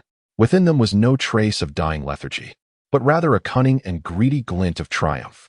What? 17's pupils contracted sharply, alarm bells ringing in his mind. He had never anticipated that the opponent was feigning death, but it was too late. In that instant, Sheru's speed surged to its peak. Its body, lying on the ground, sprang up as if propelled by springs. Almost at the moment 17 registered the need to retreat, Sheru's powerful, shell-covered arms, akin to the strongest iron claws, ensnared Lapith's wrists and arm joints from behind with a fierce grip. A force far greater than before surged through, rendering 17 momentarily unable to escape. Hee. Give up the struggle, 17. You are truly foolish. Sheru's malevolent laughter echoed in 17's ears, laden with a nauseating scent. Once I have you in my grasp, I shall never let go. Your power will become mine, a part of me, aiding my ascent to perfection. Damn it, let me go? 17 exclaimed, both astonished and enraged. Thrashing violently in an attempt to break free, his aura erupting wildly as he sought to shake off Sheru's hold. His strength was indeed formidable. Each struggle sent creaking sounds through Sheru's arms, which bore the strain, with tiny cracks appearing in its shell. However, it seemed as though Cell was impervious to pain. His arms locked around number 17 with a grip as unyielding as if they were welded together. Utilizing his weight and deftness, he redirected most of number 17's struggles into the ground. The most lethal assault, however, emerged from behind Cell. That several-meter-long tail, ending in a stinger reminiscent of a bee's, rose silently like a serpent with a life of its own. The tip of the tail unfurled in an instant, blossoming like a petal, expanding into a bizarre dome large enough to encompass a person, its interior teeming with suction cups, and writhing tubes. This dome descended with blinding speed from above, poised to engulf the firmly restrained number 17. What on earth was this?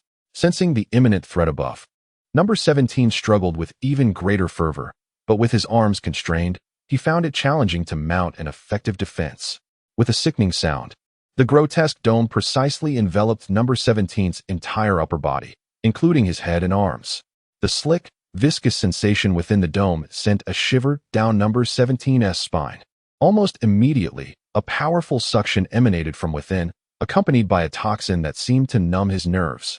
Number 17 felt his strength ebb away like a receding tide, his struggles growing feebler, and his consciousness began to blur. Cell's tail suddenly contracted sharply, swiftly drawing the dome, along with number 17, back through the tail's conduit, as if swallowing food, entirely consuming him within his being. Chapter 98. Cell's second form. As the last vestige of Laplace's life energy was completely siphoned away by Cell's viscous, greenish-blue tail, an eerie silence enveloped the street. Cell's hunched first form abruptly stiffened, resembling an aberrant sculpture. The air around him began to warp, resonating with a low, ominous hum. A series of sharp, grating cracks, reminiscent of spring ice thawing, emanated from within Cell's body. Countless web-like fissures began to appear on his dark green carapace, adorned with irregular spots, swiftly spreading across its surface. Boom! A surge of malevolence, more intense than at any previous moment, erupted with a ferocity akin to a volcano that had lain dormant for millennia. A tangible wave of deep green energy exploded outward from Cell, radiating in a spherical fashion. The remnants of rubble and wreckage on the surrounding streets were swept away as if by an invisible hand, instantly cleared. In the distance, already precarious walls of crumbling buildings were struck by this energy wave, emitting groans under the strain as massive chunks of concrete and steel peeled away and collapsed, raising even more dust. Under the catalyzing force of this terrifying energy, Cell's form began a rapid and intense transformation. The slender, insect-like physique of his first form swelled at an observable rate, inflating violently. The width of his shoulders nearly doubled in an instant, while his formerly slight torso was completely stretched by burgeoning, sinewy muscles, becoming robust and towering, exuding an overwhelming sense of power. Beneath the greenish skin, thick veins and sinews writhed like ancient dragons, as if boundless strength surged and roared within. The surface of its body, marred by countless fissures, shed its old shell and layers, revealing a new exoskeleton beneath, thick and gleaming with a metallic, cold hardness that appeared even more formidable and menacing.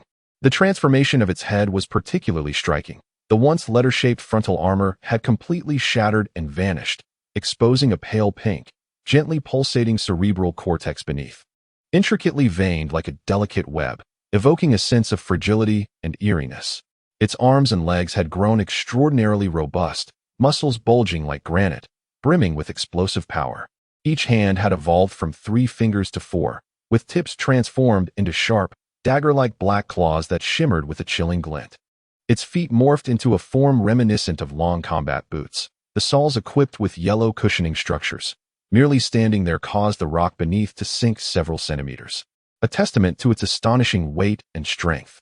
The transparent wings on its back rapidly retracted, firmly adhering to its spine as if preparing for an even more powerful burst of energy. In their stead, its iconic tail had become thicker and more powerful.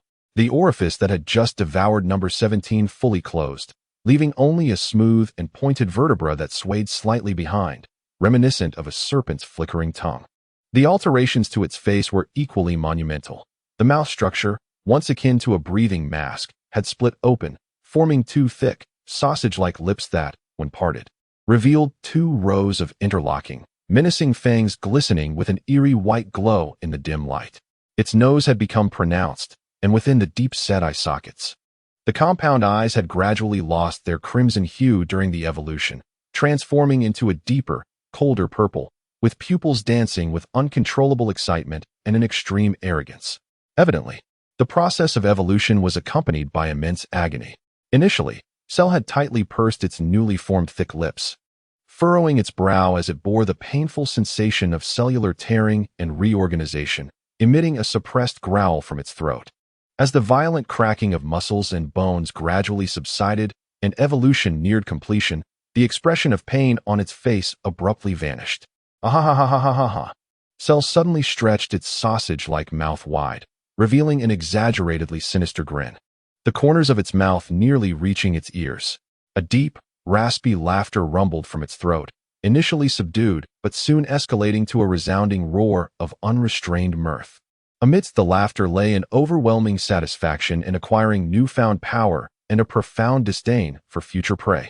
It lowered its head, flexing the newly formed clawed fingers, which sliced through the air with a hissing sound, as if they could effortlessly tear through space itself. Cell slowly stood upright, its colossal frame towering over 3 meters. Raising an arm clad in the new exoskeleton, clenching its fist with force, feeling the near-infinite energy surging within, akin to an expansive ocean. This power surpassed that of devouring an entire city's populace, and even exceeded the strength it possessed before absorbing number 17 by several magnitudes. A sensation of overwhelming dominance and destruction filled every cell of its being. Roar! It abruptly lifted its grotesque and terrifying head, unleashing a thunderous roar towards the heavens. This bellow resonated like a tangible shockwave, instantly shattering the last few intact panes of glass on the remaining edifices. The sound surged skyward, even dispersing the distant clouds, revealing the pale sky beyond, as if the very fabric of existence trembled before this newly birthed malevolent power. After expelling the ecstasy of its evolution, Cell lowered its head, its cold purple gaze sweeping across the ground, landing upon the tattered remnants of Android 17's scarf. It raised its now more colossal foot and, with a gentle press of its toe, reduced the pitiful fabric to dust, scattering it to the winds. As if erasing the final unsightly trace, Cell's eyes grew sharper and more avaricious. It raised its head, its purple gaze seemingly piercing through vast distances.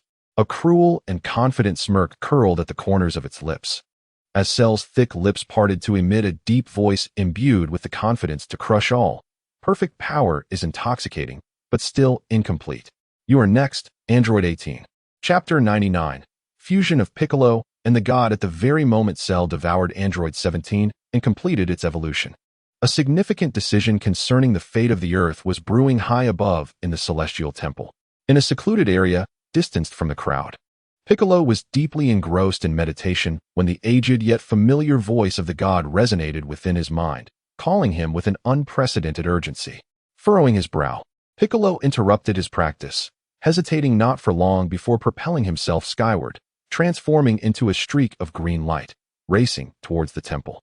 As he pierced through the dense clouds, the resplendent white jade temple came into view.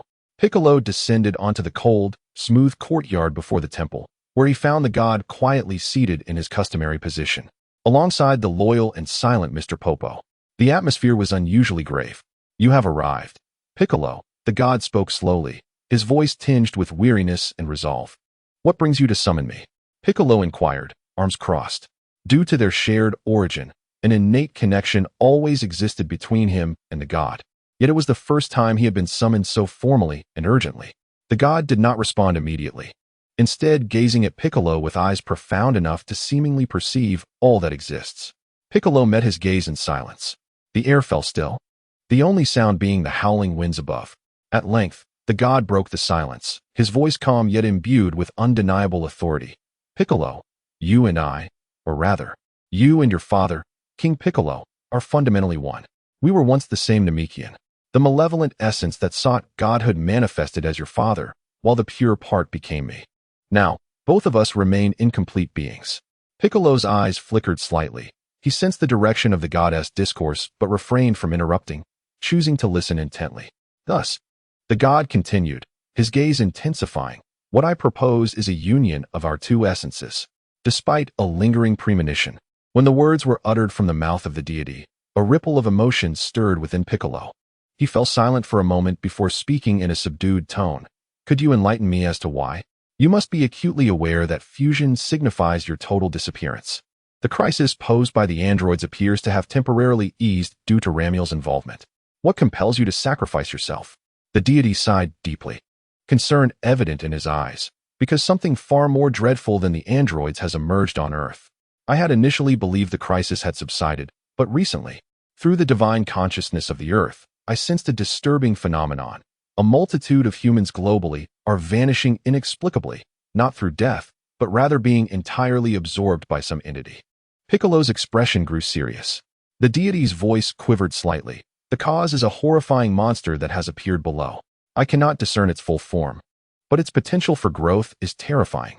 Just recently, I witnessed it devour one of the androids. What? Piccolo's pupils dilated in shock. It devoured an android.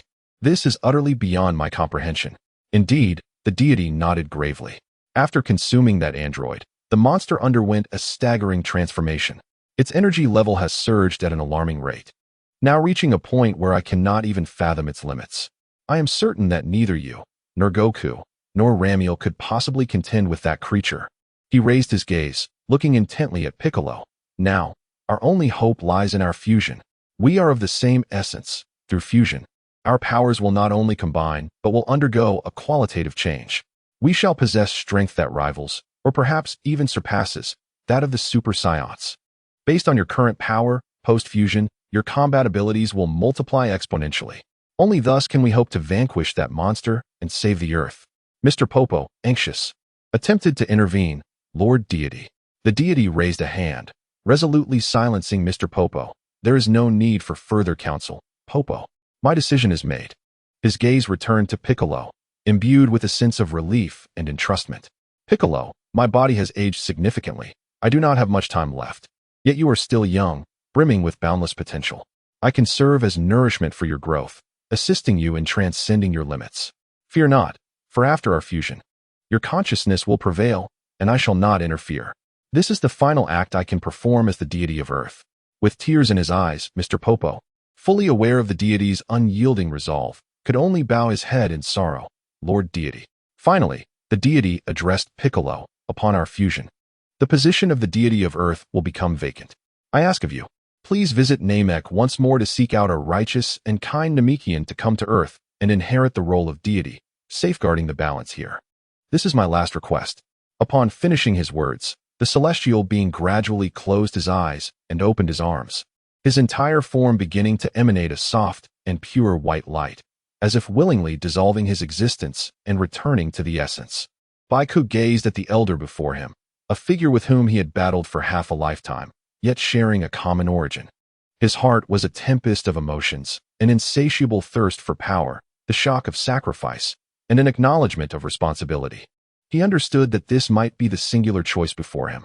No longer hesitating, he stepped forward and extended his right hand, palm directed toward the celestial being. A gentle green light blossomed from Goku's palm, resonating and attracting the white light emanating from the celestial figure. Come, let us revert to our true forms. Goku's deep voice echoed throughout the temple. In an instant, the celestial being transformed into countless shimmering particles of light, akin to fireflies summoned by an invisible call, flowing continuously along the green light emitted from Goku's palm, merging into his very being. Boom! At the moment the celestial entity fully melded with Goku's body, an unimaginable surge of energy erupted violently at the center of the temple. The sacred white aura intertwined seamlessly with the green essence of the demon race, forming a pillar of light that soared toward the heavens. Goku's form slightly expanded under the infusion of this colossal energy, his muscular contours becoming more defined and formidable. His aura surged at an unprecedented rate, escalating geometrically. The terrifying energy pressure caused the entire celestial temple to tremble slightly, while the surrounding clouds churned like boiling water under the influence of this power. Mr. Bobo was driven back by the immense force, shielding his eyes with his arm, his face etched with shock and sorrow. As the dazzling light gradually receded and the energy fluctuations began to calm, the figure in the temple's center became clear once more. A brand new Goku stood there, seemingly taller and more proportionate than before. His skin retained its green hue, yet now bore a deeper and more subdued luster. The white cloak and orange shoulder armor he donned appeared to fit more snugly and robustly. The most significant transformation lay in his gaze. Those once sharp and cold eyes now possessed not only the resolve and intensity of a warrior, but also a depth, wisdom, and tranquility reminiscent of the celestial being. As if enriched by a millennium of experience, he slowly opened his eyes, feeling the new power within him surge like an endless ocean, filling him with an unprecedented sense of strength and control. With a mere flick of his fingertips, he conjured a gentle yet powerful current of air within the temple. He had been reborn. As the final ripples of the merged energy dissipated, a faint haze also wafted away with the wind. Mr. Bobo gazed at this figure, both familiar and foreign, and could no longer contain his emotions. Tears streamed down his face as he knelt upon the ground, crying out in anguish, "Farewell, O celestial lord." The transformed Goku slowly turned, walking to the edge of the celestial temple, gazing down at the diminutive earth below. His gaze seemed capable of piercing through the clouds, observing the land under threat. After a moment of silence, he spoke in a calm yet powerful tone. "Bobo, rise. Now, I am neither Piccolo nor the Supreme Kai." He slightly raised his head, gazing towards the boundless sky, and declared with clarity, "I am a completely new Namekian." Chapter 100. The Confident Cell. There is no time to waste. I must eradicate that monster immediately. No sooner had he spoken than he transformed into a brilliant green streak of light, plummeting from the edge of the Supreme Kai's temple, tearing through the sky at speeds surpassing that of sound, heading straight for his target. He needed to arrive swiftly, for the consequences of delay would be dire. At that very moment, above the ruins of the Capsule Corporation, Cell hovered, his gaze greedily locked onto the houses below. Although Android 18 emitted no energy, the unique sensors within him acted as a beacon, guiding him. "I can sense you, 18, he sneered, feeling multiple life forms within the dwelling. Yet, in the face of his current power, all but 18 were nothing more than mere ants. Raising his hand carelessly, a potent energy wave was poised to be unleashed, ready to obliterate the house and any obstacles in its path. Just as the energy wave was about to be released, a figure appeared before him without warning. The speed was so rapid it seemed as though he had teleported, and even Cell's multifaceted eyes could only catch a fleeting shadow. It was Ramiel. His expression remained stoic as he simply waved his hand, as if brushing away dust, dissipating the energy wave capable of leveling mountains without even producing a trace of an explosion. Ramiel floated gently to the ground, looking up at Cell with icy eyes. "Who are you? Why are you attacking us?" Lazuli and Android 16 instantly materialized behind him, assuming a defensive stance. Cell descended slowly, his heavy body crashing to the ground with a dull thud. Ignoring Ramiel's inquiry, his compound eyes fixated on Lazuli as he declared, "At last, I have found you, 18. Come, merge with me, and together we shall create the ultimate perfect being." He stepped forward, completely disregarding Ramiel who stood in his way. "What do you intend to do?" Ramiel pivoted, positioning himself once more in front of Lazuli. Cell's patience evaporated in an instant. Without even a glance, he swung his hand back in a dismissive gesture, producing a sharp sonic boom. "Get lost, trash."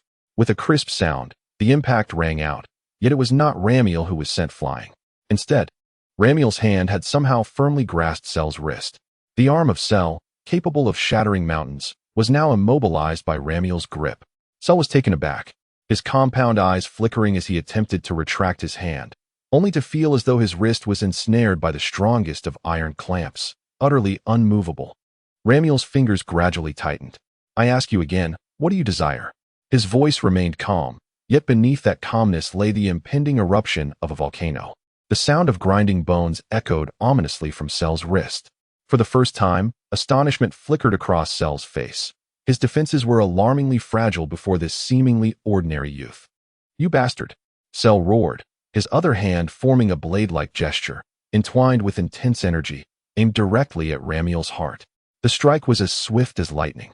However, Rammer merely extended 2 fingers and gently pinched. The buzzing blade of energy, potent enough to annihilate everything, was firmly clasped between his index and middle fingers, merely an inch away from his chest. The violent energy was instantly subdued, as if forcibly restrained by a superior force. Sheru's eyes abruptly narrowed, filled with disbelief. "Is this all you can do?" Rammer's voice carried a hint of disappointment, before his gaze sharpened, declaring, "Then you may leave." He seized Sheru's wrist with force, lifting his massive form effortlessly. Sheru's gargantuan body felt weightless in Rammer's grasp. Bang, bang, bang, bang, bang. With a speed imperceptible to the naked eye, Rammer swung Sheru like a rag doll, mercilessly slamming him into the ground. Each impact shattered the earth, creating vast craters. The entire Bowsy Mountain trembled violently, as if a magnitude 10 earthquake had struck. After a relentless barrage of blows, Ramir flung Sheru away like a stone tossed to a distant peak. Boom! Sheru's body pierced through the mountain like a cannonball, vanishing amidst the swirling dust and debris. Razali and number 16 stood frozen, astonished. They were aware of Ramir's strength. Yet they never anticipated it to be this formidable. That terrifying creature was utterly powerless before him. From the dust, Sheru struggled to emerge from the ruins. His body coated in dirt, with fine cracks appearing on his shell. Shock and fury surged within him, shattering the superiority he felt after evolving. He realized that without dealing with this enigmatic youth, he would never encounter number 18. Cunningly, Sheru's eyes darted, and his expression morphed into something sinister. His voice adopting the tone of Robbie's. "Can you hear my voice? Number 18, I am number 17. Razali trembled, her complexion instantly paling. Sheru continued, mimicking number 17 in a repulsive tone. "Now I have merged with Sheru, and this feeling is exquisite, truly magnificent. You too should be absorbed like me, to become the ultimate life form." Then, reverting to his original voice, he seduced, "Come on, number 18, stop hesitating. Let us merge. Only then can we attain unparalleled power." This shattered Razali's mental defenses completely. "What have you done to Robbie's? How can you speak in his voice?" Her voice trembled with rage and sorrow. Sheru grinned maliciously. "Number 17? He willingly merged with me, yearning for power." "You lie." Razali interrupted sharply, tears welling in her eyes. "Robbie's would never consent. You disgusting monster. No wonder he hasn't returned. You killed him. Absorbed him." She abruptly turned to Ramir, her voice laced with heart-wrenching cries and overwhelming hatred. "Ramir, kill him." Ramir remained silent. Yet, in that moment, the air around them plummeted to a chilling point. An indescribable, terrifying aura, causing the very heavens and earth to tremble, slowly awakened from within Ramir, like a colossal beast that had slumbered for eons. There was no blinding aura, no exaggerated energy explosion, but the entire space quaked and mourned. The sky darkened instantaneously, ominous clouds gathered, and lightning danced wildly, as if the apocalypse had descended. The sinister grin on Sheru's face froze, replaced by sheer terror. His primal instincts were in a frenzy, warning him that the entity before him was utterly insurmountable. This sensation far surpassed his own conception of a perfected self. Every cell in his body screamed in a desperate bid for escape. Ramel slowly lifted his head, his eyes transformed into cold, golden slits devoid of any human emotion. He regarded Sheru as one would a lifeless object. "You dare to slay Lapith?" Ramel's voice echoed as if from the depths of the abyss, each syllable laden with a chilling essence capable of freezing souls. "You do not even possess the right to exist in this world." Sheru, ensnared by that gaze, felt his very soul shatter, his survival instincts overwhelming all else. With a frantic scream, he unleashed the full measure of energy gained through evolution. A golden blaze surged skyward, his power reaching its zenith. "Die! Ultimate power cannon!" Sheru thrust his hands forward, mimicking Vegeta's signature move, releasing an unprecedented torrent of energy capable of annihilating the earth. Hurtling towards Ramel, this was his strongest strike. In the face of this cataclysmic energy surge, Ramel merely raised his right hand, palm open. The galaxy-destroying force, upon making contact with his palm, vanished as silently as a whisper, without explosion or shockwave, not even a ripple to betray its existence. It was as though it had never been. "No, this is impossible." Sheru collapsed into despair, his eyes twisted in fear. His mightiest attack had failed to even compel his opponent to budge. Ramel's form appeared before Sheru like a specter, drawing perilously close. "You are far too weak." Chapter 101, Pretending to be Dead. Boom. A muffled, thunderous sound erupted as Sheru's entire face caved in, his grotesque mouth contorting. Green blood and shattered carapace splattering everywhere. His body was sent flying like a baseball struck with all might, hurtling at supersonic speeds, crashing through several mountains, igniting a series of explosions and towering columns of dust. But this was merely the beginning. Ramel's figure blurred and vanished, only to reappear above the trajectory of Sheru's retreat. Cold eyes gazed down at the fallen Sheru, descending like a dying dog, as Ramel's right leg was raised high, descending like a war axe. Boom! Sheru's body was forcefully driven deep into the earth, creating a massive crater over 100 meters in diameter, with spiderweb-like cracks radiating for miles. At the bottom of the pit, Sheru lay in a pitiful state, his carapace shattered beyond recognition, green ichor seeping continuously from his wounds. Cursed monster. Gero struggled to rise. His compound eyes filled with fear and venomous hatred. The power he had absorbed from Android 17 seemed trivial in the face of this beast. Ramil slowly descended to the edge of the crater, taking deliberate steps toward the pit where Gero lay. He did not erupt with energy. Yet each step felt as if it were pressing down on Gero's very heart, an invisible pressure that nearly suffocated him. He lifted his foot and pressed it against Cell's chest, applying a slight force. The audible crack of shattered ribs resonated clearly. Cell let out a piercing scream of agony. Ramil leaned down, unleashing a flurry of punches that fell like rain. Each blow contained the might to shake mountains and rend the earth, striking firmly upon Cell's body and face. Cell was utterly defenseless, his form sinking deeper into the pit, while the surrounding rocks crumbled into dust. Ramil was venting his fury in the most primal and violent manner, intent on forcing Cell to repent and perish in excruciating pain. Lazuli and Number 16 stood at the edge of the pit, observing the one-sided massacre below. Number 16 frowned slightly. He had intended to keep Cell alive for information. But witnessing Ramil's near-uncontrollable rage and Lazuli's sorrowful gaze, he chose silence. In this moment, Ramil needed this catharsis. Cell's consciousness began to blur, and an intense will to survive drove him to frantically contemplate an escape. A direct confrontation would lead to certain death, and his speed was far inferior. Just as Ramil raised his fist once more, preparing to deliver the final blow to obliterate this monster, Cell suddenly placed both hands atop his head, forming a peculiar gesture. And with his last ounce of strength, hoarsely cried out, "Solar flare!" Buzz! In the next instant, an overwhelming burst of light erupted from Cell's center, akin to a star's descent. The brilliance was so intense that it instantly engulfed the entire crater and illuminated the sky for dozens of kilometers around. As if a second sun had risen upon the earth. The radiance was so blinding that even Lazuli and Number 16 instinctively raised their hands to shield their eyes. Ramil, being the closest, bore the brunt of it. He had never anticipated that Cell possessed such an unorthodox technique. Caught off guard, his eyes were suddenly overwhelmed by the blinding white light, temporarily robbing him of his sight, and his movements faltered. I've succeeded. Cell's heart surged with elation. Though this technique bore little harm, it created a precious opportunity for escape. He dared not hope to injure Ramil. His sole objective was to seize Number 18. As long as he could touch her, he was confident he could absorb her and attain his perfect form, thereby reversing the situation. In the fleeting moment that Ramil's vision was obstructed, Cell, dragging his battered body, summoned his final reserves of strength and shot out of the pit like an arrow, aiming directly for Lazuli, who stood at the edge.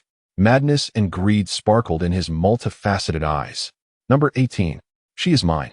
He bellowed, his arm reaching out towards Lazuli, who appeared momentarily dazed by the blinding light. Be careful. Number 16 reacted instantly, preparing to intervene. But someone was swifter. A roar erupted from the depths of the pit, resembling a primordial thunderclap. The fury and power encapsulated in that roar sent tremors throughout the earth. The brilliant light had not yet fully dissipated. Yet Ramil no longer required sight. Cell's assault on Lazuli ignited his rage completely.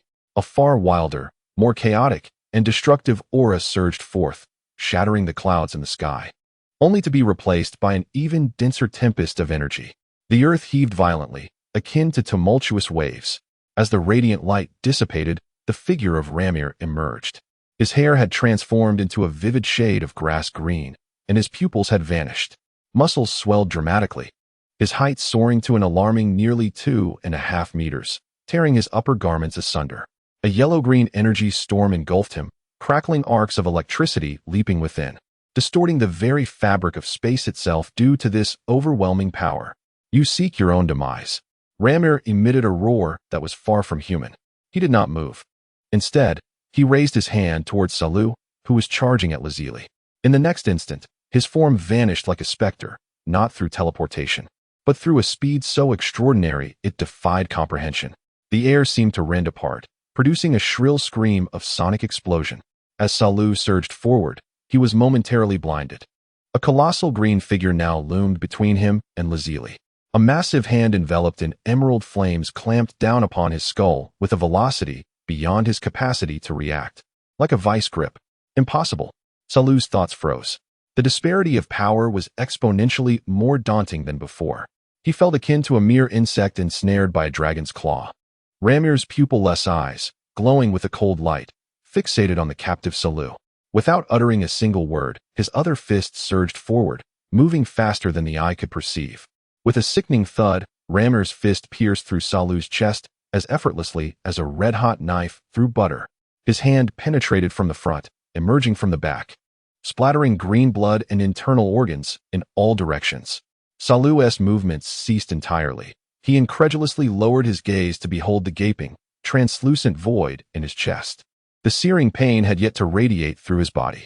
"I am complete," he gasped, uttering a few indistinct syllables, his eyes brimming with disbelief and absurdity. He was merely a step away from perfection, yet he crumbled before such absolute power. Ramir, indifferent to Salu's words, tightened his grip on the head he held. With a thunderous crack, Salu's skull shattered like a crushed watermelon, bright red-green viscera splattering forth, the headless corpse convulsing violently before succumbing to a lifeless slump. Ramir, as if discarding refuse, hurled the mangled remains of Salu's body into the distant wilderness. The corpse traced a parabolic arc through the air, soaring several kilometers away. But the spectacle was far from over. Ramir raised his hand, a sphere of green energy pulsating with destructive vibrations coalescing in his palm. "Vanished," he coldly uttered, casting the energy sphere forth. The orb hurtled with precision, swiftly overtaking Salu's remains. With an earth-shattering roar, a cataclysmic explosion erupted in the distance, far exceeding the ferocity of a nuclear blast. The blinding brilliance rendered the sun pale in comparison. A colossal mushroom cloud ascended, and the shockwave, even reaching Baozi Mountain, remained potent, causing all to be swept in its wake. Everything at the epicenter of the explosion, including Salu's remains, was utterly annihilated by the extreme heat and energy. Only a few small, charred fragments, emitting black smoke, scattered from the sky like a meteor shower over a vast expanse. Witnessing the complete annihilation of Cell, Lazelie's taut nerves finally relaxed, and tears surged forth like a broken dam. She sobbed and, disregarding everything, rushed towards the green figure. "Ramiel," she cried out, her voice tinged with anguish, leaping into his arms and burying her face in his sturdy chest. Feeling the trembling and tears of the girl in his embrace, Ramiel's furious yellow-green energy gradually subsided, his bulging muscles slowly contracted, and he returned to his original stature, his grass-green hair reverting back to golden, ultimately settling into his usual state of black. The white light in his eyes faded, restoring the clarity of his pupils. He gently patted Lazelie's back. His voice transformed into a soothing whisper, a stark contrast to the destructive demon moments before. It's all right, Lazelie, do not fear. We can use the Dragon Balls to wish for Lapis's revival. It is certainly possible." His words of comfort had an effect, and Lazelie's cries gradually diminished. Yet she clung tightly to him, as if he were her sole anchor. Ramiel sighed, lifting the emotionally charged Lazelie in his arms, nodding to the approaching number 16 to indicate that he was unscathed, then turned and walked step by step towards the small, albeit damaged, cottage that still stood firm. Number 16 watched Ramiel's departing figure, glancing towards the direction where the explosions had subsided, a frown creasing his brow, feeling that the situation seemed to have concluded rather too simply. Yet, Cell's presence had indeed vanished completely, leaving no trace behind. He shook his head. Perhaps he was overthinking it. 3 hours later, nearly 100 kilometers from the epicenter of the Baozi Mountain explosion, on a scorched patch of earth, a seemingly inconspicuous, roughly the size of a fingernail, charred piece of flesh, emitting wisps of black smoke, suddenly twitched slightly. Following this, the surface of the flesh cracked open, revealing several small, worm-like growths. These growths expanded visibly, intertwining to gradually form a minuscule, pulsating tumor. The tumor rapidly enlarged as its internal structure began to differentiate. And under the cover of night, a complete cell re-emerged in the very spot. He gasped, filled with dread and resentment. "Damn it, what on earth is that green-haired monster? That power is beyond what any being should possess." He recalled Ramiel's final transformation, shivering at the memory. Thankfully, the core had not been destroyed. Piccolo's cells had saved his life. He silently rejoiced, knowing that without the formidable regenerative abilities of the Namekian, he would have been utterly obliterated by such an onslaught. "I should be safe now. I've waited 3 hours," That monster should be oblivious. Cell cautiously sensed the surroundings, confirming that no potent energy was nearby searching. With that terrifying creature beside number 18, I cannot possibly approach him. He gritted his teeth, recognizing that his plan had completely unraveled. Well, if brute strength is futile, I shall resort to cunning instead. Visit Dr. Gero's primary laboratory. There may be information regarding these two androids or alternative methods to enhance power. Resolute. Cell immediately suppressed his energy to the utmost limit, becoming as inconspicuous as a speck of dust, not betraying a trace of energy fluctuation. He discerned the direction and silently levitated, gradually flying towards the coordinates of Dr. Gero's clandestine laboratory stored in his memory. Chapter 102. Devoured by despair. The night was profound, and deep within the desolate mountains lay the entrance to Dr. Gero's secret experimental base, reminiscent of the gaping maw of a colossal beast, exuding an aura of chilling desolation. Yet, within its confines, a different scene unfolded. Bang! Crash! Rubbish! All of it rubbish, accompanied by the thunderous sound of machinery being shattered and furious roars. Cell was frantically unleashing his wrath within the control room of the base. Computer screens shattered, filing cabinets overturned, and various intricate instruments were torn apart and trampled as if they were mere toys. Golden arcs of energy leapt uncontrollably around him, reflecting his intense agitation and resentment. 3 hours prior, he had narrowly escaped a massacre that could only be described as brutal destruction, having reformed his body through the regenerative capabilities of Namekian cells. However, the fear and humiliation that burned within him felt like a venomous fire, consuming his rationality. He was desperate to find this laboratory from his memory, hoping to uncover alternative pathways to rapidly enhance his power. Yet, after scouring all storage devices and cracking layer upon layer of passwords, he discovered mostly obsolete combat data, unfinished theoretical conjectures, and incomplete design blueprints of early androids such as number 13, 14, and 15. There was no valuable clue on how to combat Rammel or safely absorb number 18.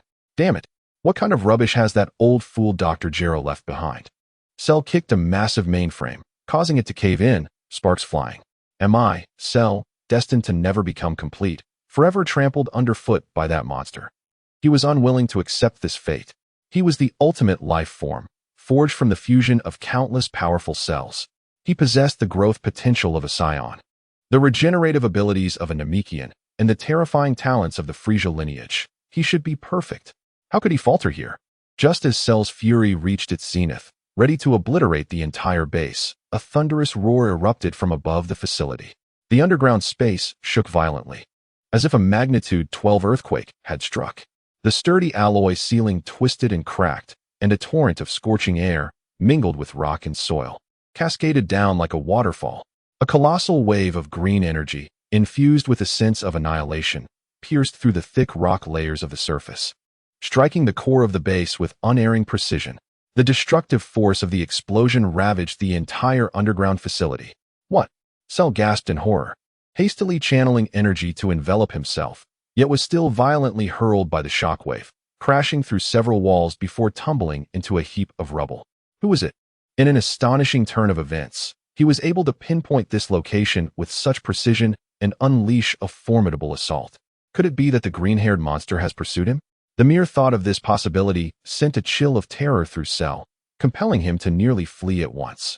Amidst the swirling dust and debris, a tall, imposing figure draped in a white cloak descended gracefully from the gaping hole created by the energy wave, hovering in midair.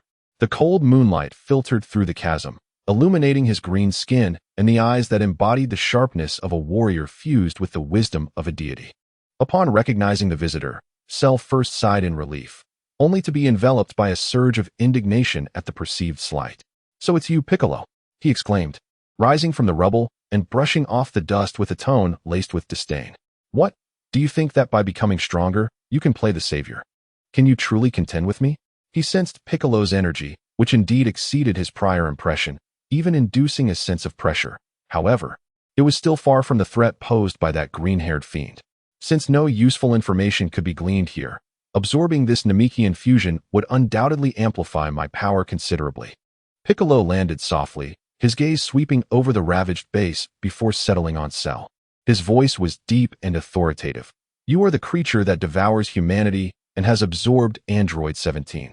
Your existence disrupts the balance of Earth. Now, I shall eradicate you completely.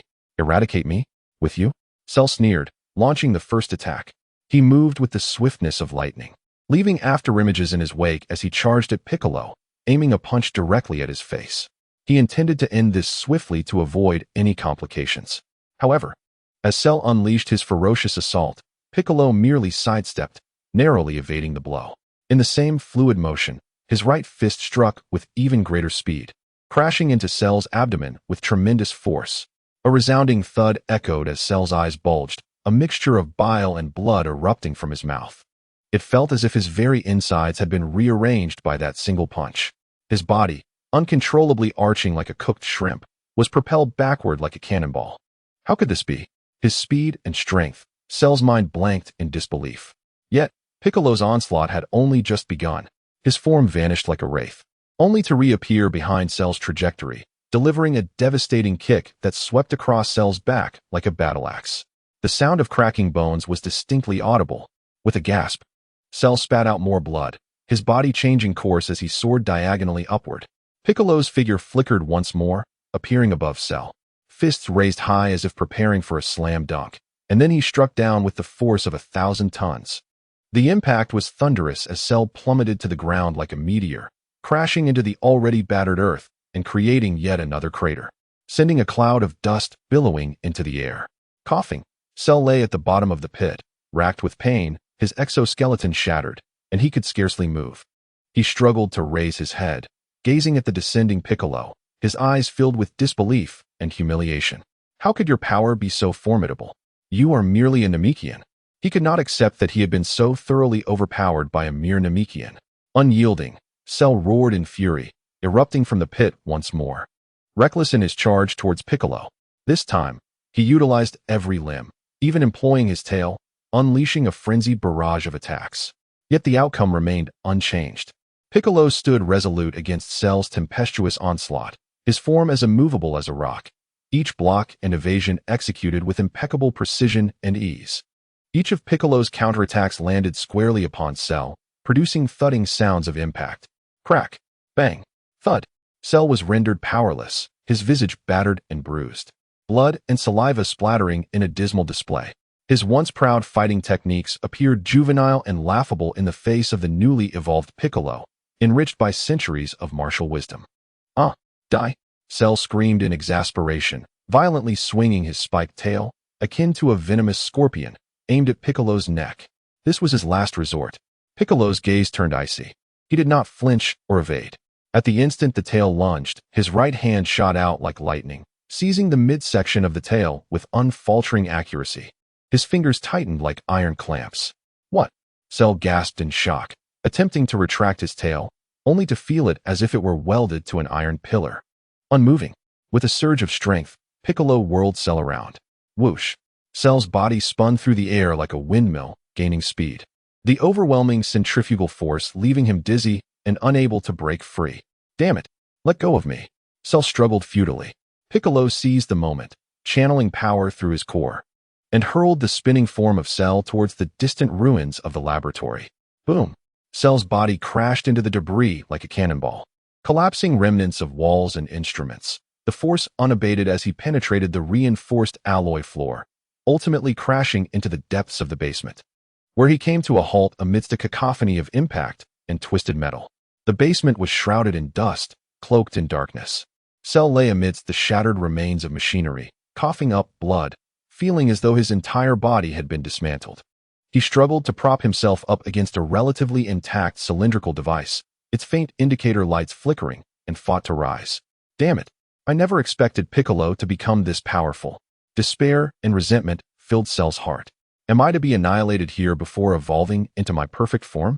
I refuse to accept this. A fierce instinct for survival and the drive to evolve ignited the remnants of his power, causing it to boil uncontrollably, erupting forth. A golden aura once again surged from him. Though far from his peak, it was enough to scatter nearby documents and lightweight equipment. At that moment, the energy wave swept away debris and dust covering a certain instrument. Cheru's gaze inadvertently swept over the apparatus he was supporting, a large cultivation tank connected to a complex network of computers and pipelines.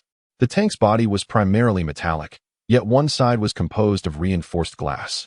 Through the glass, Gero beheld a pale green nutrient solution, within which floated a diminutive embryo, roughly the size of a fist, bearing a faint resemblance to a fusion of insect and human traits.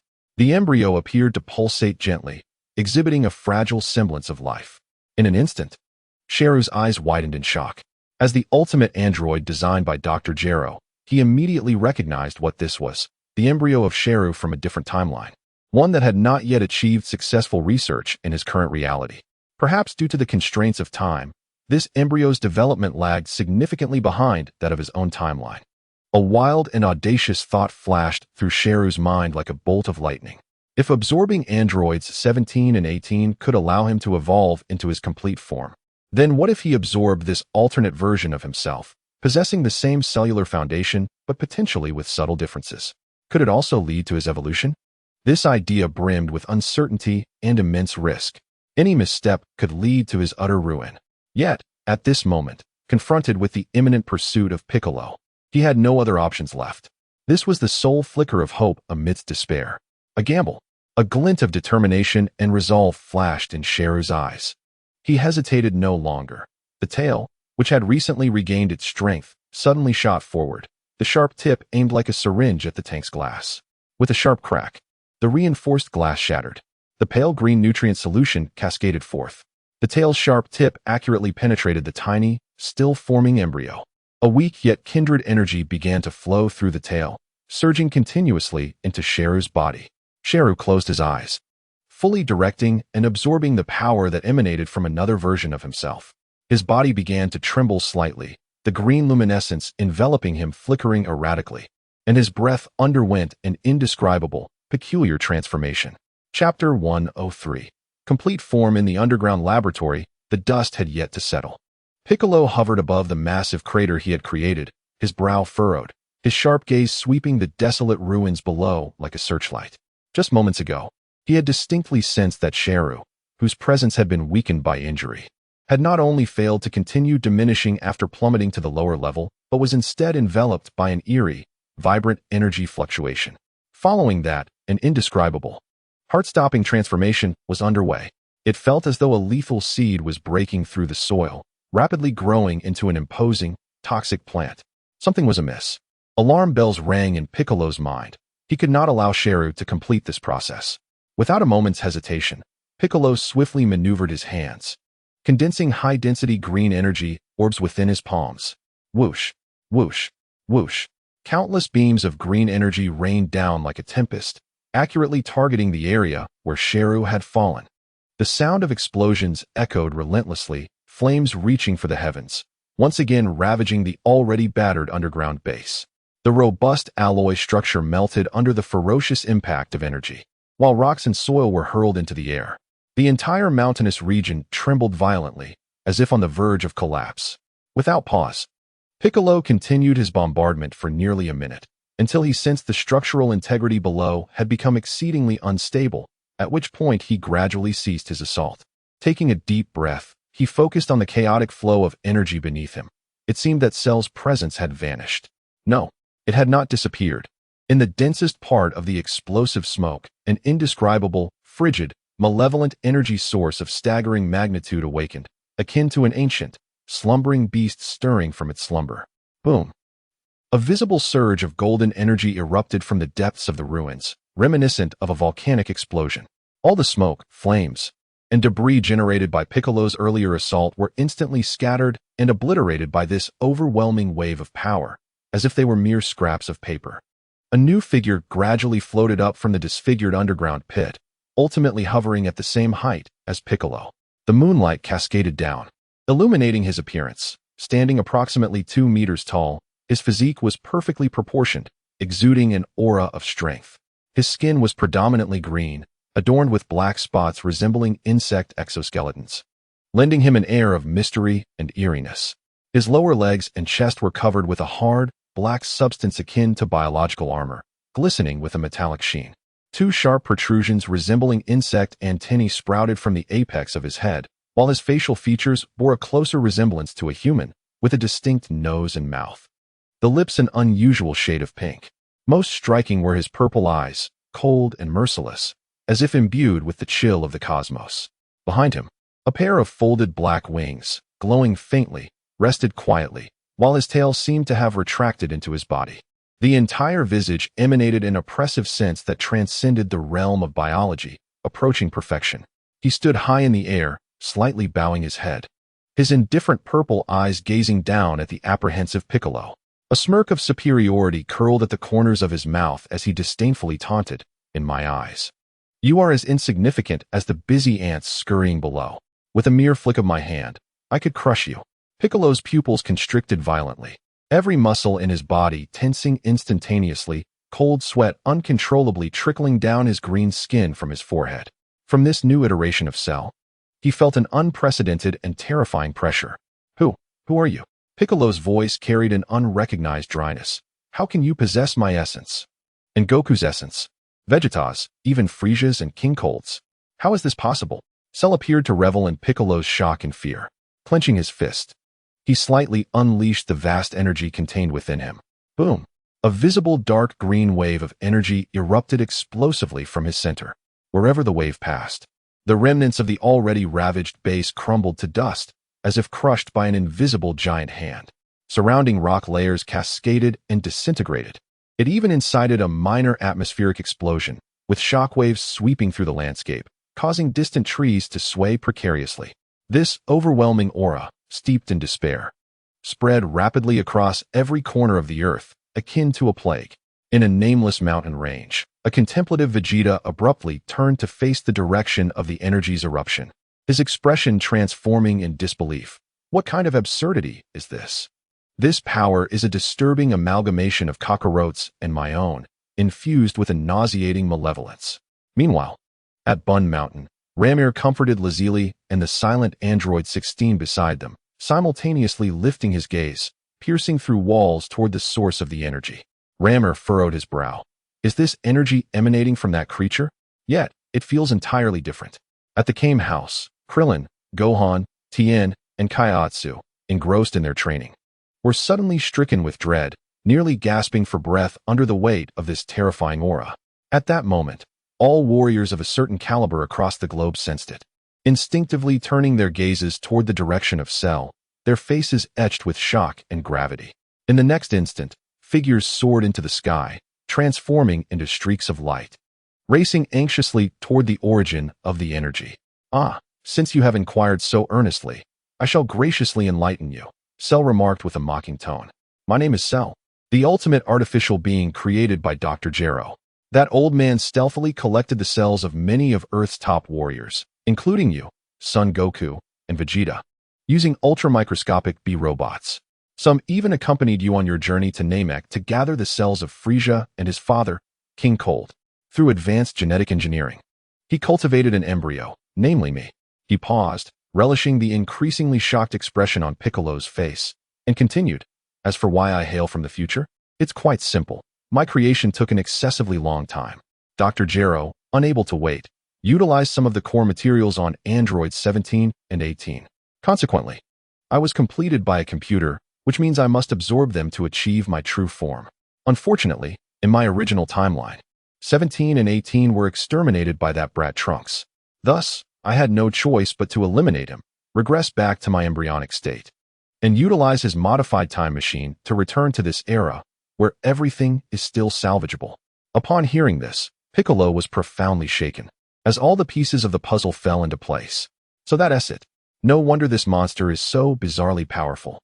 And no wonder he is fixated on absorbing 17 and 18, an ultimate artificial being from the future, gathering the genes of numerous strong warriors. This poses an unprecedented crisis for Earth. Understanding dawned on Piccolo as he took a deep breath, forcibly suppressing the tumult within him. His gaze regained its resolute determination. "No matter what, I cannot allow you to act as you please. This world is ours to protect." "Protect? With your current level of power?" Cell scoffed derisively. "Ah!" Without further ado, Piccolo unleashed a fierce roar, his muscles swelling dramatically as if inflated, his white cape billowing without wind. Within him, the essence of divine power surged forth unreservedly, erupting like a torrent unleashed from a broken dam. A resplendent green radiance ascended into the heavens, illuminating the once dim sky, tainted by Salu's aura, into a dazzling emerald spectacle. His energy soared to unprecedented heights in an ephemeral frenzy. Oh, how intriguing! A flicker of astonishment graced Salu's peculiar visage, swiftly giving way to a deeper intrigue. It appears I have indeed underestimated you. Yet, such a game is becoming rather entertaining. The glimmer of murderous intent danced in his violet eyes as he murmured softly. Paying no heed to the taunts, Piccolo brushed away the dust clinging to his attire, a gesture that resembled a recalibration of his state and rhythm. In the next instant, his gaze sharpened, akin to that of a falcon, radiating a chilling brilliance. He compressed the power emanating from his entire being, coalescing it within the palm of his right hand. Receive this. Piccolo leapt into the air with ferocious speed, akin to a lightning bolt, and struck fiercely towards Salu's forehead. The force of his palm sliced through the air, accompanied by a sharp, piercing whistle. Salu's expression remained placid, filled with disdain.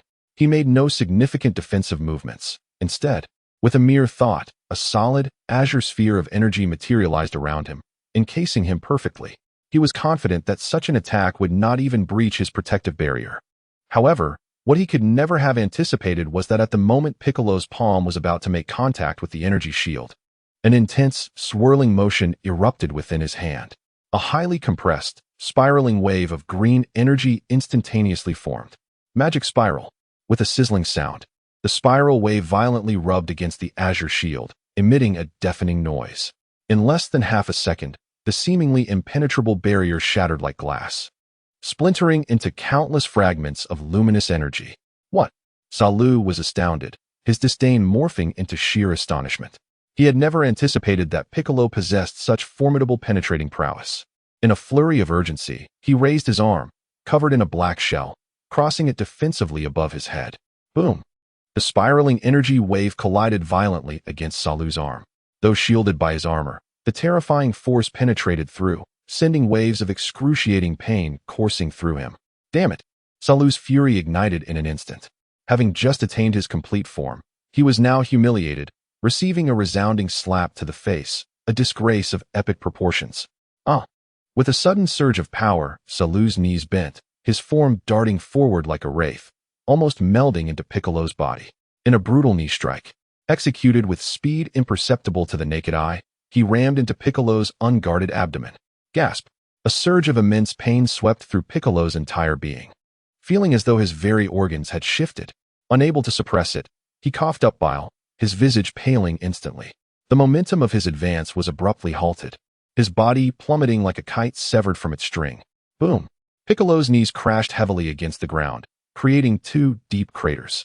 He clasped his hands tightly around his abdomen, curled up on the ground, with veins bulging on his forehead and a visage filled with agony.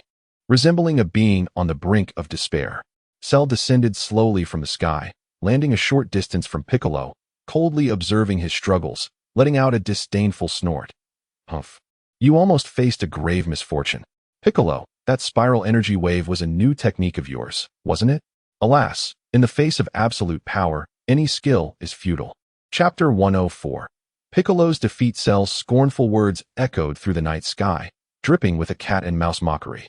He looked down at Piccolo, who was curled on the ground, hands clutched tightly to his abdomen, observing the green face twisted in excruciating pain, the intrigue in his purple eyes seemingly waning. Is this it? Cell's brow furrowed slightly, his tone laced with evident disappointment. Piccolo, I had expected you to provide more amusement. You have truly let me down. He descended gracefully from the air, his feet landing lightly on the ground littered with debris and scorch marks, stepping closer to Piccolo. The soft crunch of gravel beneath his boots resonated unnaturally in the eerie stillness of the environment. Cell was in no hurry to end Piccolo's life. He relished the process of his prey's despairing struggle, especially this opponent who had surprised him slightly.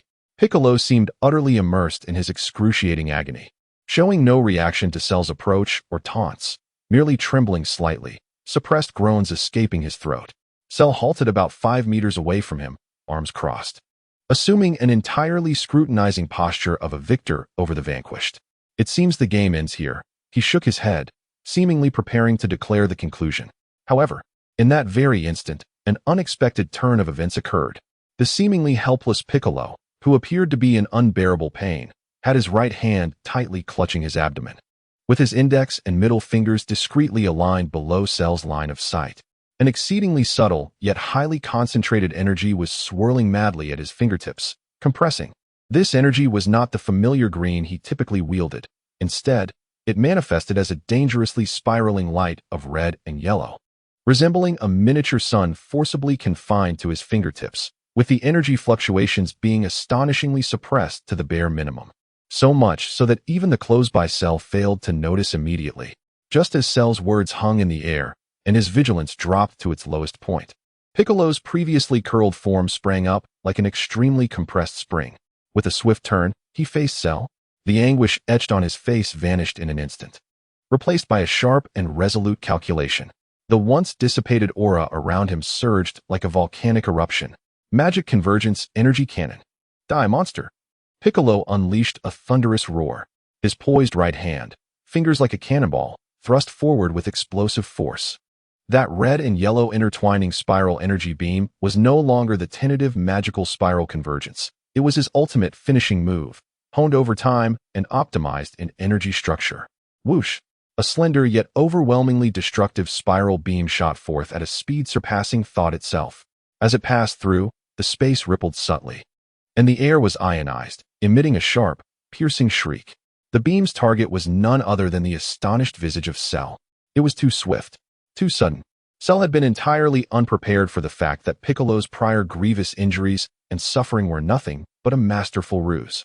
All of this had been orchestrated to create the perfect opportunity for this lethal strike. By the time he sensed the impending danger, the deadly spiral beam was already perilously close. He scarcely had time to raise an arm in defense. What? For the first time, shock registered in Cell's pupils. In the next instant, splat! There was no earth-shattering explosion, only a chilling sound akin to a hot knife slicing through butter. The magic light-killing cannon struck precisely at the center of Cell's forehead.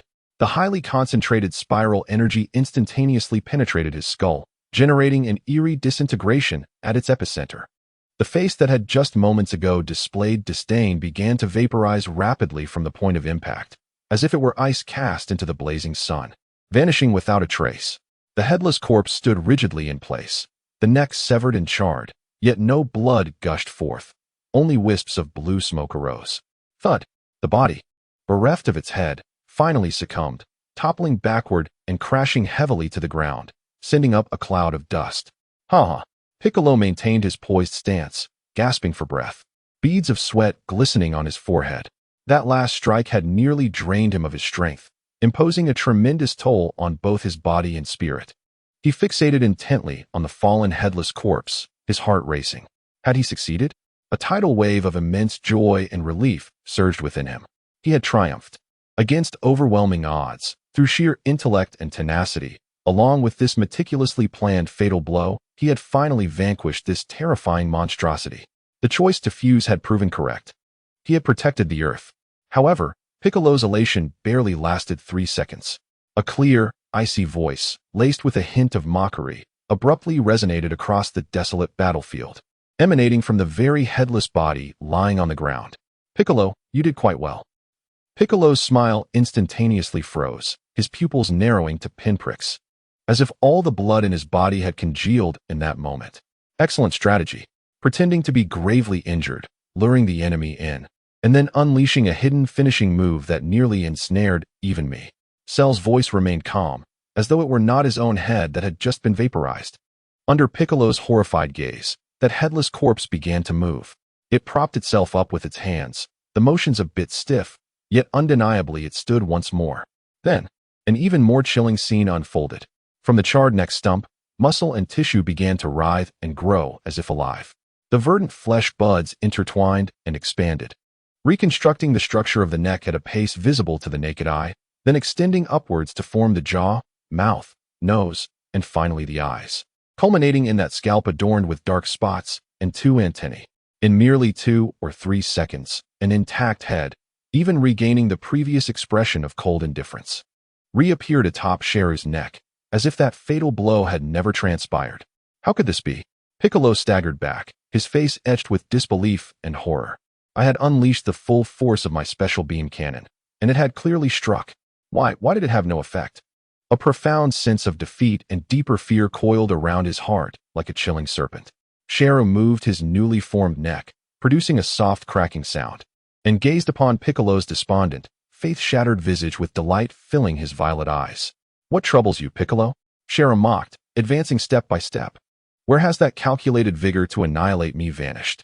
Why do you now remain in such a pitiful state? Piccolo, watching Gero approach relentlessly, felt cold sweat cascade from his brow, soaking his collar. He attempted to gather his energy, but the exertion of his previous attack, coupled with the immense psychological blow, left his power in disarray. Useless, Gero disdainfully uttered, his form suddenly blurring. In the next instant, he materialized before Piccolo, moving with such speed that Piccolo could not react in time. However, I must express my gratitude. Without you, I might not have achieved my perfect form. As Gero spoke, his right leg whipped forward like a steel whip, striking Piccolo's face with brutal force. Bang! With a dull thud, Piccolo's cheek contorted. Several teeth mingled with blood erupting from his mouth. He was sent hurtling backward like a green streak of light, as if struck by a speeding train. Boom, boom, boom. His body shattered through 3 distant mountains, the immense impact fracturing rocks and leaving behind a series of luminous craters. Eventually, as his momentum waned, he crashed heavily into a vast lake nestled within the valley, sending a towering spray of water into the air. The lake surged violently, ripples spreading across its surface. Refusing to settle, Gero descended slowly beside the lake, standing with his hands clasped behind his back, coldly observing the gradually calming waters. Moments later, with a splash, a green figure emerged laboriously from the center of the lake. It was Piccolo. He appeared utterly disheveled, his lips cracked and blood streaming forth, his clothes soaked and clinging to him, his breath shallow and labored, barely managing to remain afloat. Gero regarded the struggling Piccolo, shaking his head, his tone dripping with mockery. You were not in such a state moments ago. Where is that astuteness and decisiveness that sought to outsmart me? Why do you now appear so wretched? Piccolo lifted his head, water cascading down his cheeks, mingling with blood. He gazed at the indomitable figure on the shore, his eyes brimming with despair and reluctance, but more so with an overwhelming weariness that signified his loss of hope. With a hoarse voice, he summoned his last vestiges of strength and shouted, "Enough of the trivialities, just kill me." Chapter 105. The Cell Game's Cell stood at the water's edge, observing Piccolo's disheveled state with an air of nonchalance. His violet eyes bore no trace of malice. Instead, they reflected a researcher-esque curiosity towards a specimen. Rather than swiftly ending Piccolo's life, he adopted an odd, multifaceted tone, laced with a mocking mirth, and inquired, "Oh, are you truly willing to let me kill you so easily?" Piccolo clenched his teeth, blood trickling from the corner of his mouth. He did not respond, merely fixing Cell with a gaze filled with defiance and fury. Cell appeared unfazed by his silence and continued, "To be honest, your power disappoints me greatly. While you have indeed grown stronger than I anticipated at this juncture, compelling me to exert some of my strength and regeneration, I had expected you to possess some remarkable trump card." Touching his chin, he mused, "According to my recollections, at this point in time, you should not possess such a level of power. Pray tell, what have you done to achieve such an enhancement?" Piccolo remained resolute in his silence, turning his head away. He would never divulge any information regarding the fusion or the heavenly temple to this monster. Humph, unwilling to speak. Very well, Cell shrugged, seemingly indifferent. Let me pose another question. His tone shifted to one of earnestness, imbued with an indescribable anticipation. If, hypothetically, there were still time, could you grow stronger? And what about Son Goku? Can he also become more powerful? Enlighten me, what say you? This query caught Piccolo off guard. He looked up in disbelief, struggling to comprehend Cell's words. What do you mean? A terrifying thought dawned upon him. If I were to affirm that growth is possible, could it be that you would grant us the time to enhance ourselves? Such a notion seemed utterly absurd. What enemy would willingly provide their adversaries with the opportunity to grow stronger? Indeed, Cell's response was resolute, a smile of wicked delight gracing his features. Yet, to Piccolo, it appeared grotesque. As long as you possess the potential for growth, I shall grant you time. What I seek are worthy opponents, formidable enough to make the thrill of battle enjoyable, not mere ants I can crush with ease. What do you say to this arrangement? Piccolo's mind raced. Was this a trap, or merely the sadistic whim of a madman? Regardless, this appeared to be the only glimmer of hope. Not only could he preserve his own life, but he could also secure precious preparation time for Goku and their comrades. He had to seize this opportunity. Yes, Piccolo replied without hesitation, his voice hoarse, yet resolutely firm. As long as we are given time, we will surely grow stronger. Goku possesses potential beyond your imagination. He attempted to apply pressure on Cell, striving to secure more possibilities for his companions. Haha, this is the answer I desired. Cell laughed heartily, seemingly pleased. However, do not expect me to grant you years of time. My patience is limited. Therefore, I have decided to host a martial arts tournament. A martial arts tournament? Piccolo was taken aback once more. Indeed, Gero extended his arms wide, as though proclaiming to the entire world that time would come to a halt for 10 days hence. This is indeed a special privilege for you all. During these 10 days, you are encouraged to struggle, to cultivate, and to elevate yourselves. Allow me the joy of an entertaining spectacle. What exactly are you plotting? Piccolo was unable to fathom this madness. Gero gazed down upon him, his eyes shimmering with nostalgia and fervor. Perhaps you have forgotten. Many years ago, a fascinating competition was held on this earth, known as the World Martial Arts Tournament. He paused, his tone becoming impassioned, and now, I intend to resurrect this grand tradition under my aegis. However, the rules shall be slightly altered. Your opponent shall be solely me. He elaborated.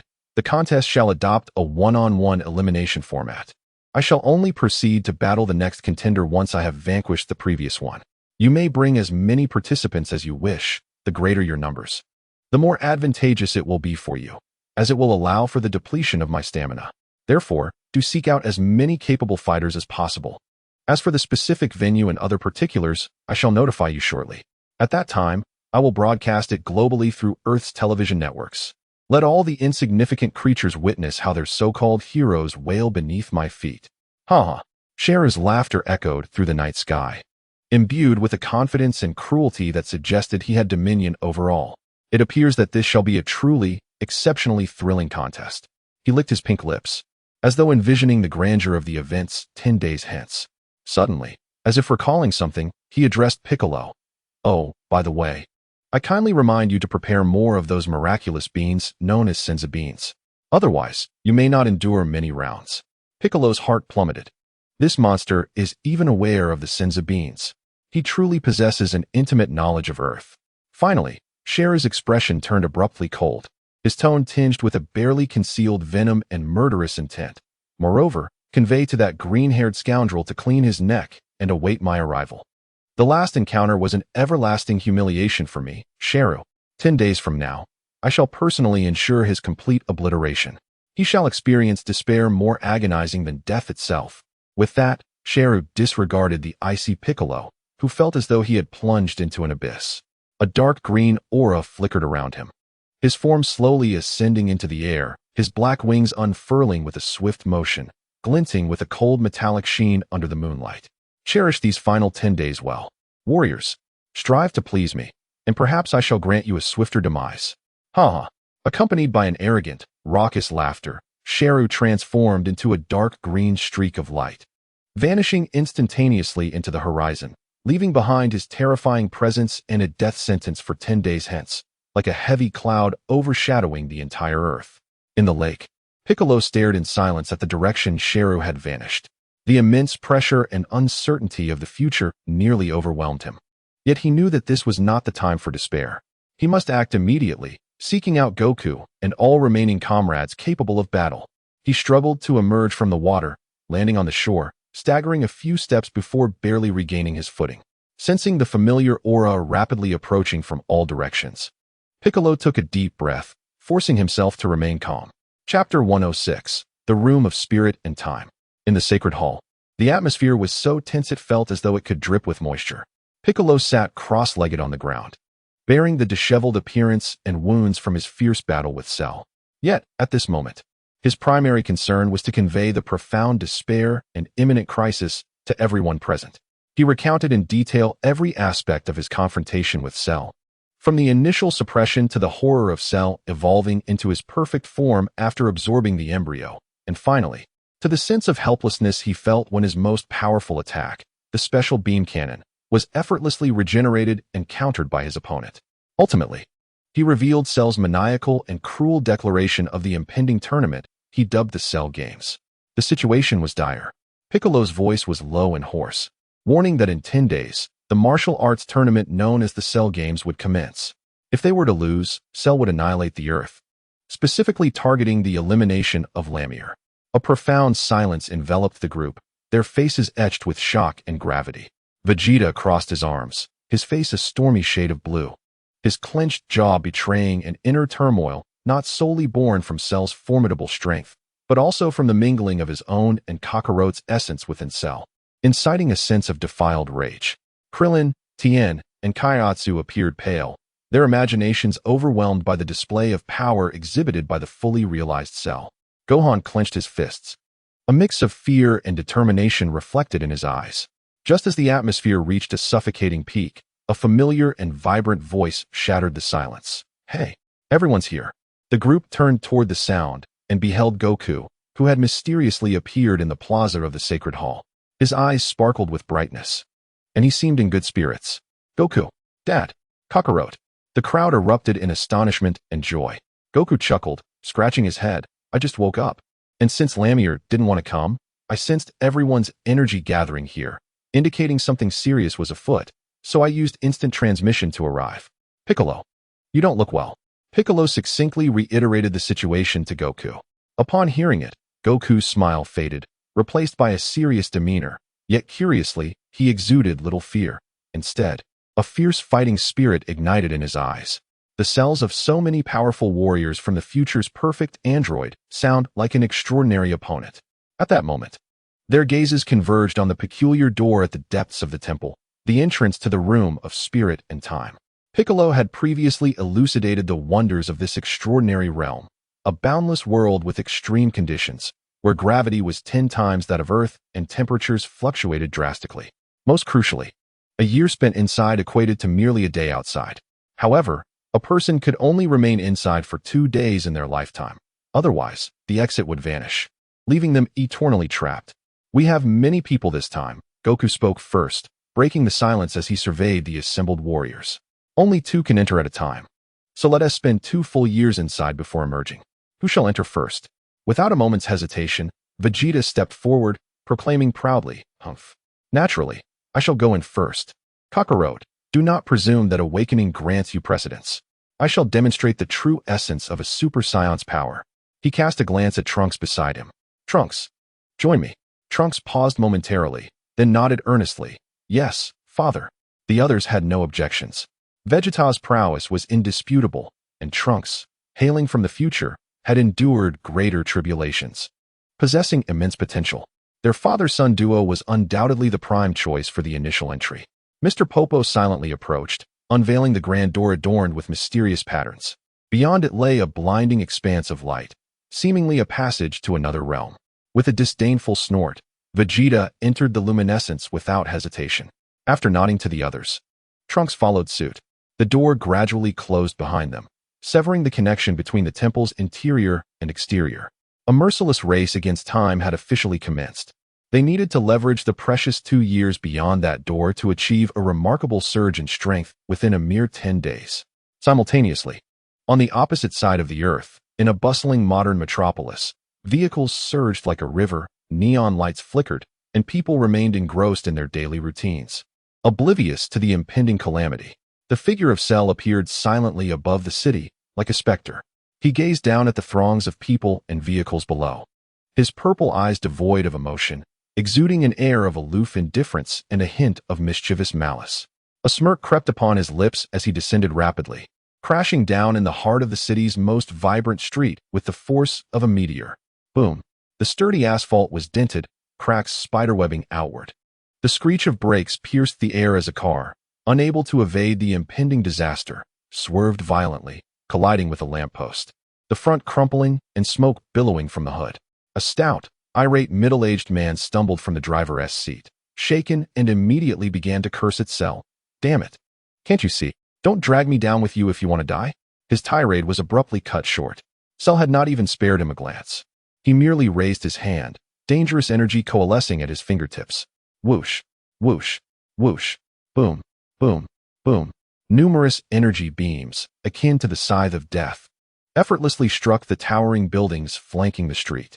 Glass facades shattered explosively, concrete structures were easily penetrated, and the ensuing flames and smoke rapidly engulfed the nearby districts. The cacophony of screams, cries, and explosions merged, transforming the orderly street into a hellish nightmare. The previously boisterous man was now paralyzed with terror, trembling uncontrollably, his trousers dampened. A pungent odor emanating from him. He stared in horror at the green demon, his mind a blank slate. So, having executed this devastation, appeared as if he had merely brushed away dust. He slowly turned his head, his cold purple eyes finally settling on the corpulent man. As an emotionless voice devoid of any human sentiment resonated, "Where is the television station?" The man, ensnared by that gaze, felt his very soul freeze. Trembling, he raised a quivering finger to indicate a direction, his teeth chattering as he stammered, "That direction? It's less than 2 kilometers, just there." "Very well." A chilling smirk once again curled at the corners of Sheru's lips. He slowly extended his finger towards the prostrate figure of the fat man. "No, please, I beg you," the man implored in despair. A beam of golden light erupted from Sheru's fingertip, straight and icy, piercing through the man's chest as if it were a harbinger of death. The man's pleas were abruptly silenced, his eyes wide with an infinite terror and disbelief, his body convulsing once before succumbing entirely to the void of existence. Sheru did not spare a glance at the lifeless body, his form gradually ascending into the air, soaring towards the television station as indicated by the fat man. Panic spread like a plague in his wake, yet this chaos held no significance for him. He saw it merely a stage, a platform to announce to the world that the game of Sheru was about to commence. Chapter 107, live broadcast across the globe. How feeble. Sheru cast a cold glance at the cooling corpse beneath him, as if he had merely crushed a bothersome insect, muttering under his breath without a hint of emotion. At that moment, the once bustling and vibrant street had descended into a chasm of chaos and terror. Piercing screams replaced the usual clamor of traffic as people, like frightened beasts, fled in a frenzied panic, shoving, crying, trampling each other to escape the green figure suspended in the air, resembling a deity of calamity. Each individual feared that a moment's delay would render them the next target to be effortlessly erased. Sheru remained indifferent to the hellish scene unfolding below him, his purpose unwavering. Leaning slightly forward, he darted towards the direction indicated by the fat man in his final moments, moving with such speed that he left a blurred green afterimage in the air. In the blink of an eye, the television station, a symbol of the city's information hub, loomed large before him. Sheru showed no intention of slowing down or veering off course. Instead, he accelerated violently, akin to a cannonball or a meteor, crashing into the building's massive glass facade. A thunderous explosion erupted. The reinforced glass shattered like parchment, concrete debris flying in all directions. Amidst the smoke and flames, a colossal hole appeared on the exterior of the building. From the billowing white dust emerged a figure clad in green, radiating a chilling intent, stepping forth as if risen from the depths of hell, moving with a deliberate pace. This was the news broadcasting center of the television station, where once busy staff were now paralyzed with fear from the sudden and horrific attack. Screams echoed incessantly as people huddled behind control panels and in corners, trembling uncontrollably, too afraid to even breathe. Shalu's emotionless violet eyes swept through the crowd like a cold scanner, ultimately locking onto a blonde woman clad in a professional suit. Resembling a host or director, she sat slumped on the ground, her face as pale as parchment. "You," Shala spoke in a frigid tone, his voice grating like metal against metal, devoid of any human sentiment. "Is this where the global broadcast is being conducted?" "Why, yes," the woman stammered instinctively, trembling uncontrollably, her teeth chattering. "Thank you." To everyone's astonishment, Shala nodded slightly in response. Yet that solitary word of gratitude sent chills down their spines, more terrifying than any threat. His gaze then shifted to the group of colorless staff huddled nearby, their faces contorted by sheer terror, tears streaming down their faces. Shala's eyes revealed unabashed disdain and contempt, as if he beheld something utterly vile. "Humph, what a bunch of trash," he remarked dismissively, as if stating an undeniable fact. Before the finality of his words faded, he casually raised his right hand, palm directed at the quaking staff clustered together like frightened quails. Without any warning, a fist-sized orb of energy coalesced in his palm, then erupted forth. No! Help! The desperate wails and piercing screams abruptly ceased. Boom! The deafening sound of an explosion resonated once more. The energy orb struck the helpless souls with precision, the ferocious energy instantly engulfing and tearing them apart. Limbs and blood mixed with entrails splattered everywhere, staining the nearby control panels and equipment of vivid scarlet. The sturdy load-bearing wall behind them was blasted apart, creating a horrifying gash through which light and cold air rushed in. The pungent scent of blood quickly permeated the entire broadcast center. This scene was perfectly captured by a nearby camera that remained in standby mode, transmitting the unbroken signal in real time. Shala did not annihilate everyone present. He required a few obedient tools. Under the duress of absolute force, the few surviving staff members, now mentally shattered, operated the equipment like marionettes under his command, trembling in fear. Soon, nearly all television signals worldwide were forcibly severed and redirected. Shala's imposing green figure appeared on screens across countless homes. The backdrop a chaotic studio and the gaping hole left by the explosion. Hello everyone, Shala addressed the camera, his tone as flat as if discussing the weather. Yet his voice pierced the eardrums and hearts of all who watched. May I take a moment of your time? My name is Shala. That name, like a whisper from a demon, instantly evoked memories of the bizarre disappearances that had haunted the world, linking him to the monstrous figure existing only in rumors and fears. I believe you are all aware that not long ago, many were killed by a monster, their lives drained away. Sheru's voice remained devoid of any inflection as he proclaimed, I am the evolved form of that monster. Here, I must express my gratitude to those humans who provided me with the essence of life. It is their sacrifice that has facilitated my flawless emergence. His tone dripped with a nauseating irony and cruelty, as if he were pouring salt into the wounds of all, dragging the world deeper into a chasm of terror. The muffled cries and fearful sobs echoed through countless households. However, fear not. Sheru's demeanor shifted with a cruel smirk as he declared, I no longer require those inferior essences. I now intend to host a grand martial arts tournament. The name, once emblematic of the highest honor in Earth's martial arts, now spilled from his lips with a sense of blasphemy and foreboding. The tournament shall be named the Sheru Games. He announced this as if bestowing a tremendous gift upon the world, and the location was set in the desolate, uninhabited expanse to the northwest of Zhongdu. I shall personally prepare a sufficiently sturdy arena for all. Then, he began to outline the suffocating rules. The rules are quite simple. Any contestant who loses may immediately substitute another to challenge me. Your sole opponent is myself. He paused, a hint of mockery lacing his voice.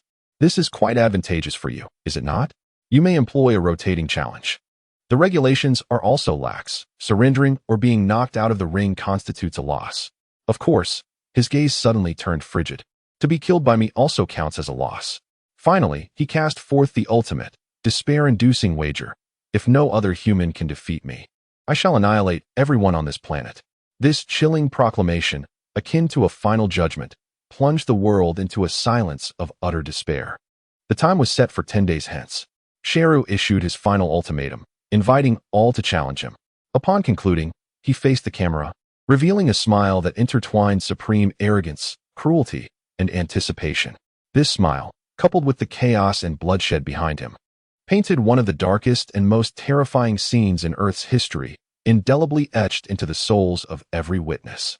Chapter 108. The Army Strikes Back. Sheru's global broadcast sent ripples across the world, like a stone cast into a tranquil lake, stirring up a tidal wave of panic that spread uncontrollably, yet also igniting the last vestiges of dignity and resistance within human authority.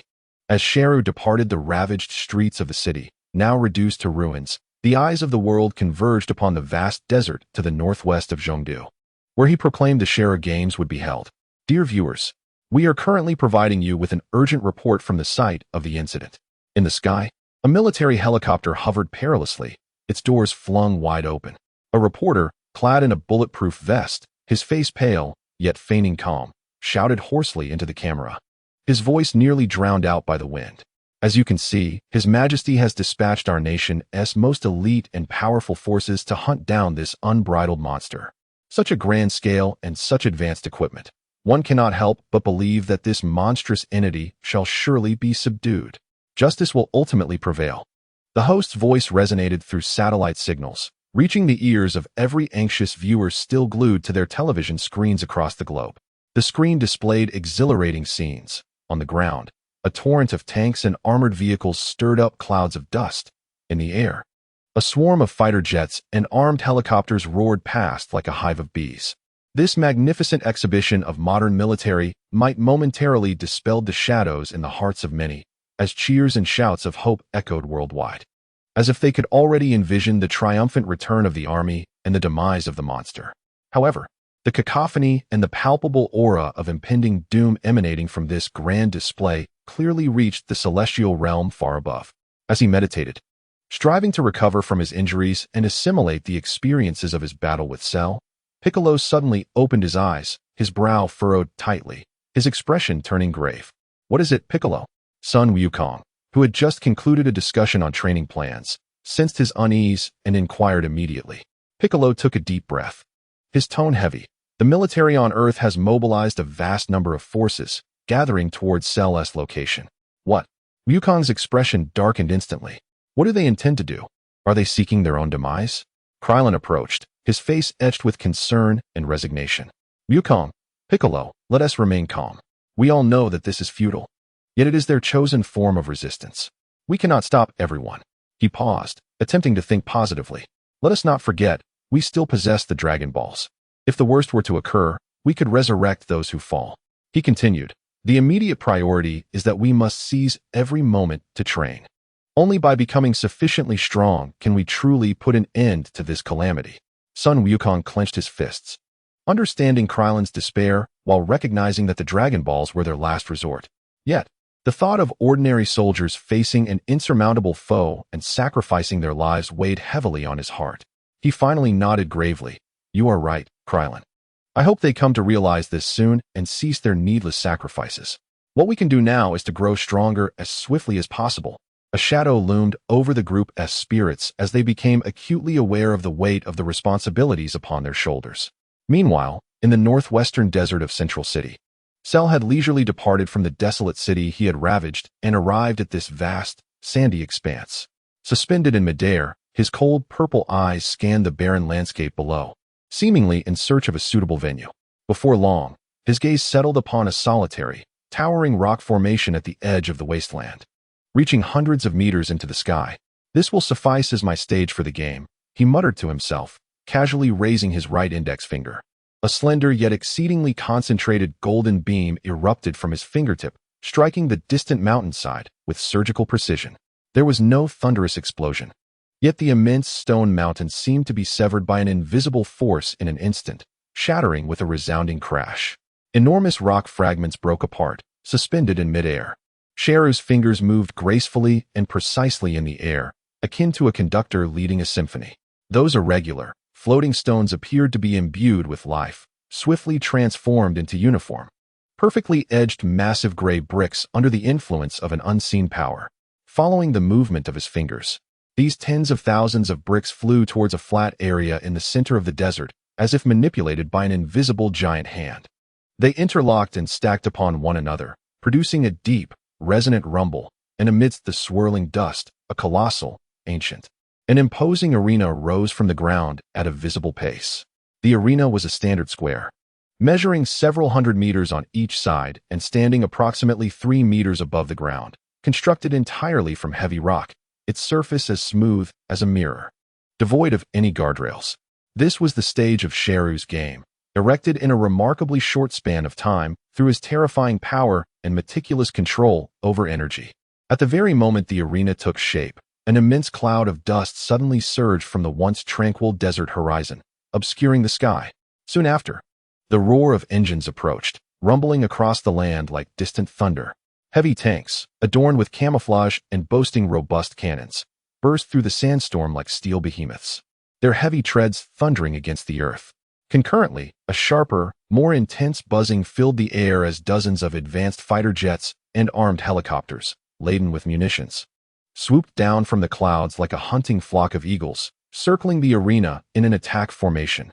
Following the tanks, thousands of fully equipped elite soldiers advanced, clad in uniform combat attire, their faces painted with war paint, They wielded the most advanced energy rifles and portable missile launchers on this planet, moving with swift precision and order, surrounding the solitary green figure at the center of the arena in standard tactical formation. In mere minutes, the once desolate desert transformed into a showcase of modern warfare. Steel, gunpowder, and the red dots of countless scopes combined to form humanity's most formidable response to the looming monstrosity. Gero remained firmly in the center of the arena, his posture unaltered. His indifferent gaze swept over the relentless, menacing army surrounding him and the circling warships overhead, poised to unleash death, his purple eyes betraying not a flicker of emotion, only an utter disdain that seemed to emanate from the depths of his very being. He slightly parted his lips, disdainfully muttering to himself in a voice barely audible, "Annoying insects." At that moment, a clear, cold, and resolute command echoed through the military communication channel. "All units, attention. Target locked. Free fire. Repeat, free fire. Fire." In the instant the command was given, the air filled with the sounds of projectiles. Whoosh, boom, boom, boom, rat-a-tat-tat. In the sky, fighter jets and helicopters unleashed fiery tongues, while air-to-ground missiles trailed long, blazing tails, slicing to the heavens like venomous serpents poised to strike. On the battlefield, the roar of tank cannons reverberated with deafening ferocity, launching high-explosive shells at astonishing velocities. Thousands of soldiers simultaneously squeezed their triggers, unleashing torrents of energy beams that fell like a torrential downpour, weaving a lethal net of doom. Countless shells, missiles, and energy beams carved deadly arcs through the air and ground, channeling humanity's collective fury, fear, and hope, cascading towards the verdant figure at the center of the arena. The thunderous explosions surged forth, engulfing everything in their wake. The colossal rocky arena was consumed by blinding flames, billowing clouds of thick black smoke, and the shockwaves of the detonations. Scorching gusts of air spread wildly, stirring up clouds of yellow dust, causing even the soldiers far beyond the perimeter to feel the ground tremble beneath their feet. The relentless brilliance of gunfire illuminated anxious, yet hopeful faces. The continuous roar of gunfire rattled the eardrums. This saturation assault, launched by humanity's most advanced military might, raged on for a full 5 minutes. After 5 minutes, the commander's order resonated through the channels: "Cease fire." In an instant, all artillery and gunfire ceased abruptly. The world seemed to be muted, leaving only the crackling of flames and the low hum of turbine engines. A dense shroud of smoke and dust enveloped the arena, obscuring the situation within. Every soldier involved in the assault, from pilots in the sky to troops on the ground, bore expressions of confidence, even triumph. No one believed any being could survive such an overwhelming barrage of firepower. That 5-minute explosion was enough to level a small city. Chapter 109. The terrifying power of Gero. How is this possible? A scream filled with astonishment and disbelief erupted from an officer, binoculars in hand, adorned with insignia of high rank. This exclamation rippled through the anxious soldiers awaiting the outcome, akin to a stone cast into tranquil waters. All eyes fixated on the dissipating clouds of thick smoke and dust stirred up by the relentless artillery. As the haze gradually settled, visibility returned. The first sight to greet them was the majestic rocky arena, standing unscathed, as if the 5 minutes of saturating bombardment capable of melting steel had merely been an illusion. At the edge of the arena, a thin and solid hemispherical energy shield, radiating a faint white light, rippled gently like water before quietly vanishing. At the center of the energy shield, the green figure of Gero remained, arms crossed, standing undisturbed, with not a single crease upon his attire. His face bore an unsettling expression, a chilling amalgamation of ennui and disdain, as his violet eyes languidly surveyed the densely packed ranks of soldiers below, akin to ants. Their relentless barrage of artillery, despite their utmost efforts, could not so much as graze him, nor did it mar a single brick of the arena he had casually constructed. An oppressive silence enveloped the battlefield, stifling and profound. The soldiers, once brimming with confidence and anticipation of victory, now wore expressions of utter bewilderment and incomprehensible dread. Their sophisticated weaponry seemed to transform into mere comedic sticks, as a bone-deep chill coursed through their very beings. Gero's voice, devoid of inflection yet hauntingly clear, pierced through the disconcerting quietude like a siren's call, reaching the ears of every soldier present. A cacophony of insects dares to disrupt the arena, I have just erected? How absurd. He shook his head slightly, as if lamenting their overestimation of their own capabilities. Very well. Let you frogs at the bottom of the well witness what true power entails. As his words lingered in the air, Gero made no overt gesture. He merely cast a languid glance toward the most concentrated cluster of tanks. Suddenly, a minuscule yet exquisitely refined red laser erupted from his gaze, akin to the gaze of the Grim Reaper itself. The speed of the laser transcended the limits of perception, leaving behind a slender crimson line in its wake. Boom, boom, boom. The laser, resembling a serpent imbued with life, wove through the massive array of tanks with astonishing velocity and precision. Wherever it passed, the heavily armored behemoths, once heralded as fortresses of the land, erupted in a series of cataclysmic explosions, akin to firecrackers ignited in rapid succession. The robust armor was effortlessly torn asunder. Turrets were blasted skyward, and the munitions within detonated, resulting in secondary and even tertiary explosions. Fiery plumes soared, and thick smoke billowed. In the blink of an eye, hundreds of steel monstrosities were reduced to heaps of burning scrap metal amidst the deafening series of blasts. The soldiers near the tanks barely had time to scream before being shredded and consumed by the shockwaves and flying debris. Monstrous indeed. Yet, Gero's display had merely commenced.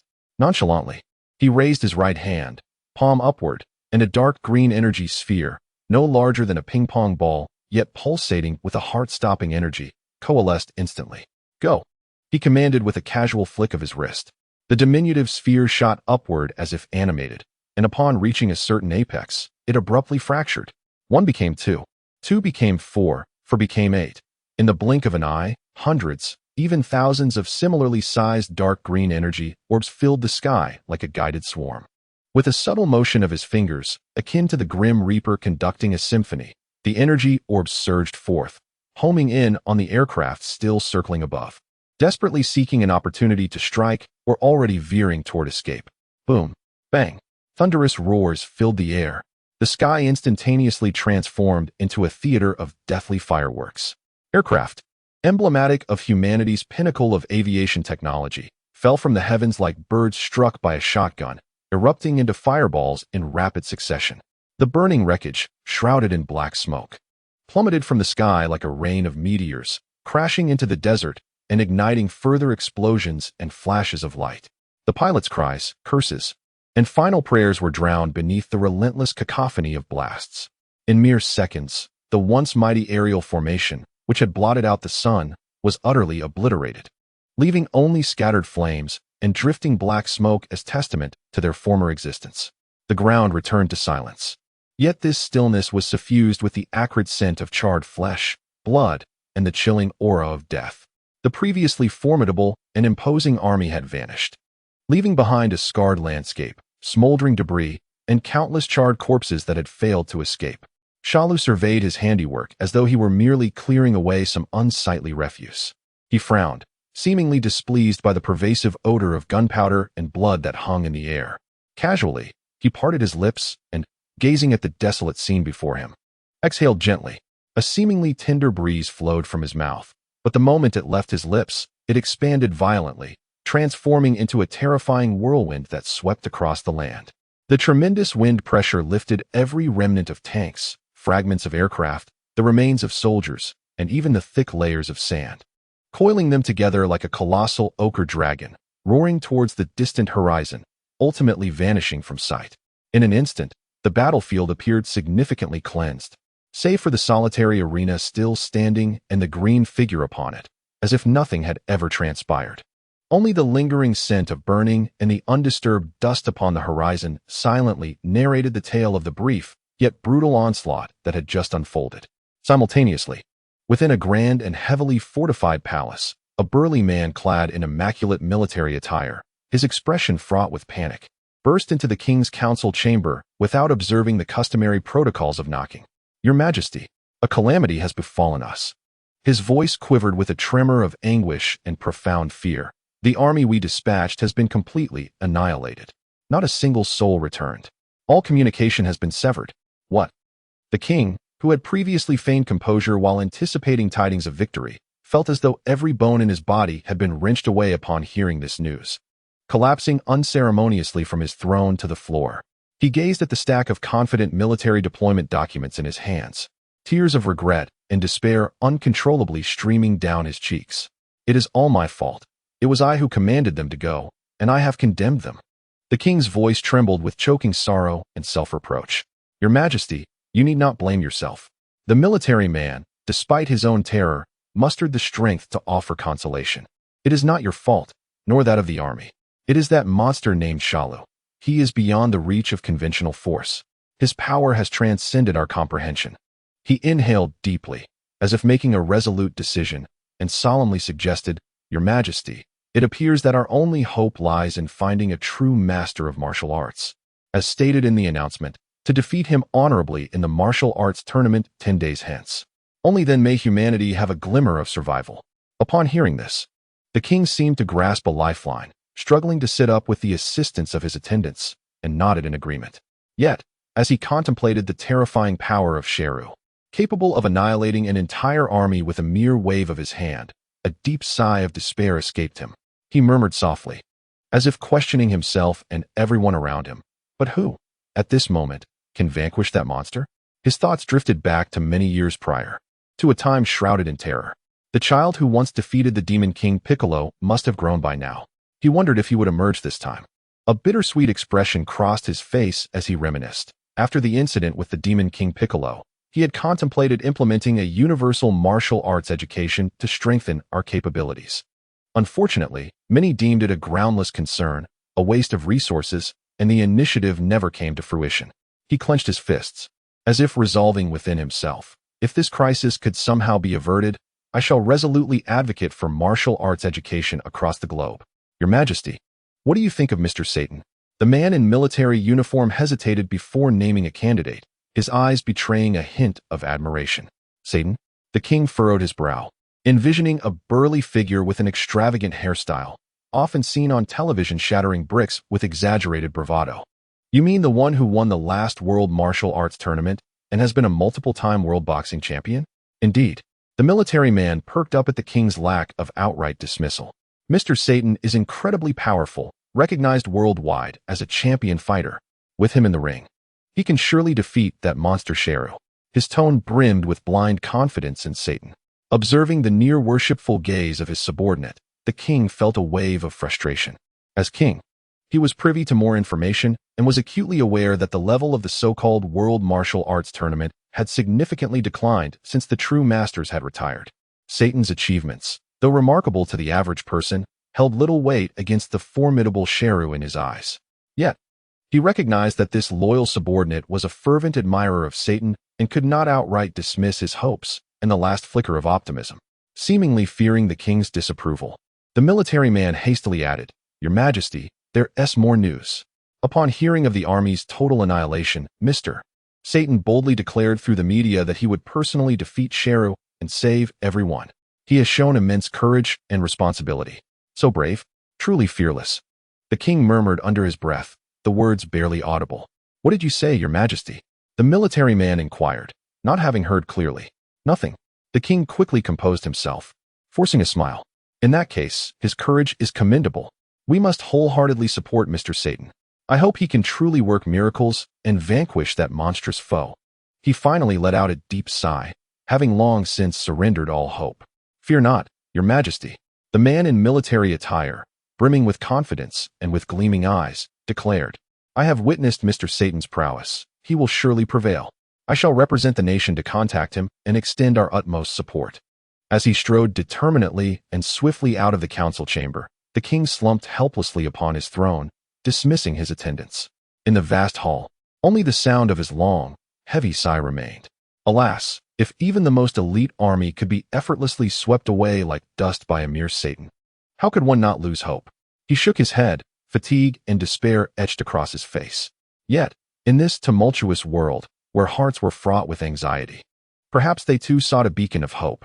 His gaze seemed to pierce through the palace's dome, reaching into the void beyond, carrying with it a faint glimmer of hope as he whispered, I hope that the child who once defeated the great demon King Piccolo will emerge once again. Chapter 110. Vegeta's journey continues. Satan. Satan. Satan. In the heart of a bustling city on Earth, The central square was teeming with people, the roar of the crowd resonating like thunder. Thousands gathered, their faces reflecting both the terror of survival and a blind reverence for formidable power, vociferously chanting a name. Panic craves heroes, and despair seeks solace. In the wake of the army's dismal defeat and the government's impotence, the world champion who stepped forward naturally became the sole beacon in their hearts. It is Mr. Satan. Mr. Satan has arrived. Someone excitedly pointed towards the makeshift platform at the front of the square. The spotlight suddenly illuminated the center of the stage, revealing a towering figure with a wild mane and bulging muscles, cloaked in a garment emblazoned with the word champion, standing proudly. He accepted the microphone handed to him by an assistant, took a deep breath, and summoned all his strength to emit a confident roar towards the throng below. Silence. His voice, amplified by high-powered speakers, momentarily drowned out the noise of the crowd. Instantly, the multitude quieted, countless hopeful eyes fixated upon him. Mr. Satan evidently relished the attention, clearing his throat before exclaiming in a fervent tone, "Fellow citizens, residents of Earth, we have witnessed the atrocities of that creature named Cell." He raised his fist, his expression one of anger and determination. "But fear not. With me, Mr. Satan, here, I solemnly declare to the world." He paused dramatically, thrusting his hand towards the distance as if Cell were right before him. "Damn you, Cell. I, Satan, shall personally sever your head from your body. I will defend the peace and justice of Earth." Oh! The crowd erupted into even more fervent cheers and applause, as they seemed to glimpse the dawn of victory. To demonstrate his strength, Mr. Satan gestured for an assistant to bring forth a universal capsule. He tossed it onto the stage, and with a resounding thud and a puff of white smoke, a stack of thick, seemingly unyielding tiles appeared before him. 14 in total. "Everyone, take a good look. Behold the might of Earth's warriors." Satan, grounding himself in a firm stance, draws upon his inner strength and bellows with fervor, his muscular arms flexing, hands converging into a blade-like form, slicing down upon the stack of tiles with lightning speed. Huh! Crack! A sharp sound reverberates as 14 tiles shatter, splitting neatly in two, debris scattering in the air. The atmosphere reaches a crescendo, with thunderous applause, whistles, and cheers resonating all around.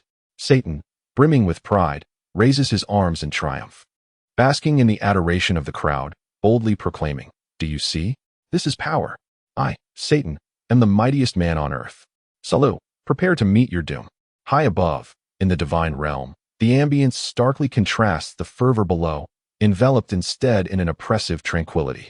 Sun Wukong, Piccolo, Krillin, and others gather around a crystal ball produced by Mr. Bobo, observing the unfolding events in the lower realm. The crystal orb vividly displays Satan's performance in the plaza.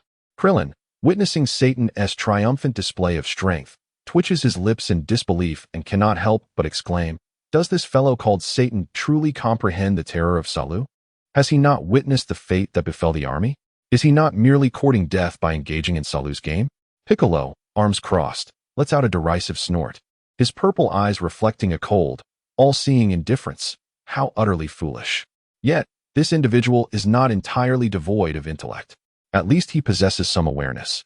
Refraining from recklessly seeking out Salu in the desert, instead opting to exploit the disparity of information and public panic to bolster his own image. It appears he merely wishes to seize this opportunity to maximize his fame and gain. He sees through Satan's superficial showmanship.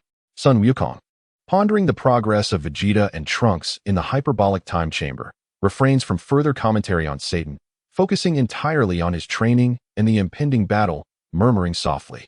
To him, such posturing is devoid of significance. Only tangible strength can confront Salu. He eagerly anticipates his turn to enter the chamber, yearning to enhance his power. At that moment, TN's voice breaks through. "Piccolo, Wukong." Their movement at the door of the hyperbolic time chamber. Vegeta and Trunks are about to emerge. Upon hearing this, everyone's spirits lift, swiftly diverting their gaze from the crystal ball and hurrying toward the grand, peculiar door deep within the temple. As they approach the threshold of the hyperbolic time chamber, a palpable aura emanates from behind the door, starkly different from before, wild and proud. Akin to a sword poised to be unsheathed. With each passing moment, the intricately designed wooden door gradually swings open from within. A blinding white light spills forth, momentarily blinding them. In the brilliance, Two figures emerge, stepping forth with steady strides. It is none other than Vegeta and Trunks. The two figures appeared quite disheveled, their battle attire marred by numerous tears, their bodies adorned with fresh scars and dust, clearly having endured unimaginable hardships within the year. However, compared to their initial entrance, their gazes revealed a profound transformation. Trunks' eyes, once filled with youthful naivety, now exuded a fierce determination and resilience, his aura as solid as a mountain. Meanwhile, Vegeta, striding ahead with his arms crossed in an air of haughtiness, emanated a confidence so palpable it seemed ready to overflow, his presence radiating an extraordinary essence as if he deemed the world beneath his notice. Trunks approached the awaiting crowd, offering a subtle nod as he spoke in a calm tone. "I apologize for the wait. Indeed, it has been quite a while," exclaimed Goku, scratching his head with a candid grin. "I feel as though I'm about to rust. I can hardly contain my eagerness to train." Trunks explained, "Father made remarkable progress upon entering the hyperbolic time chamber, breaking through the limits of Super Saiyan in just about 6 months, achieving an entirely new level. Yet, he still feels it is not perfect. To solidify his power and explore deeper possibilities, we chose to remain for the full year. Enough with the unnecessary chatter." Vegeta interjected impatiently, his sharp gaze locking onto Goku. A smirk of superiority curled at the corners of his mouth. "Kakarot, do you see the strength I possess now? You no longer need to train. With my current power, I can effortlessly dispatch that creature named Cell." Feeling the surging energy within him, surpassing anything he had previously known, Vegeta's confidence swelled immensely. To him, even the perfect form of Cell was merely a trivial opponent. Goku regarded the transformed Vegeta, who had indeed surpassed his previous limits, with genuine excitement and a sincere smile, undeterred by the provocation. "Congratulations, Vegeta. You have become incredibly strong." Shifting the focus, his own fighting spirit ignited, he declared, "However, I, too, aspire to grow stronger. Seeing your prowess has only intensified my impatience." He turned to Gohan, beckoning, "Let us go, Gohan. It's our turn to enter." As Goku and Gohan stepped resolutely into the radiant light, the door to the hyperbolic time chamber began to close once more, yet Vegeta's battle fervor remained unquenchable. He yearned for a worthy adversary to validate the fruits of his 2 years of rigorous training, to prove to everyone that he, Vegeta, was the strongest Saiyan. "Humph. That coward Kakarot still hides away to train," Vegeta scoffed, disdain evident in his expression. In an instant, he erupted with golden energy, his hair transforming into a brilliant gold as he ascended into Super Saiyan. "I cannot wait 10 days. I shall confront Cell now and show you what true power is." "Vegeta, wait." Piccolo called out, attempting to intervene, but Vegeta was already resolute in his decision. With a flash of golden light, Vegeta became a streaking comet, hurtling down from the lookout towards the desert arena in the northwest of West City with astonishing speed. His speed was astonishingly swift, and before long, the vast expanse of the desert and the striking arena of rocks appeared before him. He could distinctly sense the formidable and malevolent aura emanating from the platform. "Gero, I, the great Vegeta, have come to take your wretched life." Vegeta's haughty voice thundered across the desert skies as he descended upon the arena like a golden deity. Confronting the nonchalant Gero gazed at Vegeta, whose aura had evidently grown exponentially stronger than before, a flicker of surprise flashing in his purple eyes, only to be swiftly replaced by a deeper amusement. "Oh? It seems you have employed some unique method of cultivation. Your power has indeed increased. Enough chatter. Prepare to die." Vegeta roared, channeling his heightened strength into his fist, propelling himself towards Gero like a cannonball, launching a thunderous assault. However, in response to Vegeta's full-throttle strike brimming with confidence, Gero merely raised a hand with casual ease. Boom! A deep, resounding crash echoed. Vegeta's fist, capable of shattering mountains, was effortlessly caught by Gero's single palm. Not yielding an inch, the violent energy from their clash surged forth, whipping up clouds of dust, yet Gero's arm remained unyielding. The arrogance etched on Vegeta's face instantly froze, morphing into disbelief. "How is this possible?" Gero regarded him with a cruel, mocking smile. "Is this the fruit of your relentless training? Truly disappointing." In the next moment, Gero's hand shifted slightly, unleashing an overwhelming force that Vegeta was utterly incapable of resisting. Crack! The sound of shattering bones was unmistakable. Cough! Vegeta spat out a mouthful of blood, his body flung away like a marionette with severed strings, crashing heavily against the edge of the arena, fracturing the protective barrier that Gero maintained with his own energy. In just a single move, and without even exerting himself fully, Vegeta had suffered a devastating defeat. The chasm between him and the fully realized Gero remained insurmountably vast. Gero slowly approached Vegeta, who lay crumpled on the ground, struggling to rise, looking down upon him as one would observe a writhing insect. A commendable glint in your eyes. Are you unwilling to accept your fate? Alas, strength cannot be compensated for by mere stubbornness. He raised his foot, pressing down on Vegeta's back, forcing his feeble body back to the ground. I have stated that the game begins in 10 days. To kill you now would be far too dull, Gero sneered. I will personally dispose of you warriors before the eyes of all.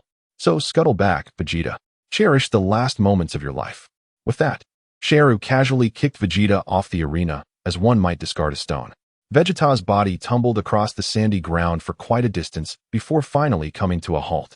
Struggling to prop himself up, he gazed at the figure on the platform that resembled a demonic deity, as humiliation, fury, and a profound sense of despair flooded his heart. He lacked even the qualification to compel his opponent to take him seriously. Bearing the weight of his injuries and shattered pride, Vegeta laboriously ascended, staggering back towards the direction of the heavenly temple. This recent devastating defeat struck him like a bucket of icy water, extinguishing all the confidence and arrogance he had upon his emergence. Chapter 111. 10 days have passed. In the blink of an eye, 10 days slipped away. On this day, the desolate expanse to the northwest of the capital became the focal point of the entire planet. The colossal rock arena, constructed by Cell himself and steadfast against the onslaught of military artillery, emanated a chilling and oppressive aura under the scorching sun. In the sky, numerous streaks of light, akin to falling stars, pierced the heavens with an air of resolute determination, sequentially descending upon the periphery of the arena. As the brilliance faded, figures emerged, revealing a somber-faced Sun Wukong, Son Gohan, Piccolo, and Vegeta, whose low spirits were palpable, a stark reminder of the disgrace from their previous defeat. Alongside them were Trunks, Krillin, Tien Shinhan, and Yamcha, all warriors solemnly aware that the moment determining the fate of Earth had arrived. At the center of the arena, Cell stood leisurely, hands clasped behind his back, as if he had been awaiting this moment for an eternity. His indifferent purple eyes swept over the assembled fighters, a subtle yet significant smirk gracing his lips. You have finally arrived, he intoned, his voice calm yet laden with an unsettling pressure. I have grown somewhat impatient. I hope this time you can provide me with some semblance of entertainment. The weighty atmosphere was nearly suffocating. Yet, just as tension reached its zenith, an incongruous roar of engines shattered the silence, drawing closer. A sleek black limousine, performing a dramatic drift, kicked up a cloud of dust as it flawlessly parked at the edge of the arena. The doors swung open, and several staff members clad in television station uniforms, wielding professional cameras and microphones, hastily emerged, their faces betraying a mixture of fear and excitement, evidently risking everything for the sake of breaking the news. Next, under the astonished gazes of the crowd, a burly man draped in a white cloak, sporting a signature frizzy hairstyle and beard, confidently strode onto the stage with a gait that he believed was composed but appeared somewhat ludicrous. Ignoring the terrifying green creature at the center of the arena, he first turned towards the camera, vigorously shaking his fist, and then brazenly raised an internationally recognized gesture towards Cell. Among the warriors, aside from Piccolo and Krillin, who had already glimpsed Satan's bravado through the crystal ball, the others, including Son Wukong and Vegeta, were taken aback by this audacious and reckless provocation. This guy, Krillin muttered, his lips twitching in disbelief. Is he really that brave? Is he truly provoking Cell? Does he not grasp the concept of danger? Clearing his throat, Satan seemed utterly oblivious to Cell's increasingly frosty gaze. With a self-assured flourish, he dramatically tore off his white cloak, casting it aside to reveal a form-fitting martial arts uniform and a gleaming golden belt emblazoned with the word champion around his waist, sparkling in the sunlight. With his hands firmly placed on his hips, he laughed heartily at the camera and his imagined supporters. Ha ha ha ha, to everyone present and all viewers at home. Fear not. Today, I, Mr. Satan, the world champion, have come to participate in this so-called Cell Games. I shall surely defeat this monster named Cell and save the Earth, rescuing you all. As the television cameras panned, They captured not only Satan's valiant stance, but also the clear visages of characters like Sun Wukong, standing at the edge of the ring, transmitting live to audiences worldwide. In a distant palace, the king, fixated on the screen, stood abruptly from his seat, trembling with excitement as he recognized Sun Wukong's face, mature yet reminiscent of his youthful contours. He nearly lunged toward the television, gripping its edges with tears of joy streaming down his face, exclaiming, "It is he, the boy who once defeated the demon King Piccolo. Sun Wukong. He has grown. He has returned. How wonderful. The earth shall be saved. He will surely rescue us once more." However, the camera soon shifted back to the incessantly chattering Satan. "What a fool," Piccolo muttered under his breath, arms crossed, his tone dripping with disdain. He could not fathom such blind confidence devoid of any real strength. Meanwhile, the host, seemingly inspired by Satan's audacity, held the microphone with a voice trembling in excitement, praising, "Well said, Mr. Satan, truly deserving of the title of world champion. This courage and responsibility are worthy of a hero's name." Encouraged, Satan grew even more arrogant, pointing at Cell, who observed with a disinterested demeanor as if watching a circus. "Humph, Cell, let me tell you, the other day when you annihilated the army, it was surely because you had planted explosives beforehand. Such petty tricks may fool others, but not me, Mr. Satan. Someone like you wouldn't withstand even a single punch from me. Today, I shall beat you senseless." As he spoke, he struck a pose before the camera that he fancied imposing, though it was riddled with flaws. This rousing speech reverberated across the globe, igniting fervor among many unsuspecting souls yearning for a hero. Instantly, cheers for Satan erupted worldwide, as if victory was already assured. Meanwhile, at Bowsy Mountain, Ramir and Razali watched the live broadcast on a large screen. In the days leading up to the Cell Games, their relationship had blossomed, and they had officially declared their love, promising to hold a wedding with all their friends once they resurrected Lapis with the Dragon Balls. "Who is this fool?" Razali remarked, her elegant brows furrowing in distaste and confusion as she observed Satan's antics on the screen. "I don't know," Ramir replied, shaking his head with a neutral tone, though a flicker of disdain danced in his eyes. "Just a clueless jester." "Ramir, do you think Wukong and the others can defeat Cell?" Razali asked with a hint of concern. Though she was confident, she was well aware of the terrifying power of perfect Cell. "I am uncertain," Ramir replied candidly, his fists clenched tightly, an almost imperceptible energy coursing through him. "However, I will assuredly kill him." His tone was imbued with an unmistakable resolve. As he recalled the brief encounter that day, the provocation of his dignity by Cell, and his ulterior motives towards Lazuli. "Let us proceed to the past," Lazuli suggested. "Very well," Ramir nodded, extending his hand. "Give me your hand." Lazuli placed her hand in Ramir's palm. In the next instant, their figures blurred as if erased, vanishing from the room. At the edge of the desolate arena, a soft whoosh resonated as space rippled slightly, and Ramir and Lazuli materialized beside Sun Wukong without warning. "Ramir!" Sun Wukong exclaimed, recognizing his presence with delight. "You've arrived. This is splendid. Your arrival brings me great comfort." He was acutely aware of the legendary power that resided within Ramir. Ramir nodded in acknowledgement to Wukong, his gaze swiftly traversing the crowd, akin to two sharp blades, piercing directly towards Cell at the center of the arena. Cell had locked onto Ramir the moment he appeared. Upon seeing the green-haired figure that had once brought him unparalleled humiliation, a fierce killing intent surged in Cell's purple eyes, mingled with a barely perceptible wariness. Yet, he refrained from immediate action, as the noisy insect before him continued to prattle incessantly. Satan, evidently oblivious to the arrival of the true protagonist and unaware of Cell's shifting emotions, continued to boast before the camera, even attempting to approach Cell with provocative gestures. "Silence," Cell finally uttered with palpable irritation, scarcely glancing at Satan. With a casual flick of his hand, as though swatting away a fly, he dismissed him. Slap. A crisp and resounding sound reverberated through the air. Satan was bewildered, unable to comprehend what had transpired, only feeling an irresistible force strike his face with tremendous impact, propelling him into the air, spinning uncontrollably, before he plummeted down like a marionette with severed strings, his head crashing into the hard rocky ground at the arena's edge. His legs twitched mindlessly, leaving only his lower half visible. In that moment, the world seemed to fall silent. The journalists and photographers from the television station stood in stunned disbelief, their cameras nearly slipping from their grasp. The host gaped, mouth agape, and after a prolonged silence, managed to stammer in a voice laced with dread and incredulity, "Mr. Satan, he was defeated in a single blow? We are doomed." All the cheers, all the hopes, evaporated instantaneously as Satan was disposed of like refuse, replaced by a profound, suffocating despair. Cell paid no heed to the world champion embedded in the stone. Nor did he bother to glance at the terrified journalists. His gaze remained steadfastly fixed upon Ramir. He raised his hand, pointing at Ramir, a smile of hatred, excitement, and cruelty adorning his face. "Oh, you have arrived too? Excellent. Rest assured, you and I shall be the last standing." The reception that day remains etched in my memory. This grand finale of the game is destined to be completed by none other than you and me. Chapter 112. The beginning ends pain. Excruciating pain. From beyond the hillside, a wailing reminiscent of slaughtered swine echoed.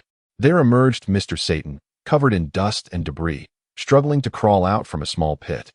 His hands clamped tightly over his abdomen and cheek where a distinct crimson handprint burned with agony. As he howled, he staggered in an attempt to regain his footing, appearing to have escaped fatal injury, yet clearly having endured considerable suffering. Humph, he hasn't died after all. Piccolo, arms crossed, regarded the scene with a cold, mocking demeanor.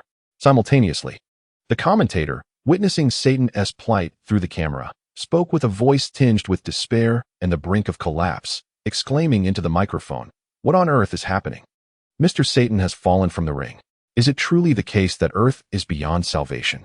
Even Mr. Satan, his voice broadcast across the globe, shattering the last glimmer of hope in the hearts of viewers. Panic and despair surged through the city like a contagion, igniting screams and cries. Yet, just as this atmosphere of hopelessness threatened to engulf everything, that voice, regarded as heroic albeit somewhat comical, resonated once more with indomitable spirit. I have not yet lost." With every ounce of strength, Mr. Satan, enduring the searing pain, hurried back into the camera's view, breathless as he seized the commentator's microphone, defiantly asserting, "What just occurred? It was merely a moment of carelessness. I lost my footing. It does not count. It simply does not count." The commentator, observing the unmistakable handprint on Satan's face and his disheveled appearance, wore an expression of skepticism and hesitantly remarked, "Is that so? But Mr. Satan, why do I feel as though you were struck away by Cell?" "Impossible," Mr. Satan retorted, as if a cat had stepped on its tail, vehemently denying the claim. Puffing out his chest, striving to embody the earlier arrogance as if he had just plunged headfirst into rock and pain. "I, Mr. Satan, am the strongest man on earth. How could I be flung away by such a creature? You must be mistaken. Allow me a moment to catch my breath, and then I shall truly fight back. My next move will surely bring him down." Nanny, at the edge of the ring. Even the typically proud Vegeta was taken aback by Satan's brazen declarations. He stared wide-eyed, as if confronted with an extraordinary being, his eyes brimming with astonishment and unmasked disdain. How had this fool not yet recognized the chasm between himself and Cell? How had he survived thus far? The commentator, observing Mr. Satan's fervent demeanor and glancing at the warriors below, still gazing with hopeful eyes, pondered for a moment before ultimately choosing to believe, or rather, to wish for this singular hope. He picked up the spare microphone, striving to infuse his voice with confidence. "Dear viewers, please remain assured." Upon confirming with Mr. Satan, it was merely an accident. Mr. Satan inadvertently fell out of the ring. According to the competition's rules, stepping out results in a loss. Yet Salu did not directly defeat Mr. Satan. "We still have a chance." Observing the situation, Satan hastily seized the microphone once more, addressing the camera with an impromptu performance. Pointing at Sun Wukong and others, he spoke in a tone reminiscent of condescension. "Indeed, there is no need for concern. I simply require a brief respite to regain my composure before continuing my battle with Salu. However, during my recovery, I cannot allow Salu to be idle. Nor can I let these unknown challengers who traveled from afar have done so in vain." Clearing his throat, he endeavored to project an image of grandeur. Thus, "In the spirit of humanitarianism and the magnanimity of a martial artist, I, Mr. Satan, shall graciously bestow the opportunity to challenge Salu upon them. Let them engage in a sparring session with Salu, serving as preparation for the impending ultimate confrontation." This audacious and shameless rhetoric, broadcast globally via television, miraculously yielded results once more. So it is. I knew Mr. Satan could not be defeated. Indeed, Mr. Satan is invincible. He is simply too benevolent. Mr. Satan even relinquished this invaluable opportunity, capable of elevating his name to others, truly an act of compassion, embodying the essence of a master. Satan, you are my idol. The uninformed masses appeared once again invigorated, their hope rekindled, as praises and adulations for Satan resounded from every corner of the globe. They conveniently overlooked Satan's disarray, choosing instead to believe in the reality they wished to accept. The warriors, including Sun Wukong, paid no heed to Satan's absurd farce. Their focus remained steadfastly locked on the true adversary, Salu, at the center of the arena. Lazuli, observing Salu's self-satisfied demeanor, reminiscent of one who believes he controls all, recalled her brother Lapis, devoured by him, and the flames of anger and hatred within her surged uncontrollably. She grasped the hand of Ramir beside her, pointing at Salu, her voice icy and resolute. Ramir, help me kill him. Her words were soft, yet the warriors present, endowed with formidable perception, could hear her. Naturally, Salu caught wind of this. He turned, his purple eyes greedily scanning Lazuli before settling on Ramir, a twisted smile of resentment and overwhelming confidence spreading across his face. Oh? Android 18, do you truly believe that this fool, who merely enjoyed a stroke of luck last time, can slay me now that I have attained my perfect form? Salu spread his arms wide as if to showcase his flawless physique, his tone brimming with arrogance.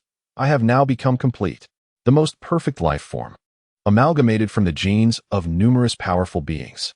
I am the universe, a sudden, ominous sound, short yet thunderous, akin to air being instantaneously compressed and then violently released, abruptly interrupted Salu's grandiloquent declaration. The source of the sound emanated from the center of the ring. Time seemed to freeze at that very moment.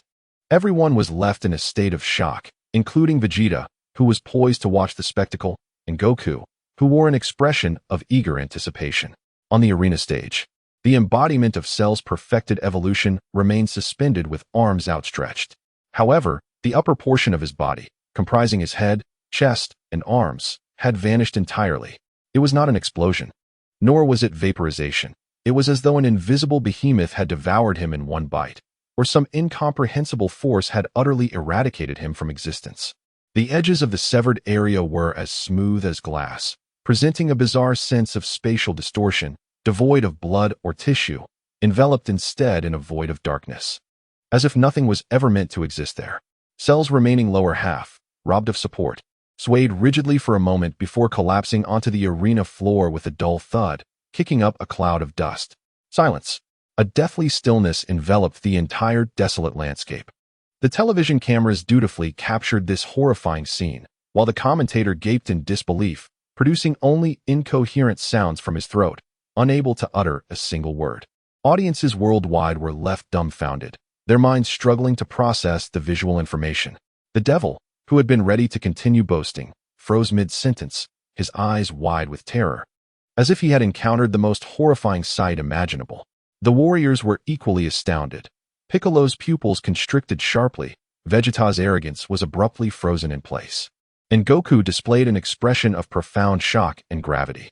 Only Ramiel, at some point, had appeared on the stage, standing beside the remnants of Cell's upper body. He slowly retracted his casually thrown right fist, a thin, almost ethereal green arc of electricity dissipating quietly from his knuckles. A decisive strike, a genuine, unquestionable annihilation that transcended comprehension. Cell, in his perfect form, had barely managed to utter a complete declaration before his upper body was entirely obliterated by Ramiel's casual blow. Yet, just as everyone believed that the battle had concluded and the crisis had subsided, an unexpected turn of events occurred. The lower half of Cell's body, lying on the ground, suddenly began to writhe violently. Countless green nodules, seemingly alive, surged forth with frenzied growth, intertwining and radiating powerful waves of energy. Piccolo's expression shifted dramatically as he shouted, "Be careful. He possesses the cells of a Namekian. As long as the core remains intact, he can regenerate." Ramiel observed the rapidly rejuvenating nodules, a barely perceptible frown forming on his brow. Chapter 113, Cell's Demise. Cough. On the arena stage, the remnants of Cell's upper body, erased by Ramiel's punch, displayed a frenetic writhing at the severed edge, with green luminescence flickering erratically and emitting a nauseating hiss. Under the horrified gazes of all present, his head, chest, and arms began to regenerate at a visibly accelerated pace, reshaping before their eyes.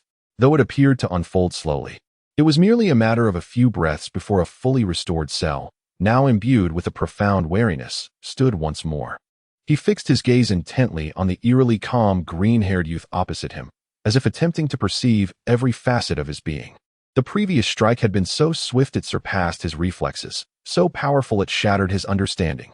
Curse it! Cell spat out those two words. The sense of superiority brought by his perfect, complete form shattered in an instant. It was replaced by a mix of humiliation and rage. This world, this inferior world, should never harbor a life form more powerful than myself. I am the ultimate perfect creation. Die all of you. The fury of denying reality overwhelmed the fear of the unknown. Cell roared to the heavens, his aura erupting like a volcano, unrestrained and utterly explosive. Dark green flames soared into the sky, stirring the winds and clouds, while the immense pressure of his energy caused the arena to tremble violently, even affecting the spectators in the distance. The weaker ones, like Krillin and Tien, found it difficult to breathe. Boom! With a powerful push of his foot, the solid rock arena instantaneously erupted into a deep pit. His figure transformed into a dark green streak, tearing through space at an unimaginable speed, accompanied by a piercing wail that twisted the very fabric of reality, racing toward Ramiel. His bulging arm muscles coiled tightly, channeling all his unleashed strength, fury, and unwillingness into this singular punch, aimed squarely at Ramiel's face, ready to smash down. This fist was capable of shattering stars with ease. Yet, faced with this wrathful, annihilating strike, Ramiel's gaze remained as calm as a still pond, as if the impending attack was merely a gentle breeze. Just as Cell's fist, imbued with terrifying power, was about to graze his nose, Ramiel's body, like a phantom, tilted back slightly in a manner that defied the laws of physics. A mere breath of difference, yet worlds apart. Cell's determined punch, laden with overwhelming force, merely brushed past the strands of hair on Ramiel's forehead. The furious wind from the punch created visible ripples in the air behind him, yet failed to inflict even the slightest harm. What? Cell's pupils dilated sharply. His old strength exhausted, new strength yet to manifest. In that fleeting moment of vulnerability, Ramiel made his move. He did not even prepare with any overt motions. That seemingly casual right fist struck like a venomous snake, precisely and effortlessly finding its way through the gap in Cell's attack, landing squarely on Cell's abdomen. Boom! The sound was thunderous, akin to a colossal hammer crashing down on a massive drum. Pwah! Cell's eyes bulged out in an instant. And instead of air, what poured from his gaping mouth was a mixture of green blood and shattered internal organs. He felt as though his abdomen had been struck head-on by a speeding celestial body, all his defenses rendered meaningless before that absolute power. Agonizing pain surged throughout his body, and the energy he had gathered dissipated in an instant. He was propelled backward like a football launched with full force, transforming into a green blur that flew faster than before, crashing through several massive stone pillars at the edge of the arena, ultimately landing like a lifeless dog in the distant desert, carving out a massive trench before finally coming to a halt. Coughing, Cell struggled to rise from the deep pit, his entire body covered in dust and his own green blood, a pitiful sight. He clutched his abdomen, still racked with excruciating pain, blood trickling from the corners of his mouth. His violet eyes were ablaze with profound fury, confusion, and incomprehension. How infuriating! What kind of monster are you? How can you be this powerful? What is happening? Gero roared hoarsely, his voice quivering with a tremor he himself did not perceive. He could not fathom why he, a being crafted from the genes of numerous cosmic warriors, seemingly perfect, would appear so vulnerable before a nondescript Earth fighter. Ramiel slowly retracted his fist, gazing calmly at the frenzied Gero, and spoke softly. Do you know me well, Gero? His voice was not loud, yet it resonated clearly in the ears of all present. My power is beyond the imagination of a mongrel such as you. No sooner had he spoken, than the aura surrounding Ramiel began to shift in the eyes of every warrior, Satan, the television reporters, and the global audience watching through their screens. It was no longer the calmness of before, but rather a stirring akin to a slumbering primordial beast awakening. An indescribable force, as if drawn from the very essence of the universe, began to ripple from the depths of his being, breaking free from some invisible shackles. A guttural roar erupted from Ramiel, a sound long suppressed, and his entire form erupted in an intense, verdant glow. This radiance was not merely a standard aura. It was deeper, more ferocious, imbued with the paradox of destruction and rebirth. With a thunderous roar, a terrifying wave of energy surged forth, centered around him. The ground trembled violently, as if sifting through chaff, cracking apart. The debris, gravel, and even remnants of distant tank wreckage lost their weight within this invisible force field. Beginning to float languidly, Ramiel's power ascended, seemingly without limit, suddenly breaching an inconceivable threshold. His muscles swelled as if inflated, brimming with explosive strength. His height soaring to nearly 2.5 meters, resembling a green deity of war. His once black hair transformed into a vibrant green, dancing with life. A more intense emerald light enveloped him, around which thick, crackling golden lightning coiled and leaped like serpents of thunder. He slowly raised his head, his eyes devoid of pupils, sharp as the finest drawn blades, radiating a chilling aura that could freeze souls, locking onto the distant Gero with unwavering intensity. Ramiel clenched his fist tightly, the joints cracking like popping beans. Step by step, as if treading upon Gero's very heart, he advanced slowly. With each footfall, the ground trembled slightly, the heavy thuds echoing like the countdown to death. Gero gazed at Ramiel, whose aura and form had undergone a complete transformation, now resembling a true demon of war. All prior arrogance and confidence evaporated, replaced by an overwhelming tide of primal fear. His compound violet eyes brimmed with unmistakable terror, his body trembling uncontrollably, instinctively yearning to retreat. No, it is unfathomable. This sensation surpasses any dread born from cellular memory. Chaos engulfed Shalu's mind, an insurmountable terror that threatened to overwhelm him. He would perish. Truly, he would perish. He must flee. At once, he must escape. The instinct for survival burgeoned within him like wild grass. Yet, in the very instant this notion arose, a whisper of sound, so faint it could barely be perceived, sliced through the air. Ramiel's towering figure, standing at an imposing 2.5 meters, vanished without a trace, as if he had never existed. No lingering shadow, no disturbance in the air. Shala's complexion turned as pale as parchment, his spirit gripped by dread. "This is dire," he silently exclaimed, an overwhelming instinct for survival unleashing his full potential. His eyes darted about like a high-speed camera, capturing every subtle fluctuation in the surrounding space, shrouded in an all-consuming, almost suffocating fear. But it was too late. Ramiel's speed had far surpassed the limits of Shalu's reflexes and perception. Before Shalu could execute any form of effective defense or evasion, an indescribable force, as if capable of tearing through the very fabric of the cosmos, collided with him from the side. Boom! The impact struck solidly against Shalu's back. At the moment when Ramiel's destructive energy surged into Shalu's body, a heart-wrenching, inhuman scream erupted from his lips. He felt every cell, every strand of his genetic code wailing, disintegrating. This power was so ferocious it nearly robbed him of consciousness, sapping him of the strength to stand. But this was far from the end. Ramiel's colossal hands, entwined with golden lightning, seized Shalu's struggling arms, binding him as securely as the sturdiest cosmic shackles. "What do you intend to do? Let me go? You scoundrel! Release me!" Panic consumed Shalu as he sensed an unprecedented threat of death. He writhed desperately, unleashing every ounce of energy in an attempt to break free, the dark green aura flickering like a flame of a dying struggle. Ramiel paid no heed to his futile thrashing. Securing Shalu, they ascended like a comet, soaring beyond the limits of human perception, straight into the heavens. Within moments, they reached a height of 1,000 meters. The frigid winds howled, and the earth below blurred into insignificance, the colossal arena reduced to a mere square. Shalu's struggles appeared laughable against the overwhelming force. Ramiel glanced down at Shalu, who resembled a lamb awaiting slaughter, his cold green eyes devoid of emotion. A peculiar, increasingly radiant green light began to emanate from him.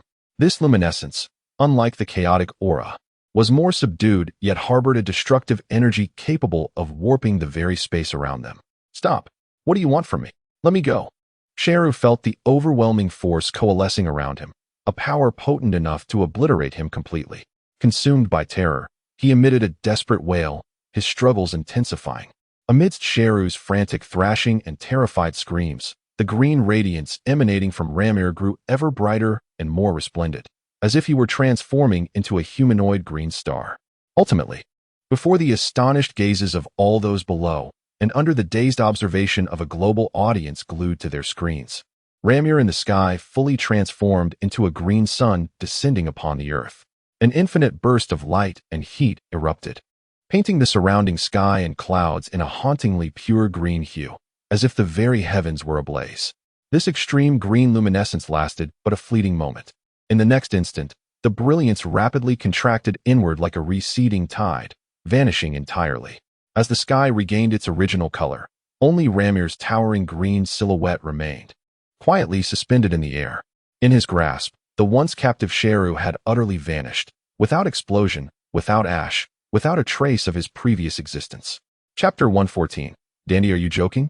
Krillin was the first to shatter the suffocating silence, rubbing his eyes vigorously, his voice hoarse and filled with disbelief. Just like that, he was annihilated? That Sheru? The monster that even Piccolo's special beam cannon couldn't destroy, possessing terrifying regenerative abilities, has simply ceased to exist? Beside him, Tien Kaiatsu, and even the typically composed Piccolo and prideful Vegeta wore expressions of shock and profound astonishment. They understood more than most the terrifying nature of Sheru, a power that instilled a sense of helplessness, even despair. Yet, this formidable being had crumbled before Ramir, like a sandcastle swept away by the tide, completely and cleanly erased from this world, leaving not even a remnant behind. Vegeta clenched his jaw, his fists crackling with tension, his expression dark and foreboding. After 2 years of arduous training, he had emerged confidently, only to be bested in mere moments by Sheru. And this detestable Ramir had so nonchalantly dispatched the foe that had made him feel such humiliation. The vast disparity between them pierced deeply into his proud heart like a venomous thorn. Trunks observed his father's demeanor with a sigh, feeling a mixture of relief and liberation. Being from the future, he understood the menace posed by the androids better than anyone, especially the ultimate android, Sheru. Now that this nightmare was conclusively ended, he felt a profound sense of gratitude and immense respect for Ramir's power. Gohan, eyes wide with admiration and yearning, gazed at the towering green figure in the arena. Uncle Ramir is incredible. Just as the warriors were swept away by tumultuous emotions, the television commentator finally emerged from his stupor, nearly lunging towards the camera. With every ounce of strength, he shouted, his voice cracking with a mixture of tears and uncontainable joy. Did you see that? Did everyone witness it? The warrior with green hair has vanquished Cell. That once mighty monster, Cell, has been utterly annihilated. The Earth has been saved. We have survived. His voice, akin to a spark igniting a pool of boiling oil, instantaneously ignited the suppressed emotions of the world. After a brief moment of stillness, a thunderous eruption ensued. The once silent streets of the city were suddenly drowned in deafening cheers, cries, and shouts. Strangers embraced one another, weeping tears of joy, tossing hats and papers into the air. Those who had cowered in their homes, trembling in fear, rushed to their windows and poured into the streets, joining the euphoric celebration of survival. In the tranquil villages, the jubilant peals of celebratory bells rang out, bonfires were lit, and faces radiated with overwhelming excitement and joy. We have triumphed. We have triumphed. Who is that green-haired hero? He is incredible. He has saved the world. A true hero. In this moment, the image of Ramiel, though somewhat indistinct on the screen, was exalted beyond measure in the hearts of all surviving Earthlings, imbued with an aura of invincibility and salvation. At the edge of the arena, Ramiel showed little interest in the global adulation. He approached Lazuli, gazing into her eyes, which still reflected astonishment and a hint of relief from vengeance fulfilled, and gently asked, "Are you all right?" Lazuli nodded, gripping his hand tightly. Goku observed this scene, a bright and sincere smile spreading across his face as he approached, patting Ramiel on the shoulder, an action that caused Vegeta's eye to twitch slightly. "Ramiel, thank you so much. It is truly wonderful to have you on Earth." Then, as if recalling something of great importance, he addressed everyone. Now that the greatest trouble, Cell, has been thoroughly resolved, the Earth is safe. It is time to attend to business. Piccolo looked at him. "You mean yes?" Goku nodded, his expression turning serious.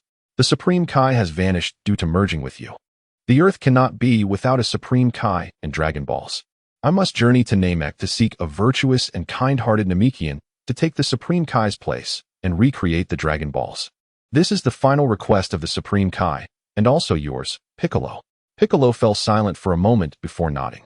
Although he had merged with the Supreme Kai and become a new entity, the sense of responsibility to protect the Earth and fulfill the Supreme Kai's wishes remained. Without further delay, Goku raised his hand, fingers aligned on his forehead, closing his eyes to fully sense that familiar and peaceful aura deep within the distant cosmos. After attuning himself, he whispered softly, and his figure became somewhat blurred. With a swift motion, Goku's form vanished from the spot, leaving no trace behind. Instant transmission, once again revealing its remarkable nature. In a distant galaxy, Namek. It is a planet largely covered by oceans and green mossy plains, with an environment somewhat akin to Earth, but more ancient and serene. At this moment, in front of a uniquely shaped house resembling a snail shell, several green-skinned Namekians with antennae atop their heads were busily engaged in their tasks. Suddenly, a barely perceptible wave rippled through the air, and without warning, the figure of Sun Wukong materialized before them. "Who is that?" exclaimed the Namekians, startled by the unfamiliar presence. They had never encountered Sun Wukong since the incident on Namek, although he and his companions had saved their planet. Many Namekians were still unaware of his identity and felt an acute sense of vigilance and unease at his sudden appearance. "Wait, everyone, please remain calm. I mean no harm." Sun Wukong quickly raised his hands, showcasing his signature, benevolent smile as he hurriedly explained, "I am Sun Wukong, from Earth. I am acquainted with Elder Mori and Dandy from your planet. We fought together against Frieza." Upon hearing Frieza's name, the expressions of the Namekians shifted, their wariness slightly easing, though they remained cautious. "You claim to know Elder Mori and Dandy?" inquired an older Namekian with a measured tone. "Indeed, Elder Mori is a remarkably kind individual, and Dandy is a good-hearted child," Wukong affirmed eagerly. "I have come here with an urgent matter, seeking the Elder's assistance." After assessing that Wukong appeared to harbor no ill intentions and demonstrated a substantial understanding of their culture, the Namekians conferred and ultimately decided to escort him to meet the current Elder. Within the familiar, vast abode resembling a mountain, Wukong encountered the present Elder of Namek. Though younger than his predecessor, the Elder exuded a profound wisdom and authority. Wukong respectfully bowed and proceeded to elaborate on the situation on Earth, the threat posed by Cell, the merging and disappearance of the Supreme Kai, the subsequent ineffectiveness of the Dragon Balls, and the urgent need for a new Namekian capable of creating Dragon Balls to restore balance and hope to Earth. The Elder listened intently, his wise gaze seemingly penetrating the depths of Wukong's heart. He sensed Wukong's sincerity, kindness, and the immense righteousness emanating from within him. "I see," the Elder spoke slowly, his voice deep and powerful. "Earth has endured such trials." After a moment of contemplation, several suitable candidates flashed through his mind, and ultimately, one name crystallized: Dandy. "Dandy?" Wukong's eyes brightened with recognition. "Yes. Since returning from Earth a few years ago, although his life has been tranquil, he often reminisces about his friends there, particularly Gohan and Krillin," the Elder said, a gentle smile gracing his features. "He possesses a naturally pure disposition, a luminous heart, and the innate talents of the Dragon Clan, making him exceptionally suited to create Dragon Balls. It would be fitting for him to assume the role of Supreme Kai on Earth, and I believe he would be more than willing." Before long, Dandy was summoned. Upon seeing Sun Wukong, he was momentarily taken aback. Then his face broke into an expression of immense joy and excitement. "Mr. Wukong, it truly is you." As the Elder and Wukong conveyed their purpose, inviting him to return to Earth as the new Supreme Kai, Dandy nodded vigorously, his eyes sparkling with enthusiasm and a sense of duty. "I accept. I am most eager to reunite with Gohan, Mr. Krillin, and everyone else. I have missed them dearly." Thus, the matter was joyfully settled. Goku grasped Dandy's hand and expressed profound gratitude to the Elder and the surrounding Namekians once more. "And now, we shall embark on our journey." Goku once again pressed his finger to his forehead, sensing the location of the heavenly temple on Earth. In an instant, a flash of light enveloped them, and Goku and Dandy vanished from Namek. Earth, Heavenly Temple. Mr. Popo and the warriors awaited their return. Suddenly, a ripple in space occurred, and Goku and Dandy materialized in the temple plaza. "Dandy!" Gohan exclaimed jubilantly, rushing forward. Krillin and the others quickly gathered around, their faces radiant with the joy of reunion. After a brief exchange of pleasantries, a solemn yet succinct ceremony commenced at the Heavenly Temple, presided over by Mr. Popo. Dandy stood at the center of the temple, closed his eyes, and concentrated, summoning the innate powers bestowed upon him by his dragon lineage.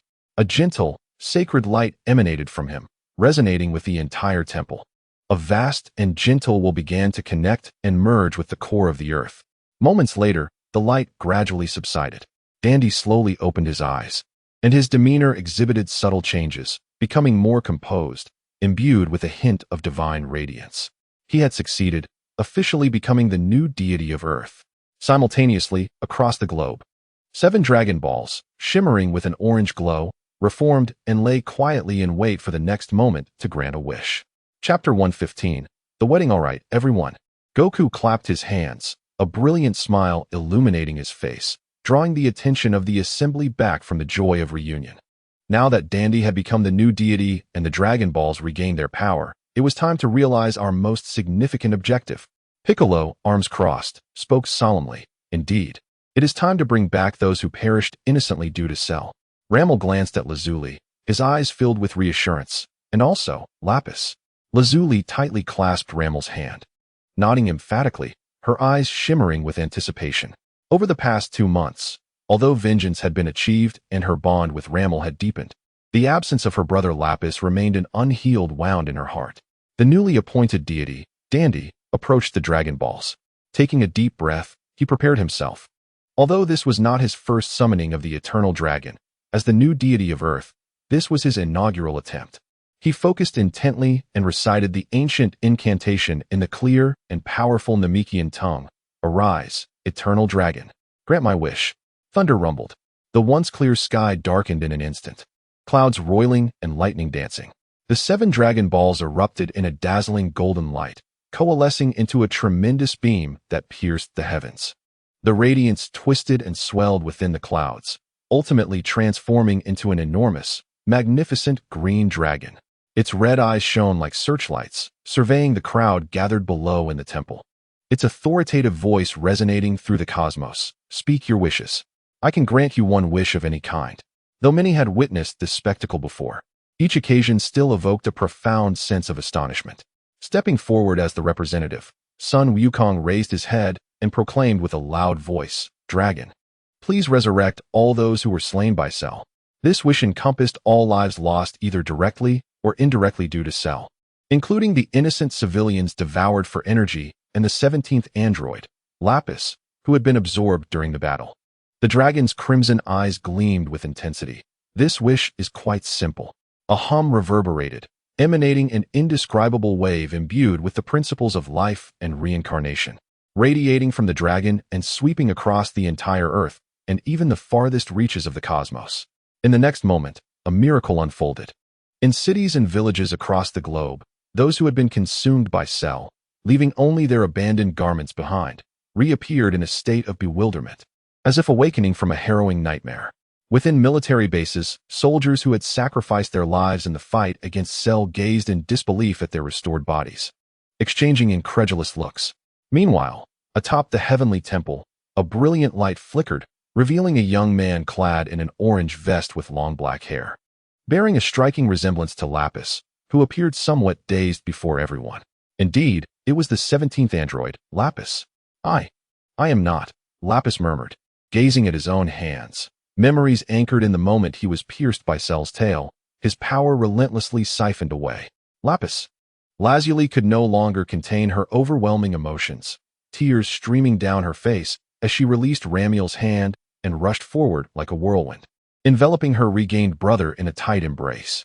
Lapis stood momentarily stunned before coming to his senses, a look of relief and warmth spreading across his face as he gently returned his sister's embrace, saying, "Sister, I have returned. It seems you have triumphed." "Yes, we have won. Cell has been utterly eradicated." Lazuli nodded vigorously, her voice choked with tears. Krillin, witnessing this touching scene, felt a genuine joy for them, rubbing his bald head and chuckling. "That's wonderful. At last, the family is reunited." Sun Wukong, grinning broadly, waved at the dragon, exclaiming, "Thank you, dragon." The dragon's resounding voice echoed once more. "Thus, your wishes have been fulfilled. Farewell." The immense green dragon transformed into a beam of golden light, dispersing into 7 stone dragon balls, accompanied by the whooshing sound of slicing through the air, scattering towards various directions of the earth, awaiting a year's cooling period before they could be gathered again. The sky cleared, returning to its serene state. The temple brimmed with an atmosphere of joy, celebrating survival and reunion with loved ones. Warriors patted each other on the shoulders, laughter echoing throughout. Vegeta, though still standing at a distance with arms crossed, exuded an air of indifference, as if the affairs of mere mortals held no relevance to him. Yet there was a subtle relaxation in the tension of his gaze. 2 months later, during this peaceful interlude, the Earth regained its former tranquility. Mr. Satan, leveraging his formidable media prowess and valor displayed during the Cell Games, successfully claimed a significant portion of the credit for saving the world, once again hailed as a savior in the eyes of the public. The informed warriors merely smiled at this harmless deception, choosing not to expose the facade. On this particular day, the area surrounding the Capsule Corporation was unusually lively. A picturesque estate, nestled between mountains and water, was adorned in a resplendent manner, with flowers, ribbons, and balloons embellishing every corner. A special wedding was underway. The groom, the taciturn yet formidable Ramiel, stood beside the bride, the uniquely radiant Lazili. Their union symbolized the end of conflict and the dawn of a new beginning. As the host and one of the best friends, Bulma employed the latest technology from the Capsule Corporation to transform the estate into a dreamlike paradise. A vast floating platform was covered with a red carpet, set against a backdrop of azure skies and pristine clouds. Guests began to arrive in succession. Son Goku's family donned formal attire, with Goku fidgeting with a tie that felt somewhat awkward. Krillin wore a beaming smile of congratulations, while Tien and Kaiatsu arrived punctually. Even Piccolo donned a brand new martial arts uniform, which was the most formal attire he could muster. Vegeta remained in his battle gear, coolly stationed in a corner, flanked by Bulma in a lovely dress and Trunks in a stroller. Notably, one of the most important guests was Lazili's younger brother, Robbie's, number 17, who rarely wore a suit but looked dapper today, his eyes brimming with blessings for his sister. As the wedding march played, Lazili, breathtakingly beautiful in her white gown, linked arms with the impeccably suited Ramiel, who exuded an air of elegance as they glided down the red carpet, eliciting enthusiastic applause from the audience. The ceremony was emceed by the willingly volunteered Krillin, who excitedly announced the proceedings. During the ring exchange, Ramiel gazed at the once indifferent woman before him, now filled with tenderness, and spoke in his characteristic calm, yet resolute tone. "Lazili, I may not comprehend much about romance, but I understand that from this moment forth, my strength exists solely to protect you. Whatever may come, I will stand before you." Tears of joy glistened in Lazili's eyes as she smiled in response. "Ramiel, thank you for everything you have done for me. You have guided me out of darkness and bestowed upon me a new life and hope. From now on, we shall be together forever." They exchanged rings, symbols of their vows, and embraced passionately amidst the blessings of those around them. "Kiss her, kiss her," Yamcha shouted playfully from the crowd, prompting a wave of good-natured laughter. Ramiel and Lazili shared a knowing smile and gently kissed. Following the ceremony, a grand banquet commenced. The long table was laden with exquisite dishes prepared by Chi-Chi and Bulma's household chefs, wafting delectable aromas. Son Goku could no longer contain himself and was the first to dash in and indulge. Gohan, Krillin, and others gathered around, chatting merrily. Piccolo, though not one to eat much, quietly sat nearby, savoring the atmosphere of peace. Vegeta engaged in a friendly competition with Goku to see who could consume more. Robbie's approached the newlyweds with a glass in hand, sincerely stating, "Sister, Ramiel, may you find eternal happiness." "Thank you, Robbie's," Lazili replied with a smile and a playful wink. "You must seize your own happiness too." Lapi shrugged and offered a non-committal smile. As the sun dipped below the horizon, it cast a warm golden hue over the estate. The lights flickered to life, and music filled the air as couples twirled gracefully on the dance floor. Although Ramiel was entirely unversed in the art of dancing, under Lazili's guidance, he clumsily yet earnestly moved his feet, a rare and gentle smile gracing his face. Satisfied after a hearty meal, Sun Wukong patted his belly contentedly, observing the heartwarming scene before him, and remarked to Krillin, "How wonderful it is that everyone can live together in such harmony." Krillin nodded in agreement, reflecting, "Indeed. After enduring so many battles, it is these tranquil days that hold the most value." As night deepened, fireworks erupted in the sky, dazzlingly illuminating the darkness, as if offering the newlyweds the most resplendent blessings. Ramel and Lazili stood together on the terrace, nestled closely, gazing at the blossoms of light that continued to bloom in the heavens. "A new life begins, Ramel." "Yes, together with you." Chapter 116. The future time. The joyous atmosphere of the wedding had yet to fully dissipate, with the lingering aromas of food and echoes of laughter still present in the air. Sunlight streamed through the lofty glass windows of the estate, warming the gathered warriors in a serene embrace. In this tranquil and heartening moment, a warrior from the future, Trunks, stepped forward, capturing everyone's attention. He surveyed the familiar yet slightly altered faces before him. A father, Vegeta, whom he had never encountered in this timeline. A more cheerful Uncle Goku. The safe and sound Mr. Krillin, Mr. Piccolo, and the newly united, profoundly powerful Mr. Ramel and Miss 18. This timeline, shaped by a series of fortuitous events, had diverged onto a path starkly different from his own bleak future. "Everyone," Trunks began, his voice clear and resolute. "The matters here have reached a satisfactory conclusion. Cell has been utterly vanquished, the Dragon Balls have been restored, and peace has finally arrived. It is time for me to return to my own era." His words momentarily hushed the lively gathering. Though they had anticipated this moment of parting, its arrival still evoked feelings of reluctance. "Trunks, are you leaving so soon?" Sun Wukong inquired, scratching his head with concern. "By the way, aren't there still androids wreaking havoc in your time? Do you need us to help you deal with them?" His fists clenched, eager for action. Now, he felt confident in facing any challenge. Trunks, meeting Goku's sincere gaze, felt a warm surge of gratitude. Yet he resolutely shook his head, a confident smile emerging on his face. "No, Mr. Goku. Thank you for your kindness. However, the androids 17 and 18 from my time are far weaker than those in this timeline." He slightly clenched his fists, an overwhelming aura naturally emanating from him. Although it paled in comparison to Ramel's unfathomable power, it exceeded his own strength upon first arriving in this timeline, and even hinted at surpassing the limits of an ordinary Super Saiyan. Through rigorous training in the hyperbolic time chamber and having witnessed the battles of others, my power has significantly increased. With my current abilities, I can certainly handle them alone. This is my responsibility, and it is a fate I must resolve with my own hands. His gaze was filled with unwavering determination. He had come to this era with the purpose of discovering ways to alter the future. Now, not only had he returned with hope, but also with the power capable of reversing fate. He must return personally to put an end to the tragedy of that world. For this was his destiny as a warrior of the future. Witnessing Trunks' resolute spirit, the others ceased their attempts to dissuade him. They understood the pride and responsibility that belonged to a warrior. Trunks retrieved a universal capsule from his battlesuit pocket, gently pressed the button, and casually tossed it onto the ground beside him.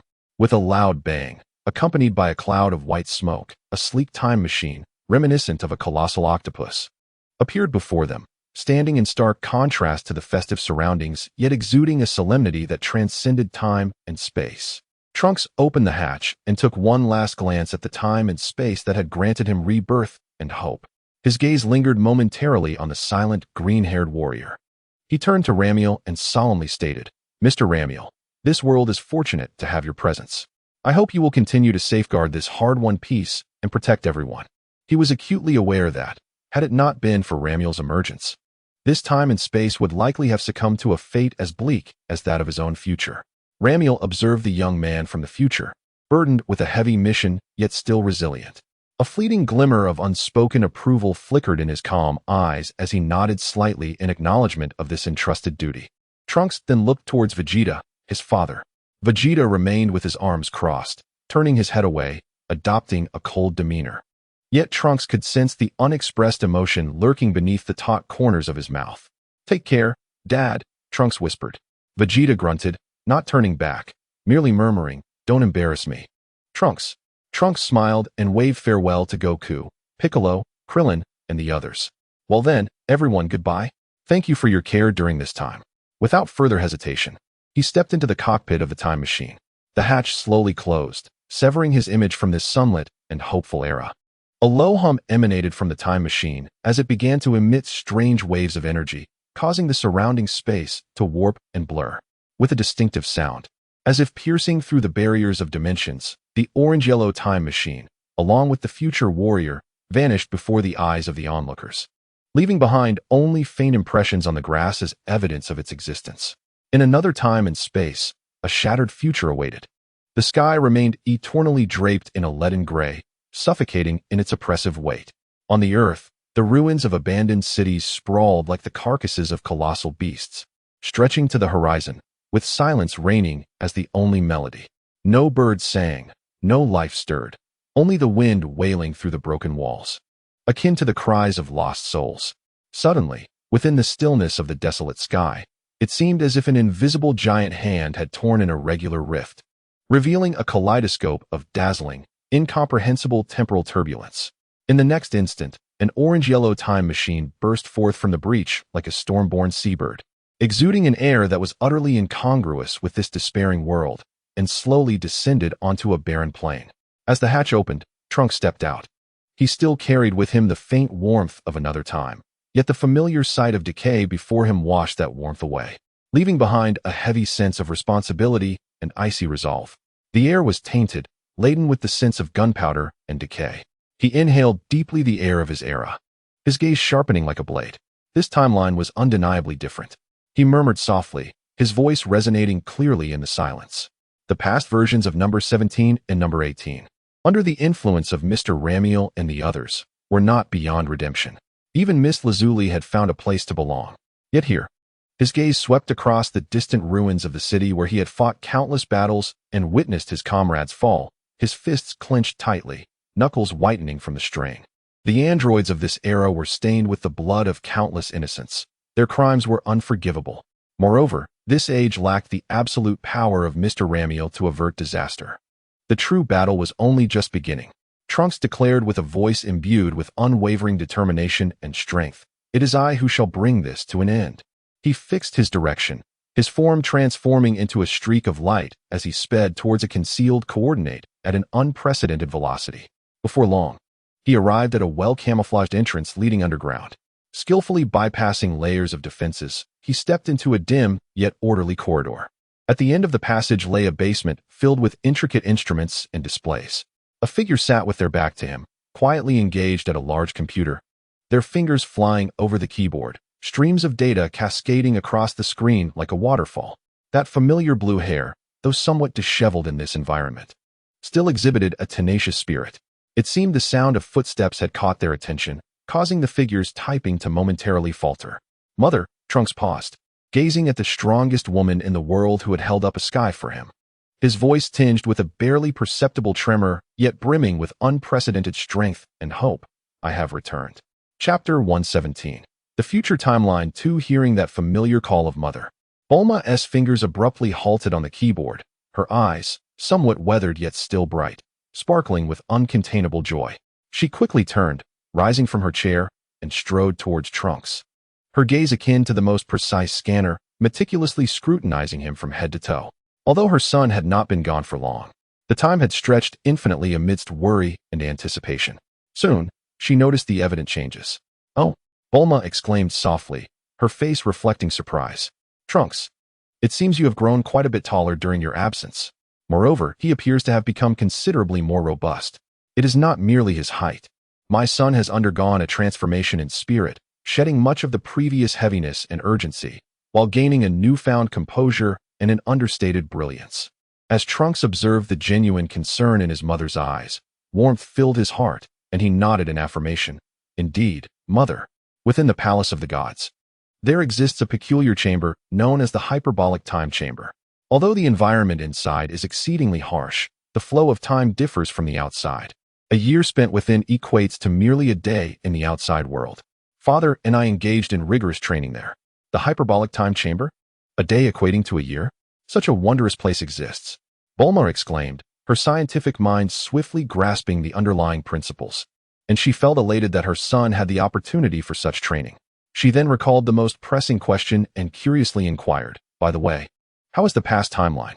Did you encounter Goku?" And what of your father, Vegeta? How is he faring? When Vegeta was mentioned, her tone carried a subtle complexity. The past has indeed changed, mother. Trunks' face broke into a relieved smile, a lightness that Bulma had not seen in some time. The androids from the future no longer posed a threat. Everyone was safe and sound. I met Mr. Goku. He is incredibly strong and very considerate towards me. I also saw father. He paused, the image of Vegeta's awkward yet caring demeanor flashing through his mind. He is well, remarkably strong, and indeed, as you described, a very proud individual. We trained together in the hyperbolic time chamber. He continued to share his experiences, a hint of awe in his voice. Oh, and mother, there is astonishing news. In that timeline, Mr. Goku has a twin brother, nearly identical in appearance, named Ramiel. He is extraordinarily powerful, and he single-handedly resolved the entire android crisis. Ramiel? Bulma furrowed her brows, tapping her chin as she sifted through her memories. Goku has a brother? After knowing him for so long, I have never heard him mention this. Not even in the Tower of Korin, the temple, or with King Kai has this individual ever been mentioned. How peculiar. I am uncertain of the specifics. Trunks shook his head, a hint of regret on his face. But the existence of Mr. Ramiel is undoubtedly a stroke of fortune for that timeline. It is truly a pity. Had we this Ramiel in our timeline, perhaps things would not have turned out as they have. His gaze swept across the cold metallic walls of the basement, as if he could penetrate them to glimpse the ravaged world outside. At that moment, the old radio on Bulma's workbench, designed to receive sporadic external signals, suddenly emitted a piercing static noise, followed by a frantic and desperate voice breaking through intermittently. Emergency bulletin. Androids have appeared in the district. Repeat. Androids have been sighted in the district. They have destroyed the survivors' base in the district. All survivors must evacuate immediately. BZZZT. The transmission abruptly ceased, leaving only the unsettling sound of static. The atmosphere within the basement, which had previously been somewhat relaxed, instantly solidified. Bang! Trunks forcefully struck a nearby metal wall with his fist, producing a dull, resounding thud as the hard surface immediately caved in. His face was a mask of fury and murderous intent, his golden pupils almost ablaze with rage. Cursed androids. It's them again. They slaughter without restraint. This time, I shall avenge everyone. Bulma, observing her son's tempestuous demeanor, anxiously inquired, Trunks, are you certain? Though she sensed the transformation within him. The terror wrought by the androids loomed too large. Taking a deep breath, Trunks forcibly suppressed his boiling anger, turning to his mother with a smile radiating confidence and strength. Fear not, mother. I trained alongside father in the hyperbolic time chamber for 2 years. My current power far exceeds that of my former self. I have undergone a complete metamorphosis. This time, I shall not falter. His eyes sparkled with unwavering determination. I must go. I can no longer allow them to act as they please. Bulma, witnessing the resolute determination and unprecedented confidence in her son's gaze, finally nodded and cautioned, be careful. Yes. Trunks nodded firmly, casting aside any hesitation. He turned towards the exit of the basement, each step resolute and powerful.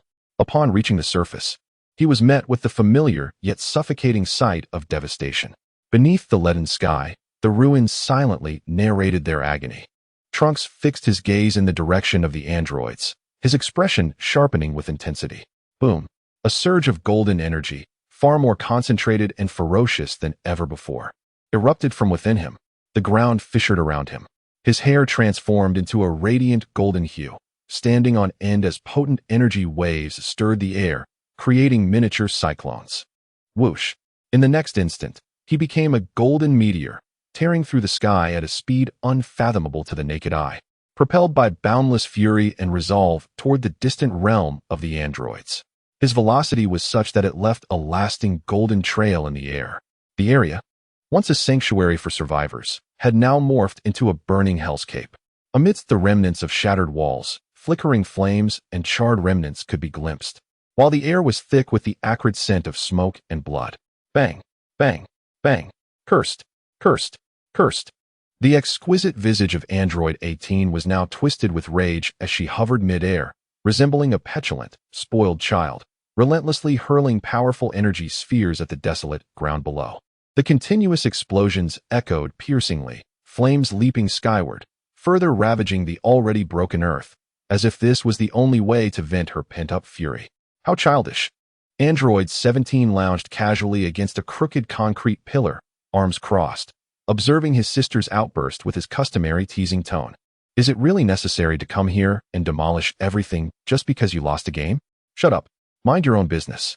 Android 18 whirled around, angrily shouting at Android 17. At the very moment she turned, a remarkably condensed golden energy beam, akin to the strike of death itself, shot forth from the distant horizon with unparalleled speed, unannounced, and aimed directly at her face. Number 18's pupils constricted sharply, an intense sense of crisis causing every hair on her body to stand on end. Almost instinctively, she jerked her head aside, her body maneuvering to evade with utmost agility. Whoosh! The energy beam grazed the tips of her golden hair, the fierce wind it generated stinging her cheek. The beam struck a distant hill behind her, erupting with a thunderous roar and obliterating a significant portion of the terrain. Still shaken, Number 18 steadied herself and shot her gaze towards the source of the attack. Her beautiful eyes instantly filled with fury. How dare they? Which scoundrel has the audacity to ambush me? In the distance, a figure enveloped in golden flames, with long hair soaring upwards like molten gold, coldly observed them. The familiar visage allowed Number 18 to immediately recognize the individual. Oh, it turns out to be Trunks. Upon seeing him clearly, her anger transformed into a mocking disdain, reminiscent of a cat toying with a mouse. It has indeed been a while since we last met. I thought you were too frightened to show your face again. How bold of you to attempt an ambush. She twisted her neck, producing a series of cracking sounds. A cruel smile gracing her lips. I've been seething with rage, and what better way to vent than by exterminating you, the oblivious fool. Trunks hovered in the air, his icy golden gaze sweeping over the ravaged base below, absorbing the lingering aura of death that hung in the atmosphere. His fury and killing intent surged within him like a volcano on the brink of eruption. He recalled the survivors who had once greeted him with hopeful smiles at the base, all of whom had now been reduced to ashes. You two unforgivable scoundrels. Trunks' voice resonated like the chilling winds from the abyss, imbued with a tempest of wrath. Today, you shall meet your demise here. With a thunderous roar, Trunks unleashed the pent-up energy within him, akin to a volcano erupting after millennia of dormancy. The golden flames blazed fiercely, expanding with such brilliance that it was as if a second sun was rising on the horizon. The overwhelming energy pressure surged forth like a tangible tsunami towards Number 17 and Number 18, causing the very ground beneath them to tremble. Humph. Is that all you've got? Despite sensing Trunks' power had grown significantly, Number 18's long-standing dominance led her to remain dismissive. If we didn't wish to keep you around for a little longer, you would have perished countless times by now. Spare me the chatter. The fury in Trunks' eyes transformed into tangible golden flames as he forcefully stomped the air beneath him, creating a visible shockwave. Whoosh! In the next instant, his figure surged forward like a hypersonic missile, breaking the sound barrier with an unstoppable momentum and a destructive force capable of tearing through anything. Barreling straight towards the boastful Number 18. Chapter 118. Future Time and Space 3. Are you afraid of me?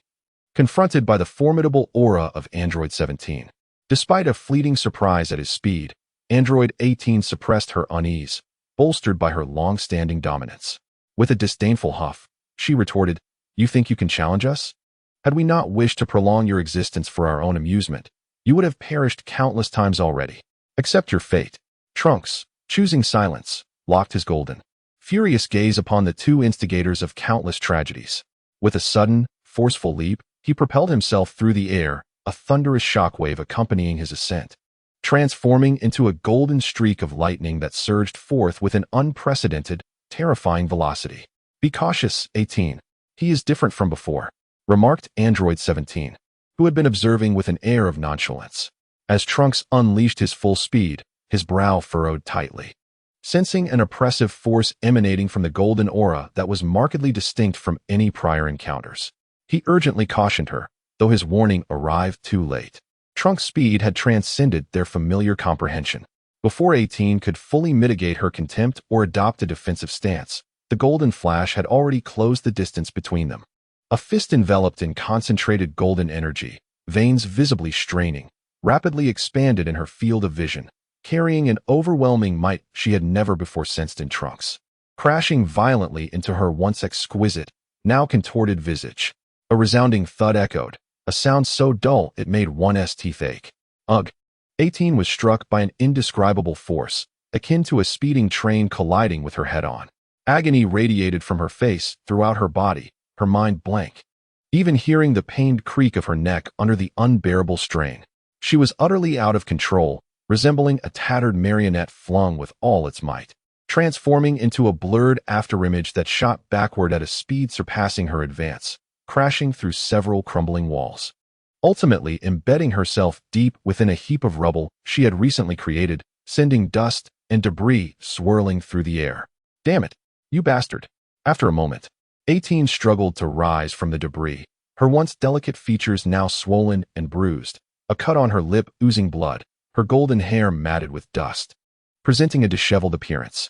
Her eyes were ablaze with humiliation and fury as they fixated on the golden figure in the air, and she seethed with rage. She could not fathom that Trunks, whom she had always regarded as a mere toy to manipulate at will, could inflict such pain upon her. This fellow's strength has increased significantly. Android 17 swiftly moved to 18's side. The previous ease and mockery vanished from his expression, replaced by an unprecedented gravity. He assumed a standard combat stance and solemnly advised, "We can no longer afford to be reckless. Let us join forces and resolve this matter swiftly." As he gazed at Trunks, enveloped in a stable and immense golden aura, tumultuous waves of apprehension surged within him. This is by no means a mere enhancement of strength, but rather a transformation of essence. Trunks hovered in midair, his golden pupils coldly surveying the two individuals below, who had finally begun to take matters seriously. His heart bore no turbulence, only a resolute determination as unyielding as rock. He slowly spoke, his voice akin to a biting wind sweeping across a frozen expanse. "The two of you, artificial beings, may not have committed unforgivable sins in the past time I visited, perhaps due to differing circumstances, and may even have chosen divergent paths in the end. However," his voice suddenly rose, imbued with a tempest of fury and sorrow, as he gestured toward the surrounding silence of this infernal realm. "In this era, in this world you have wrought destruction upon, filled with the wails of countless lost souls. The blood debts you have incurred are beyond reckoning. You are utterly unworthy of any forgiveness. Only death can atone for your sins. Today, I shall execute this overdue judgment. Prepare to meet your demise." No sooner had he finished speaking than Trunks thrust his arms forward with a swift, decisive motion, as rapid as lightning. Whoosh, whoosh. Two beams of golden energy, refined to perfection and no thicker than an arm, yet radiating waves of annihilation, shot forth like the gaze of a reaper. One targeted the recently risen Android 18, while the other locked onto the grave expression of Android 17. At the instant the energy beams left Trunks' palms, both 17 and 18 displayed an unmistakable shock upon their faces for the first time. The speed, the intensity of the energy, it far surpassed their expectations. "Dodge!" 17 managed to shout, instinctively veering to the side in a desperate attempt to evade. 18, disregarding the pain on her face, desperately darted in the opposite direction. However, Trunks' furious assault was simply too swift, too ferocious. Splat!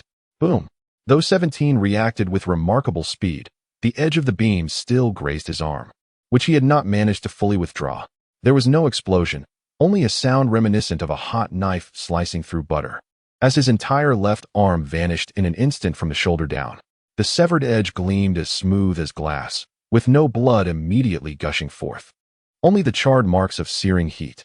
Meanwhile, the other beam narrowly missed 18's side, and although it did not strike directly, the terrifying shockwave tore through her clothing, leaving a burning gash on her side that elicited a pained gasp.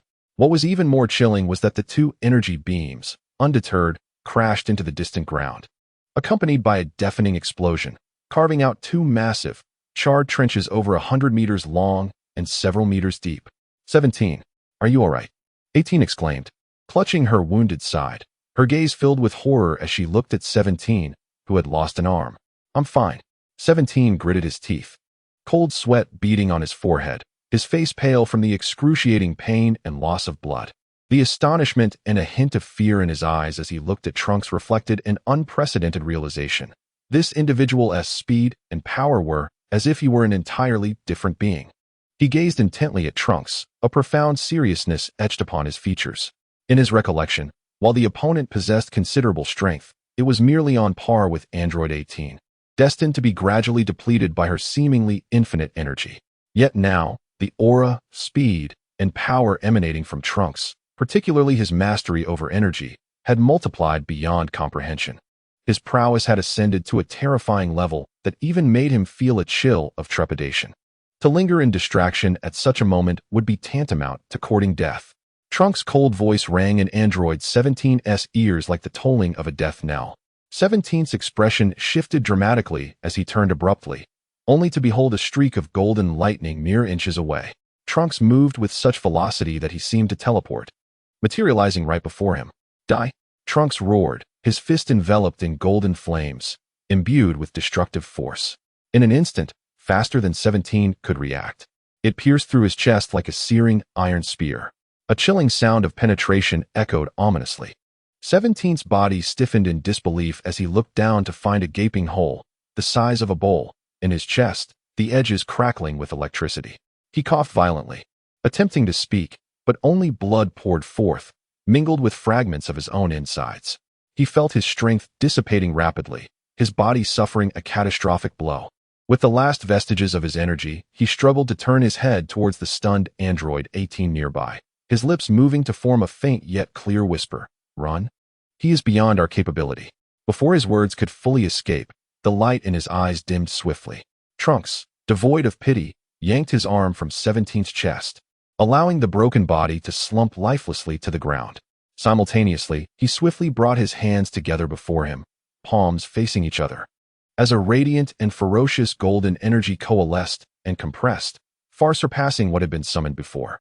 The brilliance resembled a miniature sun birthed in his grasp, its scorching heat distorting the surrounding air, emanating waves of annihilation that sent shivers through the soul. Let it end. For all the sins you have committed in this world. The earth-shattering explosion resonated through the heavens. A thick golden beam of energy, exceeding several meters in diameter, descended like a divine spear of judgment, instantly engulfing the plummeting remnants of Android 17.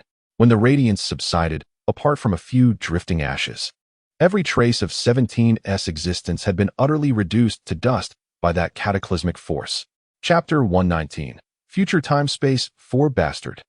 Witnessing 17's complete obliteration before her eyes, leaving not even a fragment behind, Android 18's mind first fell into a void, followed by an indescribable eruption of emotions, shock, fury, and a hint of fear she was reluctant to acknowledge, erupting within her like a volcano.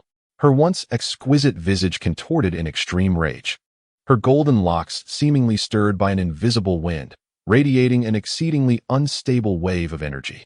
I shall accompany number 17 to the grave. Die.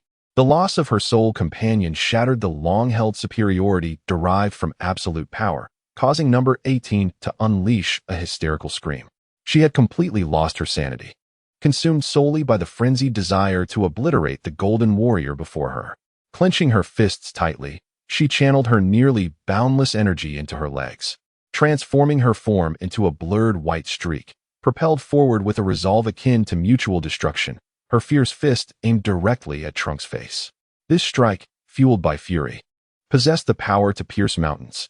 Yet, in the face of this desperate blow that would have previously ensnared him in a fierce battle, Trunks' gaze remained eerily tranquil. Within his golden irises lay a steadfastness forged through hardship, coupled with the coldness of executing the final judgment.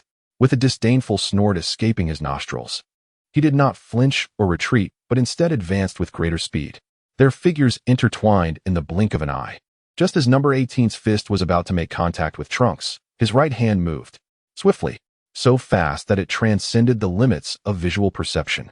With fingers poised like a blade, enveloped in a meticulously refined golden aura, he executed a singular, unextravagant movement, tracing a straight trajectory from the upper left to the lower right, descending with lightning speed. A subtle yet chilling sound, akin to a sharp blade slicing through thick leather, resonated. Time seemed to freeze in that moment. The momentum of number 18's advance abruptly ceased. The madness and fury on her face froze, replaced by an overwhelming sense of bewilderment and disbelief. A slender golden line emerged from the center of her forehead, extending straight down, traversing her nose, lips, chin, chest, and abdomen.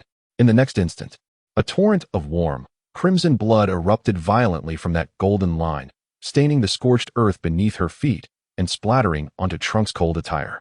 The air instantly became saturated with a nauseating stench of blood. Number 18's body, following that straight golden line, gradually and neatly split in two, collapsing to either side. With two muffled thuds, her innards spilled forth, painting a scene of utter carnage. Trunks gazed at the severed remains on the ground, his eyes betraying not a hint of emotion. He understood that for an artificial being possessing limitless energy and formidable regenerative capabilities, absolute and thorough annihilation was imperative, leaving no opportunity for revival.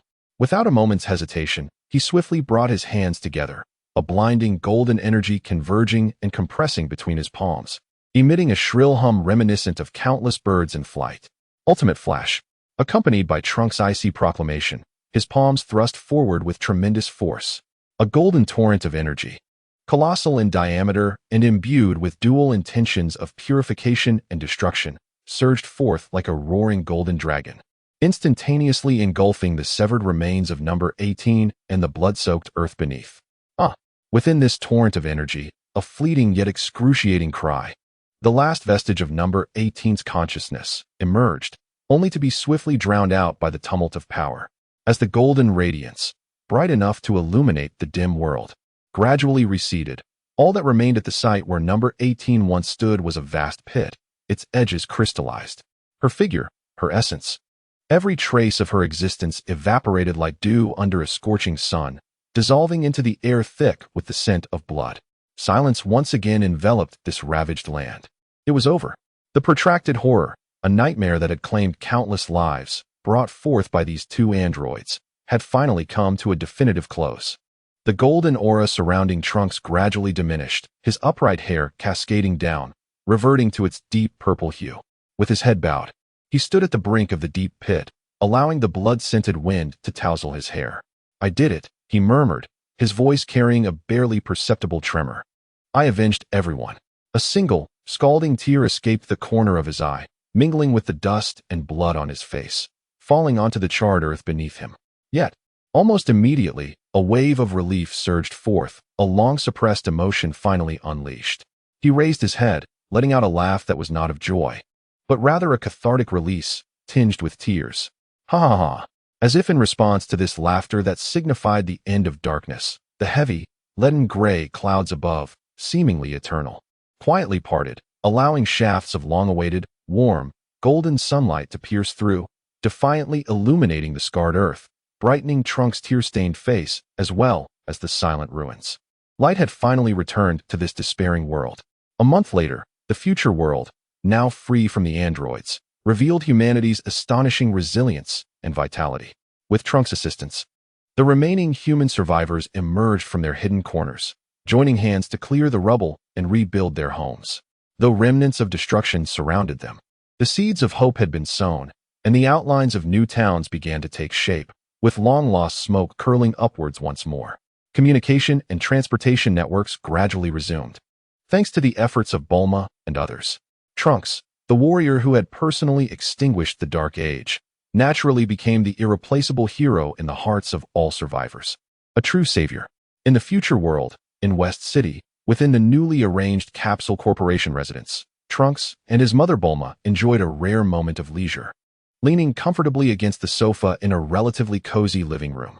Before the television, a news program unfolds, showcasing the fervent scenes of reconstruction across various areas, accompanied by the humble yet reverent statues erected by the public in honor of Trunks.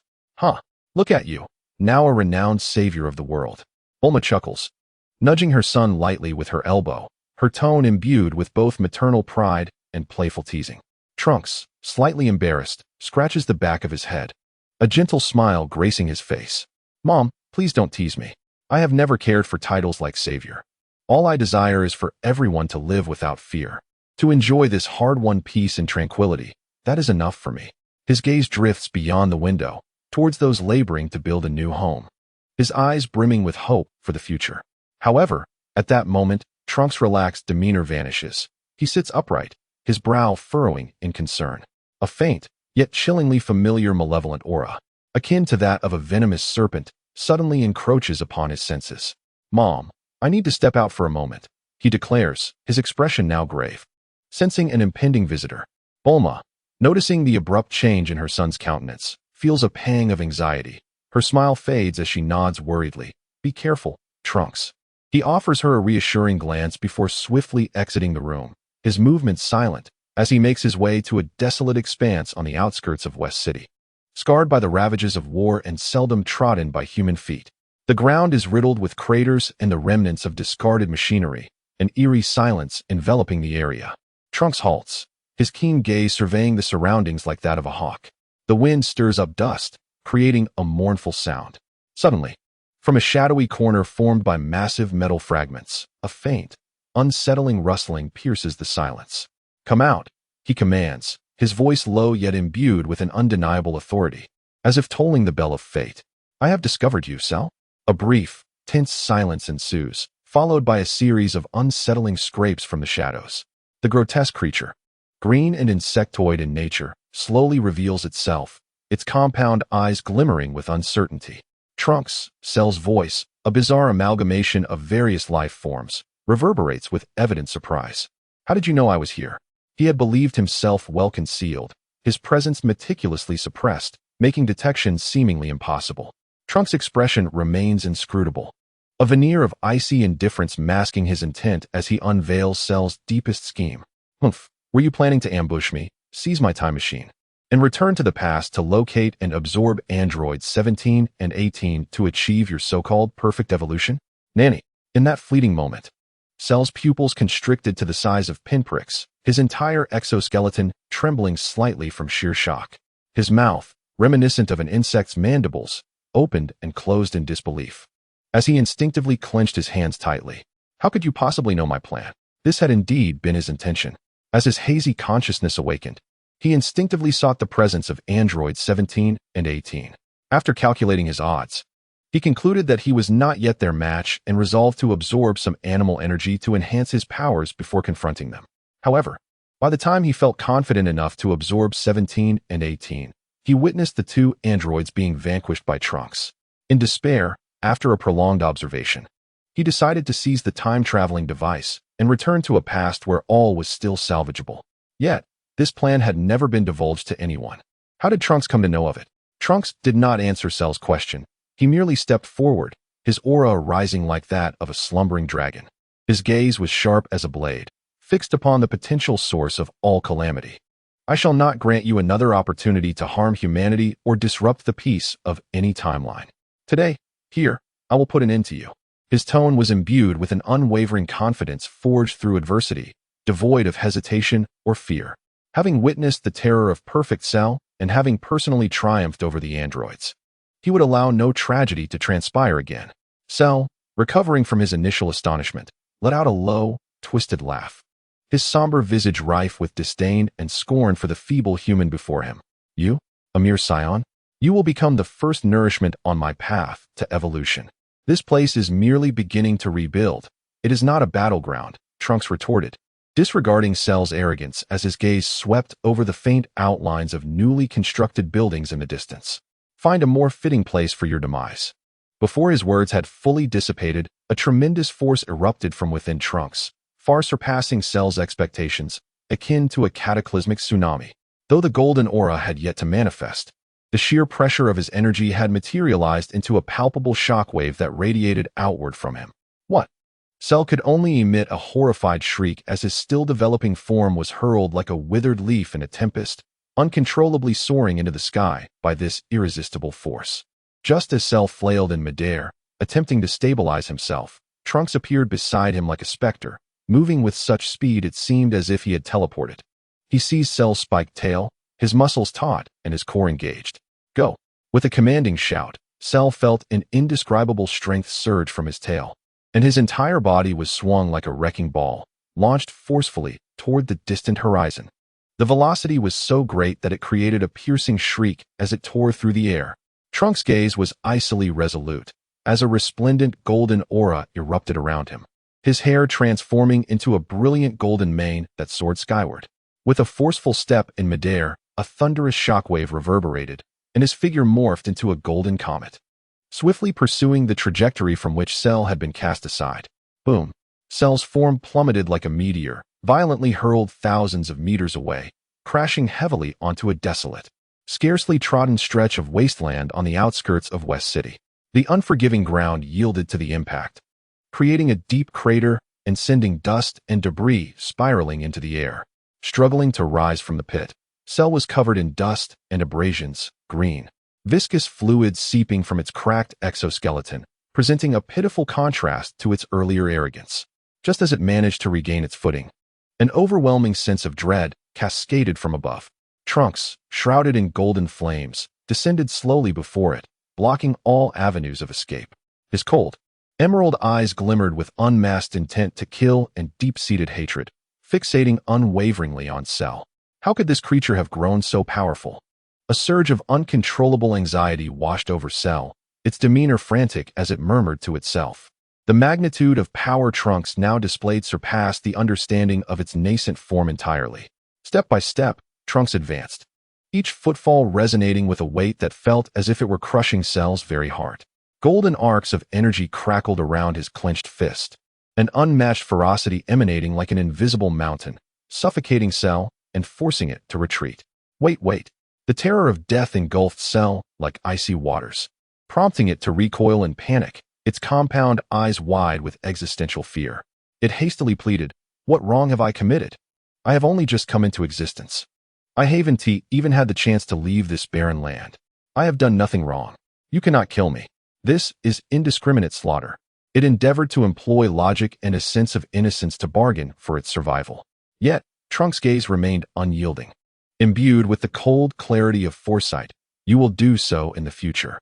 The notion of in the future seemed to grasp at a lifeline for Cell, its voice rising in urgency. "How can you be certain I will commit wrongs in the future? Perhaps I could become a benevolent life form. I am a good being. You cannot condemn my present self for possibilities of the future. That is unjust." While its defense appeared to hold a semblance of reason, to Trunks, who had personally endured the despair of a future wrought by the fully realized Cell, witnessing countless tragedies, it sounded utterly hollow and absurd. Buzz. Trunks, uninterested in conversing further, unleashed the full force of his gathered power. A golden blaze erupted skyward, illuminating the wasteland in a radiant hue, as if the very earth were being gilded. The immense energy distortion warped the surrounding space, trembling as though even the heavens could not withstand this might. Cell, terror-stricken by the horrific sight, turned to flee. However, Trunks was quicker. His form sliced through the night like a lightning bolt, vanishing in an instant. The speed was so astonishing that it surpassed Cell's capacity for visual perception and awareness.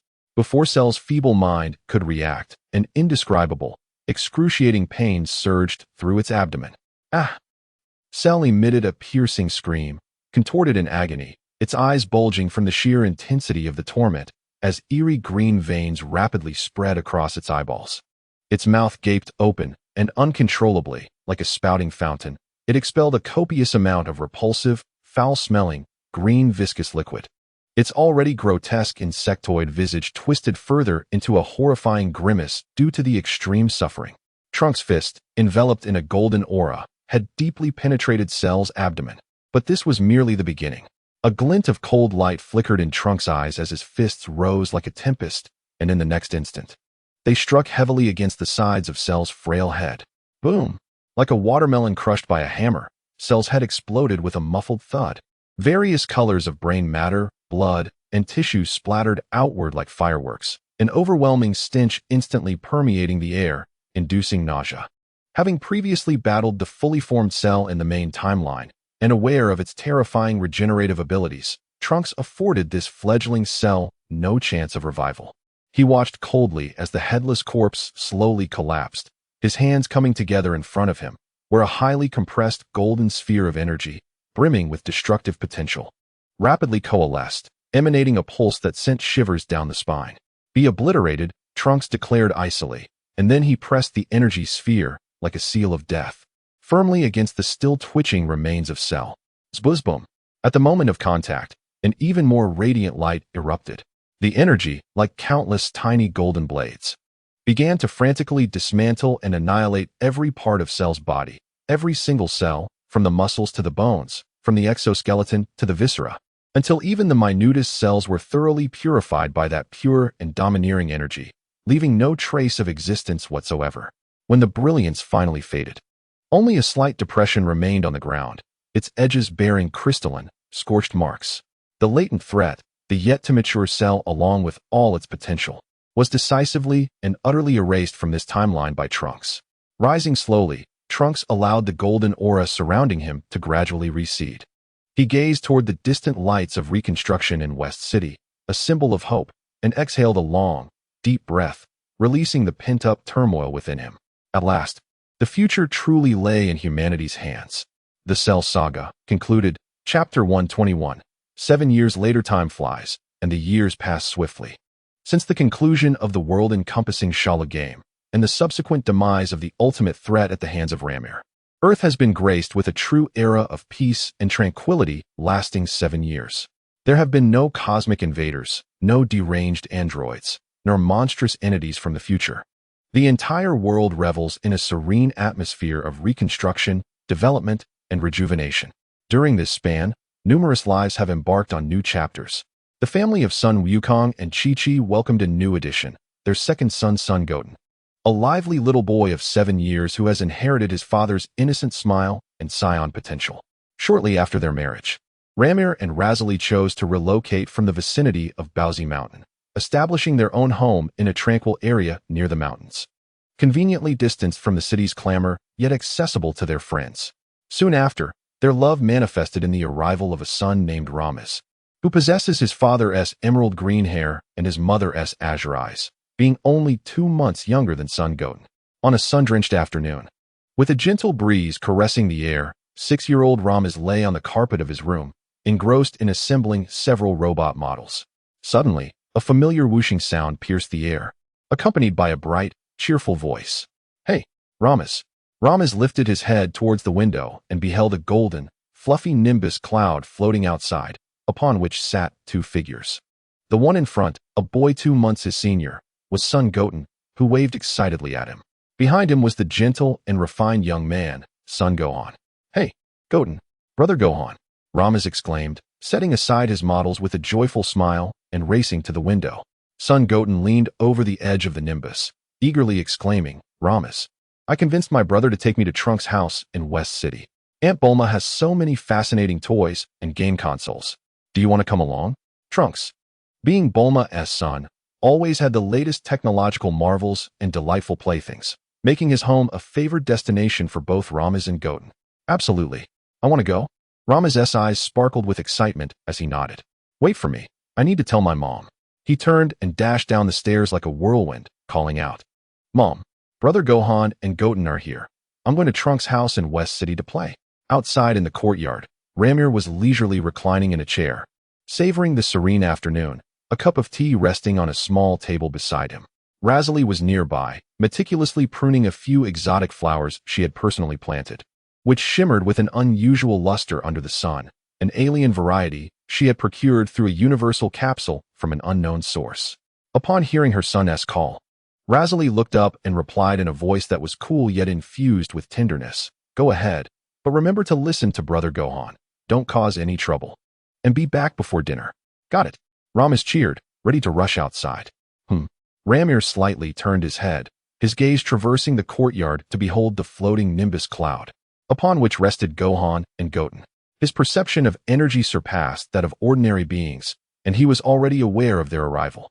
"Ah, it is Gohan," he thought calmly. "Is there something you require?"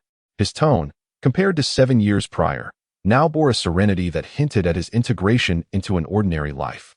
Yet the legendary power concealed within him remained as profound as an abyss. Gohan, standing atop the nimbus, politely waved towards Ramir and Lazuli and called out, "Ah, Uncle Ramir."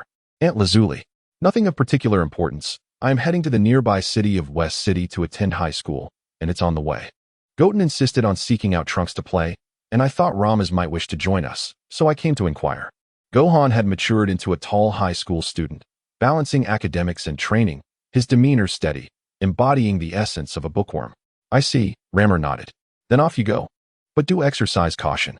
At that moment, Ramas had already dashed into the courtyard like a small cannonball, looking up at Gohan and Goten, exclaiming, "I asked Mom, and she said yes." Lazuli approached, gently patting her son's non-existent dust and advising, "Stay close to Gohan, and do not wander off." "Rest assured, Aunt Lazuli. I shall keep a watchful eye on them," Gohan assured with a smile. "Let us go, let us go!" Goten exclaimed impatiently, bouncing on the Nimbus cloud. Ramos excitedly raced to the edge of the courtyard, gazing up at the legendary Nimbus cloud, which he had longed to ride. "Come, Ramos, hop on."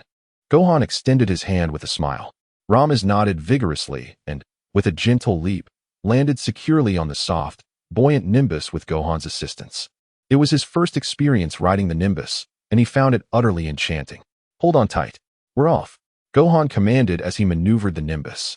The golden cloud lifted the three figures gracefully into the air, then with a whoosh, transformed into a streak of light, racing towards West City, leaving behind a faint golden trail in the sky. In the courtyard, Lazuli approached Ramir, her gaze following the children as they ventured away, a subtle smile playing on her lips. Gohan is increasingly embodying the essence of an older brother. "Indeed," Ramir replied softly, his eyes still fixed on the sky, as if peering through the clouds to glimpse a more distant future. He raised the cup of clear tea before him and took a gentle sip. The tranquility of life, the bonds of friendship, the warmth of family, these elements, once foreign to him, now gradually wove themselves into his existence, becoming the precious daily life he was willing to safeguard with that inherited power. West City, Capsule Corporation. In the expansive backyard of Bulma's home, reminiscent of a park, Trunks was calibrating a gravity machine newly invented by Bulma. Suddenly, sensing something, he lifted his head and beheld a golden cloud approaching from afar, gently descending. "Gohan, Goten, and Ramos? What brings you here?" Trunks set down his tools and greeted them with a smile. Chapter 122, Super Saiyan? In the expansive estate of West City, three young companions crossed paths, instantly igniting a vibrant atmosphere. Goten and Ramos gazed at Trunks, their faces brimming with excitement and anticipation. "Goten, Ramos, come on," Trunks proclaimed, puffing out his chest with an air of secrecy, lowering his voice conspiratorially. "I'm going to take you to my father's private gravity training room. It's going to be so much fun." "Really, Trunks?" Goten and Ramos chorused, their eyes wide with wonder. They had heard tales of the gravity room's formidable prowess from their elders, but it had always remained an enigmatic realm reserved for adults, sparking their curiosity. "Absolutely," Trunks assured, thumping his chest confidently. "When have I ever lied? Follow me." With that, he led the way towards a detached, futuristic circular structure nestled deeper within the estate. Goten and Ramos exchanged glances, each detecting a spark of eagerness in the other's eyes, and promptly scampered after him. "Come on, it's right here." Trunks halted before a massive, heavy metal door, his tone laced with pride. The door creaked open, emitting a deep hydraulic sound, and the three little heads peered inside with curiosity. The interior was remarkably spacious, with walls and floors crafted from a special metallic material that gleamed with a cold sheen. The most striking sight, however, was Vegeta, bare-chested and glistening with sweat as it cascaded down his chiseled muscles, enduring an incredible strain in high-intensity training. At that moment, the gravity room's display screen ominously flashed a staggering figure, 150 times Earth's gravity. As the trio stepped into the gravity chamber, they scarcely had time to exchange greetings before they were met with an overwhelming force, as if countless invisible hands were pressing down upon them from all directions. "Ugh, this is so heavy," they exclaimed in unison, their small bodies instinctively bending under the immense pressure, their legs trembling violently, making even the simplest movement a Herculean task, as if they were suddenly burdened with the weight of several mountains. Breathing became labored, and their cheeks flushed crimson. This was merely the entrance area. Yet for those who had never encountered such an environment, it was already an insurmountable challenge. "Trunks, Goten, Ramos." Vegeta paused his training, casting a sharp glance their way. His brow furrowed, his voice tinged with irritation at the interruption and a hint of concern. "You three should go play outside. The gravity here is far too overwhelming for you." Trunks grit his teeth, striving to straighten his posture.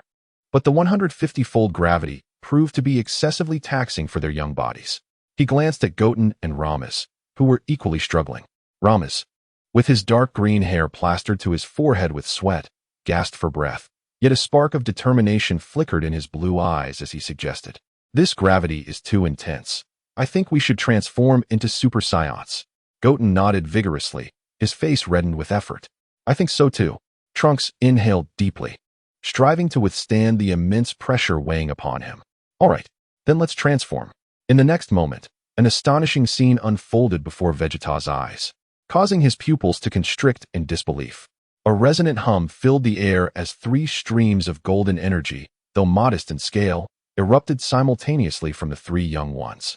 Their hair instantly transformed into brilliant gold, standing erect, while their pupils shifted to a striking emerald hue.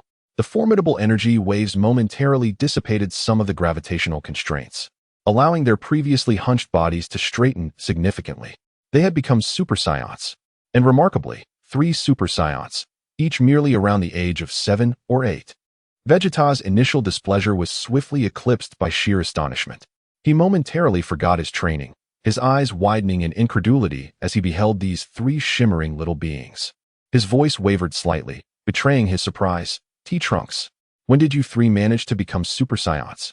Trunks, feeling a newfound ease in his arms enveloped by the golden aura, sheepishly scratched the back of his head and replied, "We could transform a long time ago, Dad. It just happened accidentally while I was playing with Goten." "We could transform a long time ago," Vegeta muttered, his expression a complex tapestry of shock, disbelief, and even a hint of absurdity. He recalled the arduous trials he had endured to breach this very threshold, the blood and sweat he had sacrificed. Yet here were these 3 youngsters, transforming effortlessly amidst their play. He couldn't help but grumble under his breath, since when did becoming a Super Saiyan lose its value? A surge of competitive spirit and dissatisfaction welled up within him. Regaining his composure, he donned a stern expression and beckoned Trunks with a flick of his finger. "All right, Trunks. Enough chatter. Attack me. Show me how much you've progressed since becoming a Super Saiyan." Trunks, startled, hurriedly waved his hands. "But I can't fight against Dad. You're far too powerful. There's no way I could be your match." "Humph. You should come at me." Vegeta scoffed, glancing at the other 2, Goten and Ramas, who had similarly transformed into little golden figures. An idea sparked in his mind, and a smirk crept onto his lips. "How about this? You 3, attack me together." He pointed to his cheek, proposing what seemed an impossible challenge. "If you can land a hit on my face, even just once, I will take you all to the amusement park for a day of fun. What do you say?" The allure of the amusement park was undeniably tempting for the children. Trunks' eyes instantly lit up, his earlier trepidation vanishing, replaced by a fierce determination. "Really, Dad? If it's the 3 of us, then I'm confident." Goten and Ramas nodded vigorously, their faces brimming with excitement and combativeness. "Of course." Vegeta crossed his arms, exuding pride. "When I, Vegeta, make a promise, I keep it.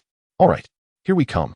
With a united battle cry, the 3 little ones surged forth, their golden auras becoming even more radiant and solid, though their energy levels pale in comparison to their predecessors. The pure radiance and vibrant spirit of the 3 young warriors illuminated the gravity chamber. "You 3, give it your all," Vegeta declared, maintaining his characteristic stance with arms crossed, clearly underestimating the combined efforts of the children. In an instant, battle erupted. Trunks took the lead, his figure flashing as he executed a swift flying kick aimed directly at Vegeta. His movements were precise, and his speed was surprisingly formidable. Simultaneously, Goten and Ramas, seemingly in perfect sync, launched a coordinated assault from either side. Goten struck with a straight punch targeting Vegeta's ribs, while Ramas crouched low, delivering a sweeping kick aimed at his lower body. The trio's unexpected synergy resulted in their attacks, converging almost simultaneously. Vegeta's previously indifferent gaze sharpened slightly. He had not anticipated that these 3 children, upon transforming into Super Saiyans, would exhibit such a remarkable increase in combat prowess, their speed astonishingly surpassing his expectations. Instinctively, he uncrossed his arms to block the incoming strikes. However, the rapid onslaught from 3 directions caught him off guard, leaving him momentarily flustered and unable to defend perfectly. Thud! He blocked Trunks' flying kick. Crack! He deflected Goten's punch. Yet, Ramas' sweeping kick was already upon him. Vegeta shifted his weight slightly to evade the sweep. But before he could fully regain his stance, Ramas, propelled by the momentum of his kick, leapt up, delivering a compact yet potent punch that landed squarely in Vegeta's unguarded abdomen. Ugh!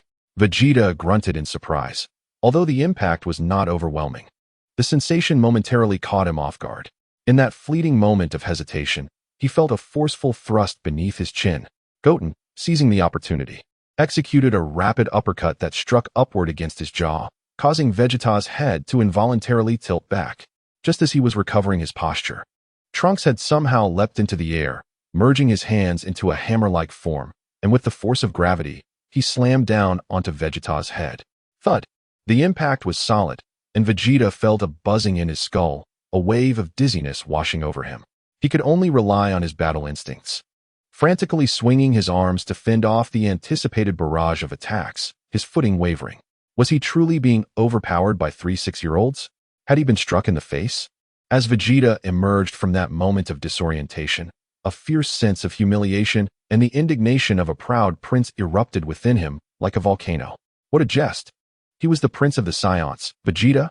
How could he be so thoroughly bested by 3 infants in the gravity chamber? Fury ignited within him, his eyes narrowed, and his aura surged dramatically. Bang!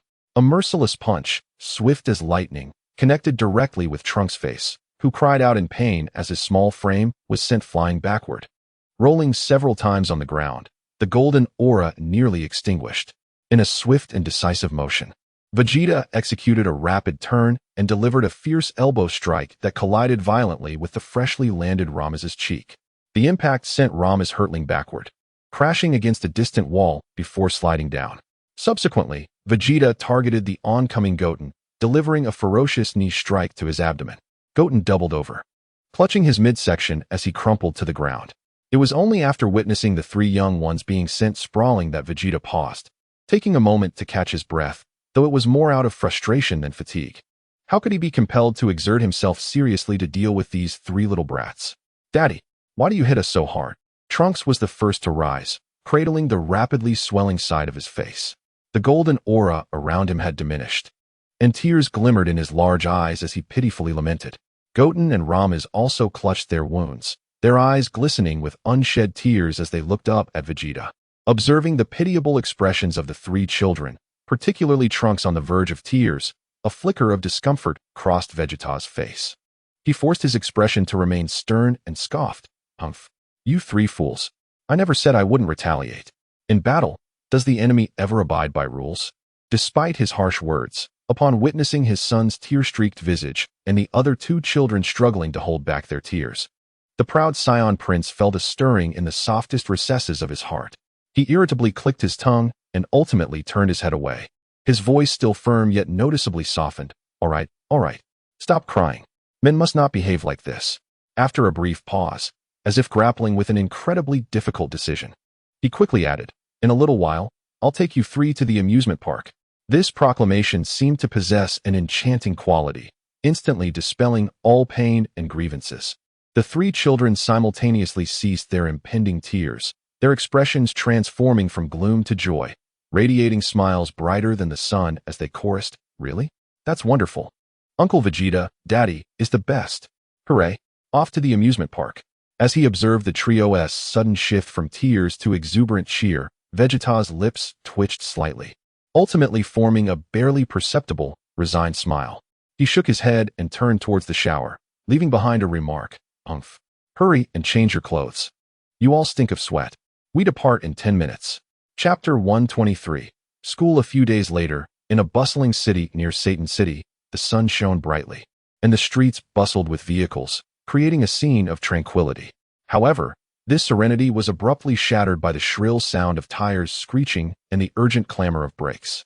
A seemingly ordinary vehicle, its engine illegally modified, barreled down the street like a wild bull, executing a dangerous drift before coming to a jarring halt in front of a sizable bank in the city center.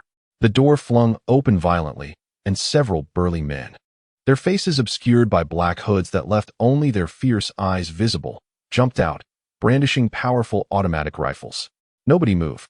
This is a robbery. The bandits brazenly stormed into the bank, immediately unleashing a cacophony of terrified screams, the shattering of objects, and the chilling crack of gunfire. Clearly, the assailants were employing gunshots as a means to intimidate the hostages and deter any resisting security personnel. Chaos erupted on the streets as pedestrians scattered in panic, the wailing of alarms piercing the air. Shortly thereafter, Several police cars screeched to a halt. Officers swiftly disembarking and using their vehicles as shields to confront the criminals within the bank. Yet, the bandits wielded formidable firepower and had taken hostages, leaving the police hesitant to act, resulting in a standoff. One officer, attempting to advance, was sharply suppressed by a precise shot from a bandit, the bullet leaving a gaping hole in the police car. Why does this keep happening? A voice of resignation echoed from a nearby corner. The speaker was a black-haired youth, dressed in an orange short-sleeved shirt and blue long pants, carrying a backpack, exuding a refreshing charm. It was Sun Wukong, who had just arrived in the city to enroll in high school. Observing the turmoil before him, he rubbed his temples, lamenting the city's deteriorating safety. He had merely wished for a tranquil high school experience, but trouble seemed to gravitate toward him. As the bandits grew increasingly audacious, one even took cover behind a vehicle, continuously firing at the police cars, rendering the officers unable to raise their heads. If this continued, both hostages and police could face dire consequences. I suppose it's time for a transformation, Wukong sighed, making his decision. He swiftly darted into an adjacent deserted alley. In the next moment, a faint yet pure energy wave flickered within the alley. Then, like a bolt of lightning, a golden figure shot forth from the alley, moving so swiftly that the human eye could scarcely perceive it. Whoosh! The golden figure materialized at the bank's entrance, precisely beside the bandit who was recklessly firing at the police cars. This was a figure with hair standing like golden flames, surrounded by a faint golden aura, its features slightly blurred by the incredible speed. What the? The bandit, caught off guard, barely had time to register the presence of the newcomer before an irresistible force struck from the side. Bang! Wukong executed a clean sidekick, landing squarely on the bandit's ribs. The assailant was unable to utter a sound, propelled into the air as if struck by a freight truck, soaring in a parabolic arc before crashing heavily into a nearby pile of garbage, unconscious, his rifle falling beside him. Having effortlessly dispatched one foe, Wukong showed no sign of pause, as if he had merely accomplished an inconsequential task. He pivoted, materializing like a wraith behind another bandit who had just poked his head out of the bank entrance. Another precise chop struck the assailant's neck. The second bandit collapsed in response. What is happening out there? The remaining bandits within the bank, hearing the commotion, shouted in alarm as they rushed outside. However, awaiting them was a golden blur, moving with unparalleled speed. Smack! Smack! Crash! The figure of Gohan darted among a group of bandits, each fleeting appearance accompanied by a dull thud and the collapse of another thug. His movements flowed like water, devoid of any superfluous gestures. In the blink of an eye, he incapacitated 4 or 5 assailants, leaving them unconscious on the ground. Who the hell is this brat? Playing tricks? Die! A more alert bandit, concealed within the inner side of the bank's revolving door, witnessed the swift downfall of his comrades. Despite the shock that gripped his heart, his ferocity surged, and he abruptly raised his rifle, aiming at the back of Gohan's head, who had just paused. With a forceful pull of the trigger, he unleashed a barrage of bullets. The gunfire erupted like a tempest, a series of bullets hurtling towards Gohan. Gasps arose from the surrounding police and the audacious onlookers in the distance. Yet, in the face of this lethal ambush, Gohan didn't even turn his head. He casually lifted his right hand, sweeping it behind him. A series of crisp sounds, akin to metallic clinks, resonated. The bullets, instead of piercing him, struck an invisible barrier, all caught securely in his palm, leaving not even a scratch on his skin. The bullets piled up in his hand, still emitting wisps of smoke. What a monster! The bandit, who had fired the shots, stared in disbelief at this incomprehensible spectacle, his soul nearly fleeing in terror. The rifle clattered to the ground, and he felt a sudden warmth in his trousers. Gohan slowly turned, his serene green eyes meeting the stunned bandit, before casually discarding the captured bullets onto the floor with a clatter. In an instant, he moved, appearing before the bandit, and lightly pressed a finger to his forehead. The thug's eyes rolled back, and he fell lifelessly backward, completely unconscious. At this moment, the only remaining active bandit outside the bank was the driver, who had remained in the vehicle, waiting to pick up his comrades. Peering through the window, he beheld the golden figure, akin to a deity, effortlessly dispatching his fellow criminals. Seemingly unperturbed by bullets, terror gripped him, causing his heart to race. What a monster! We must flee, he screamed in a piercing wail, hastily starting the car and flooring the accelerator. The engine roared to life, and the vehicle surged forward like a startled stallion, desperate to escape this hellish scene. Gohan observed the speeding car, his brow furrowing. He could not allow the mastermind to escape. In an instant, he vanished from his position. The panic driver, in a frantic flight, was horrified to find that the golden figure had inexplicably appeared less than 5 meters in front of his car. Raising the same hand that had caught the bullets, Gohan opened his palm, facing the oncoming vehicle. No. The driver emitted a desperate scream. Instinctively closing his eyes and yanking the steering wheel in an attempt to evade, but it was too late. A thunderous crash echoed, accompanied by a cacophony of twisted metal. The car collided violently with Gohan's seemingly fragile hand. The anticipated scene of carnage did not unfold. Instead, the front of the car collided with an immovable steel mountain, instantly twisting, deforming, and shattering into pieces. The hood erupted, fragments scattered in all directions, and billowing smoke ascended. The immense inertia caused the rear of the vehicle to tilt upwards before it crashed heavily back to the ground, extinguishing the engine and transforming it into a heap of scrap metal. All the airbags deployed, leaving the driver dazed and trapped within the contorted cabin, unable to move. In stark contrast, Gohan, who had absorbed the impact of the speeding vehicle, did not retreat even an inch. The faint golden aura surrounding him remained undisturbed. He lowered his hand, casting a glance at the now wrecked car and the unconscious driver within, confirming that the threat had been thoroughly neutralized. Subsequently, under the gaze of countless astonished, awestruck, and incredulous onlookers, the enigmatic golden-haired warrior flickered slightly before vanishing like golden dust merging with sunlight, disappearing without a trace as if he had never existed. Gone. Where did the hero go? That golden hero vanished in an instant. It was too swift to comprehend. The crowd and the police finally reacted, rushing forward and scanning the vicinity in search of the golden figure, but he was nowhere to be found. Shortly after Gohan's departure, the roar of a jet engine echoed through the sky. A sleek and nimble personal jet gracefully descended onto a nearby open space. The cabin door opened, and a girl with short black hair, exuding a lively and capable demeanor, swiftly leaped out. She hurried to the police, urgently inquiring, "Officer, what transpired here? Where are the robbers?" I rushed over upon receiving the news. "Have you managed to resolve the situation?"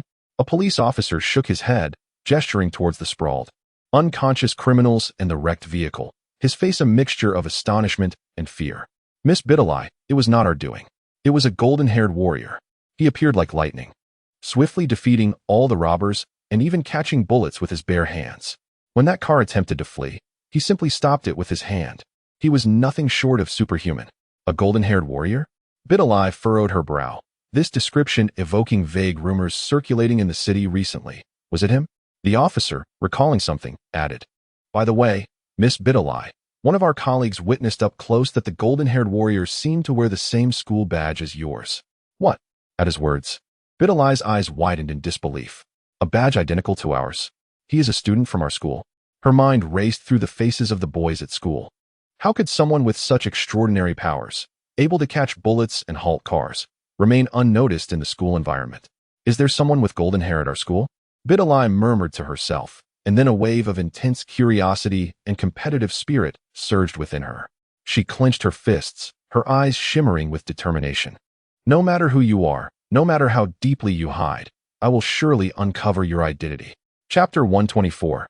School 2 sunlight streamed through the bright windows, illuminating the orderly classroom. The bell had just rung, and most of the students were already seated, casting curious glances toward the podium. This was a secondary school renowned for its academic excellence and diverse extracurricular activities, located near Satan City. The homeroom teacher adjusted her glasses and smiled warmly at the class, saying, "Students, please settle down.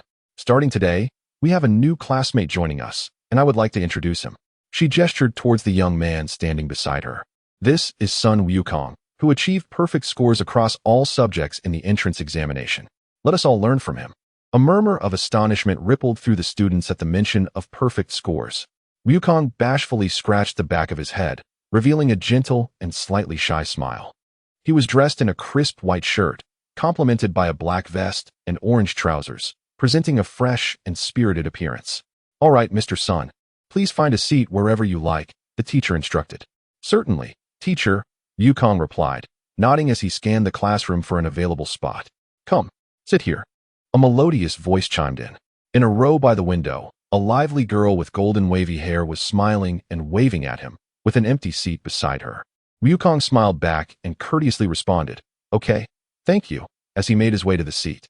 As soon as he sat down, the blonde girl enthusiastically turned to him, extending her hand. "Hello, new classmate. My name is Laika. I look forward to getting to know you."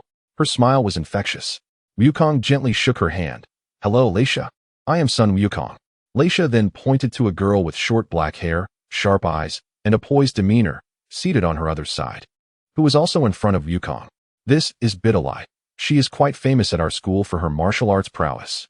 At the mention of her name, Bloodline turned to scrutinize Wukong, her gaze assessing him with a hint of curiosity. Observing his attire of a white shirt, black vest, and orange trousers, she slightly furrowed her brow and remarked, "Mr. Sun, have we met before? Or perhaps your outfit resembles that of the Golden Warrior described by the police." Her tone was probing, and her eyes were fixed intently on Wukong's face, missing no subtle change in his expression. Wukong's heart raced, but he maintained a facade of calm. Chuckling nervously, "Oh, is that so? It must be a coincidence. That style is quite common." Bloodline was not easily deterred. She leaned forward slightly, lowering her voice to continue. "The police mentioned that the Golden Warrior who apprehended the bank robbers wore our school's emblem on his chest, a white shirt, a black vest, and orange trousers. Each detail corresponds perfectly to your outfit today. Your clothing resembles his far too much, don't you think?" Her skepticism was almost palpable, etched across her face. As Gohan felt a trickle of sweat forming on his back, he mustered the courage to explain, "It truly is just a coincidence, Bloodline." At that moment, a handsome boy with short golden hair, seated beside Bloodline, turned his head. With a teasing smile, he remarked, "Hey, Bloodline, if you're going to be suspicious, at least choose your targets wisely. Just look at Sun Quan, with his gentle demeanor and unassuming appearance. Does he resemble a warrior capable of catching bullets with his bare hands or stopping cars single-handedly?" He gestured towards Gohan, whose slender frame and amiable face stood in stark contrast to the image of a golden-haired fighter.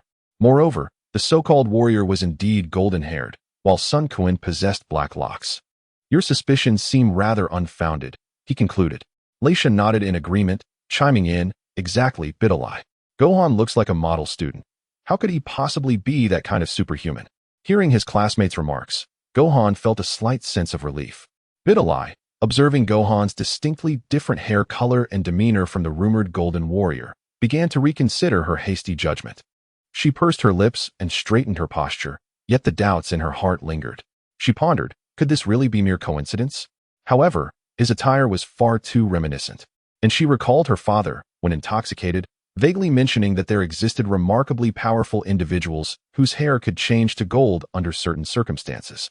It seemed he had been searching for them for quite some time. At that moment, the bell rang, its clear chime disrupting her thoughts. "All right, class, that's the end of the lesson. The next session is physical education. Please gather on the playground," the teacher announced. The students rose in a cacophony and poured out of the classroom. Gohan blended into the crowd, feeling a sense of relief, hoping that the ordinary school activities would help conceal his uniqueness. On the playground, the sun shone brightly. The physical education teacher blew the whistle, calling the students to assemble. "All right, everyone. Today's physical education class will focus on baseball." The teacher's booming voice resonated across the field. "I will assign positions and teams based on everyone's abilities." The teacher began to call out names for grouping and briefly explain the basic rules of baseball to the newcomer, Gohan. Essentially, you'll hit the ball pitched by the pitcher with a bat and then run the bases. "Do you understand, Sun Quan?" "Yes, I understand, teacher," Gohan replied earnestly, nodding. For someone who had faced numerous cosmic battles, the rules indeed seemed rather straightforward. The game commenced swiftly, with Gohan assigned to the outfield position. Initially, he remembered to control his strength, simply catching and throwing the ball. However, when it was the opposing team's turn to bat, an exceptionally high fly ball soared towards his outfield zone, and the situation began to shift. The ball flew high and far, appearing as though it would sail over his head. Instinctively, Gohan slightly bent his knees and leaped lightly. Whoosh! Amidst the astonished gazes of all present, Gohan's figure ascended as if propelled by rocket boosters, soaring several meters off the ground. Effortlessly, he caught the high fly ball at its apex. A moment of silence enveloped the playground before it erupted into waves of astonished exclamations. "Wow! He jumped so high? You must be kidding. Is this the height a human can leap? How did he accomplish such a feat? Upon landing, Gohan, noticing the astonished gazes of his classmates, suddenly realized he might have overexerted himself and quickly smiled awkwardly, saying, just luck, merely luck. Yet, this was not the end. In the next round, it was his turn to pitch. The opposing batter stood ready. Gohan recalled the pitching stance the teacher had just demonstrated, controlling his strength as he swung his arm, seemingly casually tossing the baseball. Whoosh! The ball shot forth like a cannonball, producing a piercing sound as it soared towards home plate at a speed nearly imperceptible to the naked eye. The student in the batting zone had scarcely reacted when a sharp crack echoed. The wooden bat in Gohan's hands fractured into two pieces upon making contact with the small white ball. Nevertheless, the baseball continued its relentless trajectory, crashing into the catcher's glove with a resounding thud that made the catcher's arm tingle. The entire field fell into silence once more. To leap effortlessly several meters high and casually break a sturdy wooden bat, was this truly within the realm of human capability? The physical education teacher stood agape, rendered speechless. Meanwhile, Videl, who had been closely observing Gohan, now regarded him with a gaze filled with incredulity that seemed almost tangible. Her eyes fixated on the seemingly harmless young man with black hair, her heart racing in excitement and a sense of confirmation. There was no doubt about it. Videl silently proclaimed, such extraordinary physical prowess and strength. Even if his hair color did not match, he must undoubtedly be related to that golden warrior. I will uncover your secret, son Gohan. Chapter 125. School life. The tranquil days flowed by like a gentle stream, and in the blink of an eye, several days had passed since Gohan transferred to his new school. He diligently adapted to the life of an ordinary high school student, attending classes, taking notes, and engaging in conversations with classmates, striving to blend in as an unremarkable student. One afternoon, after school, Gohan, along with his younger brother Goten and Ramas, played by the riverside park on the outskirts of the city. The setting sun bathed the river in a golden hue, creating a picturesque scene. However, this serene ambience was abruptly shattered by the shrill sound of metal scraping and the panicked cries of the crowd. A tourist bus, filled with passengers, had inexplicably lost control, crashing through the riverside guardrail, with a significant portion of the vehicle teetering precariously between the damaged guardrail and the steep riverbank, on the brink of disaster. Beneath the bus flowed the turbulent river. Should it plunge down, the consequences would be dire. Inside the bus, terrified screams and pleas for help echoed. This is bad. Gohan's expression changed as he instinctively prepared to rush forward. Brother, Goten anxiously grasped his shirt. Stay here and don't move. Gohan instructed the two boys, quickly scanning his surroundings. Rushing in to save them would undoubtedly expose his abilities and lead to countless troubles. He needed cover. Spotting a dense thicket and an abandoned observation pavilion nearby, both relatively concealed, he wasted no time. With a swift movement, he darted into the foliage like a leopard. At that moment, a figure gracefully glided past on a hovering motorcycle along a hillside path. It was Bloodline. She had initially intended to engage in endurance training, but was drawn by the commotion by the riverbank. Her keen gaze swiftly captured a familiar silhouette vanishing behind the observation pavilion. Gohan? What could he be up to? Then, a scene unfolded that caused Bloodline's pupils to dilate in shock, nearly prompting an exclamation. Behind the pavilion, a dazzling golden light flickered and vanished. Though fleeting, the distinct golden aura and the surging energy precisely matched the descriptions she had heard from the authorities and her own vague suspicions. Almost simultaneously, a golden flash shot forth from behind the pavilion, moving with such speed that it was beyond the realm of human perception, instantly appearing beside a teetering bus. It was a warrior with upright golden hair, surrounded by a halo of golden luminescence, though she glimpsed only a fraction of a moment. The profile and form bore an uncanny resemblance to Gohan. Under the astonished gaze of Bloodline, the golden warrior firmly supported the heavy chassis of the bus with both hands, uttering a low command, and miraculously pushed the massive vehicle back from the brink of danger to the safety of the roadway. His movements were effortless, as if he were lifting not a bus weighing several tons, but rather a delicate model. Having accomplished this feat, the golden figure vanished in an instant. Like an elusive phantom, the entire process transpired in mere seconds, so swiftly that many distant onlookers failed to comprehend what had occurred, believing the bus had miraculously stabilized on its own. Bloodline's heart raced wildly. She immediately turned her motorcycle towards the pavilion. Upon nearing the vicinity, she spotted Gohan emerging from behind the pavilion, slightly breathless, as if relieved to have made it in time, his attire somewhat disheveled, suggestive of recent vigorous activity. Gohan. Bidalai halted her motorcycle, leaping down and approaching him directly, her large eyes fixed intently upon him. Her tone was filled with undeniable certainty. I just saw it. That golden warrior was you, wasn't it? Gohan felt a weight settle in his chest. His greatest fear had indeed materialized. Meeting Bidalai's unwavering gaze, he understood that further denial was futile. With a sigh, he scratched his cheek in resignation. Bidalai, you really are perceptive. Excitement and understanding ignited in Bidalai's eyes as she stepped closer, lowering her voice. Rest assured, I won't tell anyone. This will be our secret. She paused, her expression turning earnest and yearning. But as a trade, or rather as a request from a friend, Gohan, please teach me the art of flight. I have practiced martial arts since childhood and have always dreamed of soaring freely like a bird. I beg you. Seeing the pure desire and determination in Bidalai's eyes, Gohan felt a stirring within him. After contemplating for a moment, he nodded. All right, your energy has indeed reached a level suitable for flight. I can teach you some foundational breathing techniques and control methods, but whether you can truly fly will depend on your own understanding and practice. That's wonderful. Thank you, Gohan. Biddy was so elated that she nearly leaped into the air, addressing Gohan by his name instead of the more formal son classmate. After a surge of excitement, she remembered something important and pulled 2 exquisite flyers from her pocket, handing one to Gohan. Oh, Gohan. In 2 months, the World Martial Arts Tournament will be held again. It was strongly advocated by my father. This is the grandest event for fighters worldwide. With your remarkable strength, you simply must participate. I believe you will achieve great results. The World Martial Arts Tournament? Gohan accepted the flyer, gazing at the familiar emblem of the martial arts temple alongside the word strongest, which stirred forgotten memories within him, causing ripples of emotion.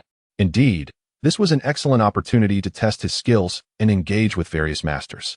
Upon returning home that evening, Gohan shared everything that had transpired that day with his family, including being discovered by Biddy, agreeing to teach her how to fly, and receiving the invitation to the World Martial Arts Tournament. Oh, the World Martial Arts Tournament is reopening? A voice filled with surprise and vitality echoed from the doorway. It was none other than son Wukong, who had returned home, his face alight with excitement. He had just concluded a period of training. Dad, you're back, Gohan exclaimed joyfully. Indeed, hearing such thrilling news, I had to return. Wukong's eyes sparkled as he rubbed his hands together in anticipation. The tournament. How nostalgic. Gohan, let us participate together. There will surely be many formidable opponents. The family's circumstances had significantly improved over the years. Previously, Lamir and Wukong had discovered a wealth of gold, silver, and antiques in the sea, providing enough financial stability for Chi-Chi to worry less about household expenses. Thus, when Wukong suggested they participate in the tournament, Chi-Chi, though still admonishing him to prioritize studies and safety, did not object as vehemently as before. After all, the family was now financially secure, and she recognized that despite Gohan's diligent studies, he had never truly neglected his training, making considerable progress since the Cell Games. At that moment, a haughty voice drifted through the open window. Finally back, Kakarot? The World Martial Arts Tournament? Humph. Are you also planning to participate, Kakarot? Vegeta hovered in midair, arms crossed, having sensed Wukong's energy and deliberately come over. Upon hearing that Wukong intended to join the tournament, his competitive spirit was instantly ignited. Since you are participating, I, Vegeta, cannot possibly be absent. You shall witness firsthand the results of my training on the Grand Kai's planet over these years. It turned out that during these years, Wukong had been introduced to a special place called the Grand Kai's planet, where many martial artist souls continued to train even after death. Competing with them had greatly benefited Wukong, enhancing his strength at an astonishing rate. Vegeta, upon learning this, was equally determined to follow suit, utilizing Wukong's connection to the Grand Kai for his own intense training. This is just what I wanted, Vegeta, Wukong replied with unwavering confidence, a smile on his face. Chapter 126. The Resurrection of Gulov Frisia. Time, like a fleeting steed, rushes by, and the day of the Grand Martial Arts Tournament approaches, with only one day remaining amidst the tension of preparations and daily interludes. In a desolate yet expansive valley on the outskirts of the city, 2 figures hover several meters above the ground, one before the other. In the lead is Son Gohan. his aura serene as if rooted in the void. Behind him is Videl, her eyes tightly shut, beads of sweat glistening on her youthful face, her body trembling slightly, clearly finding it a strenuous task to maintain her levitation. Steady your breath, Videl. Gohan's voice is gentle yet clear, imbued with encouragement. Feel the energy within you. Envision it as flowing water, evenly distributing beneath your feet to elevate your body. Do not strive to control it. Instead, guide it.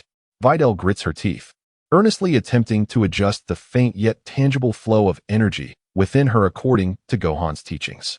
Over the past 2 months, under Gohan's patient and systematic instruction, she has successfully sensed and preliminarily grasped the utilization of ki. Flight, a sophisticated application of ki, is the step she yearns for the most. Suddenly, she feels the previously sluggish energy flow beneath her feet become smoother, her trembling body gradually stabilizing. Yes, that's it. Gohan's eyes gleam with approval. Cautiously, Videl attempts to move forward, her speed slow, reminiscent of an infant taking its first steps. Yet, she is indeed advancing through the air by her own power. I did it. Gohan, I'm really flying. Videl's eyes fly open, a radiant expression of disbelief and joy illuminating her face, the earlier fatigue vanishing, replaced by an immense sense of achievement for breaking through her limitations. Gohan nods with a smile. You are remarkable, Videl. To master levitation and initial movement so swiftly is impressive. The remaining challenge lies in refining your skill and enhancing your ki.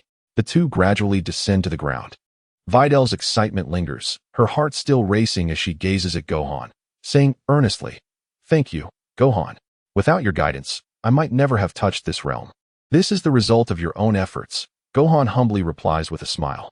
As they gaze towards the distant setting sun, Videl's eyes brim with anticipation for the tournament the following day. Let us give it our all in tomorrow's competition. Absolutely. Gohan nods vigorously.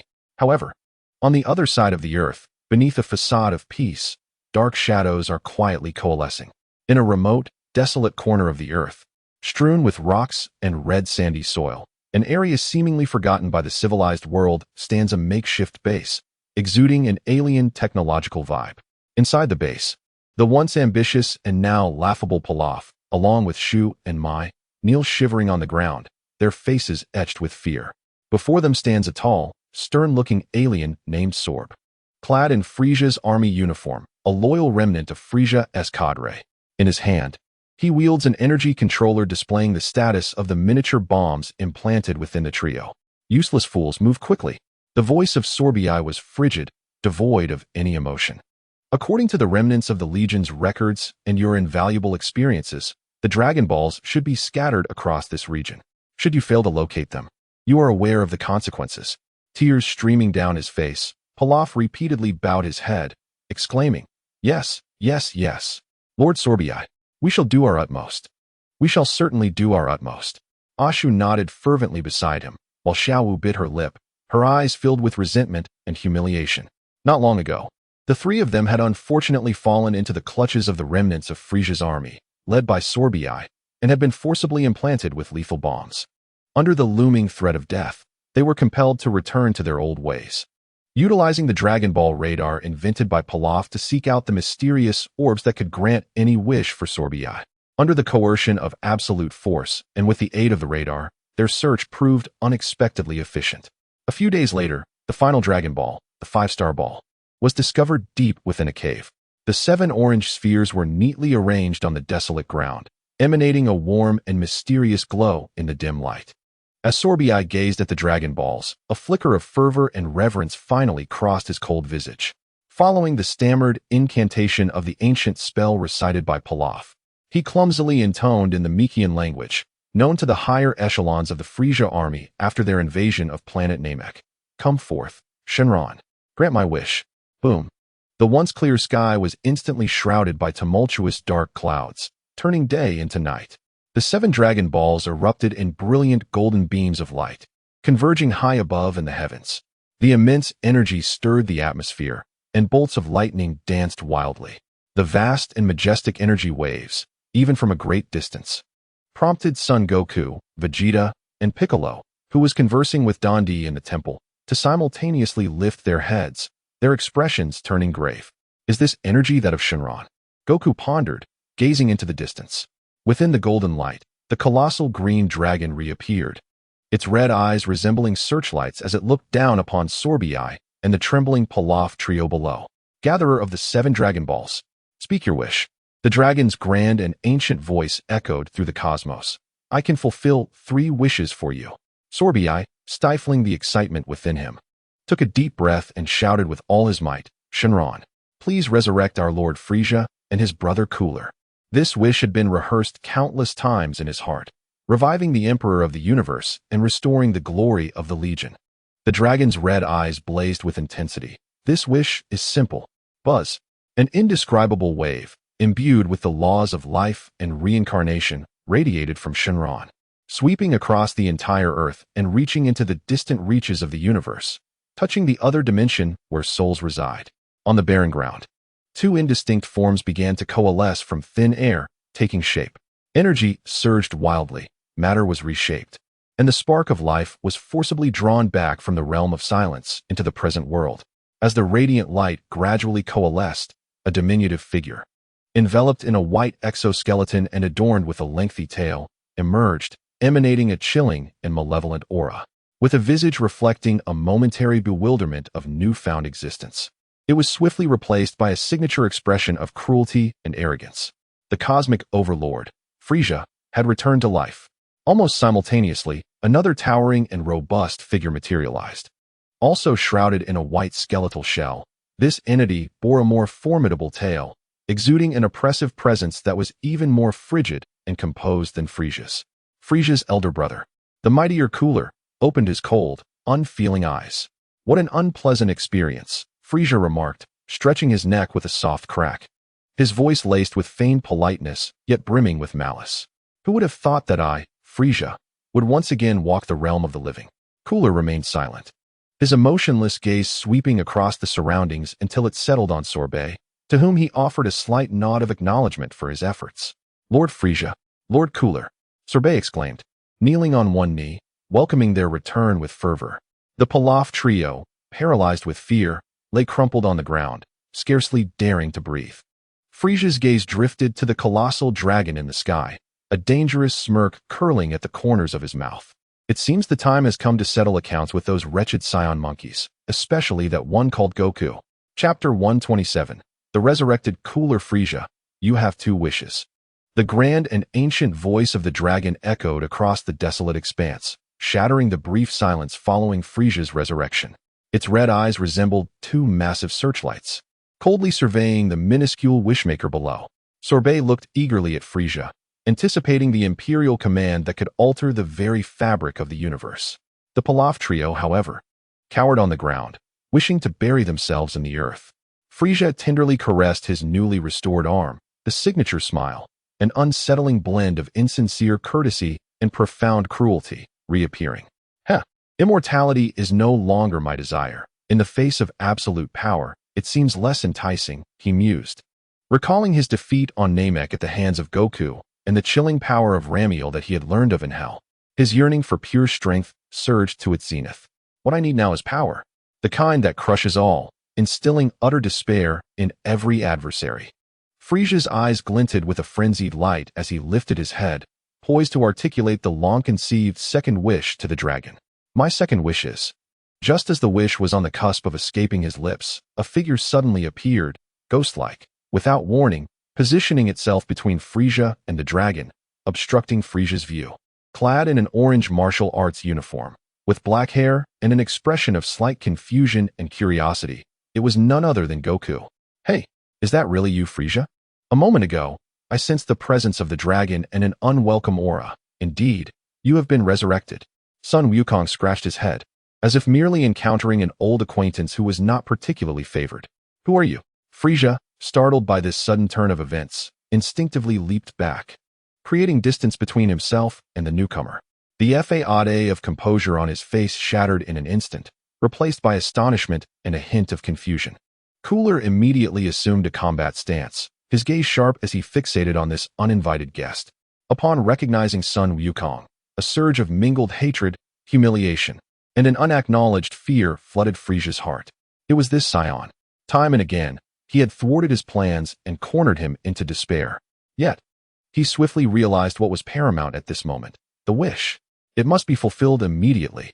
He abruptly turned away from Sun Wukong and, with an urgency bordering on a roar, shouted to the dragon in the sky, "Dragon, my second wish is to instantly transport us, Frieza, Cooler, and all loyal subordinates, away from Earth. Right now? At once."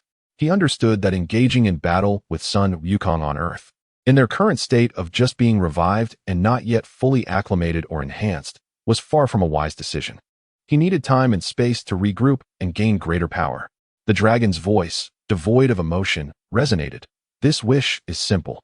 With a hum, the dragon's enormous crimson eyes shimmered, and an extraordinary wave of energy enveloped Frieza, Cooler, Sorbet, and several subordinates, leaving only the 3 members of the Pilaf gang, who lay sprawled on the ground. "Wait, Frieza." Sun Wukong attempted to interject, but as the brilliance flashed, Frieza and his entourage, along with the remnants of their rudimentary base, vanished from the desolate land as though they had never existed, leaving behind only charred marks on the ground and an energy ripple that had yet to settle in the air. In the fleeting moment before their complete disappearance, Frieza's eyes, filled with venomous hatred, locked onto Sun Wukong, as if etching his visage into the depths of his soul. His icy, piercing voice echoed like a curse. "I will return. Sun Wukong, the next time we meet will be your demise. And that bastard named Lamiel. Await your fate, cursed Saiyan monkey." The voice abruptly ceased with their disappearance. How peculiar. Frieza's resurrection truly posed a conundrum. Sun Wukong gazed at the empty wasteland, somewhat perplexed as he scratched the back of his head, seemingly yet to grasp the gravity of the situation. "The one who gathered the 7 Dragon Balls. You still have one wish remaining." The dragon's eternal voice reminded him once more, its gaze fixed on the sole wish granter present, Sun Wukong. There's still one wish left? Wukong finally recalled that the dragon could grant 3 wishes each time it appeared. He tilted his head in contemplation. "Well then, let us bring back Frieza and the others who just vanished." He believed this would resolve the issue immediately, preventing future complications. "This wish cannot be fulfilled." The voice of the dragon remained unperturbed as they declined the request for a transfer. "Oh, you refuse?" Goku expressed his disappointment with a slight pout. "Well, I suppose I have no other wishes." After pondering earnestly, he realized there was nothing particularly pressing that required the dragon's assistance. He already possessed a peaceful life and formidable opponents. "Very well, since you have no wishes to fulfill, farewell," the dragon declared, its immense green form suddenly transforming into a brilliant golden light that soared into the sky, subsequently dispersing into 7 shooting stars, each darting towards various directions on Earth, awaiting a year-long cooling period. "Alas, it seems that matters concerning Frieza will have to wait," Goku sighed, shrugging as he decided to inform everyone promptly. With a swift motion, he vanished from his spot.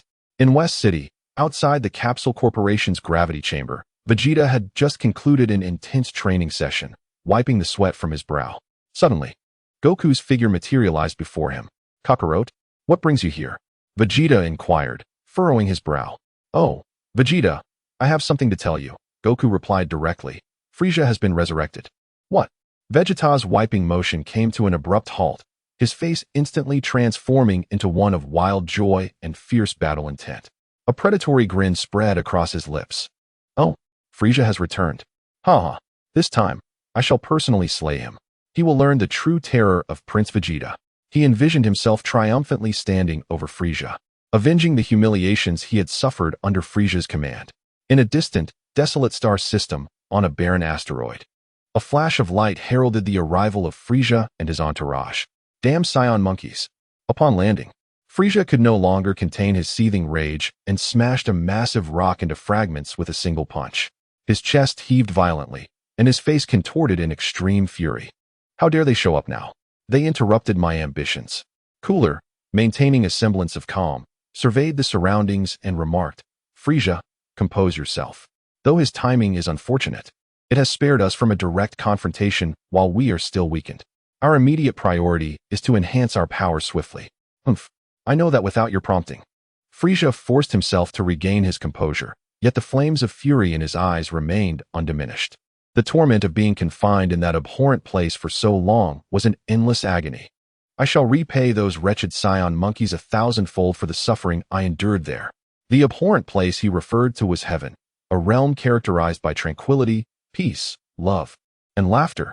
For a tyrant like Frisia, whose nature was cruel and whose ambitions thrived on destruction and dominion, such an environment was the most excruciating form of punishment. There, his power and soul, scorched by the fires of hell, were suppressed by some unyielding rule. Each day, he was tormented by the sight of carefree little angels singing joyfully, as various gentle and adorable creatures frolicked on the meadows, enveloped in a serene atmosphere he loathed above all else. This incessant scene filled him with profound anguish and irritation. To exacerbate his torment, he could faintly sense the likes of Sun Wukong and Vegeta, whom he deemed inferior, growing ever stronger in the mortal realm, igniting a seething jealousy within him and creating an unbearable psychological imbalance.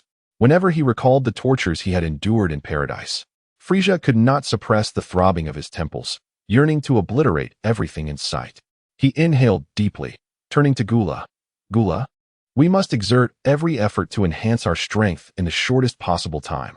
Not only must we surpass our former selves, but we also need to attain an unprecedented realm.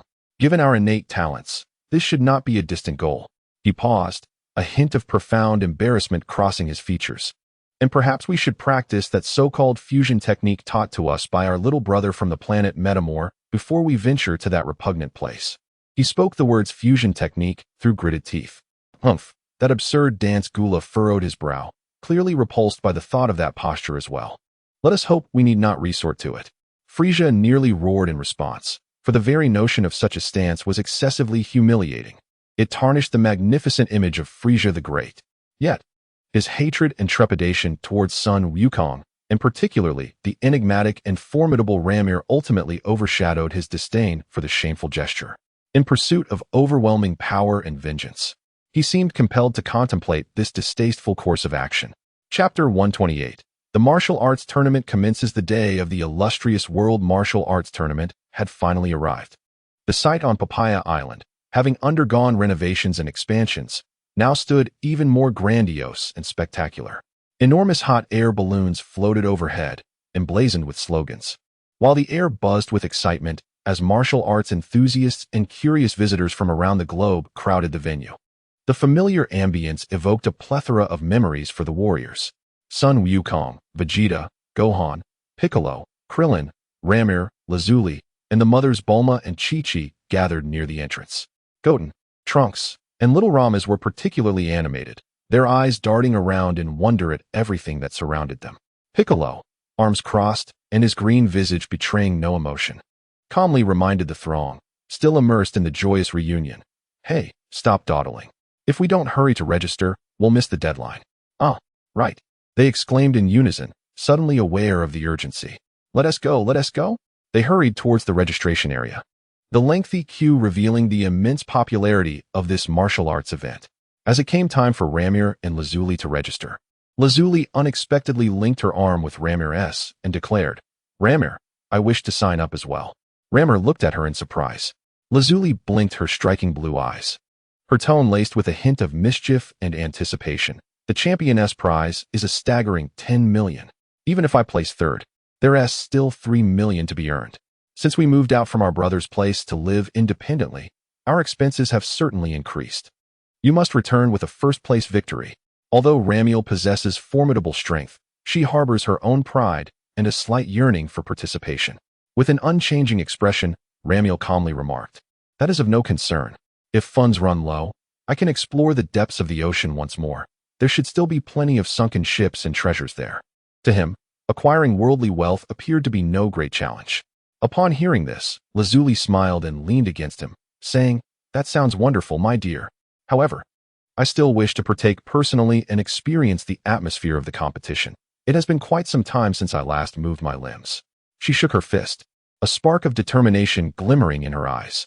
Ramiel glanced at her and nodded, Very well. At that moment, Little Trunks squeezed his way to the registration desk, looking up at the staff and declaring, Uncle, I want to register too. The staff, looking down at the small child who barely reached the height of the table, smiled patiently and explained, Little one, if you wish to participate, you can only enter the youth category. What? Trunks's face fell. Why must I participate in the youth category? I want to compete in the adult category like my dad. The staff pointed to the regulations posted nearby, saying, because you are still underage, this is the rule of the event. Minors can only compete in the youth category for your safety.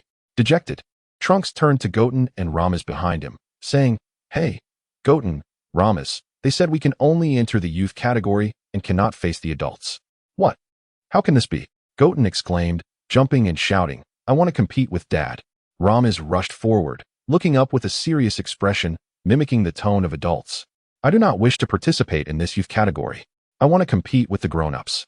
The staff, amused by the three adorable yet persistent little ones, couldn't help but smile but firmly shook their head, saying, no, this is the rule and cannot be broken. Bulma, standing nearby with her hands on her hips, sighed. Do such rules still exist? How troublesome. Indeed, the three little ones seemed as wilted as frostbitten eggplants, quickly accepting the unfortunate reality of only being able to compete in the youth category. After a while, a staff member emerged with a loudspeaker announcing, attention, all competitors. Please gather immediately in the corresponding lounge. The preliminaries are about to begin. Let us proceed, Goku said, waving to Chi-Chi, Bulma, and the others. You all can watch from the stands. As the competitions for adults and youths were held separately, Trunks, Goten, and Ramaz reluctantly parted from Goku and the others, following the directions to the youth lounge.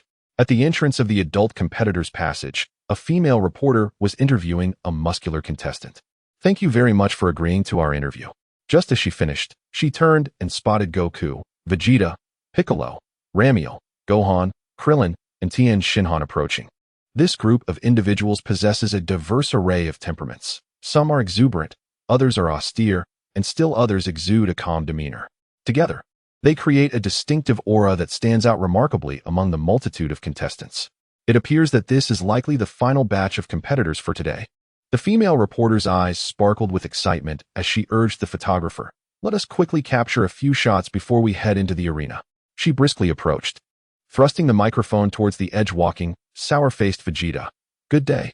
May I ask where you hail from? What are your goals for this martial arts tournament? Vegeta, indifferent, barely lifted his eyelids, treating both the reporter and the microphone as mere figments of the air. He strode past her, entirely disregarding her presence. The reporter, feeling a twinge of embarrassment, clung to her professional integrity and pursued him with another question. Excuse me, could you please? Vegeta halted abruptly, spinning around with a fierce glare, his icy eyes slicing through the air like a blade aimed at the reporter and her photographer. In that fleeting moment, an intangible pressure enveloped them both. Suddenly, with a soft pop, the camera lens slung over the photographer's shoulder shattered spontaneously, releasing a wisp of smoke. The reporter and the photographer recoiled in shock, their faces draining of color as they dared not advance another step. With a disdainful snort, Vegeta turned his back and disappeared into the passageway. Goku and the others, having long since become accustomed to such behavior, followed suit. Competitors needing to change attire, please proceed to this side. Within the passage, staff members directed the participants, urging them to hasten as time was of the essence. Once attired, they traversed the passage, entering the familiar yet slightly unfamiliar open-air martial arts arena. A colossal circular stage dominated the center, surrounded by tier upon tier of packed seating, the cheers and roars of the audience crashing over them like a tsunami. Wow, there are so many people here, Sun Wukong exclaimed, his face lighting up with nostalgia and excitement, as though he had been transported back to his youth. Humph, just a bunch of trash, Vegeta scoffed, arms crossed, standing at the edge of the crowd, his disdain unmasked. His gaze swept over the eager competitors, most of whom exhibited weak auras, akin to mere ants in his eyes. At that moment, the voice of the tournament host resonated through the loudspeakers. Greetings, contestants and audience members. Thank you for your patience. We shall now commence the preliminary rounds of the World Martial Arts Tournament. Today, a total of 196 participants from the adult category have registered, excluding the youth division. A wave of gasps rippled through the crowd. However, the host's tone shifted. Only 16 contestants will advance from the preliminaries to the main event tomorrow. Moreover, due to the reigning champion, Mr. Satan, holding the privilege of direct entry into the top 8, he will not participate in the preliminaries. Thus, only 15 spots will be available for selection. Nonetheless, to ensure fairness in the competition, We shall not employ the chaotic free-for-all format. The host gestured towards a large machine positioned beside the stage. Instead, we will utilize the latest high-tech force meter. The scores displayed by the force meter will determine the 15 contestants who will qualify today. Now, competitors, please line up in front of the force gauge according to the order of your numbers and strike the device in succession. Meanwhile, another staff member is calling the junior competitors. All right, junior contestants, please follow me to the adjacent area as your competition is about to commence. The testing proceeds swiftly. When it is the warrior's turn, Krillin gazes at the seemingly sophisticated force gauge and quietly reminds everyone, let us all control our strength. We mustn't damage the machine. Understood. Sun Wukong replies with a smile, stepping forward first. He takes a deep breath, reminiscing about the exhilaration of his childhood martial arts competitions, and suppresses his strength to a negligible level, delivering a light punch to the target. Beep. 235. A number flashes on the screen. For an ordinary person, this is an astonishing display of strength, easily capable of toppling a robust individual. The staff member pauses, glancing at Wukong's not particularly imposing physique, feeling somewhat perplexed. Next is Gohan, who carefully strikes with a score of 228. Piccolo follows with 341. Krillin manages 128. Lazuli casually throws a punch, earning 155. When it's Ramiel's turn, he doesn't even tighten his fist. He merely taps the target with his knuckles. Beep. 450. The expressions of the staff have shifted from confusion to incredulity. These individuals appear utterly ordinary. How can their strength be so extraordinary? Could the machine be malfunctioning? Hey, you. A staff member calls out to Wukong. Come over and hit it again. The recording staff can't resist shouting at Wukong. Wukong responds with a nonchalant "oh" and steps back up, still controlling his strength, and delivers another punch. Beep. 238. The score remains astonishingly high. It seems the machine is indeed faulty. The staff member scratches his head and calls to his colleague. Quickly, prepare a replacement machine. Utterly boring. Before the staff can act, the impatient Vegeta strides forward, shoving aside the staff member still examining the machine. Hey, what are you doing? It's not your turn yet. The staff member attempts to intervene. Vegeta pays him no heed. Without even utilizing his energy, he casually delivers a direct punch, striking the heart of the force gauge. Boom! A deafening explosion resounds. The sturdy force gauge, along with its supporting framework, shatters into countless pieces under the astonished gazes of all present. Parts and fragments scatter everywhere, accompanied by a plume of black smoke, rendering the device utterly inoperative. The entire preliminary venue falls into an abrupt silence. All contestants, staff members, and even the host stand frozen as if under a spell, staring at Vegeta, who stands amidst the wreckage with an expression of disdain. No way. The recording staff member exclaims, his mouth agape as if an egg could fit inside, stammering. He destroyed the machine? How does this even count? The scene descends into utter chaos. Ultimately, after an urgent discussion among the host and the other staff members, it was decided that, in light of the extraordinarily high scores previously achieved by Sun Wukong and his companions, despite their belief that the machine was malfunctioning, the data had indeed been recorded. Moreover, although Vegeta's seemingly irrational strike had destroyed the machine, it served as a testament to his formidable strength. Consequently, the organizers resolved to allow their group to advance directly to the main competition, for who could deny the qualifications of one capable of shattering a power meter? Thus, the Warriors, with a minor interlude, smoothly progressed to the official contests of the World Martial Arts Tournament. The true clash of titans was about to unfold on the arena shortly. Chapter 129.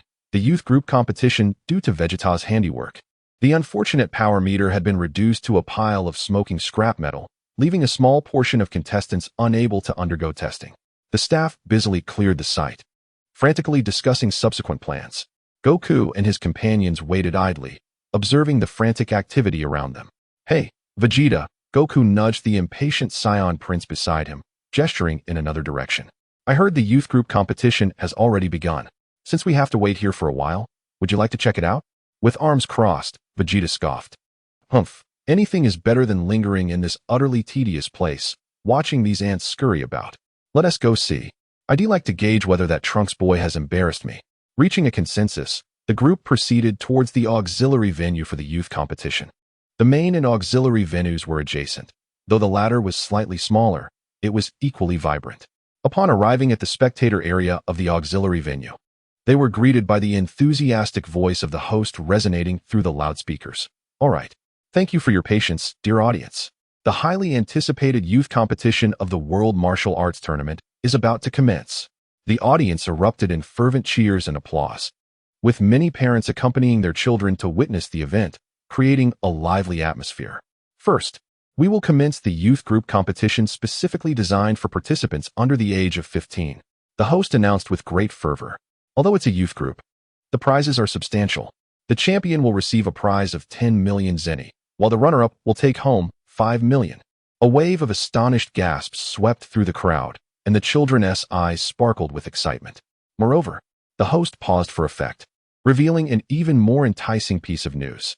The winner of this youth group will also receive a special opportunity to engage in a friendly exhibition match with our world champion, Mr. Satan. This announcement sent the audience into a frenzy. The chance to share the stage with Mr. Satan was an unparalleled honor for many budding martial artists. All right then, I hereby declare the youth group competition of the World Martial Arts Tournament officially open. Krillin gazed at the bustling, state-of-the-art auxiliary venue and couldn't help but exclaim. This martial arts tournament is truly grand. It's on a much larger scale than when we participated back in the day. Goku nodded in agreement, a nostalgic smile gracing his face. Indeed, Krillin. Even the audience area has expanded significantly. There are far more people here, and the atmosphere is electrifying. Look, Goten and the others are coming out.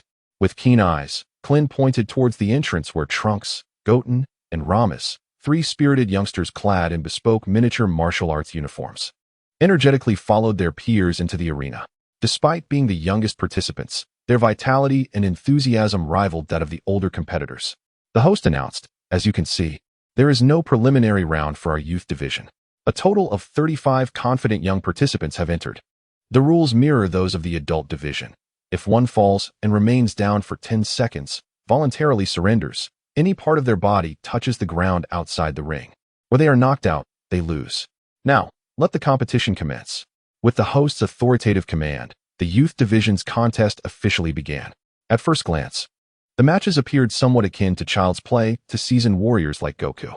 The young competitors exhibited fundamental techniques, displaying a semblance of skill, yet their strength and speed remained within the realms of ordinary. Aside from a few taller contestants nearing 15 years of age who stood out, nothing particularly remarkable transpired. The audience, however, was thoroughly entertained, frequently applauding and cheering for the children's spirited performances. Soon, it was Rames's turn to enter the fray. His opponent, a brash 15-year-old with flamboyant yellow hair and a notably tall stature among his peers, exuded an air of arrogance. Looking down at Rames, who was nearly 2 heads shorter, the boy scoffed, tauntingly saying, "Hey, little brat, haven't you grown up enough yet? Why don't you hurry home for a glass of milk instead of participating in this competition? If you don't scurry off, I might just make you cry." Rames, unfazed by the taunts, turned his head and looked towards Trunks, who was smiling encouragingly from the sidelines. In a clear, earnest tone, he asked, "Trunks, this guy is really annoying. Can I knock him out?" Trunks, with his arms crossed and an air of maturity, nodded affirmatively and replied loudly, "Of course, Rames. A nuisance like him deserves to be sent flying. Just remember to hold back a bit. We don't want to break him." "All right, I understand," Rames acknowledged, nodding obediently before turning back to face the incessantly chattering blonde, patiently waiting for the referee to signal the start. The referee observed the two competitors, particularly noting the stark difference in their sizes, feeling a twinge of apprehension, yet he dutifully raised his hand. "The match begins." No sooner had the words left his lips than the blonde boy, still attempting to strike a pose he deemed impressive, was startled to find Rames seemingly teleporting from several meters away to stand directly before him. That small, seemingly innocuous fist struck his abdomen with a speed he could not possibly react to. With a dull thud, the smirk on the blonde boy's face instantly froze, replaced by sheer agony and disbelief. It felt as though his stomach had been violently struck by a massive hammer, displacing his innards. The excruciating pain rendered him utterly voiceless. His entire form akin to a kite severed from its string, as his feet left the ground and he was propelled backward, tracing a graceful parabolic arc before crashing onto the earth outside the arena with a thud, curling into a ball, groaning softly, unable to rise again. A profound silence enveloped the entire auxiliary venue, momentarily stunning everyone present with the sheer unexpectedness and stark contrast of the scene. The most robust and boisterous individual, with his striking yellow hair, had been effortlessly sent flying by the smallest of contenders, a lad with emerald green locks. With a single punch, Ramos paid no heed to his opponent outside the ring. He merely clapped his hands and muttered softly, "Annoying fellow." With an air of tranquility, he stepped down from the stage, as if he had merely swatted away a bothersome fly.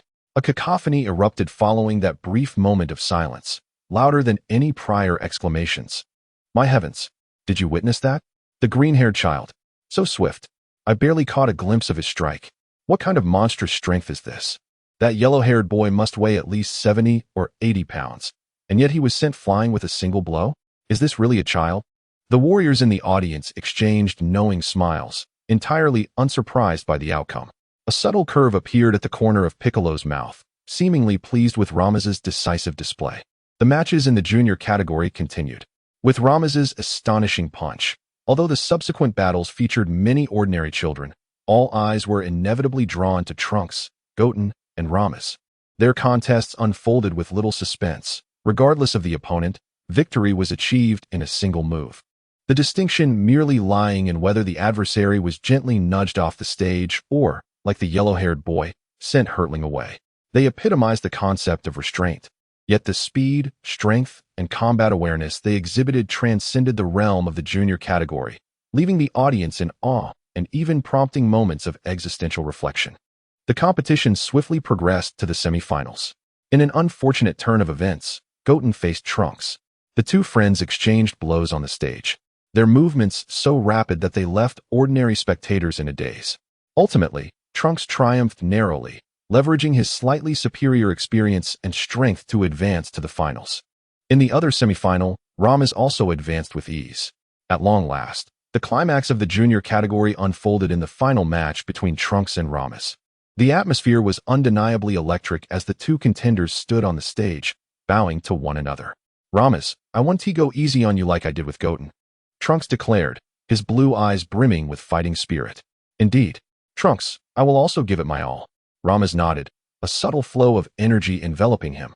The intensity of the final exceeded all preceding matches, as the two young Saiyans darted about, their fists and feet colliding with crisp sounds. Their speed so remarkable that it left afterimages in the eyes of ordinary onlookers. The audience watched in rapt astonishment, and even the commentator forgot to provide narration. Ultimately, Ramos seized upon a slight opening in Trunks' defense, executing a deft maneuver that sent Trunks teetering towards the edge of the ring. Despite his efforts to stabilize himself, one foot inadvertently crossed the boundary line. The referee immediately blew the whistle and raised his hand. Out of bounds. The victor is Ramos. Hooray! Ramos joyfully raised his small hand in celebration. Although Trunks felt a twinge of disappointment, he graciously approached Ramos and patted him on the shoulder, saying, "Well played, Ramos. The championship is yours." Chapter 130. Conclusion of the youth tournament. Standing on the platform, Ramos accepted the trophy, symbolizing the championship of the youth division, along with a grand mock check from the host. His petite figure appeared somewhat fragile under the spotlight. Yet his composed demeanor and the prowess he had displayed commanded the respect of all present. The host exuberantly addressed the microphone, exclaiming, "Ladies and gentlemen, let us once again offer a resounding round of applause to congratulate young Ramos on winning the championship of this year's World Martial Arts Tournament in the youth category. Furthermore, according to our prior agreement, let us welcome our esteemed world champion, Mr. Satan, to engage in a friendly exhibition match with our young champion." Satan, Satan, Satan. The arena erupted in deafening cheers, reaching a fever pitch. Amidst the exhilarating music and cascading confetti, Mr. Satan made his grand entrance in his signature, extravagantly flamboyant style. Soaring around the venue in a small flying apparatus before performing a somersault and landing squarely in the center of the ring, arms raised, eyes closed, relishing the adoration of the audience. "Ha ha ha! Ladies and gentlemen, I, Satan, have arrived." He struck several impressive poses, showcasing his reasonably toned physique. After indulging in the moment, Satan turned his gaze towards the diminutive champion standing opposite him. Striving to maintain an amiable elder statesman persona, he bent down and smiled, saying, "Yes, young one, you are indeed the champion, aren't you? Truly remarkable. At such a tender age, you've triumphed over opponents much larger than yourself. Your future is boundless. Who knows? You may even surpass me one day. Ha ha ha. As he spoke, he scrutinized Rama's closely. The more he observed, the more the smile on his face began to wane. The child's dark green hair and blue eyes, though youthful, bore a striking resemblance to the contours of a familiar visage, especially the serene and composed aura that surrounded him. Wait a moment, a chill ran down Satan's spine. This child bore an uncanny likeness to that green-haired individual who had vanquished the monstrous Cell. The image of Ramiel's icy countenance flashed in his mind, sending shivers through him. No, this must surely be his child. There could be no mistake. In an instant, cold sweat broke out on Satan's brow, and he felt a wave of apprehension wash over him. This is disastrous. If he is the offspring of that monster, then he, too, must possess terrifying abilities. What if a single punch from him could obliterate me? What shall become of my handsome visage and my title as world champion? I must devise a plan. Quickly. In the blink of an eye, a brilliant idea surged forth in his mind. He forced a somewhat stiff smile onto his face, hurried to Rames's side, crouched down, and spoke in what he believed to be an endearing tone. Little one, what is your name? I am Rames, the boy replied candidly, gazing earnestly at Satan. They all say you are very powerful. You must be strong, right? Although I don't sense much strength from you. However, during the match, I will certainly give it my all. At the mention of giving it my all, Satan felt his legs weaken. Give it your all? Wouldn't that send me to meet the king of hell with a single punch? This was dire. He absolutely could not allow the child to exert his full strength. Satan's eyes darted as he feigned an air of mystery, lowering his voice as if sharing a precious secret. Little Rames, you may not know, but there is a crucial and traditional greeting ritual before competing with me, Mr. Satan. A greeting ritual? Rames tilted his head, curiosity evident on his face. Indeed. Satan nodded vigorously, speaking with exaggerated seriousness. You must lightly, very gently, tap me with your tiny fist. Remember, no full strength. It must be gentle, like a tickle. Only after completing this sacred greeting can we officially commence our match. It is the rule. He thought to himself that if he could just get the child to lightly touch him, he could dramatically fall to the ground and surrender, preserving his dignity while avoiding a beating, an utterly flawless plan. Really? Rames blinked his large blue eyes. Yes, absolutely, Satan assured, thumping his chest. All right then, Rames nodded. Shall we begin now? Wait for me a moment. I need to strike a pose. It will make it seem more official.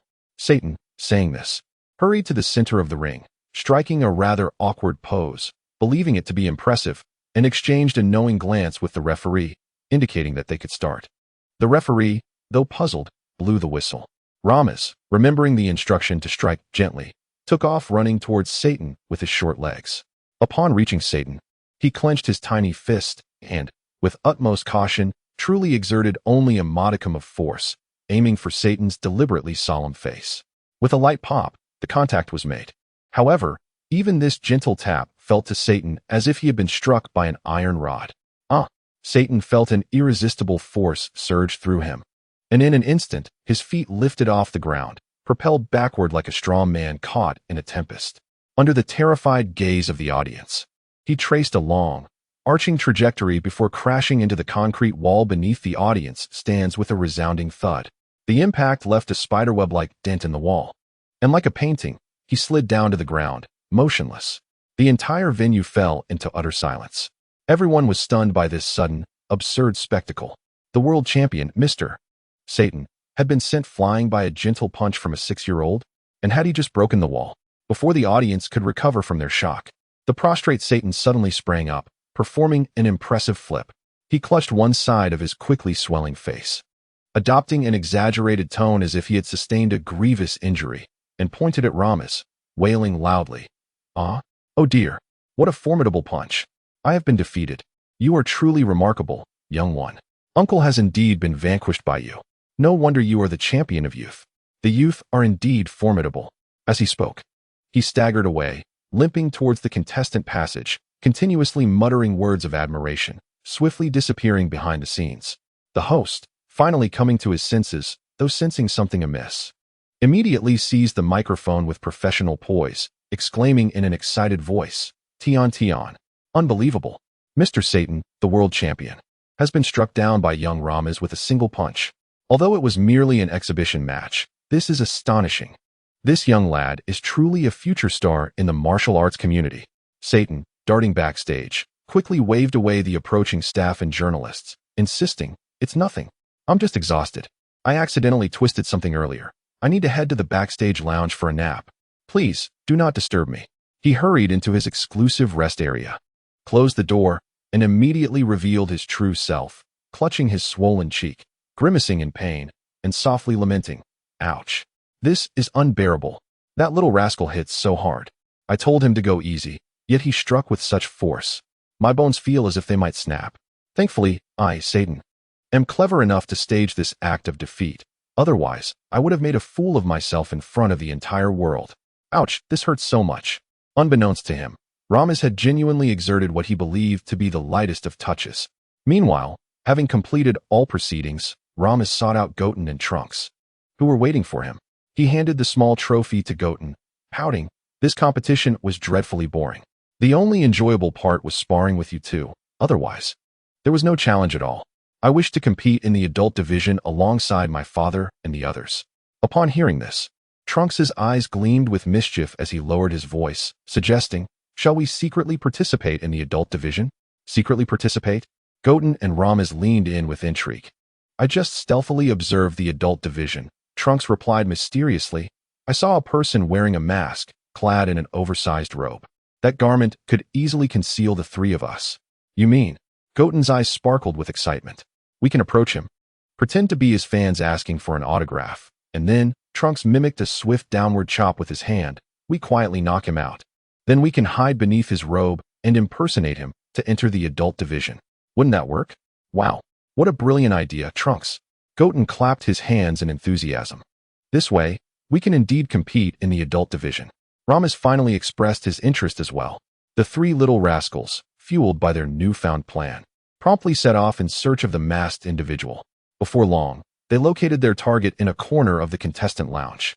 The individual was entirely enveloped in an ample white robe, concealing even their head and face, revealing only a pair of eyes that exuded an air of mystery. "Uncle, uncle." The three little ones rushed forward, feigning expressions of adoration. "We are your fans. Could you please sign something for us?" The masked figure seemed momentarily taken aback, gazing down at the trio of adorable children. After a brief hesitation, they nodded and emitted a somewhat muffled response, "Sure." Just as the figure bent down to accept the pen offered by Trunks, an apology escaped their lips. "Forgive us, uncle." Trunks, Goten, and Ramos exchanged a knowing glance and acted simultaneously with astonishing speed. A soft thud echoed as the masked individual, bewildered by the sudden turn of events, felt a sharp pain at the nape of their neck before everything faded to black, collapsing to the ground in a faint. "Quick! Drag him to the storage room at the back," Trunks commanded. The three little rascals worked together to haul the unconscious figure into a secluded corner. In a flurry of activity, they hastily stripped away the voluminous white robe. Ultimately, it was Ramos, the strongest among them, who bore the weight below, while Goten and Trunks perched on either shoulder, resembling a human pyramid as they awkwardly upheld the oversized garment and donned the hood. "Are we good?" Ramos inquired from beneath. "All set. Let us go. We're off to join the adult competition," Trunks exclaimed from above. Thus, a somewhat portly and unsteady mysterious figure ambled toward the venue for the adult competitors. Chapter 131. The secret competition. The three little ones were crammed within the expansive white robe, stumbling clumsily toward the waiting area for adult participants. Their vision was severely restricted, and their movements were exceedingly cumbersome. "Hey, Ramos, don't wander off. This way, this way." Trunks, who was at the very top, strained to discern the direction through the gaps in the robe, anxiously directing in hushed tones. "Wrong way. It's to the left." "The left." Goten chimed in as well. "We're going to bump into someone." "Stop, stop, stop." Below, Ramos, burdened with the weight of two, was already struggling to see. And with the two above bickering with conflicting commands, he became utterly disoriented. Thus, this mysterious figure, composed of three individuals, navigated in a wobbly manner, laboriously making their way to the spot where the unfortunate original masked person had once stood. "I can't see anything," Ramos complained in a muffled voice, relying almost entirely on instinct to move. "It's not any better for us up here. Our view is all topsy-turvy." Trunks agreed. "What if we adjust our positions? We could stack ourselves and cut 2 small openings in the robe to see outside. But I want to be on top. Goten immediately objected. Trunks sighed. All right, fine. You can be on top for now. Let us rotate our positions so everyone gets a fair turn. Then I'll be in the middle, he decided. Just as they had finished their internal adjustments and had barely stabilized, the announcer's voice boomed through the speakers. Now, we invite the mysterious masked participant and contestant number 18 to prepare for battle at the first arena. It's our turn. We're up. Let us go. Trunks exclaimed with excitement from above. The masked figure began to move once more, this time with a touch more steadiness, slowly ascending to the arena. Standing upon the stage, through the narrow crevice he had just pried open, Ramaz caught sight of his opponent across from him. To his astonishment, it was my mother. Ramaz murmured softly, a hint of nuance in his tone. Trunks also observed. I heard my dad mention that Aunt Laziri seems very formidable. Opposite them, Laziri donned a fitted combat suit that allowed for ease of movement, accentuating her flawless figure. She gazed at the tall but somewhat bulky masked figure, who stood awkwardly, her golden brows slightly furrowed. This person is rather peculiar, she mused. Their proportions seem unbalanced, their movements exude an oddness, and their appearance is rather bizarre. The match begins, the announcer declared loudly. Charge, Ramaz. Trunks commanded from above. Though the trio was somewhat uncoordinated, they swiftly propelled the masked figure forward, launching a torrential onslaught towards Laziri, striking with a flurry of fists, feet, elbows, and knees from various directions. Despite the chaotic nature of the assault, it was executed with remarkable speed and strength far surpassing that of ordinary fighters. Laziri was caught off guard, completely overwhelmed by this disordered yet ferocious barrage. She staggered back, relying solely on her extensive combat experience and the superior reflexes of an android to block and evade, finding herself thoroughly suppressed and unable to counterattack. She was astounded. Who would have thought that such an oddly shaped ordinary person could possess such speed and power? Now's your chance. Attack from the left. No, wait. There's an opening on the right. Aim low. Strike at her legs. The trio beneath, caught up in the excitement, began to direct the masked figure with a cacophony of commands, resulting in even more chaotic movements, sometimes transitioning from a left hook to a right swing mid-strike, or the force of a kick fluctuating wildly. After the initial confusion, Laziri quickly regained her composure. She keenly discerned that while the masked figure's attacks were rapid, their rhythm was peculiar, utterly devoid of logic, and there were often conspicuous, unnatural pauses in their defense. She patiently blocked and evaded, meticulously observing. At last, she spotted a flaw. During a sudden, unanticipated stumble, as if the masked figure had tripped over its own feet, Laziri's eyes sparkled with determination. She closed in swiftly and unleashed a rapid succession of precise punches aimed at the masked figure's abdomen. Thud, thud, thud, thud. Her fists rained down upon the masked figure's midsection. At that very moment, it happened to be Trunks who occupied the middle layer, directly in line with the abdomen. Ouch! Ouch, ouch! Trunks grimaced, unable to suppress a muffled cry of pain from within his robe. Although Laziri had not exerted her full strength, the force was nonetheless sufficient to elicit a reaction. Following this, Laziri executed a clean, high kick, delivering a fierce blow to the masked figure's chest. Boom! The imposing figure of the masked man was sent hurtling through the air, crashing down into the center of the arena, leaving a shallow indentation in the hard surface. Amidst swirling dust, cough, cough, this time it's my turn. From within the pit, Ramaz's voice emerged from beneath his robe. I am more familiar with my mother's combat style.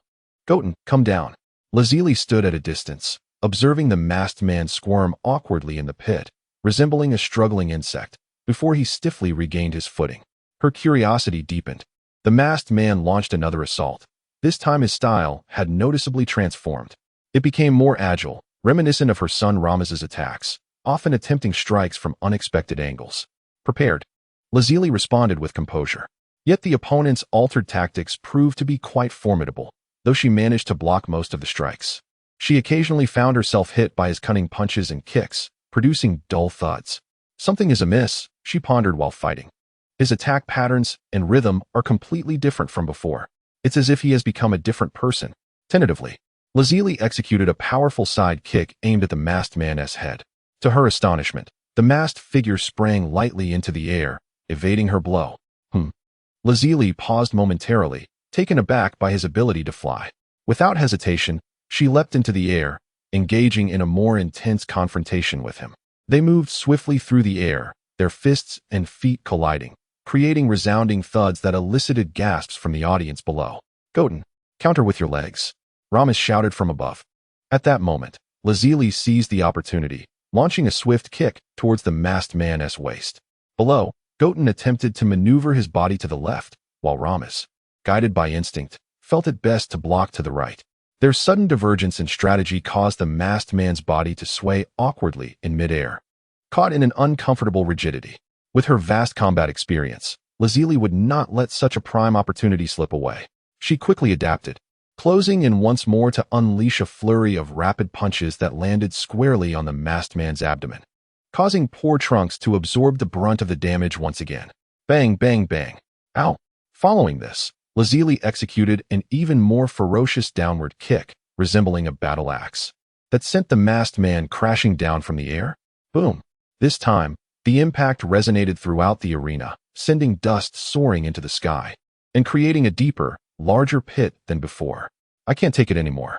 I can't take it anymore." A faint, tearful voice emerged from the pit. "I'm about to be sick. Why is it always me getting hit? It's unfair. I want to be on top. It's my turn now."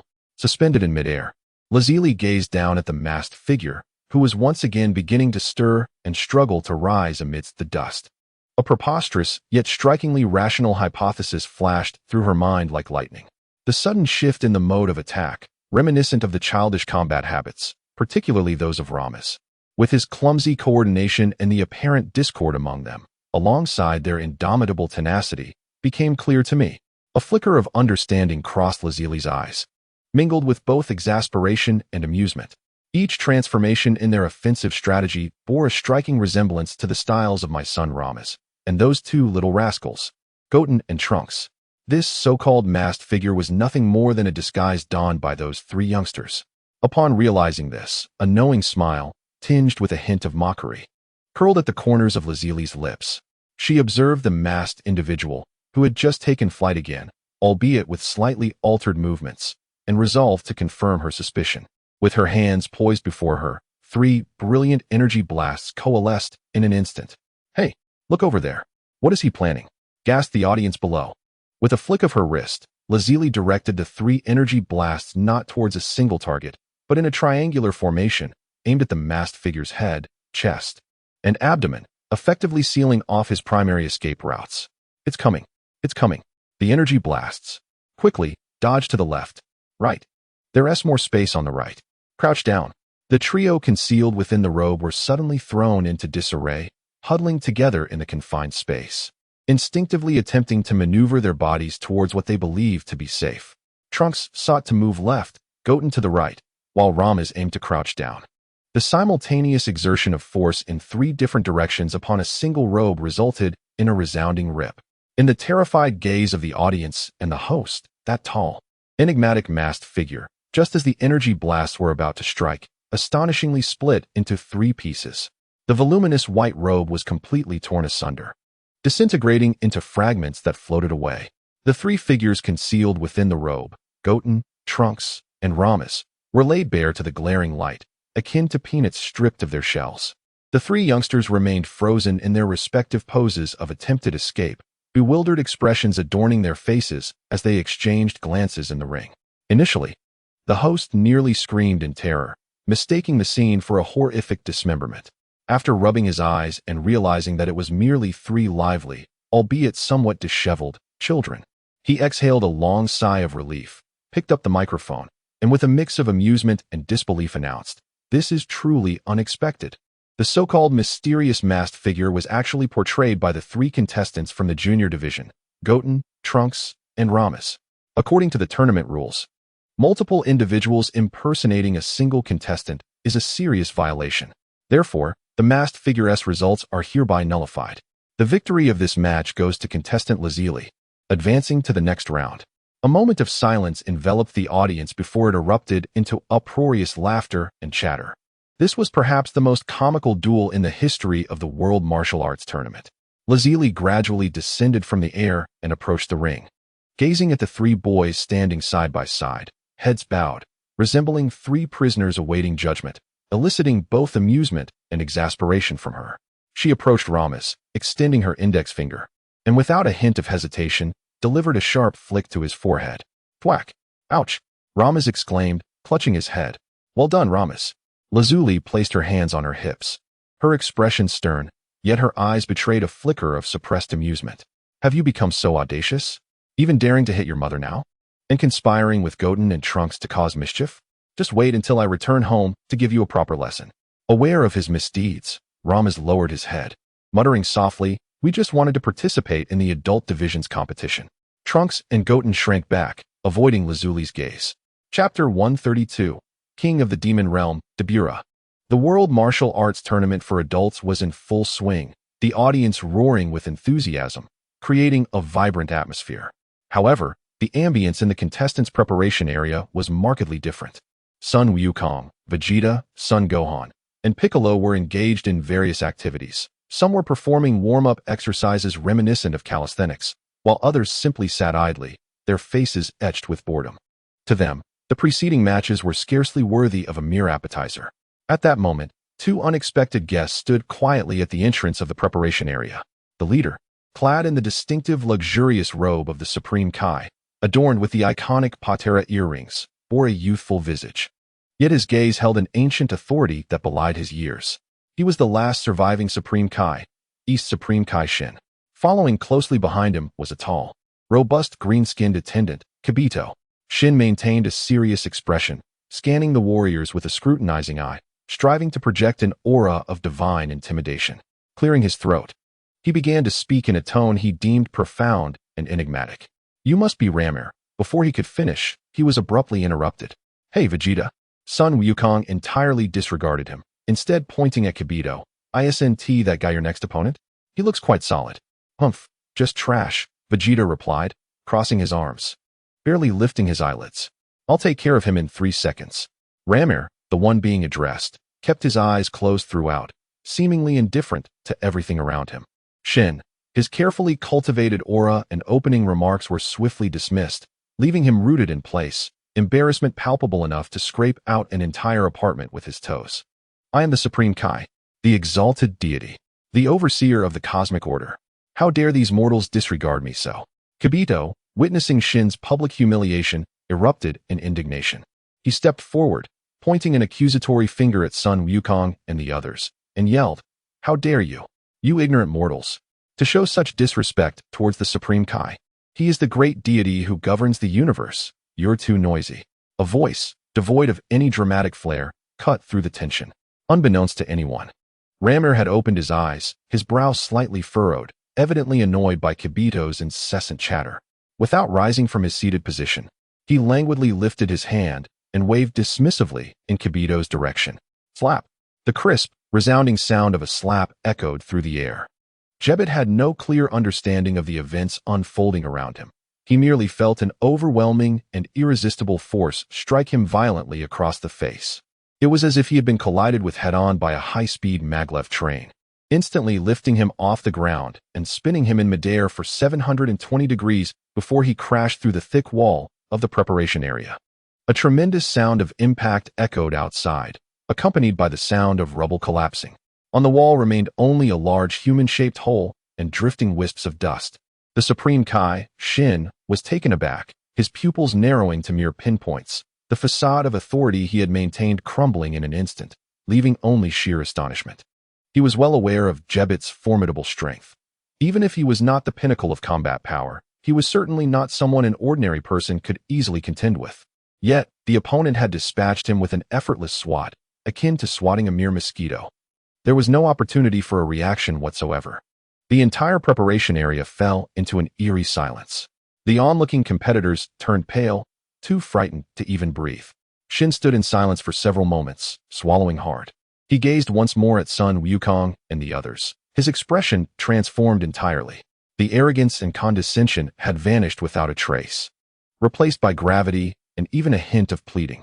Esteemed individuals, his voice was dry and hoarse. I implore you to forgive Jebbit's rudeness, and also my previous offenses.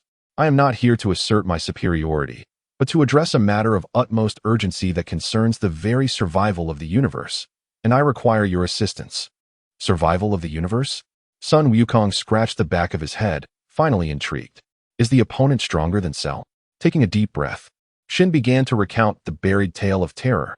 Long, long ago, a creature born solely for destruction and slaughter emerged in the universe, Majin Buu. His voice trembled with uncontainable fear. He was a monstrous creation of the ancient, evil sorcerer Bibidi, born from pure malevolence. He possesses the ability for infinite regeneration and an unimaginable desire for destruction. Wherever he goes, planets turn into desolation, and entire civilizations are obliterated. At that time, the five of us Supreme Kais united to thwart him. The expression on Shin's face morphed into one of extreme pain and terror. However, we were defeated. The South Supreme Kai was directly absorbed, becoming a part of his power, and then the mightiest Supreme Kai was consumed as well. It was only due to the absorption of the Grand Supreme Kai that Majin Buu's personality became somewhat foolish, yet he grew even more challenging to deal with. Ultimately, it was Bibidi who sealed away Majin Buu using a special form of magic. But now, Bibidi's son, Babidi, is hiding on Earth, seeking to gather immense energy to break the seal and release that monster once more. Shin looked towards Sun Wukong and the others, his eyes brimming with hope. I have observed you. Therefore, I earnestly request your aid. Before Babidi can unlock the seal, find him and eliminate him. Prevent the resurrection of Majin Buu. Why must we kill Babidi? Sun Wukong asked, confusion etched on his face. Why not just take down that Majin Buu directly? He seems to be the true mastermind behind it all. What? The Supreme Kai was utterly terrified, his hands flailing in desperation. No, this cannot be. Majin Buu is far too powerful. We are no match for him. Even the great Supreme Kai can only prevent his emergence. We must not allow him to appear. Clearly, he was so frightened by Majin Buu that he dared not entertain any thoughts of confrontation, wishing only to extinguish the threat at its inception. While the Supreme Kai fervently urged everyone to accept his cowardly plan, a chilling, sinister voice echoed ominously above the preparation area. Humph, Supreme Kai. I see you scurrying about like a mouse, seeking allies, are you? The crowd looked up. An evil figure, draped in medieval noble attire with dark red skin and twin horns, hovered in midair. He emanated a nauseating aura of malevolence. It was Dabura, the king of the demon realm. Dabura gazed down upon them with disdain, his eyes lingering on Ramiel, Goku, and Vegeta with a glimmer of scrutiny and greed. Your energy signatures are rather promising, Supreme Kai. It seems you have gathered a few capable fighters. Alas, it is all in vain. He turned to Goku and the others, adopting a tone laden with temptation. Warriors of Earth, I am Dabura, king of the demon realm. By Lord Babidi's command, I extend an invitation to you. Submit to Lord Babidi. Assist him in releasing the great Majin Buu. In doing so, you will gain unparalleled power and dominion, far more promising than striving for the title of champion on this wretched planet. Otherwise, his tone shifted to a chilling, bone-cold cadence. Only a path to death awaits you. Goku cleared his ears. No, this sounds like too much trouble, and that Majin Buu seems exceedingly dangerous. Vegeta scoffed derisively. Humph, you expect me, the great Vegeta, to submit? Not with a bunch of cowardly wretches like you. Ramiel didn't even bother to lift his eyelids, seeing his recruitment fail. Dabura's handsome visage twisted in rage. Unappreciative insects. Since you seek your demise, I shall oblige. Together with this useless Supreme Kai, you shall become cosmic dust. A tempestuous wave of dark energy erupted from within him, causing the temperature in the preparation area to plummet. Some weaker participants succumbed to the overwhelming malevolence. Dabura's hands coalesced a terrifying sphere of dark energy, preparing to obliterate the entire preparation area and all within it. Perish. The Supreme Kai's face turned pale as he attempted to intervene, but it was too late. In that critical moment, Ramiel, who had been meditating with his eyes closed, opened his eyes once more.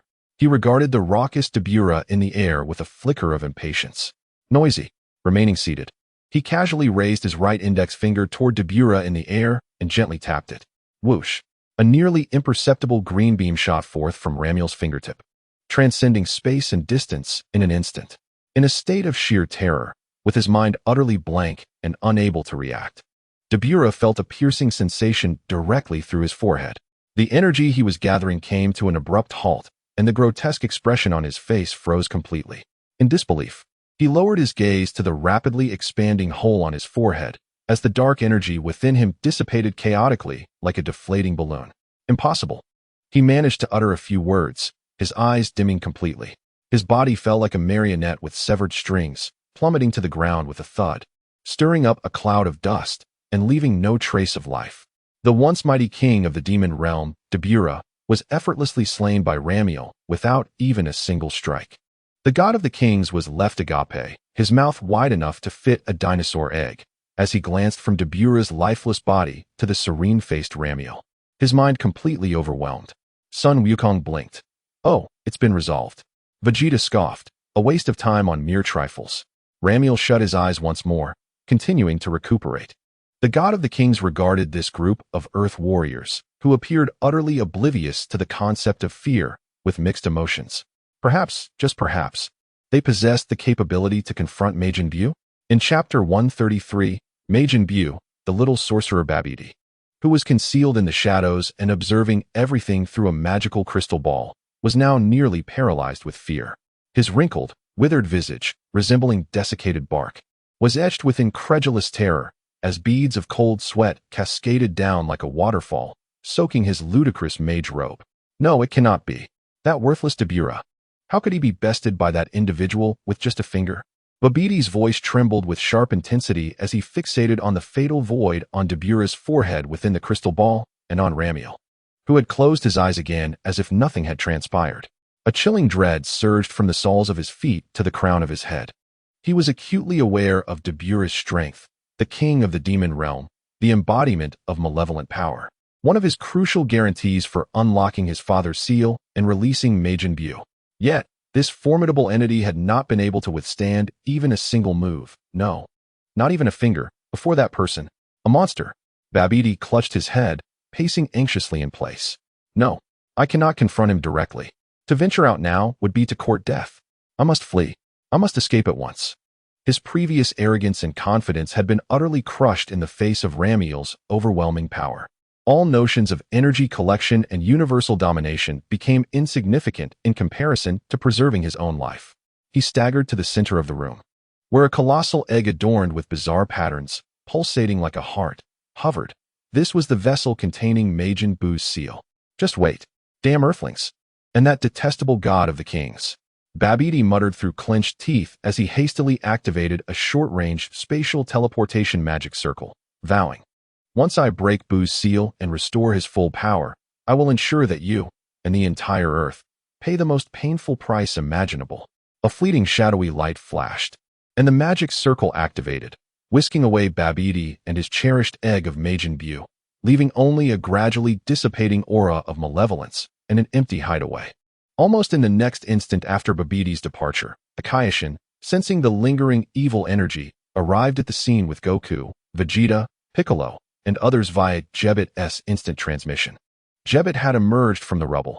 Although his face was considerably swollen, his abilities remained intact. We're too late, the Kaioshin lamented, surveying the vacuous chamber and feeling the residual magical fluctuations along with Babidi's disconcerting evil presence. He has fled. Goku looked around, scratching his head. He sure ran off quickly. Is that Majin Buu really that formidable? I feel like challenging him myself. Vegeta, arms crossed, scoffed disdainfully. Humph, merely a coward hiding in the shadows. What a waste of this king's time. The Kaioshin urged anxiously. We must locate him at once. We cannot allow him to break the seal. Ramiel, scanning the surroundings, calmly remarked, the presence has vanished, leaving no traces. Though the Kaioshin was in a state of urgency, he recognized the validity of his companion's observations. Sighing, he concluded, it appears we must devise a long-term strategy. I will collaborate with Jebit to diligently search for his whereabouts. Everyone, please remain vigilant. Thus, this sudden crisis seemed to reach a temporary resolution. The group entrusted the task of tracking down Babidi to the Kaioshin and resumed their participation in the World Martial Arts Tournament, for to them, the contest was far from over. As time passed, 2 months of tranquility unfolded since the conclusion of the tournament. Earth appeared to return to its former serenity. Goku's family had returned to their home on the Baozi Mountain. Vegeta continued his rigorous training in the gravity chamber, while Ramiel and Lazili relished their domestic life. The Kaioshin and Jebit had seemingly vanished, continuing their pursuit of Babidi's trail somewhere in the cosmos. However, beneath this veneer of calm, shadows began to loom once more. In a desolate corner of the earth, the space warped again, revealing Babbidi's figure. Compared to 2 months prior, the terror on his face had notably diminished, replaced by an overwhelming euphoria tinged with a hint of lingering apprehension. He gingerly cradled the enormous egg, on which eerie patterns emitted an ominous pink glow, now riddled with cracks. I have succeeded. Finally, I have succeeded. Ha ha. Babbidi's muffled laughter echoed as he absorbed the life energy from several nearby towns. With this accumulated power, it must be enough now. Majin Buu. Awaken. Crack. The fissures on the eggshell multiplied, and the pink radiance intensified. Ultimately, amidst a blinding flash of light, the shell shattered completely. A colossal, pink figure, reminiscent of a gigantic pudding, emerged, accompanied by a strange mist, appearing before Babbidi. Ho! Majin Buu wobbled his rotund body, curiously surveying his surroundings, blinking his small eyes, seemingly harmless.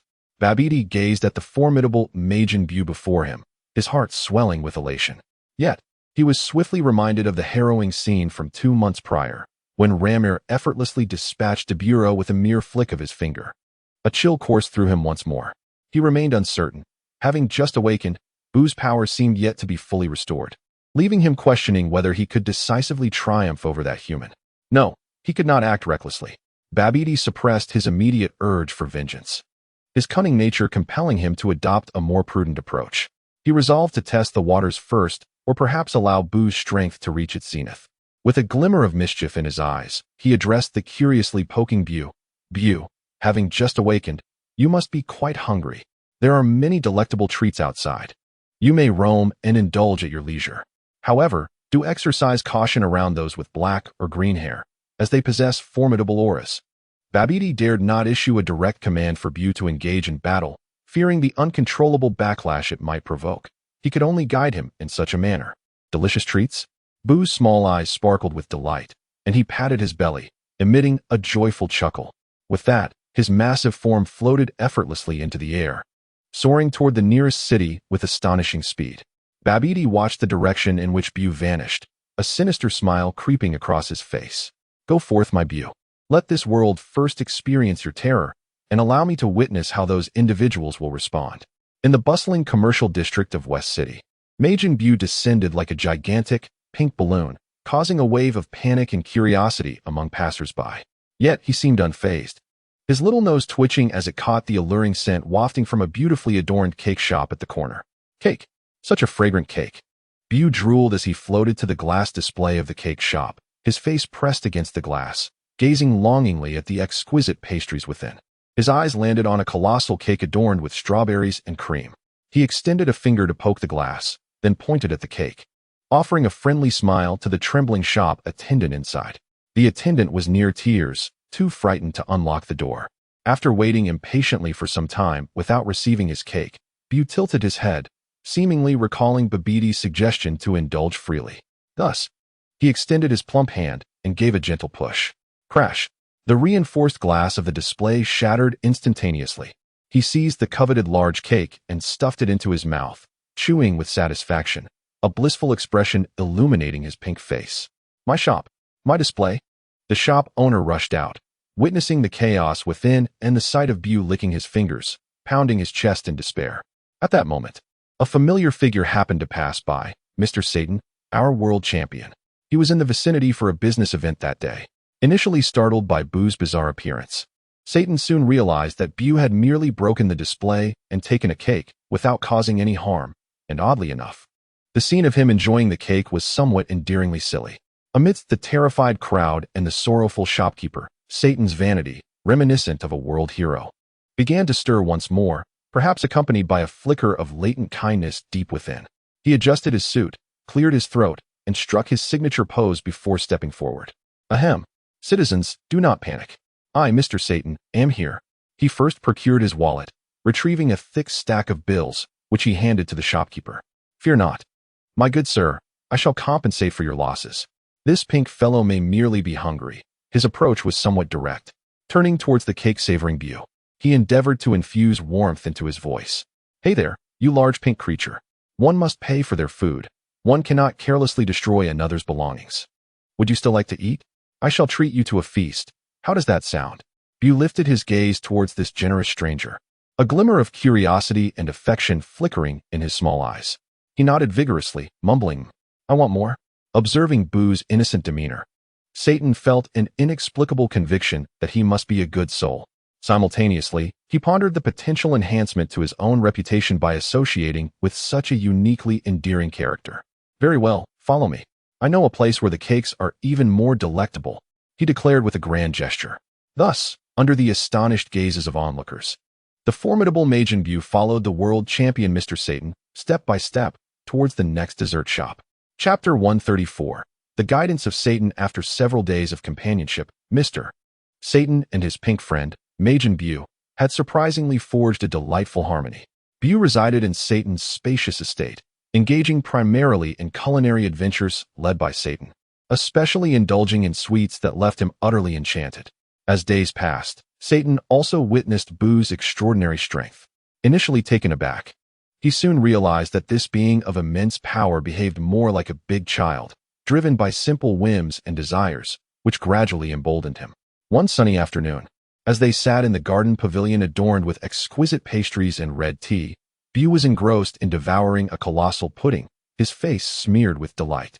Satan, observing Bu's carefree demeanor, hesitated momentarily before surrendering to his curiosity. He cautiously inquired, "Bu, where do you hail from? Where did you reside before?"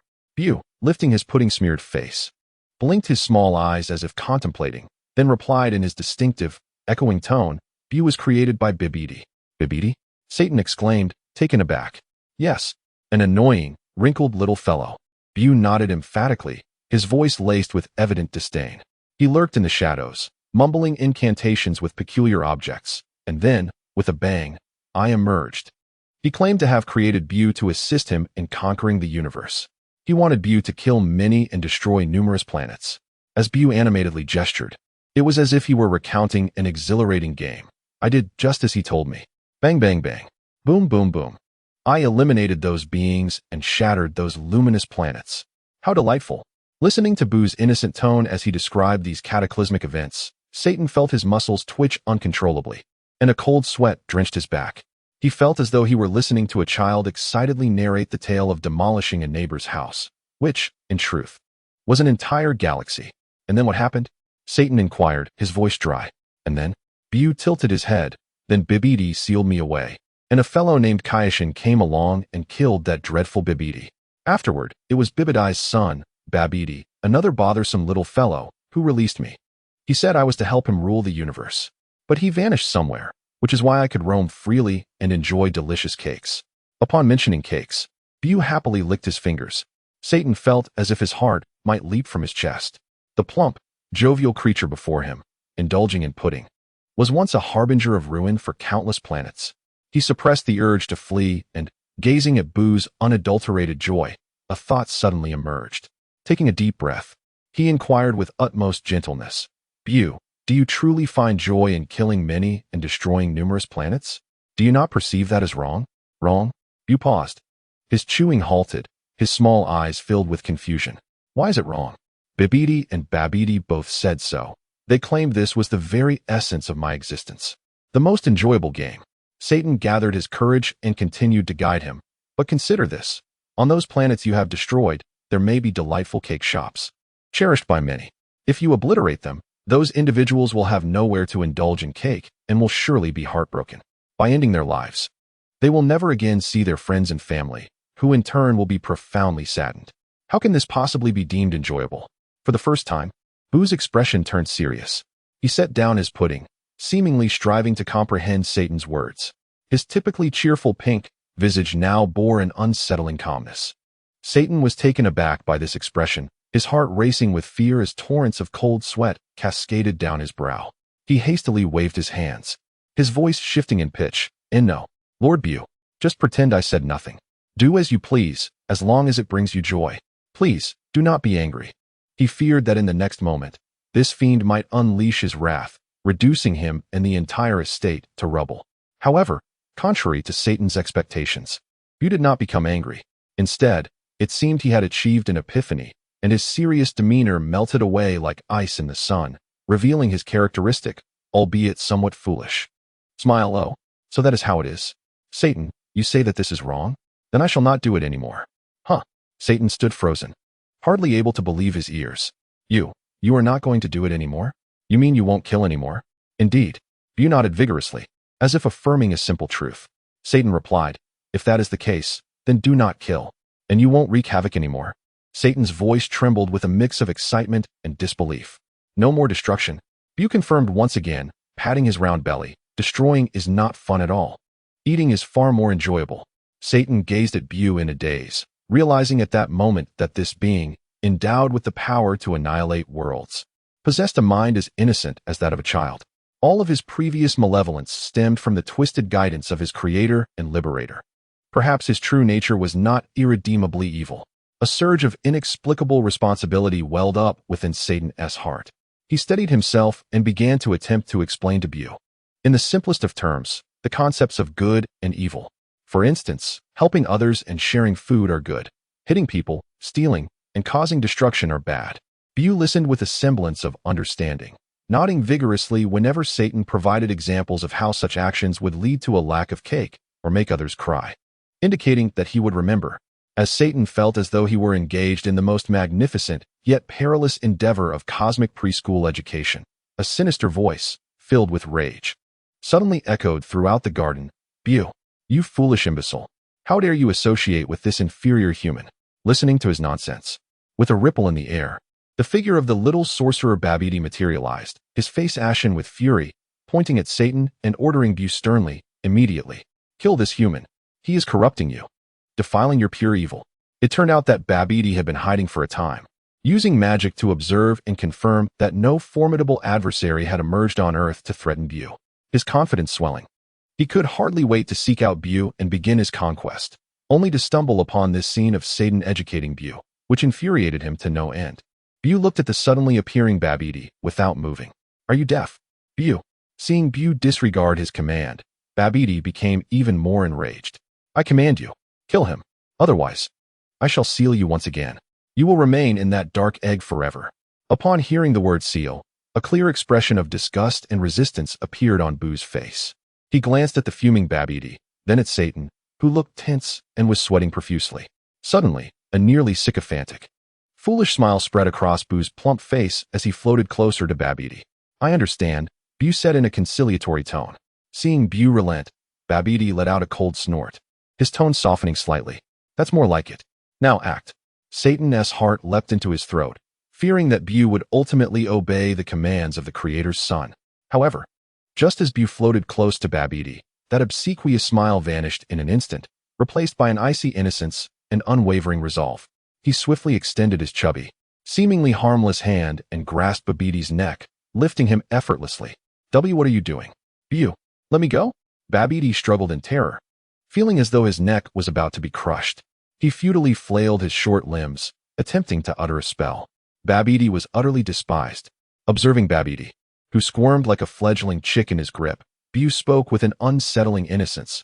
You always command me to do this and that. And you want to confine Bu back into that dark egg. Not a chance. And no, Bu, I was wrong. Let me go, and we can rule the universe together. Babidi, gripped by the terror of death, began to plead. At that moment, Bu found the prospect of indulging in cake with Satan far more enjoyable than ruling the cosmos. With that, Bu tightened his grip ever so slightly. Crack! A sharp, sickening sound of bone fracturing echoed. Babidi's struggles ceased instantly. His eyes widened in sheer horror and disbelief.